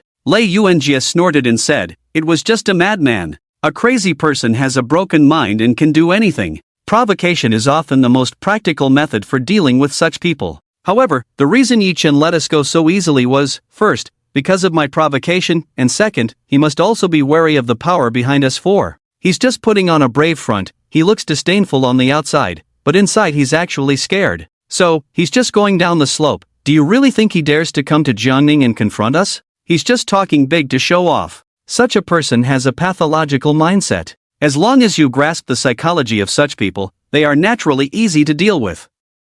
Hearing Lei Yuanjie say this, Lu Shao and the others suddenly realized. They flattered Lei Yuanjie again. Lei Yuanjie waved his hand and said, "Let's go, let's hurry back to Jiangning. It's not suitable to stay here for long." Lu Shao immediately gave a sly smile and said to Lei Yuanjie with a wink, "Young Master Lei, everyone is feeling upset today, holding in a lot of anger. I'll have someone arrange for a few beautiful girls to help us relieve our stress." Swish, swish, swish. When Yi Chen returned to No. 88, Tangong, the three from Black Emperor emerged from the shadows, respectfully bowing to Yi Chen and calling out, "Boss." Yi Chen looked at the three and said, "Tell me the situation." Black Emperor immediately replied, "Boss, a total of 5 assassins from Snow Country, all dead. These were all death warriors, but unfortunately, we couldn't capture a single one alive." In response, Yi Chen didn't seem to care much. If they're dead, then they're dead. There's no need to leave any survivors. It must be assassins sent by the Snow Country. We don't need to ask these people about the situation. He Huang nodded, agreeing. The Demon Princess took over the conversation. "Boss, according to the intelligence from my heavenly machine tower, the many assassins sent by the Snow Country should only have 5 or 6 who successfully entered the Dragon Country. We killed 5 of them tonight, so that should be all taken care of." Yi Chen nodded slightly and said to the Demon Princess, "We still can't let our guard down. We can't give the Snow Country any opportunity. Besides the Shui family, other countries might also be watching us closely, so we must be cautious." The Demon Princess nodded seriously, indicating her understanding. Finally, she added, "Boss, you asked me to keep an eye on Miss Lin. She made some small movements just now, but it's probably best to give up on that. Boss, what do you think we should do?" Yi Chen raised an eyebrow, hesitating for a moment before waving his hand. "Forget it, let's keep watching for now. If she really does something, just act decisively." The Demon Princess nodded, not daring to say more. Yi Chen then said to He Huang, "Accompany me to Jiangning tomorrow. Prepare some things when you get back." "Understood, boss." He Huang immediately accepted the order. Yi Chen waved his hand, and the three quickly disappeared into the shadows before he entered the villa. Zhang Yao and Lin Xingxue had not yet gone to sleep. They were sitting in the living room watching TV. However, it was clear that Zhang Yao had no mood to watch TV. She only turned it on to avoid the silence. Seeing Yi Chen return, Zhang Yao instantly jumped up from the sofa. With a face full of joy, she looked at Yi Chen, her concern for him clearly evident in her eyes. When she realized her reaction was a bit too much, a blush crept onto Jiang Yao's face. They didn't make things difficult for you, did they? Jiang Yao asked with concern. Yi Chen smiled lightly and replied, how could they? I didn't provoke them, so why would they make things difficult for me? Not making things difficult? Jiang Yao clearly didn't believe that. She looked at Yi Chen with suspicion. She had been worried all night. In any case, she was certain that nothing good would come of it. She had been worried that Yi Chen would get into trouble. After all, she understood Yi Chen's character. If provoked, he would really take action. Once he took action, then, seeing Yi Chen return safe and sound, without a scratch, Jiang Yao could finally put her worries aside. However, Jiang Yao had another concern. Yi Chen seemed to see through Jiang Yao's thoughts and said, don't worry, I didn't do anything to the Jiang family. After all, they are your family. As long as they don't go too far, I won't do anything to them. This was the truth. If it weren't for that, why would Yi Chen have been so easy to talk to just now? Jiang Yao looked at Yi Chen with gratitude. You two can chat slowly, I'm going to sleep first, Lin Qingxue said, sensing the atmosphere, and quickly went upstairs. Being a third wheel was quite impolite. After Lin Qingxue left, Jiang Yao felt a bit awkward. In the quiet of the night, with just the two of them alone, the atmosphere was somewhat ambiguous. Yi Chen looked at Jiang Yao gently and asked, are you tired? If not, shall we sit for a while longer? Jiang Yao nodded slightly, sitting down obediently. Yi Chen sat close to Jiang Yao, the distance between them very small. With just a slight movement, they could have physical contact. Seeing Jiang Yao's shy expression, Yi Chen couldn't help but glance at her a few more times. Being stared at by Yi Chen made Jiang Yao, who was already a bit shy, blush even more. This little appearance truly had its own charm. Why are you staring at me? Perhaps Yi Chen's gaze was too intense, prompting Jiang Yao to ask. Yi Chen replied seriously, you're beautiful. This was a bit flirtatious. Jiang Yao's face instantly turned red to her ears, feeling a warmth spread across her cheeks. Yet, this feeling was oddly sweet. Women adorn themselves for those they admire. Which woman wouldn't like to be told she's beautiful by the man she likes? It's the best affirmation of a woman's beauty. If you look for too long, it won't be beautiful anymore, Jiang Yao said softly, pursing her lips. Yi Chen immediately responded, how could that be? In my heart, you will always be the most beautiful. Hearing this confession, Jiang Yao's heart blossomed, feeling delightful. The smile at the corners of her mouth nearly spilled over. Jiang Yao playfully scolded, smooth talker. You haven't tried it. How do you know I'm a smooth talker? Why don't you give it a try? Yi Chen's boldness was growing. Jiang Yao frowned slightly, giving Yi Chen a playful glare, seemingly a bit displeased. Yi Chen quickly said, all right, I was just joking. He knew Jiang Yao was quite conservative in this regard, so even ambiguous words couldn't be too bold. After a moment of silence, Jiang Yao suddenly looked up at Yi Chen, somewhat emotional, and said, even now, I feel like tonight is a dream. I keep looking at the balance on my bank card, and to be honest, I still can't quite believe it. Suddenly, there's 65 million in my account, it feels too surreal. Yi Chen chuckled, looking at Jiang Yao and said, is that what feels surreal? Then perhaps your future will hold even more dreams? 65 million is just a small amount in your life, merely a small beginning. You want to become a successful business queen, your perspective should be broader. Hearing this, Jiang Yao was momentarily taken aback. Yes, her previous dream was to become a business queen, to build a career with her own hands. Now, she seemed a bit petty. 65 million had her so shaken. Her perspective was indeed a bit narrow, it should be broadened. With this thought, Jiang Yao felt a sense of relief, as if a light had dawned upon her. After chatting for a while, Jiang Yao began to feel tired. After saying goodnight to Yi Chen, she went upstairs to sleep. Just as Yi Chen was about to head upstairs, his phone rang. It was a call from the war god of Tianqing. Calling this late, was there something urgent? Yi Chen answered the phone, and the war god of Tianqing spoke gravely, Master, I've just received the highest order from the War Department. We are about to start a global live broadcast of the 2 million battle led by the Dragon Soul War God against the Allied nations. At 11 o'clock sharp, all channels and networks in the Dragon Kingdom will broadcast it live, with no other programs allowed. It is said that this order was given directly by the ruler of the Dragon Kingdom.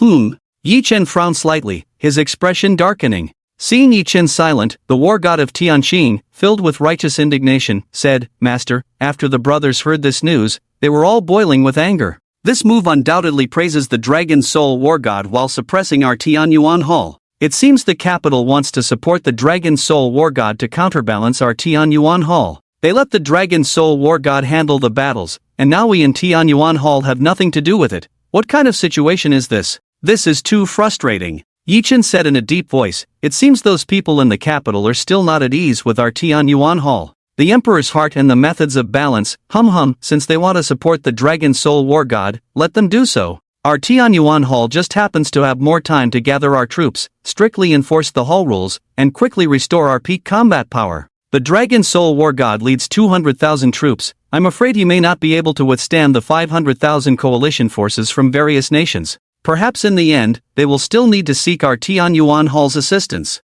We just need to wait quietly. What belongs to our Tian Yuan Hall, no one can take away. As for those empty titles, it's better to do without them. After saying this, Yi Chen hung up the phone. But after hanging up, Yi Chen's eyes were exceptionally dark and deep. Li family. The lights were bright, and all the members of the Li family hurried back, gathering together. In the center of the hall lay the body of Li Yunping. The three great offerings of the Li family, 2 dead and 1 injured. Fortunately, the Li family had promptly invited Dr. Mo, which barely allowed the first-class martial artist offering to survive, but his injuries were still severe. Even if he could be healed, he would probably be rendered useless, unable to live for many years. A middle-aged noblewoman was collapsed over Li Yunping's body, crying uncontrollably, reduced to a weeping figure. Beside the noblewoman stood a middle-aged man, his face grim, his eyes bloodshot, filled with murderous intent and boundless hatred. The noblewoman was Li Yunping's mother, and the middle-aged man was Li Yunping's father, Li Xian. The expressions of the Li family members around them were all filled with deep sorrow, their faces etched with extreme anger.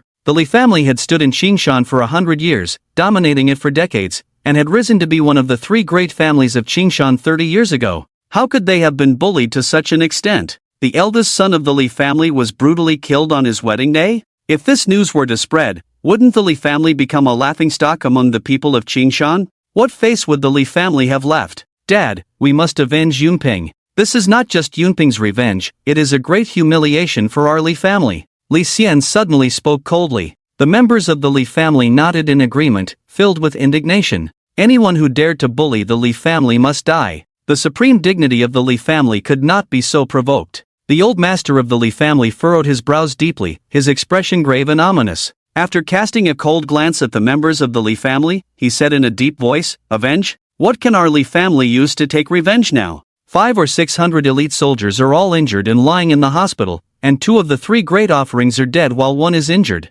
Now, what strength does our Li family have to take revenge?" Upon hearing the head of the Li family say this, everyone's expressions immediately dimmed, exchanging glances. Indeed, the Li family really could not mobilize any personnel now. Li Xian said reluctantly, "Dad, our Li family may not have manpower now, but we can hire people, right? The Qinglong Society, the Zhang family, or even we could directly ask for the power of the officials. We could seek help from Mayor Hu and Leader Ma, or perhaps we could ask the Jiangjun War Department for assistance. Even if our Li family has lost manpower, we still have face and financial resources. As long as we are willing to think, there must be a way." The head of the Li family coldly glanced at Li Xian and said in a deep voice, "It's easy to say. Yi Chen is a martial arts master. The Qinglong Society and the Zhang family are not fools. How could they be willing to offend a martial arts master for our Li family? Mayor Hu and Leader Ma may not be willing to take action either. We are not familiar with the Jiangjun War Department. Can we just ask them to help? And have you considered one question? A martial arts master so young, what kind of terrifying power might Yi Chen have behind him?" This, upon hearing the last sentence, many people immediately gasped in shock.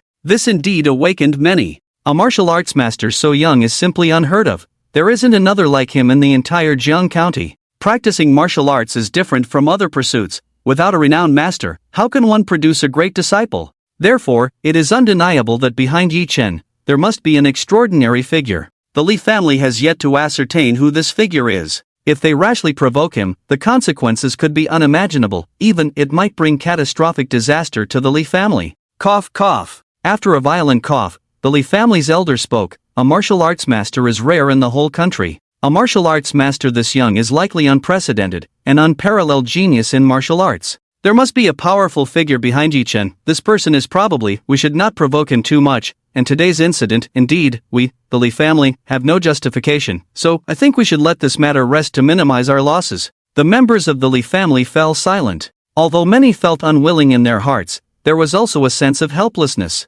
The atmosphere became quite oppressive. The physician Mo, who had come to treat the Li family, suddenly couldn't help but speak up. "Everyone, although I am an outsider, may I say something that might be inappropriate? The head of the Li family immediately replied, "Physician Mo, feel free to speak. We have known each other for half a lifetime, so there is no need for restraint." After nodding slightly to the head of the Li family, Physician Mo said, "I wonder if you have noticed a problem. Ever since Yi Chen appeared in Qingshan, a series of shocking events have occurred in our Qingshan. First, the Li family was destroyed, then the Wang family, followed by troubles for the Zhang family, and the Black Emperor group suddenly stationed in Qingshan. These events all began after Yi Chen returned to Qingshan. Don't you think these incidents are related to him? Moreover, there is something particularly terrifying. A few days ago, the Jiang County War Department sealed off the entire Qingshan. It is said that even the 4 war gods of the Tianyuan Hall descended upon Qingshan, and then the Li family was destroyed, followed by the Jiang County Royal Mansion.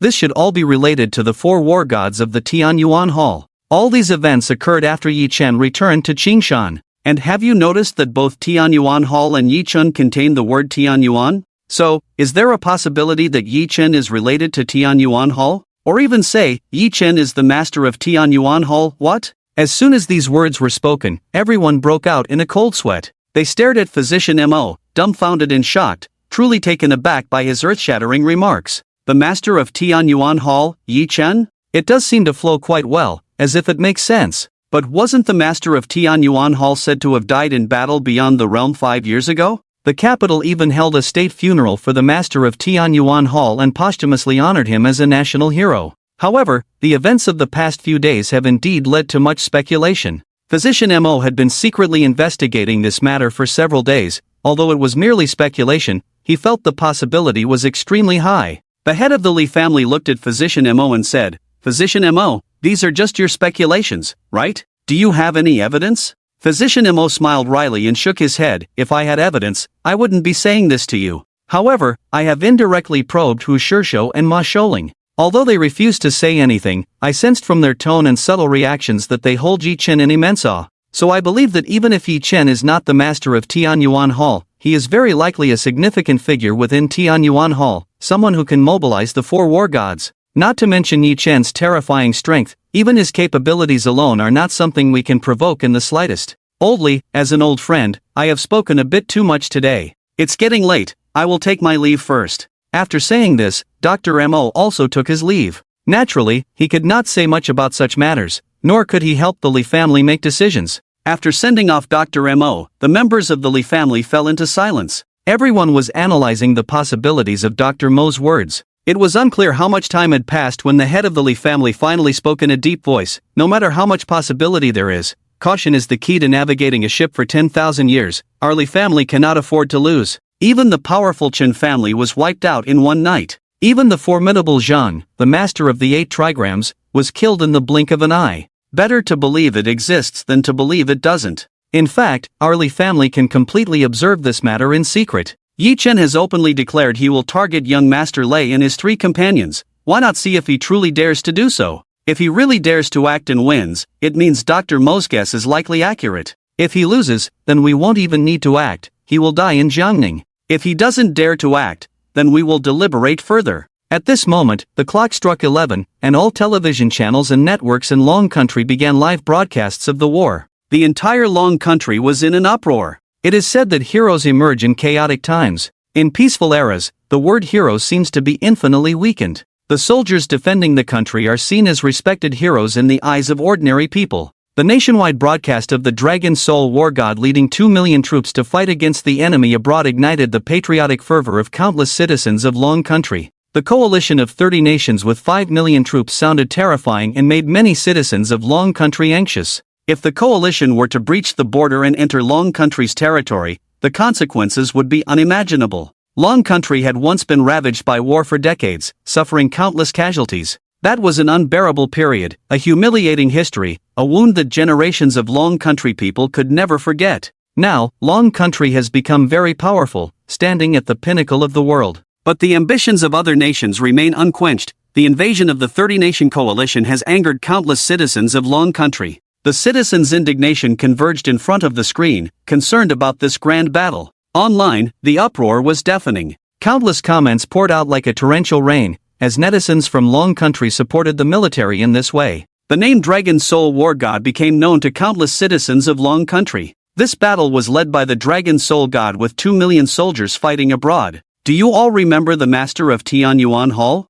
Suddenly, a netizen asked online. This stirred up a wave of responses. Who doesn't remember the master of Tianyuan Hall? The national protector, a peerless hero. This was a title of national pillar. If the master of Tianyuan Hall were still alive, if Tianyuan Hall still existed, then he should be the one leading this time, right? It's a pity he died in battle 3 years ago, sacrificing himself for the country. If the master of Tianyuan Hall were still here, would there be an invasion by the coalition of nations? Back then, the master of Tianyuan Hall led 1 million soldiers from Tianyuan Hall, striking fear into the hearts of nations, causing the coalition to flee in disarray. Yes, if the master of Tianyuan Hall were still here, those treacherous nations would not dare to invade. Now, we can only hope that the Dragon Soul War God can protect our long country. Sitting in his room, Yi Chen looked at the countless discussions about himself and Tianyuan Hall on his phone, feeling somewhat gratified. The Tianyuan Hall had not been forgotten by the citizens of Long Country.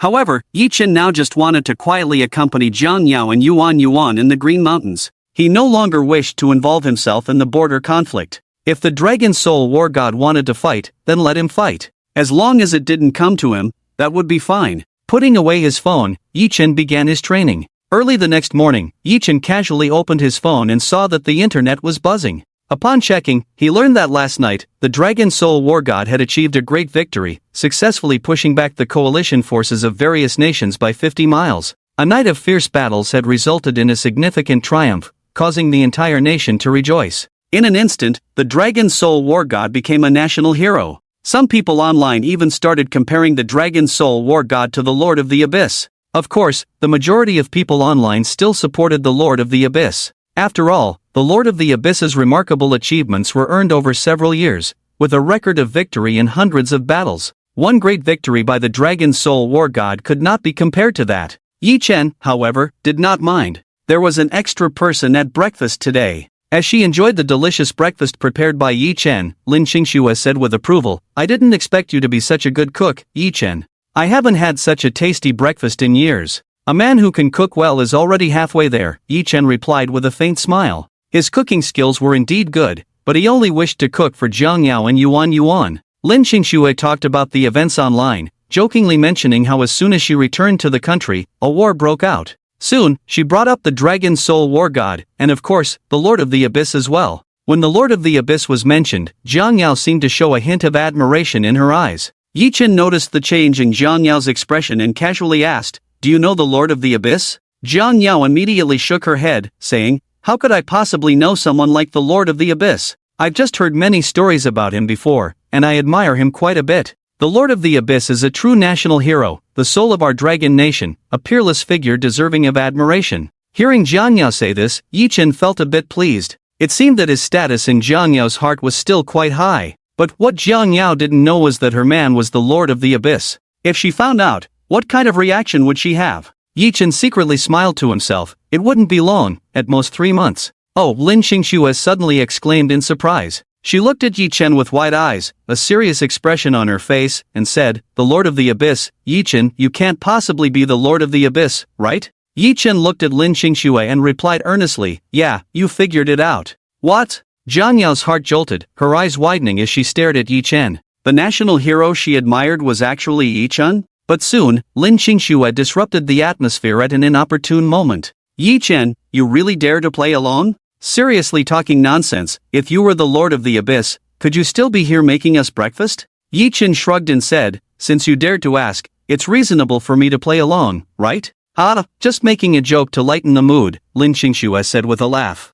Jiang Yao's expression then dimmed. It turned out to be just a joke. She almost took it seriously. She nearly forgot that the Lord of the Abyss had died in battle 3 years ago. Lin Qingxue then asked Yi Chen, "By the way, Yi Chen, I heard Jiang Yao say you were a soldier for 10 years and fought at the border. Have you seen the Lord of the Abyss?" "I've seen him, every day." "Is he handsome?" "Not really, he's about as good looking as me." "Cut the nonsense," Lin Qingxue scoffed. "I don't believe you. You must not be a soldier of the Abyss, otherwise, how could you say that about the Lord of the Abyss? Since you're not a soldier of the Abyss, you definitely haven't seen the Lord of the Abyss." Yi Chen let out a faint laugh. In this day and age, how can anyone believe the truth? Lin Qingxue suddenly looked at Yi Chen with a serious expression and said, I have a very serious question for you. If you guys are fighting at the border all year round, does that mean you rarely see women? Is that so? Yi Chen hesitated in his reply. He felt something was off about this woman. Sure enough, Lin Qingxue immediately followed up with, so how do you usually solve that? This woman is a bit lewd. Fortunately, Yuan had just finished breakfast and went upstairs to get something. Zhang Yao's face instantly flushed with embarrassment, but she also looked a bit curious, stealing glances at Yi Chen, seemingly wanting to know the answer from him. A woman's curiosity can sometimes be quite unreasonable. Yi Chen refused to answer such inappropriate questions, relying on traditional skills. Seeing Yi Chen unwilling to respond, Lin Qingxue, undeterred, asked again. Yi Chen remained silent. Lin Qingxue thought she had guessed wrong and looked at Yi Chen with a strange expression, saying, It can't be that you guys are using knives against each other, right? Yi Chen? This isn't a kindergarten bus. Zhang Yao could no longer hold back, her face red as she tugged at Lin Qingxue, playfully scolding, Qingxue, what kind of nonsense questions are you asking? Yi Chen also shot a strange look at Lin Qingxue. This woman is a bit lewd. But Lin Qingxue just smiled and said, We're all adults here, you even have a child, so what's there to be shy about? Zhang Yao, I'm just concerned about your and Yi Chen's future happy life. What if Yi Chen develops some bad habits while in the War Department, like preferring to take shortcuts? I'm just casually asking, and also reminding Yi Chen not to go through the wrong door. Zhang Yao, Yi Chen? Fortunately, at that moment, Yuan came downstairs with her backpack, ending the topic. After breakfast, Zhang Yao took Lin Qingxue to tour the company, while Yi Chen took Yuan to school. After dropping Yuan off, He Huang came out, respectfully saying to Yi Chen, Boss, everything is ready. Yi Chen handed the car over to He Huang to drive, setting off for Jiangning. A few days ago, he went to Jiangning to kill the Jiangjun Wang. This time, he was going to eliminate a few scoundrels. Ordinary life always encounters some small obstacles. Yi Chen lay back in his seat, closing his eyes to rest. The car sped towards Jiangning. He Huang suddenly said cautiously, Boss, have you been following the news? Yi Chen did not open his eyes, simply replying, I saw it. He Huang glanced at Yi Chen, hesitated for a moment, then continued, Boss, the capital is now strongly supporting the Dragon Soul War God and wants to establish some kind of heavenly god hall.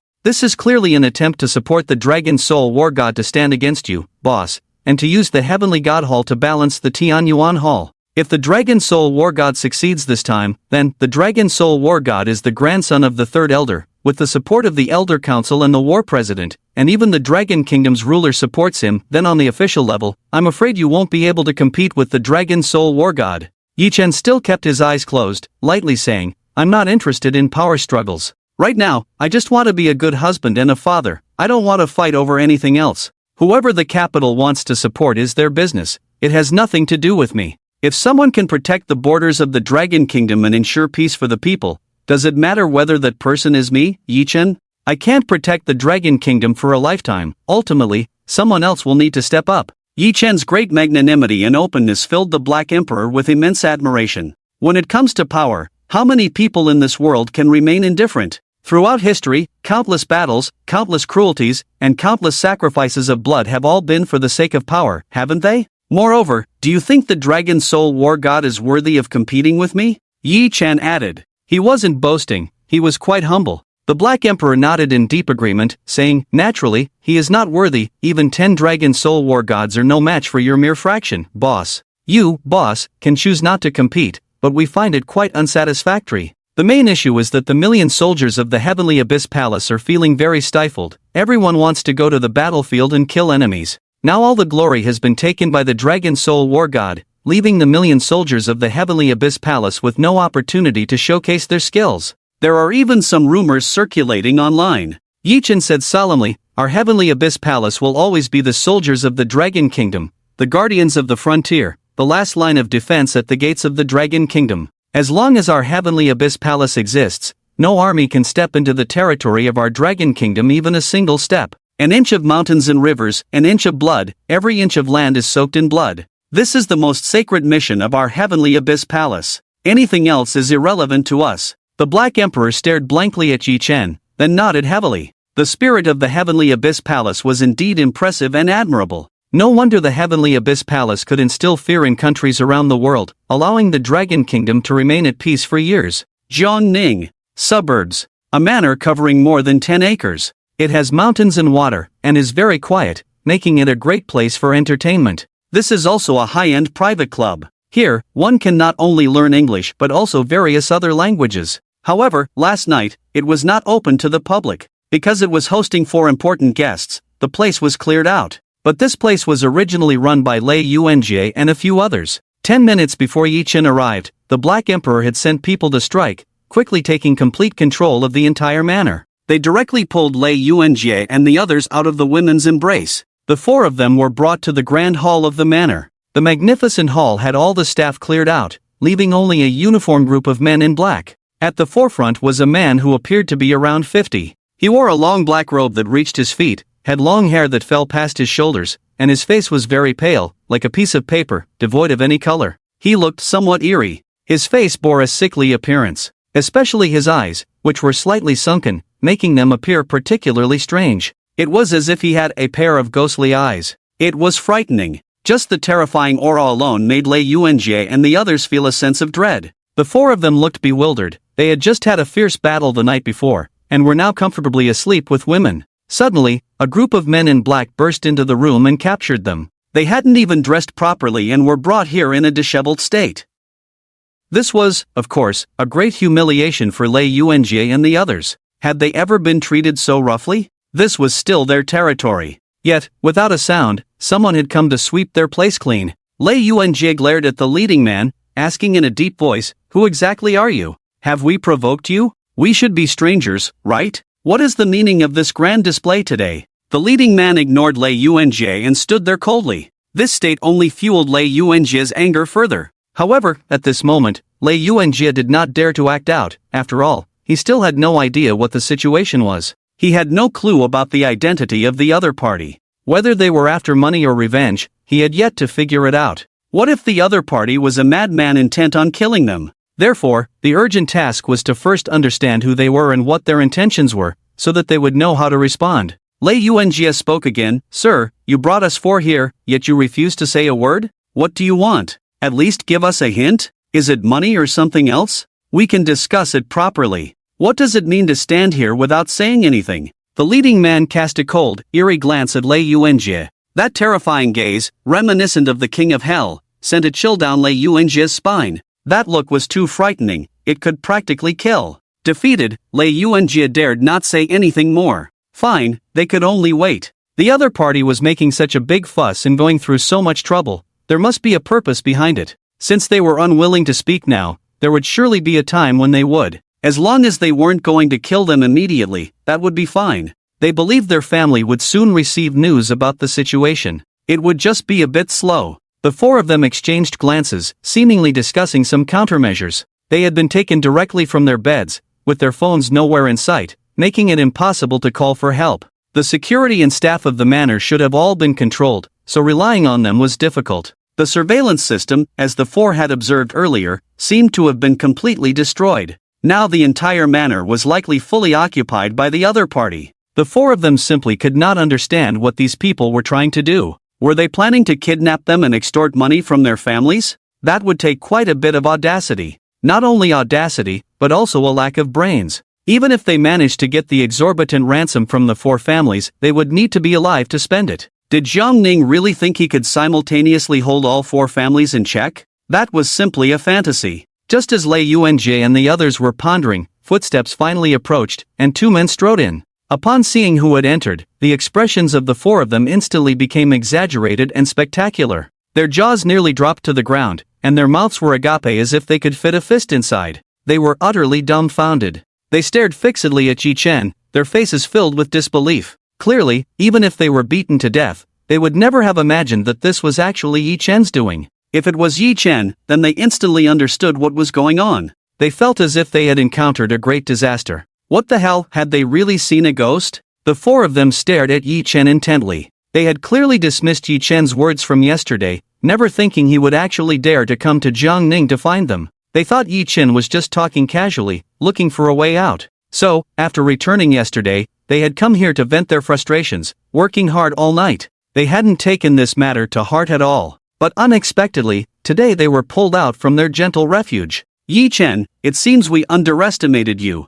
I didn't expect you would really dare to come to Jiangning. Moreover, you even brought quite a few people with you. It seems that from the moment we left Xingshan, you had already sent someone to follow us, and you were fully prepared. Now that we have fallen into your hands, we admit defeat. So, tell us, what do you want? Lei Yuanjie spoke coldly. He, the eldest of the Lei family, had never been humiliated to such an extent, but the current situation was extremely unfavorable, so Lei Yuanjie could only choose to bow his head. He had witnessed Yichen kill Li Xuping with his own eyes. Who knew what this guy would do if he went mad? To save his own skin, Lei Yuanjie thought he had made a concession by showing weakness to Yichen. However, Yichen paid no attention to Lei Yuanjie and walked straight to the sofa to sit down. He Huang and the long-haired, pale-faced man respectfully stood behind Yichen. Yichen coldly looked at Lei Yuanjie and said, "It seems your memory isn't very good. I mentioned this yesterday. You didn't take my words to heart, which makes me very unhappy. If I kill you now, your families will definitely come looking for trouble.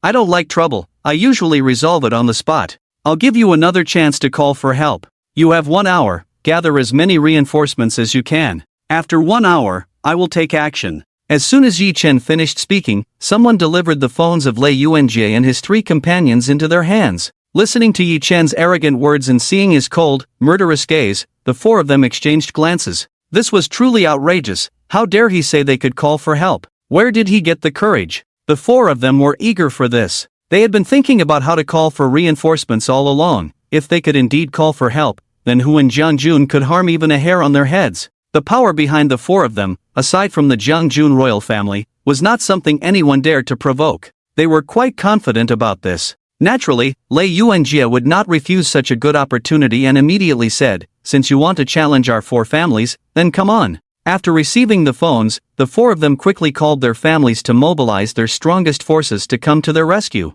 After making the calls, they exchanged glances again. The 4 of them couldn't help but smirk inwardly. They all mocked Yichen for daring to give them a chance to call for help. He was simply asking for death. Coming to Jiangning to seek his own demise? Humph, he could be considered a talent. Yichen sat on the sofa with a cold expression, while He Huang and the long-haired, pale-faced man stood like 2 judges of the underworld on either side. The other men in black also looked extremely grim. Who were these people? This was a question that puzzled Lei Yuanjie and his companions. They had no idea which faction they belonged to. They didn't seem like members of the Qinglong society. Half an hour later, the Lu family was the first to arrive but was blocked outside.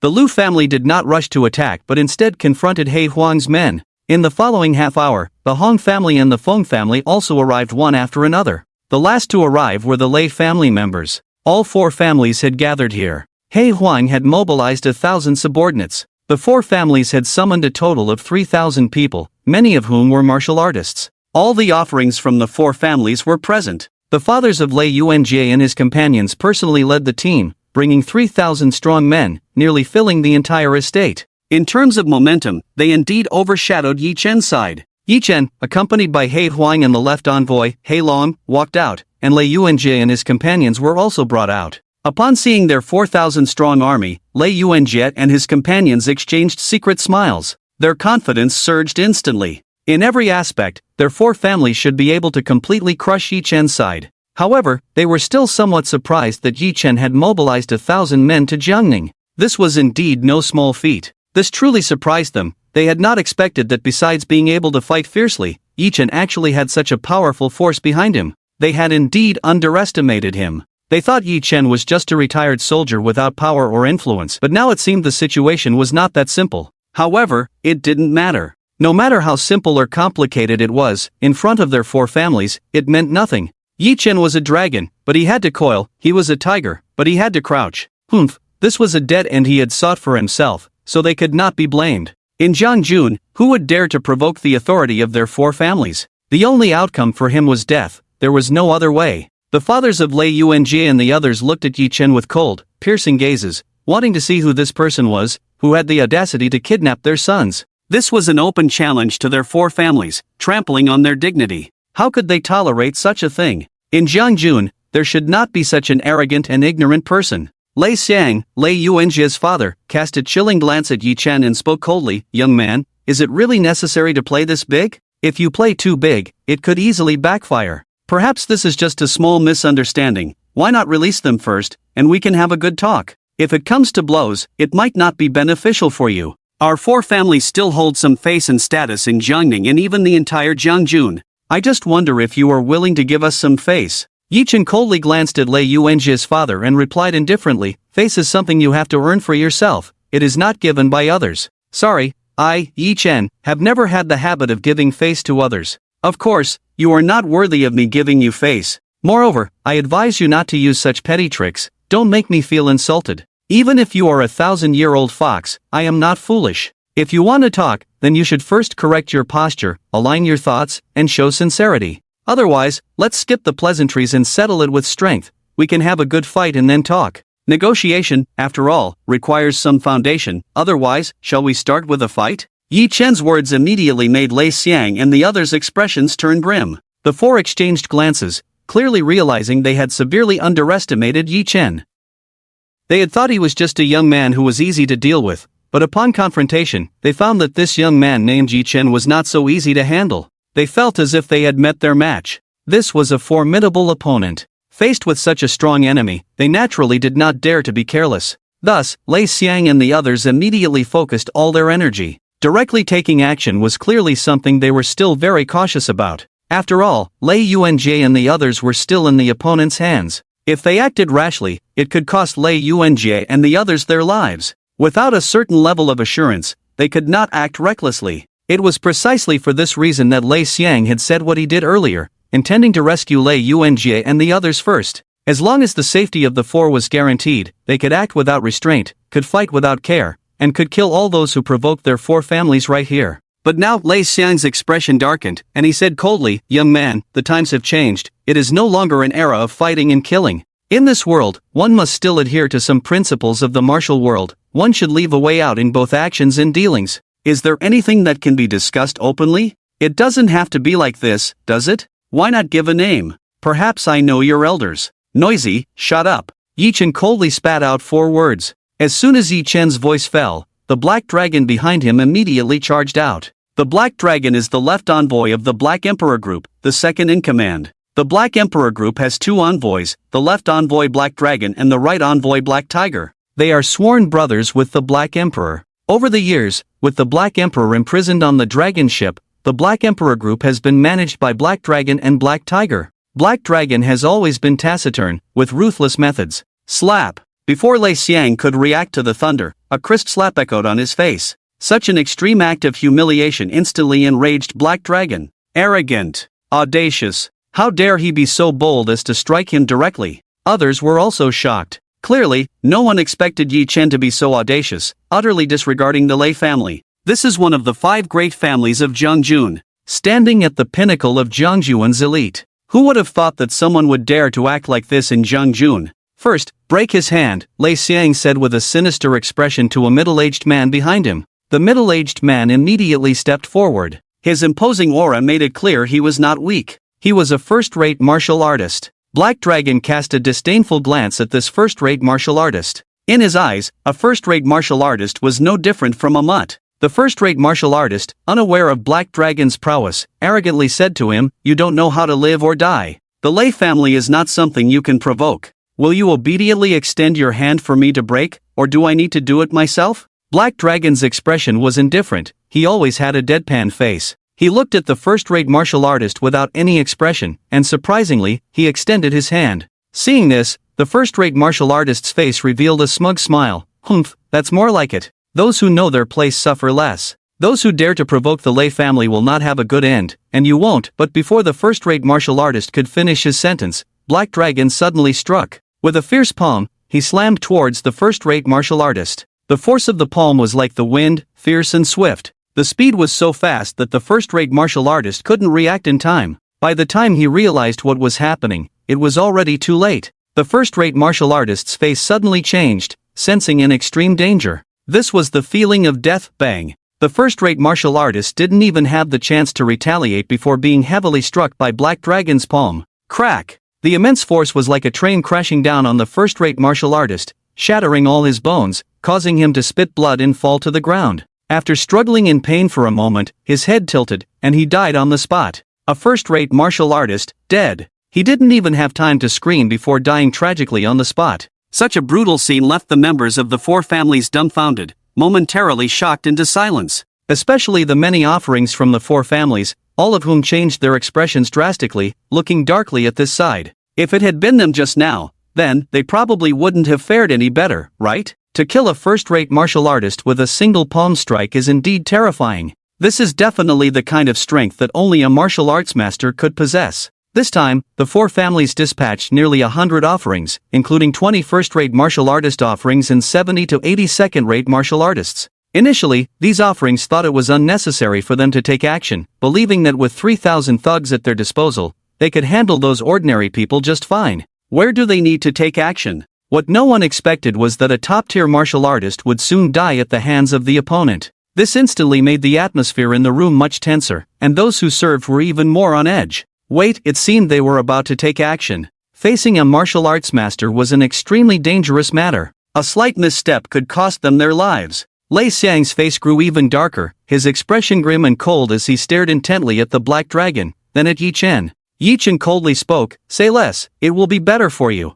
You see, because of your words, a top-tier martial artist has lost his life here. If you disagree, you can continue." Provocation. Humiliation. This was treatment Lei Xiang had never experienced before. As one of the power holders of the Lei family, his status was extremely high. In the entire Jiang County, he was undoubtedly a top figure, a true big shot. To put it bluntly, if Lei Xiang stomped his foot, the entire Jiang County would tremble. Such a prominent figure was being treated with such humiliation by a young man. This not only embarrassed Lei Xiang but also brought shame to the entire Lei family. Lei Xiang's gaze was complex as he stared at Yi Chen, and one could see the intense anger flickering in his eyes. It was as if he had two gas canisters hidden within him, ready to explode at any moment.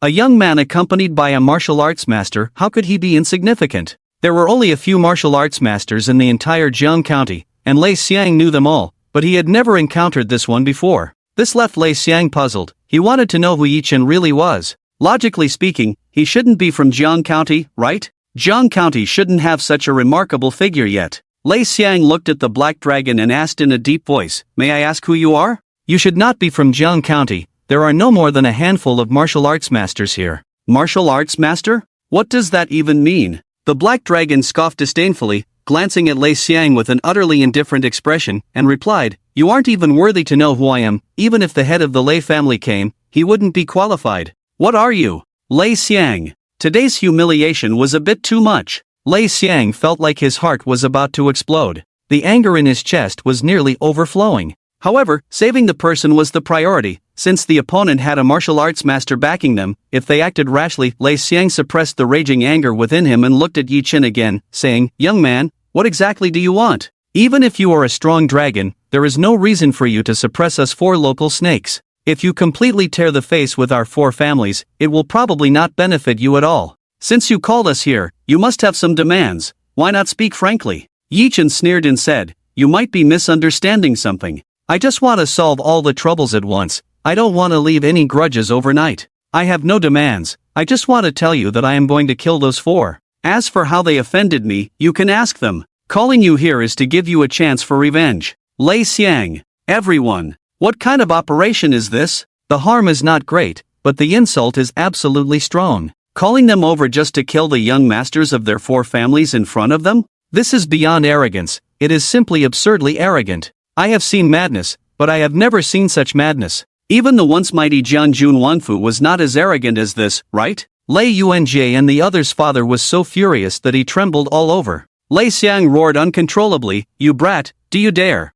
If you dare to harm even a single hair on any of them, I guarantee that everyone here will not leave alive. If you have any sense, let them go now, and our four families can let bygones be bygones, allowing you to leave safely. If you persist in your folly, then you will die." The Black Dragon cast a cold glance at Lei Xiang. That gaze was as terrifying as the Grim Reaper claiming a life. Lei Xiang couldn't help but instinctively take a step back. The worshippers behind him could only grit their teeth and step forward to protect Lei Xiang. Faced with this ruthless and fierce killing god, the Lei family's worshippers felt a chill in their hearts. If a fight truly broke out at that moment, Hong Yi's father, Yuan Yuanji, spoke in a deep voice, "Sir, since you refuse to reveal your identity, we can only disregard that. But I still want to advise you, young man, not to be too arrogant and reckless. That will only narrow your own path. Do you know Commander Hong Yuanqi of the Jiangjun War Department? If you don't, it doesn't matter, you just need to know that Commander Hong Yuanqi is the #1 figure in the Jiangjun War Department. I am Hong Yuanqi, this is my son Hong Yi, and Hong Yuanqi is my elder brother. Now that I say this, you should understand what I mean, right? Hong Yuanqi? Hearing this, Yi Chen couldn't help but smile coldly in his heart. He looked at Hong Yuanqi and said, "Your expression is inaccurate, it should be the former commander now. If not, give him time to come here personally." Upon hearing this, Hong Yuanqi's expression suddenly changed drastically. Although Commander Hong Yuanqi had resigned and returned home, it had only happened a few days ago. Moreover, this matter had not been widely publicized, so not many people knew about it. Furthermore, the power transition was still ongoing, so Commander Hong Yuanqi could still command the Jiangjun War Department. Hong Yuanqi looked at Yi Chen with a deep and unusual gaze, realizing that his elder brother was no longer the commander of the Jiangjun War Department. The news was indeed quite well informed. It was likely that there were truly significant figures above, otherwise, it would be impossible to know this information. Not only that, but he also arrogantly shouted for Commander Hong Yuanqi to come personally. Was this arrogance, bluster, or did he truly have strength? For a moment, Hong Yuanqi found himself hesitating. He couldn't grasp how much of Yi Chen's words were true and how much were false. Hong Yuanqi hesitated and glanced at Lei Xiang, who wore a gloomy expression, lost in thought, not knowing what he was contemplating. Yi Chen paid no further attention to Lei Xiang and instead fixed his cold gaze on young Master Lu, saying, "Yesterday, you jumped the highest and spoke disrespectfully about my woman, so you shall be the first to die." As soon as Yi Chen uttered the word die, the Black Emperor, who had been waiting, swiftly made his move. He had somehow acquired a knife in his hand. In an instant, the Black Emperor flashed forward like a ghost, appearing right in front of young Master Lu. With a swift motion, the cold blade gleamed ominously as it sliced across young Master Lu's neck. In an instant, it severed his throat. The lifeline was cut off in an instant. Young Master Lu instinctively clutched his neck with both hands, but it was already too late. Blood gushed out like a burst water pipe from his neck. Young Master Lu's expression was one of agony, his eyes wide open, his body straightened and then collapsed to the ground. Dead! Before everyone could react, another person had died. Seeing Lu Xiao's tragic death before their eyes, Lei Yuanjie and the other two were finally thoroughly frightened. Their faces instantly turned pale to the extreme, and they were filled with intense anxiety and fear. A thick sense of terror suddenly enveloped their hearts. Now, they were truly afraid. They had previously thought that Yi Chen was merely bluffing, just trying to scare them. Since he had asked them to call for help, it meant he didn't really want to kill them, otherwise, he could have just attacked directly without going through so much trouble. But now they deeply realized they were wrong. Yi Chen really dared to kill them. Lei Yuanjie and the others' legs had begun to weaken, trembling uncontrollably, panicking immensely. The members of the four families were once again shocked. Especially Lu Xiao's father, who watched helplessly as his son died tragically before him. The pain and anger surged to a peak in an instant. It shot straight to the top of his head, causing Lu Xiao's father to explode in rage, his expression twisted and terrifying. Without caring about anything else, he directly roared at the members of the Lu family, issuing orders, kill them for me." Just as the Lu family members hesitated slightly, the Black Dragon once again descended like the Grim Reaper. This time, the target of the Black Dragon was Lu Xiao's father. Since he was seeking death, let him have it. Seeing the Black Dragon strike again, the offerings from the four families instantly became extremely tense. The offerings from the Lu family had no choice but to respond. Facing the Black Dragon's assault, they could only choose to fight back. 3 first-rate martial artists from the Lu family joined forces, exerting all their strength to confront the Black Dragon, wanting to block him. Facing these 3 first-rate martial artists, the Black Dragon curled his lips in a disdainful sneer. Clearly, he didn't take them seriously at all, even too lazy to give them a second glance. Killing first-rate martial artists was like slaughtering dogs to him. Bang! Bang!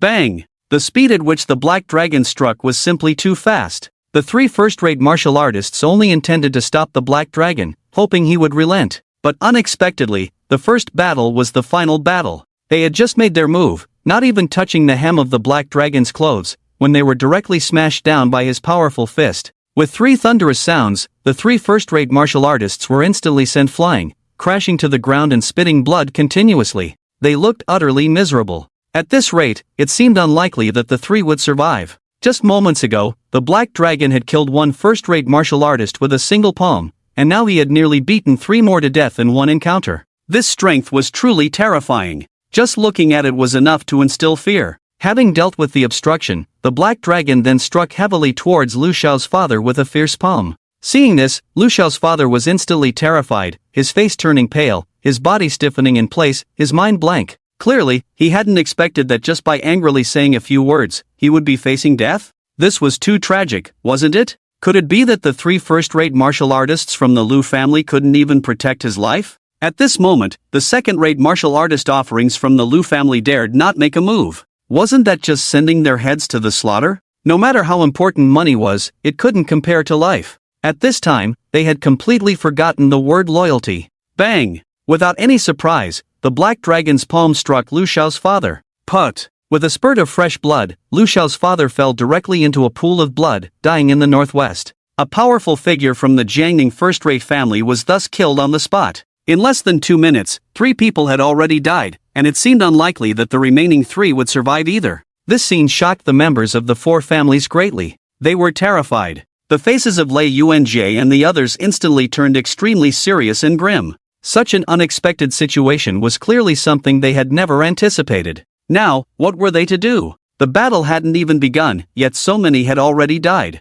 If a great war were to break out, the consequences would be unimaginable. Young man, who exactly are you? Please tell me your name. Our 4 families would like to know which great bodhisattva these young men have provoked. If you can't even reveal your name, then you can't be considered a hero, can you? Lei Xiang asked again, his voice filled with cold anger. Yi Chen glanced coldly at Lei Xiang and replied indifferently, "My name is too powerful to disclose. If you want to know, perhaps you can go down and ask the king of hell." Lei Xiang. He felt insulted. Lei Xiang suppressed the raging anger in his heart and spoke again, "Young man, I don't care how powerful you are, how strong your backing is, or how arrogant you are. But I want to tell you to remember, this is Jiangning, our territory. If you truly act recklessly, it will bring you no benefit. We can talk things over. What will it take for you to let them go?" Yi Chen ignored Lei Xiang and instead coldly looked at Lei Yuanjie. Under Yi Chen's gaze, which was as cold as that of a killing god, Lei Yuanjie turned pale with fear, his mind in a state of panic. Just a moment ago, Lu Xiao had died after receiving a cold glance from Yi Chen.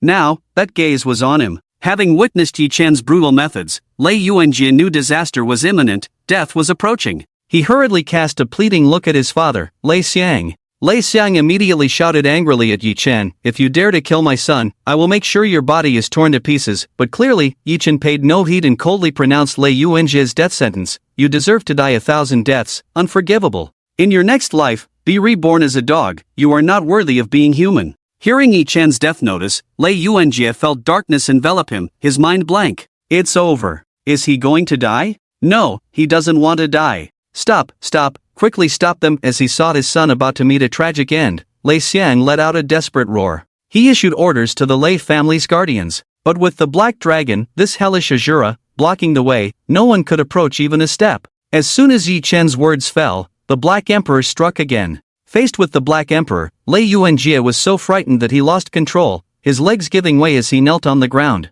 Before he could utter a word of plea, he followed in Lu Xiao's footsteps, dying tragically under the Black Emperor's blade. The eldest son of the Lei family, one of Jiangning's 6 young masters, Lei Yuanjie, was dead. Seeing this, Lei Xiang fully understood that there was no possibility of negotiation today. Yi Chen had summoned their 4 families not to give them a chance to save anyone, but to kill Lei Yuanjie and the others in front of them. What an arrogant and tyrannical act this was. What a provocation and humiliation. This was simply an insult to their 4 families, trampling on their faces while crazily asserting dominance. The members of the 4 families felt deeply humiliated. An old man stepped out from the crowd with heavy footsteps. Upon seeing the newcomer, Lei Xiang, filled with towering rage, addressed the old man, "Master Yan, thank you for your efforts." The old man appeared indifferent, slightly nodding to Lei Xiang. He then walked towards the black dragon. His steps seemed slow, yet in an instant, he had already reached the black dragon's front. His movements were incredibly strange. It left onlookers secretly astonished. Was this the power of a martial arts master?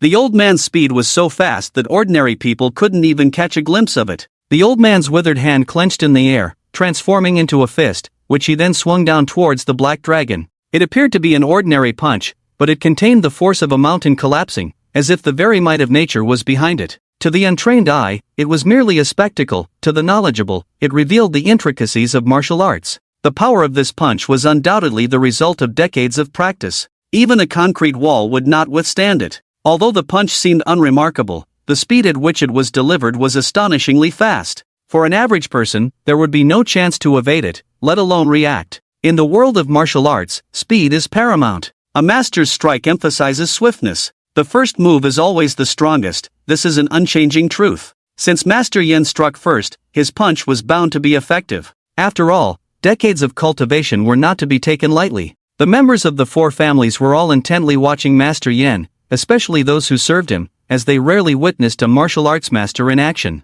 In the face of Master Yan's straightforward assault, the Black Dragon remained completely unfazed. As Master Yan's punch was about to land, the Black Dragon merely shifted his body slightly and, in a strange manner, slid backward. He effortlessly evaded Master Yan's attack, leaving the latter's punch to miss its target. What incredible speed! Seeing his punch so easily dodge, Master Yen raised an eyebrow, feeling a hint of surprise. He had been quietly observing the situation, having seen the Black Dragon strike twice. Master Yen understood that the person before him was a formidable martial arts master, so he had not dared to be careless. However, it seemed that his opponent's strength was even greater than he had imagined. This made Master Yen feel as though he had encountered a strong adversary. With his punch missing, Master Yen quickly changed his technique. His arm swept horizontally, transforming his fist into a claw. The fierce claw, akin to that of a ferocious dragon, lunged towards the Black Dragon with an incredibly sharp intent. If this claw were to strike, even the hardest rock would be torn apart. Master Yan's assault was ferocious. The moves appeared ordinary but contained an extreme ferocity. Simplifying the technique was a true mark of a strong warrior. There was no embellishment, only the purest form of lethal skill. Martial arts, after all, is the art of killing. Yet, in response to Master Yan's change in tactics, the Black Dragon remained relaxed and indifferent, his face still cold and detached. He exaggeratedly leaned back at a 45-degree angle, then suddenly propelled himself forward with great force, like a cannonball, precisely avoiding Master Yan's fierce attack in an instant. Both of Master Yan's assaults were deftly evaded by the Black Dragon. To outsiders, this appeared as a display of fear and evasion. But to those in the know, it was clear that this was an act of mockery and humiliation towards Master Yen. Master Yan's brows furrowed deeply, his expression growing more serious, and his gaze towards the Black Dragon became increasingly profound and chilling. He understood very well that since his opponent could so easily evade his full-force attacks, it indicated a strength greater than he had anticipated. It could be said that the Black Dragon was likely above him in skill. Master Yen had cultivated for decades and had been a martial arts master for nearly 10 years. He was not invincible in Jiangjun, but there were few who could match him. Yet today, he had encountered a formidable opponent. The corners of the Black Dragon's mouth curled up slightly, disdainfully uttering a few words. Your speed is too slow. Though you possess the realm of a martial arts master, your strength is average. Having a high realm without the ability to fight is merely an empty facade. Martial arts ultimately must be demonstrated through killing techniques, otherwise, it is all in vain. With that, the Black Dragon charged fiercely towards Master Yen. As the Black Dragon made its move, it surged forth like a ferocious beast, howling with an overwhelming momentum that carried a powerful sense of oppression. Under such a terrifying pressure, Master Yen couldn't help but furrow his brow. He sensed a hint of danger, a feeling he had never experienced before. Especially after stepping into the realm of martial arts masters, he had never felt anything like this. Yet today, facing the onslaught of the Black Dragon, Master Yen felt an inexplicable fear. So fast. In the blink of an eye, the Black Dragon's attack had already reached him, containing a terrifying destructive power that made his heart race. Confronted with such a fierce assault, Master Yen could only grit his teeth and strike with all his might. But even before he could make a move, he felt as if he had already lost. It was a feeling akin to facing a top-tier martial artist when he was still a third-rate fighter, a sensation of the vast gap between realms. Bang! Bang! Bang! In a brief moment, the Black Dragon unleashed a flurry of over 10 strikes. Each punch landed heavily on Master Yen, completely dazing and overwhelming him, leaving him with no ability to retaliate. It was as if he had been utterly stunned, reduced to a living target for the Black Dragon. This scene left everyone from the four families in shock, especially the members of the Lei family, who wore expressions of disbelief, staring intently at the spectacle. The worshippers were equally dumbfounded, exchanging terrified glances, their hearts filled with fear.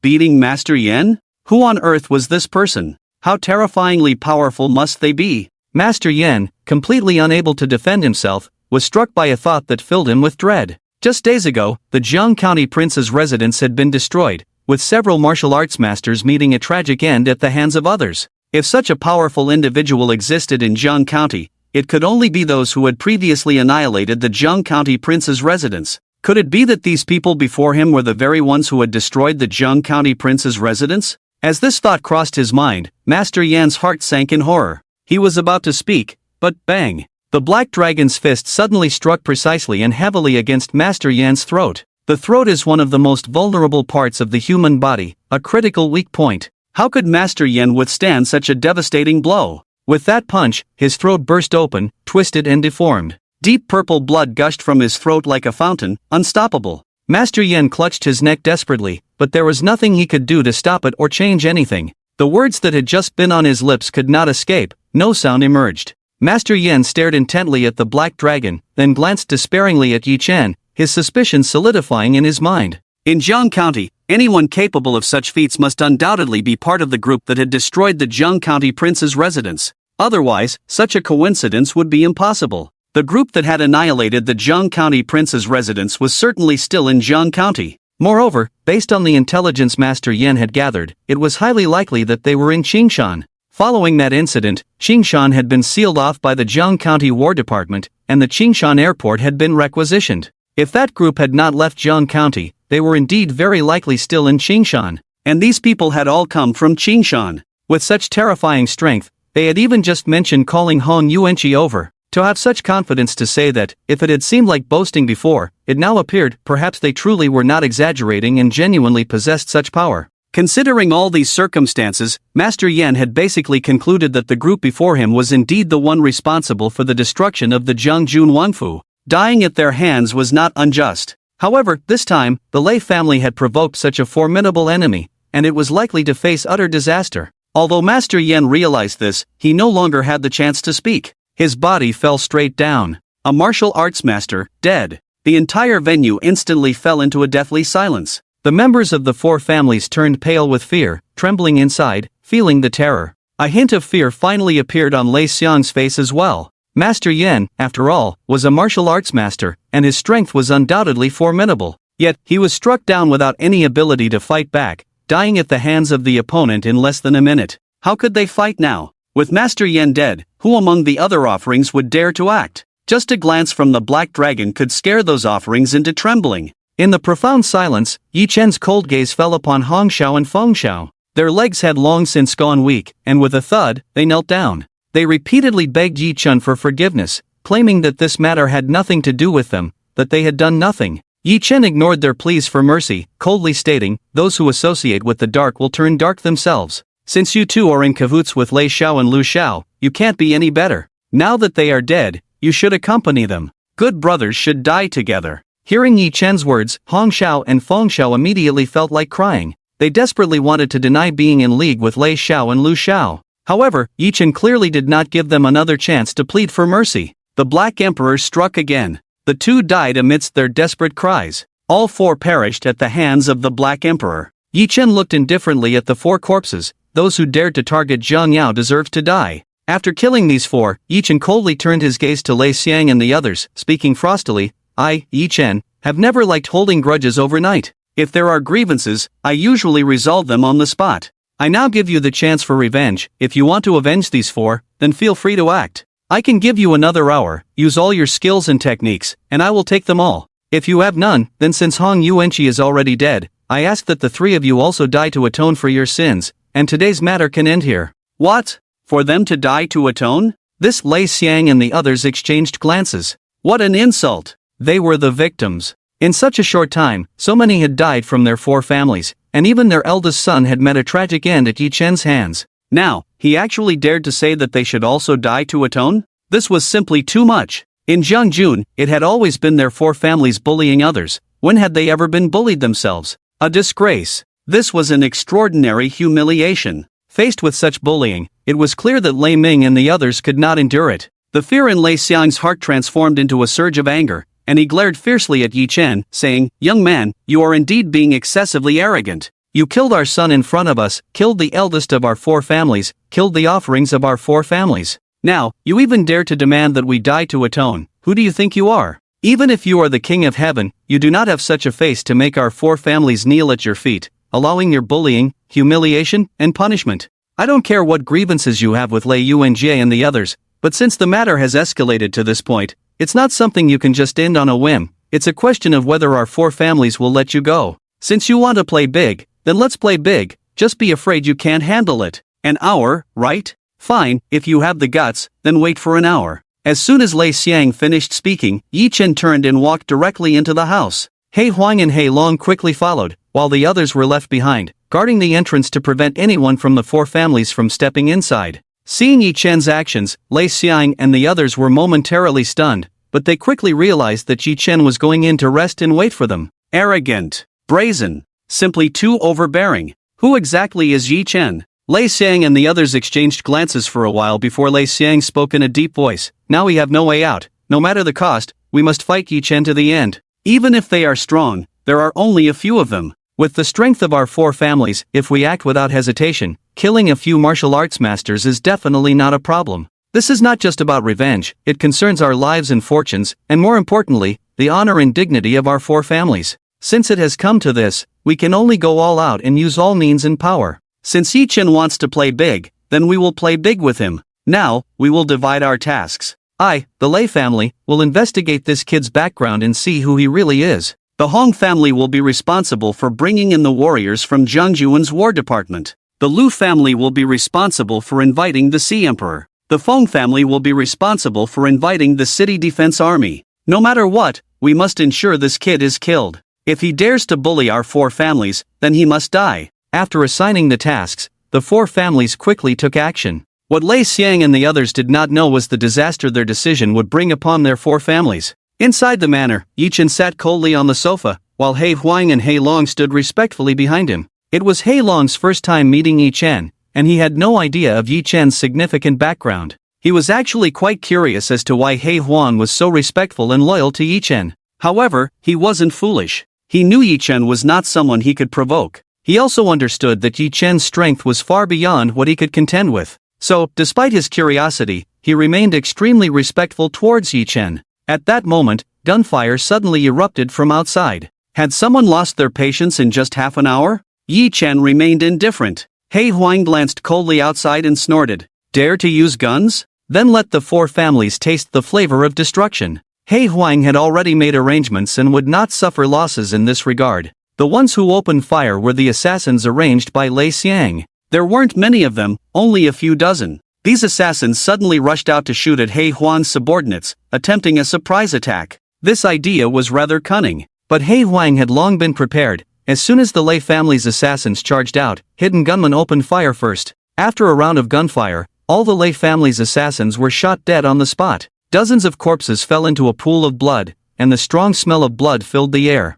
This scene deeply shocked everyone, causing those who had some ideas to immediately abandon their unrealistic thoughts. Using guns for a surprise attack wouldn't work. Against martial artists, the opponent had powerful martial arts masters. Using guns, the opponent had even more. After this defeat, the members of the four families no longer dared to act rashly. Now, they could only wait for reinforcements to arrive. The first to arrive was the City Defense Army, led by Captain Qi Nian of the 10th Brigade. Captain Qi was invited by Feng Yunsheng, the father of Feng Zishan. Captain Qi mobilized 500 fully armed city defense soldiers from his brigade, their imposing presence a formidable deterrent. Each soldier wore bulletproof vests and carried guns, exuding an air of authority. After exchanging pleasantries with Lei Xiang and the others, Captain Qi disdainfully scanned the subordinates of He Huang. With a sneer, he contemptuously remarked, "Just a bunch of reckless thugs. How could you all be intimidated by these ruffians? How many of them are there? With so many of you, how could you suffer such a great loss?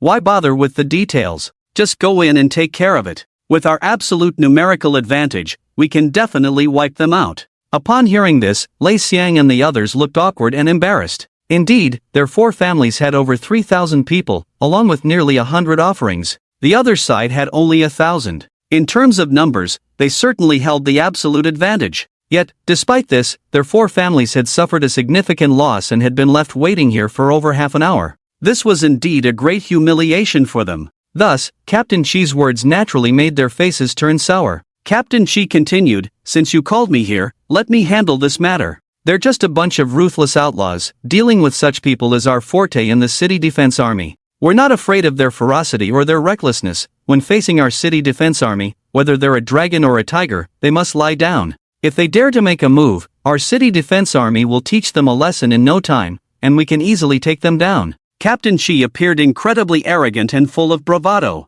With his nose in the air and a fierce demeanor, he strode towards He Huang's subordinates. With a wave of his hand, the 500 city defense soldiers he brought raised their guns, aiming at He Huang's men. Faced with so many gun barrels, He Huang's subordinates remained completely unfazed, their expressions unchanged, even looking down on the situation. Captain Shi's fierce demeanor was fully revealed as he glared at He Huang's men and shouted, "A bunch of lawless criminals, unaware of their own mortality. I am the captain of the 10th Brigade of the Jiangning City Defense Army. You have already committed crimes such as gathering to cause trouble and murder.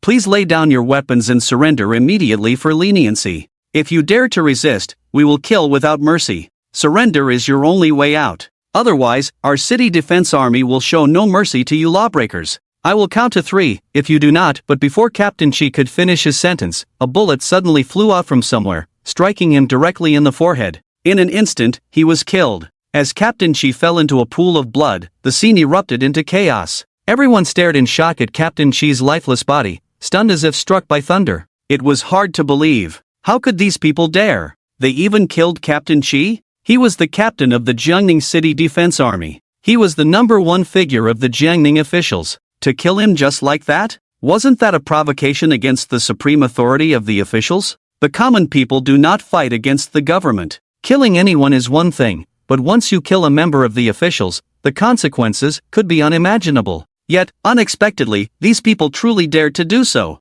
Without a word, they shot Captain Shi dead. This was utterly insane. Seeing this situation, Lei Xiang and the other two couldn't help but exchange glances, their faces darkened to the extreme. Such madness truly frightened them all. They had called the city defense army for assistance, but unexpectedly, the moment they arrived, they had caused Captain Shi's death. How could such a thing happen? This sudden turn of events was indeed something Lei Xiang and the others had never anticipated. How crazy must one be, how reckless, to dare to do such a thing? The 500 city defense soldiers, witnessing their captain being shot dead before their eyes, were left stunned for quite a while. Once they regained their senses, the 500 soldiers aimed their guns at the subordinates of the Black Emperor. But at that moment, 3 people stepped forward. They pulled open their clothes, revealing that they were covered in TNT explosives. 3 human bombs stood before everyone. Each of them held a detonator. If they even twitched their hands, they would take everyone with them to the afterlife. Upon seeing these 3 human bombs, the city defense soldiers quickly lowered their weapons.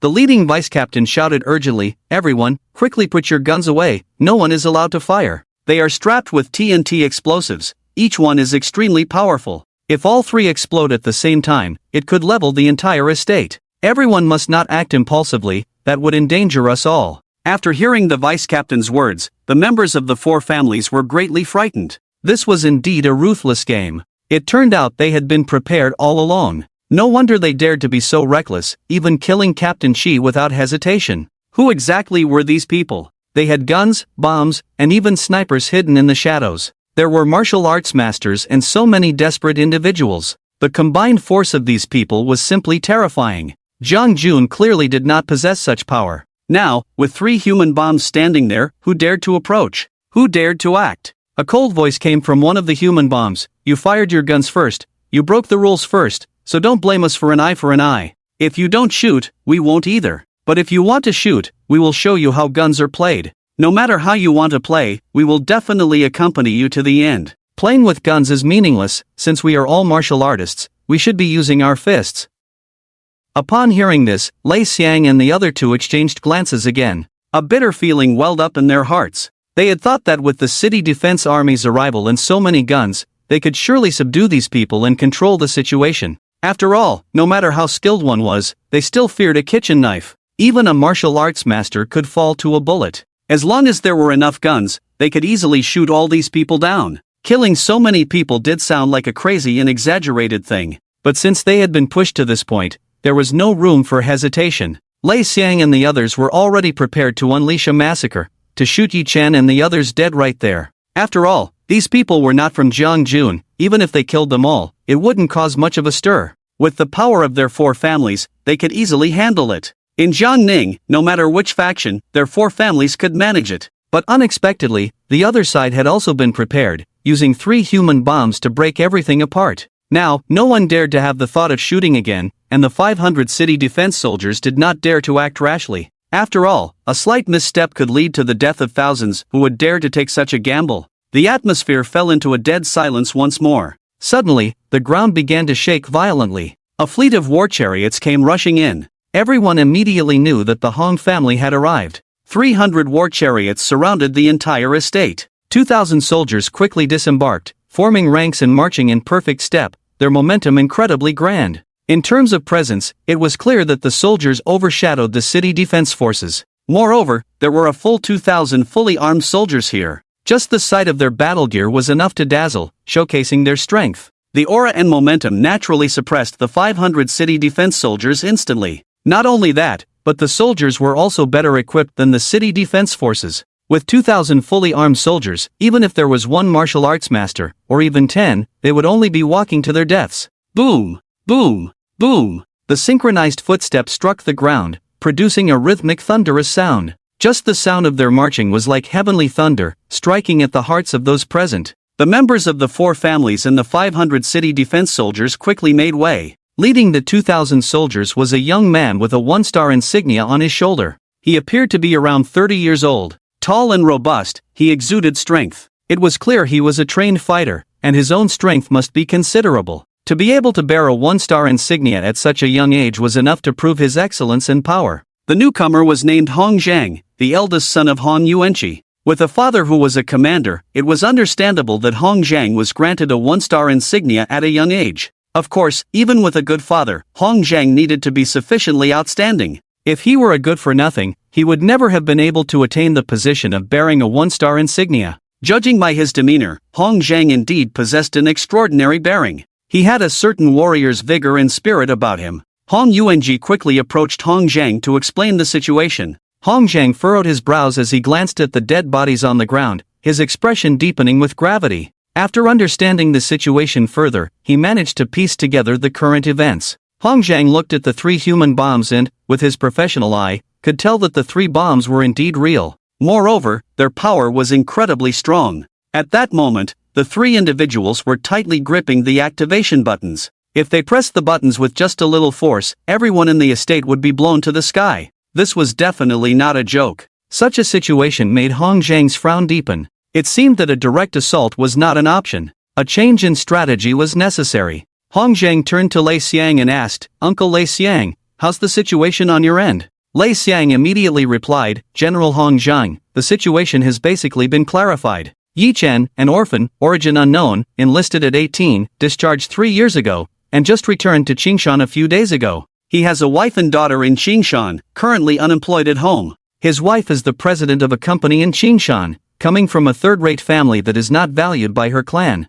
Their daughter is currently in the 1st grade of elementary school. This is the extent of what we've found so far." Hong Zhang lost patience and coldly sneered, "So he's just a ruffian, a retired thug. No family, no background, no power, no position, relying on some street thugs, and he dares to think he can act recklessly in Jiangning? Jiangning is not a place where someone like him can stir up trouble and turn the world upside down." Although everyone still had some doubts in their hearts, based on the information gathered, this young man named Yi Chen indeed had no significant background and was not a big shot. As for the people before them, it was clear they were from the underworld. Since that was the case, the 4 families truly had nothing to worry about and did not need to have any concerns at all. Just deal with that Yi Chen directly, no need to think so much. Hong Zhang waved his hand grandly, full of bravado, and said, "Just a scoundrel, look at how scared you all are, and so many have already died? Humph, it seems you have really been living too comfortably and peacefully, losing the bloodiness you had when you fought for your place back in the day. Which of the prominent families in Jiangning didn't fight their way up? Which one wasn't earned with countless blood? You can enjoy comfort, but you can't lose the bloodiness that should be there. As warriors, we have the most say in this matter. Since you all are so cowardly, let me handle this. Daring to kill someone from the Hong family, you must pay a painful price."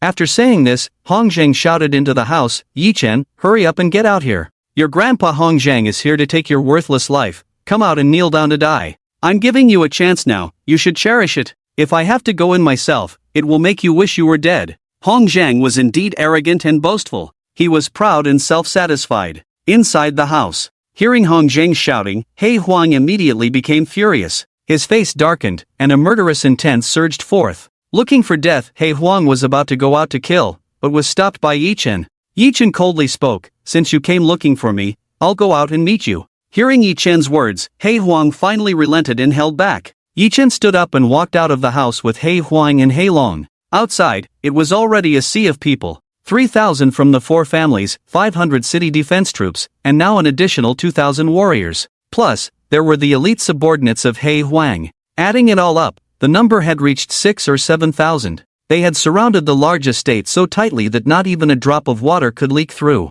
At this moment, the terrifying nature of the 3 human bombs could be even more evident. Once they exploded, they could take the lives of 6,000 people. Just thinking about it was too horrifying. Yi Chen coldly looked at Hong Zhang. Upon seeing Yi Chen, Hong Zhang continued his verbal assault. "So you are Yi Chen? Humph, just a scoundrel. I really don't know where you get the courage to act so tough. You think that just because you spent some money to hire people from the underworld, you can strut around Jiangning, right? I don't care which path you're from. In front of my Jiangjun War Department, there's only one path, and that's the path of surrender.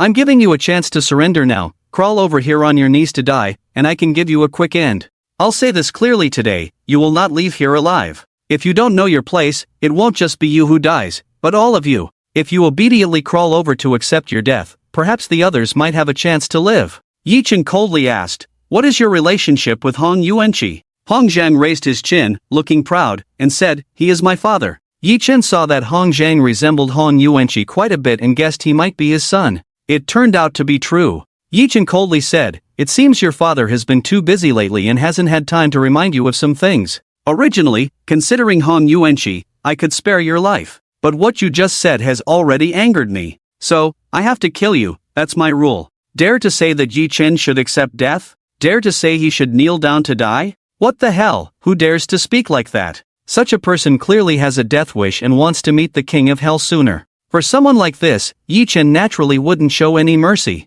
However, Hong Zhang laughed loudly, completely dismissing Yi Chen's words. Laughing joyfully, laughing with disdain, laughing with contempt. Laughing even more playfully, with a mocking gaze at Yi Chen, he said, "You speak so boldly, unaware of your own insignificance. With just you dare to boast about killing me? Humph, do you know who I am? Do you know what this is?" Hong Zhang said, pointing to a gold star on his shoulder. It was a symbol of honor, a symbol of status, a symbol of power. Yi Chen coldly looked at the gold star on Hong Zhang's shoulder. He had earned that when he was 19. What was so special about it? You are unworthy of that position. That gold star on your shoulder is a disgrace. The honor of a warrior is not something a person like you deserves. A warrior is a protector of the homeland, a guardian of peace, a defender of the nation and its people, the most selfless and fearless soldier in the hearts of millions in Long Country. A warrior's gun is never aimed at the citizens of Long Country, only at enemies beyond its borders. The honor of a warrior belongs to the collective, not to the individual. It is never a capital to show off to others.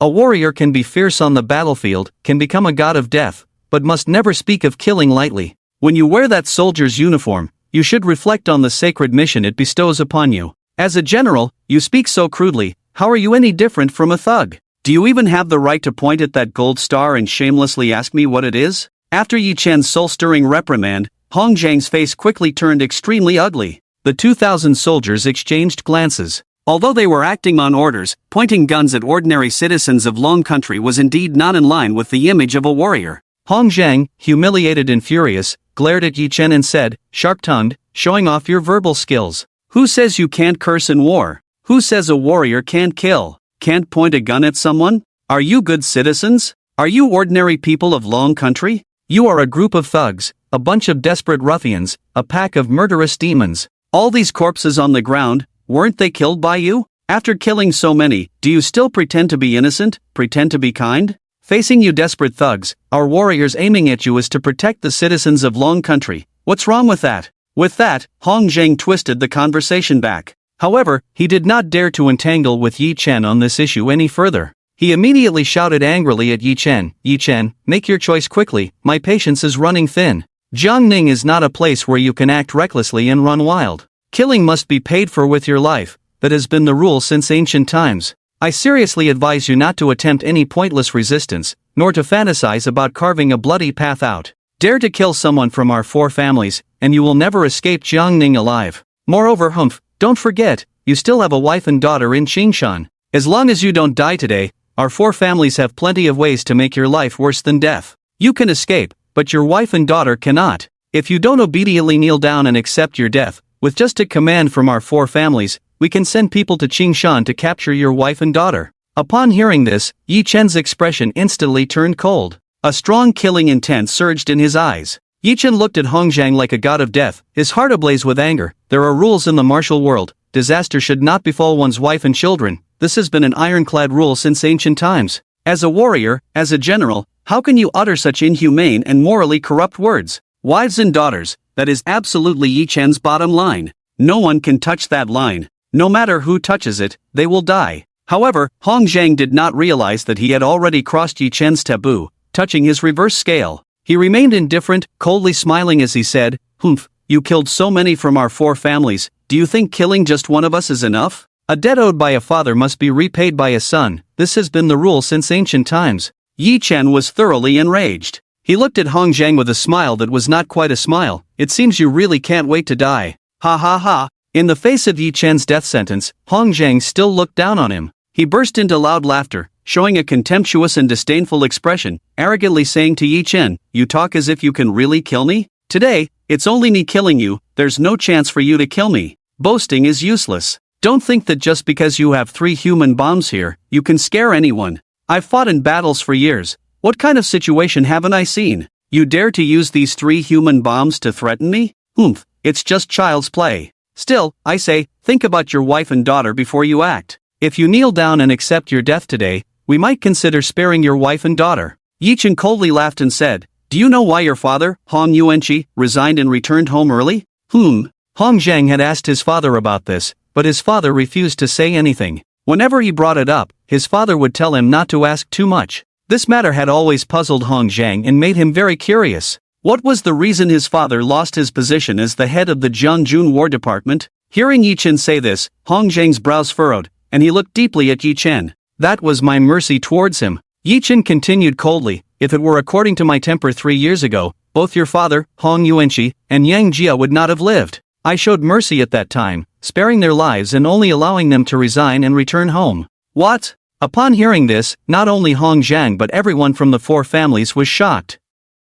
They all looked at Yi Chen with astonished eyes. Hong Zhang's eyes widened in disbelief, staring at Yi Chen with a look of astonishment. His father resigned and returned home because of Yi Chen? If that were true, then Hong Zhang suddenly sneered, looking at Yi Chen with a mocking expression. "Are you trying to tell me that the Jiangjun Wanfu was destroyed by you? Although I don't know the specifics of the last incident, I know my dad and Governor Yang were pressured to resign and return home because they were involved in the Jiangjun Wanfu incident." Humph. You were just a soldier who retired 3 years ago. What are you pretending to be here? Don't think that just because you're not even a soldier now, you can shout in front of me. Who do you think you are? One of the 4 great war gods? Although I haven't met the 4 great war gods of the Tianyuan Hall, I've seen their photos and can recognize them. Facing death, you still dare to bluff. Truly, you don't know how to live. Yi Chen slightly nodded and said, "Yes, you are right. The Jiangjun Wanfu was indeed destroyed by me." Humph. Hong Zhang once again coldly laughed, his face full of mockery. The people from the 4 families also reacted, realizing that Yi Chen was just bragging. He destroyed the Jiangjun Wanfu? How could that be possible? It was said that the destruction of the Jiangjun Wanfu was done by the 4 great war gods of the Tianyuan Hall working together. With the power of the Jiangjun Wanfu, how could it have been done without the 4 great war gods joining forces? This is something he never wanted to think about at all. Therefore, it can be certain that he, Yi Chen, was just bragging. Alright, Yi Chen, stop with the nonsense. I'll ask you one last time, are you going to obediently kneel over and accept your death, or do I need to take action? Once I take action, I will wipe out your entire family. Hong Zhang coldly shouted again. Yi Chen was too lazy to say any more nonsense and ordered the Black Emperor, kill him. Just then, 2 figures rushed over in a hurry. From a distance, an extremely angry and authoritative voice shouted, "Hong Zhang, you bastard, kneel down now." The moment this voice rang out, it shocked everyone because the speaker was none other than Hong Zhang's father, Commander Hong Yuanqi. Accompanying Hong Yuanqi was Yang Jia. These 2 prominent figures from Jiangjun were now rushing over together in a panic. Yang Jia sternly reprimanded the city defense army, while Hong Yuanqi scolded the Hong family and Hong Zhang mercilessly. Their actions left everyone dumbfounded. Hong Zhang, who was about to attack Yi Chen, was completely stunned by the sudden barrage of insults, staring blankly at his father, Hong Yuanqi. Even he, reckless as he was, realized he had gotten himself into deep trouble and had provoked a great figure. No wonder that just now Yi Chen dared to boast about calling his father, Hong Yuanqi, over. Now, Hong Zheng finally understood that Yi Chen was not just bragging. His father, upon seeing him, was indeed bowing and trembling in fear to such an extent. Besides his father, even Governor Yang was the same. How could Hong Zheng not understand the situation now? The others were even more clear about it, their hearts filled with shock and fear. Until now, everyone finally believed that Yi Chen was extraordinary. What he said about destroying the Jiangjun prince's residence and that Governor Yang and Commander Hong were brought down by him, now it seemed to be true. Otherwise, Governor Yang and Commander Hong would not be in such a posture. A person capable of destroying the Jiangjun prince's residence and commanding the 4 war gods of the Tianyuan Hall, who exactly was he? His name was Yi Chen, and he was from the Tianyuan Hall. Could it be that he had some connection with the master of the Tianyuan Hall? Or was he the master of the Tianyuan Hall himself? It was said that the master of the Tianyuan Hall was also a young man in his 20s, which matched Yi Chen's age. However, the master of the Tianyuan Hall had died in battle 3 years ago and was posthumously honored as a national hero by the capital, so he should not be the master of the Tianyuan Hall. But no matter who Yi Chen was, he was certainly someone they could not provoke. If even the Jiangjun prince's residence had been destroyed by him, what were the 4 families worth? Thinking of this, the 3 of them exchanged shocked glances, their faces dark and grim. It was over, their 4 families had really gotten into big trouble this time. What to do now? Thud! Under Hong Yuanqi's furious reprimand, Hong Zheng obediently knelt down. Little did he know, Hong Yuanqi also knelt down with a thud. Seeing this, everyone was once again astonished. Commander Hong actually knelt before Yi Chen? This was too, after all, he was one of the 2 heads of Jiangjun. Even if it was in the past, he had stood at such a high position. How could someone who had reached the pinnacle easily bow to others? Kneeling required such courage. Commander Hong's posture before Yi Chen was shockingly humble to this extent? It was truly astonishing. Dad, Hong Zheng hurriedly tried to help Hong Yuanqi up but was met with a stern reprimand from Hong Yuanqi. After scolding Hong Zheng, Hong Yuanqi looked at Yi Chen with a face full of self-reproach and said, "Mr. Yi, it is my failure in teaching my son, neglecting my duty. Your son has realized his mistake, and I hope, Mr. Yi, that you can show mercy and spare his life." Hong Yuanqi's voice was very humble, filled with pleading. The former commander of the Jiangjun War Department had humbled himself to such an extent, which truly shocked everyone present. What kind of powerful figure could make Hong Yuanqi lose all face like this? His actions left the crowd, including Lei Xiang, utterly speechless.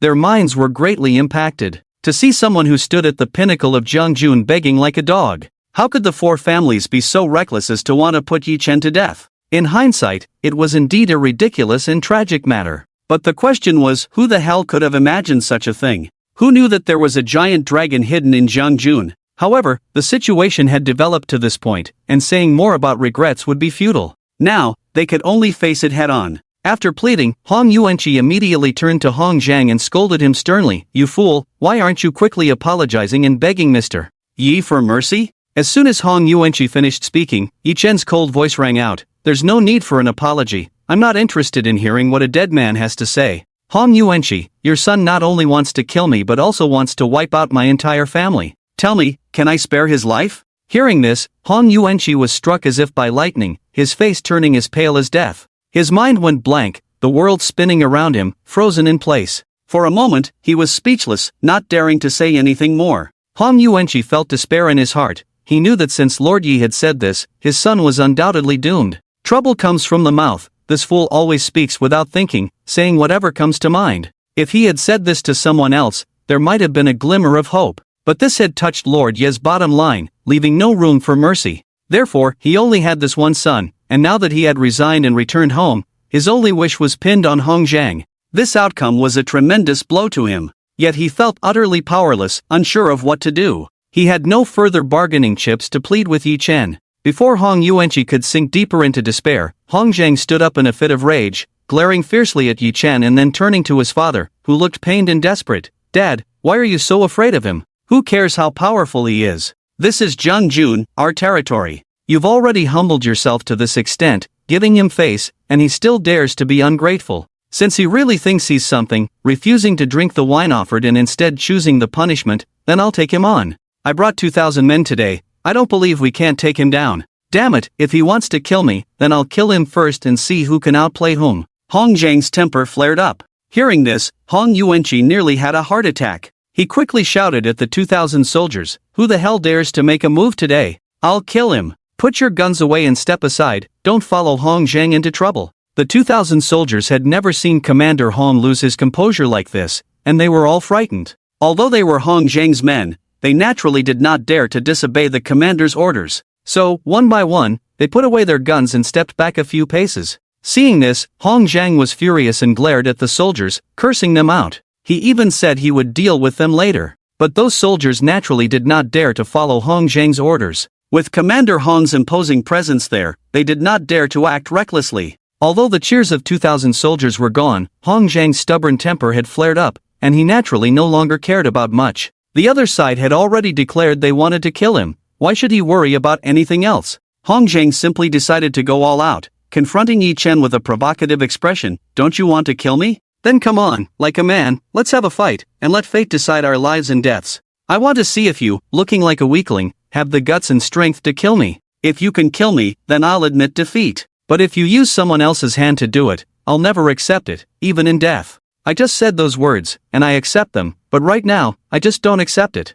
I'm afraid of you, but I'm not scared. I've never known how to write the word fear from childhood to now. If you have the ability, come and fight me, don't use your status to pressure my father." Hong Yuanqi sat on the ground in despair. He knew his son Hong Zhang was completely finished. Now, he could only hope that it wouldn't implicate their Hong family. He truly regretted not properly advising his son not to provoke Yi Chen. He thought that as long as his son didn't leave the Jiangjun War Department base, nothing would go wrong, but who could have imagined such a thing would happen? It was too late to say he regretted it now. Hong Yuanqi could only feel heartbroken, tears welling up in his eyes, filled with despair. Yang Jie beside him could only look at Hong Zhang with sympathy. He had watched Hong Zhang grow up, and never expected this stubborn temper would lead to his downfall. Why provoke the master of Tianyuan Palace of all people? Wasn't that just asking for death? And then there were the Lei, Hong, Feng, and Lu families. Although Hong Zhang came from a prestigious family, a descendant of a war star, he wasn't entirely relying on his family's influence to become a one-star general. In fact, with his own strength, becoming a one-star general was completely within his reach. Of course, if he didn't rely on his family, he would at most need to build some qualifications and endure a few more years. Hong Zhang had excellent physical qualities, practiced martial arts from a young age, and had always been by Hong Yuanqi's side. He had also been on the battlefield a few times, growing through experience. He was a top-tier martial artist, exceptionally skilled in military combat techniques, combining martial arts and killing skills very well. Ordinary top-tier martial artists were no match for him. When it came to fighting, to put it modestly, Hong Zhang had never been afraid of anyone. Because of this, he had always been quite arrogant in the Jiangjun War Department. Aside from Hong Yuanqi, he looked down on everyone else. Even a bull would get kicked by him if it bumped into him. After finishing his words, Hong Zhang made a provocative gesture towards Yi Chen. He Huang was about to step in to kill Hong Zhang but was stopped by Yi Chen. Yi Chen looked at Hong Zhang coldly, saying nothing, and beckoned him with a finger. But this was a huge provocation, even a humiliating gesture. Seeing his taunt succeed, a sly smile appeared on Hong Zhang's face. Without hesitation, he pushed off the ground with both feet, shooting towards Yi Chen like an arrow released from a bow. The speed was astonishing. With swift strides, the distance between Hong Zhang and Yi Chen was only about 3 to 4 meters. At such a close distance, even an ordinary person could cover it in a couple of big steps. For a top-tier martial artist like Hong Zhang, who excelled in practical combat, he could reach Yi Chen in the blink of an eye. This speed left the many offerings from the four families secretly astonished. If they faced Hong Zhang, they would probably be no match for him. Seeing this situation, the three of them exchanged a knowing glance. A bold thought emerged in their minds. Although this young man named Yi Chen seemed to have a significant background, his strength might not be that formidable, right? Looking at his physique, he had a somewhat scholarly appearance, seeming not very resilient. Hong Zhang's strength was well known. It was likely that no one could withstand Hong Zhang except for a martial arts master. At that moment, Hong Zhang resembled a beast pouncing on its prey, his eyes glinting with a chilling, sinister light. His expression was fierce, filled with murderous intent. As he made his move, he had already drawn a sharp knife from his body. This was a specially made battle knife from the War Department. Such a knife was crafted from a special steel, capable of cutting through iron as if it were mud. Die for me. As Hong Zhang lunged towards Yi Chen, his expression turned even more ferocious, as if he had transformed into a demon in an instant. The battle knife swiftly stabbed towards Yi Chen. If it struck, it would surely pierce through his body. The knife moved as fast as lightning, its cold gleam flashing. It was somewhat frightening. Everyone held their breath, staring intently at the scene, the atmosphere becoming incredibly tense. Many hearts were in their throats. But everything ended quickly. Just as Hong Zhang reached Yi Chen, he bizarrely flew backward. No one saw what happened. Hong Zhang had already been sent flying 4 or 5 meters away. When he crashed heavily to the ground, everyone was horrified to discover Hong Zhang was dead. His eyes were wide open, filled with terror and unwillingness. It seemed he died without closing his eyes. It also appeared that he died without knowing how he had died. Not just Hong Zhang, but everyone present was utterly confused, their faces blank, completely unaware of what had just happened. They exchanged bewildered glances, each looking at the other in a daze. What had just happened? No one had seen Yi Chen make a move. In fact, Hong Zhang hadn't even touched the hem of Yi Chen's clothes, yet he had bizarrely flown back. Moreover, Hong Zhang had died beneath his own battle knife, not only dying by his own knife but also having plunged it into his own heart. This situation was too strange. The offerings from the 4 families were equally bewildered and at a loss. They hadn't seen clearly what had just occurred, but thinking back, they felt a wave of fear. In that brief moment of confrontation, Yi Chen had executed a perfect counter-kill against Hong Zhang. This was simply beyond human capability, something unimaginable. Hong Zhang's strength was said to be invincible beneath a martial arts master, and it surely wouldn't be easy for a martial arts master to kill him. Just moments ago, the Black Dragon had struck several times, wreaking havoc, even causing Master Yan of the Lei family to meet a tragic end at the hands of the Black Dragon. That was already terrifying enough. Everyone had thought the Black Dragon was the pinnacle of the opponent's combat power, but now it seemed that might not be the case. This young man named Yi Chen was likely even stronger and more terrifying, too frightening. This time, he truly scared everyone from the 4 families. The offerings even began to feel a sense of panic and tremble within. Hong Zhang was dead, without any suspense. Hong Yuanqi's mentality collapsed, sitting on the ground with a face of despair, devoid of any expression. Ah! Yang Jia could only shake his head in sympathy and sigh helplessly. After receiving the news, they had rushed over as quickly as possible. But despite their haste, they still arrived too late. They couldn't save Hong Zhang. Hong Zhang's death also signified the complete annihilation of the helpers hired by the 4 families. The 4 families had exhausted all their means and power, yet in the end, they still faced such a tragic outcome. Now, the only path left for the 4 families was to admit defeat. If they continued to clash head-on, it would likely bring about their utter destruction. The previous lessons from the Jiangjun Wangfu made the 4 families dare not act recklessly. Considering this, Lei Xiang and the other 2 exchanged glances, their faces dark with bitterness and helplessness. Hong Yuanji was dead, he had found his release early. Lei Xiang looked at Yi Chen, gritted his teeth, and spoke with great difficulty, "Young Master Yi, today we were blind to the mountain before us and have offended you. We have done everything we could, but the result is that we lost. Since we lost, we must accept it. Losing means we must take the beating, and we 4 families will stand tall. I believe there is no deep-seated hatred between us and young Master Yi. Today is today. Just now, Mr. Yi said that we 3 should die to atone for our sins. We accept our fate. However, this matter has nothing to do with the others in our 4 families. We hope young Master Yi will show mercy and not wipe us out completely." The members of the Feng and Lu families also admitted defeat. Yi Chen's gaze fell coldly on Lei Xiang and the other 2, then glanced at the lifeless Hong Yuanji on the ground. After a long silence, Yi Chen finally spoke coldly, "I, Yi Chen, do not have the habit of indiscriminately killing entire families or exterminating 9 generations. Unless, of course, you truly touch my reverse scale, break my bottom line, and genuinely infuriate me. I exterminated the Chen family because they captured my woman for the Jiangjun Wangfu and tortured my daughter. I destroyed the Jiangjun Wangfu because the Jiangjun Wang almost caused my woman's death. They all deserved to die 1,000 deaths. Not killing their entire family would not relieve my hatred. Lei Yuanjie and the others deserve to die because they had designs on my woman. Hong Zhang deserves to die because he dared to threaten my wife and daughter. However, you 4 families should be grateful that they have only spoken of it for now and have not actually done anything. So, I will only kill them and not exterminate you. But, I must seriously warn you 4 families, if anyone dares to have any designs on my wife and daughter, even if they touch a single hair on their heads, I will annihilate your entire family." When he said the last sentence, Yi Chen resembled a god of death descending upon the wind. The overwhelming aura pressed down on the world, making everyone feel as if they were crushed under 10 mountains. Terrified, everyone trembled, their legs weak, unable to stand, wanting to kneel down. If a son does not teach, it is the father's fault. You three will die to atone for your sins, and this matter will end today. Yi Chen coldly added another sentence. The terrifying killing intent was like a storm of doom, an absolute zero that chilled everyone's hearts. Lei Xiang and the others did not dare to hesitate. After despair, they could only follow Yi Chen's words and die to atone for their sins. After watching the three take their own lives, Yi Chen strode away. Xingcheng, Li family villa. The members of the Li family gathered here, each with an extremely serious expression. Because just now, the Li family received extremely bad news. The Jiangning Lei family, Lu family, Hong family, and Feng family had all encountered trouble. According to accurate information, Lei Yuanjie and the others had most likely already died at Yi Chen's hands. This shocking news truly stunned the members of the Li family to an unprecedented degree. Li Yunping had died at Yi Chen's hands, 2 of the 3 great offerings of the Li family were dead, and 1 was incapacitated, while the 500 or 600 soldiers of the Li family had all been rendered useless and hospitalized.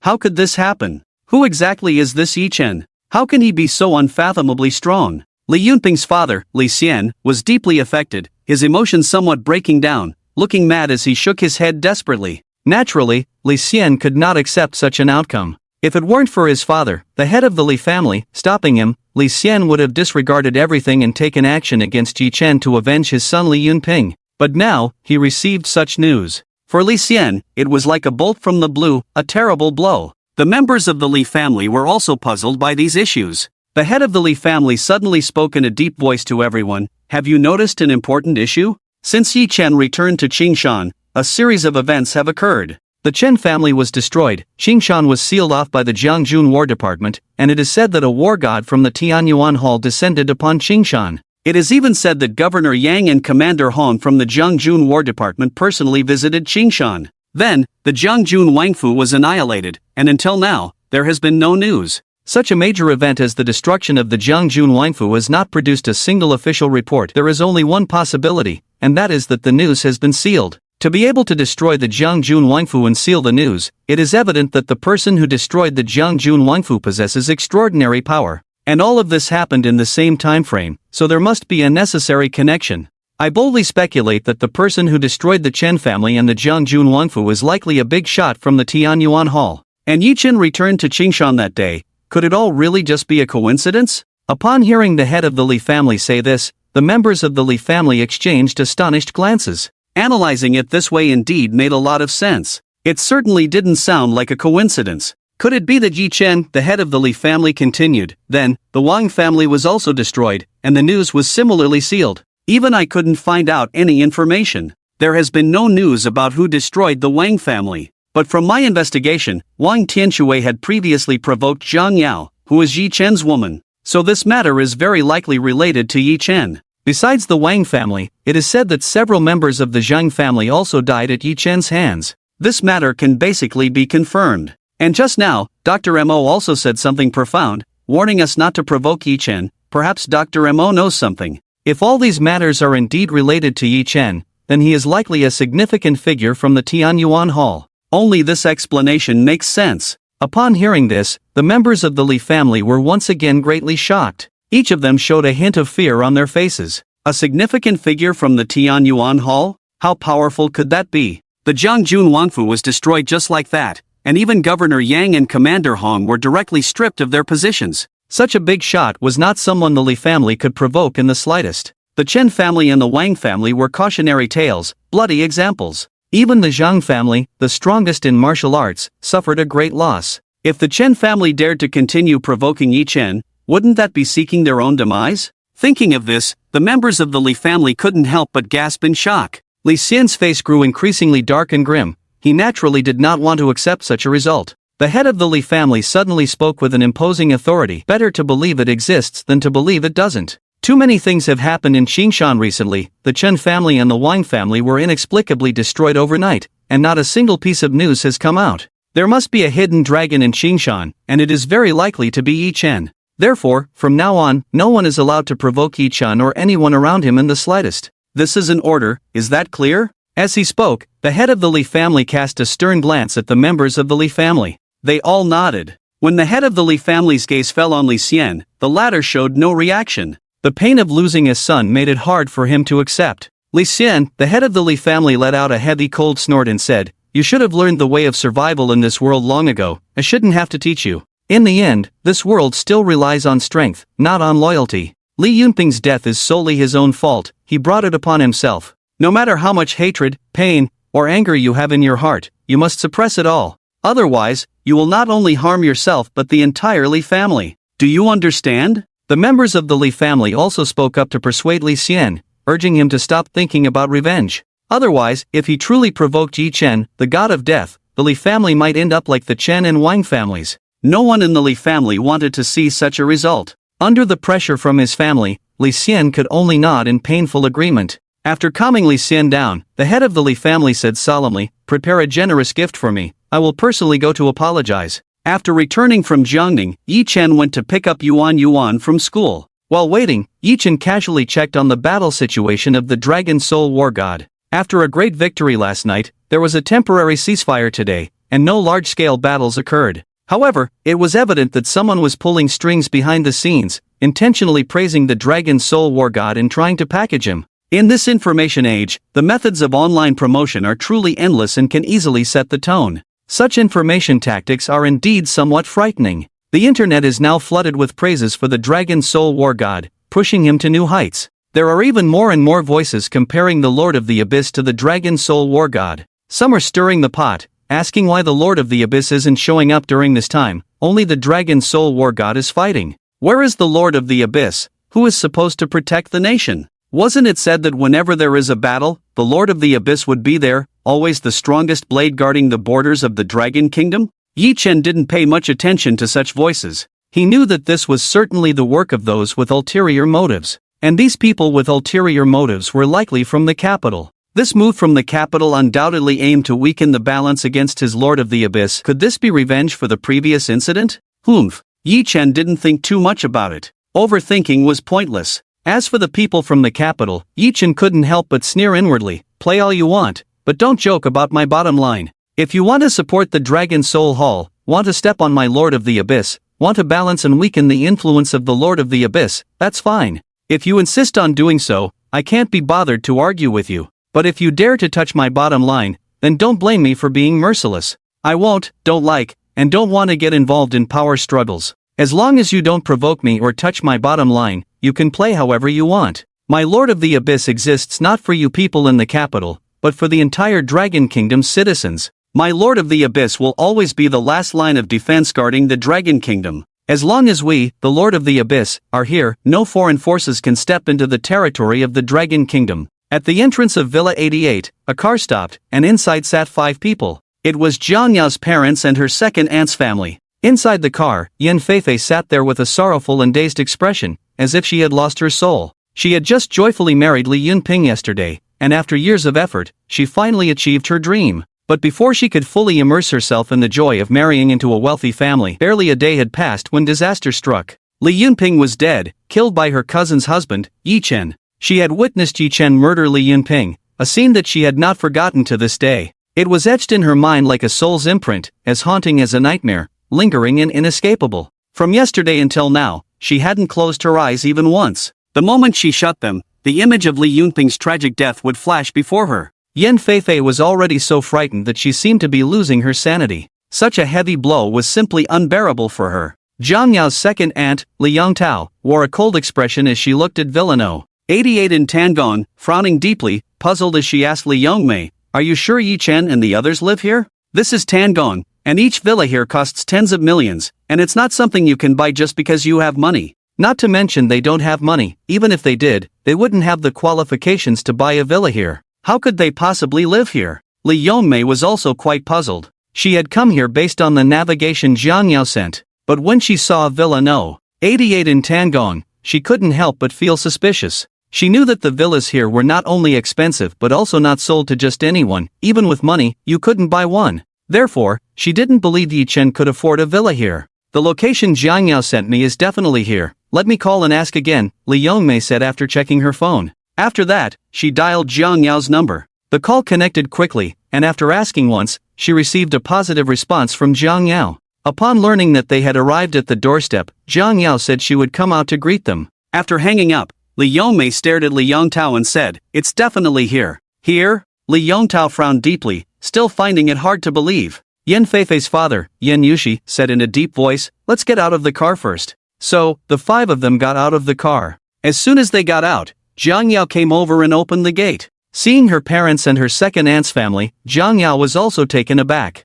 After a moment of surprise, Jiang Yao finally spoke, "Mom, Dad, Aunt, Uncle, what are you slap?" But before Jiang Yao could finish her sentence, Li Yongtao, furious, raised her hand and slapped Jiang Yao hard across the face. Jiang Yao was completely caught off guard by the sudden slap and covered her face in pain. Jiang Zhenghai and Li Yongmei were both startled, staring at Li Yongtao in shock. Li Yongmei opened her mouth but hesitated to say anything. In the end, she didn't scold Li Yongtao. Li Yongtao, still not satisfied after slapping Jiang Yao, raised her hand again to hit her. But this time, Jiang Yao didn't just sit back and take it, she firmly grabbed Li Yongtao's arm as she swung at her. Having been inexplicably slapped, even a clay figurine would have some fire in it. Jiang Yao glared at Li Yongmei and said, "Aunt, did I provoke you? Why did you come up and slap me without saying a word? Are you really that easy to bully?" Li Yongtao, seeing that Jiang Yao dared to retaliate, became even more furious and screamed, "You didn't provoke me, but your man Yi Chen did. Slapping you is already light. If you weren't my niece, it wouldn't just be a slap.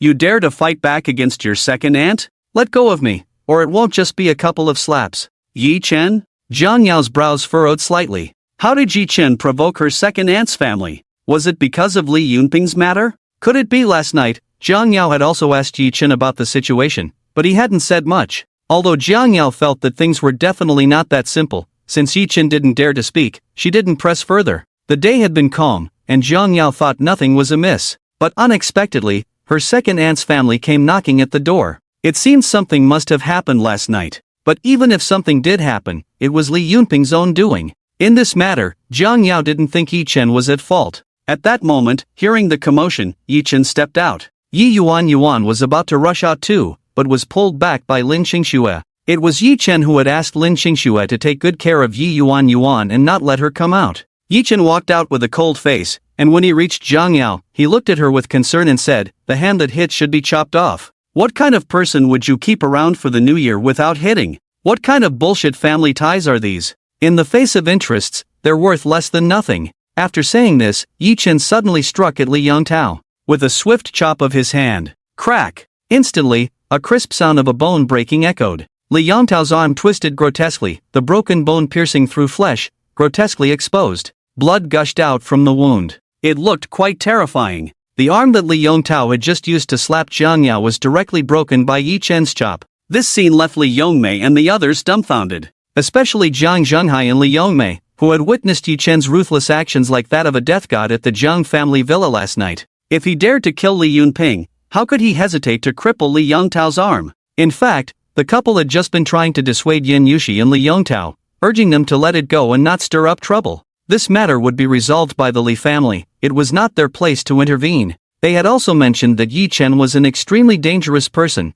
and it was best not to provoke him lightly to avoid any mishaps. However, in their anger, the two were completely unable to listen. Yan Feifei marrying into the Li family was of great significance to the Yan family. It was a chance to cling to a powerful ally and rise to greater heights with the Li family's support. But before the Yan family could even celebrate, Li Yunping was killed by Yi Chen. This left Yan Yushi and Li Yongtao in a daze. They didn't care about anything else, their only thought was to confront Yi Chen and teach him a lesson. They didn't think much beyond that. Thus, this scene unfolded. And so, a bloody incident occurred. After a long moment of shock, Li Yongtao suddenly reacted, clutching his severed arm and letting out a heart-wrenching scream. Seeing this, Yan Yushi was filled with rage and glared fiercely at Yi Chen, wanting to say something harsh. But, just as the words were on her lips, she caught sight of Yi Chen's eyes, cold as a killing god. Instantly, Yan Yushi felt as if she had fallen into the depths of hell, a terrifying sensation that chilled her to the bone. This feeling startled Yan Yushi, making her shiver.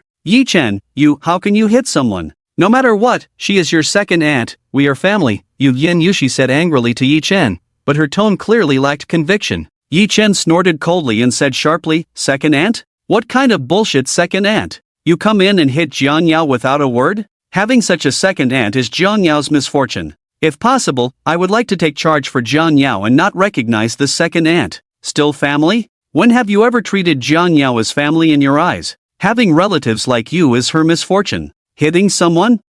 Hitting you counts as being close. Do you believe I wouldn't dare to kill you? Yan Yushi didn't dare to not believe it. The once arrogant Li Yongtao, now with a disabled arm, had become much more docile. She didn't dare to doubt Wei Chen's words. Such a person was too ruthless. If he dared to kill Li Yunping, how could he not dare to kill them? Yan Yushi and Li Yongtao were so frightened they didn't dare to speak. Their previous bravado completely vanished. Yi Chen looked at Zhang Yao's slightly swollen face with concern and asked, "Does it hurt?" Zhang Yao glanced at Yi Chen, nodded slightly, then shook her head. "If it hurts, then hit back. If someone slaps you, you should slap them back twice. Only then will others think twice before bullying you next time. If others don't treat you as family, why should you care?" Yi Chen said seriously to Zhang Yao. After looking at Yi Chen, Zhang Yao nodded this time. After nodding, Zhang Yao raised her hand and forcefully slapped Li Yongtao's face. Slap! Slap! Two crisp sounds of slaps immediately rang out. This might be Zhang Yao's first time hitting someone.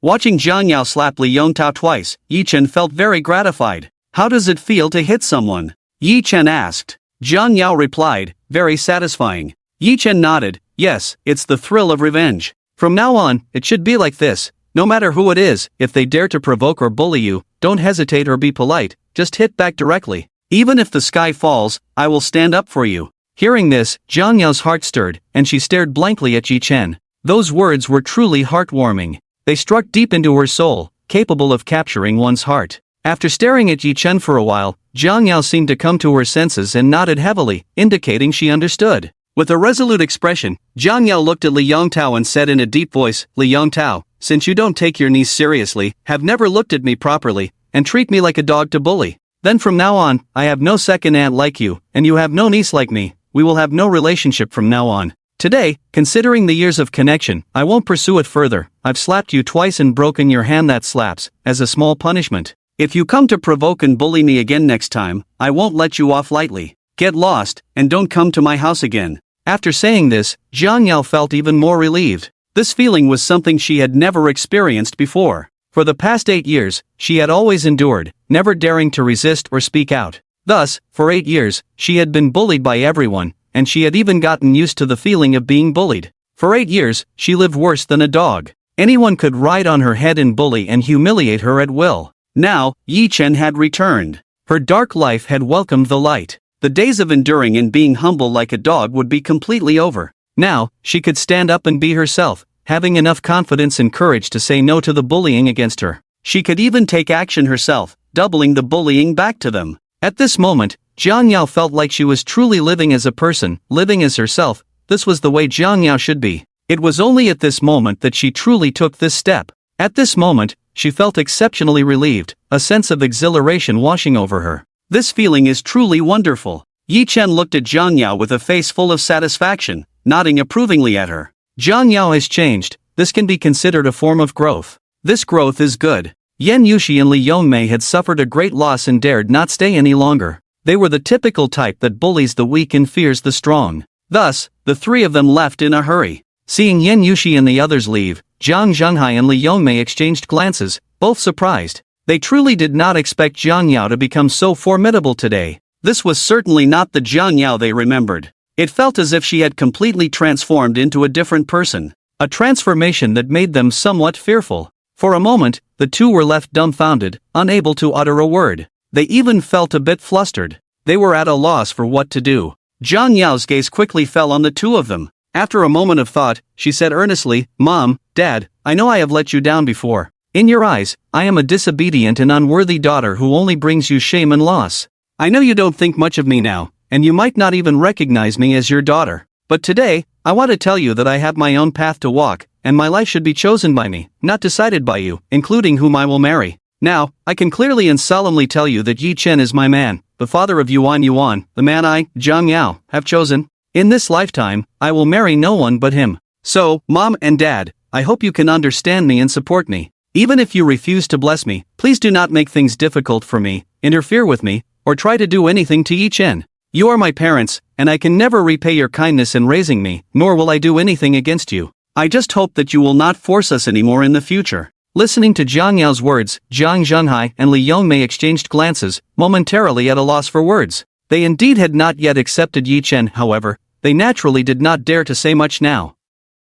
Yi Chen was an extremely dangerous individual who instilled fear in them. They had witnessed Yi Chen's methods and now dared not speak further. After a long pause, Li Yongmei finally spoke, "Daughter, you misunderstand your father and me. We didn't want to come today, it was your second aunt who insisted we bring them along. We had no choice. Your dad and I know you have made up your mind, and that no one can change your decision. We will no longer force you or interfere." Hearing this, Jiang Yao's expression improved significantly. Yi Chen cast a cold glance at the two of them, finally showing a slight change in demeanor. Not interfering would be best. With Jiang Yao's earlier words, Yi Chen felt sufficiently reassured. He did not care about the attitudes of others, what mattered to him was only Jiang Yao. Now, Yi Chen fully understood Jiang Yao's intentions. He silently contemplated again, 3 months, at most 3 months. He would definitely let Jiang Yao know everything and would give her a grand wedding. Just then, a Rolls-Royce Phantom suddenly drove over and slowly stopped at the entrance. Li's family had stepped out of the car.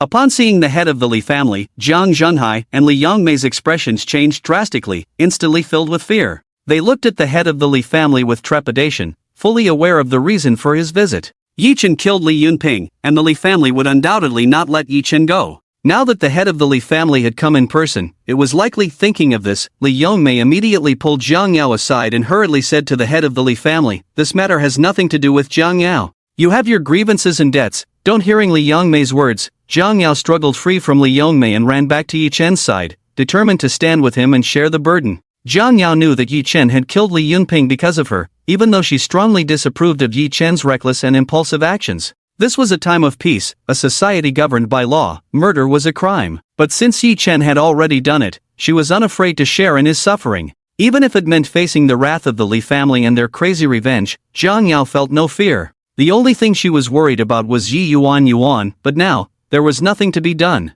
Since things had come to this point, they could only face it. Seeing this, Li Yongmei anxiously shouted at Jiang Yao, "Jiang Yao, are you crazy? Come back. This has nothing to do with you, don't be foolish." But Jiang Yao was resolute, her face set in determination, ignoring Li Yongmei's words. Yi Chen cast a cold glance at Li Yongmei. Although she selfishly wanted to pull Jiang Yao away, her intention was to protect her. Therefore, Yi Chen was not angry with Li Yongmei's actions. On the contrary, he felt that Li Yongmei still had a bit of conscience. If Li Yongmei didn't care about Jiang Yao's life or death, then Yi Chen felt that Jiang Yao had no need to recognize this mother.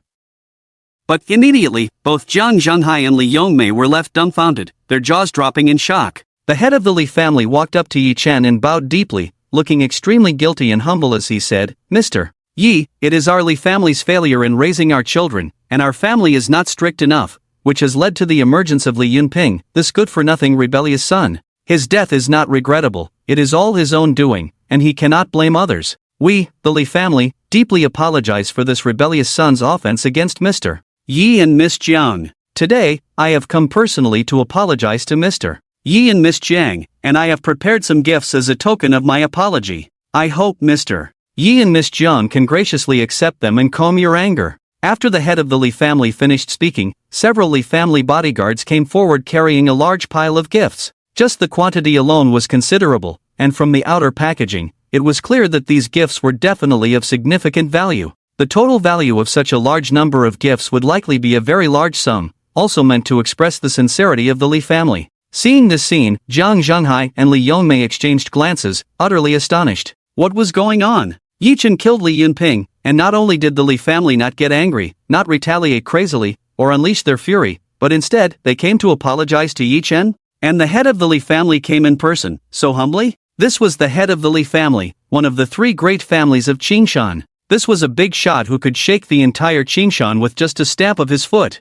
Such a high-level figure was someone Jiang Leoi couldn't even curry favor with, no matter how he prayed. In front of such a big shot, Jiang Zhenhai and Li Yongmei had to be extremely cautious. But who would have thought that the head of the Li family would show such humility? And it was directed at their despised poor son-in-law, Yi Chen? How could they believe this? It felt like a dream.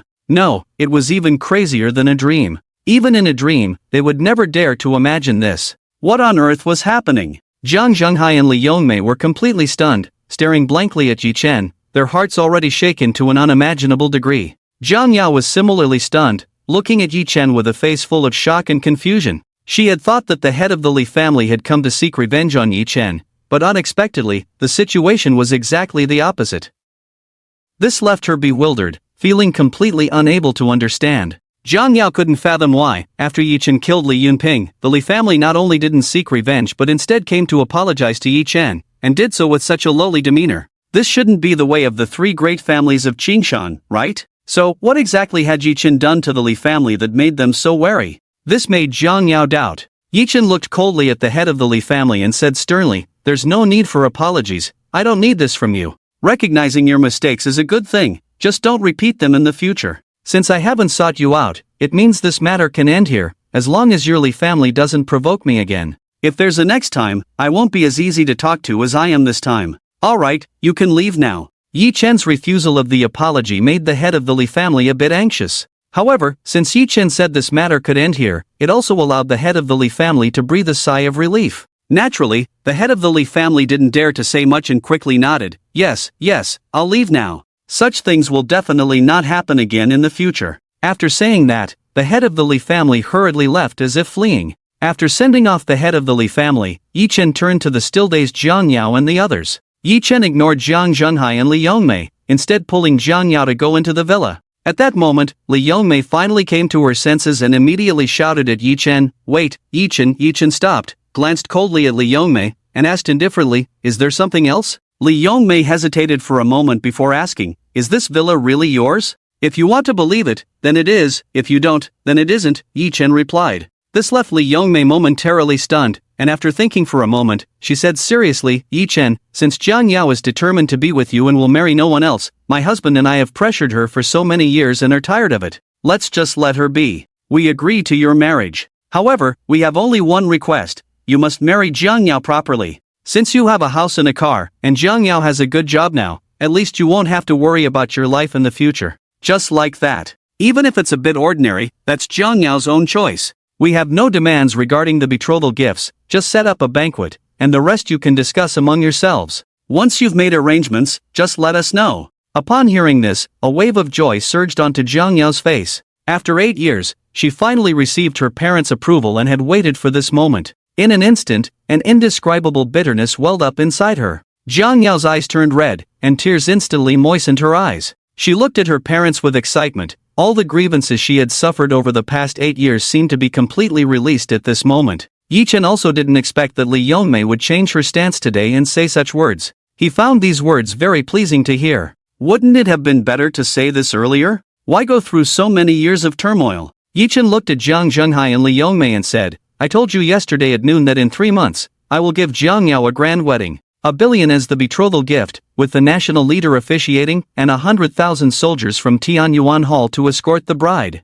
Zhang Zhenghai and Li Yongmei exchanged glances upon hearing this. This Yi Chen, how can he still not change his habit of bragging? He has already said that he doesn't need any betrothal gifts, so why bring up yesterday's nonsense? There were others present yesterday, so it was understandable for Yi Chen to boast, but today there's no one else here. Is it really necessary? Is it his vanity acting up, or what? Forget it, let him brag. Zhang Zhenghai and Li Yongmei clearly did not take Yi Chen's words to heart. 100 billion as a betrothal, the national lord officiating the wedding, 1 million soldiers from the Tianyuan palace coming to escort the bride, what a grand scene that would be. Does Yi Chen think he is the lord of the Tianyuan palace? Wanting such a grand display is simply a pipe dream, a fantasy. Young people really shouldn't have the habit of bragging. Zhang Zhenghai and Li Yongmei didn't stay long either. They exchanged a few words and then took their leave. After sending off her parents, the excitement on Zhang Yao's face still hadn't faded. However, Zhang Yao looked at Yi Chen seriously and said, "When did you develop this habit of bragging? My parents have already said that you don't need to give a betrothal gift, so why are you still saying this?" Yi Chen replied with a serious expression, "Whether they need it or not is their business, whether I give it or not is mine. It's not like we don't have the means, a betrothal gift must be given, and it must be sufficient. I said I would give you a grand wedding, and I will definitely do it. Only 100 billion as a betrothal, with the national lord officiating and 1 million soldiers from the Tianyuan palace escorting the bride, is worthy of a grand wedding, and only that can qualify to bring you home." Hearing Yi Chen say this in front of her, Zhang Yao felt a hint of displeasure in her heart. Zhang Yao pouted and said, "Do you think you are the lord of the Tianyuan palace? Although your name is Yi Chen, the lord of the Tianyuan palace died in battle 3 years ago. I don't need a grand wedding, nor do I care about how much betrothal gift you give. I don't care about material things. My daughter is already 7 years old. I only need an ordinary wedding now." Yi Chen wanted to say something more but felt a wave of guilt in his heart. Yes, Yuan is already 7 years old. Jiang Yao has waited for him for 8 years. He owes Jiang Yao too much. Even if Jiang Yao says she doesn't want it, Yi Chen has already decided that he must give Jiang Yao a grand wedding. Yi Chen didn't say anything more. In 3 months, everything would be clear. By the way, Jiang Yao suddenly looked at Yi Chen with a suspicious expression and asked, "What did you do to the Li family?" Yi Chen looked innocent and said, "I didn't do anything to the Li family, did I? Didn't do anything?" Jiang Yao looked disbelieving and said, "Then why did the head of the Li family act like that towards you just now?" After thinking for a moment, Yi Chen replied, "Maybe they think I'm too strong, so they feel they can't provoke me and are afraid I would go to the Li family to settle scores. So, the head of the Li family took the initiative to come and apologize to me, wanting to turn hostility into friendship." Too strong? Can't provoke? In Qingshan, is there anyone the Li family can't provoke? Seeing Jiang Yao still looking suspicious, Yi Chen added, "Yesterday, Li Yunping brought a large group of bodyguards and the 3 great offerings of the Li family to the Jiang family villa, and then all 3 great offerings of the Li family and the bodyguards were beaten into the hospital by me. So, they probably got scared of the Li family." Ha! The 3 great offerings of the Li family and a large group of bodyguards were all beaten into the hospital by Yi Chen alone? How powerful must he be? Jiang Yao had heard of those offerings from big families. They were not ordinary at all. Jiang Yao frowned slightly and said, "I heard that those offerings raised at a high price by big families are all martial artists, and it's said that martial artists are very powerful, able to easily kill a cow with their bare hands and shatter stones with a punch, possessing immense strength. You've sent the 3 major offerings of the Li family to the hospital, so you are also a martial artist? A martial artist? I suppose so. However, the old man said they are cultivators, which should be a higher level than martial artists." Yi Chen shook his head and said, "I don't know about being a martial artist or not, I only know I've never lost a fight. No matter what kind of martial artist or not, I will fight regardless." Upon hearing this, Jiang Yao was momentarily speechless. However, regarding the reason Yi Chen provided, Jiang Yao still had some doubts. Although everything could be barely explained, there was always an indescribable feeling in her heart. Jiang Yao couldn't quite articulate it, but she felt that things were probably not as simple and easy as Yi Chen said. For the Li family to bow their heads in such humility, it couldn't just be out of fear of Yi Chen's strength, right? If that were enough to make the Li family yield, how had they dominated Qingshan for decades? Jiang Yao wasn't foolish, she was a very intelligent woman, her IQ always on point. In any case, she remained skeptical about this matter. It wasn't just this incident, to be precise, it should be a series of events that had occurred over the past few years. From Wang Tianshui to Zhang Xiaoqiang to Li Yunping, Yi Chen had remained unscathed, not only avoiding the frenzied retaliation from these 3 families but even the city defense hadn't come knocking. Logically, after such a significant incident with several murders, the city defense should have taken action by now, right? Therefore, Jiang Yao always felt that there was something complicated about this. Or rather, Yi Chen was quite extraordinary, not as simple as she knew him to be. Even if Yi Chen was a retired soldier, he shouldn't possess privileges that surpass the law, right? However, as a smart woman, she wouldn't pry too deeply. She would give some space. Since Yi Chen was unwilling to speak, Jiang Yao didn't ask much more. After all, it wasn't necessarily a bad thing. She still believed that there must be a reason for Yi Chen's silence. When they returned home, Lin Qingxue and Yi Yuan came to greet them. However, nothing had happened earlier, so Yi Yuan wasn't frightened. Seeing Yi Chen and the others return, Lin Qingxue was quite clever. She immediately took Yi Yuan upstairs to play. Children, after all, tend to be clingy with new acquaintances. So now, Yi Yuan really enjoyed playing with Lin Qingxue. After sending them off, Jiang Yao couldn't help but smile wryly. She naturally understood her good friend Lin Qingxue's intentions. She wanted to create some private space for her and Yi Chen. In fact, last night, Lin Qingxue even used the excuse that 3 people sleeping in one bed was too cramped to try to send Jiang Yao to sleep in Yi Chen's room. If Jiang Yao hadn't held her ground, perhaps last night could have turned into a different kind of scenery. The 2 sat silently on the sofa, staring at the unturned television. The distance between them was only about 2 fists apart, very close. With just a slight shift of the body, they could have had some intimate physical contact. They sat there quietly, maintaining their silence. This made the atmosphere somewhat awkward. Being alone like this made Jiang Yao inexplicably nervous. Yet, there was also a hint of anticipation in her heart. She hoped Yi Chen would take the initiative. Perhaps a little story could unfold, but Yi Chen, like a standard ironclad man, showed no initiative at all, sitting there like a gentleman, not even moving his hands or feet slightly. This left Jiang Yao with a somewhat inexplicable sense of disappointment. After the disappointment, there was an indescribable feeling of self-doubt. Was it that she was no longer young, not beautiful enough, not attractive enough? Had she lost Yi Chen's interest? In the stillness of the night, with a lone man and woman sharing a room, shouldn't something happen? Isn't that how it goes on TV? As for such things, Jiang Yao couldn't say she was looking forward to it, but she felt that the plot should develop this way.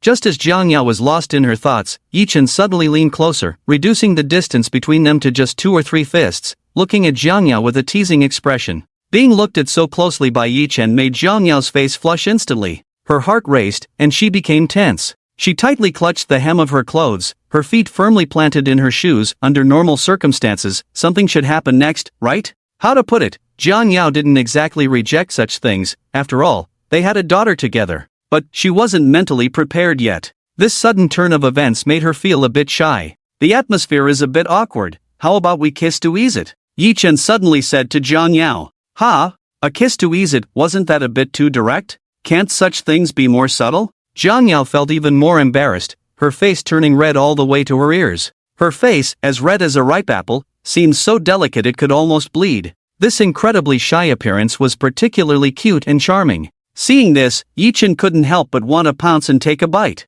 However, in the end, Yi Chen held back. Facing Yi Chen's approaching face, Jiang Yao's breathing became rapid, her tension reaching its peak, and she instinctively closed her eyes, waiting for that sacred moment to arrive. Yet, sometimes, heaven loves to tease you unexpectedly. The sacred moment Jiang Yao was anxiously waiting for did not come. After a long while, there was still no movement. Jiang Yao opened her eyes to find that Yi Chen was nowhere to be seen. Where did he go? He actually ran away? At that moment, Jiang Yao didn't know whether to feel shy or angry, feeling an impulse to curse. Meanwhile, Yi Chen had already gone upstairs. Lin Qingxue and Yi Yuan were hiding at the stairway, peeking. When they saw Yi Chen coming up, the two quickly ran away, feeling guilty as if they were thieves. It wasn't that Yi Chen didn't want to make a move earlier, it was because there were 2 pairs of eyes watching from behind. Most importantly, there was Yuan. So, Yi Chen forcibly suppressed the impulse in his heart. No rush, there would be plenty of time in the future. After taking a shower, Yi Chen called out to the 3 members of the Black Emperor. How's the arrangement for tomorrow's birthday? Yi Chen first asked the Black Emperor. The Black Emperor immediately replied, Boss, everything has been arranged. Tonight, Knight Rao took the opportunity to have the matriarch sign up. The security has been arranged, the 1,000 elite soldiers I dispatched will blend into the crowd tomorrow, and with our 3 subordinates, we can ensure everything goes smoothly. Leader Ma will also actively cooperate with us and will send 3,000 city defense troops to control the area within a kilometer. Yi Chen nodded slightly, feeling reassured. Safety was the top priority. Tomorrow there would definitely be a large crowd, making it easy for incidents to occur. Whether all the assassins sent by the Snow Country had been eliminated was still an unknown. Moreover, besides the Snow Country, there could be other countries or forces sending assassins as well. These were all things that had to be guarded against. How's the registration situation? Yi Chen asked again. The Black Emperor quickly replied, with our Black Emperor Group's 10 billion prize as a boost, the registration has been exceptionally hot, even people from outside the county are signing up crazily. In the end, we selected 1,000 people, all from Jiang County.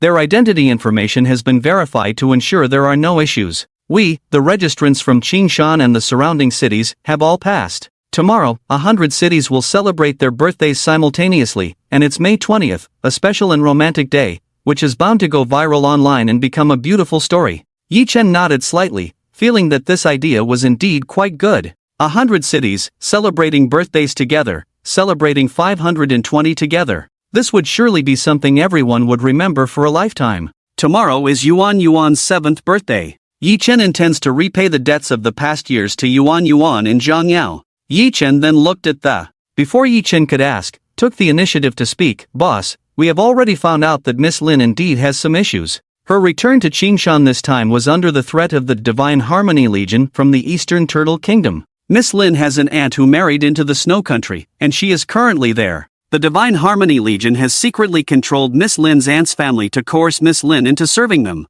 Miss Lin's purpose for returning to Qingshan should not be aimed at you, boss. She is just an ordinary woman and poses no threat to you, so Miss Lin's target might be the main lady, Yuan. Boss, do you think we should? It did not continue, but her meaning was clear: strike first, kill to silence, and eliminate future troubles. However, Yi Chen waved his hand and said, since she has her own difficulties, there's no need to rush, unless she truly intends to harm Jiang Yao and Yuan. Jiang Yao has a deep bond with her and considers her the best friend. Since she didn't act last night, it indicates she might not really intend to. So, contact Emperor Shuesun and have him rescue Aunt Lin Qingshue's family. At the same time, inform the Eastern Emperor to hit the Divine Harmony Legion hard. When I have the time, I will personally smash their headquarters. Immediately nodded in acknowledgement. After instructing these matters, Yi Chen dismissed the three. After sending them off, Yi Chen was about to start his training when there was a knock at the door. Yi Chen glanced at the door, hesitated for a moment, and then went to open it. Upon opening the door, he saw Jiang Yao standing at the entrance.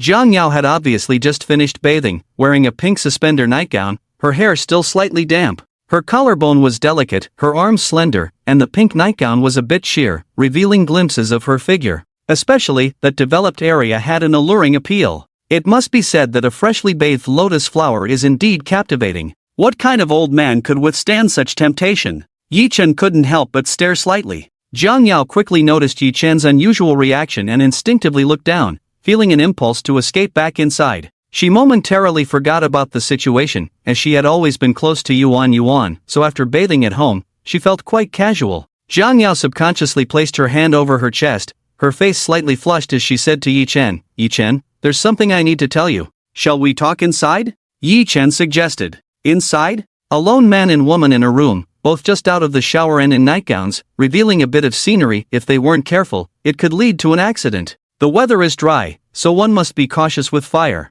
This kind of thing can ignite with just a spark, and once it starts, it can spiral out of control, like a river in spring. Such matters that strain the waist and kidneys should be approached with caution. Jiang Yao's face turned slightly red as she shook her head. "No need, let's just talk here." Seeing Jiang Yao's somewhat guarded demeanor, Yi Chen was slightly taken aback, then secretly shook his head and smiled. Jiang Yao, wanting to avoid embarrassment, quickly said, "It's like this, Yi Chen. The Black Emperor Group has just entered our Qingshan, and to create some buzz, they are holding a grand celebration event for the 520 festival in the central square of Qingshan City tomorrow. Yuan happens to have her birthday tomorrow. I originally didn't want to join in on the fun, but tonight, President Yi Rao personally told me to sign up. So, I registered. Would you like to accompany us tomorrow?" Yi Chen nodded and said, "I've missed your and Yuan's birthdays for so many years. Tomorrow, I will make it up to you both. I've seen the event, it looks great. Since you've signed up, I'll join you tomorrow."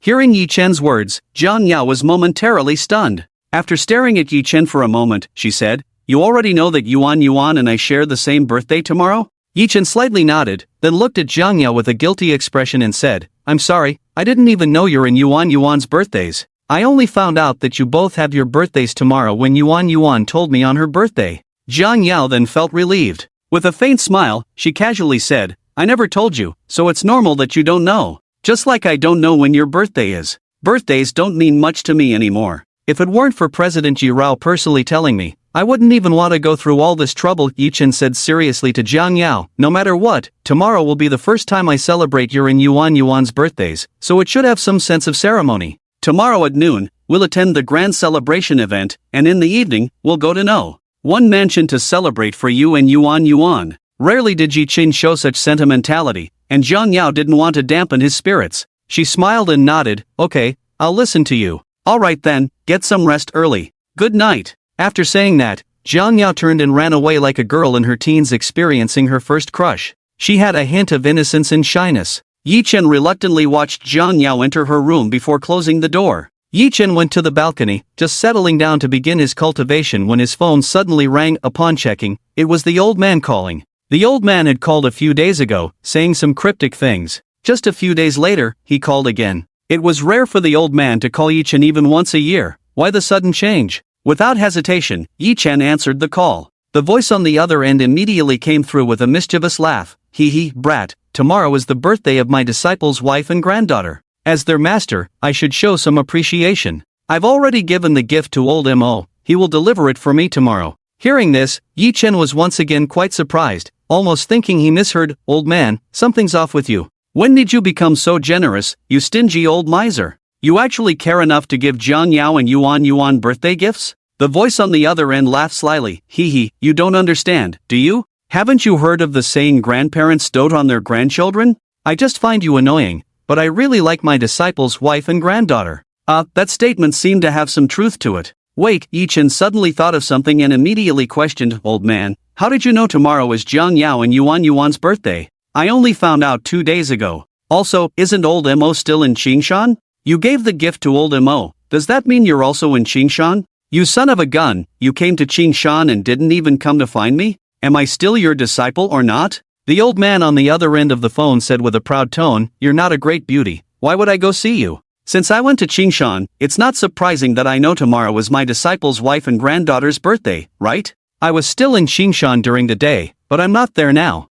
Gone? Then why did you come to Qingshan?" Yi Chen immediately asked. This old guy was seriously acting strange. He came to Qingshan and didn't even look for me before leaving? What was the point of his visit? Did this old man hide some secret? You little brat, do I need to report to you why I came to Qingshan? I naturally have my own matters, and I won't tell you. The old man retorted angrily. This old guy, Yi Chen cursed inwardly. Forget it, Yi Chen didn't bother to ask more. If he wasn't going to say, then he would hang up. Unexpectedly, just as Yi Chen hung up, the phone rang again. Yi Chen could only pick up the phone again, saying irritably, "Spit it out quickly, I still need to cultivate." Cultivate? The kind of dual cultivation between men and women? Young man, take it easy, be a bit more mindful of your health. Hearing the old man's lewd remarks, Yi Chen rolled his eyes. This old pervert. The old man didn't continue with the teasing but became serious, saying to Yi Chen, "Kid, once you finish dealing with everything in Qingshan, prepare to embark on a new journey, a new life. During this time, you should also prepare well, and most importantly, be mentally ready. You can still relax for a while, but once that matter officially begins, you won't be so comfortable anymore. Also, take this time to spend with your wife and daughter, give my disciple's wife a grand wedding. 3 months is still a bit long, you might not wait that long, but I'll try to delay things on my end." What? Hearing the old man's words, Yi Chen was taken aback. He looked puzzled. After a long pause, he couldn't help but ask, "Old man, what do you mean by this? New journey? New life? What do you want to do to me? Arrange some ridiculous task or something?" "I refuse, don't look for me for such things in the future. I have no interest in these matters now. I won't be the lord of Tianyuan Palace for much longer. I'm just doing it temporarily to stabilize the morale, so I haven't resigned yet. Everything in the future has nothing to do with me. I don't want to get involved. I promised Jiang Yao and Yuan Yuan that I would accompany them for the rest of my life and wouldn't let them down or leave them. Now, I just want to be by their side and live an ordinary, simple life." Sigh. The old man's voice on the other end suddenly became heavy, and he let out a long sigh. After a while, his voice sounded again, incredibly heavy. "Yi Chen, haven't you always wanted to know about your origins? Once you finish your business in Qingshan, I will tell you everything. You are not an ordinary person, your life is destined to be extraordinary. It's not that I want to force you into anything, but there are things you need to do, things you must do. I can't escape, and you can't escape either. I've waited all these years for this matter, for that day to come. I also wish you could stay in Qingshan, accompany your wife and daughter, and live a comfortable life. A simple and ordinary life is often the happiest thing, but the reality doesn't allow it. If you don't do it, then perhaps your wife and daughter will never have peace, and even they could suffer terrible harm."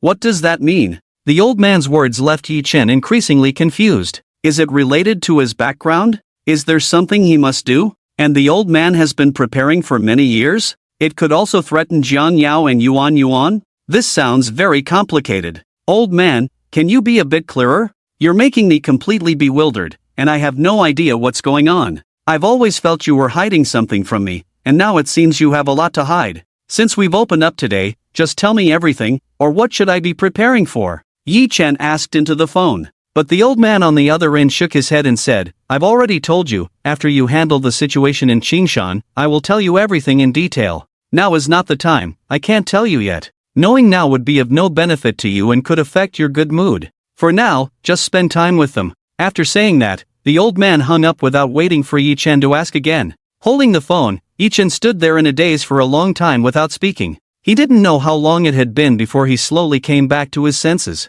After putting away his phone, Yi Chen fell into deep thought. He repeatedly recalled the old man's words, analyzing the meaning behind them, which revealed a lot of information. After careful analysis, Yi Chen made some conclusions. First, it concerns his background. Second, his background is not simple, he is not an ordinary person. Third, this matter is very large and complex, even involving terrifying forces. Fourth, the old man has always known about this and has been planning and preparing. It is possible that the old man has been tirelessly honing and training himself for this matter. Fifth, this matter is likely related to revenge or something similar, so it is filled with danger. Moreover, the other party is very likely aware of his existence, which is why the old man said it could threaten Jiang Yao and Yuan Yuan. After analyzing all this, Yi Chen was even more puzzled. He was very clear about the old man's strength and methods. What could be so significant that it took the old man so many years to plan? How powerful and terrifying is the opponent? Is his background really that substantial? These questions now troubled Yi Chen, leaving him at a loss. The old man's sudden revelation and the many incomprehensible words he spoke were beyond even a supercomputer's calculations. After pondering for a while, he still couldn't figure it out. Yi Chen shook his head and decided to temporarily set this aside. Overthinking wouldn't help. Since the old man was unwilling to speak, he certainly wouldn't say anything. For now, he would keep this matter in mind and focus on getting through the next 3 months. After casting aside these distractions, Yi Chen began to cultivate. That night, in the East Turtle Kingdom, at the headquarters of the Divine Harmony Legion, in an underground fortress command center, an elderly man in his 60s or 70s sat there with a cold expression. His gaze was deep, flickering with a sharp and unusual brilliance. Just looking at him was enough to instill fear. The old man wore a soldier's uniform, with 5 stars on his shoulder. He was the only 5-star commander in the East Turtle Kingdom, known as the Lord of the Divine Harmony Legion. The status of the Divine Harmony Legion in the East Turtle Kingdom is equivalent to that of the Heavenly Abyss Hall in the Dragon Kingdom. In front of the old man stood several generals, all bowing their heads respectfully, waiting for the old man's instructions. East Emperor, the voice of the God Alliance's leader, Yusin, suddenly rang out, piercing the soul like an ice pick. 10 years ago, I personally sent him into the prison dragon. I thought he would spend his life on the prison dragon, but unexpectedly, this time he was brought out by the Lord of the Abyss Palace and returned to East Turtle. Even more unexpectedly, in such a short time, he has managed to gather his old subordinates and revive the East Emperor Temple. At its peak, the East Emperor Temple could command over 300,000 troops even after 10 years. With the East Emperor's charisma, he could probably gather at least 100,000 or 200,000 old subordinates in a very short time. The resurgence of the East Emperor Temple in East Turtle is bound to be a huge challenge for our God Alliance. The East Emperor Temple has launched an offensive against our God Alliance so quickly. Is the East Emperor that eager? The God Alliance leader furrowed his brows, looking deep in thought. A few days ago, upon learning that the Lord of the Abyss Palace had brought over 100 unparalleled criminals out of the prison dragon, the God Alliance leader sensed that something was amiss and worried about the East Emperor's return and the reorganization of the East Emperor Temple. As expected, the concerns of the God Alliance leader came to pass. Despite the many measures taken by the God Alliance to prevent this from happening, they still ended in failure. Originally, the God Alliance leader thought that even if the East Emperor reorganized the East Emperor Temple, he would likely remain low-key for a while to gradually restore his combat power. But unexpectedly, just after reorganizing the East Emperor Temple, he was so impatient to strike against the God Alliance? Something unusual must be afoot. Although the East Emperor Temple was defeated by our God Alliance, and I personally sent the East Emperor into the prison dragon, the East Emperor must hate me to the bone, hate our God Alliance to the bone. It is inevitable that he will take action against our God Alliance. But such a hasty move is likely not his intention. It must be the will of the Lord of the Abyss Palace behind this. After pondering for a while, the God Alliance leader spoke again. The generals immediately began to whisper among themselves. A 4-star general at the front thought for a moment and said, "Lord Commander, why would the Lord of the Abyss Palace suddenly strike against our God Alliance? The coalition of various nations includes our East Turtle Nation as well. With so many opponents, the Lord of the Abyss Palace shouldn't be targeting our God Alliance, right? Could it be that our plan has been exposed?" The God Alliance leader frowned and thought for a moment before replying, "That shouldn't be the case. It has only been a day or two. Even the Lord of the Abyss Palace, no matter how astute, couldn't have discovered our plan so quickly.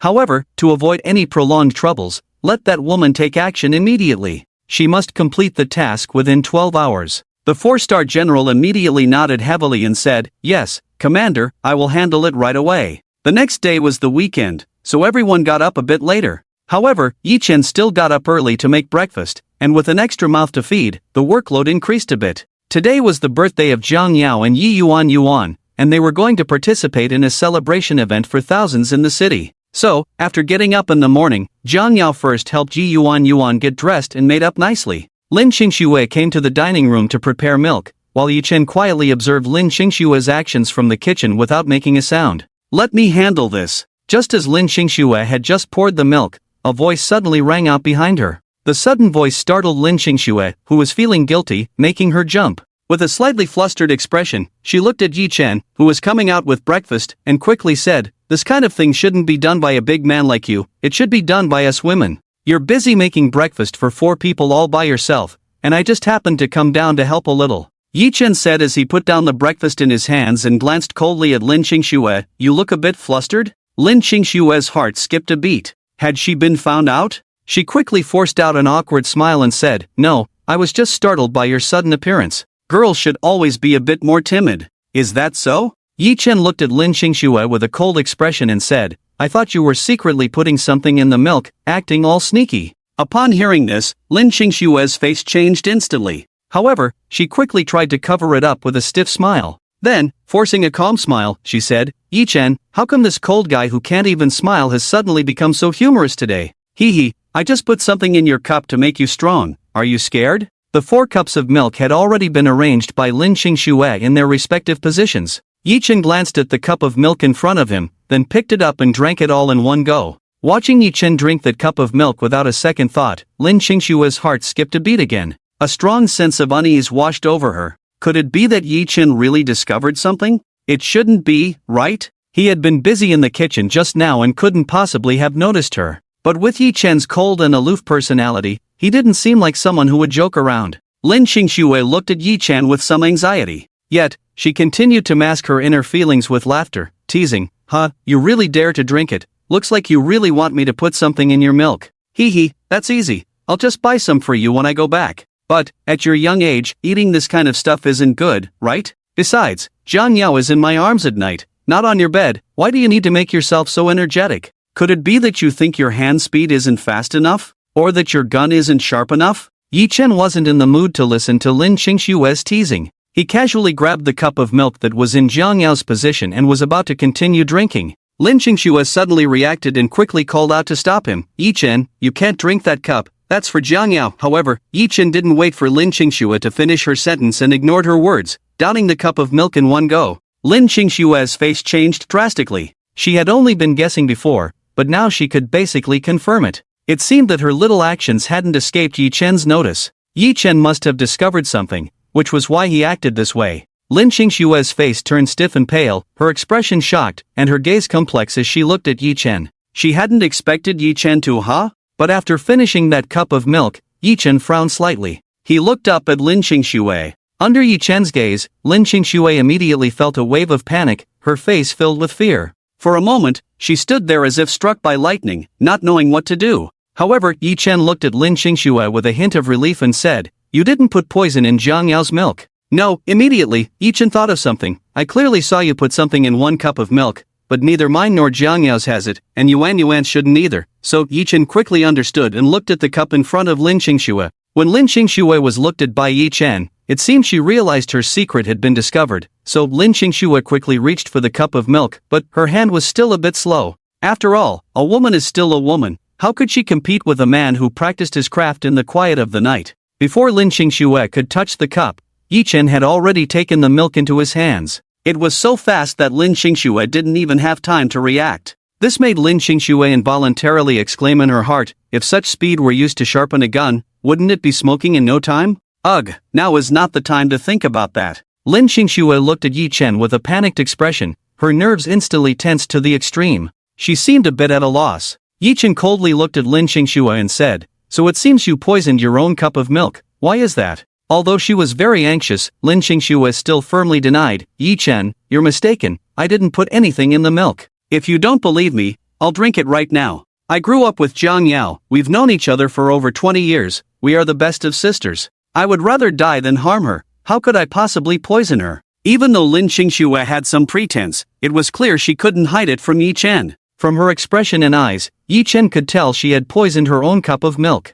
This made Yi Chen fully understand what was going on. It seemed the Eastern Turtle Divine Alliance had given Lin Qingxue the final order to act quickly. Therefore, Lin Qingxue had no choice but to take action. But she didn't want to truly poison Jiang Yao, yet she couldn't disobey the orders from the Divine Alliance, so she came up with this trick to mark her resolve with death. She didn't harm Jiang Yao, which relieved Yi Chen. The night before, she hesitated and didn't act. Today, she thought of ending her own life in this way, showing that she was indeed very loyal and regarded Jiang Yao as her best sister. Yi Chen had asked the Demoness to notify the Eastern Emperor to take action against the Divine Alliance last night, intending to force the Divine Alliance to quickly issue orders to Lin Qingxue, so she would reveal a flaw. If this matter remained unresolved, it would always be a ticking time bomb. This was something Yi Chen could be at ease about. Therefore, Yi Chen had to quickly remove this bomb. You didn't put anything in it? Yi Chen's lips curled slightly as he suddenly tilted his head and drank Lin Qingxue's cup of milk. Seeing this, Lin Qingxue was completely stunned.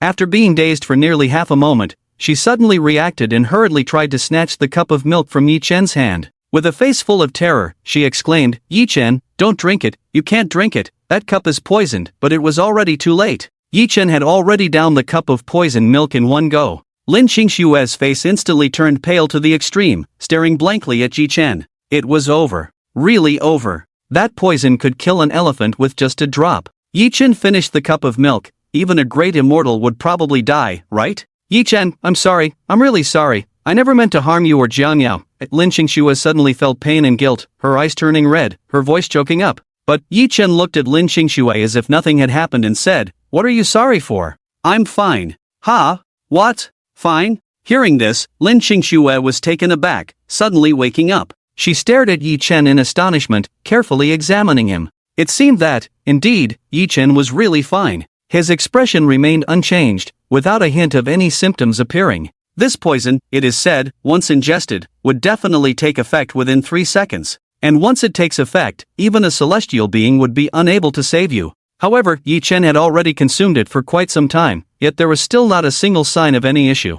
This was truly strange. At one point, Lin Qingxue even doubted whether she had actually poisoned him or if she had made a mistake. But such a basic error was clearly not something she would commit. She could be absolutely certain that she had poisoned him, and there was no mistake. The poison should have had no problems either. She was also someone who had undergone special agent training, had been in this line of work for several years, and had executed some missions. She had never failed even once. So, how could she possibly make a mistake this time? What on earth was going on? Lin Qingxue looked at Yi Chen with a puzzled expression and asked, Why are you completely fine?" Yi Chen's gaze softened a bit as he looked back at Lin Qingxue and retorted, "Do you wish for something to happen to me?" No, Lin Qingxue quickly shook her head and waved her hands, saying, "How could I wish for that? Naturally, I don't want anything to happen to you. You are Jiang Yao's man, the father of Yuan Yuan. If I were to cause your death, Jiang Yao and Yuan Yuan would probably hate me for a lifetime.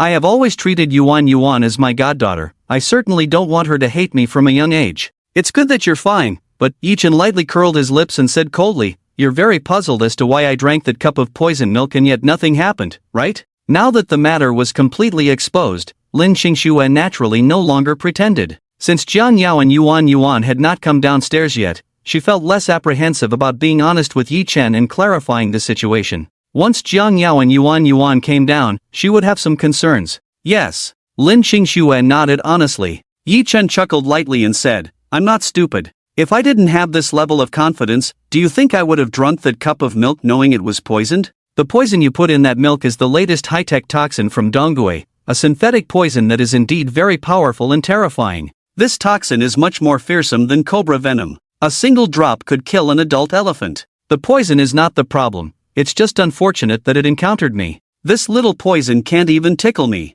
"Ha?" Hearing Yi Chen say this, Lin Qingxue looked at him with even more confusion. She truly could not understand how Yi Chen had done it. Moreover, he was so clearly aware that it was the latest technological poison from Donggui. But why did it have no effect on him? Could it be Lin Qingxue immediately thought of a possibility? Since Yi Chen accurately knew the source of the poison, did that mean he was already aware of her plan in advance? So, he had prepared the antidote beforehand? The reason Yi Chen dared to drink that poisoned milk was that he had already prepared the antidote, so he had no worries? Yes. It must be like that. Only this possibility could reasonably explain it. With this thought, Lin Qingxue finally felt relieved. If there were no antidote, then no one in this world should be able to withstand such a potent poison. "Yi Chen, so did you already know my purpose for returning to Qingshan?" Lin Qingxue asked. Yi Chen's expression turned stern as he looked at Lin Qingxue, not denying it. Not denying it meant he was tacitly agreeing. Lin Qingxue still wore a puzzled expression and couldn't help but ask again, "Yi Chen, I don't quite understand, how did you know I had a problem?"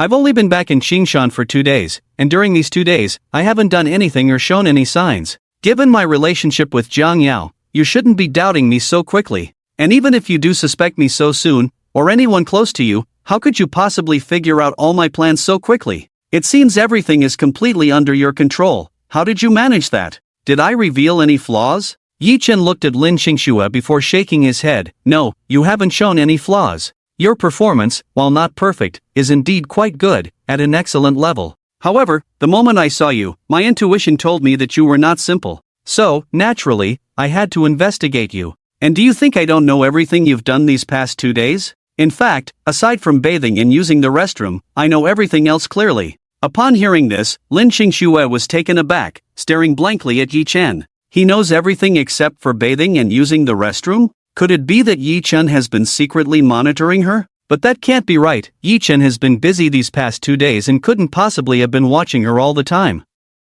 If it wasn't Yi Chen, then that means someone has been secretly watching her? But she, Lin Qingxue, had not noticed anything. Although she had a vague feeling that there were always eyes watching her, after all, she had undergone rigorous special agent training and had very keen perception. But after several careful checks, she found nothing. Thus, Lin Qingxue dismissed this thought, feeling that she was just too nervous and overthinking. The Shinhe Corps sending her back to deal with Jiang Yao was already a painful and difficult struggle for her. Now, the matter was completely exposed. For Lin Qingxue, it was rather a relief. She could finally free herself from this extreme pain. At that moment, Lin Qingxue felt incredibly relaxed. Looking at Yi Chen with a calm expression, she said, "I'm sorry, Yi Chen, I will be honest with Jiang Yao about this. I have no regrets about dying. Death is my fate, my only ending. You shouldn't have taken my glass of milk just now. Letting me drink that milk and leave quietly would have been better for everyone." Yi Chen shook his head. "You're not a bad person, so you shouldn't die. The ones who should die are those from the Shinhe Corps, the ones who captured your aunt's family to coerce you into serving them. They should die, not you. Death shouldn't be your fate or ending." Listening to Yi Chen's words, Lin Qingxue was once again stunned, her heart shaken to an unprecedented degree. "You know everything?" Lin Qingxue was genuinely surprised. But soon, she shook her head with a bitter smile. "Since you know everything, you should also know that I really have no choice. I truly don't know what to do. The only path I can think of is death. Only if I die will I know nothing, and I won't have to worry about anything. Aside from that, I have no other way. I can't bear to harm Jiang Yao, nor can I watch my only family member in this world suffer innocently. I really have no way out. I can only die. So, Yi Chen, you know everything, so why did you stop me just now? Why expose me? You should have let me die. I die, and everything is over. The matter can be resolved. Although this is not the best way, it is the only way I can think of." Lin Qingxue would rather die herself than let anything happen to Jiang Yao. This sisterly bond is indeed touching. Yi Chen also appreciates this. It is precisely because of this that Yi Chen would step in to save her. Otherwise, not to mention Lin Qingxue taking her own life, Yi Chen would have intervened to send her on her way. It is truly rare for Lin Qingxue to be able to do this. Jiang Yao is fortunate to have such a good friend. Yi Chen looked at Lin Qingxue and said, "What if there is a possibility that you don't have to die? I have a way to solve everything." "What?" Hearing Yi Chen's words, Lin Qingxue was taken aback. She stared at Yi Chen again, her expression one of shock, momentarily speechless. After a long while, Lin Qingxue finally asked in disbelief, "You can solve it?" But after asking, she immediately shook her head in self-denial, saying, "Impossible, how could you possibly have a way to solve all this? The people from the Divine Harmony Corps have taken control of my aunt's family. They are in the Snow Country. Now, there are less than 2 hours left until the final deadline given to me by the Divine Harmony Corps. In 2 hours, you can't even get out of Long Country, let alone save my aunt's family.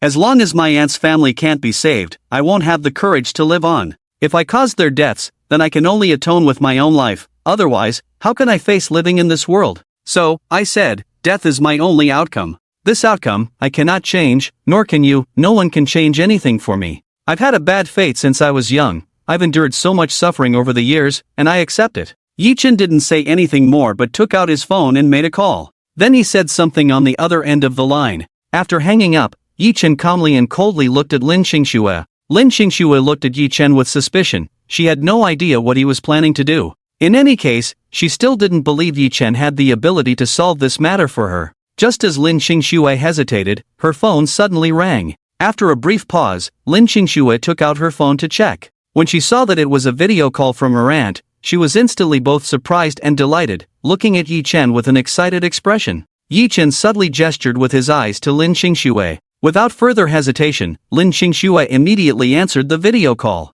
Once the call connected, it was indeed her aunt's family appearing on the screen. The location was also at their home. Unlike the last time when a group of black-clad assassins controlled her aunt's family, this time there were no assassins in her aunt's house. Her aunt, extremely excited, thanked Lin Qingxue, saying that someone claiming to be her friend had come to rescue them and had eliminated all the black-clad assassins. Now her family was safe. After confirming repeatedly, Lin Qingxue finally dared to believe everything her aunt said. After hanging up the video call, Lin Qingxue stood there as if struck by lightning. For her, this was like a dream. The situation she thought was unsolvable had unexpectedly been resolved by Yi Chen without any fuss. After a long while, Lin Qingxue suddenly looked up, her face filled with confusion as she asked Yi Chen, who exactly are you? Since I returned to Qingshan, it has only been a little over 2 days. In such a short time, you have managed to investigate everything about me and even sent someone to the Snow Country to save my aunt's family. You have such incredible skills, even the people from the Divine Alliance have fallen at your hands.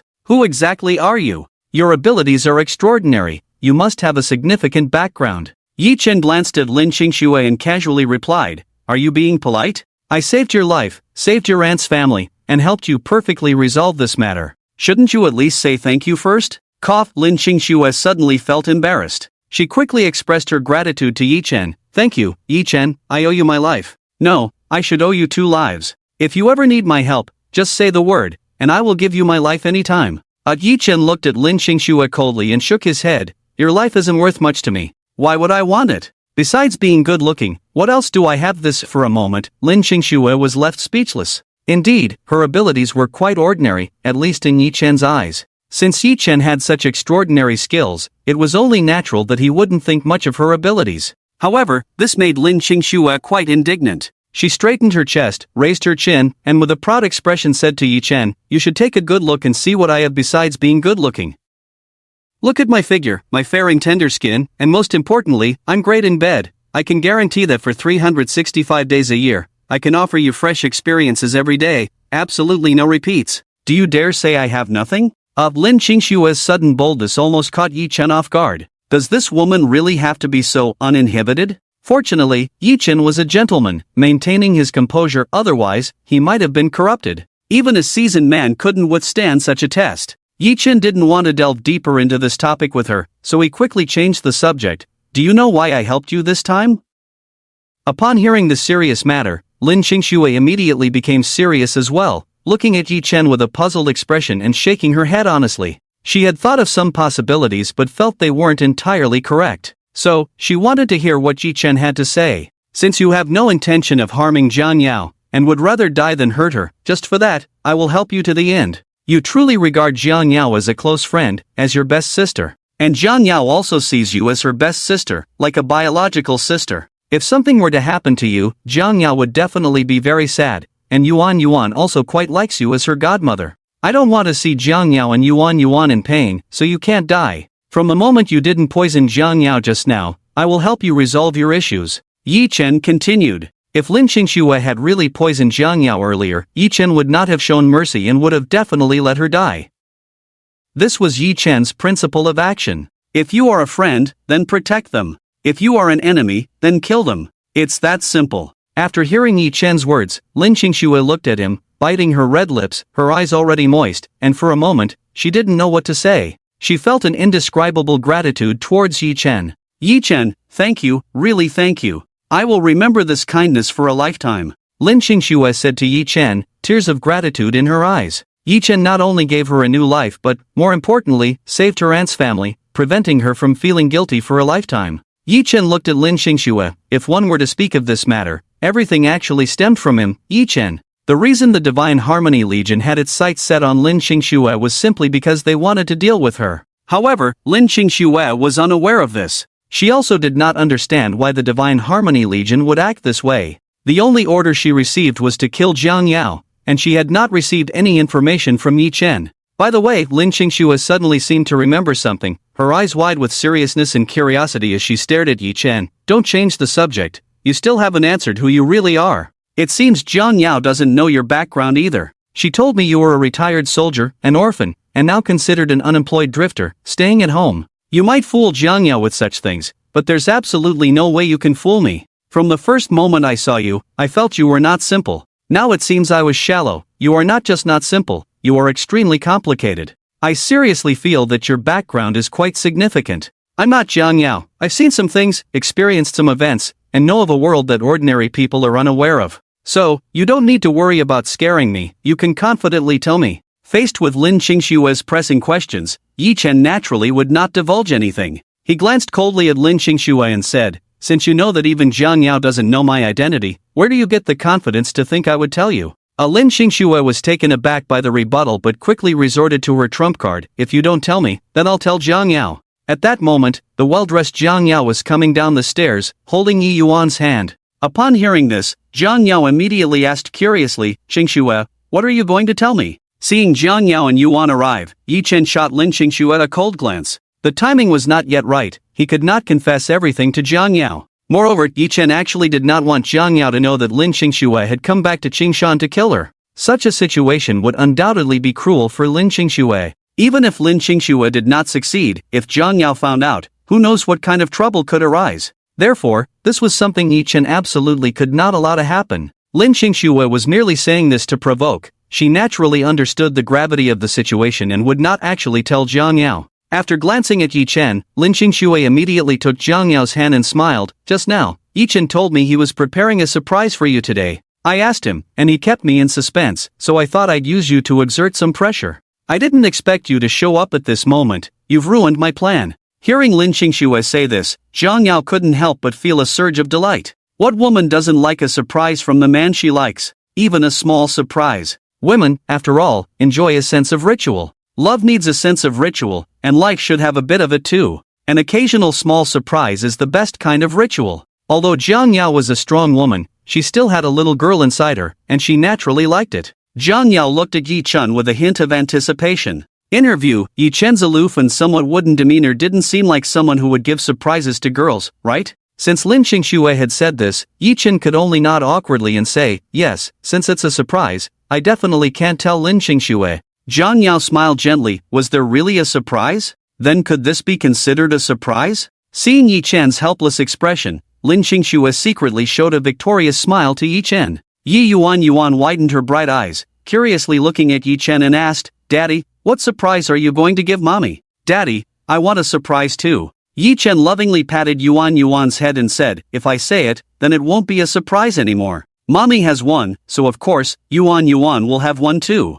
Yuan was quite obedient, immediately excited, clapping her hands and dancing. "Yay, then Yuan will wait for daddy's surprise, hee hee." Seeing Yuan so happy, Yi Chen also smiled with joy. However, this posed a dilemma for Yi Chen. How to prepare two surprises? Forget it, such a headache should be left to the Anhei Huang to handle. Yi Chen didn't think much about it and quickly said, "Hurry up and come eat breakfast." Half an hour later, after finishing breakfast, Yi Chen and the others prepared to head to the Qingshan Central Square. The grand event of the Hei Huang Group, spending $1 billion to create a celebration for thousands of people on May 20th, had gained immense popularity after 3 days of build-up. For 3 days, the entire Jiang County had been fervently discussing this matter. Online, it was also a hot topic everywhere. And today was the day of the event. Many people had already arrived in Qingshan yesterday, causing all the major hotels in Qingshan to be fully booked. Early this morning, a large number of people flooded into the Qingshan Central Square. Many self-media people wanted to come and ride the wave of today's excitement. Such a grand event was truly unique in the entire Long Country. Everything is about novelty. This event was definitely something very fresh. Therefore, many people wanted to come and watch the excitement, to experience it. Of course, there were also many who had not successfully registered wanting to come and try their luck again. Due to the overwhelming number of people, the Hei Huang Group had to limit the flow early on. They blocked all major entrances and exits, allowing only registered families to enter. Originally, the city defense had only dispatched 3,000 personnel to maintain order, but due to the sheer number of people, they urgently increased it by another 2,000. The Hei Huang Group also dispatched 1,000 security personnel to maintain order. In addition, there were 1,000 elite soldiers in the shadows. A total of 7,000 people were guarding the order of the Qingshan Central Square. 20 minutes later, Yi Chen and the others arrived. After a strict security check, they finally entered the Qingshan Central Square. It was already a sea of people, an incredibly spectacular scene. Looking around, there were crowds everywhere, with security and city defense personnel stationed every few steps. Roughly estimated, there were at least over 20,000 people on site, completely filling the vast central square. Jiang Yao and Yi Yuan had never seen such a scene before, and Yi Yuan appeared exceptionally excited. Children are naturally more curious about the world. Wow, Daddy and Mommy, why are there so many people here today? It's so much fun. Yi Yuan asked with a smile. Yi Chen gently replied to Yi Yuan, because today is your and Mommy's birthday, so everyone is here to celebrate with you. Really, Daddy? So many people will celebrate for me and Mommy? Then aren't we going to be the happiest people in the world today? Yi Yuan looked at Yi Chen with innocent eyes. Jiang Yao tugged at Yi Yuan and said, "Don't listen to your daddy's nonsense, there are many people celebrating their birthdays together today." Yi Yuan looked at Jiang Yao, thought for a moment, and said in a childish voice, "Mommy, I think Daddy isn't wrong. Today, so many people are celebrating their birthdays together. With so many people here to celebrate with us, doesn't that count as a celebration for us too?" This logic was clear and made sense. Yi Chen couldn't help but smile slightly. Yuan had definitely inherited his excellent genes, she was very clever. Jiang Yao was momentarily at a loss for words. At that moment, a voice suddenly rang out, "Jiang Yao, it's really you." The speaker was a plump woman, about the same age as Jiang Yao. Although she was overweight and unattractive, it did not affect her designer clothes, sparkling jewelry, and heavy makeup at all. It seemed she was trying hard to showcase her wealth to others. The man beside her was also a big guy, probably weighing around 200 pounds. He wore a Rolex and had a Porsche key clipped to his waist, as if he was afraid others wouldn't know he was rich. But people like this, who loved to show off, clearly had the mentality of nouveau riche and were obviously just moderately wealthy. True wealthy people wouldn't be so low-key. In between the two stood a chubby little boy, about the same age as Yi Yuan. He was about the same height as Yi Yuan, but his size was at least double hers. This family of three was indeed a perfect match. Jiang Yao recognized the woman and smiled slightly to greet her. "Chen Yueping, it's you. Long time no see. What, is your son celebrating his birthday today too?" Chen Yueping was Jiang Yao's high school classmate, but they hadn't seen each other in many years. In front of Jiang Yao, Chen Yueping adopted a somewhat superior and arrogant posture. With her nostrils flared, she looked at Jiang Yao with a hint of undisguised disdain in her eyes. Her tone was not very friendly as she said to Jiang Yao, "Do you have such a poor memory? I always post about my son's birth, his first month, and every birthday in my friend circle and high school class group. I always send out big red envelopes, and you actually forgot that my son's birthday is today? I mean, Jiang Yao, you really don't care about your old classmates, do you?" Although Chen Yueping's tone was a bit harsh, Jiang Yao didn't take it to heart. She simply expressed a bit of apology, saying, "I'm sorry, I already left the high school class group a long time ago. I don't check my phone much, so I really haven't paid attention to that kind of news." Chen Yueping looked at Jiang Yao with a strange expression, chuckling lightly. "No wonder you never spoke up when the classmates discussed you in the group. It turns out you left early. Well, after that incident, if I were you, I would have lost the face to stay in the class group too." As she spoke, she glanced at Yi Yuan, and the disdain on her lips deepened. As for Yi Chen and Lin Xingxue, they were completely ignored by her. Perhaps she thought Lin Xingxue and Yi Chen were the real couple. In the eyes of their classmates, Jiang Yao was just a woman who couldn't keep a low profile. Initially, Jiang Yao didn't hold a grudge against Chen Yueping for her unfriendly remarks, considering their past as classmates. But unexpectedly, the other party was becoming increasingly aggressive. This made Jiang Yao's expression slightly cool, revealing a hint of displeasure. However, Chen Yueping seemed oblivious and continued to lecture Jiang Yao. As the saying goes, a woman's good birth is not as good as a good marriage. "Jiang Yao, you say you were born well, look beautiful, and are smart. You were always the envy of others, the favorite of all teachers and students. From elementary school to high school graduation, you have always been the object of my admiration. You have been spoiled by everyone since you were little. You have no idea how much I envied you in the past, even feeling jealous, often lamenting the unfairness of heaven, wondering why all the good things were given to you. However, after that incident happened to you, I let it go. Although you have always been the object of my envy and jealousy, I married better than you." As she spoke, Chen Yueping proudly pointed to the man next to her, who was as fat as a pig. The fat man smiled and adjusted his suit. No matter how good the suit was, it looked dull on such a large figure. Chen Yueping smiled and introduced him to Jiang Yao. "Old classmate, let me formally introduce my husband. Qian Duoduo, the eldest son and grandson of the Qian family in Qingshan, the heir of the Qian group. His wealth isn't that much, just a few billion. We now live in a big villa, drive a Mercedes G-Class, a Porsche Panamera, and a Ferrari. Do you see how I'm dressed? Do you know how much this costs? I'm afraid to say it might scare you, my outfit alone is over 2 million. Hee, just this Hermes bag in my hand costs over 500,000, and this Cartier watch is also worth hundreds of thousands. The things I wear in my line of work are probably things you wouldn't even dare to dream of in your lifetime, right? Yi Chen looked coldly at this fat woman, ready to explode. At that moment, Jiang Yao suddenly let out a light, cold laugh and said, Chang Yueping, we haven't seen each other for so many years. It's rare to meet, and you immediately want to show off, wanting to display how well you're doing now, right? Seeing Jiang Yao about to fight back, Yi Chen looked at her with satisfaction. Always enduring everything is not a good character. No matter how kind a person is, they must know how to fight back. Otherwise, others will only bully you more.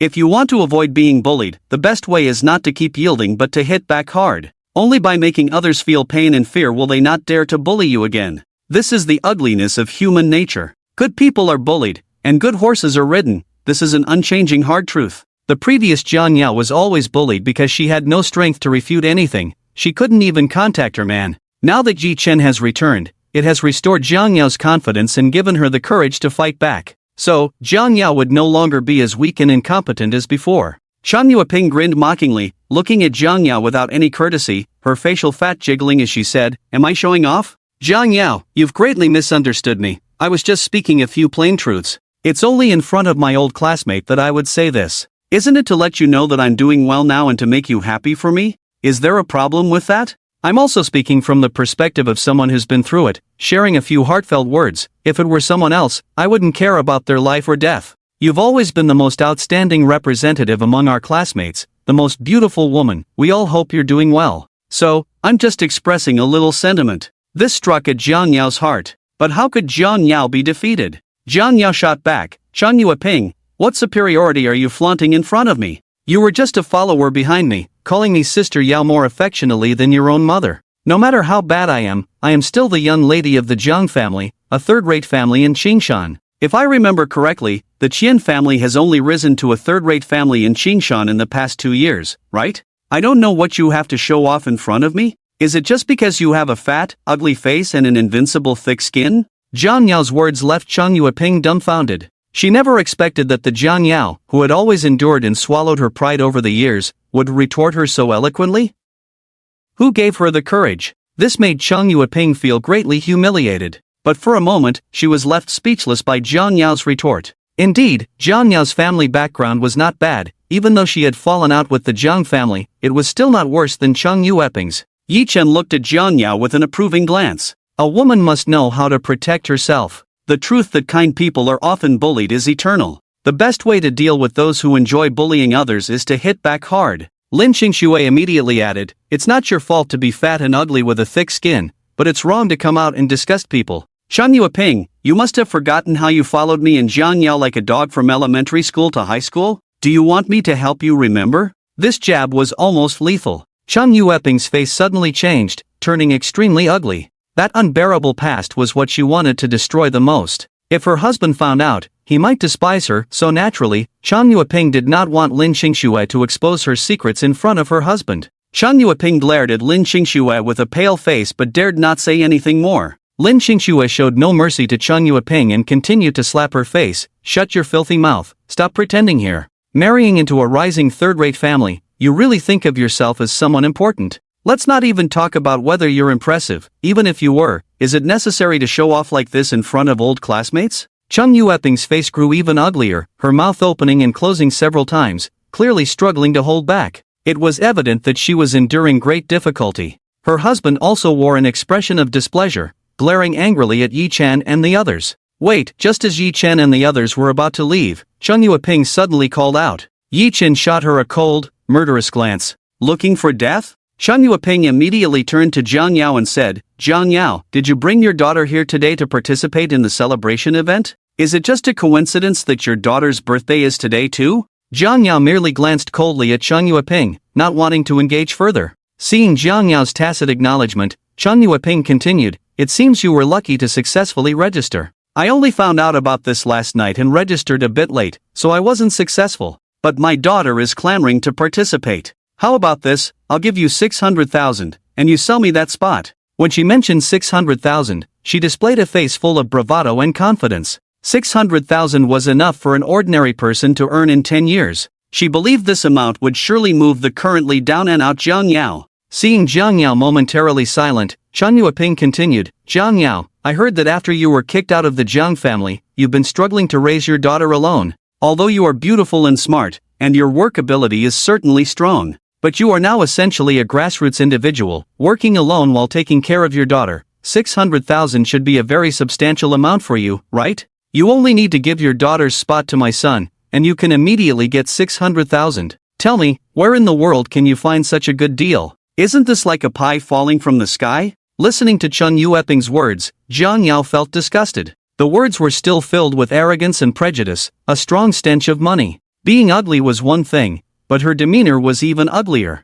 Jiang Yao felt that replying was unnecessary, pulling Yi Yuan along and saying to Yi Chen and Lin Qingxue, "Let's go over there." Seeing that Jiang Yao actually ignored her, Chen Yueping became a bit anxious and angry. She took a step forward and blocked Jiang Yao's path with her round body. Such a rude and disrespectful action immediately displeased Jiang Yao, her brows furrowing, her eyes revealing a hint of anger. Lin Qingxue's gaze turned cold, a flash of chill flickering in her eyes. Lin Qingxue is not someone to be trifled with, she is not as gentle as Jiang Yao.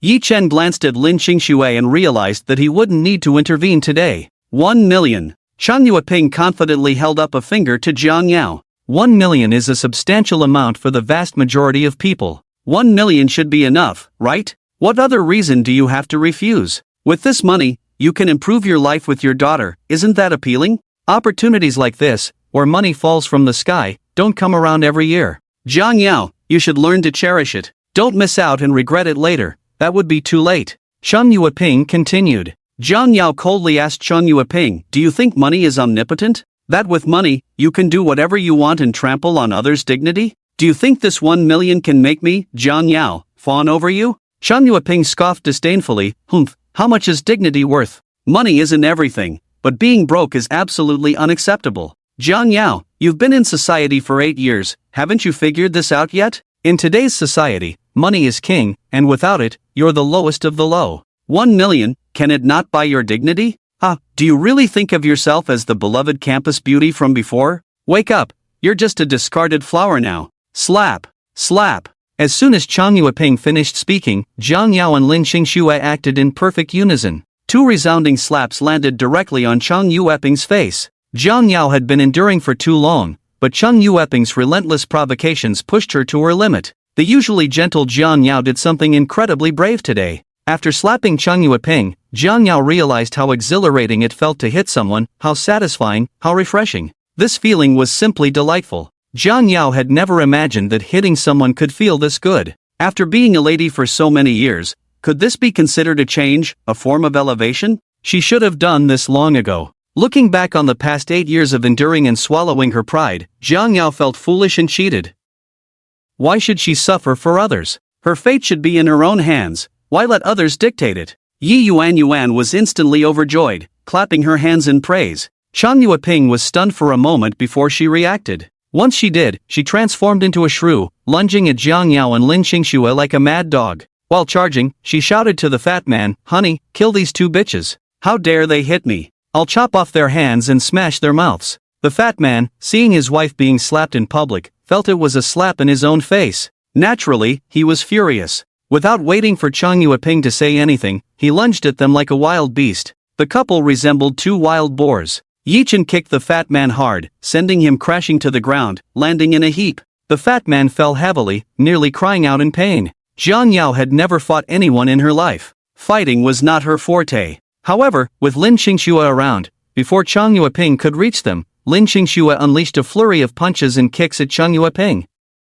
Chen Yueping was left dazed, standing there in shock. After the fight, Chen Yueping finally reacted, and the pain made her tears stream down her face. The commotion attracted quite a few onlookers, who began to point and whisper about Chen Yueping and her husband. This made the couple feel even more humiliated and ashamed. At that moment, a group of security guards approached. Seeing the guards, the crowd instinctively took a few steps back. Chang Yueping, as if seeing a savior, immediately began to complain to the guards about Yi Chen and his group, twisting the truth and exaggerating their supposed crimes, confidently demanding that the guards expel them. Chang Yueping's husband also got up and shouted at the guards, claiming to be familiar with this person and that person, intending to have Yi Chen and his group driven away. The two of them had transformed into vicious dogs. Zhang Yao couldn't help but worry whether the security guards would believe Chang Yueping and her husband's nonsense. However, before Chang Yueping could finish her words, the security guards came over and grabbed the two of them, dragging them away. This sudden turn of events left them both bewildered and panicked.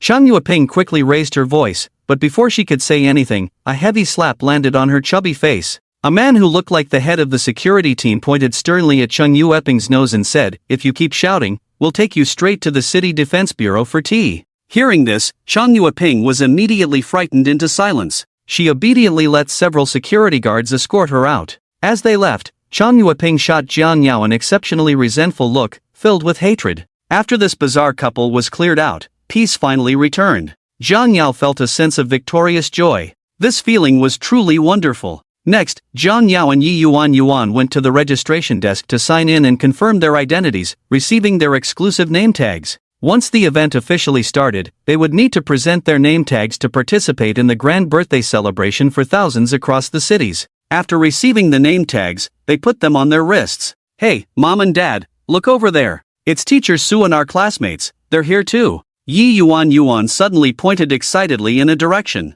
After saying that, she took Yi Chen and Zhang Yao's hands and walked over. At that moment, Yi Chen and Zhang Yao could see clearly that Teacher Su was leading all the students from Yuan's class over there.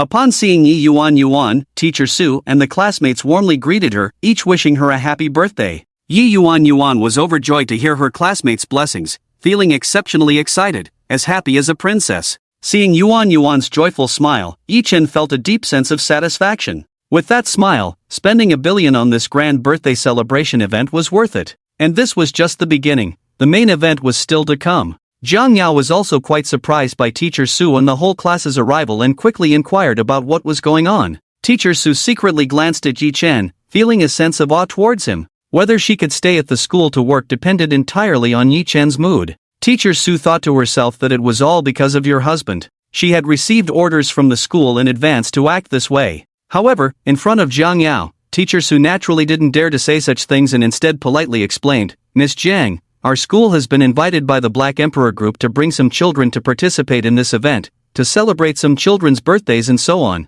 Our class is honored to be selected by the school to represent it at this event. I also learned that Yuan happens to have her birthday today, so I had the students prepare a little something." After hearing this explanation, Jiang Yao finally understood, so that was how it was. Yi Yuan happily started playing with her classmates. Ever since Yi Yuan received special attention from the entire school, Teacher Su had been doing everything to support her in class, making all the students rally around her. As a result, Yi Yuan had become the most popular student in class, truly a little princess. The classmates all liked Yi Yuan and no longer bullied her, they were willing to play with her. This made Yi Yuan very happy and joyful. Seeing Yuan having so much fun with her classmates, Yi Chen was also very pleased. His daughter was still young, and all Yi Chen wanted was for Yuan to be a happy little princess. No one should bully his daughter. The atmosphere on site was becoming increasingly lively, with many successful registrants eagerly anticipating the official start of the event.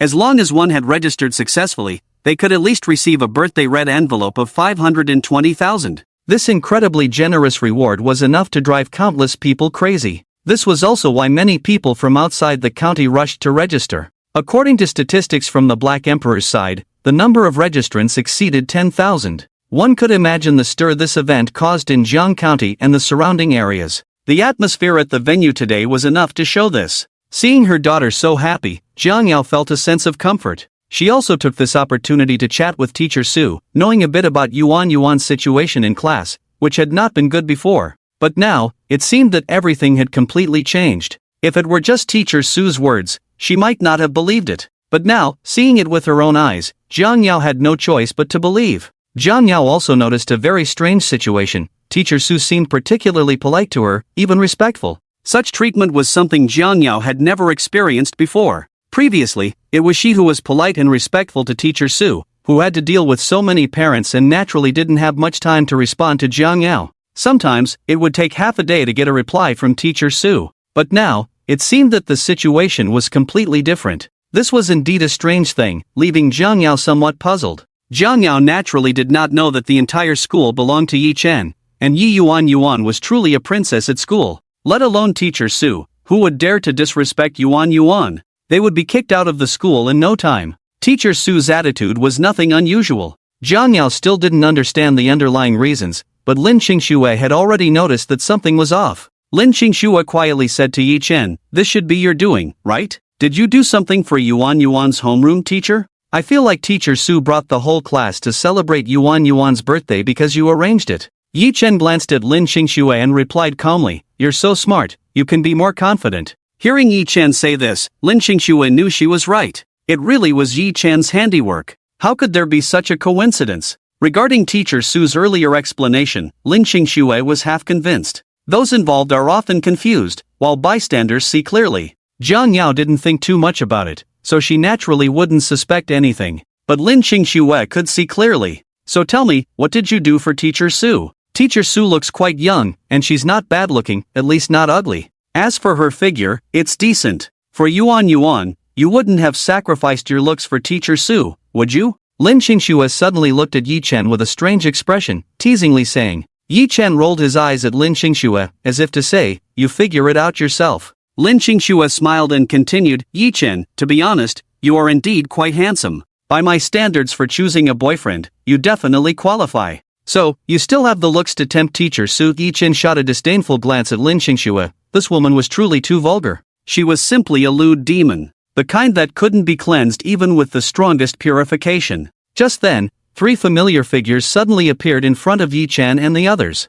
The newcomers were none other than Chang Yueping and his family, who had just been escorted away by the security. Unexpectedly, these 3 had come back. Chang Yueping and his wife seemed to have been searching for Yi Chen and the others, and upon seeing them, the 3 of them approached with somewhat sinister smiles. "What a persistent bunch," Lin Qingxue remarked, pulling Jiang Yao, who was still chatting with Teacher Su. Only then did Jiang Yao notice Chang Yueping's family, and her brows furrowed deeply. She had thought it was finally quiet, but this family had come looking for trouble again. Yi Chen's expression turned cold, his gaze icy. He glanced at the hidden He Huang, clearly displeased with the situation. Hadn't this family been driven away? Why were they back? It was evident that someone was secretly helping them, and Yi Chen could not tolerate that. He Huang, hidden in the shadows, immediately understood Yi Chen's intent, his expression darkening as he went to investigate the matter. To dare provoke the master of Tianyuan Palace was to seek death. Chang Yueping looked at Jiang Yao with a cold smirk, a hint of pride on his face as he raised the nameplate on his wrist. Then, in a sarcastic tone, he said to Jiang Yao, "Humph, do you think that just because you won't sell to me, I can't get it? You must believe that there is nothing in this world that money can't buy, including your self-righteous dignity. I gave you a chance to earn $1 million, but unfortunately, you didn't know how to cherish it. I offered someone else 600,000, and they sold it to me without a second thought. Hee, don't you think that's ironic?" Looking at Chang Yueping's smug expression, Jiang Yao let out a faint, cold laugh. She raised the nameplate on her wrist, then pointed to the nameplate on Yuan's wrist, and said to Chang Yueping, "Sorry, I forgot to tell you, my daughter and I share the same birthday today, and we've both successfully registered. So, I really don't care about your 1 million. The 2 nameplates combined are worth at least $1 million. I can take this money with a clear conscience. I don't need your filthy money." Slap in the face, sometimes it comes so quickly. Chang Yueping, who had just been feeling triumphant, suddenly stiffened, a burning pain shooting through him. He had been slapped invisibly. Jiang Yao and her daughter shared the same birthday? And they had both successfully registered? Just the birthday red envelopes alone would amount to over $1 million. The money they earned was truly enviable. Chang Yueping felt an extreme imbalance in his heart. He had spent 600,000 to buy a spot, but Jiang Yao had gotten 2. How infuriating. The more he thought about it, the angrier he became. The more he thought about it, the more he felt the need to regain face at Jiang Yao's expense. Just a moment ago, he had lost face and made a fool of himself, which left him resentful and plotting revenge against Jiang Yao. However, having learned from the earlier lesson, he naturally didn't dare to act recklessly now. If he were to be escorted out by security again, he might not be able to come back in. Chang Yueping gritted his teeth in anger and said, "Jiang Yao, don't be too happy too soon. Maybe my son will have better luck than you, and perhaps the grand prize will end up in his hands. It is said that today, From 1,000 birthday celebrants, one will be chosen as the luckiest, and a mysterious grand prize awaits this fortunate individual. My son has always had good luck.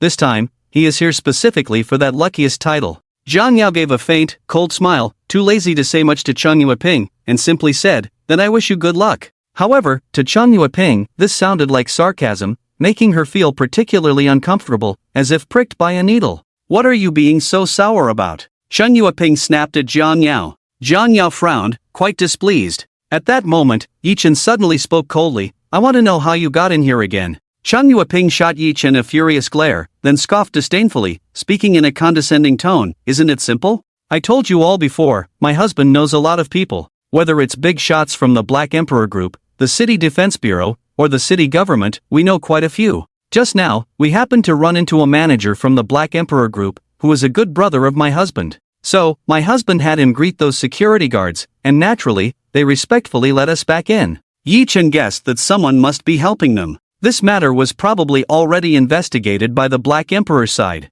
Yi Chen said coldly, "Underhanded methods and opportunism will never lead to good results. The way you come in is the way you will go out. You definitely won't be able to participate in today's event." Hearing Yi Chen's resolute words, both Zhang Yao and Lin Qingxue looked at him with suspicion. Zhang Yao was worried about what Yi Chen might do. She feared he would escalate the situation and cause trouble. She had come to this event with Yuan today and naturally did not want to create any issues. So, Zhang Yao shook her head at Yi Chen, signaling him not to act impulsively. Yi Chen's recent actions had made Zhang Yao quite anxious. Lin Qingxue, on the other hand, began to form some guesses in her mind. Her eyes, sparkling with a lively sheen, seemed to want to see through Yi Chen. Upon hearing Yi Chen's words, Cheng Yueping not only felt no worry or anger but instead burst into loud laughter. She and her husband seemed to have heard the funniest joke, both laughing like pigs. After laughing, Cheng Yueping looked at Yi Chen with a face full of disdain and shouted, "Are you trying to say you won't let me participate in today's event? Are you going to find security to kick us out? Go ahead, try to find security. If you don't go find security today, I will look down on you, despise you, and spit on you. A big man like you, don't just talk nonsense, hurry up. Today, I want to see if a lowly, poor person like you has the ability to call security to kick us out. The opportunity is yours now, let's see if you can use it. If you can't, then let my husband teach you a lesson on what networking really means." Cheng Yueping's husband also looked at Yi Chen with a mocking disdain, his chin slightly raised, adopting a very arrogant posture. These two really were cut from the same cloth, a pair of oddballs. Yi Chen sneered and said, "Since that's the case, then as you wish." As soon as Yi Chen's words fell, a group of security guards walked over. Seeing that security really was coming this way, Cheng Yueping couldn't help but feel a bit flustered and instinctively looked at her husband. Her husband, however, appeared calm and confident, reassuring Cheng Yueping, "Don't panic, I'll call Manager Chang over right away." Hearing this, Cheng Yueping finally felt at ease.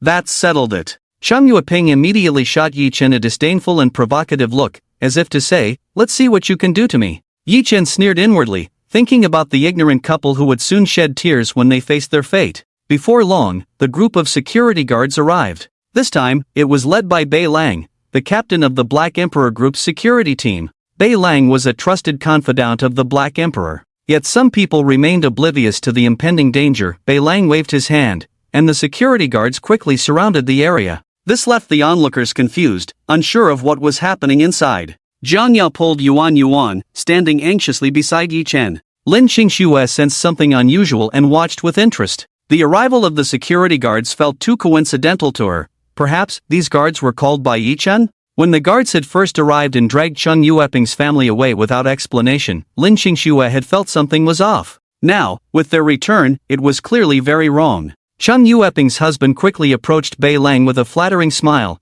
trying to ingratiate himself. "Brother, I'm friends with Manager Chang from your logistics department. I just called him to come over. The earlier incident was just a misunderstanding. I've already had Manager Chang talk to your security department." Before Cheng Yueping's husband could finish, Bei Lang coldly interrupted him, "Who the hell are you calling brother? Do we know each other?" This immediately left Cheng Yueping's husband stunned, his face awkward and unnatural as he looked at Bei Lang. After a forced smile, he tried to continue, "I'm not saying we're brothers, I slap." But this time, the response was a resounding slap to the face, cutting off the words that had yet to leave Cheng Yueping's husband's mouth. He was momentarily dazed by the loud slap, and Cheng Yueping was equally frightened, staring at Bei Lang in shock. Faced with Bei Lang, the couple dared not act tough or lose their temper. they no longer had their previous arrogance. Bei Lang's cold eyes and fierce expression made Cheng Yueping's husband retreat repeatedly. Bei Lang spoke coldly, "If you call me brother one more time, I'll cut out your tongue, you believe that?" This truly frightened Cheng Yueping's husband, his face turning pale. He quickly shut his mouth, shaking his head and waving his hands, indicating he would never dare again. He looked as cowardly as one could be. Just then, a man in a suit, appearing to be in his 30s, squeezed in. The newcomer was Manager Chang, the very person Cheng Yueping's husband had mentioned. Seeing Manager Chang arrive, Cheng Yueping's husband grasped at this lifeline and quickly signaled to him. Manager Chang, eager to please, approached Bei Lang with a flattering expression and whispered, "Captain Bei Lang." This, however, Bei Lang showed no respect to Manager Chang at all. He shot a cold glare, making Manager Chang feel as if he had fallen into an ice cellar, shivering involuntarily. Frightened, Manager Chang instinctively swallowed the rest of his words. Bei Lang scrutinized Manager Chang with the gaze of an interrogator, the overwhelming pressure making Manager Chang's face stiffen and a sense of inexplicable fear arise within him. Although Bei Lang was merely the captain of the security department, seemingly the lowest authority in the company, his presence was anything but trivial. But Manager Chang was well aware that Captain Bei Lang was a trusted confidant of President Yi Rao. His position was not high, but he still had some say within the Black Emperor Group. "Did you let them in?" Bei Lang asked coldly. Under Bei Lang's powerful aura, Manager Chang was greatly frightened and hurriedly tried to deny it. "No, Captain Bei Lang, listen to me, the situation is," however, Bei Lang did not give Manager Chang a chance to finish his sentence and sternly reprimanded him. "Who gave you the audacity and power to let people in without permission? The few security guards who opened the back door for you have already been fired, and you are also fired." "What?" Upon hearing this, Manager Chang felt as if he had been struck by lightning. Cheng Yueping and his wife were also dumbfounded. How could this happen? What kind of play was this? It was completely incomprehensible. Lin Xingxue secretly glanced at Yi Chen, and she was now almost certain that these security guards were called by Yi Chen. However, it was not surprising to Lin Xingxue that Yi Chen had such means. After all, he had the ability to resolve even her issues, let alone such a trivial matter. This made Lin Xingxue even more curious about who Yi Chen really was. What kind of extraordinary abilities did he possess? Women's curiosity is often intense, and Lin Xingxue was no exception. After being stunned for a while, Manager Chang suddenly reacted and quickly spoke up. "Captain Bei Lang, my position and rank in the Black Emperor Group seem to be higher than yours, right? What happened just now was for a reason. I also wanted to explain to you. What qualifications do you have to fire me? We are all on the same side. There's no need to make a fuss over such a small matter, right?" It was clear that Manager Chang still did not realize the seriousness of the situation. At that moment, a melodious and pleasant woman's voice suddenly rang out. "Then do I have the qualification to fire you?" With the voice, a beautiful and poised woman strode in. Upon seeing the newcomer, Manager Chang's face turned pale with fear, and his voice trembled. President Yi Rao, you." The newcomer was none other than Yi Rao, the president of the Black Emperor Group.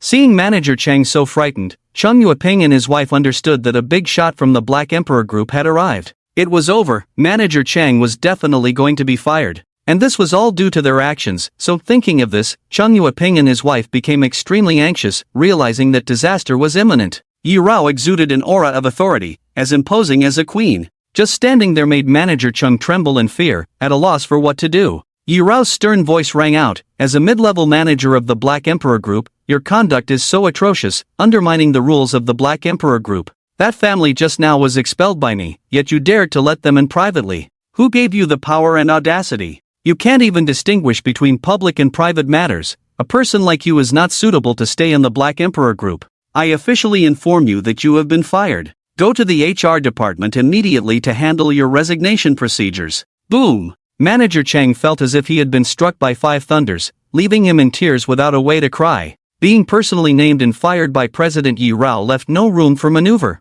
Yi Rao did not pay any more attention to Manager Chang but coldly looked at Cheng Yueping and his wife. "You two are causing trouble here and privately purchasing others' qualifications, undermining the fairness of the event. Therefore, I declare that the qualifications in your hands are void." After saying this, Yi Rao waved her hand to the security guards. "Throw them out." Cheng Yueping and his wife were completely dumbfounded. They had just spent 600,000 to purchase qualifications from others, and now they were cancelled? Did that mean that this 600,000 was completely wasted? Now, they had to be dragged out by security once again, losing face in front of their grandmother's house. Both of them felt like crying. Along the way, many people pointed and whispered about Chang Yueping and his wife, leaving them utterly humiliated. After greeting Zhang Yao, President Yi Rao left. Seeing the downfall of Chang Yueping and his wife, Zhang Yao felt particularly vindicated. Soon, the grand celebration event for thousands in Baicheng officially began. The event was divided into an inner and outer area. The inner area was for the 1,000 participants celebrating their birthdays, each allowed to bring one family member to sit in the family section and watch. Zhang Yao and Yuan Yuan both attended, so they had 2 family members who could enter the family section to watch. Yi Chen and Lin Xingxue were seated in the best position, right in the middle of the first row, perfectly in the spotlight. The outer area was for the other onlookers. At this moment, 1,000 birthday celebrants gathered in the event space, all of them women. Looking over, it truly was a sea of beautiful women. However, Zhang Yao was undoubtedly the brightest star in the crowd. Her brilliance overshadowed everyone else. With Zhang Yao present, the others were merely supporting characters. Yuan Yuan's classmates were also arranged to sit in a designated area. At this time, the eyes of the tens of thousands of onlookers were all focused on the 1,000 birthday celebrants, and countless discussions drowned the entire central square in a joyful sea. Those outside who couldn't enter the venue could watch the live broadcast on their phones. The grandeur of this event was being streamed live by countless people, making it the hottest topic in Jiangjun. Even across the internet, countless viewers were watching this grand event. This gave the venue a dazzling starry feeling. After a passionate opening speech from the host, the 520 celebration for thousands in Baicheng event officially began. The first activity involved distributing 520,000 yuan in birthday red envelopes to each participant. Instantly, it ignited the entire venue, causing an uproar online. The live stream screen was filled with 1,000 people, each receiving 520,000 yuan in cash red envelopes. There were no tricks, no exaggerated false advertising. Participating meant receiving 520,000 yuan in birthday red envelopes, and it was indeed fulfilled right from the first activity. This immediately raised the atmosphere of the event to a peak, causing the entire venue and online to boil over. Various voices of envy flooded the screen. There were also many regretful voices, saying they initially thought this event was just a gimmick. No matter how rich the Black Emperor Group was, they wouldn't be so foolishly generous. Not only were they giving 1,000 people a free birthday celebration, but they were also giving each person 520,000 yuan in birthday red envelopes? Where does such a windfall fall from the sky? This is not scientific. In this day and age, who has heard of a businessman truly doing charity? They all try every means to exploit the masses. Therefore, many people's first reaction to this event was that it was a gimmick. As a result, many missed the registration and now regretted it deeply. Some registered late and ended up not getting in, also lamenting their misfortune. The atmosphere at the scene was palpable. The final number of registrants for this event exceeded 10,000, and many who hadn't registered still showed up. Watching the 1,000 birthday celebrants each receive 520,000 yuan in cash red envelopes, they all cried out in envy.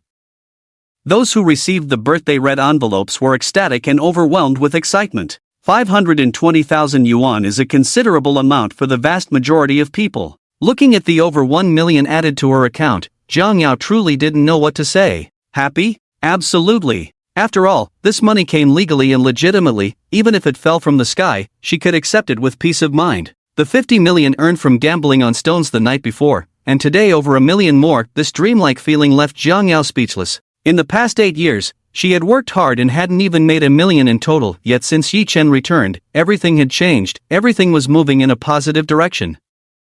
Now, she had over 5 million lying in her account. Such astronomical figures were something she had never dared to imagine before. It seemed that making money had become an incredibly simple and easy task. Zhang Yao's gaze fell on Yi Chen. All these changes were because of his return. If that were the case, why hadn't he come back sooner? Just then, the host announced that the second activity was about to begin. The second activity involved cutting a cake, singing a birthday song, celebrating birthdays, and interacting with the audience. Those selected from the audience could send their birthday wishes and receive a gift. There were many gifts, including phones, tablets, cosmetics, clothes, and shoes. The cheapest gifts were no less than 1,000 yuan, while better ones were worth tens of thousands. Today's event perfectly illustrated a saying, wealthy and extravagant. It was utterly inhumane. The entire internet was buzzing, claiming there was no trickery involved, everything was genuinely real. The Black Emperor Group was simply the most conscientious and treasure-like company online. In no time, the Black Emperor Group received a flood of positive reviews.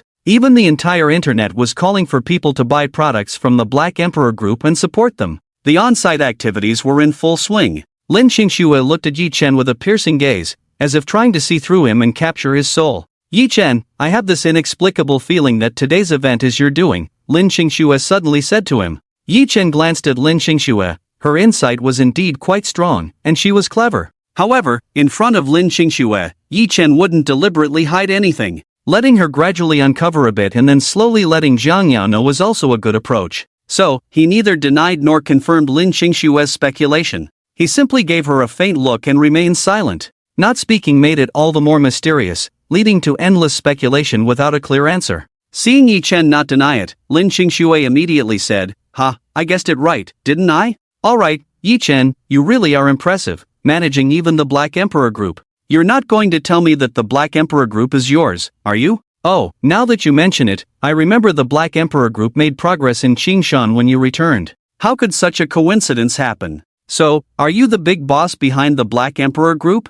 Yi Chen casually replied, you say it is, then it is. Humph, Lin Xingxue didn't believe his answer. Do you think I'm stupid? You think I don't know that the big boss of the Black Emperor Group is the Black Emperor? However, it's said that the Black Emperor has been missing for many years, and the current Black Emperor Group seems to be run by the two assistants. You, a retired soldier, could never have any connection with the Black Emperor Group. Even if you had some connection, you definitely wouldn't be a big shot in the Black Emperor Group. Yi Chen chuckled softly, glanced at Lin Xingxue, and said, then what do you want to say? Lin Xingxue smiled mischievously, I just wanted to tease you, but who knew you were as sharp as a ghost, keeping your mouth tightly shut, and I couldn't get anything out of you. Although you don't seem like someone from the Black Emperor Group, I always feel that this matter has your fingerprints on it. That beautiful CEO named Yi Rao just now seems to be the person in charge of the Black Emperor Group in Qingshan, right? Others might not have noticed, but I did. CEO Yi Rao's gaze towards you was a bit different. Yi Chen, you aren't a playboy, are you?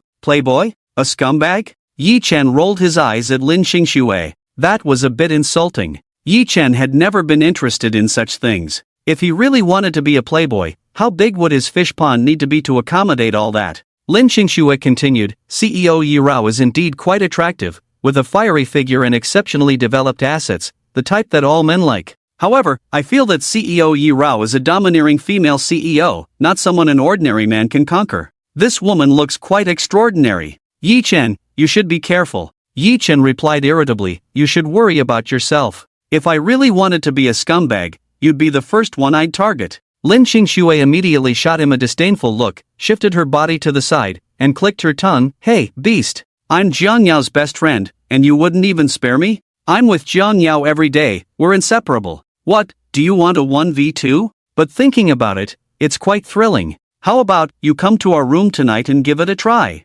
Give it a try? This woman had never lost in flirting and had an extraordinary amount of courage. Yi Chen's expression darkened, becoming serious as he shot Lin Xingxue a cold glance. Seeing that Yi Chen was angry, Lin Xingxue stopped fanning the flames and immediately became serious. Alright, I was just joking. A big man like you shouldn't be so petty. Don't worry, I'm Zhang Yao's best friend. I understand the principle of not taking advantage of a friend's wife. I can definitely uphold that moral baseline. Besides, you're not my type. I'm not interested in you at all. The 1,000 birthday stars were all enjoying themselves today, having a great time. They played well, drank well, ate well, and received well, such a special birthday that everyone would likely remember for a lifetime. After more than an hour of various activities, the atmosphere at the scene reached its peak, and the attention from the entire internet exploded across the Dragon Kingdom. Next came the most exciting, glorious, and thrilling segment of the 520 celebration event for 1,000 cities and 1,000 people. Everyone was eagerly anticipating, closely watching the event site when the host announced in an incredibly high-pitched voice that 2 lucky birthday stars would be drawn to share a massive reward of 520 million. The entire venue and even the internet erupted. In various live streaming rooms, the bullet screens were once again flooded with what the heck. Previously, each of the 1,000 birthday stars had given away 520,000 in birthday red envelopes, which already amounted to 520 million. Now, they were going to splurge another 520 million. It was simply extravagant beyond reason. It drove people absolutely crazy. Those who couldn't sign up for the event had eyes that were almost swollen from crying. The entire internet was exhausted from expressing envy towards the 1,000 birthday stars present. No one knew which 2 lucky individuals would win this final grand prize. If one were fortunate enough to win this grand prize, it would be even more than hitting the lottery jackpot. Sharing 520 million between two people means each would get 260 million. 260 million, what an astonishing amount. For anyone, it is a huge sum of money, enough to drive people crazy. The 1,000 birthday stars on the scene were all incredibly excited. Although the probability was still 1 in 500, it was much higher than winning the lottery, right? With the previous extravagant spending of the Black Emperor Group, there was no trickery involved, and everyone naturally believed that this time the grand prize was indeed real money. Mom, do you think we have a chance to win the grand prize? Yi Yuan suddenly said cheerfully to Jiang Yao. Compared to the excitement and desire of others, Jiang Yao appeared unusually calm and indifferent. She didn't have much thought about it. While she couldn't say she was lacking money now, she was no longer as poor as before. With over 50 million in her account, a car, a house, and a decent job, Jiang Yao was indeed very satisfied with her financial situation and had little ambition or desire. Being able to manage her current life well meant that, if not wealthy, at least she could live without worry and not have to stress about anything. Therefore, she naturally didn't think too much about the grand prize. Jiang Yao smiled at Yi Yuan and said, "Everyone has a chance, but with so many people, there are only 2 lucky ones." Mom, aren't there just the 2 of us? Yi Yuan stuck out her tongue and said playfully. Hearing this, Jiang Yao couldn't help but smile. They were indeed 2 people, but how could such good fortune fall upon them? Jiang Yao wouldn't even think about such things. Not to mention 2, she wouldn't even think about 1. Today, she brought Yuan to participate in this grand birthday celebration not for the generous birthday red envelope. Other birthday stars were there praying and making wishes. Some were even shamelessly declaring, "This grand prize is definitely mine. Don't even think about competing with me." But immediately, someone else retorted, "Pfft, you're ugly and confident. I'm beautiful and reasonable, why should the grand prize be yours? Only I, the elder sister, am qualified to be the brightest star today. My happiness for the rest of my life depends on this final grand prize. Money can drive people mad." This statement is absolutely true. At this moment, countless people were waiting for the final extravagant grand prize to be revealed. The host built up the atmosphere to a climax before finally starting this round of activities. This round was very simple. Everyone would draw a number from a box, from 1 to 1,000, a total of 1,000 numbers. In the end, the big screen at the event would randomly draw 2 numbers. The 2 drawn numbers would be today's lucky birthday stars. The 2 lucky birthday stars would share a staggering red envelope of 500 million. Soon, the 1,000 birthday stars each drew a number. After drawing the numbers, the big screen began to roll. Countless numbers were flashing rapidly on the big screen. Everyone was staring intently at the screen, reciting their own number. The family members cheering on the side were also loudly shouting for their number to be drawn. If the gods had any spirit, they probably wouldn't know whom to help at this moment. Everyone was making wishes. The entire internet was intensely discussing and speculating about who would ultimately win the last 2 lucky grand prizes. The most fortunate among them was undoubtedly Jiang Yao. Not for any other reason, but simply because she was the most dazzling and beautiful star today. As one of the 4 great beauties recognized in Qingshan, even though Jiang Yao was slightly older now, her beauty remained unmatched, still radiant and stunning. There was no doubt about Jiang Yao's beauty, she absolutely overshadowed everyone present. Therefore, among the 1,000 birthday stars, Jiang Yao was naturally the focus of attention across the internet. And Yi Yuan was undoubtedly in second place. Firstly, because Yi Yuan was Jiang Yao's daughter. The mother and daughter stood together, and they were simply too dazzling. Moreover, Yi Yuan was incredibly beautiful and adorable. Yi Yuan perfectly inherited the advantages of both Jiang Yao and Yi Chen. Among all the children, there was no doubt that Yi Yuan was the most beautiful and the cutest. This pair of mother and daughter was definitely the envy of all the other birthday celebrants. One was already powerful enough, but together, they were simply unbeatable. With such charm, who could resist? Countless people online were hoping that the final 2 lucky prizes would fall to Jiang Yao and Yi Yuan. Lin Qingxue was quite fashionable. She was clearly present at the event but kept watching the live stream online on her phone. Watching the rapid-fire comments on the screen, Lin Qingxue occasionally threw in some pretentious remarks. For example, "Hee, do you know who that beauty is? I'll tell you, her name is Jiang Yao, and she's my good friend. Just so you know, I'm right here at the scene. I'll say it again, my good friend has a husband. Didn't you see how big her daughter is?" Under Lin Qingxue's provocation, Yi Chen successfully became the target of online criticism. The entire internet was calling for Yi Chen to come out and accept everyone's challenge to a duel. In fact, many people online claimed to be Yi Chen, Jiang Yao's husband. The information online amused Lin Qingxue. Yi Chen could only smile helplessly. So many people wanted to be Yi Chen? Was this event unintentionally creating countless rivals for him? Surely, there couldn't be anyone bold enough to pursue Jiang Yao and Qing Shan? If such a thing really happened, Yi Chen would be utterly speechless. However, now that the event had reached such a high level of excitement, there was no turning back. Well, since it was already so high profile, they could only continue with it. After everyone finished counting down, the host pressed the stop button. Instantly, two numbers appeared on the screen. One number was 620, and the other was 122. Two lucky numbers were born. The venue fell silent, everyone nervously staring at the 1,000 birthday celebrants, eager to see who the final lucky winners would be. This was undoubtedly a stroke of luck from the heavens. On stage, the birthday celebrants looked at each other. Looking at the numbers in their hands, they all wore dejected expressions. Everyone wanted to know who held those two lucky numbers. Jiang Yao stared blankly at the screen, momentarily stunned as if struck by lightning. Because the number in her hand was 122, while Yuan's number was clearly 620. In other words, Yuan had indeed guessed correctly. The final two lucky winners were actually the two of them, mother and daughter. How coincidental was that? So coincidental that Jiang Yao couldn't believe it, feeling as if it were fake. She hadn't thought much about winning a prize. She didn't think she had such great luck. She hadn't even considered winning one, let alone two. It felt like a huge pie had fallen from the sky and hit her hard. So, for a moment, Jiang Yao was also lost in thought. After a long time with no one stepping forward to claim the prize, everyone wore puzzled expressions, searching for the two lucky winners. Just when everyone was at a loss, Yuan's voice suddenly rang out. "Mom, my number is 620, and yours is 122. Does that mean we both won the grand prize?" As soon as she said this, the entire venue and the internet fell silent. At that moment, it seemed as if time and space had completely frozen. Everyone was dumbfounded, staring intently at Jiang Yao and Yuan on stage. The host quickly walked up to Jiang Yao and Yuan, and the director immediately zoomed in on the numbers in their hands. Sure enough, they were 620 and 122. The two of them were indeed the biggest lucky winners of the day, the recipients of the grand prize. This was simply incredible. Their luck was unmatched, truly extraordinary. For a mother and daughter to win a grand prize together was already unbelievable, right? For both of them to be drawn together meant they had monopolized a grand prize of 500,200,000.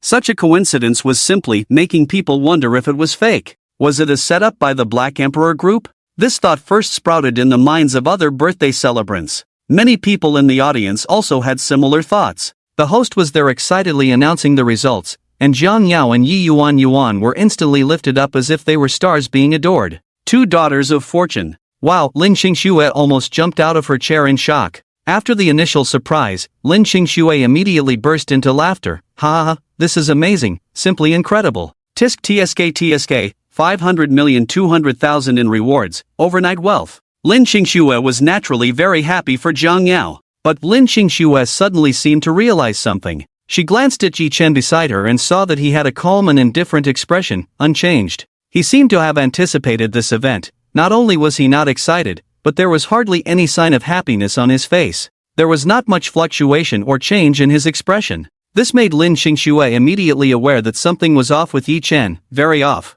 Anyone else would not have reacted this way, right? This made Lin Qingxue doubt him, and she looked at Yi Chen, asking, "No way, this event wasn't really arranged by you, was it? This can't really be your doing, right? How could Jiang Yao and Yuan both win the grand prize at the same time and become the lucky ones of the night? What a coincidence! A birthday red envelope of 500,200,000, such a huge sum, doesn't seem like something a greedy merchant could pull off. I don't really believe this is just a coincidence. Just the birthday red envelopes, the Black Emperor Group has already distributed over $1 billion, plus other expenses, that's over $10 billion. From the current situation of this event, it purely seems like a charitable activity. Even a landlord's family wouldn't be so reckless, right? So, you better come clean. What does this have to do with you?" Yi Chen smiled lightly, glanced at Lin Qingxue, and said, "What if I say it has nothing to do with me? Would you believe it?" Lin Qingxue was indeed very smart, and her insight was particularly strong. As an outsider, she could see things more clearly than Jiang Yao.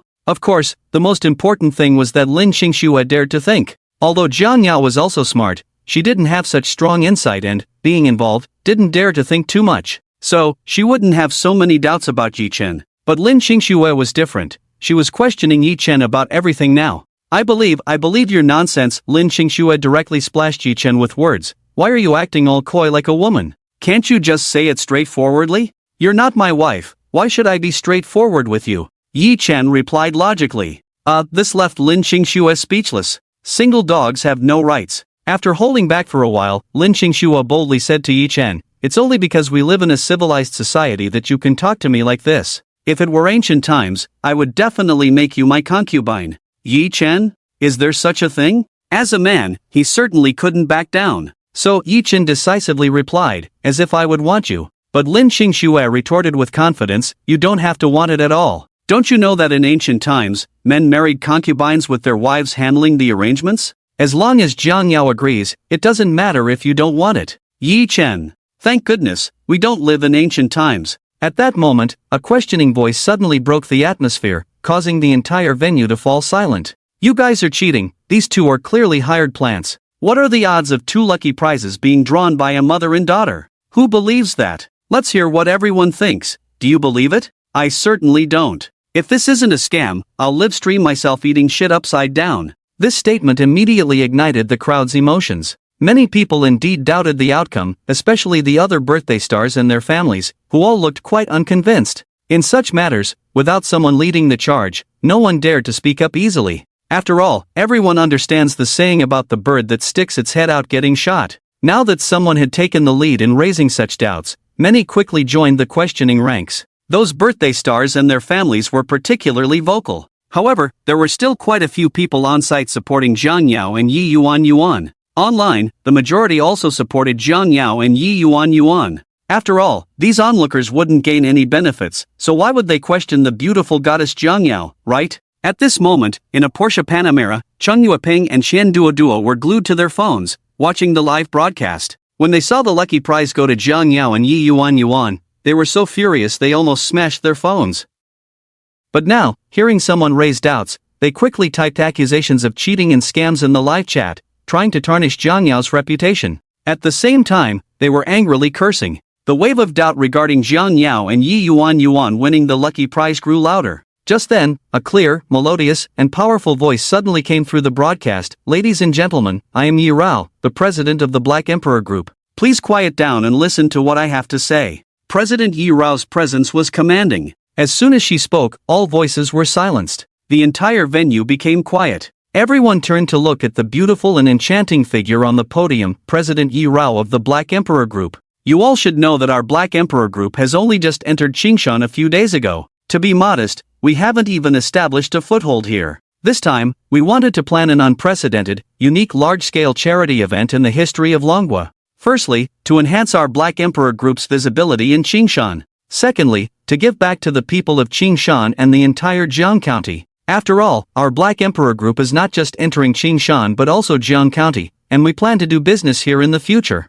Although businessmen are profit-driven, they also have genuine moments of giving back to society. No company can thrive without consumer support. Without consumer recognition and support, no company can last long. Our Black Emperor Group, despite its size, is also supported by countless consumers. For us, billions are just a drop in the bucket. Do you really think our Black Emperor Group needs to cheat at such a grand event? Today, this is being live-streamed across the internet. According to the statistics from the operations side, the number of people watching this live broadcast in the entire Dragon Country has exceeded 100 million. Moreover, if we really wanted to cheat, wouldn't we do it less obviously? Do we have to leave a flaw for everyone to suspect? If our Black Emperor Group were to cheat, couldn't we find 1,000 accomplices? So, please rest assured about this. Today, our Black Emperor Group is definitely investing real money. President Yi Rao's powerful words instantly ignited the entire venue. All doubts were immediately suppressed, dissipating without a trace. Those celebrating their birthdays dared not say anything more. After all,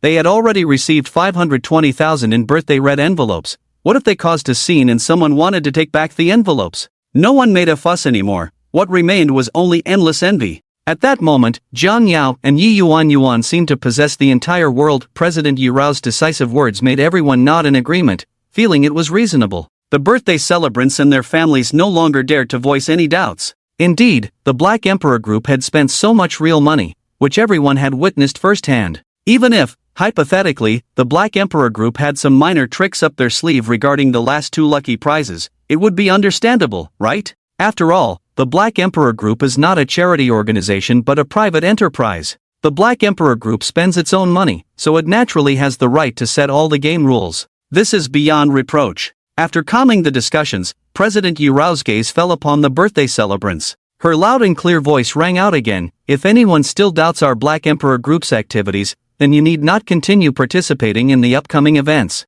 Our Black Emperor Group can afford the money. The subsequent activities will continue to lavishly spend billions. Just the birthday red envelopes alone have already been given to each of you celebrants, totaling 520,000. I want to ask, is there anyone among you who is an accomplice invited by our Black Emperor Group? If there is, please stand up and say it in front of everyone. Our Black Emperor Group will bear all the consequences. President Yurao's tone carried an indescribable authority. Her words also had a certain oppressive feeling. Those who had just joined in the uproar about cheating were now quite frightened. Immediately, some began to blame and complain about those who had raised doubts earlier, while others who had questioned began to act innocent and joined in the accusations. The atmosphere shifted instantly. The entire internet was flooded with comments, cursing those who had raised doubts as fools. The ones who had instigated the doubts were too scared to show their faces. After resolving these issues, President Yurao's gaze turned to Zhang Yao and Yi Yuan. Changing her attitude, she smiled and gently said, "Now, let us give a warm round of applause to welcome the biggest lucky birthday prize winners of our Black Emperor Group's celebration with 100 cities and 1,000 people,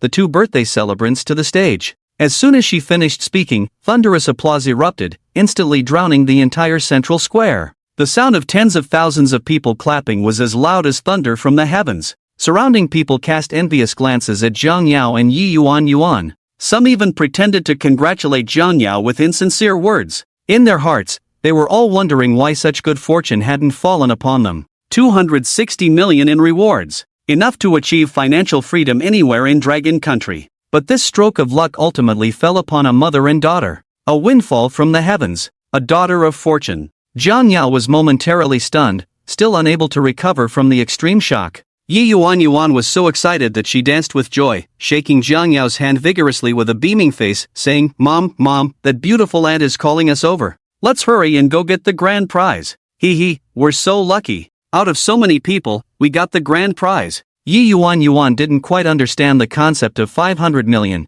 but she knew that she and her mother had won a grand prize, so she was very happy. With Yi Yuan pulling her, Zhang Yao came back to her senses and calmed her emotions. Zhang Yao immediately took Yi Yuan's hand and walked toward the podium amidst countless envious gazes. At that moment, Zhang Yao and Yi Yuan became the focus of attention for many, especially online, where praises flooded in. Suddenly, Zhang Yao became a major internet celebrity. President Yurao's voice rang out again. For the next event, I will personally host it. Here, I would like to ask everyone to help out. Let's all loudly wish our two luckiest birthday stars a happy birthday, shall we? Everyone, follow me, Miss Zhang Yao. Happy birthday. As soon as President Yurao's words fell, the entire venue erupted in blessings. Miss Zhang Yao, happy birthday. Miss Zhang Yao, happy birthday. Miss Zhang Yao, happy birthday. The live stream across the internet was also flooded with this phrase. All the comments were uniformly this one sentence. At this moment, Zhang Yao's spotlight even overshadowed the Dragon Soul War God, who had been the center of attention for countless citizens of the Dragon Kingdom over the past 2 days.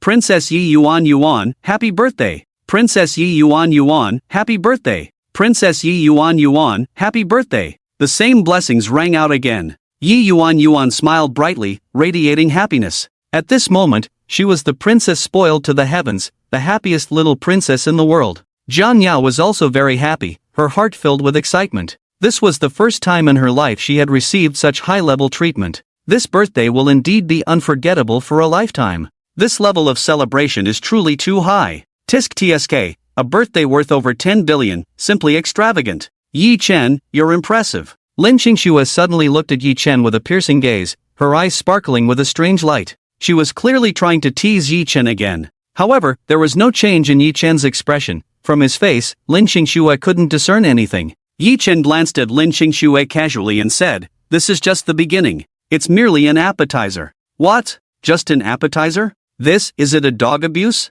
President Yurao's loud voice rang out again. Now, I have something very important to announce to everyone. Miss Jiang Yao and Princess Yi Yuan Yuan will officially become the image ambassadors of our Black Emperor Group. What? Image ambassadors of the Black Emperor Group? That identity is quite prestigious. This announcement ignited the entire venue once more. Countless envious gazes converged on Jiang Yao and Yi Yuan Yuan again. Jiang Yao looked at President Yi Rao in surprise, not expecting such a big surprise. Don't underestimate the identity of the Black Emperor Group's ambassador. Although it sounds glamorous, it is not so simple. The Black Emperor Group had just entered Qingshan, and many of its businesses had yet to be fully developed. Therefore, at this stage, for the major forces in Qingshan, the Black Emperor Group was a big cake. Who wouldn't want to have some connection with it? But that connection is not so easily established. Jiang Yao's identity as an image ambassador naturally allowed her to have some say with the Black Emperor Group. Even if it's just to act as a bridge, that's still excellent. Just from this point alone, Jiang Yao is bound to become a new darling in the social circles of Qingshan, a sought-after acquaintance among the major powers of Qingshan. The benefits that come with this are naturally endless. Now, we will begin the final activity. President Yi Rao pointed to a huge box being carried in by the staff and continued, all birthday stars, as long as you come over and say some birthday wishes to the 2 luckiest birthday stars and present a small gift, you can go there to draw lots. All prizes are cash red envelopes, with a minimum of 10,000 and a maximum of 1 million. Upon hearing this, all the birthday stars immediately became excited again. They had just missed out on the lucky grand prize, but now there was hope for the $1 million prize. At the very least, there was 10,000, even if luck was poor, that was still a considerable income. As soon as President Yi Rao finished speaking, many people began to stir, eager to rush over to present birthday gifts and wishes to Jiang Yao and Yi Yuan Yuan. Everyone, don't rush, let's go by the numbers drawn earlier, starting from number 1 and lining up. President Yi Rao spoke again, instantly restoring order to the chaos. Everyone quickly lined up according to their numbers. The activity of 1,000 people sending blessings officially began. Jiang Family Villa. The Jiang family members were gathered here at this moment. Jiang Zhenghai and Li Yongmei wore broad smiles, looking quite triumphant. Jiang Yao and Yi Yuan Yuan had won a grand prize of 500 million, which was even more than the total assets of the Jiang family. Moreover, this was solid cash. Jiang Zhenghai and Jiang Zhengchuan felt an indescribable mix of envy and jealousy, but they were simply unhappy. Especially Jiang Ling, who had not yet recovered from the death of Wang Tianshui. She already harbored deep resentment towards Yi Chen and Jiang Yao, and seeing Jiang Yao and Yi Yuan Yuan win 500 million was a severe blow to her. If Wang Tianshui hadn't died, she would have had a chance to marry into the Wang family. Not to mention rising to a wealthy family, she would have definitely been considered a noblewoman. But now, the tides had turned, and Jiang Yao, who had been oppressed for 8 years, had become the master. Old Master Jiang could hardly hide his excitement as he said, "Today is Jiang Yao and Yuan Yuan's birthday. Our Jiang family must hold a grand birthday banquet for them. Zhenghai, Yongmei, you two hurry to the central square to pick up Jiang Yao and Yuan Yuan.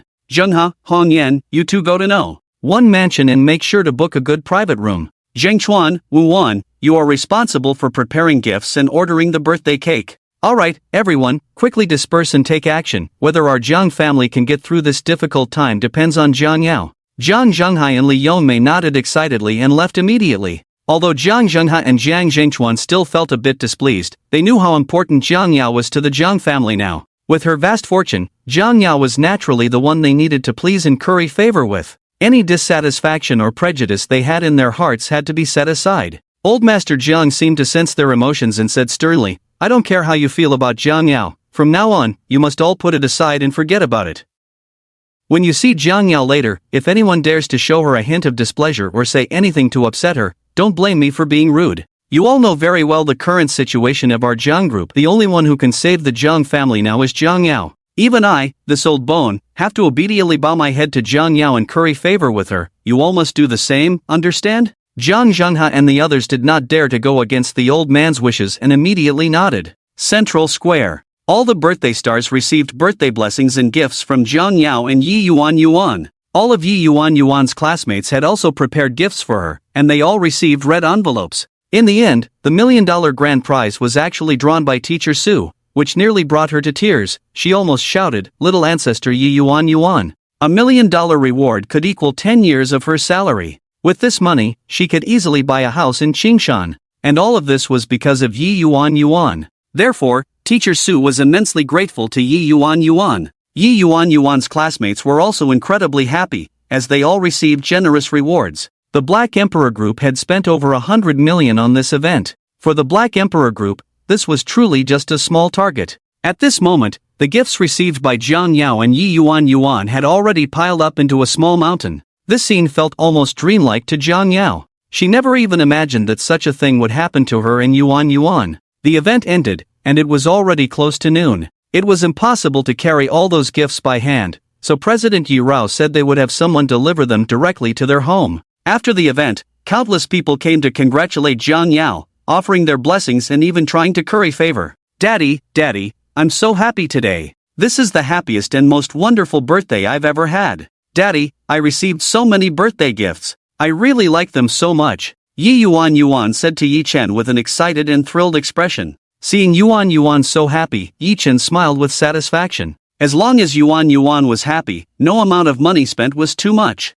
This event, excluding the over 5,000 that Jiang Yao and Yuan received, had genuinely cost 600 to 700 million. Mom, are you happy too? Yi Yuan looked at Jiang Yao again. The smile on Jiang Yao's face had not faded. It was rare to see her so happy. Jiang Yao nodded with a smile and said to Yi Yuan, of course, Mommy is happy. This is also the best and happiest birthday Mommy has ever had. He. Yi Yuan laughed heartily and said, Mommy, it seems like we received so much money and so many gifts. Does that mean we've struck it rich? With so much money, can we buy so many houses and so many cars? Hearing this, Jiang Yao couldn't help but smile and nodded at Yi Yuan, saying, that's right. Just then, a very familiar voice suddenly came over. Jiang Yao, Yuan, I finally found you. The speaker was none other than Li Yongmei. But today, Li Yongmei had clearly changed her demeanor completely. She was as warm and kind as could be, exuding a benevolent aura. Although Jiang Zhenghai usually had a serious expression,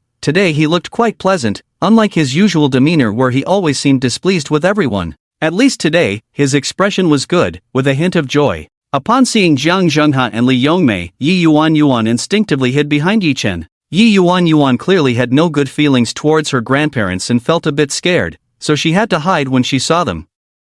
The smile on Jiang Yao's face also faded significantly. Seeing her parents so warm and friendly, Jiang Yao naturally understood the reason. Human nature is indeed very ugly. Just after she and Yuan won the grand prize and received a huge sum of money, and became the image spokesperson for the Black Emperor Group, her parents couldn't wait to come knocking. The purpose behind this was, of course, self-evident. Yi Chen looked coldly at his future mother-in-law and father-in-law, who clearly did not welcome him, having anticipated their visit. They arrived quite quickly. Mom, Dad, is there something you need? Jiang Yao hesitated for a moment before asking. Li Yongmei shot Jiang Yao a glare and smiled. Look at what you're saying. Do your dad and I need a reason to come see you? Today is your and Yuan's birthday. Your grandfather specially booked a table at the No.1 mansion to celebrate with you and Yuan. Your dad and I have been waiting here for a long time, specifically to take you both to celebrate your birthdays. Hearing this, Jiang Yao couldn't help but want to laugh. They specifically came to take her and Yuan to celebrate? Wasn't it more likely they came for that 500 million? If this had happened before Yi Chen returned, perhaps Jiang Yao would have happily nodded in agreement. But now, she felt deeply disappointed and heartbroken by the Jiang family. Listening to her mother, Jiang Yao couldn't feel any joy. Instead, she felt an indescribable discomfort, a strange sting. For the past 8 years, the Jiang family had never shown her even a half-hearted word of concern. She remembered 3 years ago when Yuan fell seriously ill. She called her parents for help, but they coldly refused. Not only did they refuse, but they also uttered cruel words wishing that the bastard would die early. Now, they were trying to curry favor with her for money? Jiang Yao wouldn't be so cheap as to forget the grievances and pain she had endured over the past 8 years just because they offered her a little sweetness. With a face full of indifference, Jiang Yao said to Li Yongmei, no need, Mom. Please thank Grandpa for his kindness, but I am no longer a member of the Jiang family. There's no need to celebrate my and Yuan's birthdays. Yi Chen has already made arrangements. He will celebrate with us. This is the first time our family of 3 is celebrating a birthday together, and it means a lot to me. Upon hearing Jiang Yao's words, Li Yongmei was taken aback. She looked awkwardly at Jiang Zhenghai. Li Yongmei quickly put on a smile and said to Jiang Yao, I'm sorry, my good daughter. It's been our fault all these years. We haven't taken good care of you and Yuan. It's all our fault for acting on impulse. We realize our mistakes now. Your grandfather said back then that he would kick you out of the Jiang family. That was just in anger. Now your grandfather regrets it and knows he was wrong. Your grandfather is hosting a banquet at the No. 1 Mansion today to celebrate your and Yuan's birthdays, and he wants to take this opportunity to announce your return to the Jiang family. But before Li Yongmei could finish, Jiang Yao directly refused. No need, Mom. I never thought about returning to the Jiang family. This is fine too, at least in the future. I can make my own decisions about my own matters without you making any decisions for me. Yuan and I participated in activities all morning and are very tired.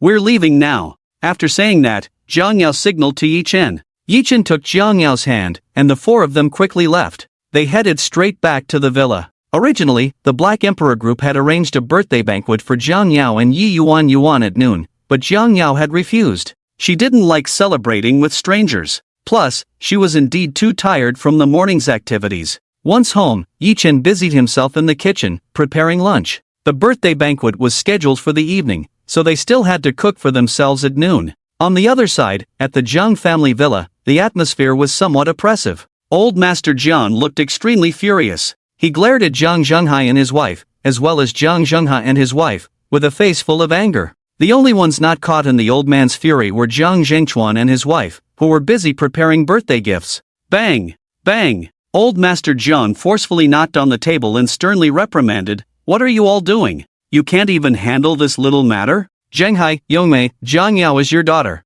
Are you just going to give up if she doesn't agree? Even if you have to beg, you should bring Jiang Yao back. Zhengha, Hongyan, can't you two manage to book a private room at the No. 1 Mansion? Is this such a small matter? What do you mean by booking the whole place? The No. 1 Mansion is not a place that can be casually booked." Jiang Zhenghai and Li Yongmei's faces were extremely grim. Indeed, they had gone too far in these 8 years. Previously, Jiang Yao had been submissive, but now she had changed. Jiang Zhenghan and Tang Hongyan felt a deep sense of grievance. The No. 1 Mansion had indeed said that it was fully booked today and would not accept any reservations for private rooms. After a scolding, Old Master Jiang calmed down. After pondering for a while, Old Master Jiang suddenly stood up and said seriously, "Now Jiang Yao not only has money but has also become the spokesperson for the Black Emperor group, establishing a deep relationship with them. Now, only Jiang Yao can save our Jiang group. Not only can she save our Jiang group, but she can also lead us to great success. In recent years, our Jiang group has faced serious operational issues, and everyone has been tightening their belts to get by. But if Jiang Yao is willing to help us, then wealth and honor will be within our grasp. So for the future of our Jiang group, for all of our futures, this time we must do everything possible to please Jiang Yao." Upon hearing this, everyone nodded in agreement, deeply convinced. Jiang Yao is now everyone's fortune god. Naturally, they must do everything to win her favor. After lunch, Yi Yuan happily began to unwrap her gifts. Seeing Yi Yuan's joyful and happy expression, Jiang Yao felt comforted and pleased. Over the years, Yuan had indeed suffered a lot while following her. She had never celebrated a proper birthday before. This time, it was grand to the point of being dreamlike. What Jiang Yao did not notice was that Lin Qingxue, sitting next to her, began to turn pale, a look of pain appearing on her face. Lin Qingxue knew the situation. The poison robot implanted in her by the Divine Harmony Core had been activated. The toxins loaded in the robot were now fully released, rapidly eroding her life. Lin Qingxue looked at Jiang Yao with guilt and reluctance. Her lips trembled slightly as she weakly uttered a faint voice. Jiang Yao, who was looking at Yuan, instinctively turned her head. When she saw Lin Qingxue's condition, she was immediately frightened. She hurriedly supported Lin Qingxue and asked anxiously, "Qingxue, what's wrong?" But at this moment, Lin Qingxue could no longer speak. Her consciousness was beginning to blur, and her body was swaying. It seemed that death was not far away. Jiang Yao was so scared that tears were about to fall. She urgently shouted to Yi Chen, who was still busy in the kitchen, "Yi Chen, come quickly." Yi Yuan also immediately put down her birthday gifts and ran over with a worried expression, grabbing Lin Qingxue's arm and asking, "Aunt Qingxue, what's wrong?" "Don't scare Yuan." Yi Chen rushed over upon hearing the news. Upon seeing Lin Qingxue's condition, Yi Chen's expression changed instantly. He immediately said to Jiang Yao, "Not good, Lin Qingxue is poisoned." "What? Poisoned? How could that be?" They had all eaten lunch together, so it couldn't be food poisoning. Yi Chen didn't have time to explain much to Jiang Yao. He quickly picked up the dazed Lin Qingxue and said to Jiang Yao, "Help me bring a basin of warm water, go to my room." After saying that, he directly carried Lin Qingxue upstairs.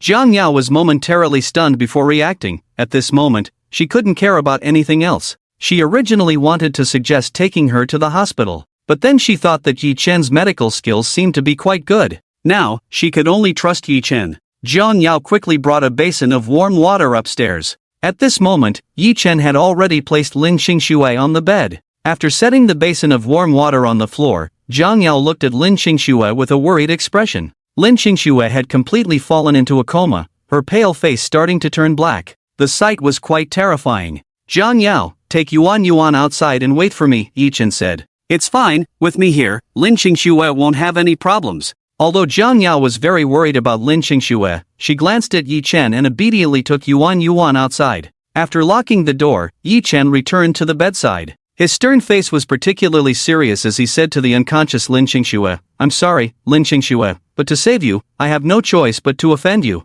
With that, Yi Chen swiftly removed all of Lin Xingxue's clothes. Well, not quite, he left her underwear on. He even took off the fierce mask on her head. This wasn't because Yi Chen was being lewd, it was simply that the poison had already spread throughout Lin Xingxue's body, and this poison was terrifying. Therefore, to completely detoxify and save Lin Xingxue, he had to insert silver needles into many acupoints. Thus, nothing could be left to obstruct him. Looking at Lin Xingxue's graceful and proud body, especially her prominent curves, was particularly spectacular. It reminded one of an ancient poem. From the side, it looks like a ridge, but from the front, it becomes a peak. What man wouldn't enjoy such a sight? What old cadre could withstand such a test? Calm down. Yi Chen quickly averted his gaze, striving to suppress the slight restlessness in his heart. He then swiftly took out the silver needle pack and began to administer the needles to Lin Xingxue. The high-tech poison developed by the Eastern Turtle Kingdom is indeed terrifying. It's probably nearly impossible to cure in today's hospitals. The main issue is that no one has the time to wait for a doctor. The Divine Harmony Legion is quite ruthless with this move. Yi Chen thought to himself, then let out a heavy cold snort. Divine Harmony Legion, since you want to play, I'll play along with you. Isn't it just a few years ago that I killed your Divine Harmony Lord's son? You dare come to seek revenge? Humph, then I'll have to send you down to reunite with your son. Yi Chen's hands didn't stop. He quickly continued to administer the needles to Lin Xingxue. Faced with such a terrifying poison, Yi Chen didn't dare to be careless and had to give it his all. The Taishan 9 needles were executed to the utmost degree. After a full half hour, Yi Chen finally let out a long sigh. The needlework was complete. At this moment, Lin Xingxue's body was covered in a layer of black filth, which was the expelled poison. Lin Xingxue's complexion finally regained some color, her breath gradually stabilized, and her vitality was rapidly recovering. Soon, she finally opened her eyes slowly. When Lin Xingxue opened her eyes, she found herself looking like a cursed doll, covered in needles. Moreover, the most humiliating part was that she felt like a peeled banana. What was going on? Lin Xingxue couldn't understand what had happened to her. She shouldn't have survived the poisoning, right?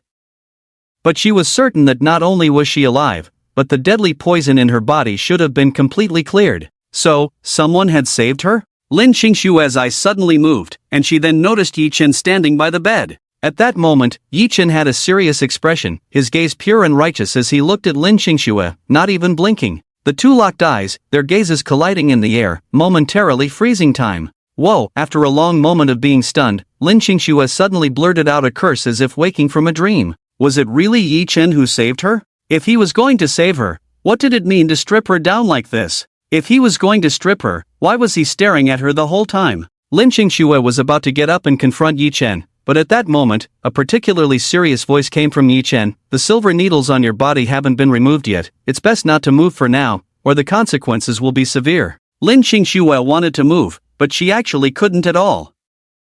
Hearing Yi Chen's words, she could only obediently lie back down. Thus, they lay before each other in the most honest manner. Originally, Lin Xingxue wouldn't have minded having such an honest encounter with an excellent, handsome, and capable man. But the problem was Yi Chen was her best friend's man. This made Lin Xingxue feel guilty towards Jiang Yao. Is it nice to look at? Lin Xingxue suddenly gritted her teeth and coldly spat out 3 words. Hearing this, Yi Chen looked at Lin Xingxue seriously and replied, "It's okay, I guess." Okay, guess? There are many ways to humiliate someone. Why did you, Yi Chen, choose this one? Then do you want to look a little longer? Lin Xingxue's voice was as cold as ice, her face covered with frost. No need to look, there's nothing worth seeing, Yi Chen said coldly before turning his head away. Lin Xingxue. This damn man, so infuriating. Lin Xingxue gritted her teeth fiercely at Yi Chen's back, her pearly teeth clicking together. A deep resentment flickered in her eyes. After a while, Yi Chen's voice rang out again, just hold on a little longer, it will be over in half an hour. Lin Qingxue, don't misunderstand. The situation was urgent just now. I couldn't care about the difference between men and women. I was also trying to save your life. I know a bit of medicine. I can be considered a healer. As a qualified healer, one must have a sacred professional ethics, medical ethics and character must be high. On this point, I absolutely have no problem. So, even though you're not wearing anything, in my eyes, it's actually like you're wearing something. Ha! Lin Qingxue let out a cold laugh. I believe you, a ghost. You're talking nonsense seriously, making it sound real. If I believe a punctuation mark, then I'm a fool. Why doesn't this woman believe anything said in earnest? Yi Chen really wasn't interested in Lin Qingxue, he had no thoughts in that direction. However, to be fair, at the beginning, Yi Chen indeed couldn't help but glance a few more times. What a sin! A crime, a crime. After that, there was a long period of silence. The atmosphere became a bit strange. Half an hour felt as long as a century. The Zhang family found Villa 88 in Tangong. Upon arriving at the villa's entrance, old Master Jiang was instantly shocked. With an incredulous expression, he looked at Jiang Zhenghai and Li Yongmei and asked, "Are you sure you didn't make a mistake? Jiang Yao and the others really live here? This house belongs to Yi Chen?" Li Yongmei nodded and said, "Dad, we are sure we didn't make a mistake. We were here yesterday." According to Jiang Yao, this villa indeed belongs to Yi Chen, there are property certificates, and the property management can also confirm the ownership of this villa. Hearing this, Jiang Zhenghai and his wife, along with Jiang Zhengchuan and his wife, were all quite shocked, their faces filled with disbelief. How is this possible? Old Master Jiang couldn't believe it, questioning, "This is Villa 88 in Tangong, not just any villa in Tangong. Even a regular villa in Tangong is worth at least 30 to 40 million. And it's not something you can buy just because you have money. Villa No. 88 in Tang Palace can easily rival Villa No. 10, and its value could even be comparable to Villa No. 1. In terms of value alone, this villa is worth no less than 200 million. The key point is that without the status to match the three major families, one simply does not have the qualifications to buy this villa. As far as I know, the previous owner of Villa No. 88 should be a significant figure from Jiangning, and that person definitely does not have the surname Yi. So this villa absolutely cannot belong to him, Yi Chen. Upon hearing this, Jiang Zhenghai and his wife, as well as Jiang Zhengchuan and his wife, immediately echoed that it absolutely could not belong to Yi Chen. Yi Chen was just a small retired soldier, a drifter at the bottom of society, an unemployed person staying at home. How could someone without a decent job have any significant status? How could he possibly own a villa worth 200 million? With the old man's words, Jiang Zhenghai and Li Yongmei exchanged glances, feeling a bit uneasy. It did make sense. They had previously thought it was just an ordinary villa in Tang Palace, which was still shocking and hard to believe, but they hadn't thought much of it. However, now that they understood the uniqueness of Villa No. 88, they began to doubt it. Humph. Wu Wan suddenly sneered and said, "I think this Yi Chen is just a fraud. He probably doesn't even know where he got fake documents to swindle the property here, pretending to be the owner of this villa." That silly woman Jiang Yao must have been blinded by love, believing Yi Chen's nonsense without a second thought. They say a man's words are deceitful. This Yi Chen looks like a master of deception, definitely a habitual offender. Tang Hongyan immediately nodded in agreement with Wu Wan's words. The two of them seemed to be in perfect harmony, making it sound like it was all true. Jiang Zhenghai and Li Yongmei's faces darkened, looking somewhat displeased. Wu Wan harbored an intense hatred for Yi Chen. Wu Wan looked at Li Yongmei and said sarcastically, "I say, sister-in-law, Jiang Yao currently has over 500 million, she's definitely a gold mine. She is the president of Lanhai Trading Company, Ltd. And also the spokesperson for the Black Emperor Group, plus her online popularity is very high, she could easily become a major internet celebrity. You could say Jiang Yao has a bright future ahead. You should find a way to persuade Jiang Yao to cut ties with Yi Chen as soon as possible, so that this rat droppings doesn't affect her." Li Yongmei's expression stiffened, looking quite unpleasant. However, she indeed had such thoughts in her mind. She had never liked Yi Chen, and now that Jiang Yao was thriving, it was even more so. Yi Chen was simply not worthy of Jiang Yao, not in the past, and even less so now. With this in mind, Li Yongmei nodded heavily and said, "Wu Wan, you're right, we really need to make sure Jiang Yao distances herself from Yi Chen as soon as possible, we can't let him ruin Jiang Yao's reputation. With Jiang Yao's current conditions and reputation, she has every chance to marry into a wealthy family. Even if she doesn't marry into a wealthy family, her future is still limitless." After saying this, Li Yongmei turned to Jiang Zhenghai with a serious expression and said, "Zhenghai, as her father, you must take this matter seriously, it concerns your daughter's future happiness and prospects." Jiang Zhenghai nodded in agreement. Just then, a cold and displeased voice suddenly came from inside the villa. Mom and Dad, if you are here to persuade me to break up with Yi Chen, then please go back. I won't open the door for you. You are not welcome here. The speaker was none other than Jiang Yao. At this moment, Jiang Yao walked over with a cold face, standing behind an iron gate separating her from the Jiang family. Jiang Zhenghai and Li Yongmei's expressions immediately darkened, becoming somewhat grim. Li Yongmei shot Jiang Yao an angry glance and began to scold her. Jiang Yao, how can you talk to your parents like that? They are only doing this for your own good. Before Li Yongmei could finish her sentence, Jiang Yao forcefully interrupted her. Mom, I'm already grown up. I'm an adult. I will make my own decisions about my life. There's no need for you to worry about it. In the future, I don't want you to bring this up in front of me again. What happens between me and Yi Chen is our business, and no one should interfere. Li Yongmei's face darkened with anger. Jiang Zhenghai furrowed his brows into a deep frown, looking at Jiang Yao with a serious expression. Wu Wan, unafraid of escalating the situation, began to mock sarcastically. Hee, I really don't know how our Jiang family ended up with such a foolish girl, being deceived for money and love and still not realizing it, and willingly so. Where's your usual cleverness? How come your IQ drops to negative numbers when it comes to a scumbag? Yi Chen had ruined Jiang Ling's relationship with Wang Tianshui, leaving Jiang Ling severely hurt, and she still hadn't recovered from the pain, wandering around in a daze every day. So, Wu Wan naturally hated Yi Chen to death. Now that she had the chance, she was going to say a few words. Third aunt, don't be so dark-hearted and think so badly of others. Yi Chen treats me very well, he would never deceive me, and I'm not that foolish, so you can rest assured about that. Over the past 8 years, I've seen through a lot of things. I know who treats me well and who doesn't. My heart is like a clear mirror. This matter, you don't need to bring it up, third aunt. Hearing such unpleasant words from her third aunt, Jiang Yao didn't hold back at all and directly retorted. Jiang Yao, Wu Wan's face turned ashen. How could the usually submissive Jiang Yao suddenly change so much today? Not only did she dare to resist, but her words were also so sharp. Wu Wan was so angry her mouth twisted. Alright, everyone shut up. What nonsense are you all talking? A voice filled with authority suddenly rang out. It was the old man who had lost his temper. As soon as old Master Jiang shouted, Wu Wan and the others immediately fell silent, not daring to say another word. Old Master Jiang tried to appear kind and amiable as he looked at Jiang Yao, putting on the demeanor of a good grandfather, forcing a smile, and gently saying to Jiang Yao, Yi Chen is a good kid, although he comes from a humble background, his background is clean, a retired soldier, and his character is definitely solid. A hero doesn't ask about origins. As long as a person is trustworthy, that's enough.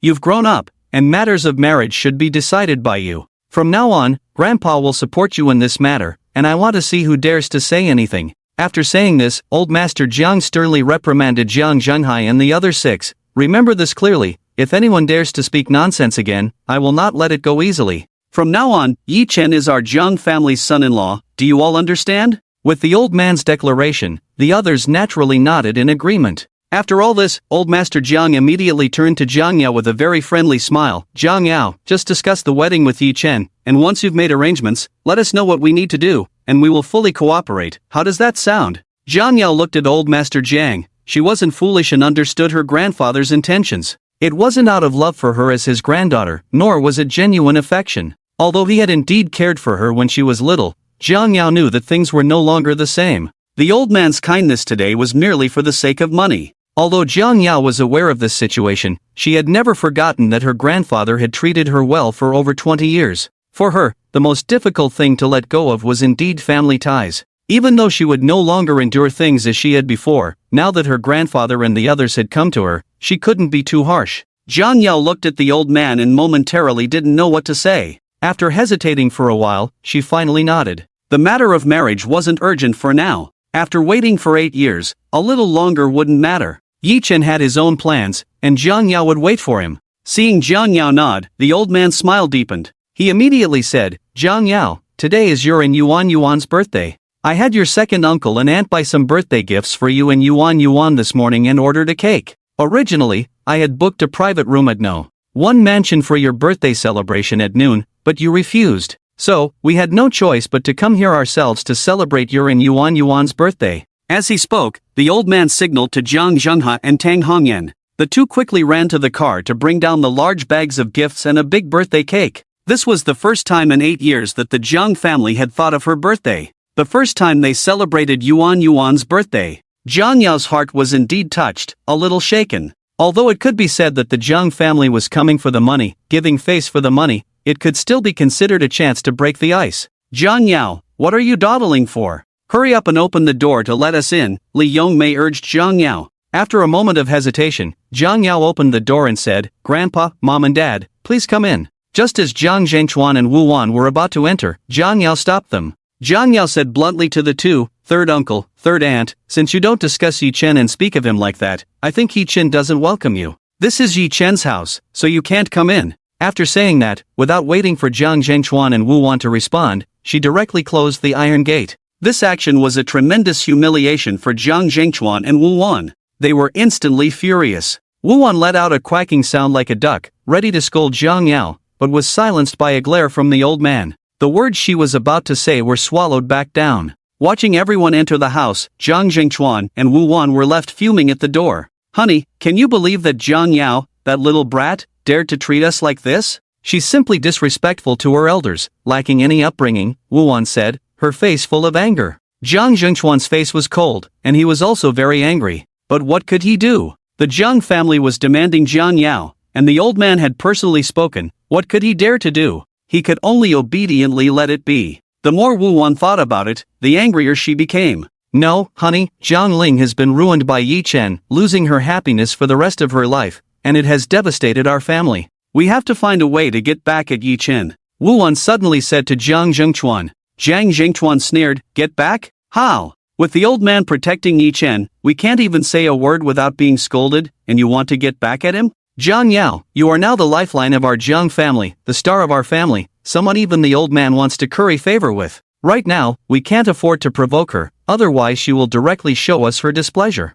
Because of this, Wu Wan felt even more indignant. Suddenly, an idea struck Wu Wan. "Oh right, husband, I seem to remember you have a classmate who was the manager of the security department at Tang Palace, right?" "Yes." Hearing Wu Wan say this, Jiang Zhengchuan immediately slapped his thigh and said, Yes, I have a classmate who said he was the manager of the security department at Tang Palace. We even had drinks together last month." "Right, I'll call him now and ask him to come over. I also want to ask how that villa number 88 at Tang Palace became his, Yi Chen's." Wu Wan immediately beamed with joy. That villa definitely doesn't belong to Yi Chen. We'll expose him as a fraud." In the living room, upon seeing the Jiang family arrive, Yi Yuan was so frightened that she hid in the corner. Seeing her daughter act this way, Jiang Yao felt a pang of heartache. The Jiang family had never treated Yi Yuan well, always showing her a cold face, even speaking harshly to her. As a result, Yi Yuan was terrified of the Jiang family, as if she had seen a ghost, and would shy away.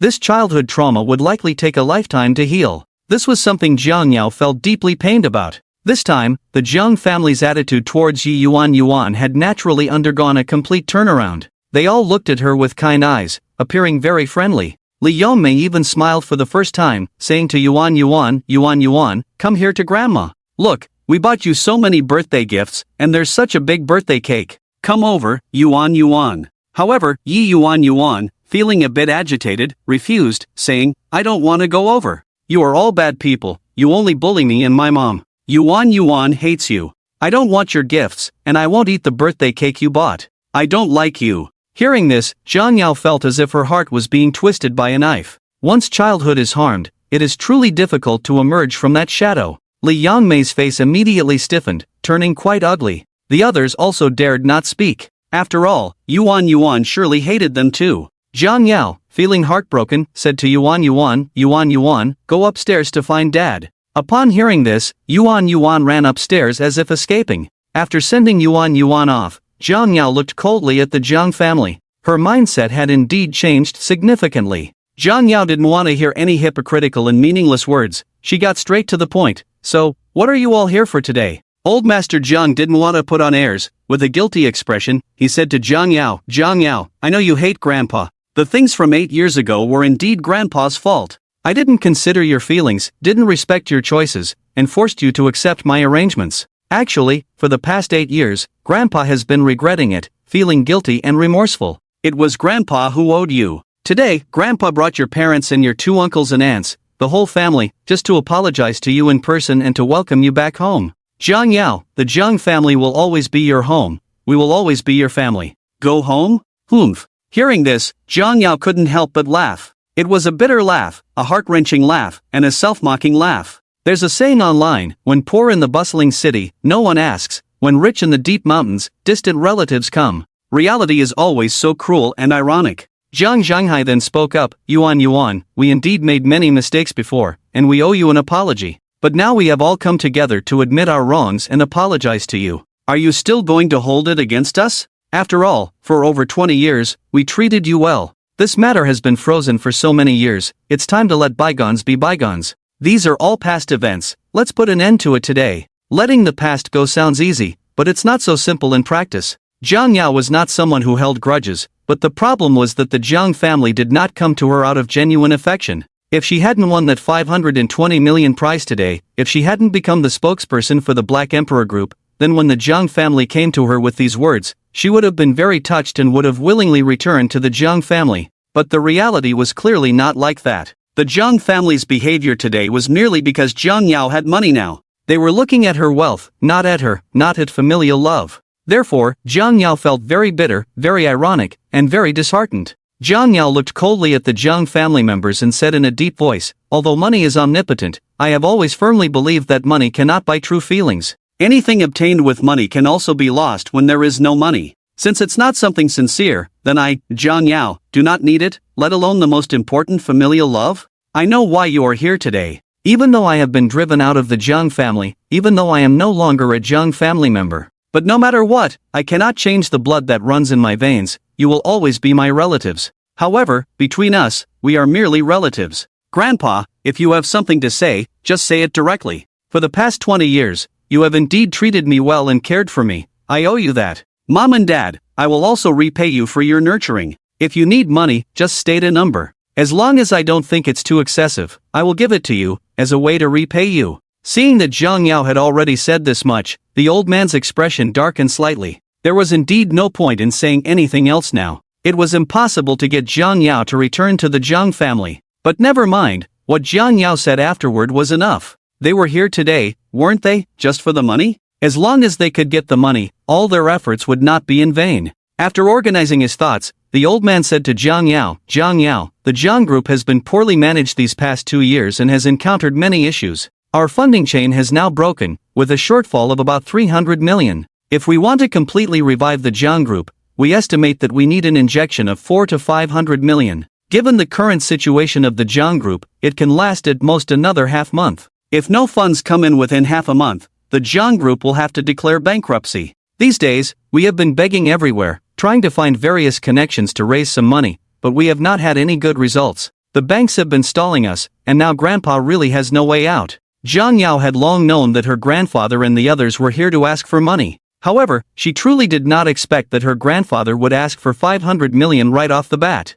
Was he trying to take all her money? Jiang Yao had thought that at most they would ask for 100 million, which she could consider. Gritting her teeth, she could agree to it, treating it as a repayment for her upbringing. After giving this sum, she would owe the Jiang family nothing in the future and would no longer have any burdens in her heart. But asking for 500 million right off the bat, how could Jiang Yao possibly agree? Li Yongmei also pleaded with Jiang Yao, saying, Good daughter, my good daughter. You can't just stand by and watch the Jiang Group declare bankruptcy, can you? Once the Jiang Group declares bankruptcy, all the assets under the Jiang family will be seized and confiscated. At that time, we will all be left on the streets begging for food. No matter how much we have wronged you in the past, we are still your family, right? Today, your grandfather personally brought us here to apologize to you. Aren't you willing to forgive us? Do you really want to see us perish? Daughter, I beg you, please save our Jiang Group. Old Master Jiang thought for a moment and said, Jiang Yao, this money won't be given to you for free. How about we give you 20% of the shares in the Jiang Group? If you think that's not enough, we can negotiate further. As long as you are willing to save our Jiang Group, everything is negotiable, even if you want your grandfather to kneel and apologize. Jiang Yao remained silent. She had no interest in the shares of the Jiang Group, she had never coveted them. Seeing that Jiang Yao still wouldn't relent, Li Yongmei became anxious. Jiang Yao, do you want me to kneel down and beg you? I am sorry for you, I made mistakes, can't you forgive me? Fine, then I will kneel for you. Saying this, Li Yongmei really began to kneel down, startling Jiang Yao, who quickly supported her and said, Mom, what are you doing? I never said I wouldn't help. As soon as these words were spoken, the Jiang family members were instantly filled with joy and excitement. Good daughter, does that mean you agree? Li Yongmei asked eagerly. Looking at the excited and hopeful expressions of the Jiang family, Jiang Yao took a deep breath. Adjusting her tone, she said, I can give the Jiang Group 500 million, and I don't need 20% of the shares, 10% is enough for me. After all, I am still a Jiang. I won't take advantage of the situation. However, I have one condition, I want to be the president of the Jiang Group for 10 years. Grandpa, you will still be the chairman of the Jiang Group, but during these 10 years, you cannot interfere with any decisions I make. If you agree to this condition, I can give the 500 million to the Jiang Group today. If you don't agree, then I won't give a single cent, after all, I don't owe the Jiang Group anything. Upon hearing this, everyone exchanged glances. Just 10% of the shares was indeed a very generous offer. Given the current situation of the Jiang Group, let alone 25 billion, even 20 billion might not be worth it. 500 million for just 10% of the shares was a market value that the Jiang Group could hardly reach even at its peak. Just now, Old Master Jiang had offered Jiang Yao 20% of the shares, which was actually a very low price to allow her to negotiate. Even if he had to give 50%, Old Master Jiang would agree. After all, Jiang Yao was now the only lifeline for the Jiang Group. But Jiang Yao only wanted 10%, which was indeed touching and unexpected for everyone.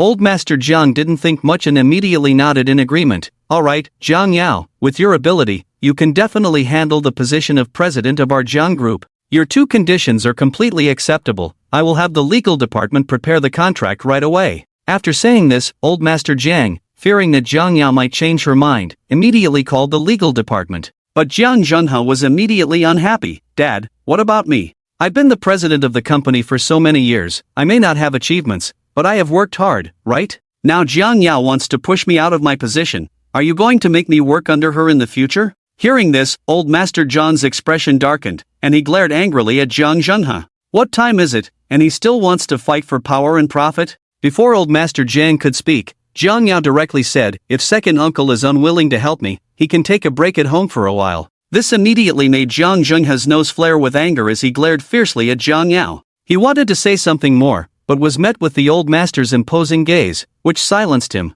Jiang Zhenhe could only seethe in frustration. Jiang Yao was unrelenting as she continued, second uncle, over the years, you and third uncle have colluded, fought for power and profit, and sought personal gain, turning the Jiang Group into a chaotic mess. The Jiang Group has fallen to this state, and you and third uncle have your contributions to thank for it. If you continue to act recklessly like this, the Jiang Group will eventually be ruined by your hands. I'll lay it out plainly, if you want this 500 million, then do as I say and put it in writing. Otherwise, no matter how much you curse or hate me, I won't give you a single cent. I've already been driven out of the Jiang family and insulted for so many years, I no longer care. If it weren't for the sake of family ties, I could keep this 500 million and do whatever I want. Why would I need to wade through the muddy waters of the Jiang Group? Jiang Yao's words left Jiang Zhenhe momentarily speechless, unable to respond. After giving Jiang Zhenhe a fierce glare, Old Master Jiang looked at Jiang Yao with a face full of shame and said, Jiang Yao, don't worry. From now on, you have my full support.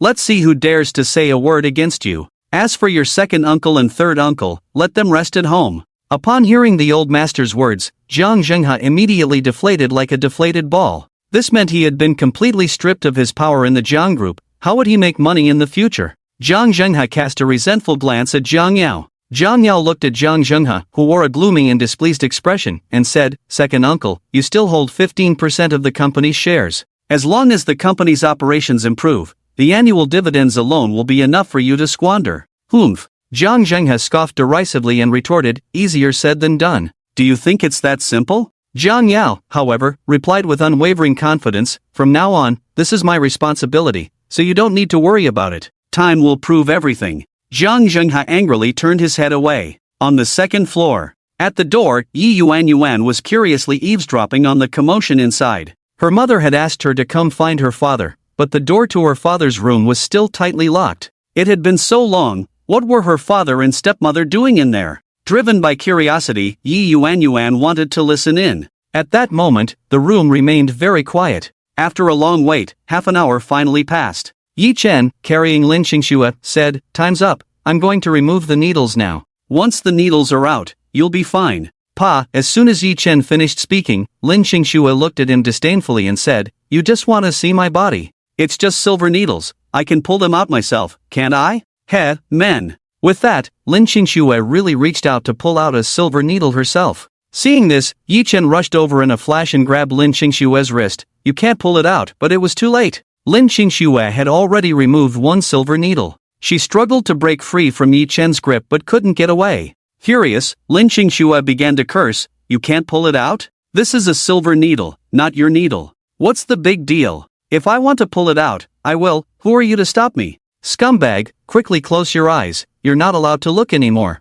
Damn it, I've been exposed by you so many times, my innocence has been completely ruined, so infuriating. If you weren't my best friends, man, I'd make you take responsibility. You're still looking, why don't you hurry up and get out?" But, just at that moment, an indescribable pain surged up. It came on fiercely, like a sudden earthquake. Faced with such overwhelming pain, Lin Qingxue couldn't help but let out a cry. A beautiful woman, so sincere, lying on the bed and making such a sound, there was an indescribable feeling. Yi Chen quickly covered Lin Qingshue's mouth with one hand, while the other swiftly snatched the silver needle from her hand and quickly jabbed it back in. After jabbing it back, that fierce and terrifying pain quickly disappeared. It was directly suppressed. But just at that moment, Lin Qingxue suddenly bit down on Yi Chen's hand. Fortunately, Yi Chen reacted quickly and pulled his hand back in time. Yi Chen coldly glanced at Lin Qingxue. "Are you a dog? Do you like to bite people?" Lin Qingxue, looking furious, said, "Don't you men like this? Like this? Why are you looking at me with that kind of gaze? Are you saying you don't like it? If you dare say you don't like it, then you definitely have a problem in some aspect. Why does this woman always drive the conversation in that direction?" Yi Chen was also speechless at her. But then again, in such matters, there really isn't a man who wouldn't like it, right? Even if Yi Chen is aloof, he still likes such things. That cannot be denied. After all, he is a normal man. What normal man wouldn't like it? What are you dazed about? Hurry up and pull out the needle. Have you looked enough after watching for so long?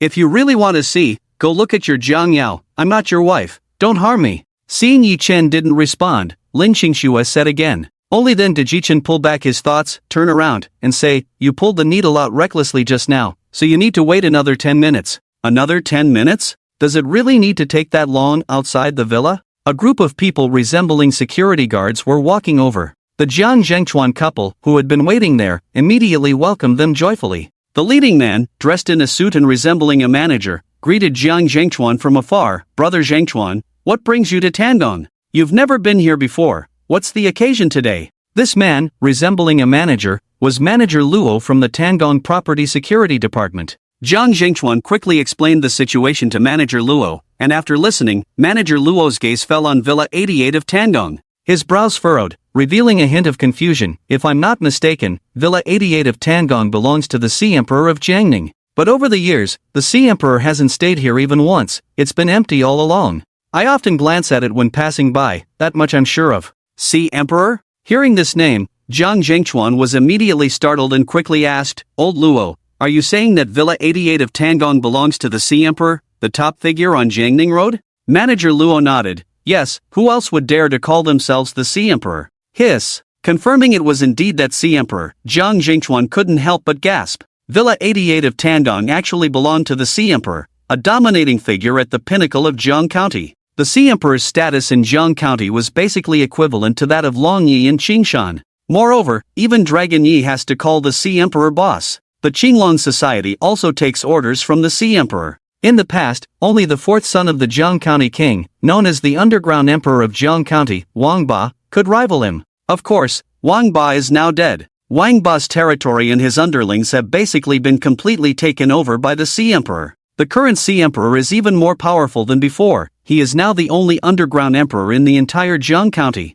Such a Sea Emperor naturally instills fear, and just hearing his name can evoke terror. Soon, Jiang Zhengchuan became somewhat excited and said, "Old Luo, that means we can be completely certain that this villa absolutely cannot belong to him, Yi Chen, right? It definitely cannot be something he bought from the Sea Emperor, right?" Manager Luo thought for a moment and nodded seriously. "A villa at No. 88 Tandong is just a drop in the bucket for the Sea Emperor. It's hardly worth mentioning. How could the Sea Emperor possibly sell this villa to someone else? Even if the Sea Emperor wanted to give it away, it would certainly be to someone important, and it could never be to a mere retired soldier. Brother Zhengchuan, if you are sure that this young man named Yi Chen is just a retired soldier with no background, then I can guarantee 100% that this villa is definitely not his." Jiang Zhengchuan immediately replied with certainty, "Of course I can be sure. Yi Chen is my Jiang family's grandson-in-law. How could I not be sure? At this moment, Wu Wan, looking somewhat worried, asked old Luo if this Yi Chen is not the owner of the villa at No.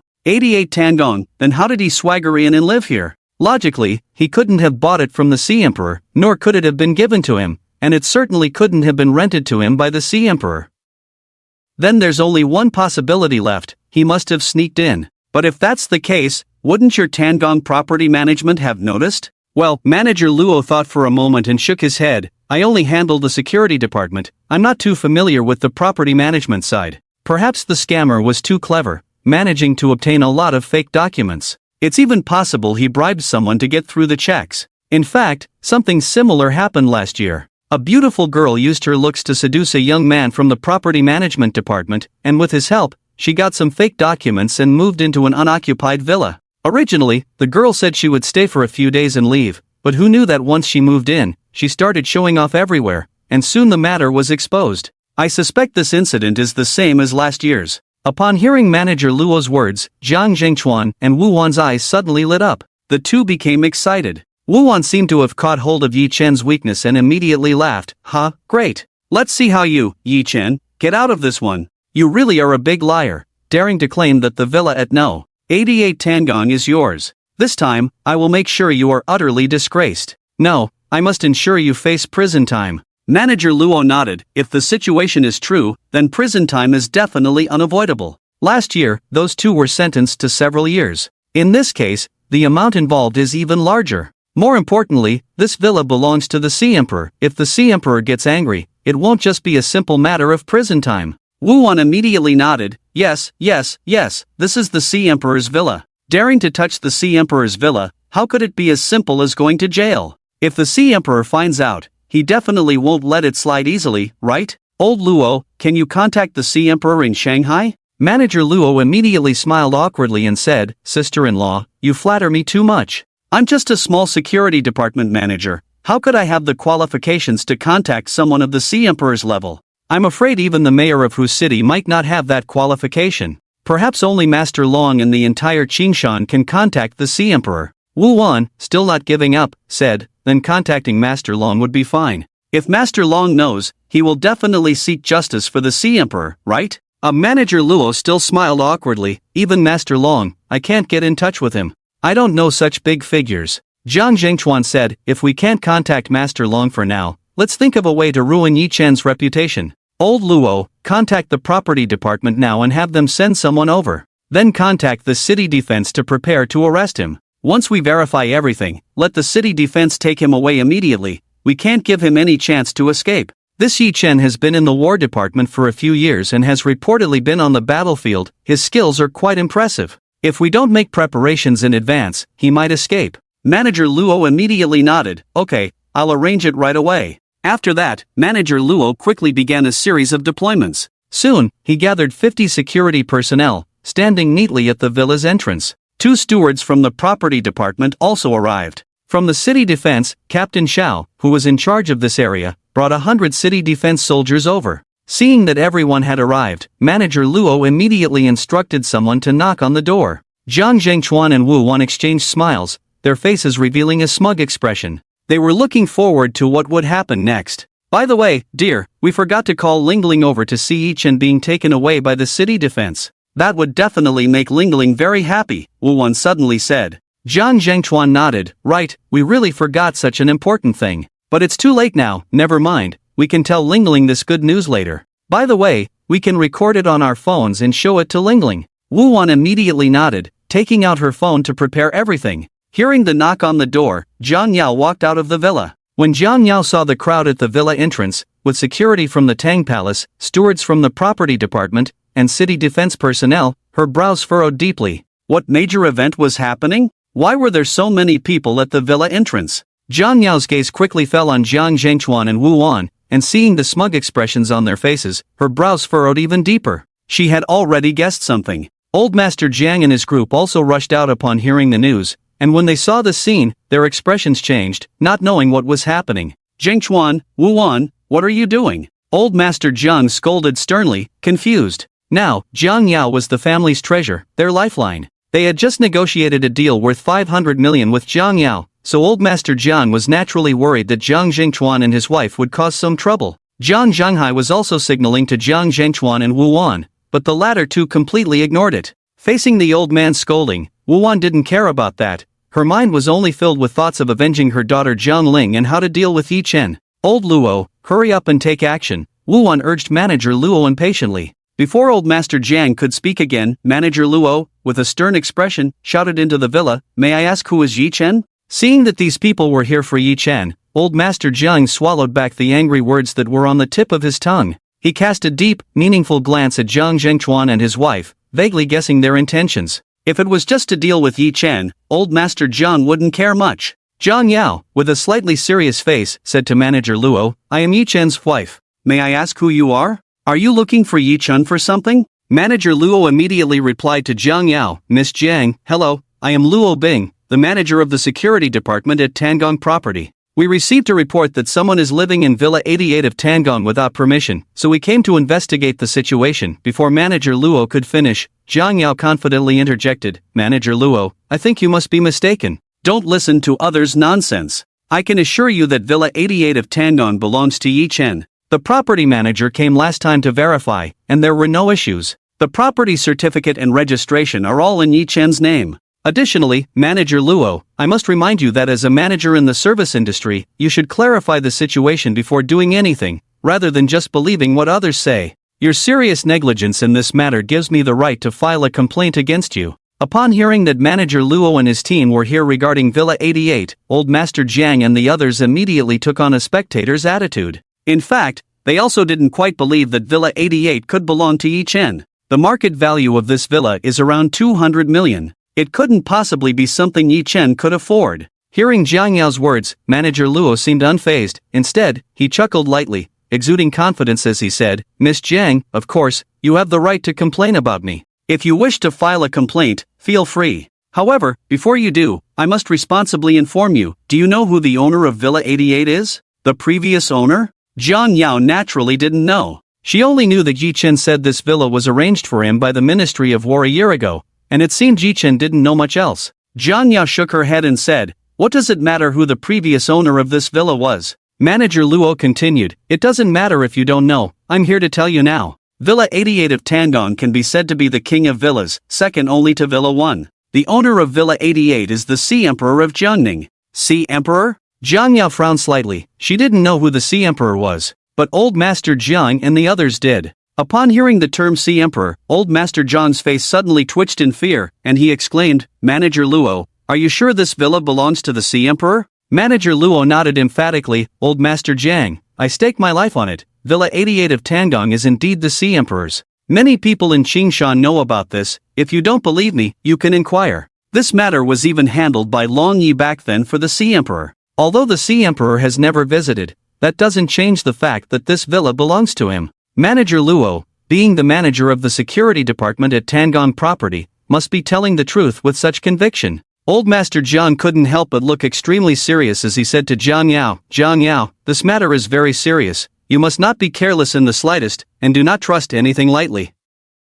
If this villa truly belongs to the Sea Emperor, then Yi Chen has indeed gotten himself into a huge mess. The Sea Emperor, he is the ruler of the underground world of our entire Jiang County, someone even Lord Long must bow to. If we provoke the Sea Emperor, our Jiang family will face utter disaster." Upon hearing this from old Master Jiang, Jiang Zhenghai and Li Yongmei were instantly filled with worry and fear. Li Yongmei quickly grabbed Jiang Yao, her voice trembling as she said, "Daughter, you must not be deceived by Yi Chen. We need to clarify this matter today. Otherwise, not only will you bring ruin to our Jiang family, but you and Yi Chen will also be in grave danger." Jiang Yao's brows furrowed deeply. This made her feel somewhat puzzled. What exactly was going on? Hadn't someone from the property management already come to verify the house's issues last time? Why was Manager Luo causing such a scene again? If the previous owner of Villa 88 in Tangong was indeed the Sea Emperor, it seemed impossible for it to end up in Yi Chen's hands. The ruler of the underground world of Jiang County, just a villa, even if unoccupied, could never be sold, right? The Sea Emperor wouldn't lack for money. So this matter left Jiang Yao feeling quite suspicious. But she still didn't believe that Yi Chen would deceive her, especially regarding such a significant issue. Jiang Yao shook her head firmly, "No, Yi Chen wouldn't deceive me. This villa must belong to him. Yi Chen even entrusted me with the property certificate. It can't be fake. Wu Wan immediately began to mock.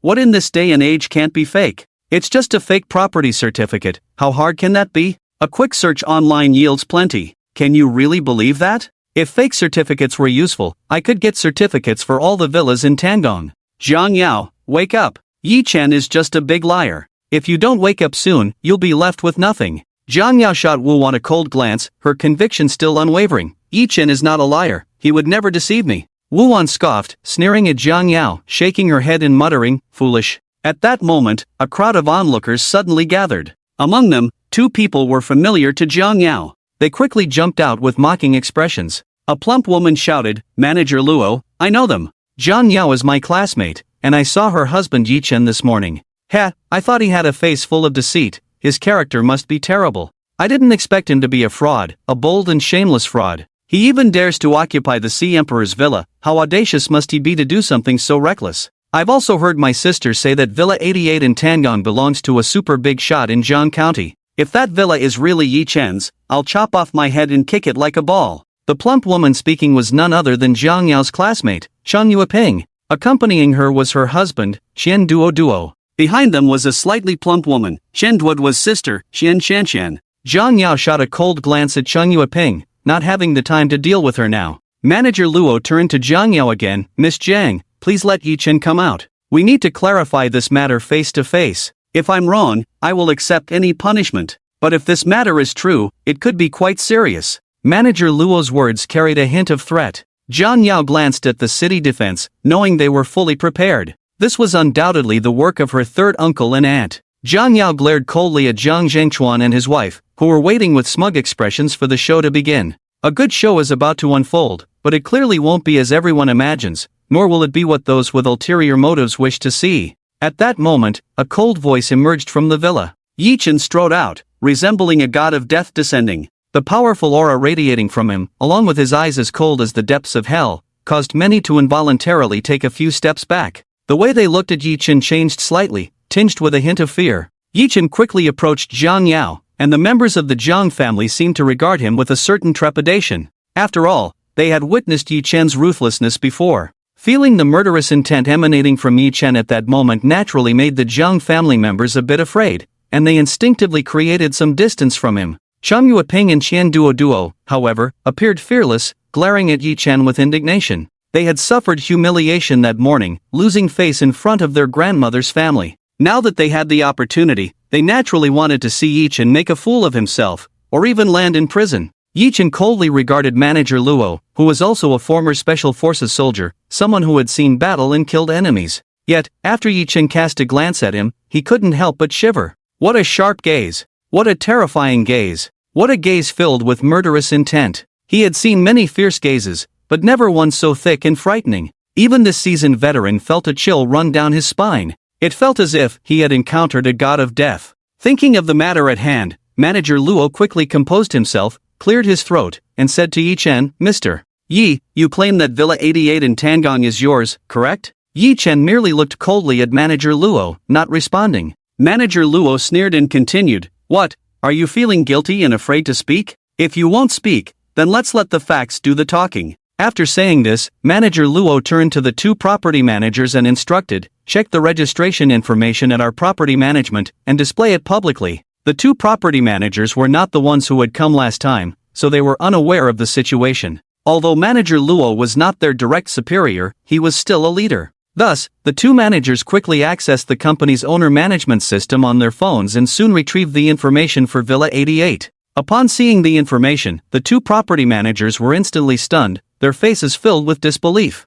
Manager Luo, unaware of the situation, asked the 2 property managers, Did you find it? Come on, show this information to everyone, let them see. However, the 2 property managers stood there awkwardly, not making any move. Seeing their reaction, Wu Wan curiously leaned over to take a look and was shocked to discover that the owner of Villa 88 was indeed Yi Chen. Upon realizing this, Wu Wan screamed as if someone had stepped on her foot. How is this possible? The owner is really Yi Chen? This is absolutely impossible. Wu Wan naturally couldn't believe this outcome. The Zhang family members exchanged glances, also finding it hard to believe. Manager Luo snatched the property manager's phone and widened his eyes to examine it seriously. The information registered in the company system was indeed Yi Chen. What on earth was going on? Did the Sea Emperor really gift this villa to Yi Chen? No, this thought crossed his mind, but manager Luo immediately dismissed it.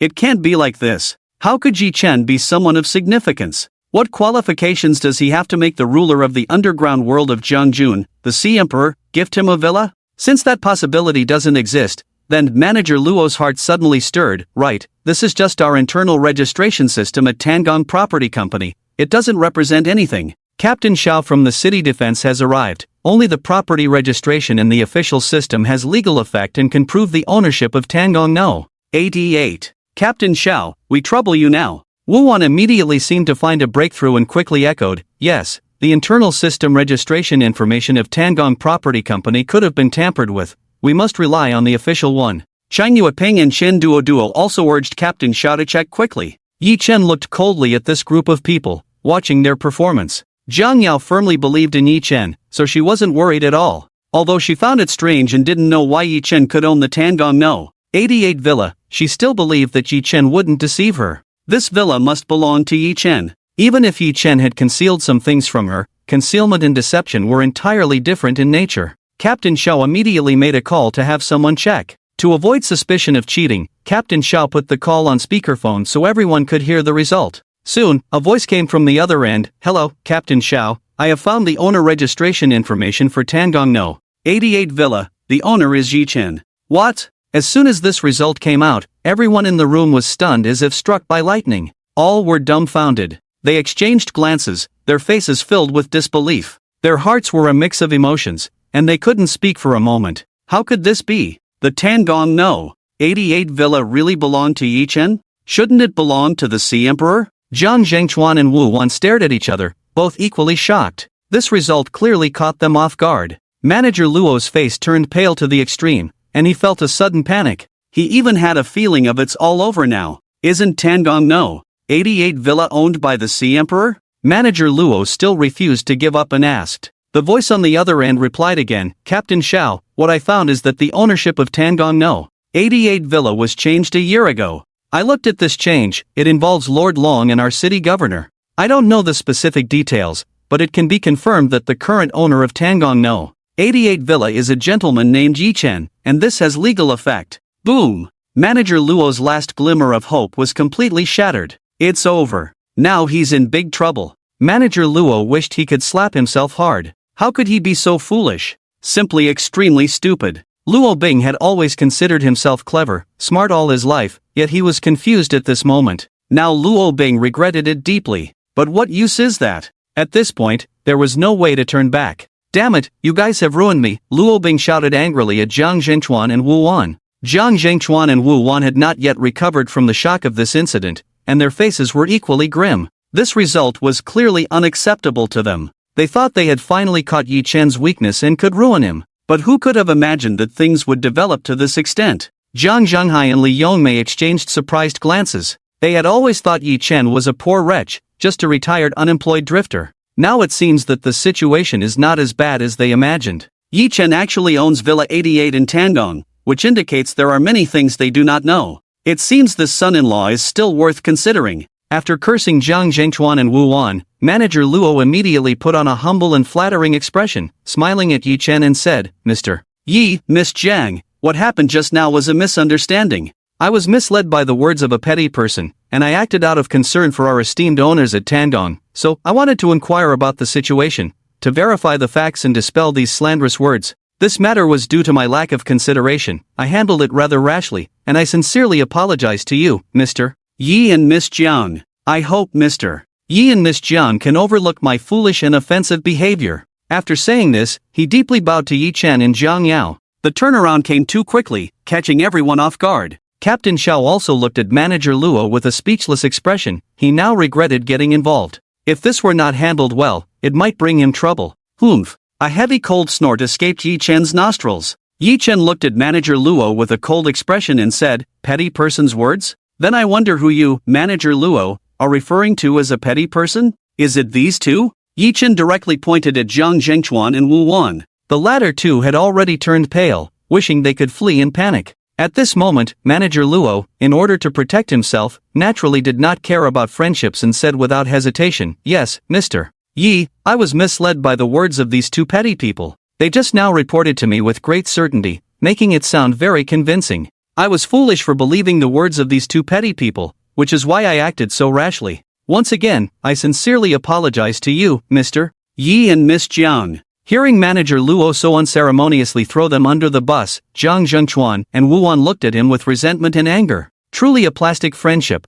The little boat capsized at a moment's notice. "You think you can shift all the blame onto others and I will let you off?" Yi Chen said coldly. Upon hearing this, Manager Luo's face instantly stiffened, feeling a surge of blood rising. Did the blame shifting fail? Zhang Zhengchuan and Wu Wan secretly cursed Manager Luo for getting what he deserved. Captain Xiao, who had managed to reach this position, was certainly not foolish, he was also quite shrewd. Seeing the situation was turning, he naturally did not want to stay any longer. With a quick step, he intended to slip away. "Manager Luo, since the matter has been clarified and the property rights of the house are without issue, this matter has nothing to do with our city defense." After saying this, Captain Xiao waved his hand to dismiss the team and was about to leave. "Defaming and framing others is not a crime, is it, Captain Xiao?" Just as Captain Xiao was about to leave, a cold voice suddenly rang out. Captain Xiao's face instantly stiffened, revealing a somewhat ugly expression. He looked at Yi Chen and said, "This is a civil dispute. It does not fall under our city defense's jurisdiction.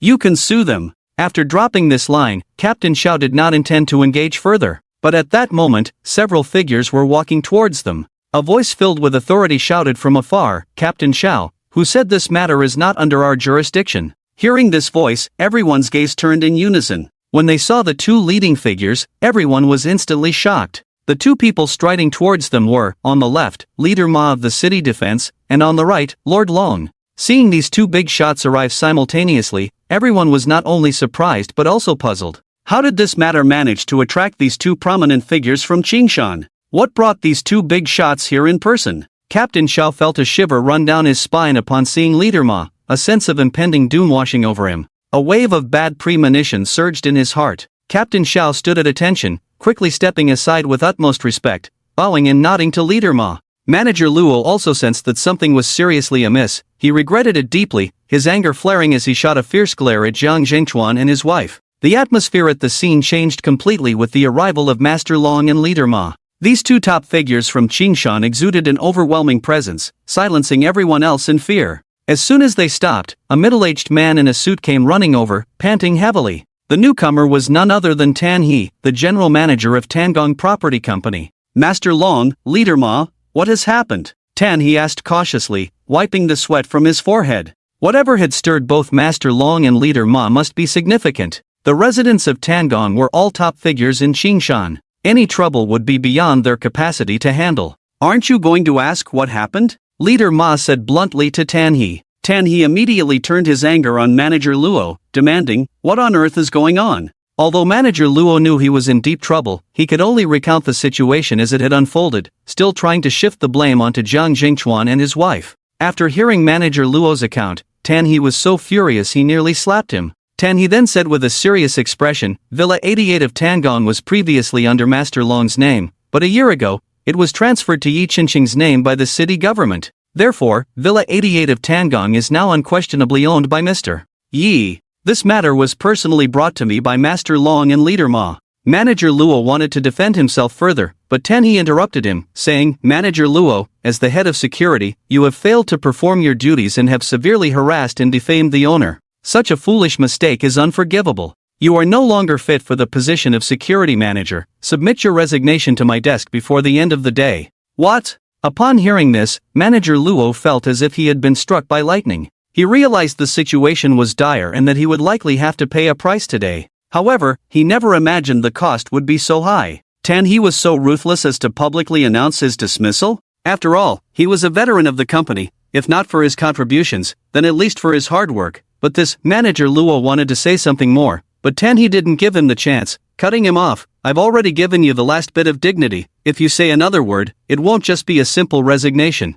Seeing the intense threat in Tan He's eyes, Manager Luo understood his character and could only swallow the words he had on the tip of his tongue. He had no choice but to accept this punishment. And the instigators of all this were Zhang Jingchuan and Wu Wan. Seeing manager Luo dismissed, Jiang Jingchuan and his wife finally realized the seriousness of the situation. Their faces turned pale, trembling in fear, their minds racing with anxiety. After dealing with manager Luo, it would soon be their turn. He looked at Yi Chen with utmost respect, cautiously asking, Mr. Yi, how should they be dealt with? Yi Chen coldly glanced at manager Luo. Since he had already fired him, so be it. Yi Chen glanced coldly at Jiang Zhengchuan and Wu Wan, and spoke indifferently, what crime is it to slander and frame others? Just do as you see fit. Upon hearing this, he secretly breathed a sigh of relief. As long as this great bodhisattva was willing to speak, it meant that the anger would not spread. He immediately looked at Chief Ma and said, Chief Ma, then it's up to you to take action. Chief Ma naturally did not hesitate and immediately shouted at Captain Xiao, what are you standing there for? Get to work and arrest them. Take them back first, and follow the proper procedures. Everything will be handled according to the rules, understood? Chief Ma's words seemed to convey a fair and just stance, but in reality, it was not so. They say rules are dead while people are alive, so in most cases, the sentences are generally not harsh. However, to handle everything according to the rules meant that the sentences would be severe. This crime is not particularly serious, but if the parties involved do not show understanding, a 3-year sentence is quite normal. Hearing this, Jiang Jingchuan and his wife were instantly dumbfounded. The two of them fell to their knees before Yi Chen with a thud. Wu Wan quickly pleaded, Yi Chen, nephew-in-law, we are family. Just now, my third uncle and I were only joking with you, it was our mistake, and we apologize. Please let us go. Humph. Yi Chen sneered, you call that a joke? You weren't acting like this just now you know fear? Unfortunately, it's too late. I have never been an easy person to deal with. I didn't hold it against you in the past,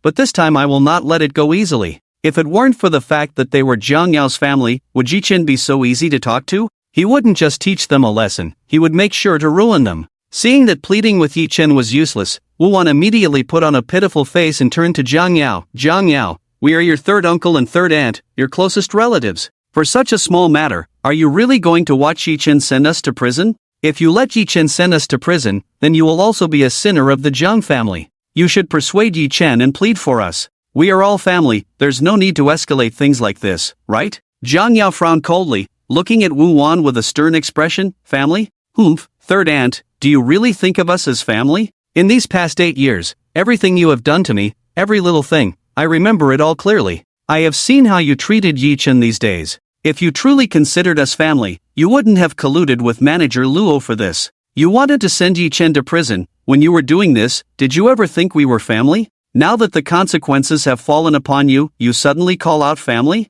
Humph, sorry, third aunt, since you don't consider us family, I won't care. Whatever Yi Chen decides to do today, I will support him. Hearing Jiang Yao's words, Yi Chen felt very gratified. Jiang Yao had changed and grown. She should have been like this long ago. Upon hearing Jiang Yao's words, Jiang Jingchuan and Wu Wan completely collapsed. They slumped down to the ground. It's over. They had truly played themselves to death. Even Jiang Yao had become so ruthless. What were they to do now? Several city defense officers had already come up to take them away. In a moment of desperation, Wu Wan immediately placed her hopes on Jiang Zhenghai and Li Yongmei, elder brother, sister-in-law. We know we were wrong. This matter is our fault, we deserve punishment, but we don't want to go to prison. If we end up in prison, it would also be a very negative influence on the Jiang family. Big brother and sister-in-law, please help us plead for mercy. And Dad, you should say something too. Do you really want to watch us go to jail? Jiang Zhenghai and Li Yongmei both wore serious expressions and did not speak.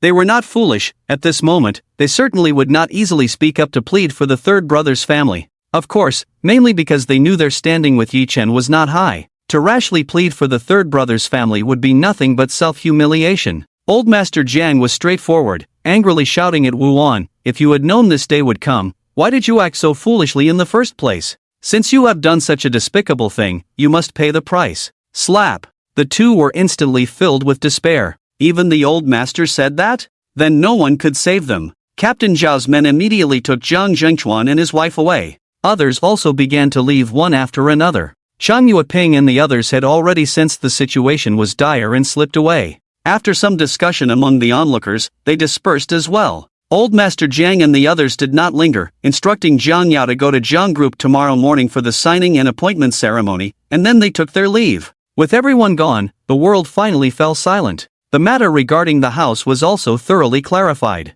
However, Jiang Yao still had some doubts. She had thought that Villa No. 88 in Tangon was previously vacant, so it was understandable that the War Department awarded this villa to Yi Chen through the Qingshan city government. But now that Jiang Yao knew this villa originally belonged to the Sea Emperor, it was puzzling. The Qingshan city government surely wouldn't dare to handle the Sea Emperor's villa without permission, right? This matter would definitely require the Sea Emperor's consent. Could it be that the War Department would demand the Sea Emperor to relinquish this villa for no reason? That seemed highly unlikely. So Yi Chen seemed to see through Jiang Yao's thoughts and said, "Actually, this villa can be considered a gift from the Sea Emperor to me." Yi Chen was not wrong in saying this. The Sea Emperor was also a subordinate of the Black Emperor, one of the 18 Arhats of the Black Emperor group. The villa was arranged by the Sea Emperor, and if the Black Emperor asked the Sea Emperor to give this villa to him, it would indirectly mean it was a gift from the Sea Emperor, right? Upon hearing this, Jiang Yao looked at Yi Chen with immense surprise. She exclaimed, "The villa was given to you by the Sea Emperor?"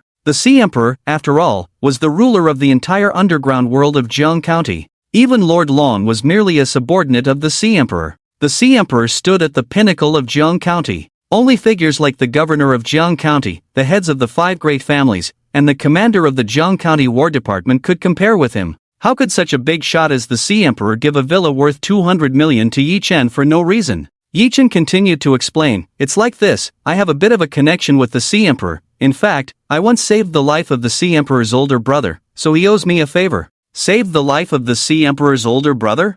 Jiang Yao was slightly taken aback. She stared at Yi Chen. However, Jiang Yao misunderstood. She thought Yi Chen was referring to the Sea Emperor's biological older brother. Jiang Yao recalled that Yi Chen had been a soldier and had been on the battlefield, so it was quite normal for him to have saved some people. After thinking for a moment, Jiang Yao nodded, "So that's how it is." Although the situation was indeed as she thought, the specific circumstances were different. However, Yi Chen was not lying to Jiang Yao. He had saved the Black Emperor's life, and wasn't the Black Emperor the Sea Emperor's older brother? Jiang Yao did not dwell on it further, and the two entered the house. At that moment, Lin Qingxue and Yi Yuan walked down from upstairs. Lin Qingxue looked at Yi Chen with a lingering, unspoken resentment in her eyes. It did not resemble the gaze of someone looking at a savior, but rather that of an enemy. Yi Chen simply glanced away. Although it was an urgent situation to save someone, Yi Chen had to admit that he had indeed seen Lin Qingxue completely, but there was really no other way. Saving lives was the priority.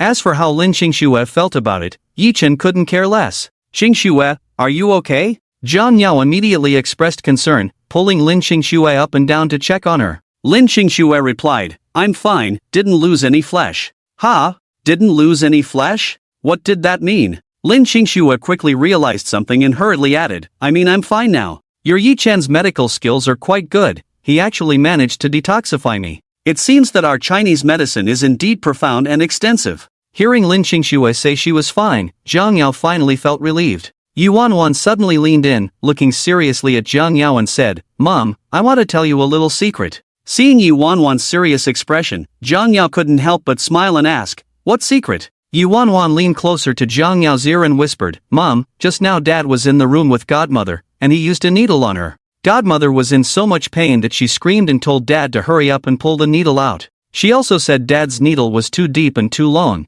It hurt Godmother. And I also heard Godmother ask Dad to get her some clothes." Yuan was speaking nothing but the truth, but the way she described it painted an inappropriate picture. Upon hearing Yuan's words, Lin Qingxue burst into laughter, collapsing onto the sofa. Jiang Yao furrowed her brows, looking at Yi Chen with confusion. However, she knew it couldn't be as Yuan said. Lin Qingxue was poisoned, and Yi Chen was detoxifying her in the room. Jiang Yao had seen Yi Chen's acupuncture skills, so it was likely that he was using acupuncture, meaning the needles were silver needles, not the other kind of needle. As for asking for clothes, that was normal. During acupuncture, there shouldn't be too many layers of clothing in the way. After thinking it through, Jiang Yao didn't say much more. Lin Qingxue and Yi Chen exchanged a glance, and neither spoke. The atmosphere seemed to become a bit strange. In the Jiang family villa, upon learning that her parents had been taken away by the city defense and were facing imprisonment, Jiang Ling exploded with anger. After roaring and scolding the Jiang family, she ran away in tears. As for Jiang Ling's reaction, the old master Jiang and the others could only let it be.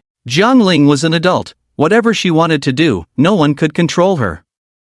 The old master Jiang could only shake his head helplessly. Jiang Zhenghe couldn't help but speak up, "Dad, are we really going to just watch as the third couple goes to jail?" As he spoke, Jiang Zhenghai looked at Jiang Zhenghai and Li Yongmei. As parents, you should also step in and talk to Jiang Yao and Yi Chen. We're all family, why make it like this? Jiang Zhenghai and Li Yongmei both felt bitter. The usually obedient Jiang Yao had completely changed, no longer listening to them at all. What could they do? Could they force Yi Chen? Clearly, they didn't have that kind of authority. So, in this matter, Jiang Zhenghai and Li Yongmei were indeed quite helpless. Jiang Zhenghai and Jiang Zhengchuan's family had always been close, like branches of the same tree. With the third family in trouble, Jiang Zhenghai naturally felt anxious. Enough! The old master Jiang snorted heavily, looking at everyone with authority, and said in a deep voice, "There's no need to argue about this anymore. The third couple brought this upon themselves, insisting on playing this game. Now they have ended up in prison, and they have no one to blame but themselves. Jiang Yao is our Jiang family's lifeline, we absolutely cannot offend her.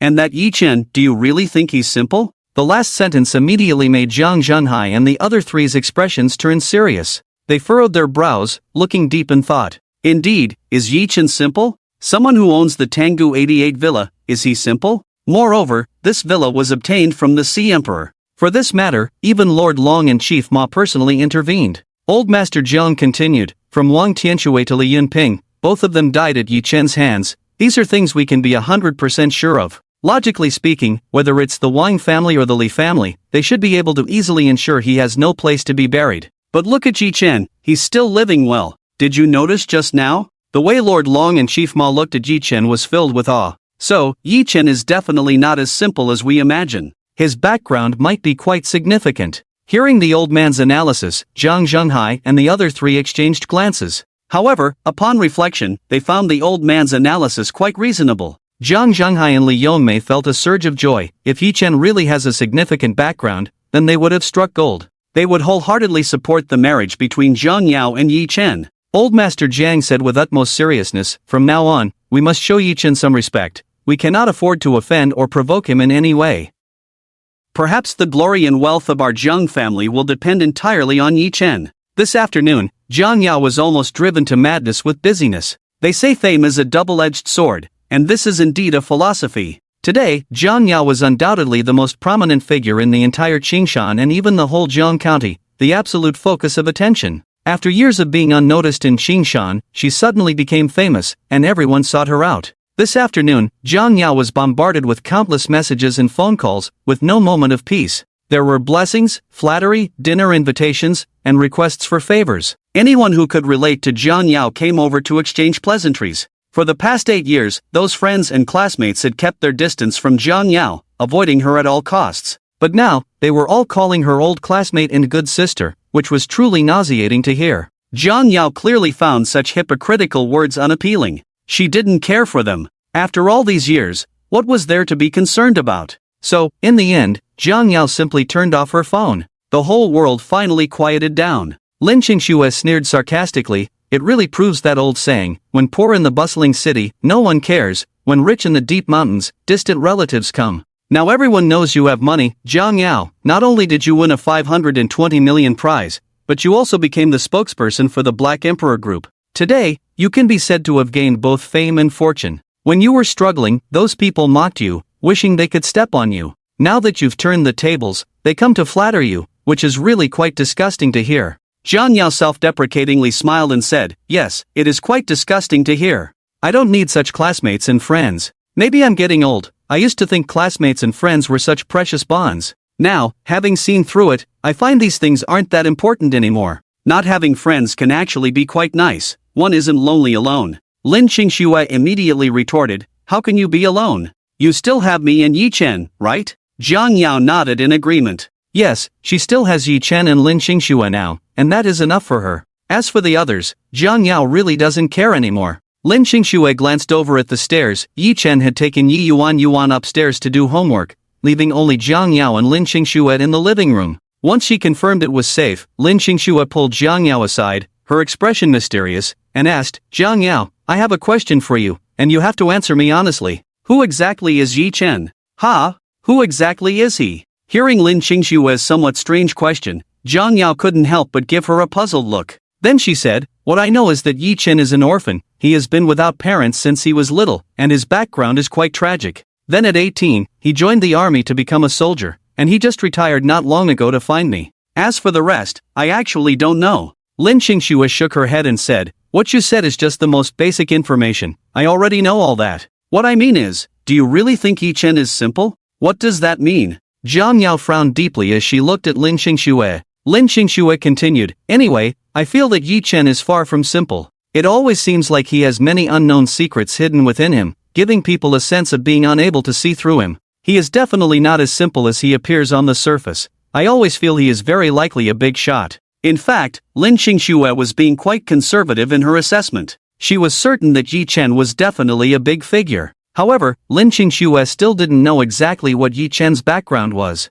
So, she wanted to learn some information from Jiang Yao. But it seemed that Jiang Yao knew even less than she did. Therefore, Lin Qingxue didn't pursue the matter further. Jiang Yao's brows were deeply furrowed, her expression somewhat serious, as if lost in thought. In fact, Jiang Yao had also noticed this question, hadn't she? She had thought about it. In fact, she had thought about it many times. Jiang Yao also felt that Yi Chen's identity was probably not simple, otherwise, many things would be inexplicable. Moreover, Yi Chen had admitted that there were some things he couldn't disclose for the time being, that he had some secrets. Coupled with what had happened today, it indeed made Jiang Yao have more speculations in her heart. But forget it. Jiang Yao shook her head and said, "Everyone has their own secrets they don't want to share with others. Yi Chen isn't ready to let me know for now. Maybe he doesn't want to tell me yet, or maybe it's just not the right time. As long as he isn't deliberately deceiving me, I have no interest in probing further into other matters. I will still absolutely trust Yi Chen. As long as he is wholeheartedly devoted to me and Yuan, that is enough, everything else is unimportant." Lin Qingxue looked at Jiang Yao and nodded. That makes sense. Forget it, then, she wouldn't delve deeper into this matter. At that moment, Yi Chen came down the stairs with Yuan. The No. 1 mansion was once again booked for the day. Naturally, it was because Yi Chen wanted to celebrate Jiang Yao and Yuan's birthdays. This was his first time celebrating their birthdays. When Yi Chen and the 4 of them arrived at the No. 1 mansion, they were surprised to find that the Jiang family was already waiting at the door. Old Master Jiang Zhenghai and his wife, and their son Jiang Fei. Everyone was present except for the 3rd family's household. "What are you all doing here?" Seeing everyone, Jiang Yao was quite surprised and couldn't help but ask. Li Yongmei walked over with a smile, warmly taking Jiang Yao's hand and said, "Of course, we are here to celebrate your and Yuan's birthdays. Look, we brought birthday gifts and a cake. Knowing that you booked a private room at the No. 1 mansion, we came early to wait for you." At this moment, Jiang Yao had no intention of questioning how the Jiang family knew they had booked a private room at the No. 1 mansion that evening. Since the Jiang family had already arrived, it would be inappropriate for Jiang Yao to ask them to leave. After some thought, Jiang Yao could only say, "Then let's all go together." Upon hearing Jiang Yao's agreement, the faces of the Jiang family members immediately lit up with joy. Guided by the manager, they quickly entered the best private room at the No. 1 mansion. The Jiang family was deeply shocked by the luxury of the room. Ordinary private rooms at the No. 1 mansion were quite difficult to book, and this most luxurious hall was not something just anyone could reserve. Without significant connections, it was simply impossible. It wasn't just about having money. Amidst their astonishment, the Jiang family members became even more convinced that Yi Chen must have a remarkable background. If that were the case, then the Jiang family could be considered fortunate, as they had such a golden son-in-law. Jiang Fei called out cousin and cousin-in-law with great familiarity. Jiang Fei's eager attempts to please Yi Chen and Jiang Yao were clearly motivated by his own agenda. After all, Jiang Fei was currently employed at the Black Emperor Group, and Jiang Yao was now the spokesperson for the Black Emperor Group, which meant she could certainly have a few words with the higher-ups there. Therefore, Jiang Fei naturally wanted to cling tightly to Jiang Yao's coattails, hoping to ride her wave of success and thrive within the Black Emperor Group. If he could establish a foothold in the Black Emperor Group, it would be of great significance. It would also mean a lot for the Jiang family. Originally, as the only male heir of the 3rd generation of the Jiang family and the future successor of the Jiang Group, Jiang Fei should have been stepping into a high position within the Jiang Group. However, the Jiang Group had been facing severe difficulties recently, even at risk of bankruptcy. Thus, under the arrangement of Jiang Zhenghai and his wife, Jiang Fei went for an interview at the Black Emperor Group. This was also a strategic move for the Jiang family. They wanted Jiang Fei to infiltrate the Black Emperor Group and then find opportunities to facilitate some cooperation between the Jiang Group and the Black Emperor Group. They hoped to use this to save the Jiang Group from its impending crisis. But establishing a foothold in the Black Emperor Group was not an easy task. Now, a great opportunity had presented itself to the Jiang family. And this opportunity was, of course, Jiang Yao. This was also the reason why the Jiang family was so eager and enthusiastic to come and show their sincerity to Jiang Yao and Yi Yuan. The Jiang family was now treating Jiang Yao like a treasure, and they were exceedingly polite to Yi Chen, regarding him as the son-in-law of the Jiang family. This status had risen dramatically. It made Jiang Yao feel as if she had suddenly returned to 8 years ago. No, the treatment was even better than 8 years ago. This feeling was akin to what a certain star once said: when you succeed, you will find that there are good people around you. It's not that there are really that many good people around, it's just that when you succeed, others will treat you well.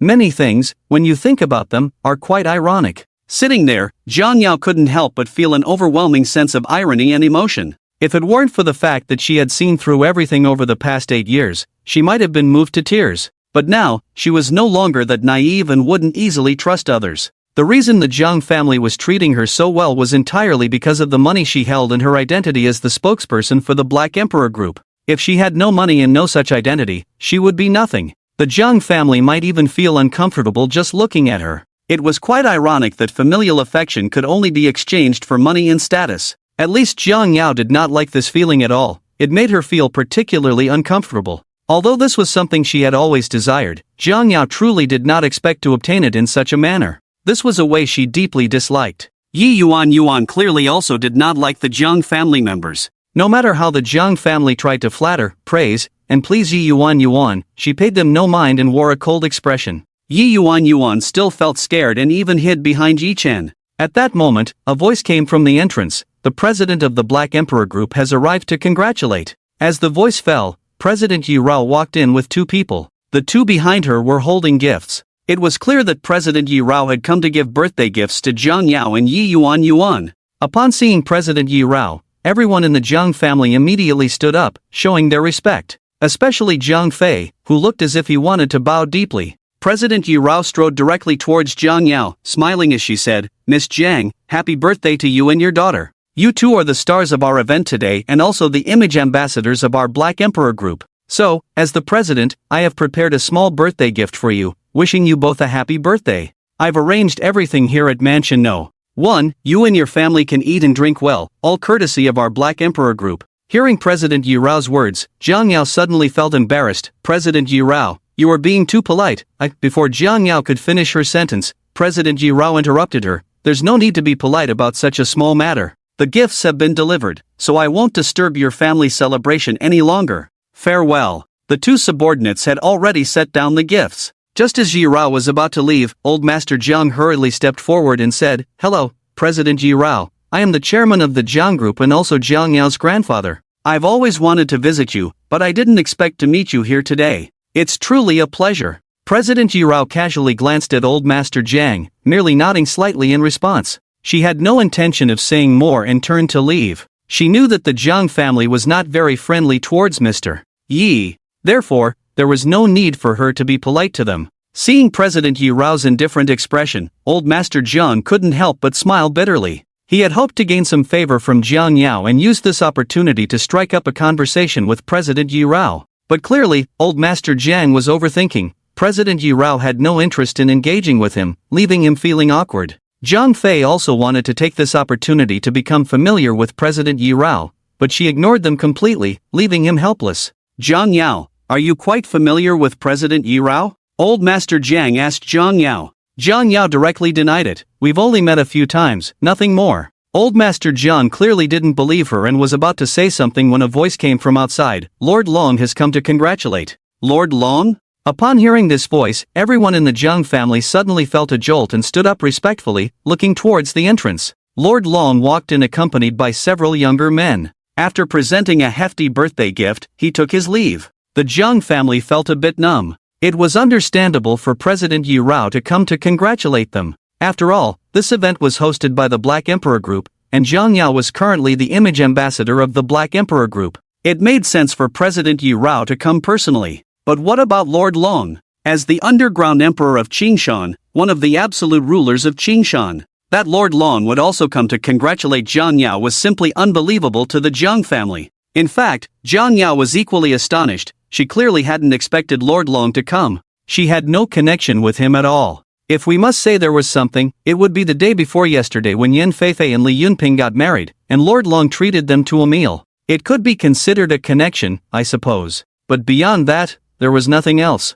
After sending off Lord Long, Old Master Jiang quickly asked Jiang Yao, do you have a relationship with Lord Long? If they could cling to Lord Long's leg, then the Jiang family could truly walk sideways in Qingshan from now on. Who wouldn't want to cling to such a big leg as Lord Long's? Just thinking about it was enough to drive the Jiang family crazy. Old Master Jiang dreamed of befriending such a big shot. Unfortunately, the Jiang family was just an inconspicuous third-rate family in Qingshan, and now they were facing numerous difficulties. Jiang Yao shook her head and denied it again. Grandpa, you misunderstood. This is only the third time I've met Lord Long. The second time was just now at the Tang Palace, and there's no relationship to speak of. But clearly, the Jiang family wouldn't believe such words. Would Lord Long personally come over with gifts if there was no relationship? To receive gifts and congratulations from Lord Long was a tremendous honor. It was simply unparalleled glory. Such an honor, perhaps not many in all of Qingshan could enjoy. But Jiang Yao had enjoyed it. So, if one were to say that Jiang Yao had no connection with Lord Long, not only would no one in the Jiang family believe it,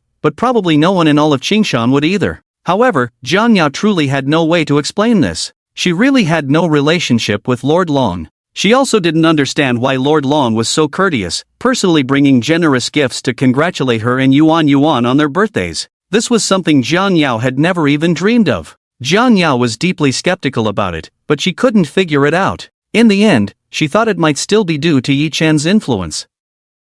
After all, Yi Chen had said he was the lifesaver of the Sea Emperor's elder brother. Perhaps Lord Long was acting on the Sea Emperor's instructions. Jiang Yao attributed Lord Long's appearance to Yi Chen. Of course, she didn't share these speculations with the Jiang family. Old Master Jiang continued, Jiang Yao, you have prospects now. You are the greatest pride of our Jiang family. The future of our Jiang family depends entirely on you. You must maintain a good relationship with President Yi Rao and Lord Long. As long as you cling to these two big legs, our Jiang group will surely shine. Perhaps, our Jiang family will have the chance to rise to become the largest family in Qingshan. With the Chen family destroyed, only two of the three major families in Qingshan remain, leaving one position vacant. Whether our Jiang family can rise against the odds and sail through the waves depends entirely on you, Jiang Yao. Old Master Jiang had high hopes for Jiang Yao. But Jiang Yao did not take the bait and remain silent. She would not deliberately try to please President Yi Rao and Lord Long for the sake of the Jiang family. Her relationship with President Yi Rao was based on mutual interests and compatibility, not on the other person's status.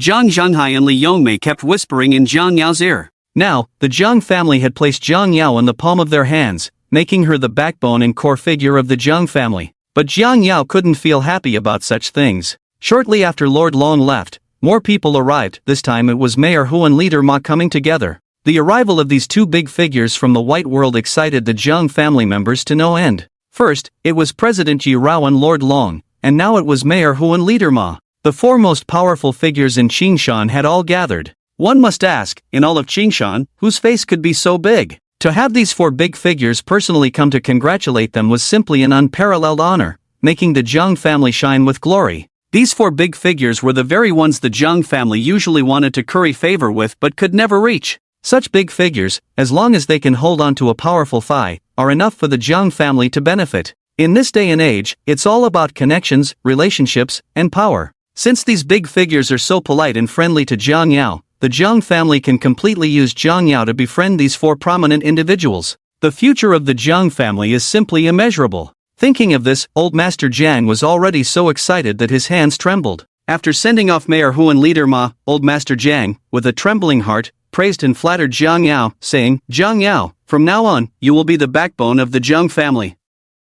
All of us in the Jiang family will listen to you. Today, I entrust the future of the Jiang family entirely to you. From now on, all matters, big and small, concerning the Jiang family and the Jiang group will be decided by you. We in the Jiang family will absolutely and unconditionally support your decisions. In the Jiang family, when you say one, no one will dare to say two. After finishing, Old Master Jiang cast a very serious glance at everyone, intending to make sure they remembered what he had just said. After witnessing Jiang Yao's immense influence, the members of the Jiang family were only excited and naturally would not oppose Old Master Jiang's words. With the resources Jiang Yao currently held, if the Jiang family were to be led by her in the future, it would undoubtedly bring endless benefits to the Jiang family.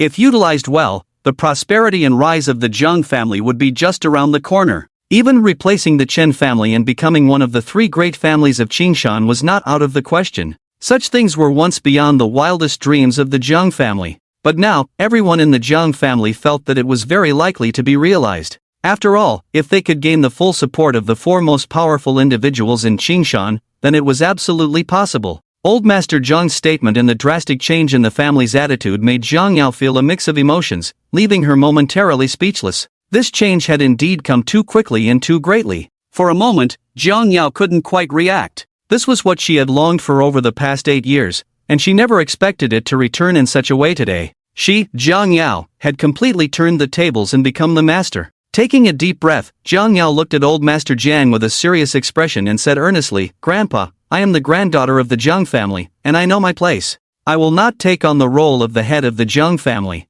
I will manage the Jiang group well, but I will not interfere or inquire about the Jiang family's matters. From now on, I am me, and the Jiang family is the Jiang family. We will not interfere with each other." 5 years ago, it was the Jiang family who had driven her out. Now, Zhang Yao would not return to the Jiang family just because of a few words from them. She had no interest in going back to the Jiang family. She felt that things were quite good as they were now. Upon hearing this, the members of the Jiang family exchanged glances. Old Master Zhang's expression was one of hidden sorrow, but there was nothing he could do. This was a mistake he had made years ago, a colossal mistake. Now, wanting to make amends for this error was not an easy task. Old Master Zhang dared not say much more and could only continue to flatter Zhang Yao. Now, Zhang Yao had undoubtedly become the treasure of the Jiang family, and everyone was trying their best to please her. Such treatment was something Zhang Yao had never experienced from childhood to adulthood. Soon, a table full of sumptuous dishes was served. Today, someone was footing the bill, and the no.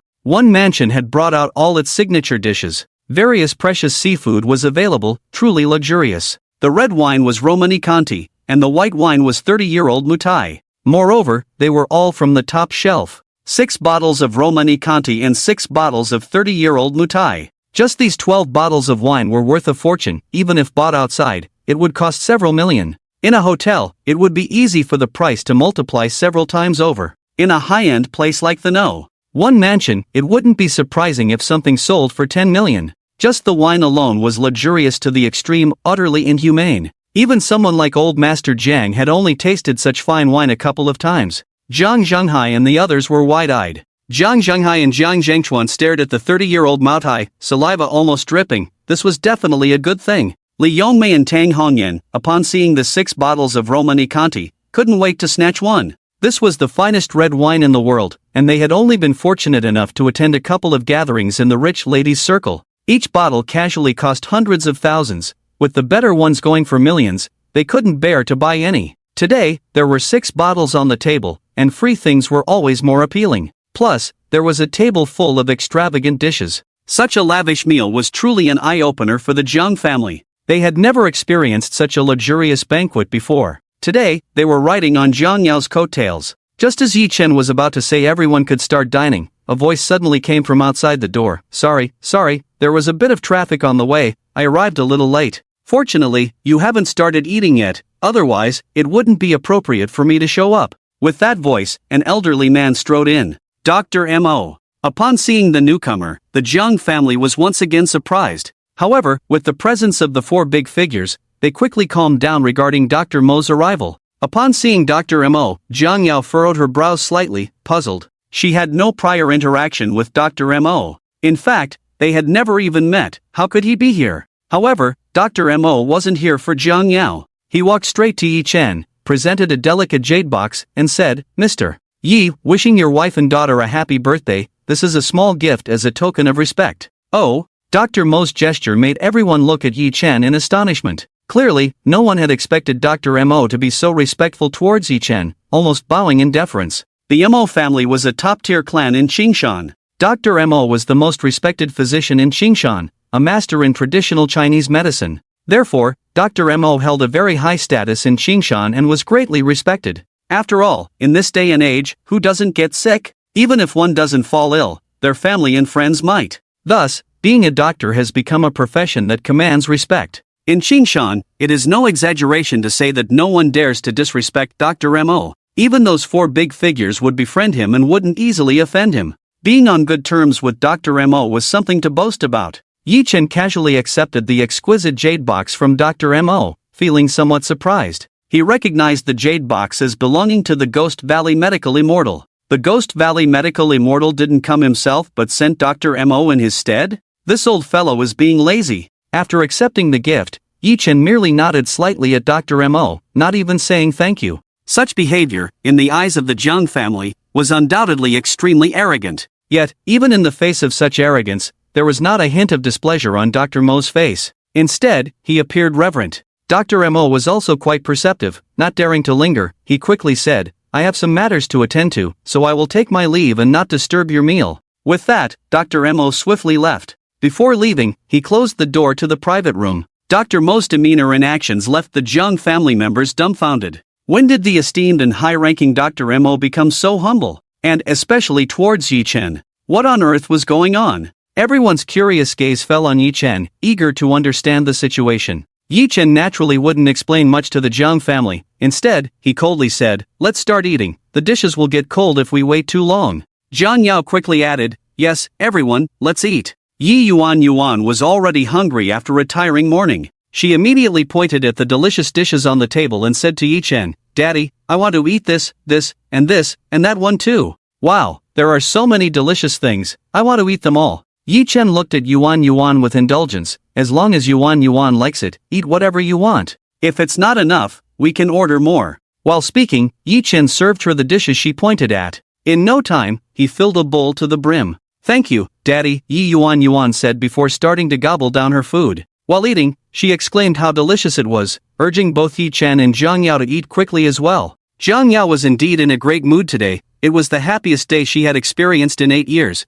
perhaps even the happiest day of her life. The Jiang family was treating Jiang Yao exceptionally well, as if they were serving an ancestor, flattering and fawning over her. Such a harmonious scene would surely make outsiders envious if they saw it. With good food and wine, everyone was enjoying themselves, and the atmosphere was very pleasant. Jiang Yao gradually spoke more with the Jiang family members. The barriers that had built up over the past 8 years were slowly disappearing. 5 bottles of white wine and 5 bottles of red wine were quickly consumed. Yi Chen did not drink, so the 4 men from the Jiang family each had an average of 1.5 pounds. They were all quite tipsy. Li Yongmei and Tang Hongyan also had drunken expressions on their faces. Good wine can easily intoxicate. After a hearty meal, there was even birthday cake, but even Yuan couldn't eat anymore. Therefore, the birthday cake was only lit with candles and a wish was made, without anyone taking a bite. The birthday banquet came to an end. This lavish birthday dinner not only cost nothing, but the Jiang family also made off with an unopened bottle of 30-year-old Matai and a bottle of Romanée-Conti. Just as the group stepped out of the one mansion, a figure suddenly lunged at Jiang Yao. With bared teeth and a fierce expression, the person looked extremely vicious. Jiang Yao was instantly frightened and froze in place, momentarily unable to react. She didn't even instinctively dodge. Just as the person was about to pounce on Jiang Yao, Yi Chen raised his hand and slapped out. Slap! With a crisp sound of the slap, the person who had suddenly attacked Jiang Yao fell to the ground. At that moment, everyone could see who it was. It turned out to be Jiang Ling. Jiang Ling looked completely insane, quickly getting up from the ground and attempting to charge at Jiang Yao again. Fortunately, Yi Chen's cold glare intimidated her, causing her to freeze in place, not daring to make another move. Yi Chen's deathly gaze filled Jiang Ling with a deep sense of fear, as if she had encountered the king of hell. However, Jiang Ling did not back down. Instead, she furiously glared at Jiang Yao, letting out a roar filled with extreme anger. "Jiang Yao, are you even human? You're worse than a pig or a dog. You have no humanity. My parents are your own third uncle and third aunt. We are family. How can you be so heartless, so devoid of humanity to such an outrageous extent? How could you be so heartless as to let my parents suffer in prison? Don't you fear divine retribution for such wicked deeds, or the scorn and curses of the world?" Old Master Zhang's face darkened immediately, and he sternly reprimanded Jiang Ling. "Enough! This matter cannot be blamed on Jiang Yao. It has nothing to do with her. We all know the truth. We witnessed it with our own eyes. Your parents brought this upon themselves, and they cannot blame anyone else. From now on, Jiang Yao is the head of the Jiang family, the leader of the Jiang group. You are not allowed to disrespect her. Jiang Ling, leave at once." Not only old Master Jiang, but the other members of the Jiang family also began to scold Jiang Ling. Everyone was surprisingly united in their condemnation of her. Faced with such a reaction, Jiang Ling was completely dumbfounded, her expression one of utter confusion. What on earth was happening? How could the Jiang family all side with Jiang Yao? Grandpa, how could you? Jiang Ling wanted to say more, but Old Master Jiang interrupted her with another stern reprimand. I was very clear just now, do you not understand? Get out. After saying this, Old Master Jiang shot Jiang Ling a harsh look, making it very clear that she should leave. His stance left Jiang Ling feeling utterly disheartened. She knew that today, the Jiang family would definitely support Jiang Yao. It was useless for her to say anything now, no one would help her anymore. She felt like an outsider. But thinking of her parents who were about to face imprisonment, Jiang Ling gritted her teeth, steeled her heart, and suddenly knelt down before Jiang Yao with a thud.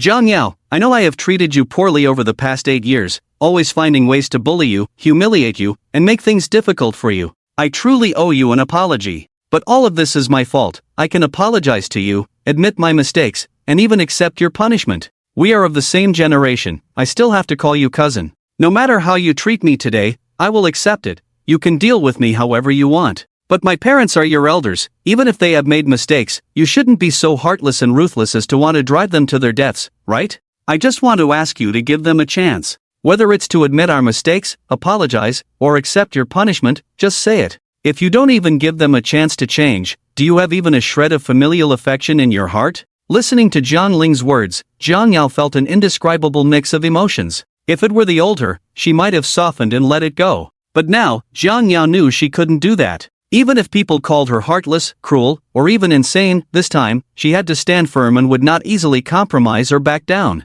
For the past 8 years, it was precisely because she had been excessively submissive that she had ended up in such a situation. So Jiang Yao looked coldly at Jiang Ling and said in a chilling tone, no matter what it is, it should be mutual, not one-sided. Familial affection can sometimes be as thin as water, even less than that of strangers. If Uncle San and Aunt San do not value familial ties, then I cannot be blamed for turning against them later. Given what they have done to me over the past 8 years, no matter how I treat them, it is not excessive. In this matter, I will not yield an inch. I also do not need you, Jiang Ling, to treat me as a cousin. After all, you haven't treated me as one in the past 8 years. Instead of coming here to accuse me and insult me, you should think about how you have treated me over these 8 years. I am merely returning to you the way you have treated me all these years, and now you can't stand it? Jiang Yao's words were directed at Jiang Ling, but weren't they also aimed at the entire Jiang family? In these 8 years, no one in the Jiang family has treated Jiang Yao well, not even a little. Hearing Jiang Yao's words, the members of the Jiang family felt an overwhelming sense of shame, their faces filled with embarrassment. They could not refute her statement. Jiang Yao used this to tell the Jiang family that she had been very kind, very generous, and had valued familial ties. Otherwise, she certainly would not have been so easy to talk to today. After leaving that remark, Jiang Yao pulled Yi Chen and Yi Yuan away. After seeing off Jiang Yao and the others, Old Master Jiang glanced at Jiang Ling with a long sigh and shook his head helplessly. In this matter, Old Master Jiang felt powerless despite his intentions. Even if he had the power, he would not dare to offend Jiang Yao and Yi Chen again. If they were unhappy, the consequences would be unimaginable. The members of the Jiang family also left, leaving only Jiang Ling alone, disheveled in the wind, going mad in the darkness. At that moment, a figure suddenly emerged from the shadows. After returning home, Yi Chen handed Jiang Yao the birthday gift that old Mo, the medical sage from Gigu, had given her. Just the exquisite jade box looked quite valuable, and it appeared to be an antique. However, Jiang Yao knew nothing about antiques, so she didn't think much of it. She only felt it was a beautiful piece of jade, quite nice to look at. As for the rest, she didn't realize anything. What's inside? Jiang Yao curiously asked Yi Chen. Yi Chen replied, it should be some kind of elixir. Elixir? This term sounds quite strange to modern ears. Such things usually only appear in television shows or novels, things that ancient alchemists would concoct. Does anyone still make such things in this day and age? It sounds a bit like a scam. Jiang Yao opened the jade box, and an unusual fragrance immediately wafted out, intoxicating her in an instant. Just one whiff made her feel refreshed, an indescribable comfort enveloping her. It was as if a weary person had just received an exceptionally skilled full-body spa. A complete relaxation, a wonderful feeling that was hard to describe. This sensation was too magical. It astonished both Jiang Yao and Lin Xingxue, their gazes falling into the jade box. Inside lay a red pill, about the size of a pebble. An elixir? What on earth is this? Why does it smell so good? This fragrance was something Jiang Yao and Lin Xingxue had never encountered before, feeling unlike any scent in this world. Very special, very pleasant. Most importantly, it was particularly comfortable to smell, without any hint of harshness. Yi Chen, What exactly is this? Jiang Yao asked curiously again. Lin Qingxue couldn't help but add, don't tell us this is really some kind of elixir. That sounds a bit superstitious, doesn't it? It's the 21st century, there shouldn't be such things as alchemists. Yi Chen, however, looked serious as he said, this is a youth-retaining pill, a rare elixir painstakingly refined by the medical sage from Gigu, with effects of preserving youth and nourishing vitality. Taking one can ensure 30 years of youth, invigorate one's blood, enhance one's appearance, and prevent all diseases. This kind of elixir is quite precious, especially for women like you. Listening to Yi Chen's incredible claims, Lin Qingxue naturally didn't believe him. Are you kidding a 3-year-old? Do you think women as smart as Jiang Yao and I would believe that? The more you say, the more absurd it sounds. If such a miraculous elixir really existed, modern medicine would be utterly worthless in comparison. A problem that the world's medicine hasn't explained, and an old Chinese medicine practitioner can concoct it? Are you acting in a TV drama? Jiang Yao also looked at Yi Chen with some skepticism. Although she felt that Yi Chen wouldn't lie to her, it was indeed hard for her to believe such a thing. Perhaps Yi Chen was just joking with her. Yi Chen smiled faintly, knowing that it would be difficult to make them believe this matter. The Ghost Valley Medical Immortal had only refined this one pill, and now he presented it to Jiang Yao as a token of his sincerity. Moreover, this thing was undoubtedly very important for women. It could be considered the best gift for Jiang Yao, with great practicality. Yi Chen didn't care much about eternal youth, but being free from all ailments was certainly excellent. Of course, even if the Ghost Valley Medical Immortal was reluctant to give it, Yi Chen would still ask him for it. The Ghost Valley Medical Immortal was quite perceptive and took the initiative to present it. Whether it's true or false, it can't be a bad thing, Yi Chen said. Jiang Yao nodded slightly. Indeed, no matter how one looked at it, it was a heartfelt gift from the divine doctor, and it seemed to be quite good. Even if it didn't have that kind of effect, it should still be something nourishing. However, Jiang Yao was still a bit uncertain and asked Yi Chen, so should I take it now? Yi Chen nodded, go ahead, it's better than leaving it aside. Jiang Yao nodded and obediently took it. After swallowing it, the feeling of joy and comfort surged to its peak. It was as if she were floating in the air. It was wonderful. It was magical. A stream of clear water flowed within her body. Each flow felt like a rebirth, nourishing her. With each nourishment, Jiang Yao could clearly feel her body rapidly transforming. She was becoming healthier. With the passage of time and the development of society, illness had become something that more and more people had to face helplessly. Being free from illness had become a luxury. No amount of money could buy back health. Traditional Chinese medicine is truly amazing, Jiang Yao couldn't help but exclaim. Although her body had always been quite healthy, after taking this pill, Jiang Yao felt even healthier. Healthy to the point of feeling like a newborn baby. Yi Chen then took out a beautifully wrapped gift box and handed it to Jiang Yao, saying, Happy birthday, Jiang Yao. I haven't celebrated your birthday for all these years. This is the first time I'm celebrating it for you, and it's quite embarrassing. But from now on, I will celebrate every birthday with you. Oh, I thought you wouldn't show any signs, Lin Qingxue teased from the side, laughing. Although you don't really know how to express yourself, it's still thoughtful. Exactly, it just lacks a bit of romance and emotion. Indeed, after all these years, it's just casual. The mention of old couple immediately brought a blush to Jiang Yao's face. Yi Chen smiled awkwardly, he really wasn't good at romance. At that moment, Yi Yuan suddenly walked over, her big eyes looking at Yi Chen. If her eyes could speak, they would surely say, Daddy, what about my birthday gift? Yi Chen's hands were empty, seemingly having not prepared a birthday gift for Yi Yuan. Facing her big eyes, Yi Chen lovingly looked at her and said, Yuan, whatever birthday gift you want, Daddy will give it to you. However, Yi Yuan shook her head in a very understanding manner and said, Daddy, Yuan has already received so many birthday gifts today, and I haven't even unwrapped them all yet. Many of the birthday gifts Yuan can't use, I can only look at them. Yuan doesn't want gifts anymore, but since this is Daddy's first time celebrating my birthday, if Daddy insists on giving me something, can you buy some fireworks? I want to see fireworks. Yi Chen immediately laughed, ruffling Yuan's hair and said, Fireworks? That's easy. Daddy will have the whole city set off fireworks, okay? Is the whole city setting off fireworks? Isn't that even more lively than the New Year? It's even more lively than Disney. Yi Yuan blinked her eyes and said with a curious expression. Yi Chen nodded and said, as long as Yuan likes it, then it's more lively than the New Year. Yi Yuan immediately nodded happily and said, okay. Yi Chen told Yi Yuan, then you finish unwrapping your gifts first, and I'll arrange it. Can we set them off in half an hour? Yi Yuan quickly nodded and happily continued to unwrap her birthday presents. The entire living room was piled high with her birthday gifts. Yi Chen immediately got up to leave. Jiang Yao hurriedly grabbed Yi Chen and said, "What are you doing? You're not really going to buy that many fireworks, are you? If you really go to buy them, don't buy too many. Just set them off in the yard later. The whole city is setting off fireworks, you really dare to say that?"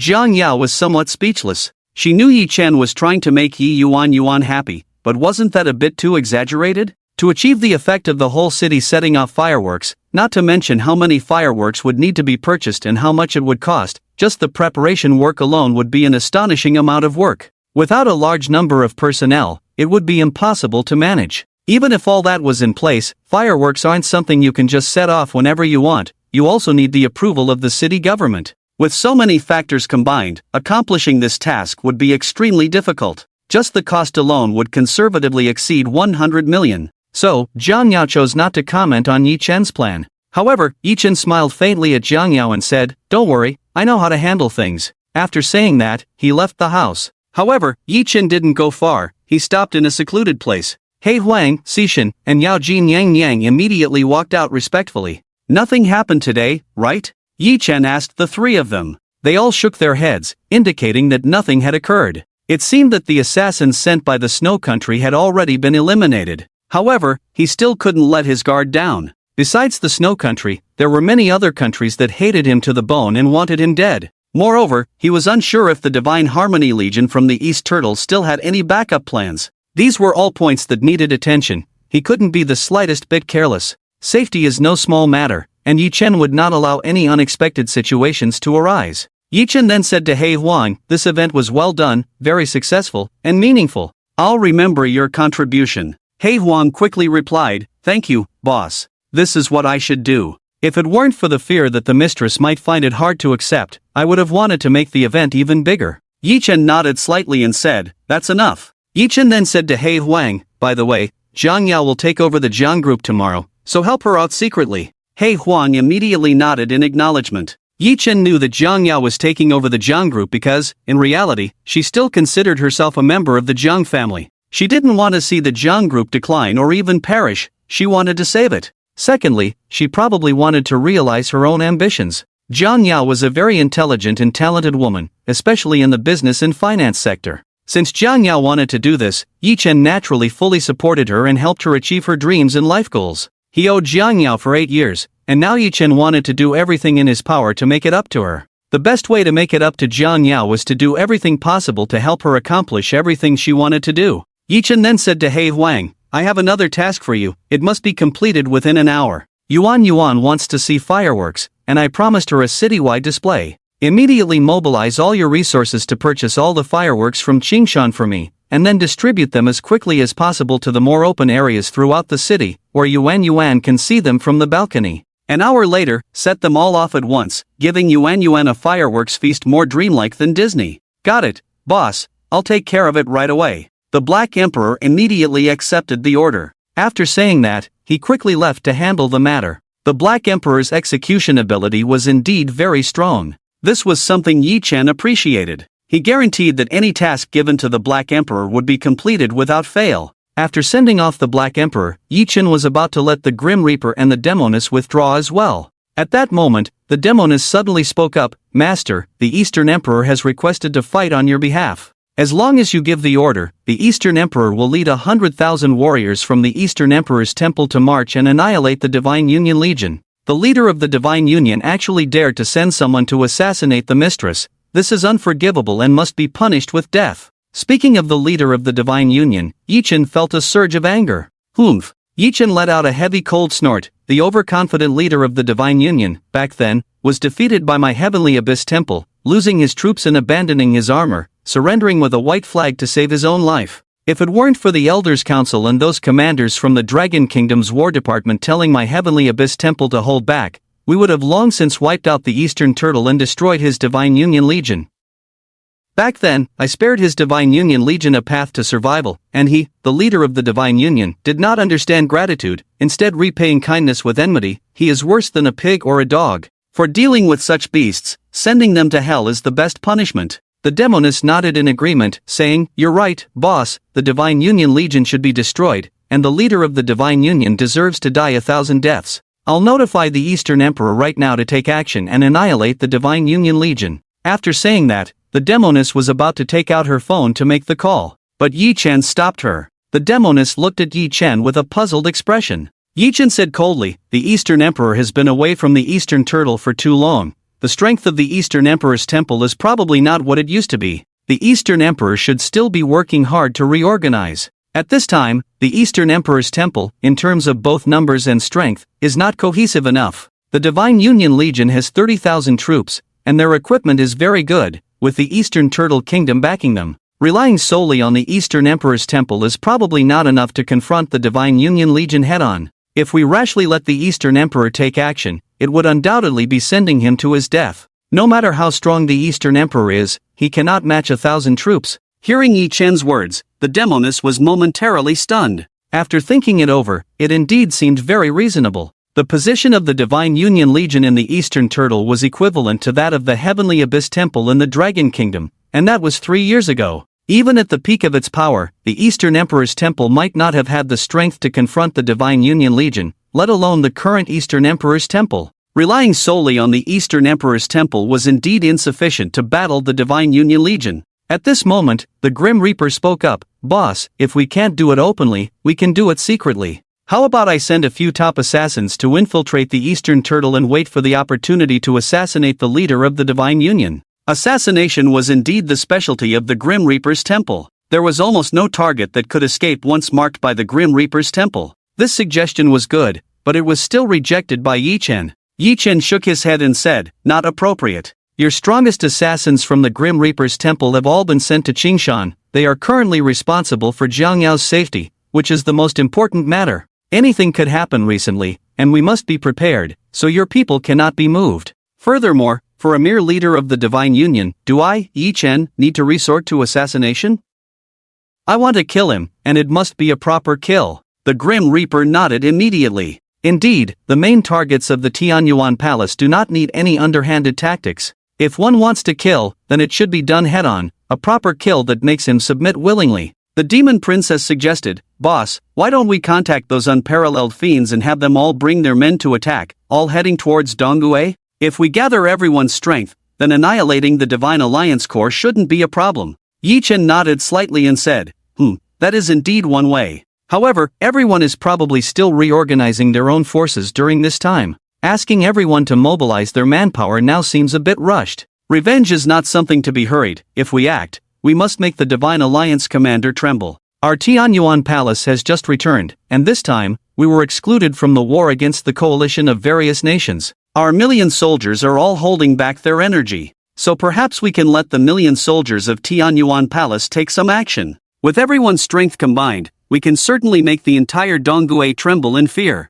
I'll make arrangements for this tomorrow. The Demon Princess nodded. The Grim Reaper and the Demon Princess took their leave. Just as they sent off the two, a figure emerged from the darkness. The newcomer was none other than the Ghost Valley Medical Immortal. Seeing him, Yi Chen scolded irritably, "You old fool, have you gone to sell fish? That old guy asked you to deliver a birthday gift to my wife, and you couldn't even bother to ask someone else to take it? Sell fish?" The Ghost Valley Medical Immortal furrowed his brow in confusion. What's selling fish? He sells medicine, acts cute, and shows off. But he has never sold fish. The Ghost Valley Medical Immortal chuckled awkwardly and said, "Isn't it just that MO the Divine Doctor was going, so I let him take it? It saves me a trip. You know I don't like crowded places." Yi Chen looked at the Ghost Valley Medical Immortal with a strange expression and said, "What have you been busy with these days? I haven't seen you around. Could it be that you have a little lover in Qingshan? You're not even practicing medicine in Qingshan. How come you're busier than I am? I seriously suspect that you, old man, are out every night, indulging in pleasures, and seducing other people's young wives." The Ghost Valley Medical Immortal's face immediately turned red with embarrassment. He stammered, "Little Master Uncle, although you are my elder, you should understand a bit about respecting the elderly and loving the young, right? Do you think a 70-year-old man like me still has the energy to indulge in pleasures and flirt with other people's young wives? I would like to keep a few little lovers, but my body doesn't allow it, does it? Even if my body allowed it, there are no bullets in the gun. If the gun can't fire bullets, what use is it to have a young wife? Yi Chen glanced at the Ghost Valley medical immortal and said, maybe you just want to have a taste of oral pleasure? Or perhaps you just want to satisfy your hands and experience the joy of being a baby? You old lecher, you actually have some skills. After all, your name as the Ghost Valley medical immortal is not just for show. Even if there are no bullets in the gun, that doesn't mean it can't get hard, right? If it can't fire bullets, isn't that even safer? You may be old, but your heart is still young, and besides, you have medicine, right? If you can't be the neighbor old Wang, then just be the neighbor old Mo. The Ghost Valley medical immortal was suddenly at a loss whether to laugh or cry. After looking at Yi Chen, he said, little master uncle, you're not quite right today. When did you become so flirtatious? This isn't right. You should be the aloof male god. When did you learn to drive? This is definitely not my bad influence. I won't take the blame for this. Yi Chen was left speechless. Indeed, he should be the aloof male god. How can one be as unrefined as old Mo? A person is bound to be influenced by their surroundings. I must have caught something from old Mo. Yi Chen immediately brought up the main topic, that beauty-enhancing pill. Did the old man give it to you? The Ghost Valley medical immortal nodded right away and said, yes, he gave it to me to pass on to your wife. Yi Chen had already guessed that it was the old man who had old Mo deliver it. This old man has some skills. He really managed to refine the beauty-enhancing pill, a legendary elixir, and he actually succeeded in making it. Old Mo, do you really think the effects of that beauty-enhancing pill are as miraculous as they say? Yi Chen asked. After pondering for a moment, the Ghost Valley medical immortal nodded and said, since it was personally stated by him, it must be true. I took a quick look and felt that it should indeed have such miraculous effects. Yi Chen nodded slightly. It makes sense. With the old man's abilities, he wouldn't boast. If it can keep Jiang Yao's youth for at least 30 years, that means in 30 years, she will still look like she does now. But will I be old in 30 years? If I age, then by that time I would look around 60, while Jiang Yao would still appear to be in her 20s, standing together. Wouldn't people mistake us for father and daughter? Thinking of this, Yi Chen couldn't help but smile wryly. No, such a situation cannot happen. Next time I see the old man, I must find a way to have him refine another beauty-enhancing pill. No, I need to have two made, and one for Yuan as well. By the way, old Mo, what's the deal with Dr. Mo? If he weren't about your age, I would almost think he was your illegitimate son from Qingshan. You must have some secrets in Qingshan, right? Otherwise, what have you been busy with these days? Yi Chen suddenly asked the Ghost Valley medical immortal. This question left the Ghost Valley medical immortal both amused and helpless, and he quickly explained with a wry smile, little master uncle, actually, Dr. Mo is also a descendant of our Ghost Valley lineage. 100 years ago, we implemented a plan to spread medicine across the world, dividing Ghost Valley into 10 branches. One branch stayed in Ghost Valley, while the other 9 spread out across Long Country to develop independently. The Mo family in Qingshan is one of those branches. Dr. Mo's great-grandfather came to Qingshan 100 years ago to settle down and propagate, thus establishing the century-old traditional Chinese medicine family, the Mo family. By lineage, Dr. Mo should still call me Master Ancestor. I only noticed the Mo family in the past couple of days. Yi Chen nodded slightly, finally understanding. No wonder they share the surname Mo. It turns out the Mo family also came from Ghost Valley. If that's the case, then doesn't that make me Dr. Mo's master ancestor? Yi Chen's status is even higher than that of the Ghost Valley medical immortal. The Ghost Valley medical immortal suddenly spoke up, little master uncle, I'm here to say goodbye today. I will return to Ghost Valley tomorrow. I've already instructed Dr. Mo that if there are any matters in the future, you can just ask him to handle them. For major issues, that kid might not be able to help, but he should have no problem with minor ones. Hearing that the Ghost Valley medical immortal was going back, Yi Chen felt a bit reluctant. However, he had been out for some time, it was indeed time to return. Yi Chen nodded slightly. On the other side, under Lin Qingshue's urging, Jiang Yao opened the birthday gift that Yi Chen had given her. Inside the exquisite gift box lay a delicate sapphire necklace. At first glance, the necklace looked very luxurious and truly beautiful. Women have little resistance to pretty jewelry. Even for Jiang Yao, who was not materialistic at all, seeing such a beautiful necklace left her momentarily stunned. This necklace was indeed too beautiful, beautiful enough to make one's heart flutter, beautiful enough to captivate one's gaze, making it impossible to look away after just one glance. This beauty is incredibly shocking. It's like the first time a person sees the vastness of outer space. Wow, this necklace is so beautiful, and it looks very delicate and expensive. Are these real gems? Is it really platinum? Lin Qingxue couldn't help but exclaim as she picked up the necklace to examine it closely. It appeared that both the chain and the embedded gems were real. Moreover, the craftsmanship looked exceptional. Jiang Yao also found it hard to part with it. Oh, Lin Qingxue, with her keen eyes, suddenly noticed something. Jiang Yao, this necklace actually has the Bulgari logo on it. Is this a Bulgari necklace? Hearing Lin Qingxue say this, Jiang Yao also noticed the Bulgari emblem on the necklace. Bulgari is the most luxurious jewelry brand in the world. If it is Bulgari, then the value of this necklace is definitely not trivial. Lin Qingxue immediately picked up the card from the gift box, glanced at it, and exclaimed again, "Oh my gosh, no way, no way?" Seeing Lin Qingxue so excited and exaggerated, Jiang Yao looked at her with a puzzled curiosity. "What do you mean, no way?" Jiang Yao's gaze fell on the card as well. Apart from proving it was a Bulgari brand, there didn't seem to be anything else, right? But Lin Qingxue, with an excited expression, said to Jiang Yao, "Your man is way too extravagant. I thought he just casually gave a regular birthday gift, but I didn't expect his generosity to be so immense, far beyond my imagination. Although I still don't know the true value of this necklace, I can basically confirm that its value is at least over 100 million. Of course, this is assuming that this necklace is indeed a genuine Bulgari. But from the current situation, this necklace should be authentic, no doubt about it. What? At least over 100 million? So expensive? But looking at it, this necklace does indeed seem very pricey. Especially with the Bulgari brand, if it's over 100 million, that's certainly not impossible. However, Jiang Yao didn't quite understand this. After Lin Qingxue calmed her excited heart, she pointed to the signature on the card and said, "Look at this signature, do you know whose it is? This is the autograph of the world's top jewelry designer and master craftsman, Candace Beaupy. She is a legendary master. Moreover, this necklace is one of only 2 in the world, and it's the final masterpiece of this legendary master, as well as a key piece in Bulgari's centennial collection.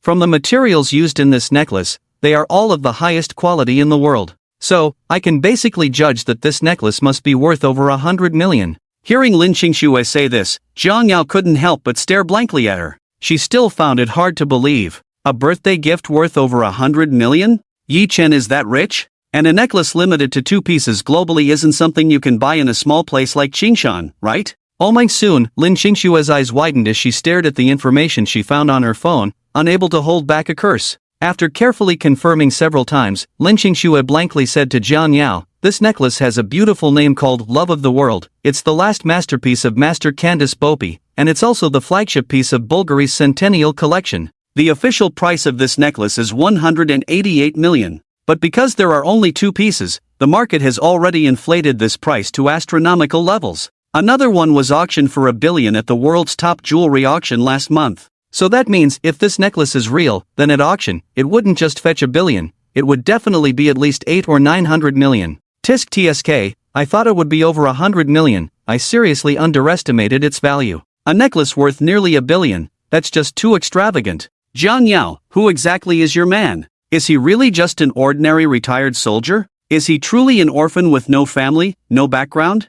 I can't believe this, even if you beat me to death. To make such a bold move right off the bat, I have serious doubts about his background." After Lin Qingxue said this, Jiang Yao hesitated. After thinking for a moment, Jiang Yao shook her head and said, "There's no need for Yi Chen to lie to me about his background, right? I believe he really is an orphan, there's no reason for him to deceive me about that. He should be a retired soldier, but whether he has any other identities, I don't know." Lin Qingxue thought for a moment and also felt that Yi Chen really had no need to lie about his background. Even if someone were to lie, who would lie about being an orphan? That in itself is a painful thing. Why don't you ask him later? After all, you 2 already have a child, you just need to get the certificate. Yi Chen is now your man, you can't not know anything about your own man, right? Lin Qingxue added. But Jiang Yao shook her head and said, "I promised him before not to ask too much. He said there are some things he can't tell me for now, but he will definitely tell me everything before we get married." So, Lin Qingxue rolled her eyes at Jiang Yao helplessly.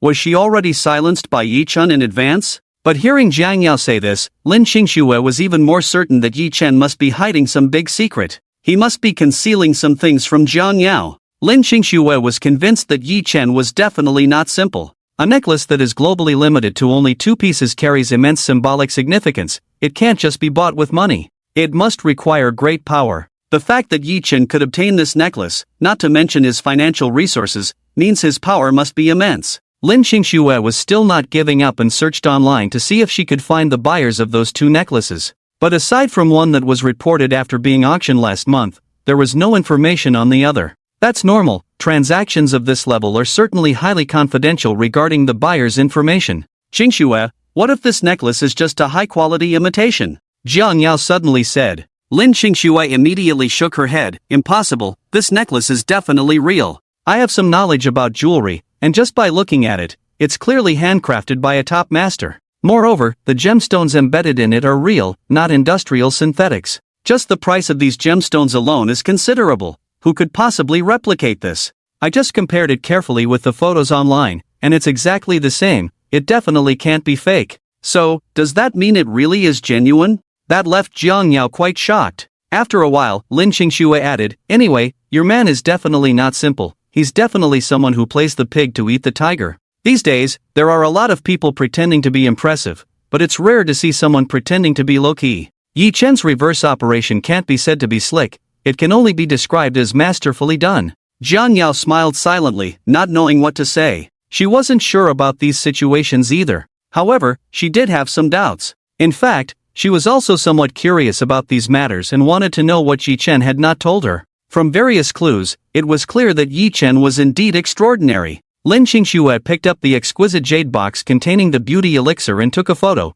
then casually searched for it online. She was shocked by what she found. So shocked that she almost dropped the delicate jade box from her hands. No way, right? Lin Qingxue exclaimed in surprise, showing the information she found on her phone to Jiang Yao. There was an identical item that had been auctioned for 2 billion in a Beijing auction house 6 months ago. The two carefully compared and confirmed that they were indeed the same. According to online descriptions, this item was from 2,000 years ago, making it priceless. Moreover, it was remarkably well preserved, extremely rare, and highly collectible. Even if the auction price might be inflated, the difference wouldn't be too great. If it could fetch 2 billion at auction, selling it for over 100 million in reality should still be feasible. After carefully examining the exquisite jade box, Lin Qingxue said, although I don't have much knowledge about jade, this material is indeed top-notch, and it looks like a genuine antique. It feels like this item should be real. I say, Jiang Yao, did you strike gold today? Just these two items combined are worth over 1 billion. Jiang Yao was also in shock. While she thought the exquisite jade box looked valuable, she never expected it to be worth so much. This made Jiang Yao feel quite apprehensive. At that moment, Yi Chen returned from outside. As soon as he came back, Lin Qingxue immediately called him over and pointed to the two items, saying, Yi Chen, did you know this necklace is worth 1 billion? And this exquisite jade box is worth 2 billion? You tell me you're just a retired soldier? Not only do you live in a 2 billion villa, but the gifts you casually give away are also worth 10 billion. If you said you were the richest man in the Dragon Country, I would believe you. The richest man in the Dragon Country? In fact, if Yi Chen wanted, he could easily become the richest man in the world. After all, if Yi Chen needed it, with a single command, all the assets of over 100 extraordinary criminals would willingly be handed over to him. That would effortlessly make Yi Chen the richest man in the world, wealthier than a nation. To this, Yi Chen casually shook his head and said, I don't know, this necklace was given to me by a friend before, and I've always kept it with me. I just remembered to take it out for Jiang Yao's birthday. I didn't know it was so valuable. Could it be a high imitation? This necklace was given to him by the Demoness, and Yi Chen truly had no idea how much it was worth. He had only glanced at it and thought it looked nice, so he accepted it. Yi Chen had no idea it was worth 1 billion. However, such a necklace was indeed worthy of Jiang Yao. Are you kidding? Who would be so generous as to give you something worth 1 billion? Lin Qingxue expressed her disbelief. Yi Chen shrugged and said, 1 billion? There are plenty of people who want to give me things, I just don't easily accept gifts from others. There are even people who want to give me $1 trillion business empire, but I turn them down. Upon hearing Yi Chen's outrageous claims, Lin Qingxue took it as him bragging. She muttered a curse under her breath. What a blowhard, he could blow a cow into the sky. 1 trillion? What kind of concept is that? Why not add another zero? After all, if you're bragging, there's no tax on it. Jiang Yao seemed somewhat accustomed to Yi Chen's astonishing remarks. It seems that Yi Chen's previous boasts have all been proven true, so what about this time? Could it also, at that moment, Yi Yuan suddenly ran over. Daddy, where are the fireworks? Didn't you go out to buy fireworks? How come you haven't seen any? Yi Yuan searched the house and the yard, but she couldn't find a single firework. Yi Chen checked the time, it was about time. He immediately said to Yi Yuan, let's go to the rooftop. Daddy asked someone else to set off the fireworks. After saying that, Yi Chen took Yi Yuan and headed for the rooftop. Zhang Yao and Lin Qingxue exchanged a glance before following them. Soon, the four of them arrived at the rooftop. Tangdong is the most upscale wealthy area in Qingshan, so it was quite quiet here, without the glaring neon lights. Besides the lights from other houses and street lamps, there was nothing else. But standing on the top floor, they could overlook nearly half of Qingshan. Because Tangdong is situated on higher ground, this area was originally a hill. Villa 88 of Tangdong is at the highest point in the entire Tangdong. So standing on the rooftop, the view was excellent, very spacious, allowing them to see the night scenery of Qingshan. The night view under the vast starry sky was quite beautiful. Countless neon lights adorned the tall buildings, creating a dreamlike picture. In such a quiet and somewhat dim night sky, looking at the night view of Qingshan was indeed a kind of enjoyment. Especially with the evening breeze blowing, it felt even more pleasant. This feeling momentarily made Zhang Yao a bit intoxicated. As for the beautiful night view, Yi Yuan did not appreciate it. She only cared about her fireworks. "Daddy, when can we set off the fireworks?" Yi Yuan asked again. Yi Chen lovingly patted Yi Yuan's head and said, "How about we count down together to 10? After counting to 10, the fireworks will go off." Upon hearing this, Yi Yuan immediately began to dance with joy, nodding her head like a chick pecking at rice. "Yay, yay, Daddy, let's count down together." "Mommy, Godmother, you join us too." Zhang Yao and Lin Qingxue looked at Yi Yuan and nodded affectionately. The four of them then began to count down in unison. 10, 9, 8, 3, 2, 1. Phew, phew, phew. As the countdown reached 1, brilliant light shot up from all around, followed by the sound of fireworks launching like a torrential rain. Wherever they looked, hundreds of fireworks soared into the sky simultaneously. Moreover, they followed one after another, densely packed, numbering in the thousands. Waves of fireworks lit up the entire night sky of Qingshan. This scene was mesmerizing for Yi Chen and the others, appearing very dreamlike. Zhang Yao and the others were completely stunned. Soon after, thousands of fireworks exploded in the sky, forming huge colorful orbs of light. The thousands of firework orbs instantly enveloped the entire night sky of Qingshan. It was as if the whole night sky of Qingshan had entered a colorful world of fireworks. This scene was too dreamlike, simply not of this world. There were no words to describe this beauty, a profound shock to the soul. Yi Yuan danced with joy, happy like a little princess. Seeing Yi Yuan so happy, Yi Chen felt very gratified. Happiness is priceless. The joy of Zhang Yao and Yuan was Yi Chen's greatest happiness. For this, Yi Chen felt that everything he gave was worth it. Wave after wave of fireworks soared into the sky from all around Qingshan, instantly exploding the entire Qingshan. Originally, the people of Qingshan were still immersed in the atmosphere of the explosive events celebrating the 520 festival with thousands of people in hundreds of cities in the morning. Now, in the evening, another unprecedented fireworks feast has arrived, simply breathtaking. Countless people came out upon hearing the news,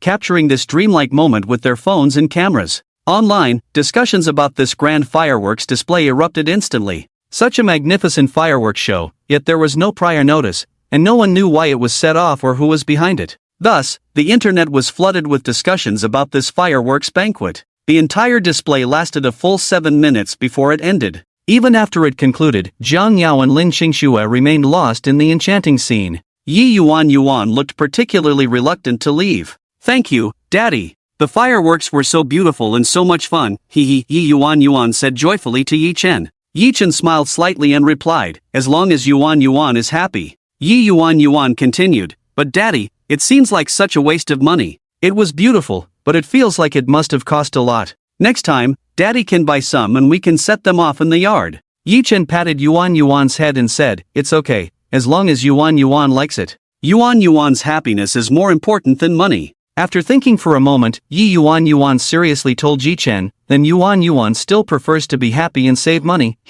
Hearing such sensible words from Yuan, Yi Chen smiled knowingly. After the fireworks ended, Yi Chen took Yi Yuan downstairs. Lin Qingxue stopped Zhang Yao, signaling her to wait a moment. Once Yi Chen and Yuan left, Lin Qingxue said, "Based on the number and scale of the fireworks just now, it must have cost at least 1 or 200 million. Yi Chen's spending is quite extravagant, isn't it? I seriously suspect that today's events celebrating the birthdays of thousands of people in hundreds of cities was planned by him behind the scenes. Otherwise, how could such a coincidence happen? It just so happens that you and Yuan won the grand prize? And the prize is shockingly high?" I was secretly observing Yi Chen all morning, and I noticed he was unusually calm from the very beginning. Even when the host announced that you and Yuan were the winners, there wasn't a hint of emotion on his face, as if he already knew the outcome. And then tonight, it's your birthday, and look at the spectacle. The four most powerful people in Qingshan all came personally to give you gifts and congratulations. And that dinner worth millions, they even waived the bill for you. Zhang Yao, think about it carefully. Do you really think you have such a high status? Do you really believe that because you won the grand prize in the morning and became the spokesperson for the Black Emperor Group, those big shots would go out of their way to curry favor with you? I think the possibility of that is almost zero, right? And think about the villa competition in the afternoon, and some events that have happened since Yi Chen returned. Also, I noticed a particularly coincidental thing. The Black Emperor Group only entered Qingshan after Yi Chen came back, right? When a large group enters another city, they must plan ahead. They would have released news at least a few months in advance, and there would be movements on all fronts. How could the Black Emperor Group suddenly enter Qingshan like this? Is all of this really just a coincidence? Hearing Lin Qingshue's analysis, Zhang Yao was suddenly taken aback. It indeed made a lot of sense. It seemed that it really didn't look like a coincidence. From the day Yi Chen returned to Qingshan, many events indeed unfolded in quick succession. First, the Chen family, one of the three major families in Qingshan, was wiped out overnight, and to this day, no one knows what happened. This incident has remained highly confidential, and no one dares to discuss it. Next, the Wang family was also exterminated. Following that, Li Yunping met his end at Yi Chen's hands. Considering all these occurrences, it seems as if everything is connected to Yi Chen. This made Zhang Yao suddenly gasp in shock. Could it be Zhang Yao? Do you think there's a possibility that Yi Chen is actually the boss behind the Black Emperor Group? If the Black Emperor Group is following Yi Chen's orders, then everything would make sense. At that moment, Lin Qingxue suddenly said to Zhang Yao. Upon hearing this, Zhang Yao's heart trembled. Yi Chen is the boss of the Black Emperor Group? Is that possible? That's the Black Emperor Group, which has influence over half of Long Country. If Yi Chen is the boss behind the Black Emperor Group, then Yi Chen doesn't seem like someone from the underworld, right? Besides, Yi Chen is so young, it's impossible for him to have risen to such a high position in the underworld, right? Zhang Yao still found it hard to believe. Everyone knows what kind of force the Black Emperor Group is. Although it's called a group, it's not a legitimate business. The Black Emperor Group is a true ruler of the underground world in Long Country. Lin Qingxue also furrowed her brows deeply, looking pensive. After pondering for a moment, she shook her head and said with a puzzled expression, "This is indeed something that's hard to comprehend. Yi Chen carries a righteous aura. He doesn't seem like a thug. There's a warrior's pride about him, a heroic spirit. I'd rather believe he's just a retired soldier. But if he really is just an ordinary person, then many things wouldn't add up." Zhang Yao thought for a moment and said, "Didn't he say he saved the older brother of the Sea Emperor?" The Sea Emperor is the underground ruler of Jiang County and a high-ranking figure in the Black Emperor Group. Could it be that the Sea Emperor is helping Yi Chen from behind the scenes? After hearing Zhang Yao's words, Lin Qingxue thought for a moment and nodded slightly. That indeed seems possible. I don't believe Yi Chen is truly from the underworld. He doesn't have a hint of a rogue's demeanor. His way of doing things and the aura he carries completely align with that of a soldier who has been on the battlefield. Zhang Yao nodded, agreeing with this point. She wouldn't dare to say anything else, but she still didn't believe Yi Chen was from the underworld. Perhaps, behind all this, the Sea Emperor is helping Yi Chen. The Sea Emperor might see Yi Chen as a lifesaver and is here to repay the favor. Some people in the underworld are indeed very loyal. Perhaps the Sea Emperor is a big shot who values loyalty and righteousness. With no other possibilities coming to mind, Zhang Yao and Lin Qingxue could only think this way. They didn't delve deeper into the issue and instead went downstairs. Zhang Yao went to Yi Chen's room to fetch Yuan. It's getting late. You should go take a shower and get ready for bed. Seeing her mother, Yi Yuan immediately grabbed Zhang Yao's hand and smiled at Yi Chen and Zhang Yao, saying, "Daddy, Mommy, why aren't you sleeping together? Other people's daddies and mommies sleep together, why don't you? Yuan is grown up and can sleep alone. Yuan isn't afraid. Daddy, why don't you go to Mommy's room and sleep with her? I'll call my godmother to come sleep in this room." After Yi Yuan said that, Yi Chen and Zhang Yao both suddenly felt a bit awkward. For a moment, neither of them knew how to respond to Yi Yuan. Indeed, other people's parents all sleep together, while Yi Chen and Zhang Yao sleep separately. In this regard, Zhang Yao is actually quite conservative. They haven't even held hands yet, so jumping straight to sleeping together would indeed be a bit fast. Seeing Zhang Yao's embarrassed expression, Yi Chen gently patted Yi Yuan's head and said, "Because Mom hasn't seen Godmother in many years, so she needs to accompany Godmother at night. Dad and Mom don't necessarily have to sleep together, you know." Dad snores at night and might disturb Mom, Yi Yuan said, looking at Yi Chen, still a bit confused. But in the end, she obediently nodded and said, "Oh." Yi Chen gave Jiang Yao a glance, signaling her to take Yi Yuan away. Jiang Yao said to Yi Yuan, "Let's go take a shower first." After sending Jiang Yao and Yuan off, Yi Chen couldn't help but smile wryly. However, he didn't care too much about matters between men and women. Let everything happen naturally. Yi Chen also knew that Jiang Yao wasn't a casual girl. Although their relationship was warming up, they hadn't yet taken that step like lovers or spouses. There was no need to rush, everything would fall into place in due time, without needing to force anything. Even if it were saved for their wedding night, that wouldn't be a bad thing. It would be more sacred that way. After sending Jiang Yao off, Yi Chen also took a shower. Just as he finished and stepped out, there was a knock on the door. Hearing the knock, Yi Chen was momentarily stunned. Who could it be?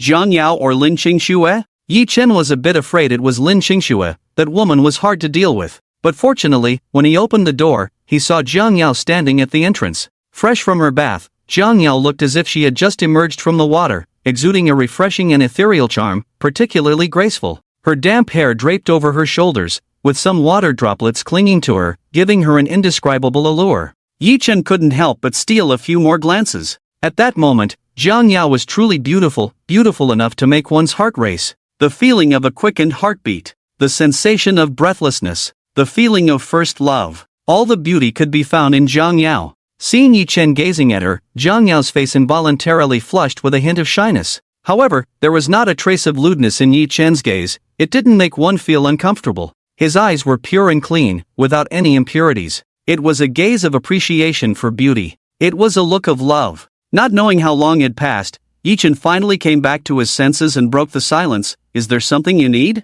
Jiang Yao also returned to her thoughts and immediately said, "It's like this, Yi Chen. Didn't I promise Grandpa that I would take over the Jiang group tomorrow? But regarding Lanhai, I don't know how to let go. After all, Chairman Li trusts me so much and just promoted me to the position of company president, showing me his appreciation. What do you think I should do about this?" Yi Chen replied, "Since you've already made up your mind and promised to take over the Jiang group tomorrow, then there's no need to have any concerns or hesitations. Whatever you want to do, once you've decided, just go ahead and do it boldly and courageously. There's nothing difficult about letting go of Lanhai. If you really feel embarrassed, then just recommend a candidate for the president position who can take over for you. That would work, right?" Jiang Yao smiled wryly and said, "This idea is good, but the problem is, where can I find someone to take my place at the last minute? This is, after all, the position of the company president. Gaining Chairman Li's recognition is not an easy task. Moreover, my connections in this area are quite limited. I can't find anyone at all."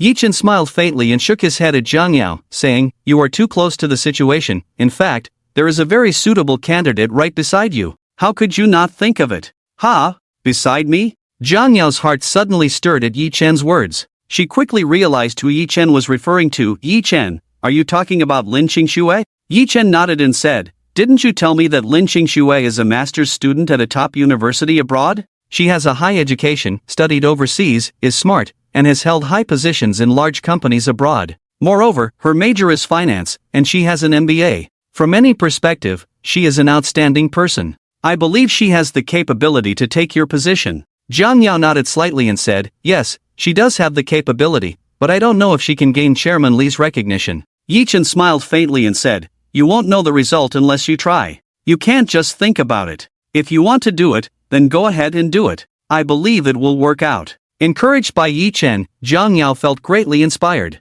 After giving Yi Chen a firm nod, she left feeling relaxed. After sending Jiang Yao off, Yi Chen immediately sent a directive to He Huang, asking him to arrange this matter for tomorrow. That night was destined to be an exciting sleepless night for the Dragon Kingdom. Led by the Dragon Soul War God, the 2 million-strong army of the Dragon Kingdom successfully repelled the 5 million coalition forces of various nations after several days of bloody battles. The coalition forces were hastily assembled and their true purpose was not to invade the Dragon Kingdom. They merely aimed to put pressure on the Dragon Kingdom to hand over the master of the Tianyuan Palace. The main target of the coalition was the Tianyuan Palace. Therefore, facing the 2 million troops led by the Dragon Soul War God, they had no desire to fight. Coupled with the loose coordination among the coalition forces, their lack of cooperation made their combat effectiveness quite predictable. As a result, the coalition forces took this major defeat as an opportunity to retreat. Once this news was released, the entire nation erupted in celebration. The entire internet was filled with cheers, instantly elevating the Dragon Soul War God to a legendary status.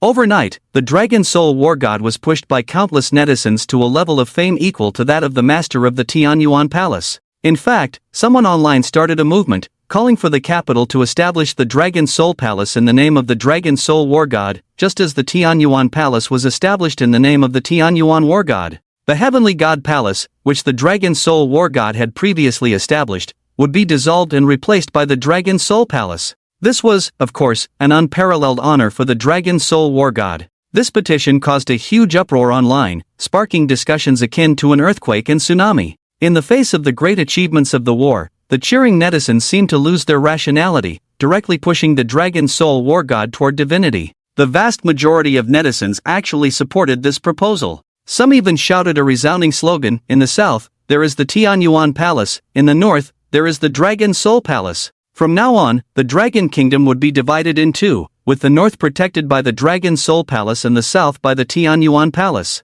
But the problem was, the capital city is in the north. If that were the case, it would clearly imply that the Dragon Soul Palace was superior to the Tianyuan Palace. Many netizens raised this issue, but it was drowned out by the roaring river of comments. That night, there was only one deity on the internet, and that was the Dragon Soul War God. In the capital, the Elder Council and the 4 commanders of the War Department gathered overnight to welcome the Dragon Soul War God back in the most grand manner.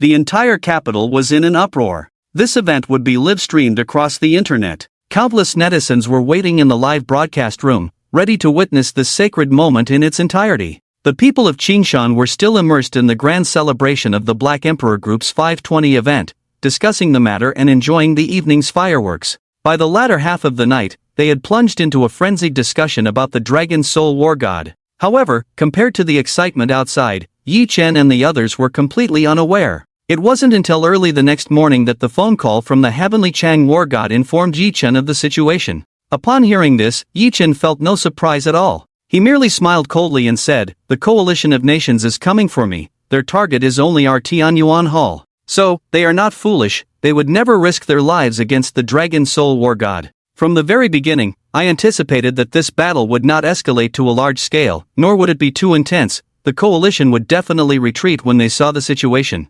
However, I didn't expect that just 3 days later, the coalition would directly call it off. But thinking about it, it makes sense. Clearly, the coalition understood the intentions from the capital. Since the capital intends to support the Dragon Soul War God to counterbalance our Tianyuan Hall, the coalition can naturally use this opportunity to deal with us through the Dragon Soul War God. The voices online must have their influence. Perhaps next, there will be unfavorable news about our Tianyuan Hall, using us to elevate the Dragon Soul War God. Hearing Yi Chen's words, the Heavenly Chang War God became even angrier on the other end of the line. "Hall Master, this is simply too much. If the capital truly intends to do this, then let us rebel. Our Tianyuan Hall has been loyal and brave, sacrificing countless blood and lives to protect the people of Longhua. Now, the capital treats us this way. I cannot tolerate it, and neither can the million soldiers of Tianyuan Hall. As long as you give the order, Hall Master, our million soldiers will immediately march north and once again approach the capital." Yi Chen coldly retorted, "Tianqing, do you want to rebel or start a civil war?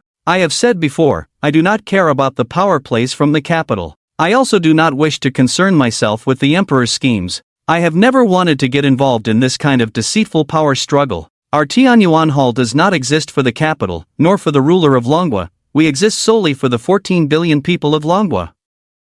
We in Tianyuan Hall do not seek power or profit. We only silently guard the borders and ensure the peace of the nation and its people. This is the purpose of our existence and the supreme principle of our million soldiers. As for everything else, it is unimportant. Whether the Dragon Soul War God wants to establish the Dragon Soul Hall, manage the north, or seek fame and fortune, it does not matter. As long as they do not provoke us, as long as they do not touch our principles and bottom line, we need not concern ourselves." Hearing this, the Heavenly Chang War God wanted to say something, "Hall Master," but Yi Chen sternly interrupted, "There is no but to discuss. Do as I say and convey my words to the million soldiers of Tianyuan Hall. Our Tianyuan Hall must remain worthy of the entire Longhua populace, everything else is unimportant." After hanging up the phone, Yi Chen merely sneered and did not pay much attention to the matter. He had always looked down upon the schemers in the capital. How they wanted to play was their business. Yi Chen did not wish to get involved. As long as they did not provoke him or touch his bottom line, they could do as they pleased.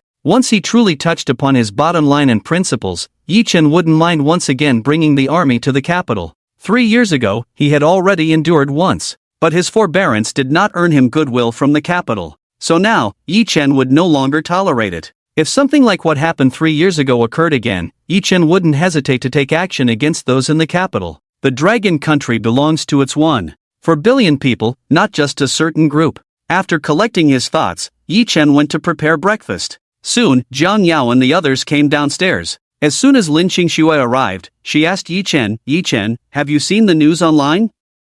The Dragon Soul War God has repelled 5 million allied forces from various nations and returned triumphantly as a national hero. Now, the entire internet is live-streaming the Dragon Soul War God's return to the capital. This is so exhilarating, so satisfying, it's incredibly exciting. The Dragon Soul War God became famous in battle, and the Dragon Country has deified him. It's simply too cool. Yi Chen, didn't you say you were a soldier for 7 years? Do you know the Dragon Soul War God? Have you seen him in person? Is he handsome? Seeing Lin Qingxue's somewhat fanatical expression, Yi Chen casually replied, never seen him, don't know him, no idea. After glancing at Yi Chen, Lin Qingxue looked relieved and said, that makes sense, you must just be a small soldier. Otherwise, how could you have been retired? Although the Dragon Soul War God wasn't particularly famous before, he does have the title of War God and carries the weight of the stars. It's normal that you haven't seen him. Yi Chen smiled lightly at Lin Qingxue's remarks and did not respond. While eating breakfast, Lin Qingxue stared at her phone watching the livestream and chatted with Jiang Yao.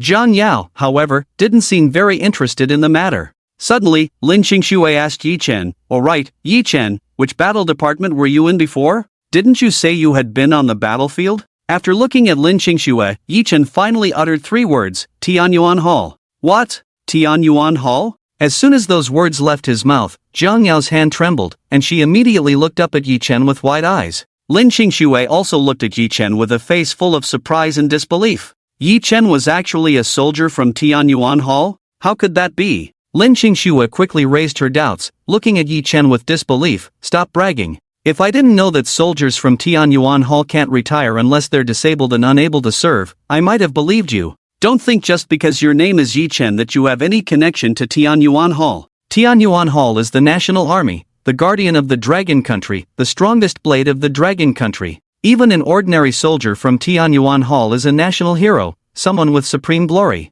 Hearing Lin Qingxue's words, Jiang Yao's expression suddenly dimmed. She had indeed been excited a moment ago. If Yi Chen really was a soldier from Tianyuan Hall, then she would definitely feel a lot of admiration. Naturally, she wanted Yi Chen to be a national hero whom she could wholeheartedly admire. Jiang Yao had an indescribable sense of admiration for Tianyuan Hall. After all, without Tianyuan Hall, there would be no peace and stability in the Dragon Country over the years, no soldiers at the borders for several years. The current strength of the Dragon Country is undoubtedly due to the great contributions of Tianyuan Hall. Yi Chen glanced at Lin Qingxue and said, it seems you know a bit about Tianyuan Hall? Indeed, once you enter Tianyuan Hall, you are a Tianyuan person for life. Becoming a soldier of Tianyuan Hall means either dying on the battlefield or growing old in Tianyuan Hall. As for retirement, that is indeed a rare occurrence. There is only one situation in which one can retire, and that is if they become disabled and can no longer continue to serve and fight on the battlefield. Only in such a case can one apply for retirement.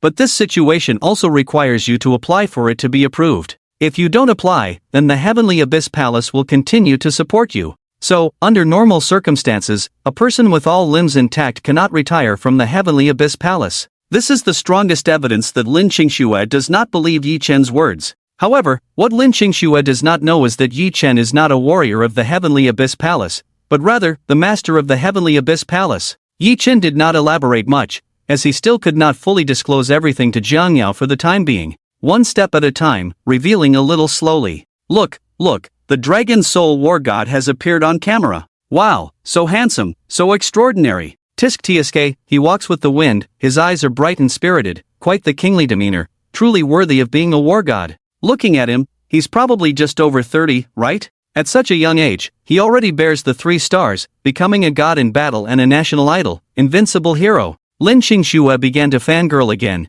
transforming into a little fan of the Dragon Soul War God. She stared at her phone screen, her eyes revealing a hint of admiration. Suddenly, Lin Qingxue glanced at Yi Chen and teased, "Yi Chen, the Dragon Soul War God isn't much older than you, right? Both of you are in the military, look at him, already bearing the 3 stars, a god across the internet. Aren't you envious?" Yi Chen smiled faintly. Did he need to be envious? The honors the Dragon Soul War God received today, he had earned 8 years ago. Back then, he was just over 20. In terms of honor, who in the entire Dragon Country could compare to him, Yi Chen? Not to mention the whole Dragon Country, even looking at the entire world, no one could match him.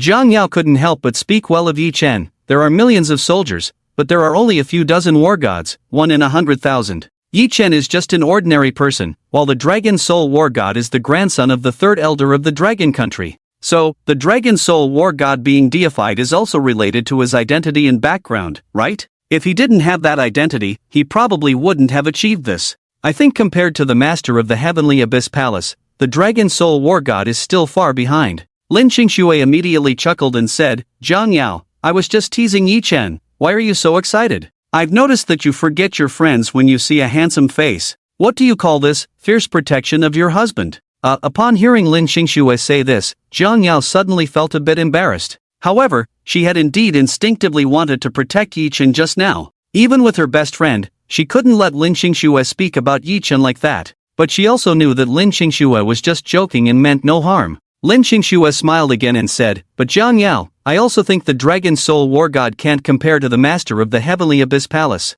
If it weren't for the fact that the master of the Heavenly Abyss Palace died in battle 3 years ago, where would the Dragon Soul War God be? When a person leaves, the tea cools, the master of the Heavenly Abyss Palace can now only live in the memories of the people. With the master of the Heavenly Abyss Palace gone, perhaps the citizens of the Dragon Country urgently need to establish another national hero." And at this time, the Dragon Soul War God was pushed to the forefront amidst the storm, rising to prominence. Times create heroes, this saying is indeed true. Yes. Zhang Yao nodded in agreement, deeply convinced. She also felt this way. The Dragon Soul War God was merely a lucky one who picked up a bargain. It was the times that created his heroic status. As of now, the entire internet has elevated him to a status comparable to that of the Lord of the Abyss Palace. However, in Zhang Yao's heart, she does not believe that the Dragon Soul War God can be compared to the Lord of the Abyss Palace. Listening to the discussions between the two, Yi Chen merely smiled faintly. Yet, deep down, he felt quite pleased. Yi Chen could disregard the opinions of others, but he truly cared about Zhang Yao's words. Lin Qingxue's similar remarks also brought him some comfort. At least she could stand on the same side as Zhang Yao, which was a good thing and could prove the unity of their sisterhood. Yi Chen was not concerned about the matters of the Dragon Soul War God. Lin Qingxue continued to report the latest developments. It has been officially announced that the Dragon Soul War God will formally establish the Dragon Soul Army, with a rank equivalent to the Abyss Palace, commanding 100,000 soldiers. The Dragon Soul War God has also jumped to become the 5th most important figure in the military of the Dragon Kingdom, ranking just below the 4 great commanders. The Dragon Kingdom is divided into North and South, with the South belonging to the Abyss Palace and the North to the Dragon Soul Palace. In 3 days, the Dragon Soul Palace will officially be established in the capital, and the Dragon Soul War God will be appointed as the Lord of the Dragon Soul Palace, granted the title of Guardian War God, and awarded the National Hero Medal. Wow, this treatment is certainly not inferior to that of the Lord of the Abyss Palace. In fact, it might even be better than the Lord of the Abyss Palace. Even the National Hero Medal is included? Indeed, it seems that there are people in the court who know how to get things done. Hearing Lin Qingxue's words, Yi Chen couldn't help but sneer inwardly. It seemed that the people in the capital were determined to support the Dragon Soul War God. With the 3rd elder severely injured, it was likely that he would have to lie in bed to recuperate for the foreseeable future, making it almost impossible for him to oversee any work. Therefore, the early retirement of the 3rd elder was inevitable. It appeared that the 3rd elder was doing everything possible to push the Dragon Soul War God into position, so that he could take over his role. Once the Dragon Soul War God entered the Elder Council, his power would truly be immense. Being both an elder and the 5th most important figure in the military, as well as the Lord of the Dragon Soul Palace, commanding 100,000 elite troops, what kind of terrifying power would the Dragon Soul War God possess? However, based on Yi Chen's understanding of the Dragon Kingdom's ruler and the other elders of the council, they would likely not allow such a thing to happen. The identities of Elder and Lord of the Dragon Soul Palace were something the Dragon Soul War God could only choose one of. Moreover, it wouldn't be so easy for the Dragon Soul War God to enter the Elder Council. The 3rd elder would definitely push hard for it. In the end, it would depend on the final outcome of the power struggle among various factions. Anything was possible. However, Yi Chen was too lazy to think about these matters. They were their issues, unrelated to him. Zhang Yao couldn't help but sigh. Perhaps this era needs heroes. With the Lord of the Abyss Palace gone, the Dragon Kingdom hasn't produced a national idol or a national hero in 3 years. So, the emergence of the Dragon Soul War God at this time is also in line with the needs of the era. This matter might also be a deliberate arrangement from the capital, as they want to create a heroic figure. Lin Qingxue nodded in agreement, deeply resonating with her words. Just then, Lin Qingxue's eyes suddenly widened. Oh my! After staring at her phone screen for a moment, she suddenly let out a curse. Zhang Yao looked at Lin Qingxue in confusion. Something that could make Lin Qingxue curse must be significant. After a moment of surprise, Lin Qingxue immediately looked at Zhang Yao and said, "Someone online has actually started to smear the Lord of the Abyss Palace, even leaking some scandals about him." Once this bad wind starts blowing, the narrative has already begun to shift. At first, many people spoke on behalf of the Heavenly Abyss Palace and its master, but those who spoke were either scolded into silence or directly silenced. This wind is growing stronger, and the situation is becoming increasingly unfavorable for the Heavenly Abyss Palace. This is clearly an organized and premeditated smear campaign. Is this method not too shameless and clumsy? Who exactly is behind this, wanting the Dragon Soul War God to step over the Heavenly Abyss Palace? Even if they want to elevate the Dragon Soul Palace, there's no need to maliciously target the Heavenly Abyss Palace like this, right? This is really quite disgusting. Lin Qingxue initially admired the Dragon Soul War God immensely, but now, she has started to feel some disdain. In comparison, she still stands with the Heavenly Abyss Palace. Zhang Yao, who was not very concerned about this matter at first, suddenly began to pay attention and even voiced her support for the Heavenly Abyss Palace and its master online. However, her voice was too insignificant and was quickly drowned out. As soon as she spoke up, countless private messages flooded in, cursing her. The vitriol was like a raging flood, completely overwhelming her. Soon, Zhang Yao found herself silenced. She could no longer voice her opinions online. This only fueled her anger, and she indignantly defended the Heavenly Abyss Palace, saying, "This is infuriating, these people are indeed too disgusting, taking things too far and lacking any bottom line. How can they act like this? I merely spoke a few truths, and I'm bombarded with messages from thousands of people cursing at me? I didn't even respond twice before being silenced." It's clear that this is an organized effort by paid commenters, aiming to trample the Heavenly Abyss Palace and elevate the Dragon Soul Palace. This tactic is truly repulsive. Can they really silence the voices of the masses like this? Lin Qingxue shook her head, both angry and helpless, saying, "The problem is that many people online who don't understand the truth have been misled by these paid commenters,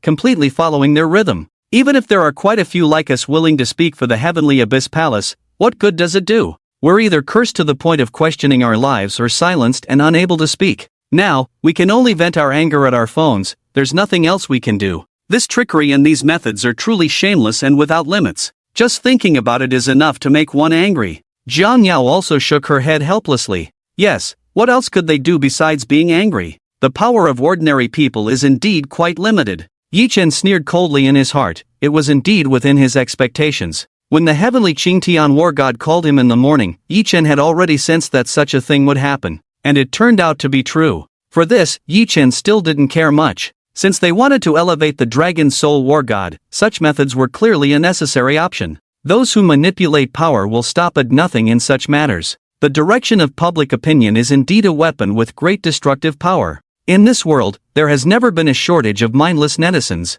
They do not seriously discern the truth, they merely go with the flow, becoming pawns for others. These people may not have bad intentions, but it is somewhat tragic. Later, Lin Qingxue was so angry that she directly turned off her phone. Otherwise, she might have a heart attack from the stress. There are simply too many keyboard warriors online. The best way to deal with these people is to ignore them. Otherwise, their attacking power will only grow stronger and more vicious. After adjusting her emotions, Zhang Yao took Lin Qingxue to the Zhang Group. She was going to sign a contract with the Zhang Group today and officially take over the company. Today, everything will be settled, and after work tomorrow, we can officially start a new chapter for the Zhang Group. Yi Chen is responsible for taking care of the kids. After sending Zhang Yao and the others off, Yi Chen summoned the three from the Black Emperor. Yi Chen first said to the Black Emperor, "Black Emperor, you need to notify everyone immediately, urging them to prepare their respective forces and be ready to respond to my summons at any time." Upon hearing this, the Black Emperor's face immediately showed signs of excitement and joy, and he quickly nodded in agreement.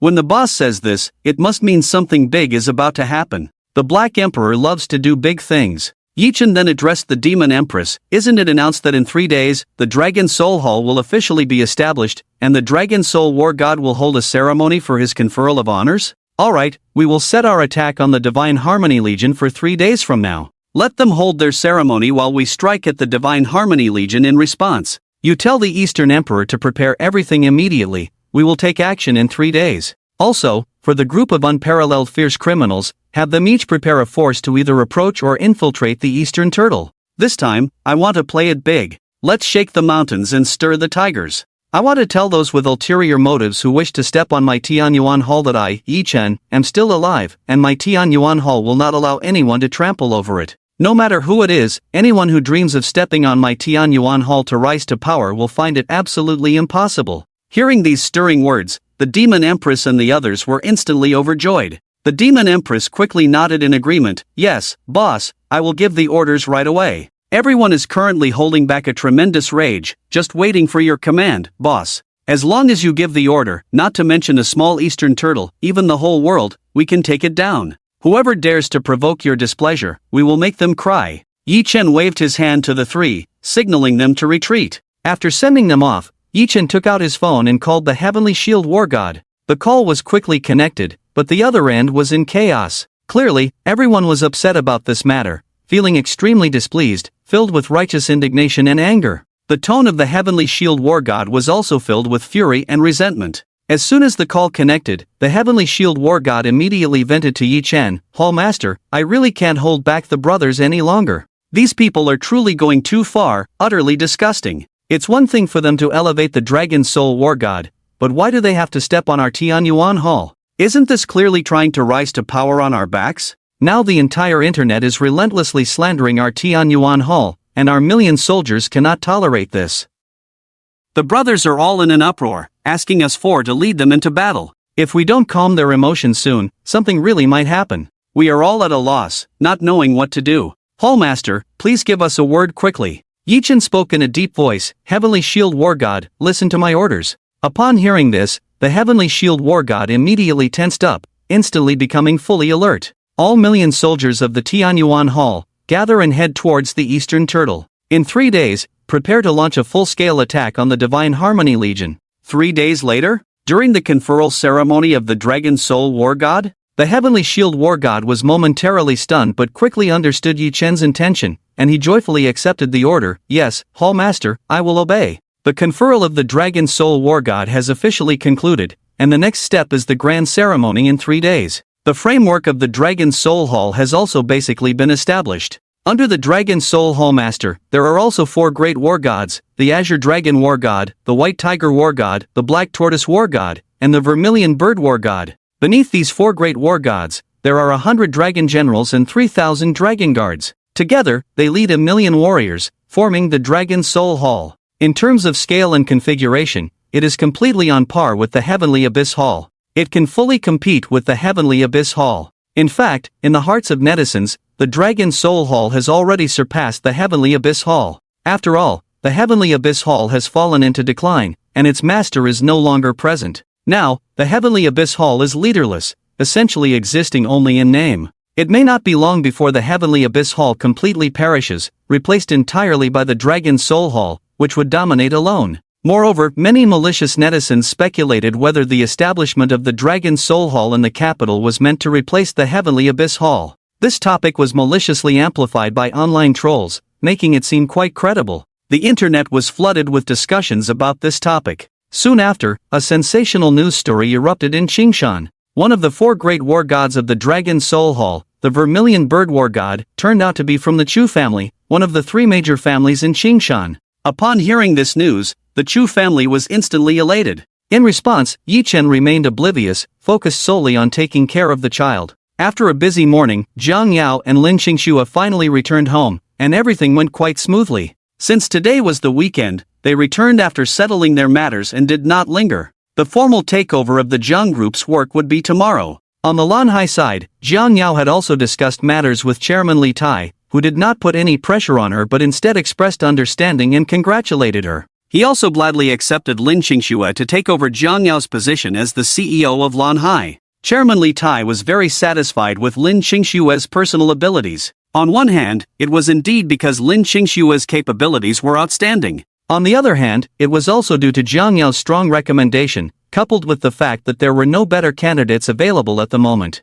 Therefore, Chairman Li Tai was very willing to give Lin Qingxue a chance to try. At first, Jiang Yao was worried that Chairman Li Tai might not be easy to deal with, but she did not expect things to resolve so smoothly. Back at home, Jiang Yao was in high spirits and said to Yi Chen and Yi Yuan, "Let's go out for lunch." Hearing that they were going out to eat, Yi Yuan immediately danced with joy. Perhaps this is the nature of children, who love to go out and play. This time, they did not go to the No.1 mansion again, as it was too businesslike and formal. Jiang Yao chose a popular restaurant in Qingshan, which had a very unique and eye-catching decor, with a menu focused on seafood, making it one of the more upscale restaurants in Qingshan. Moreover, the location was particularly good, situated by the Qingshan Lake. They chose a table by the window overlooking the lake, allowing them to enjoy the view while dining. If it were evening, the scenery would be even better, more suitable for taking photos. However, since it was the weekend, the place was quite crowded during the day, with no empty seats and a long queue outside. Jiang Yao and her group were in charge of ordering. Interestingly, when they were ordering, the waiter recognized Jiang Yao and Yi Yuan, and excitedly asked to take a photo with them. This kind of treatment was a first for Yi Chen and Yi Yuan, giving them a taste of being internet celebrities. Lin Qingxue even joked, "Jiang Yao, if you and Yuan went live, you would definitely gain a wave of followers." Jiang Yao smiled wryly and shook her head. She naturally would not do such a thing. She did not want to be famous. It was better to just be an ordinary person. Once a person becomes famous, it may not necessarily be a good thing. However, to her surprise, many people recognized Jiang Yao and Yi Yuan, and a lot of them began to whisper about the two of them. Some bolder individuals even came over to greet them. This situation truly left Jiang Yao feeling both amused and exasperated. She really didn't like this kind of attention. On the contrary, Yi Yuan was quite pleased. After a wave of greetings, things quieted down. After all, Jiang Yao and Yi Yuan were not exactly internet celebrities. They had just experienced a bit of heightened popularity yesterday. Now, they were overshadowed by the buzz surrounding the Dragon Soul War God. The people around were all discussing the matters related to the Dragon Soul War God. Lin Qingxue, having some free time, also joined in on the discussion. Our Qingshan has also gained some fame this time. A small place has actually produced a war god.